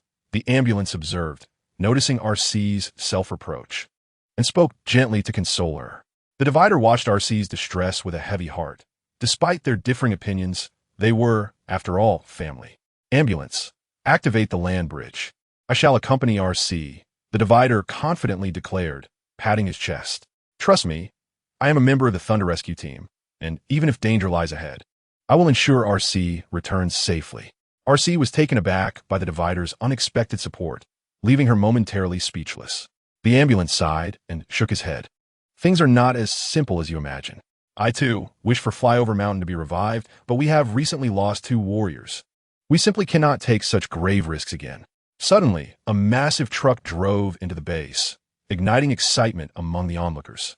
Optimus has returned, Jack exclaimed loudly. Thus, Optimus Prime approached slowly under the gaze of everyone. What has transpired? Chapter 132. Conscious Link, a green off-road vehicle came to a stop by the roadside, emitting a few honks. Hey, Liu, I didn't expect you to be so punctual. Sorry for my tardiness, Jack said as he rolled down the car window, his tone apologetic. No worries, I haven't been here long, Liu replied with a slight smile, feigning nonchalance. In truth, he had been waiting since 8 o'clock to ensure the Divider revealed himself in front of him by orchestrating a series of crises. Great, Jack said, opening the car door and stepping out to face Liu. You can borrow this vehicle for a day. Just return it to me tomorrow. Liu pretended to examine the Divider curiously and inquired, Can you afford this car? Jack's face flushed with embarrassment as he replied, It belongs to a friend of mine. You've learned the art of having a friend, Jack, Liu thought to himself, fully aware of the underlying truth. He chose not to press Jack further, simply nodding as he got into the vehicle. All right, I will return it in perfect condition tomorrow. You can count on that. Well then, farewell, Jack. I have matters to attend to. Yes, goodbye, deskmate. Jack nodded as he watched Liu drive away in the off-road vehicle. Liu drove without pause until he reached the city center, where towering skyscrapers loomed and the throngs of people surged like a tumultuous sea, resulting in a 1-hour traffic jam for him. During the traffic congestion, Liu gazed at the steering wheel, reflecting on how the partition had changed from its former self, now displaying a commendable sense of patience. In his childhood, he would charge ahead without even issuing commands. Oh wait, that was Bumblebee. A hint of nostalgia flickered in Liu's eyes, though he concealed any peculiar sentiments, quietly unlocking his phone to play a recently popular song, Silent Mud Lifts Coal. He had heard that this artist possessed genuine talent, not merely a fleeting celebrity. What should I do with you? As the melody resonated, a satisfied smile graced Liu's face. This was quite a trial for the partition, which was already disgruntled from being borrowed, and now had to endure this incomprehensible music. However, it soon found itself enchanted by the catchy tune. After disembarking, Liu parked the partition in the company's underground garage. Once he noticed the absence of others, the partition resumed playing the earlier song at a subdued volume. The image of the star, affectionately dubbed Dove by fans, was deeply imprinted in the partition's memory. You must be Mr. Liu, truly young and accomplished. I am Assistant Zhao. At your service, a meticulously dressed woman approached and introduced herself. Liu nodded and inquired, Where is Mr. Zhao? I have matters regarding our collaboration to discuss with him. Right this way, please, she replied, all smiles, careful not to show any disrespect due to his youth. Just yesterday, Mr. Zhao had boasted about securing a significant deal. She was keen to avoid any displeasure on his part because of her demeanor. Upon entering the office, they found a middle-aged man, successful yet somewhat portly, clad in a tailored suit with a conspicuous gold chain around his neck, exuding an air of nouveau riche. Mr. Zhao, I would prefer that no third party overhears our conversation, Liu stated bluntly. Mr. Zhao, respecting Liu's request, signaled her to exit. Although slightly displeased, she complied without protest and discreetly closed the door behind her. Despite his corpulent stature, Mr. Zhao was not amiable. A stern expression adorned his face, hinting at a menacing demeanor that could instill fear with a mere glance. An eerie silence enveloped the office as tension mounted between them. Eventually, Lu Yu broke the stillness. Am I to remain standing? Upon uttering this, the previously stern Mr. Zhao immediately rose and, with a respectful bow, responded, "How could I dare, master? Please take a seat." Lu Yu unceremoniously settled into a chair, crossing his legs leisurely, and began, "It appears your masquerade has been executed quite effectively. Absolute bomb."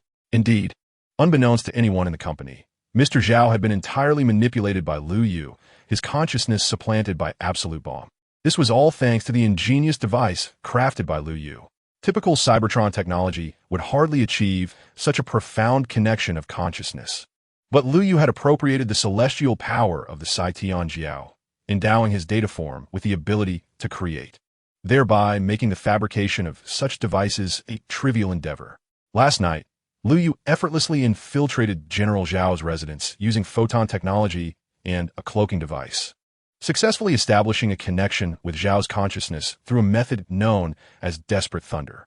However, he was careful not to sever all ties, leaving a path for Zhao's consciousness to be liberated when Lu no longer required that identity.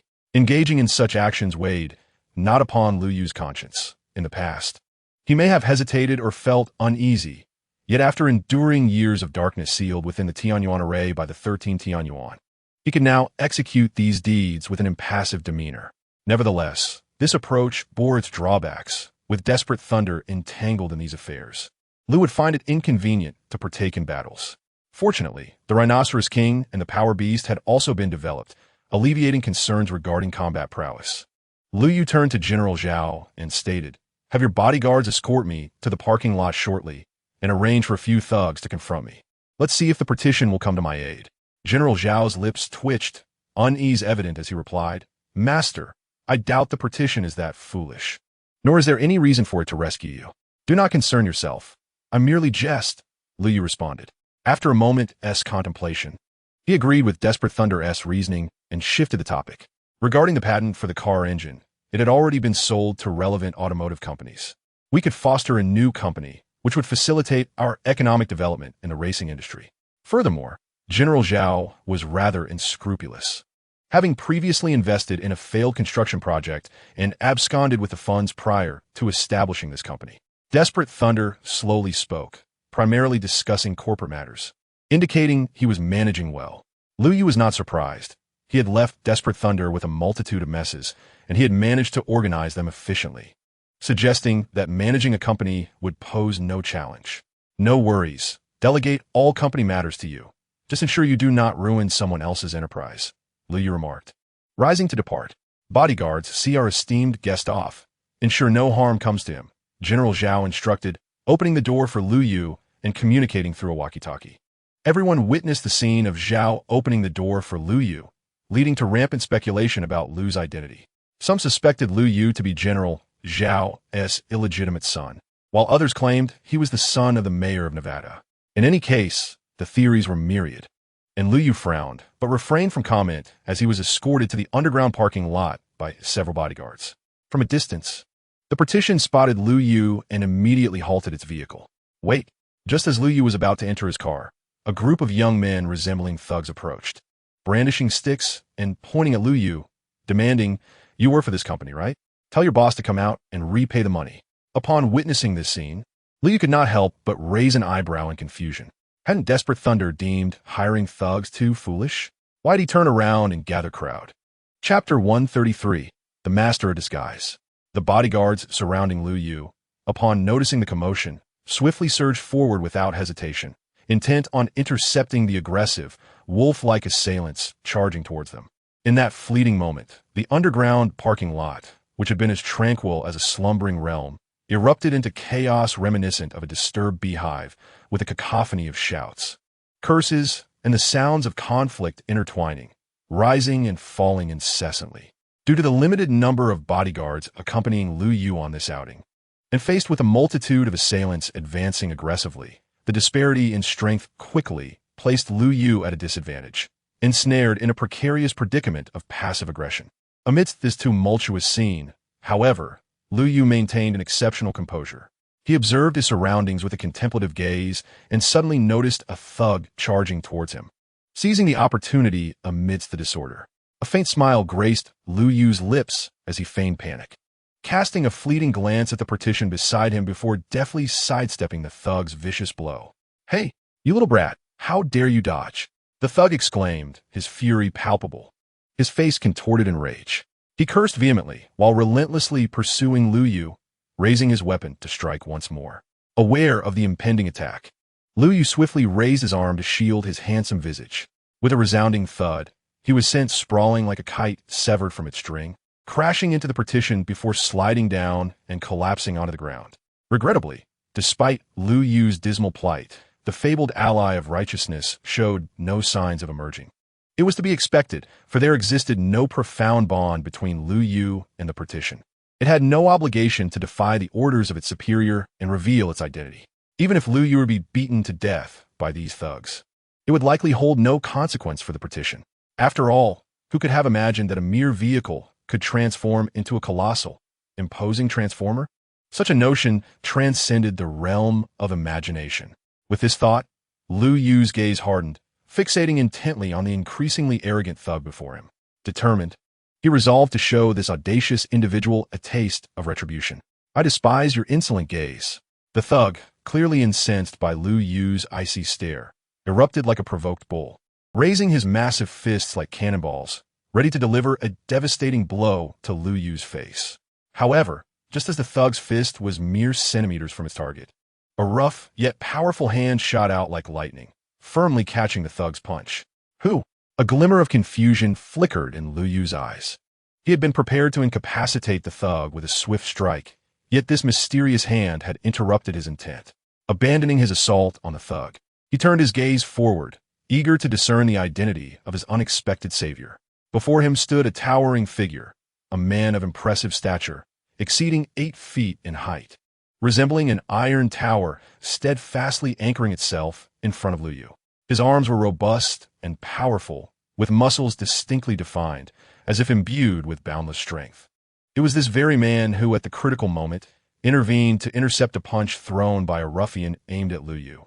Lu Yu was certain he had never encountered this individual before, and a wave of curiosity surged within him, pondering the origins of this unexpectedly formidable presence. As Lu Yu contemplated, the giant suddenly unleashed a deep, thunderous roar that resonated with a shocking intensity. Following this, with a swift and powerful motion, he effortlessly subdued the small thug, akin to capturing a mere chick. "Where do you hail from? How dare you cause a ruckus in our company?" The giant's voice boomed like a great bell, exuding an undeniable authority. His formidable physique conveyed an aura of immense strength, though he appeared somewhat portly. A closer inspection revealed that beneath his seemingly bulky exterior lay a hidden reservoir of muscular power, reminiscent of a revered general from ancient times, complete with an awe-inspiring belly. Simply by standing there, he emanated a potent presence that immediately quelled the previously arrogant thugs, rendering them motionless, as if paralyzed by his imposing figure. "What is all this noise about?"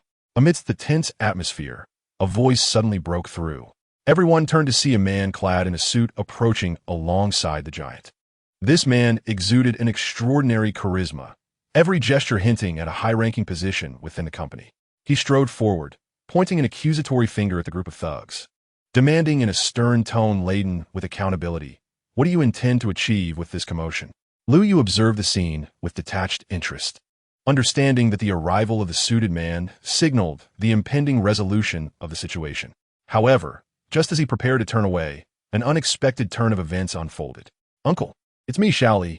Suddenly, one of the thugs approached the suited man with a sycophantic demeanor, calling out as he approached, "Oh, it's Shaoli. What brings you here?" The suited man's initially stern expression transformed into one of warmth and familiarity upon hearing the voice. Witnessing this interaction, Lu Yu's heart sank, a foreboding feeling washing over him. He realized that matters might not conclude as simply as he had hoped. Instead, they could become increasingly complicated due to the connection between this thug and the suited man. "Uncle, you truly have no idea. The owner of this company is nothing but a fraud.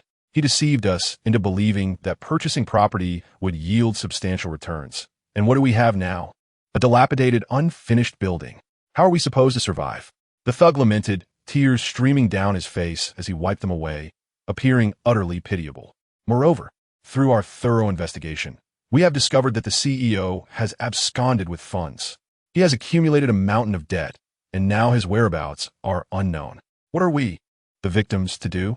The young thug grew increasingly agitated, his voice becoming somewhat hoarse. Yet he continued to lament the injustices he had endured. Cousin, you must advocate for me. We have finally tracked down that scoundrel who is here posing as a CEO. You must assist me. Indeed, the man in the suit, whose initially amiable smile faltered, decisively retorted, "This is where you are mistaken. Any grievances should be addressed at home with your cousin, not here in this manner." What? The young thug was taken aback, standing frozen in disbelief, his gaze fixed on his cousin, questioning whether his ears had deceived him. Yet reality delivered a harsh slap. As his previously affable cousin withdrew his smile and sternly instructed, "Su Chu, remove these irrelevant individuals from here." "Oh no, Uncle Gio, why?" The young thug was clearly flustered, watching as a burly man approached him with an intimidating demeanor. "Damn it, we need to retreat." Under Lu Yu's watchful gaze, the once arrogant group of thugs fled in disarray. The partition let out a sigh of relief. Had Lu Yu been harmed, how could he be returned? He certainly could not be allowed to follow Lu Yu indefinitely. "Well done," Lu Yu remarked, a smirk gracing his lips as he turned to Su Chu, inquiring with curiosity. "I recall this place is Nevada, not Three Kingdoms." "Ah, what you say is true." Su Chu, like our CEO, also hails from the Dragon Kingdom. Years ago, he found himself wandering the streets of Jasper and was fortuitously discovered by the CEO. Upon hearing his name, reminiscent of a historical figure from the Dragon Kingdom, he took him on as our company's bodyguard. Gilles answered wisely, recognizing that the humility displayed by their CEO hinted at the significant connections and background this young man must possess. He must ensure to curry favor. "Is that so?" Lu Yu chose not to elaborate further, entering the vehicle to depart from the location. The car transformed into an automotive entity, which took some getting used to. Lu Yu had initially intended to have the Jedi gang investigate the origins of these thugs, as well as Uncle Gilles and this so-called Su Chu. However, recalling that the driver was the partition, his words caught in his throat. He drove the partition along the pre-planned route. Meanwhile, nearby, Li Yuanba and Rhinoceros King lay on a hillside. Suddenly, Rhinoceros inquired, "Have we yet to see the green off-road vehicle that the young master mentioned? Will we truly wait for it today?" "Enough with the complaints, Rhinoceros King. The master surely has his own plans. We need only follow," Li Yuanba replied earnestly. "Ha! I harbor no disloyalty toward the master, Li Yuanba. Just don't dig a pit for me." The rhinoceros jested about the earnest man, Li Yuanba, who, not wanting to disappoint, scratched his head and replied, "Oh no, I certainly did not mean that." "All right, I shall assume you meant otherwise." The rhinoceros teased, yet his demeanor and gestures betrayed a lack of conviction. "Look, it's here." Just as the rhinoceros was about to change the subject, Li Yuanba's optical lens abruptly contracted, focusing on a green off-road vehicle. "Finally, I recall his name is Goban, correct?" The rhinoceros exclaimed with enthusiasm, ready to charge forth. However, Li Yuanba quickly restrained him. "Wait. The master has instructed us to find a reason. Otherwise, we might arouse the suspicions of the Decepticons. That's easy enough. Let us pretend I am a Decepticon chasing you, an Autobot. Seeing me, a fellow Autobot, pursued by Decepticons, how could Goban possibly stand idly by?" asserted the rhinoceros with conviction. Li Yuanba instinctively sensed something amiss. Why should he play the Decepticon while the rhinoceros took on the role of the Autobot? Nevertheless, with his good-natured disposition, he refrained from further protest, merely expressing his willingness to fulfill the master's orders. With a thunderous noise, a colossal force gathered in Li Yuanba's arm, akin to the power of a meteorite, tilting toward the rhinoceros. The latter's processor whirred into action, yearning to voice a complaint about the lack of preparation time. Yet Li Yuanba's attack was already upon him, compelling him to react. "The best strategy is to retreat," the rhinoceros murmured, activating the device that signaled the Autobot and affixing an Autobot emblem to his chest, shouting, "Help! Help!" They had chosen a remote country road for their ruse, ensuring few witnesses. Otherwise, the image of the rhinoceros pleading for mercy would likely spread widely. Goban, initially at ease driving, suddenly detected the Autobot signal and observed this Autobot being pursued by Decepticons, plunging him into a dilemma. If he intervened, it would reveal the existence of the Autobots to Lu Yu, who might, due to Jack, uncover the Autobot base, contradicting Optimus Prime's directive for secrecy. Allowing Lu Yu to become aware of these matters could place him in jeopardy as well. Yet, it was impossible for Goban to ignore the plight of his fellow Autobot being chased by Decepticons. Resolving this conflict, Goban swiftly connected to the base and transmitted a message through an encrypted frequency. An Autobot is being pursued by Decepticons at my coordinates. Immediate assistance is requested. This minor maneuver was transparent in Lu Yu's eyes. A glimmer of azure data flowed within Lu Yu's dark gaze as he observed Goban transmitting the message. With a thought, he manipulated the control console of the Shadow Fox, rejecting all external signals and severing Goban's communication. This was a trap, a scheme specifically devised against Goban. Lu Yu was filled with anticipation, pondering whether the partition would contravene the regulations established by Optimus Prime due to the presence of his fellow Autobots. The rules were immutable, inscribed within the processor of every Transformer. The steadfastness of Cybertron's governance stemmed from the fact that, at the moment of their creation, each Transformer was imprinted with a program loyal to Cybertron. This was why even Starscream, in his early days, felt a profound sense of care and concern for Megatron when he received minor favors. If Megatron truly cared, he would not have shown such favoritism towards Optimus Prime, choosing him without a moment's hesitation. A flicker of barely perceptible anger flashed in Lu Yu's eyes, catching him off guard.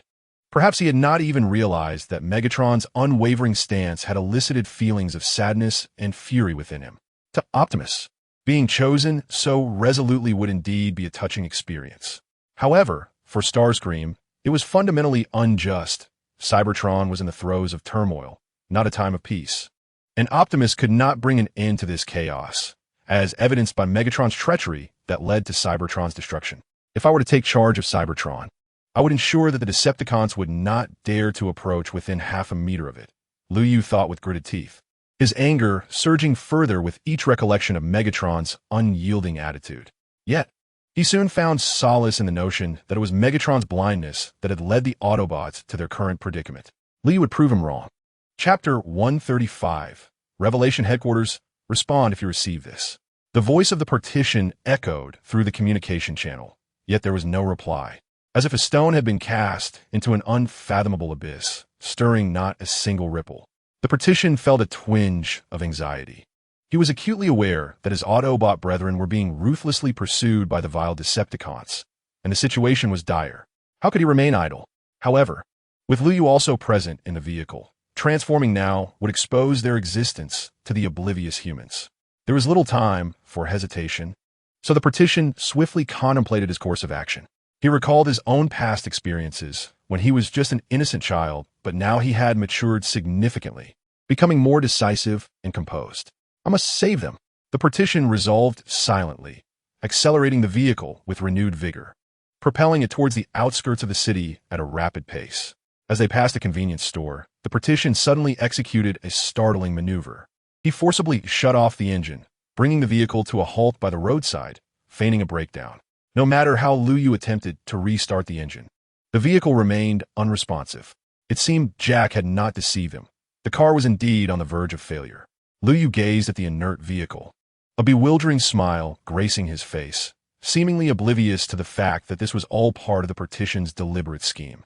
The partition silently prayed in his heart, hoping Lu Yu would disembark the vehicle as planned. Indeed, after several attempts, Lu Yu reluctantly exited the car. Standing beside it, he retrieved his phone and dialed a number. "Hello, is this the towing company? My car is broken down," Lu Yu said anxiously. "Yes, please come here, my address is." He detailed his location. "All right, please hurry." After hanging up the phone, Lu Yu sighed in relief, but was soon overtaken by a wave of thirst. He glanced around and was pleasantly surprised to discover a convenience store nearby, inwardly exclaiming, "Wonderful, there's a convenience store here." The partition silently applauded this fortunate turn of events. All that remained was to ensure that the towing company arrived before. No, perhaps it would be better if they never returned, allowing him to believe he had been robbed. A bold idea suddenly sprang to mind. He swiftly adjusted the rearview mirror to confirm that Lu Yu's gaze was not upon him, and without hesitation, projected a holographic image. The hologram depicted a burly man who rudely yanked open the car door and plopped into the driver's seat, intentionally making a great deal of noise. This series of commotion indeed captured Lu Yu's attention. He watched in disbelief as the muscular man drove off at high speed. "Oh, young man, your car has been stolen," the convenience store owner kindly alerted him, having witnessed the scene. Lu Yu immediately exhibited signs of panic, insisting he would call the police. But in reality, he was focused on the fleeting shadow, determined to follow the partition and not lose track. "Hey, don't be so rough," the rhinoceros titan jested, reprimanding the mighty force for lacking restraint. The mighty force, scratching his head sheepishly, chuckled, "Oh, my apologies, rhinoceros. I thought we should be serious about this. I'll tone it down a bit." Meanwhile, the two continued their chase, their figures darting across the desolate expanse, unseen by any eyes. Mountain meteor strike. This time, the mighty force intentionally moderated his strength, though outwardly, he still appeared overwhelmingly powerful. "Brother, I'm here to assist you." At that moment, the partition, having successfully evaded Lu Yu, arrived on the scene, instantly transforming into his automotive form mid-air. He seized the right-handed obliteration sphere and collided it with the Mighty Force S shovel. Boom! The Mighty Force S attack resembled a meteor falling from the sky. Even in a restrained state, it was not something the partition could easily withstand. The partition cried out, soaring backward like a broken kite, carving a furrow across the barren land. "Are you all right?" the rhinoceros titan exclaimed in shock. Even he dared not confront the Mighty Force S mountain meteor strike head-on. Yet this hefty fellow had done so without hesitation. Who gave him such audacity? Li Jingru, seeing the rhinoceros rush to his side. The partition rubbed his dazed head and waved dismissively, saying, "I'm fine. No need to worry." The rhinoceros fell into a moment of silence, wondering if the processor of this creature had indeed malfunctioned. "So you have an accomplice," Li Yuanba remarked, striking a villainous pose while feigning disdain, extending his hand. "Surrender. Even with the two of you, you cannot hope to match my strength." Despite his efforts to appear ruthless, Li Yuanba's shovel-like hands, coupled with his amiable visage, rendered his menacing demeanor hard to perceive. "Buddy, this fellow is no easy opponent. We should retreat and call for backup," Goban thought, realizing from the earlier encounter that he was no match for Li Yuanba. He was foolish but not dim-witted. He understood that if he failed to summon aid, he would not have survived this long. Yet the rhinoceros had no intention of complying with his wishes. Let us not forget, the very essence of this farce was to facilitate Lu Yu's seamless entry into the Autobot base. Lu Yu was already en route atop the Shadow Flying Fox. Thus the rhinoceros's task was merely to buy time. "Fleeing is not my style, and I shall ensure this Decepticon pays dearly." The rhinoceros gritted his teeth, raising his fist to engage Li Yuanba in a brawl. "Behold my move, the Mad Bull Iron Fist." The rhinoceros's iron fist descended like a meteor, striking at Li Yuanba with remarkable speed for one of his stature. Li Yuanba raised his shovels in defense, ostensibly struggling to withstand the blows, though in truth, the rhinoceros was holding back. Li Yuanba merely put on a show. This left Goban in a dilemma. He had intended to swiftly extricate the rhinoceros to avoid further complications. Yet here was the rhinoceros relentlessly attacking, seemingly overpowering Li Yuanba. "Hey buddy, allow me to assist you," Goban thought, resolutely deciding to take down Li Yuanba, believing their combined strength could easily overwhelm him. Poor Goban remained oblivious to the fact that the two seasoned fighters had no intention of engaging in combat, and ultimately, he was the only one to suffer injury. As the three engaged in an exhilarating clash, Lu Yu finally spotted a long Lincoln approaching, with none other than Mr. Zhao aboard. The Shadow Flying Fox had been closely tailing Goban, arriving almost simultaneously, yet Lu Yu refrained from recklessly revealing himself. Without a vehicle, he could not hope to catch up with Goban. If he did appear, he would have to explain his presence. Thus, Lu Yu had prepared for this moment, with the Jedi opening the way for the long Lincoln to arrive. "Buddy, we can't delay any longer. Let us deliver the final blow," Goban shouted to the rhinoceros. "Utilize the Thunder Rescue Team tactic." "What on earth does that mean?" The rhinoceros, though perplexed, chose to respect Goban's wishes, and the two swiftly advanced toward Li Yuanba, seeking to subdue him. Just then, a black long Lincoln appeared on the adjacent dirt road, capturing the attention of the three combatants. To Goban's utter disbelief, the Lincoln's window rolled down, revealing Lu Yu's astonished expression and his agape mouth.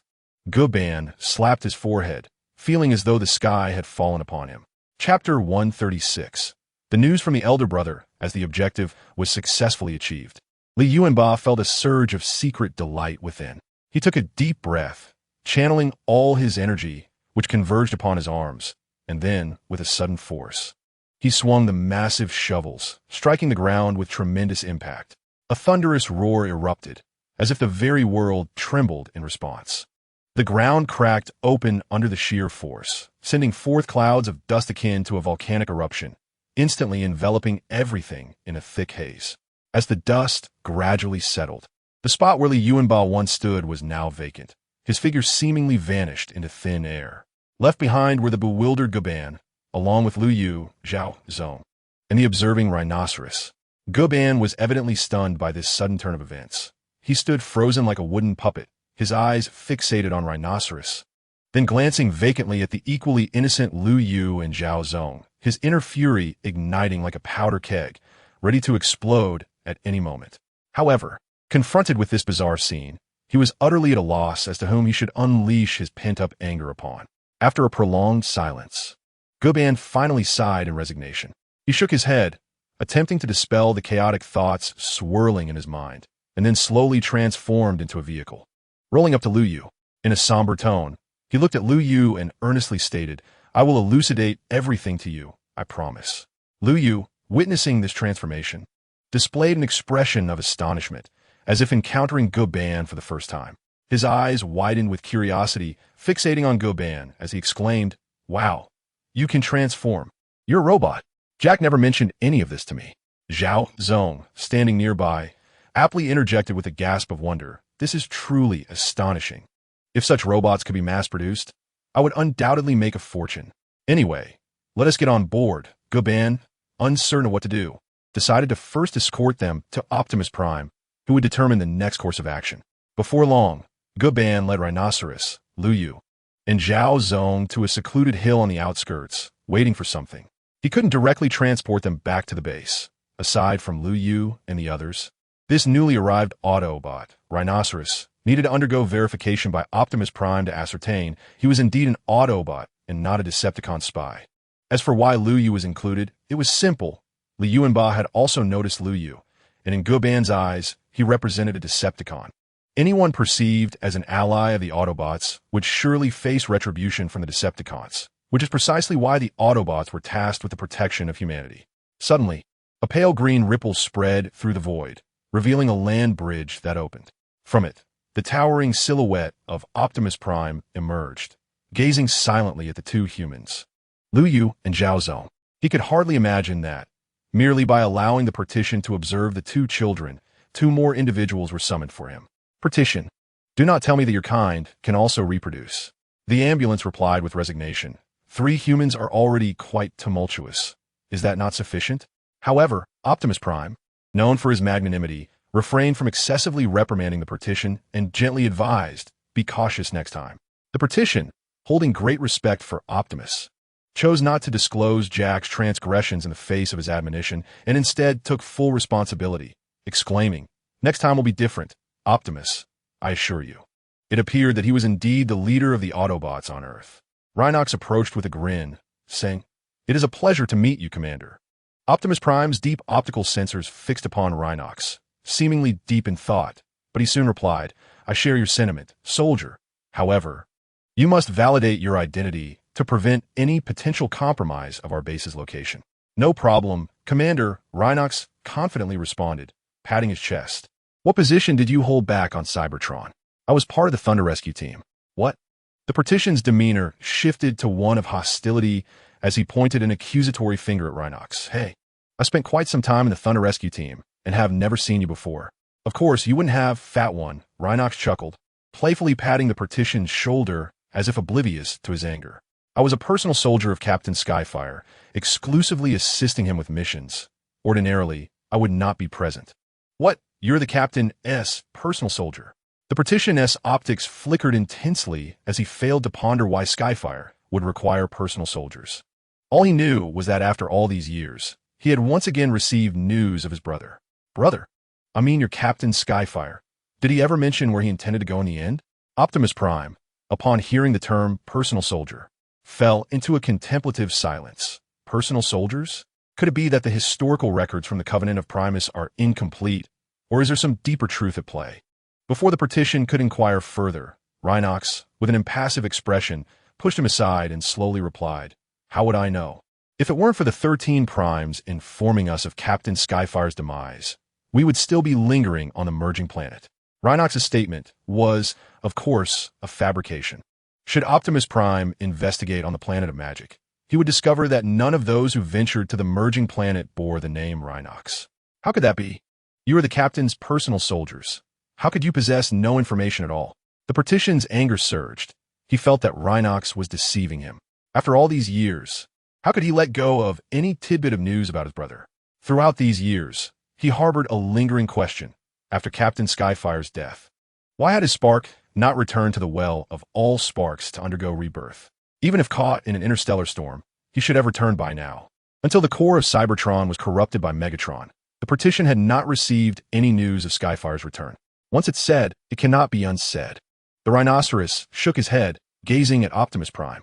"Sir, your troops seem to lack discipline." Optimus Prime sighed and replied, "Calm down, Divider. After all, the rhinoceros is merely a private soldier of Shao Tian Han. Naturally, not all of Shao Tian Han's thoughts can be entrusted entirely. You won't uncover much." Upon hearing this, Divider finally settled down, though a trace of fervent stubbornness lingered in his eyes. "I apologize. We must clarify things for you, so please trust us." Optimus Prime crouched down, speaking slowly, devoid of any arrogance. Liu Yu nodded, feigning shyness as he glanced around. Meanwhile, General Zhao adjusted his disheveled collar, exclaiming, "My goodness." Chapter 137, Agent Fuller. "Wow. You're incredibly impressive. Just by following Jack's words, you managed to stay away from the base for an entire day. Not only successfully finding 2 newcomers, but also rescuing a comrade. How cool is that?" Meichi's face flushed with excitement, her enthusiasm palpable. She wished she could transcend time and space to experience the breathtaking events firsthand. In stark contrast to Meichi's exuberance was Divider, who remained unusually silent, awkwardly gazing at Meichi, his heart heavy with guilt and self-reproach. As a soldier, he should have adhered strictly to Optimus Prime's orders, yet he had defied them this time, potentially endangering the lives of 2 innocent individuals, which filled him with profound shame. The events unfolded as follows. Optimus Prime's voice resonated slowly, his tone calm and steady, seemingly intending to allow Liu Yu and General Zhao time to digest the astonishing information he had just revealed. At that moment, the communicator suddenly crackled to life with Alcai's voice. "Ambulance, please open the land bridge." Hearing this request, the ambulance sprang into action, unhesitatingly pulling down the control lever. In an instant, a brilliant light flashed, successfully opening the land bridge. As the light gradually faded, Alcai and Bumblebee appeared before everyone. "What is the status of the super energy collection, Alcai?" the ambulance inquired anxiously, hastening to Alcai's side. "I mean, our energy reserve are nearly depleted, and time is of the essence." Alcai glanced at the ambulance, retorting sharply, "I'm not foolish, ambulance. I am well aware of the energy reserve situation." She shot the ambulance a glare before continuing at a measured pace. However, the response from the super energy bodies is currently too faint, making it hard to believe that the Decepticons can repeatedly discover the mines on this planet before us. Upon hearing Alcai's words, the ambulance sighed in resignation, saying, "There's nothing particularly surprising about that, Alcai. After all, the Decepticons' technological prowess indeed surpasses ours at this juncture. They possess more advanced detection technologies and equipment in this regard. Therefore, all we can do now is to persistently search, leaving no potential location overlooked. Only in this manner can we hope to avoid being left far behind by the Decepticons." Optimus Prime stood quietly to the side, attentively listening to the conversation between the two. At this moment, he interjected, stating, "The medic speaks the truth, RC. Although we currently face formidable challenges, we must not capitulate. As long as we persistently endeavor to seek, we shall inevitably uncover sufficient energon. If only we could employ Cybertronian technology, we would have undoubtedly discovered a plethora of energon by now." The medic shook his head in exasperation, his gaze fixated on the control panel, which he found thoroughly disheartening. He muttered incessantly, "Damn Earth technology, it's nothing but a heap of junk, utterly devoid of utility." At that instant, Mr. Zhao unexpectedly interjected, "Hey, I see this as because your system is derived from the original launch pad, isn't it? His tone bore a hint of mockery, seemingly unconcerned with the medic's grievances. Following the plan established by Lu Yu, Mr. Zhao cheerfully suggested, times are continually evolving and changing. Even if you possess advanced technology like Cybertronian, it is impossible to conjure something from nothing, right? Perhaps you should consider collaborating with our company. We possess world-class technological prowess and can surely provide you with ample energy to ensure your equipment remains in optimal condition. His words were evidently an olive branch extended to the medic, hoping to foster collaboration. Cooperate with humans? The medic scoffed as if he had heard the greatest joke in the world, shaking his head and retorting. What can I say? Do you genuinely believe your government is oblivious to our existence? You dare to contemplate a partnership with a private enterprise, unafraid that your government may eliminate you? In response to the medic's skepticism, Mr. Zhao appeared unfazed and quickly clarified. No, you misunderstand. I am merely offering technology to locate Energon, and I shall not charge you anything. This is not a transaction. As long as you do not broach the subject, the federal government will remain completely unaware. Mr. Zhao's confident demeanor piqued the medic's interest. Curiously, it inquired, it seems you are quite experienced in such matters.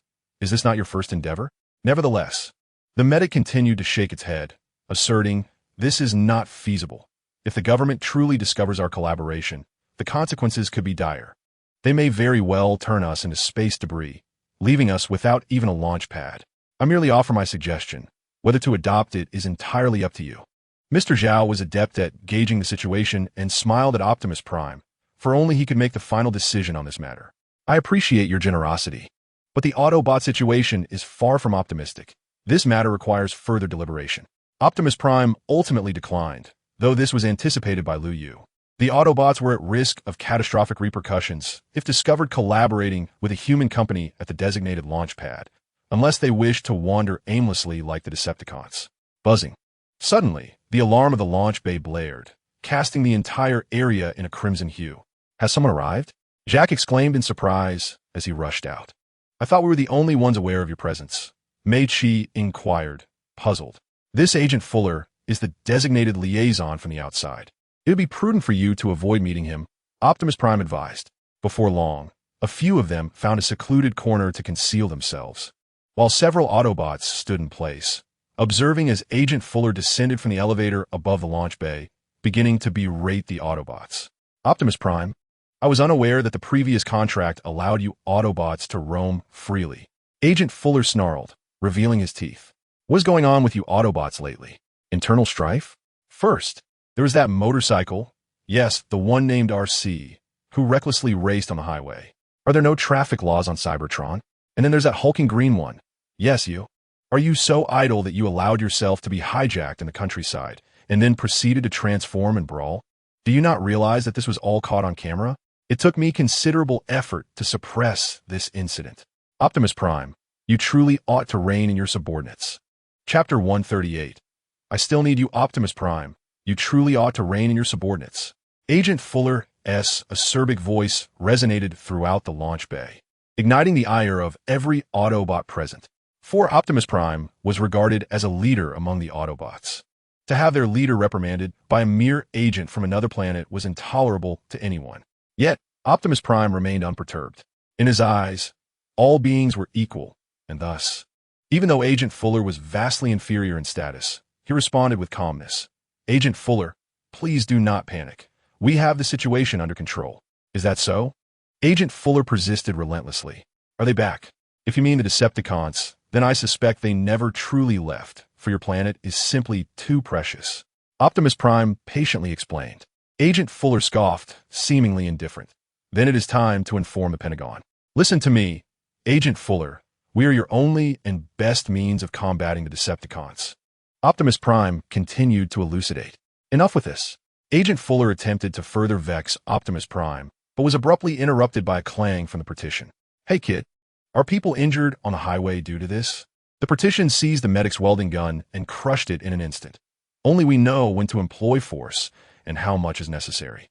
The welding gun's head, still connected to wires, flew off, utterly destroyed, showcasing the partition's immense strength. Partition, I still need that. The medic, resembling a ruffled kitten, pointed at the partition in indignation. The partition scratched its head, appearing somewhat embarrassed, yet showed no intention of apologizing or changing its ways. Very well. Optimus Prime, please stand resolutely against the Decepticons. Agent Fowler is indeed apprehensive about these Autobots, especially that hulking brute. Should he lose control, his life would be in peril. I implore you to discreetly manage these matters. Otherwise, I shall take it upon myself. Agent Fowler turned and entered the launch bay. This fellow is quite disrespectful, his tone rather audacious, remarked a panel dismissively. Panel, it is entirely natural for Agent Fowler to be concerned for his planet. Optimus Prime patiently elucidated, wishing to prevent the elite guard from losing faith in humanity due to Fowler's conduct. Why not seek refuge in another country? Liu Yu suddenly stepped forward, gazing at Optimus Prime, posing this query. What? Ratchet looked at this newcomer, nearly bursting into laughter. What do you understand? You are merely a child. You underestimate me. Liu Yu retorted, shaking his head. I have observed that the attitude of the beautiful country towards you is far from amiable. Why not seek assistance from other nations? Ratchet fell silent, evidently harboring some reservations. Yet Liu Yu could not comprehend what those concerns could be. Liu Yu, our arrival in any nation on this planet is destined to be met with little fanfare, Optimus Prime explained patiently. Thus, avoiding trouble is sufficient for us. Is that truly the case? Liu Yu surveyed the room, noticing the varied expressions on the faces of the Autobots. Clearly, they harbored divergent opinions regarding Optimus Prime's response. Understanding that a child ought not to inquire so extensively, Liu Yu fell silent. Pointing at Jack and asking Optimus Prime, was it you who assigned the panel to accompany Jack? Indeed, Jack is now, much like you, known to the Decepticons. Hence we must arrange for members to protect you both, Optimus Prime affirmed with a nod. Wow, I genuinely look forward to it, Liu Yu exclaimed with a triumphant grin, pointing at the panel. I want him. Is that acceptable? What? The panel was evidently taken aback by Liu Yu's choice, surprised. If my teammate has no objections, then of course, it is permissible. Optimus Prime directed his gaze toward the panel, causing him considerable pressure. However, the panel soon resolutely declared, no problem, leave it to me. Firstly, he had long admired Optimus Prime and would naturally not refuse him lightly. Secondly, he was deeply intrigued by the songs Liu Yu often spoke of, anticipating that they would make an excellent duo. Splendid. Then RC, you shall be responsible for guarding Jack. Optimus Prime turned to face RC. Me? After glancing at Jack, who had once caressed her seat, RC placed her hands on her hips and smiled. Very well, it appears we are quite fated. Indeed, Jack replied with a cheerful grin. Bumblebee, you shall continue to safeguard Raph. Optimus Prime then looked at Bumblebee. Beep, beep, beep, beep, beep, beep. Bumblebee readily acquiesced. For the only beings capable of comprehending his words, apart from the Autobots, were the humans, particularly Laffy. As for Mr. Zhao and Meichi, Optimus Prime pondered momentarily before directing his gaze towards the ambulance. Oh heavens! The ambulance, in a state of despair, patted its head and reluctantly agreed. After all, one could hardly expect the leader to take on the role of a caretaker. Ultimately, Rhinox accompanied Meichi, while the ambulance followed Mr. Zhao, leaving Optimus Prime as the solitary elder at home. Liu Yu and Mr. Zhao exchanged glances, a spark of secret delight passing between them. The plan had come to fruition. Next, they merely needed to select a time when everyone else was absent to confront Optimus Prime directly. However, an awkward predicament arose, as Optimus Prime, now a leader, would likely prove too formidable for the unupgraded Shadow Fox. Moreover, Thundertron was ensnared near Cybertron by the 13 Primes, making it challenging to approach Optimus even in solitude. Strengthening themselves first was imperative. Liu Yu mused to himself that upon returning, he would request more Cybertronian alloy from Shadow to upgrade Shadow Fox. At that moment, Jack suddenly raised his right hand, holding the communicator aloft, exclaiming, Optimus, Shadow Fox contacted me earlier. He may have something to convey to you. What did you say? Elsie, standing beside Jack, was filled with exuberance. Shadow Fox is not dead. But what about flying over the mountains? Jack replied, somewhat sheepishly, I'm not sure, as I don't know how to check the messages he sent. He scratched his head, reluctant to extinguish Elsie's fragile hope. Optimus knelt down, scrutinizing the communicator closely, and then turned to the ambulance. Ambulance, take a look at this. It must be some sort of signal receiver. The ambulance, after a brief examination, confidently stated, there may be a way to extract the information. Jack handed the communicator over to the ambulance. As the ambulance grasped the device, it prepared to retrieve the message, only to turn and realize that the instrument had recently been damaged by a temperamental partition. It sighed. I fear it will take a few days. The damage caused by the partition was rather severe. Upon hearing this, the partition immediately felt the weight of several piercing gazes, lowering its head in shame. Chapter 139. Relationships and Agreements Outside the Autobot Base. A dirt road lay stretched before them. Bumblebee and Laffy, ensconced within, were engaged in an intense racing game. With Bumblebee's exceptional driving skills, Laffy quickly found himself at a disadvantage. Beep, beep, beep. Bumblebee's triumphant voice rang out, leaving Laffy both amused and exasperated. Unfair, Bumblebee. You have far more experience behind the wheel than I do. Beside them, Meichi rode atop a motorcycle transformed from Rhinox, raising an eyebrow at Jack. What about you, Jack? Care for a race with us? No, thank you. I'm not fond of street racing, Jack declined, though Alcee, brimming with competitive spirit, cast a challenging glance at Rhinox. Clearly eager for a contest. Why not? Jack, I thought you had developed a fondness for street racing. Oh, Jack, taken aback by Arcee's remark, raised an eyebrow and replied, Is that so? The thunderous roar of two motorcycle engines filled the air as Rhinoceros and Arcee darted down the dirt road like arrows released from a bow. Come on, Bumblebee, let us have another round. Just as Raph was about to invite Bumblebee for another race, he noticed Optimus Prime sending them a message. Beep, beep, beep, beep. Return to base? No problem. We shall play again next time. Raph nodded, fastened his seatbelt, and they headed back to the base aboard Bumblebee. At Liu Yu's residence. Why so formal? Come in, there's no one around.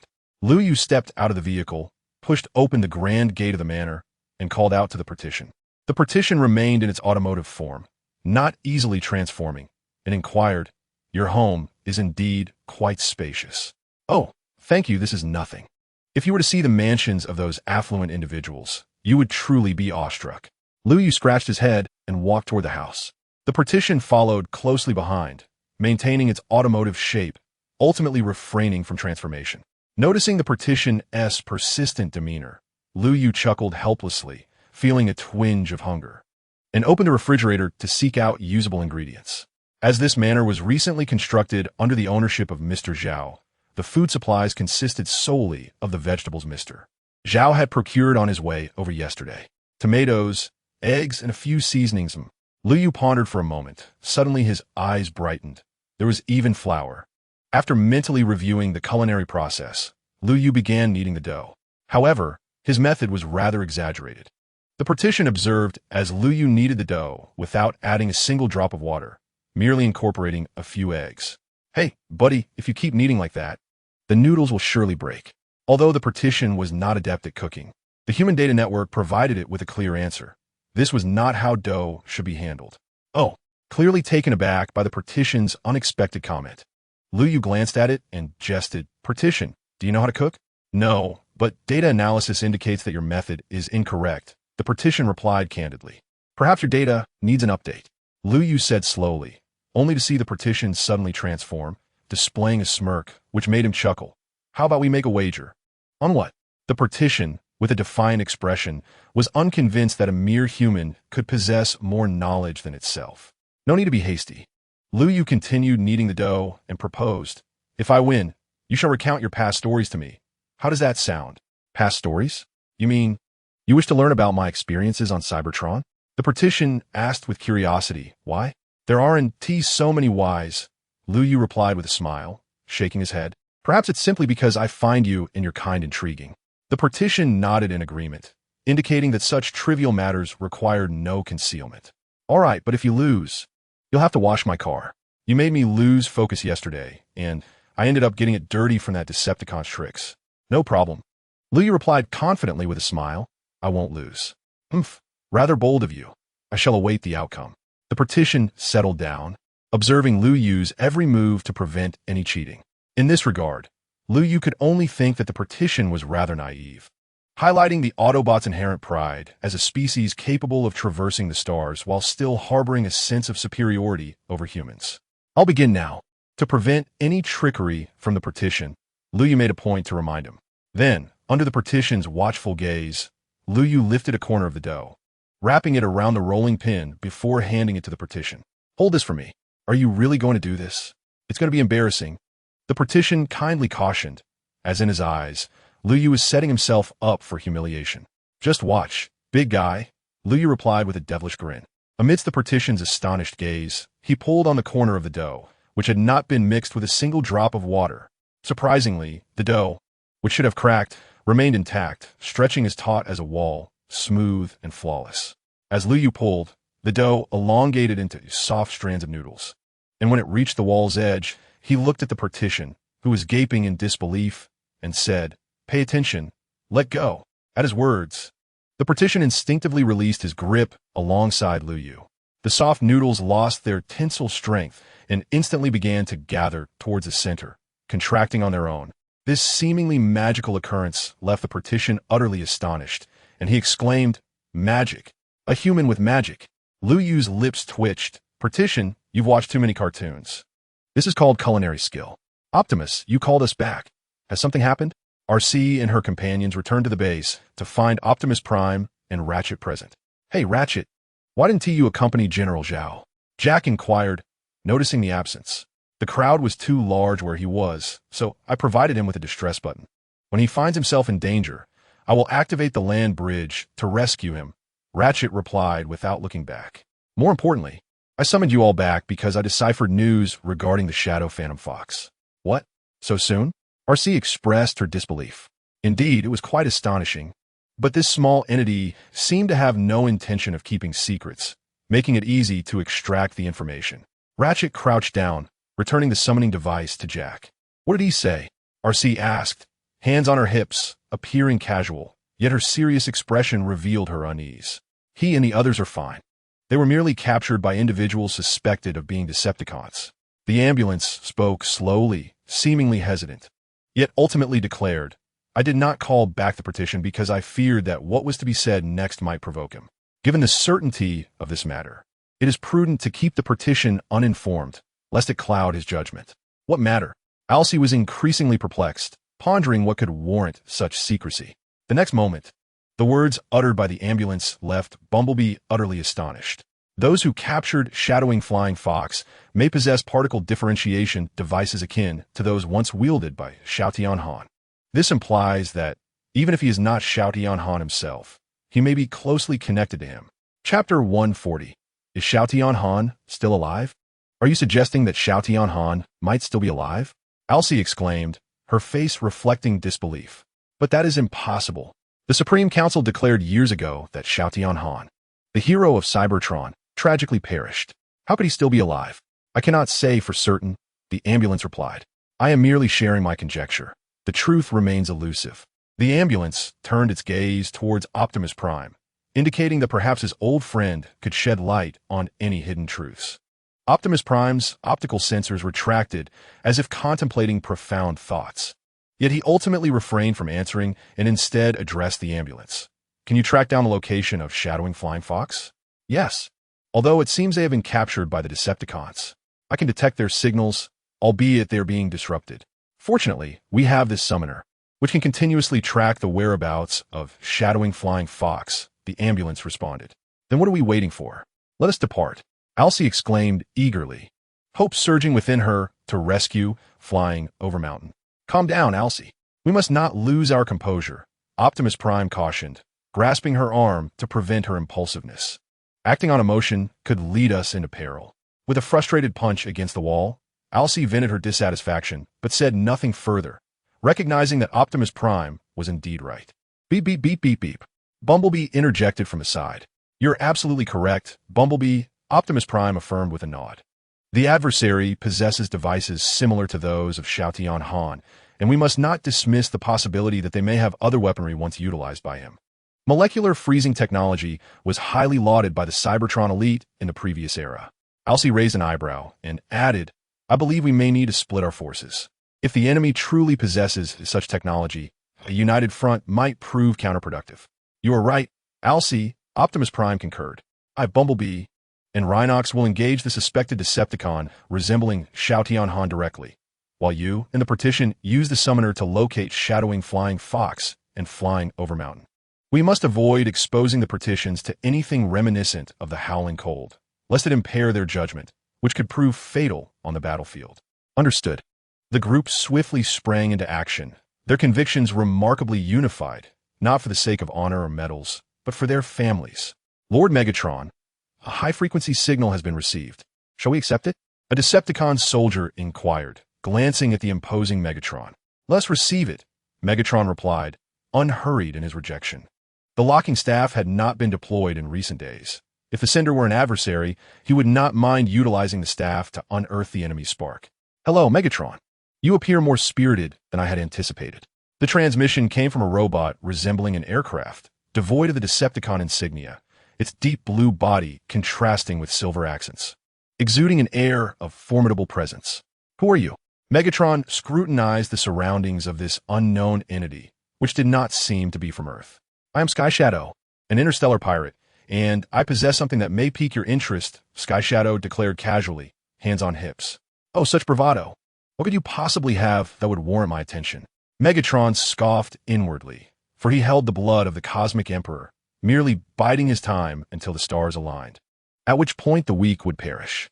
The Decepticons, under his command, would never be deemed weak. Oh, it appears you do not wish to eradicate the Autobots. You possess the power of the Cosmic Emperor, Sky Shadow remarked, waving dismissively. If that is the case, we have little to discuss. I might as well seek out the hiding Autobots. Perhaps they will show more courage than you. What did you say? Fury ignited within Megatron, as he was most perturbed not by any lack of courage, but by Skishadow's audacious claim that he was inferior to the beleaguered Autobots.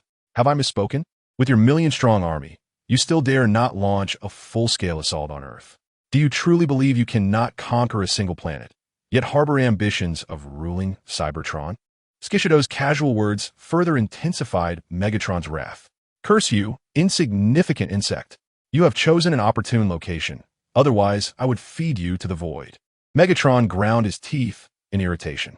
It seems you have acquiesced. Sky Shadow discerned Megatron's intent, knowing that had he truly meant to sever the communication, he would have done so already. Are you familiar with the apostles of the Cosmic Emperor? Who among the Cybertronians is unaware? The Cosmic Emperor could never possess apostles. Megatron snorted dismissively. It appears you are merely engaging in theatrics. Do not be hasty, Megatron. This is unlike you, Sky Shadow slowly began. It may be impossible, but similar entities do exist. Due to certain extraordinary circumstances, the Cosmic Emperor has an apostle residing deep within the cosmos. We shall devise a means to bring him down to Earth before the resurrection of the Cosmic Emperor, allowing you to harness his power to vanquish the Autobots. Spoke Soundwave in an enticing tone. What did you say? The Cosmic Emperor is set to revive? Megatron responded, taken aback. There is nothing astonishing about it. Do not feign ignorance, Megatron. It seems you have adopted quite a few human habits during your time on Earth. Soundwave remarked coldly, crossing his arms. Megatron scoffed, choosing not to elaborate further. Instead, he plainly stated, what is it that you desire? Quite simple, Soundwave laughed heartily. I require the hammer of Primus. The moment I receive the hammer, I shall assist you with this matter. Regrettably, when the Decepticons stormed the archive of Iron Fortress, those relics had already been hidden away by the ancients. We searched in vain until the fall of Cybertron. Your ambitions are futile, Megatron sneered, mocking Soundwave's youthful naivety. Megatron, do not be so hasty in your conclusions. All I require is your assurance that if the hammer of Primus is found, it shall be entrusted to me. If not, consider my words as mere fabrications. That is all. Our conversation ends here. Soundwave swiftly terminated the communication. Megatron snorted, turning to Soundwave, traced the source of his signal. Bring him to Earth. He appears to possess considerable knowledge regarding the Cosmic Emperor. Chapter 141. The Holy Mechanized Warrior in a corner of neon-lit Tokyo. Amidst a rugged mountainous terrain, the Autobots traversed a land bridge to their destination. Proceed as planned. RC, Sideswipe.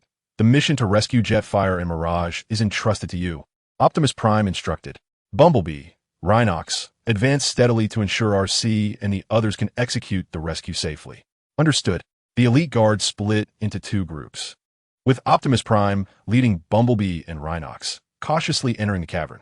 The cave was exceptionally dark, its profound shadows concealing countless perils. Bumblebee and Optimus Prime raised their weapons, scanning the surroundings. Suddenly, a light flickered nearby. Rhinox's left arm, where the energy core connected, glowed, providing illumination. Creak! An odd noise echoed from ahead, causing Bumblebee to become alert, ready to fire at a moment's notice. Wait, Bumblebee, do not act rashly, Optimus Prime cautioned, maintaining his aim as he slowly approached the source of the sound. It was merely a mouse. Rhinox observed the scene ahead and added, "It seems there are no Decepticons here, only some mysterious murals." Optimus Prime stepped forward to examine the murals closely. The murals depict ancient scenes of warfare, interspersed with enigmatic symbols that seem to conceal some profound message. At that moment, the cave began to tremble slightly, with small fragments of stone cascading from the ceiling. "Be cautious. Something is amiss," Optimus Prime warned loudly. Almost immediately, a peculiar group of mechanical creatures emerged from the murals, radiating an eerie luminescence as they swiftly charged toward the Autobots. Bumblebee opened fire with alacrity, and Rhinox joined the fray, filling the air with a cacophony of gunfire. Amidst the onslaught, Optimus Prime deflected attacks while contemplating his strategy. "Watch this." Rhinox suddenly assumed a formidable stance, unleashing a series of unpredictable martial arts moves. Given his physique, it was astonishing to witness such agility. Through the valiant efforts of the Autobots, the remaining mechanical creatures were vanquished. The cave returned to a hushed tranquility, yet they understood that this was merely the beginning. With more daunting challenges yet to unfold, and their rescue mission still fraught with perilous uncertainty. The inky darkness of the cavern was illuminated by Rhinox's light source, revealing stone walls adorned with ancient carvings. Standing before the mural, Optimus Prime gazed intently at the enigmatic artwork, his brow furrowed as if striving to decipher its meaning. His eyes meticulously scanned every detail, not overlooking a single subtle line or variation in color. "How could this be?" he murmured, incredulity lacing his voice. His gaze remained fixed upon the mural, as if seeking to unveil the hidden truth behind it. Why would the ancient prophecies of Cybertron manifest on Earth? He continued to ponder aloud, his internal questions intensifying. This query swirled in his mind, leaving him perplexed and bewildered. At that moment, Rhinox and Bumblebee overheard Optimus Prime's murmurs and approached curiously, joining him in scrutinizing the mural. "What?" Rhinox exclaimed in astonishment, his attention captivated by the imagery. Beep, beep, beep, beep. Bumblebee emitted a series of electronic sounds, seemingly expressing his surprise and confusion. The first half of the mural illustrated a scene tied to a long-standing legend of Cybertron. When the 9 stars align, the darkest shadow of the universe shall rise, leading the weak to perish in this tempest of darkness. It is a tale steeped in tragedy, foretelling only the emergence of darkness without a glimmer of hope. Yet, this alone might not have warranted Optimus Prime's astonishment. His focus shifted to the latter half of the mural, where deeper secrets and enigmas appeared to be concealed. More importantly, the second half depicted a complete narrative. How could a legend of Cybertron, preserved through the ages, be presented in such an incomplete form? And why would the entire prophecy manifest on Earth? Beep, beep, beep, beep, beep, beep. Is that the Shadow Fox?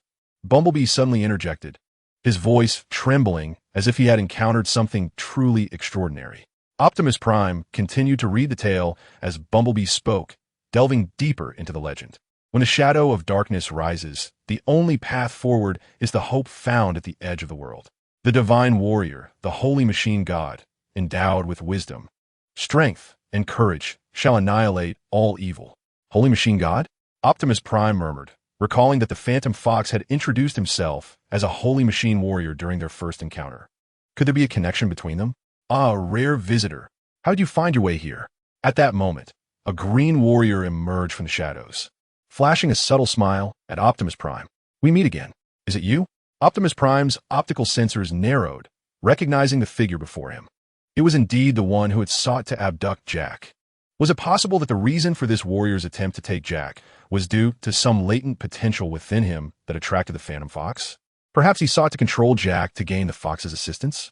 In an instant, Optimus Prime's mind raced with thoughts. "Did you take our comrade? Stranger? Stranger?" The warrior scoffed. "I was born from the hatred of the Star Soul warriors, not your exalted Autobot kin. I am called Judihome." "Hatred?" Optimus Prime paused, bewildered. Why would the Star Soul warriors harbor animosity towards the Autobots? The only one who had ever referred to himself as a Star Soul warrior was Xiao Han. After his disappearance, why had so many Star Soul warriors emerged? Were there secrets surrounding Xiao Han's past that remained undisclosed? Optimus Prime's optical sensors flickered as he explained, Zhu Dihong, we have no desire to be your enemies. We simply wish to reclaim our family. Oof. You think you can come and go as you please? Do you treat this place like a garbage dump?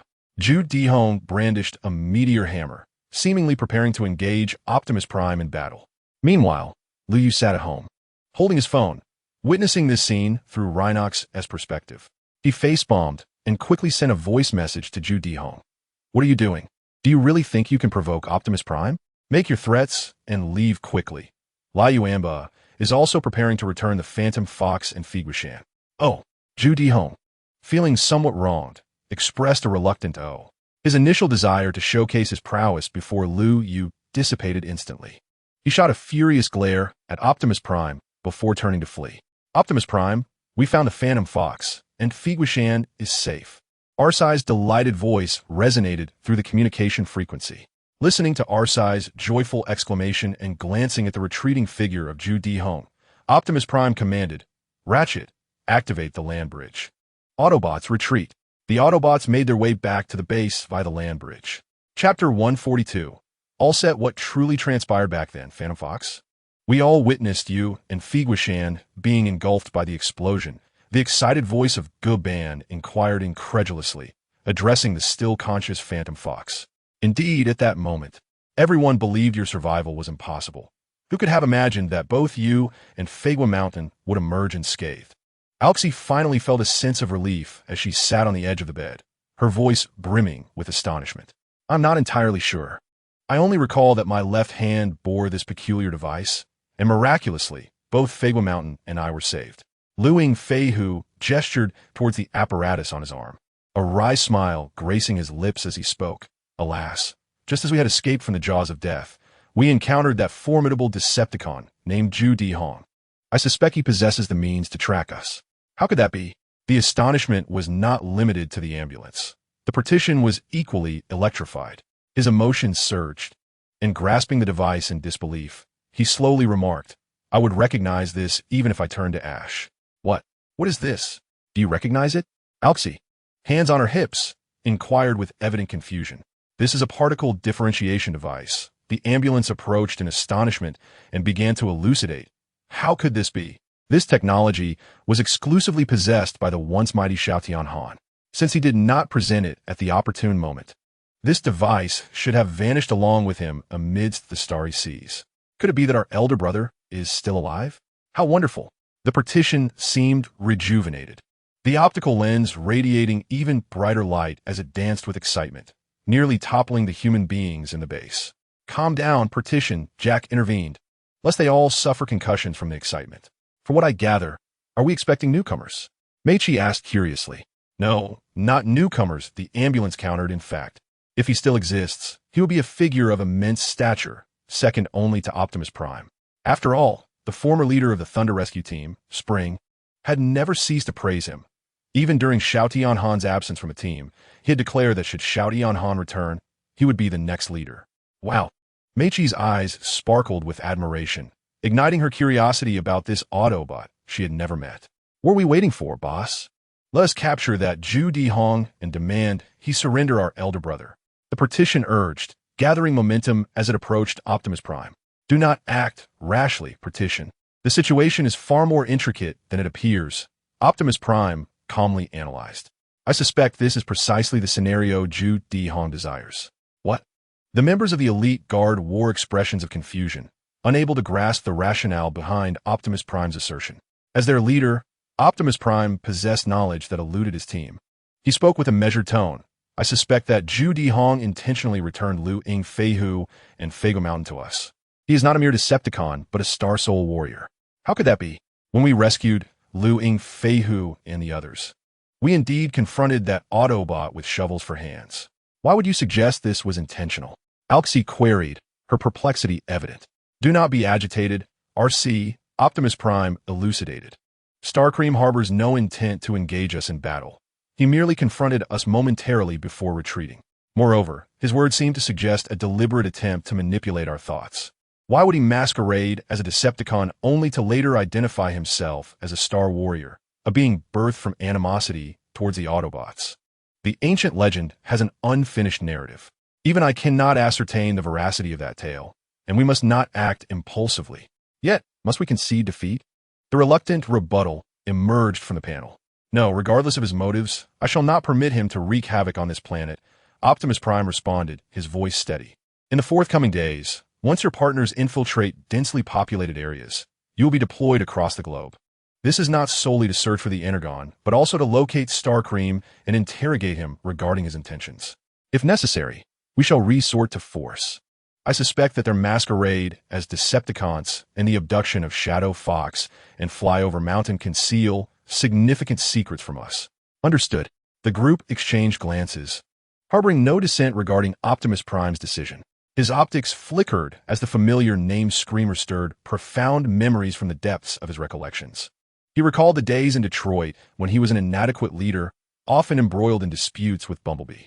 Now he had matured into a competent leader, and Bumblebee had also evolved into an adept scout. Yet, the past remained eternally frozen at that moment. The mission is complete, Master. Outside Jasper High School, Starscream appeared punctually at dismissal time, his striking form drawing considerable attention. Liu Yu, with an impassive countenance, entered the vehicle, nodding to indicate his understanding, before stating, "It is nearly time to close the net. Have you located the item I requested?" "Yes, Master," Starscream promptly replied. "The target is in the Arctic, concealed beneath thick layers of ice. I have extracted it to the surface as you instructed. I trust the Autobots will detect its signal." "Very well," Liu nodded. "During this period, Shadow Fox and Rhino will continuously monitor the Autobots base. Once they retrieve the trap, you and Li Yuanba shall exploit Optimus Prime's moment of vulnerability." "Understood," Starscream affirmed, eager not to allow even a moment's delay to cast doubt on his loyalty. "Master, Sky Shadow requests an audience." "Proceed." A miniaturized hologram of Sky Shadow materialized on the steering wheel. Kneeling on one knee, he reported, "Master, I have disclosed the existence of Regia to Megatron as you instructed." "Excellent. In doing so, Megatron will inevitably awaken Regia in pursuit of the power of the Cosmic Emperor." Liu Yu nodded, a faint smile gracing his face. "It is unfortunate that the power of the Cosmic Emperor is not easily attained. Had it been, I would not have been ensnared in the celestial array by the 13 heavenly yuan out of my covetousness for the strength of the primordial heavenly master. As for Megatron, he is indeed a pitiful figure. Nevertheless, despite my words, Shao Tian Han feels no sympathy for Megatron. One could say he deserves his fate. The corruption he inflicted upon the core of Cybertron alone warrants his demise 1,000,000 times over. Ultimately, however, it is the parasitic High Council that has brought ruin upon Cybertron. I shall establish a new Cybertron, a new order. Chapter 143. The leader module Optimus Prime detected a strong response from a powerful energy source in the Arctic. Ratchet operated the large screen, displaying the coordinates. "It is imperative that we investigate. Bumblebee, you, and the Sentry should set out to ascertain the nature of this energy source. If it is indeed a powerful entity, collect samples." Optimus nodded, speaking without hesitation. Their supply of energy sources had dwindled significantly, prompting him to reflect on Zhao's previous words. However, he remained reluctant to accept matters that could jeopardize Zhao's standing in human society. Understood. The Sentry and Bumblebee traversed the land bridge, swiftly transitioning from the warmth of the launch bay to the frigid Arctic expanse. "Birar, it is indeed freezing here." The Sentry advanced cautiously. Fortunately, their colossal forms, constructed of Cybertronian alloy, allowed them some mobility in this extreme cold. "Look over there." Bumblebee gestured excitedly toward a massive snowball standing resolutely amidst the blizzard. "I didn't expect this to go so smoothly." The land bridge operated quite well. The Sentry hurried to the large metallic sphere, retrieving a detector, only to exclaim in surprise, "I don't understand. The readings exceed the limits, yet I see no energy source. Perhaps it lies within this sphere?" Bumblebee proposed. "It is quite possible, my friend, but it is frozen and cannot be activated. We should transport it back to the base." The Sentry pressed the communicator, stating, "Sentry calling base, we have located the source of the response. but we are uncertain if it is a powerful energy entity. It is frozen. We request to activate the land bridge to bring it back for careful examination. Soon, a green tunnel materialized. The Sentry and Bumblebee exchanged glances before pushing the large sphere into the land bridge. Upon returning to the base, Ratchet promptly placed them on the repair tables, initiating the standard defrosting procedure. The Sentry expressed disdain for the process, feeling it was a waste of time. Enough, Ratchet. There is nothing to defrost. We are quite resilient. The only certainty of your condition is that we must follow the standard defrosting protocol, Ratchet retorted, firmly holding the Sentry down. Before long, Rhinox, RC, and the returning aerial team arrived, accompanied by their human companions, Mikey, Rafi, and Jack. Bumblebee approached cheerfully and crouched down to meet Leafy's gaze. Alicia, thank you for bringing me to the base. Jack expressed his gratitude. You're welcome, Jack. Shadowfox is on duty today, searching for Energon, Alicia clarified, ensuring Jack did not misunderstand. Why haven't I seen Luyu? Did you not go to pick him up, flying over mountain? The Partition scanned the area, noticing the absence of the familiar figure, and inquired. Well, Luyu is in a meeting with Director Zhao, so neither of them could come, flying over mountain shrugged. All right. The Partition replied with a disappointed shake of his head, remaining silent as he wished to show Luyu his newly created music, which was undoubtedly more captivating than that Chicken You Too Beautiful song. Oh, come on. Aren't three of you enough? Don't you have school? Ambulance rolled his eyes, addressing the three humans. Today is Saturday. I'm spending it with you. Meichi grinned mischievously, pointing at the ambulance. Have you found any Energon? Alicia stepped forward to inquire. It's currently uncertain. Shadowfox and Optimus have yet to respond. Ambulance shook his head, but the next moment, Shadowfox's voice echoed. We have found quite a bit of Energon, Doctor. Shadowfox and Optimus emerged from the tunnel, each carrying a large chunk of Energon. One must say, Shadowfox was fortunate to discover a small patch of Energon vein. Acknowledging everyone's gaze, Optimus patiently explained, Indeed, I can't believe it. This is the first time the Decepticons have found an Energon vein, isn't it? Alicia exclaimed joyfully, utterly delighted. What are we waiting for? Let us go mining. The Partition stood up eagerly. You just completed a mission. You should rest, Shadowfox promptly replied. Leave it to me and Rhino. He is strong, and I'll guide him and keep watch. It'll be fine. Hey, take me along. I haven't seen a vein in ages. Let me have a look. Flying over mountain chimed in excitedly. All right. The three proceeded towards the land bridge, heading to the vein. Optimus, we didn't find an Energon vein on our end, but strangely, when we reached the Arctic, the readings exceeded the limit. There may be a vein there, the Partition explained to Optimus, producing the detector. That is possible. We should investigate to avoid missing out on Energon, Optimus replied. Turning to Alicia. Let us set off. Alicia, the Partition and the others just returned from the Arctic and need to thaw. Understood. Ambulance opened the land bridge for them, transporting them to the Arctic. In an instant, only Bumblebee, Ambulance, and the Partition remained at the base. Suddenly, just as the ambulance intended to deactivate the land bridge, the controller erupted in a shower of sparks. What? The ambulance paused momentarily and called out, Bumblebee, Bulkhead, come here quickly, I require assistance. Bulkhead, who had only just settled into his seat, begrudgingly stood up and grumbled, Hey, the boss just left. You can't summon us so casually. No. The land bridge has malfunctioned. We must conduct immediate repairs to ensure we can retrieve Optimus and the others. Even Cybertronians cannot endure prolonged exposure to the harsh Arctic conditions. Hurry, dismantle these. Bulkhead and Bumblebee exchanged glances, reluctantly aiding the ambulance. Even now, they could scarcely believe that the land bridge engineered by the ambulance could have any issues. Yet, in an unseen corner, a creature with serrated jaws silently gnawed at the surrounding metal. Luyu downed a glass of red wine and exclaimed, The beverages of Earth remain as rich and sweet as ever. They're simply incomparable to the mech fruit. With the Autobots, suspect, anything if you do not go? Inquired Mr. Zhao. No, and besides, my current form cannot be exposed to the Shatterbug, lest I be devoured as living metal, Luyu replied nonchalantly. You seem rather targeted towards the Autobots, Mr. Zhao observed cautiously, noting Luyu's demeanor. Your forthcoming plans appear to be specifically aimed at Optimus Prime. This is not a deliberate targeting of the Autobots, Luyu chuckled, shaking his head. If blame must be assigned, let it fall upon their 13 primes for their inaction. sealing my Thunderstar God with the Prime Matrix. Otherwise, I would not need to scheme for his leadership module. However, I am quite curious. Without his leadership module, can Optimus still be Optimus? Chapter 144. Accumulating Vital Energy. Casually, Lu Yu channeled the accumulated evolution points into the system, only to be met with a vista of blue skies and white clouds, causing him to frown. The accumulation of vital energy was progressing far too slowly. Lu Yu privately shook his head. Relying solely on the scant vital energy he originally possessed was no longer sufficient to facilitate the rapid acquisition of templates for other Star Warriors and Sacred Machine Warriors. After all, there were far too few Cybertronians still alive who revered him. His prior encounters with the 3 human companions did provide a boost of energy. It was merely from Shadow, Flying Fox, and Power Master, with Rhino being prematurely eliminated. It was not imperative for them to worship the Thunderstar God. Lu Yu's identity could equally serve to gather energy. After a moment of contemplation, Lu Yu considered the possibility of seizing vital energy, but ultimately abandoned the idea.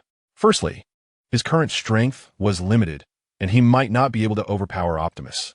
Secondly, the Decepticons and the 13 Primes could very well be watching, and they would not be foolish enough to allow anyone else to grow stronger without interference. As for the third reason, Lu Yu was more inclined to avoid damaging this planet. Even if it did not resemble the one in his memories, he wished for Earth to thrive. Certainly, there exists a palpable fear that this spectacle on Earth might inadvertently awaken the Cosmic Sovereign. Perhaps it would be prudent to conceive a game that would elevate my notoriety. With this thought in mind, Lu Yu retrieved his mobile device, accessing the application store to peruse the game rankings. He was disheartened to find the top 2 slots occupied by trivial games such as Candy Crush and Dodiju, while many once captivating games had vanished from sight.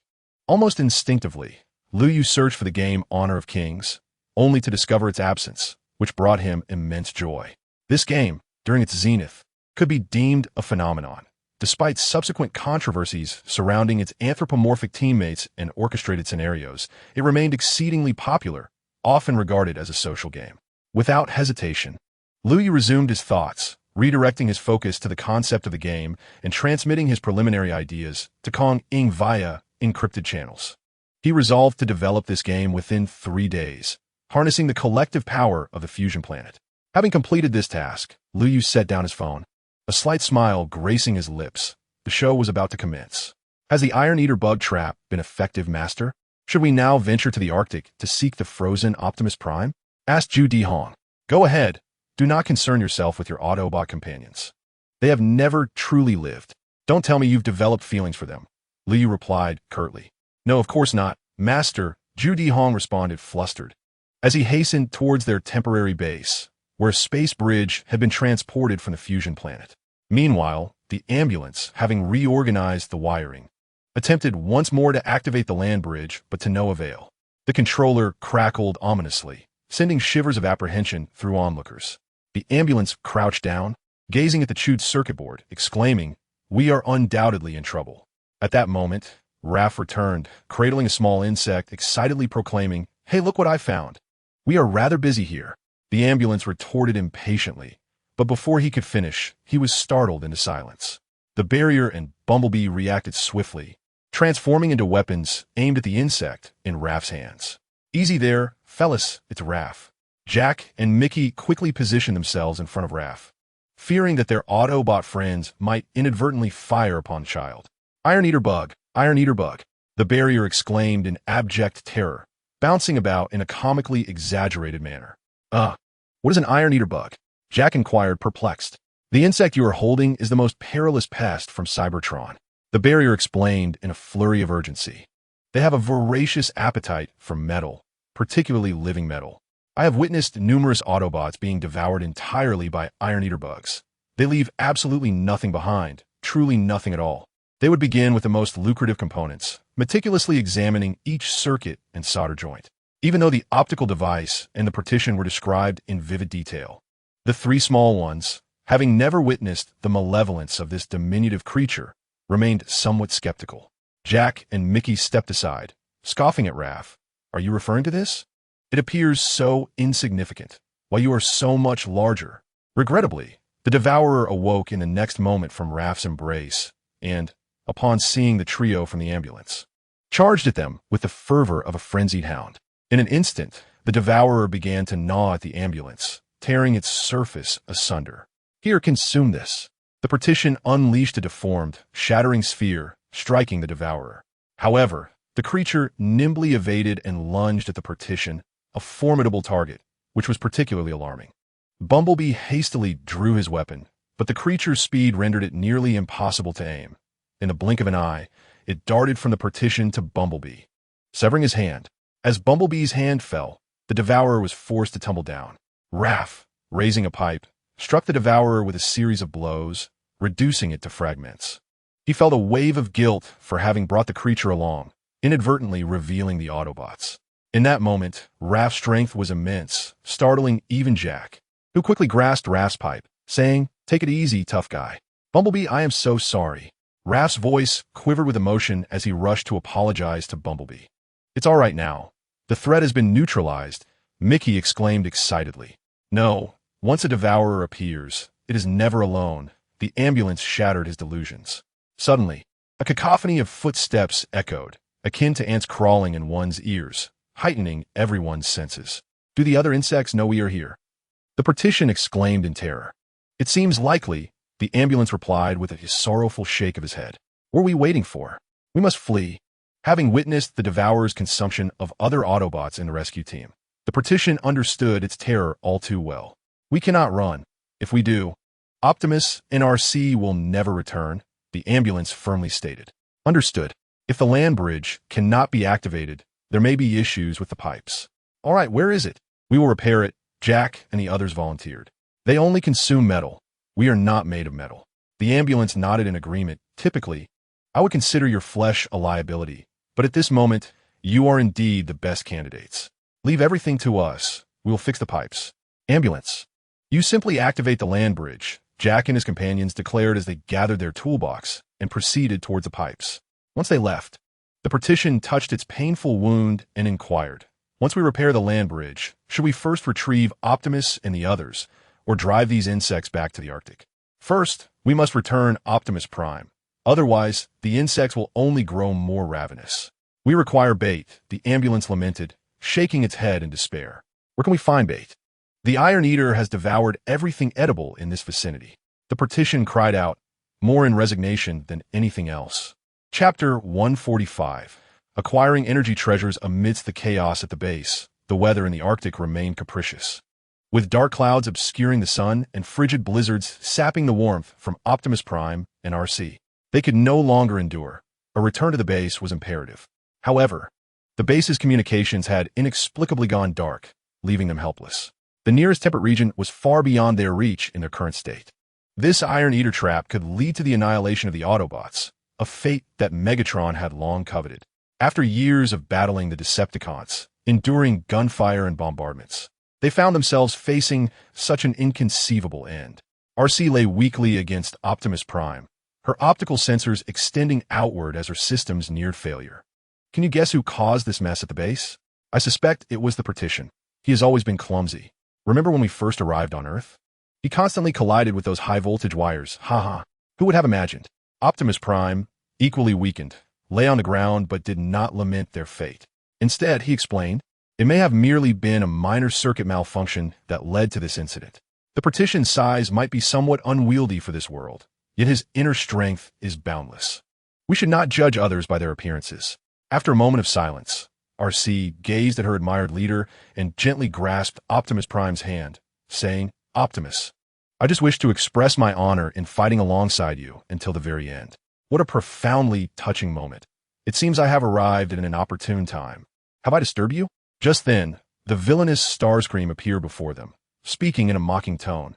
"We meet again, and I must sincerely thank you for mobilizing your entire army to steal from me. It is the enemy." RC attempted to rise, but her frozen body made movement exceedingly difficult, robbing her of her usual agility. "My target is not you.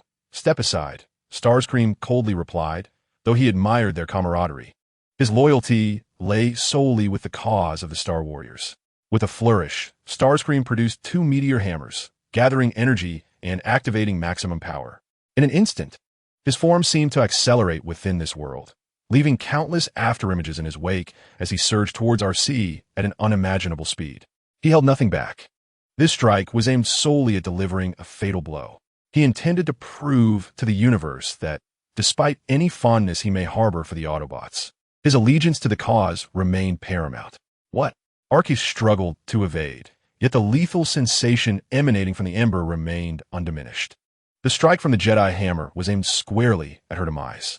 The moment the meteor hammer of the Jedi hammer came into the view of the optical lens, Archie felt as though she glimpsed the source of the ember. Stop, Jedi hammer!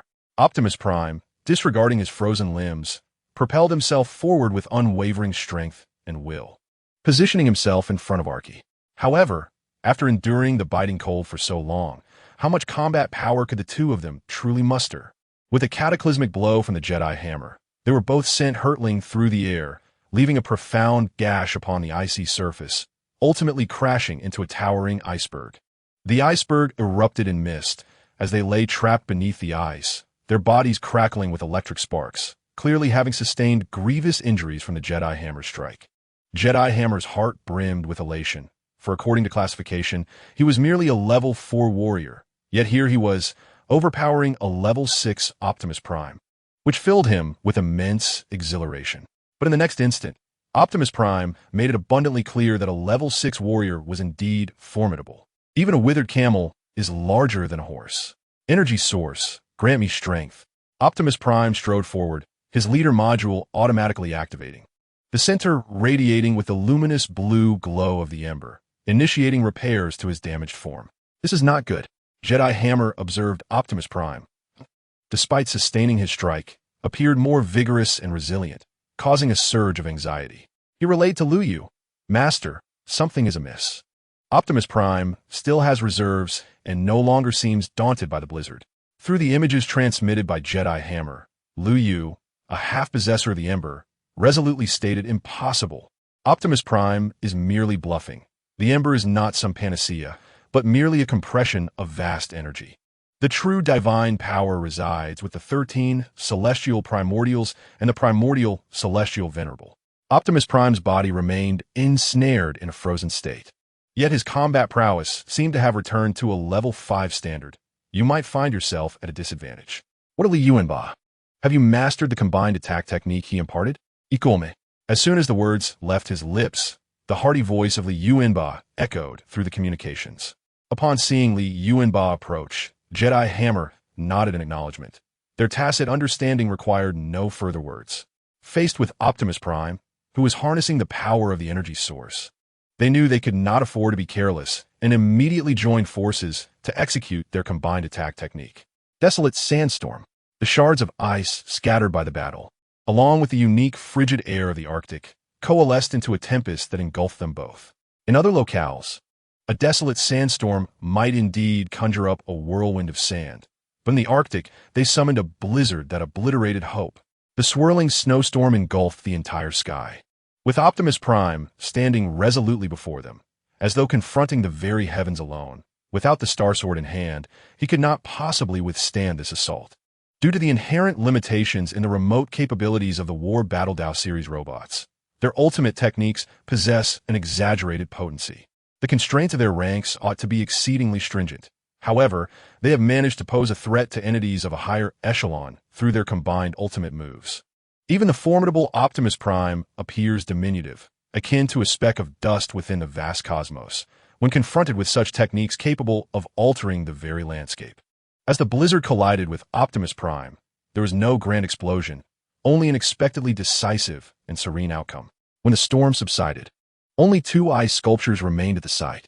The relentless Ji Hong offered a respectful salute to the ice sculpture of Optimus Prime, deeply admiring this adversary who dared to withstand their combined ultimate technique. Alas, victory belongs to the strong, regardless of their cunning stratagems. This time, triumph was theirs. Without hesitation, Ji Hong produced a container to capture the azure light emanating from Optimus Prime's chest, opting not to eliminate him. This choice reflected the absence of explicit instructions from Liu Yu, indicating their autonomy in decision-making. The lack of direct orders was not born from compassion, but rather from the realization that, at present, Optimus Prime was the only viable means to contend with the apostle of the Cosmic Emperor. Should the Cosmic Emperor awaken, Lu Yu would still require Optimus Prime to administer a tranquilizer. Chapter 146. Accelerated World. The power of the energy gem is akin to that of the spark source.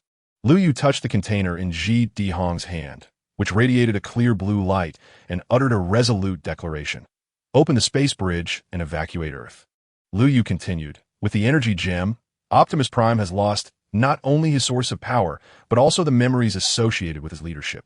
The Autobots will surely descend into chaos. Prior to acquiring the energy gem, I had believed it encapsulated the primordial force of leadership. However, it is now evident that Optimus Prime lacks such power. The energy gem is merely a pure energy conglomerate. I suspect it may not unravel the celestial array established by the 13 primordials. Nonetheless, it is worth testing. During this period, Li Yuanba and Ji Dihong returned to the fusion planet with the energy gem to attempt to decipher the celestial array. Additionally, has the memory of the heavy armor been restored? No, Master. Kong Ying and I have employed numerous methods and confirmed that this heavy armor is not the same as before. After absorbing the toxic energy entity, its memory module was damaged. While we do not know how it was revived, it is certain that it has acquired a new life, akin to entering the well of the spark source. Indeed, Lu Yu nodded, seemingly nonchalant as he remarked, let him learn to manage affairs alongside Kong Ying. He must not be idle, for he will eventually traverse the space bridge to Earth. Upon hearing this, Ji Dihong's body trembled slightly. For Lu Yu's implication was that he had set aside previous grievances and was prepared to reinstate the heavy armor. Understanding, Ji Dihong refrained from further inquiries. Obedience to command was sufficient. Lu Yu slowly rose, his gaze settling upon the 3 experimental subjects within his secret laboratory. The 3 experimental subjects are not mere humanoid figures or vehicles, but rather resemble a long-extinct ancient race of dinosaurs from Earth. He extended his hand, and an invisible force drew upon the energy gem, dividing it into 3 radiant segments that descended upon the 3 mechanical dinosaurs. Suddenly, the central mechanical Tyrannosaurus emitted a life-affirming roar. Its optical lens gradually illuminated, igniting the spark of life for the very first time. In swift succession, the 2 dinosaurs flanking it also birthed their own flames, all thanks to the immense power of the energy gem. The act of creating life required but a fleeting moment, a concept so profound that even the present-day Lu Yu could scarcely fathom the origin of the primordial celestial master's divine might. Where am I? Who am I? The mechanical Tyrannosaurus gazed at the diminutive figure of Lu Yu with a mix of curiosity and unease reflected in its optical lens. Suddenly, its internal programming activated, prompting it to bow its head and inquire, "Are you my master?" "Indeed, I am the one who has brought you into existence," Lu Yu affirmed with a nod. He pointed at the central Tyrannosaurus and declared, "You have been born today, crafted from the most advanced Cybertronian alloys, endowed with a portion of the supreme spark from the spark source. You shall be the most formidable biological weapon upon Cybertron, and my trusted subordinate. From this day forth, you shall be named Steellock." He then turned his attention to the mechanical Pteranodon and Triceratops on the left. "You shall be known as Howler and Iron Shard." "Steellock, that is I." The mechanical Tyrannosaurus echoed its name, readily accepting its new reality. They were creations of Lu Yu, programmed with an unassailable loyalty embedded within their foundational code. In the meantime, the duo of Jedi Hong and Li Yuanba departed Earth via the space bridge, hastening towards the locus of the celestial formation, discovering, as Lu Yu had anticipated, that to untangle the celestial formation, the power of those celestials who had once participated in the sealing was required. Just as Lu Yu had successfully liberated his data form by pilfering the celestial power of the renowned celestial, heavy armor also traversed the space bridge to Earth, assuming the role of a counterbalance to Li Yuanba and his cohorts. Currently, the Autobot faction was dwindling, with Optimus Prime suffering from amnesia and Alcee in need of recuperation, leading to a significant decline in morale, risking the emergence of a scenario where Megatron might reign supreme. As the 9 stars aligned, the Cosmic Emperor still sought the energy gem, and to avert unforeseen events, it was imperative to safeguard Optimus Prime until that time. Heavy armor serves as Lu Yu's shield against Megatron. However, Megatron proved to be far more stable than Lu Yu had envisioned, as 2 months passed without a single disturbance, rendering Earth eerily tranquil as though it were conspiring. On the Autobot side, as Liu had foreseen, the chaos brought about by Optimus Prime's amnesia had disrupted their operations. Yet this time, they lacked a space bridge to access the magic sphere to assist Optimus Prime in regaining his memories. Moreover, following Liu Yu's previous trickery against Shockwave, it remained uncertain whether the magic sphere had been devoured by the Iron Eater. Liu Yu cast a glance at the computer screen, a smile gracing his lips. The content displayed on the screen presents the revenue and total player count of Honor of Kings over the past 2 months, revealing a remarkable surge. In a world where entertainment is scarce, the sudden emergence of a visually stunning and smoothly operated game has undeniably created a significant impact on the market. However, numerous critiques have arisen, lamenting the game's excessive lag, which perplexed Liu Yu. He distinctly recalled advising the developers to prioritize optimization. Yet, this remark was met with a defensive response from the team, stating that the current mobile technology on Earth lacked the necessary performance to support such a highly detailed game model, which had already been maximized beyond the capabilities of the present era. Reluctantly, Liu Yu decided to instruct the team to lower the graphic quality and arrange for General Zhao to commence the development of affordable, high-performance smartphones, aiming to contribute positively to this world. Having once been an ordinary person himself, Liu Yu naturally wished for the common folk to thrive rather than remain aloof from their struggles. Moreover, following the departure of the previous developer, General Zhao is now connected with Rhino, who has notably swapped positions with Fly Over Mountain, allowing the latter to seek out the potential space bridge created by the Decepticons. In fact, the Decepticons indeed constructed a space bridge, and during these tranquil days, they have been biding their time to resurrect the fallen army of Cybertron to invade Earth. Without Optimus Prime, the Autobots may find themselves utterly overwhelmed this time. Fortunately, Liu Yu had anticipated this scenario and had established a barrier around Cybertron with the help of the fusion planet, ensuring that not a single drop of dark energy from Megatron could penetrate Cybertron unless he dared to launch a warship back to bombard the planet. A month later, bolstered by Cybertronian technology, General Zhao's company successfully developed a high-performance smartphone at a low cost, naming the product Android Phone. After 3 months, the popularity of Honor of Kings remained unabated, quickly sparking widespread discussions around the globe. Even news reports featured elementary school students congregating at the school gate, debating the early game advantages of Han Xin, eliciting laughter from Liu Yu. The seasoned artists of the past still thrive in this era, albeit in a time when internet technology was not as advanced. With this in mind, Liu Yu resolved to utilize Cybertronian technology to expedite the progress of this world. Chapter 147. Once again, gold emerges. The success of Honor of Kings has undeniably bestowed immense benefits upon Liu Yu, even in foreign lands where they had not invested resources. The game's renown was exceptionally vibrant, with students discreetly inquiring about it. This chain reaction has yielded Liu Yu a substantial amount of evolution points, enabling him to amass sufficient resources to enhance his Star Soul team. Nevertheless, he remained somewhat dissatisfied, feeling that the accumulation of evolution points was still too sluggish. He had even introduced the game to the fusion planet, yet the resultant benefits remained disappointingly minimal. Liu Yu had often pondered whether the scarcity of the population on the fusion planets was a result of the heavy armor that had initially hindered their survival. The humans who remained, having long since connected their life force with their beliefs, had not transformed into evolutionary points. Thus, it appeared that humanity on Earth was presently his most viable source for accumulating evolutionary points. The emotional depth of humans surpassed that of other beings, and the life energy they generated was significantly more abundant. However, millions of units of life energy were insufficient to satiate Liu Yu, for his vision for the game Honor of Kings aimed for billions. Although they had yet to penetrate foreign markets, the domestic figures should not be limited to mere millions. To ensure a steady acquisition of evolutionary points, Liu Yu resolved to return to Longhua to assess the situation. Today, he visited the Autobot base, where he encountered the still bewildered Optimus Prime. Casually averting his gaze, he spoke, "Ratchet, I wish to return to my homeland. I may not come back here often." Ratchet's expression grew somber. Their leader had lost his memory and no longer recognized them, a fact that dampened his spirits.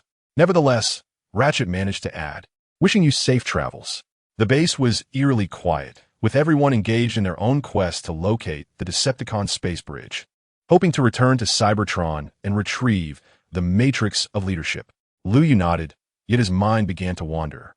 If memory served him correctly, Optimus Prime's memory could be restored because, prior to the incident, he had entrusted Jack with the keycard to access the matrix, allowing for the data download necessary to revive Optimus's memories. This suggested that the matrix was likely more than a mere repository of data. It resembled a reservoir of leadership power, akin to a power bank. Unfortunately, the matrix had been consumed, leaving no hope for Optimus's salvation, suppressing any display of emotion. Lu Yu turned away. Once, they had been close friends, but after Optimus ascended to leadership and chose to ignore Lu Yu's plight, that bond had faded. Exiting the Autobot base, he found that Mr. Zhao's vehicle had arrived to escort him. Gazing at the ordinary car before him, Lu Yu felt a pang of nostalgia for the magnificent vehicles of the past, yet he dismissed it as he would not need to drive. Switching to the perspective of the Shadow Fox, he confirmed that the Decepticons were making no moves before embarking on his flight back home. Lu Yu had yet to finalize his first destination, consciously ruling out the bustling areas of Shanghai and Beijing. His initial goal was not to target the affluent who lacked for nothing. His intention in creating the game was not merely for financial gain, but to ensure that all players of Honor of Kings recognized him and eventually expressed genuine gratitude for its creation. He sought to understand why, despite having the means, these players were reluctant to engage with the game. Ultimately, Lu Yu chose to land in Chengdu, finding a modest hotel to settle in. Although Zhao is a citizen of the Dragon Kingdom, the majority of his company's influence lies abroad, rendering him unable to assist Lu Yu significantly within the domestic sphere. However, Lu Yu does not require such assistance. After tidying up his belongings, he ventured into the streets to observe the present state of the Dragon Kingdom. As it was already evening upon his arrival, the streets were eerily desolate, with few souls wandering about. Yet, beneath the glow of certain street lamps, a group of children could be seen loitering, chattering incessantly, seemingly engrossed in a game. Pretending to stroll casually, Lu Yu approached and overheard snippets of their animated conversation. I've reached level 4. I've reached level 4. I heard that level 4's Han Xin is invincible. Come on, hit him. This G keeps camping me. Haha, it's been destroyed. It's been destroyed.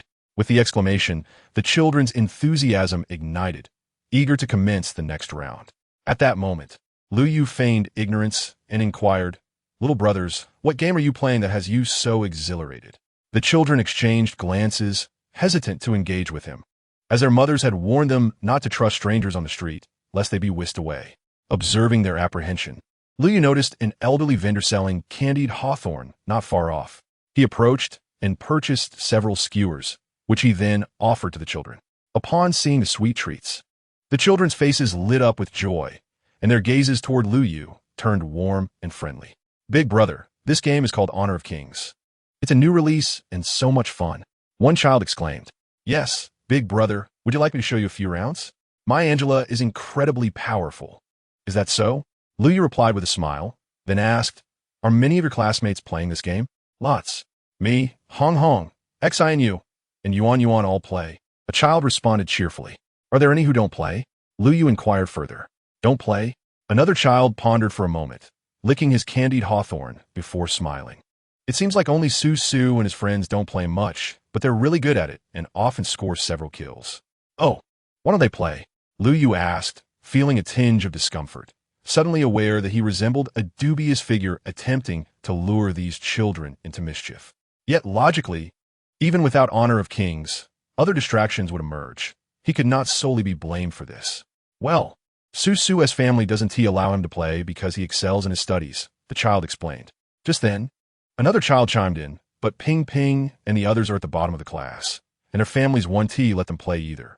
They say if they continue playing, they'll end up scavenging for food on the streets." "I certainly don't want to scavenge in the future." "Neither do I. But I want tea." Several children began to argue, yet their innocent words illuminated Lu Yu's understanding. After all, this was merely the nascent phase of gaming. No matter how popular a game may become, without the establishment of a well-structured commercial chain, it remains inherently flawed.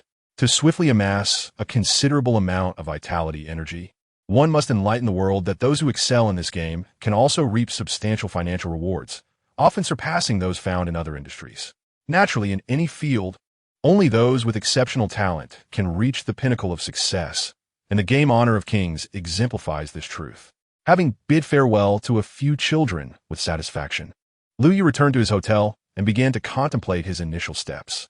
First and foremost, he needed to become a broadcaster, fervently promoting this game and orchestrating engaging activities. His role would merely be to provide a platform, allowing others to recognize that broadcasting is indeed a legitimate profession. Yet, while this notion is easily articulated, its execution is fraught with challenges. In this era of scarce entertainment, what would compel people to pay attention to him? Nevertheless, every great endeavor begins with difficulty. The game Honor of Kings has already been created, and Vitality Energy cannot be far behind. With this thought in mind, Lu Yu glanced at his returning million evolution points and decisively invested 80 draws into the pool. In the next moment, a brilliant flash of golden light erupted, capturing Lu Yu's attention. Chapter 148, Gale Template. Congratulations on obtaining the Sacred Beast Warrior Frostbear Badge, purple. Congratulations on obtaining the Sacred Mechanic Warrior Gale Template, gold. Congratulations on acquiring the Ion Ray device, purple. Congratulations on securing the Tracking Pistol technology, purple. Congratulations on receiving Vitality Liquid. An overwhelming array of rewards inundated Lu Yu's ears. However, from 80 draws, only a handful of valuable items emerged, leading him to ponder whether the luck of the antagonist is perpetually lacking. After a moment's reflection, Lu Yu deemed these rewards to be of little significance, failing to provide him with a qualitative enhancement at present. The Gale template, for instance, still required upgrading, and compared to the well-practiced Shadow Flying Fox template, it necessitated further adaptation, rendering it incapable of generating immediate combat strength. The appearance of the Frostbear badge was indeed surprising. With it, the Shadow Flying Fox would only need the Sacred Beast Warrior Radiant Phoenix badge to evolve into the Shadow War God. However, whether the strength of the Shadow War God could rival that of the Thunder Star God remained a matter of skepticism. As for the other technologies, it was not a matter of Lu Yu lacking ambition, but rather that his knowledge of the Seed of Fire rendered them unnecessary. The Seed of Fire is a legacy left by the primordial Supreme Being, containing knowledge that may well surpass even the wisdom claimed by the so-called all-knowing magic sphere. Redirecting his focus from the rewards, Lu Yu began to contemplate his next strategy. Although he had the financial backing of General Zhao, his company was not solely under his control. Moving significant sums of money would require the consent of multiple shareholders. Consequently, Lu Yu's options were limited, and he could only begin by establishing a strong presence. Fortunately, their company had developed Honor of Kings, which already enjoyed considerable recognition domestically, and the shareholders were eager to see their investments grow, thus showing no resistance to the establishment of a subsidiary. Should they have resisted, Lu Yu would have had to send a rhinoceros to invite them for tea. Acquiring an office building in the urban district of Chengdu to serve as the headquarters for the new company constituted Lu Yu's foundational strategy. Subsequently, the task at hand involved recruiting a cadre of professionals, including software developers, public relations experts, and a diverse array of talents. Naturally, the foremost priority was to attract individuals associated with the server industry and game operations. This urgency stemmed from the fact that the servers for the self-developed games were located abroad, leading to frequent instances of Error 460 among domestic players. With a substantial user base established domestically, the initiative to establish servers needed to commence. However, such responsibilities could not rest solely on Lu Yu's shoulders. He had to remain attentive to matters concerning the Autobots, and could not afford to divert his focus entirely. In this moment, Lu Yu found himself reminiscing about Zhu Dihong, whose steadfastness and meticulousness ensured flawless execution of tasks. Such an underling would be cherished by anyone. Yet, an epiphany struck him. Why not enlist the assistance of the elite guard for operations? This would allow him to minimize oversight and concentrate on the movements of the Decepticons. The challenge, however, lay in how to persuade the elite guard to assist in the maintenance of the game and support the company's growth. To effectively sway someone, one must possess something of value to them. At this juncture, the elite guard's primary concern revolved around restoring Optimus Prime's memory. Should he return the Allspark? This notion flickered through Lu Yu's mind, but was swiftly extinguished. One could not relinquish what was already in hand. There were numerous methods to restore Optimus Prime's memory, with the Allspark presenting itself as the optimal choice. Lu Yu's gaze flickered for a moment. Perhaps he could lend a hand to the Autobots. If they were unable to locate the Decepticon space bridge, providing them with ample energy could facilitate long-distance travel. With this thought, Liu Yu couldn't help but feel that the arrival of the next template was indeed fortuitous. The Gale template effectively addressed the issue of his faction being overly intertwined with the Autobots, ensuring he would not be left without resources. Suddenly, the door of the office building Liu Yu had recently acquired swung open, revealing a woman of refined appearance and a poised demeanor. She offered a slight bow and introduced herself, stating, "Hello, Mr. Liu. I am a secretary under Mr. Zhao, and starting today, I will assist you in managing this company. You may call me Bai Ling. Mr. Zhao dispatched you." Liu Yu's inquisitive gaze fell upon Bai Ling. The rhinoceros, with his heavy brows and large eyes, had not anticipated such meticulous attention, recognizing that she was sent to support him during his initial foray into this venture. "Welcome aboard, Bai Ling," Liu Yu replied warmly, displaying no semblance of a hierarchical stance. He inquired, "As we are newcomers, I hope to relocate our game servers. Do you have any suggestions?" Having worked in the professional sphere for many years, Bai Ling responded with a gentle yet confident smile. "No problem, Mr. Liu. I will promptly recruit a team of specialists to assist you in resolving this issue." "Very well, proceed," Liu Yu said succinctly, allowing her to take the reins without further elaboration. "The responsibilities of game development have been entrusted to Fusion Planet, while our focus remains solely on maintaining a stable server to ensure players experience no connectivity issues. Additionally, there is another matter to address." Just as Bailing was about to exit the office building, Liu Yu suddenly spoke up. "I hope the popularity of the game continues to soar, so I plan to develop a video platform. Money is not an issue, but I require you to recruit exceptional talent for me." Upon hearing this, Bailing immediately nodded, inwardly marveling at the fact that the wealthy seem almost inhuman, effortlessly determining the allocation of vast sums of money with mere words.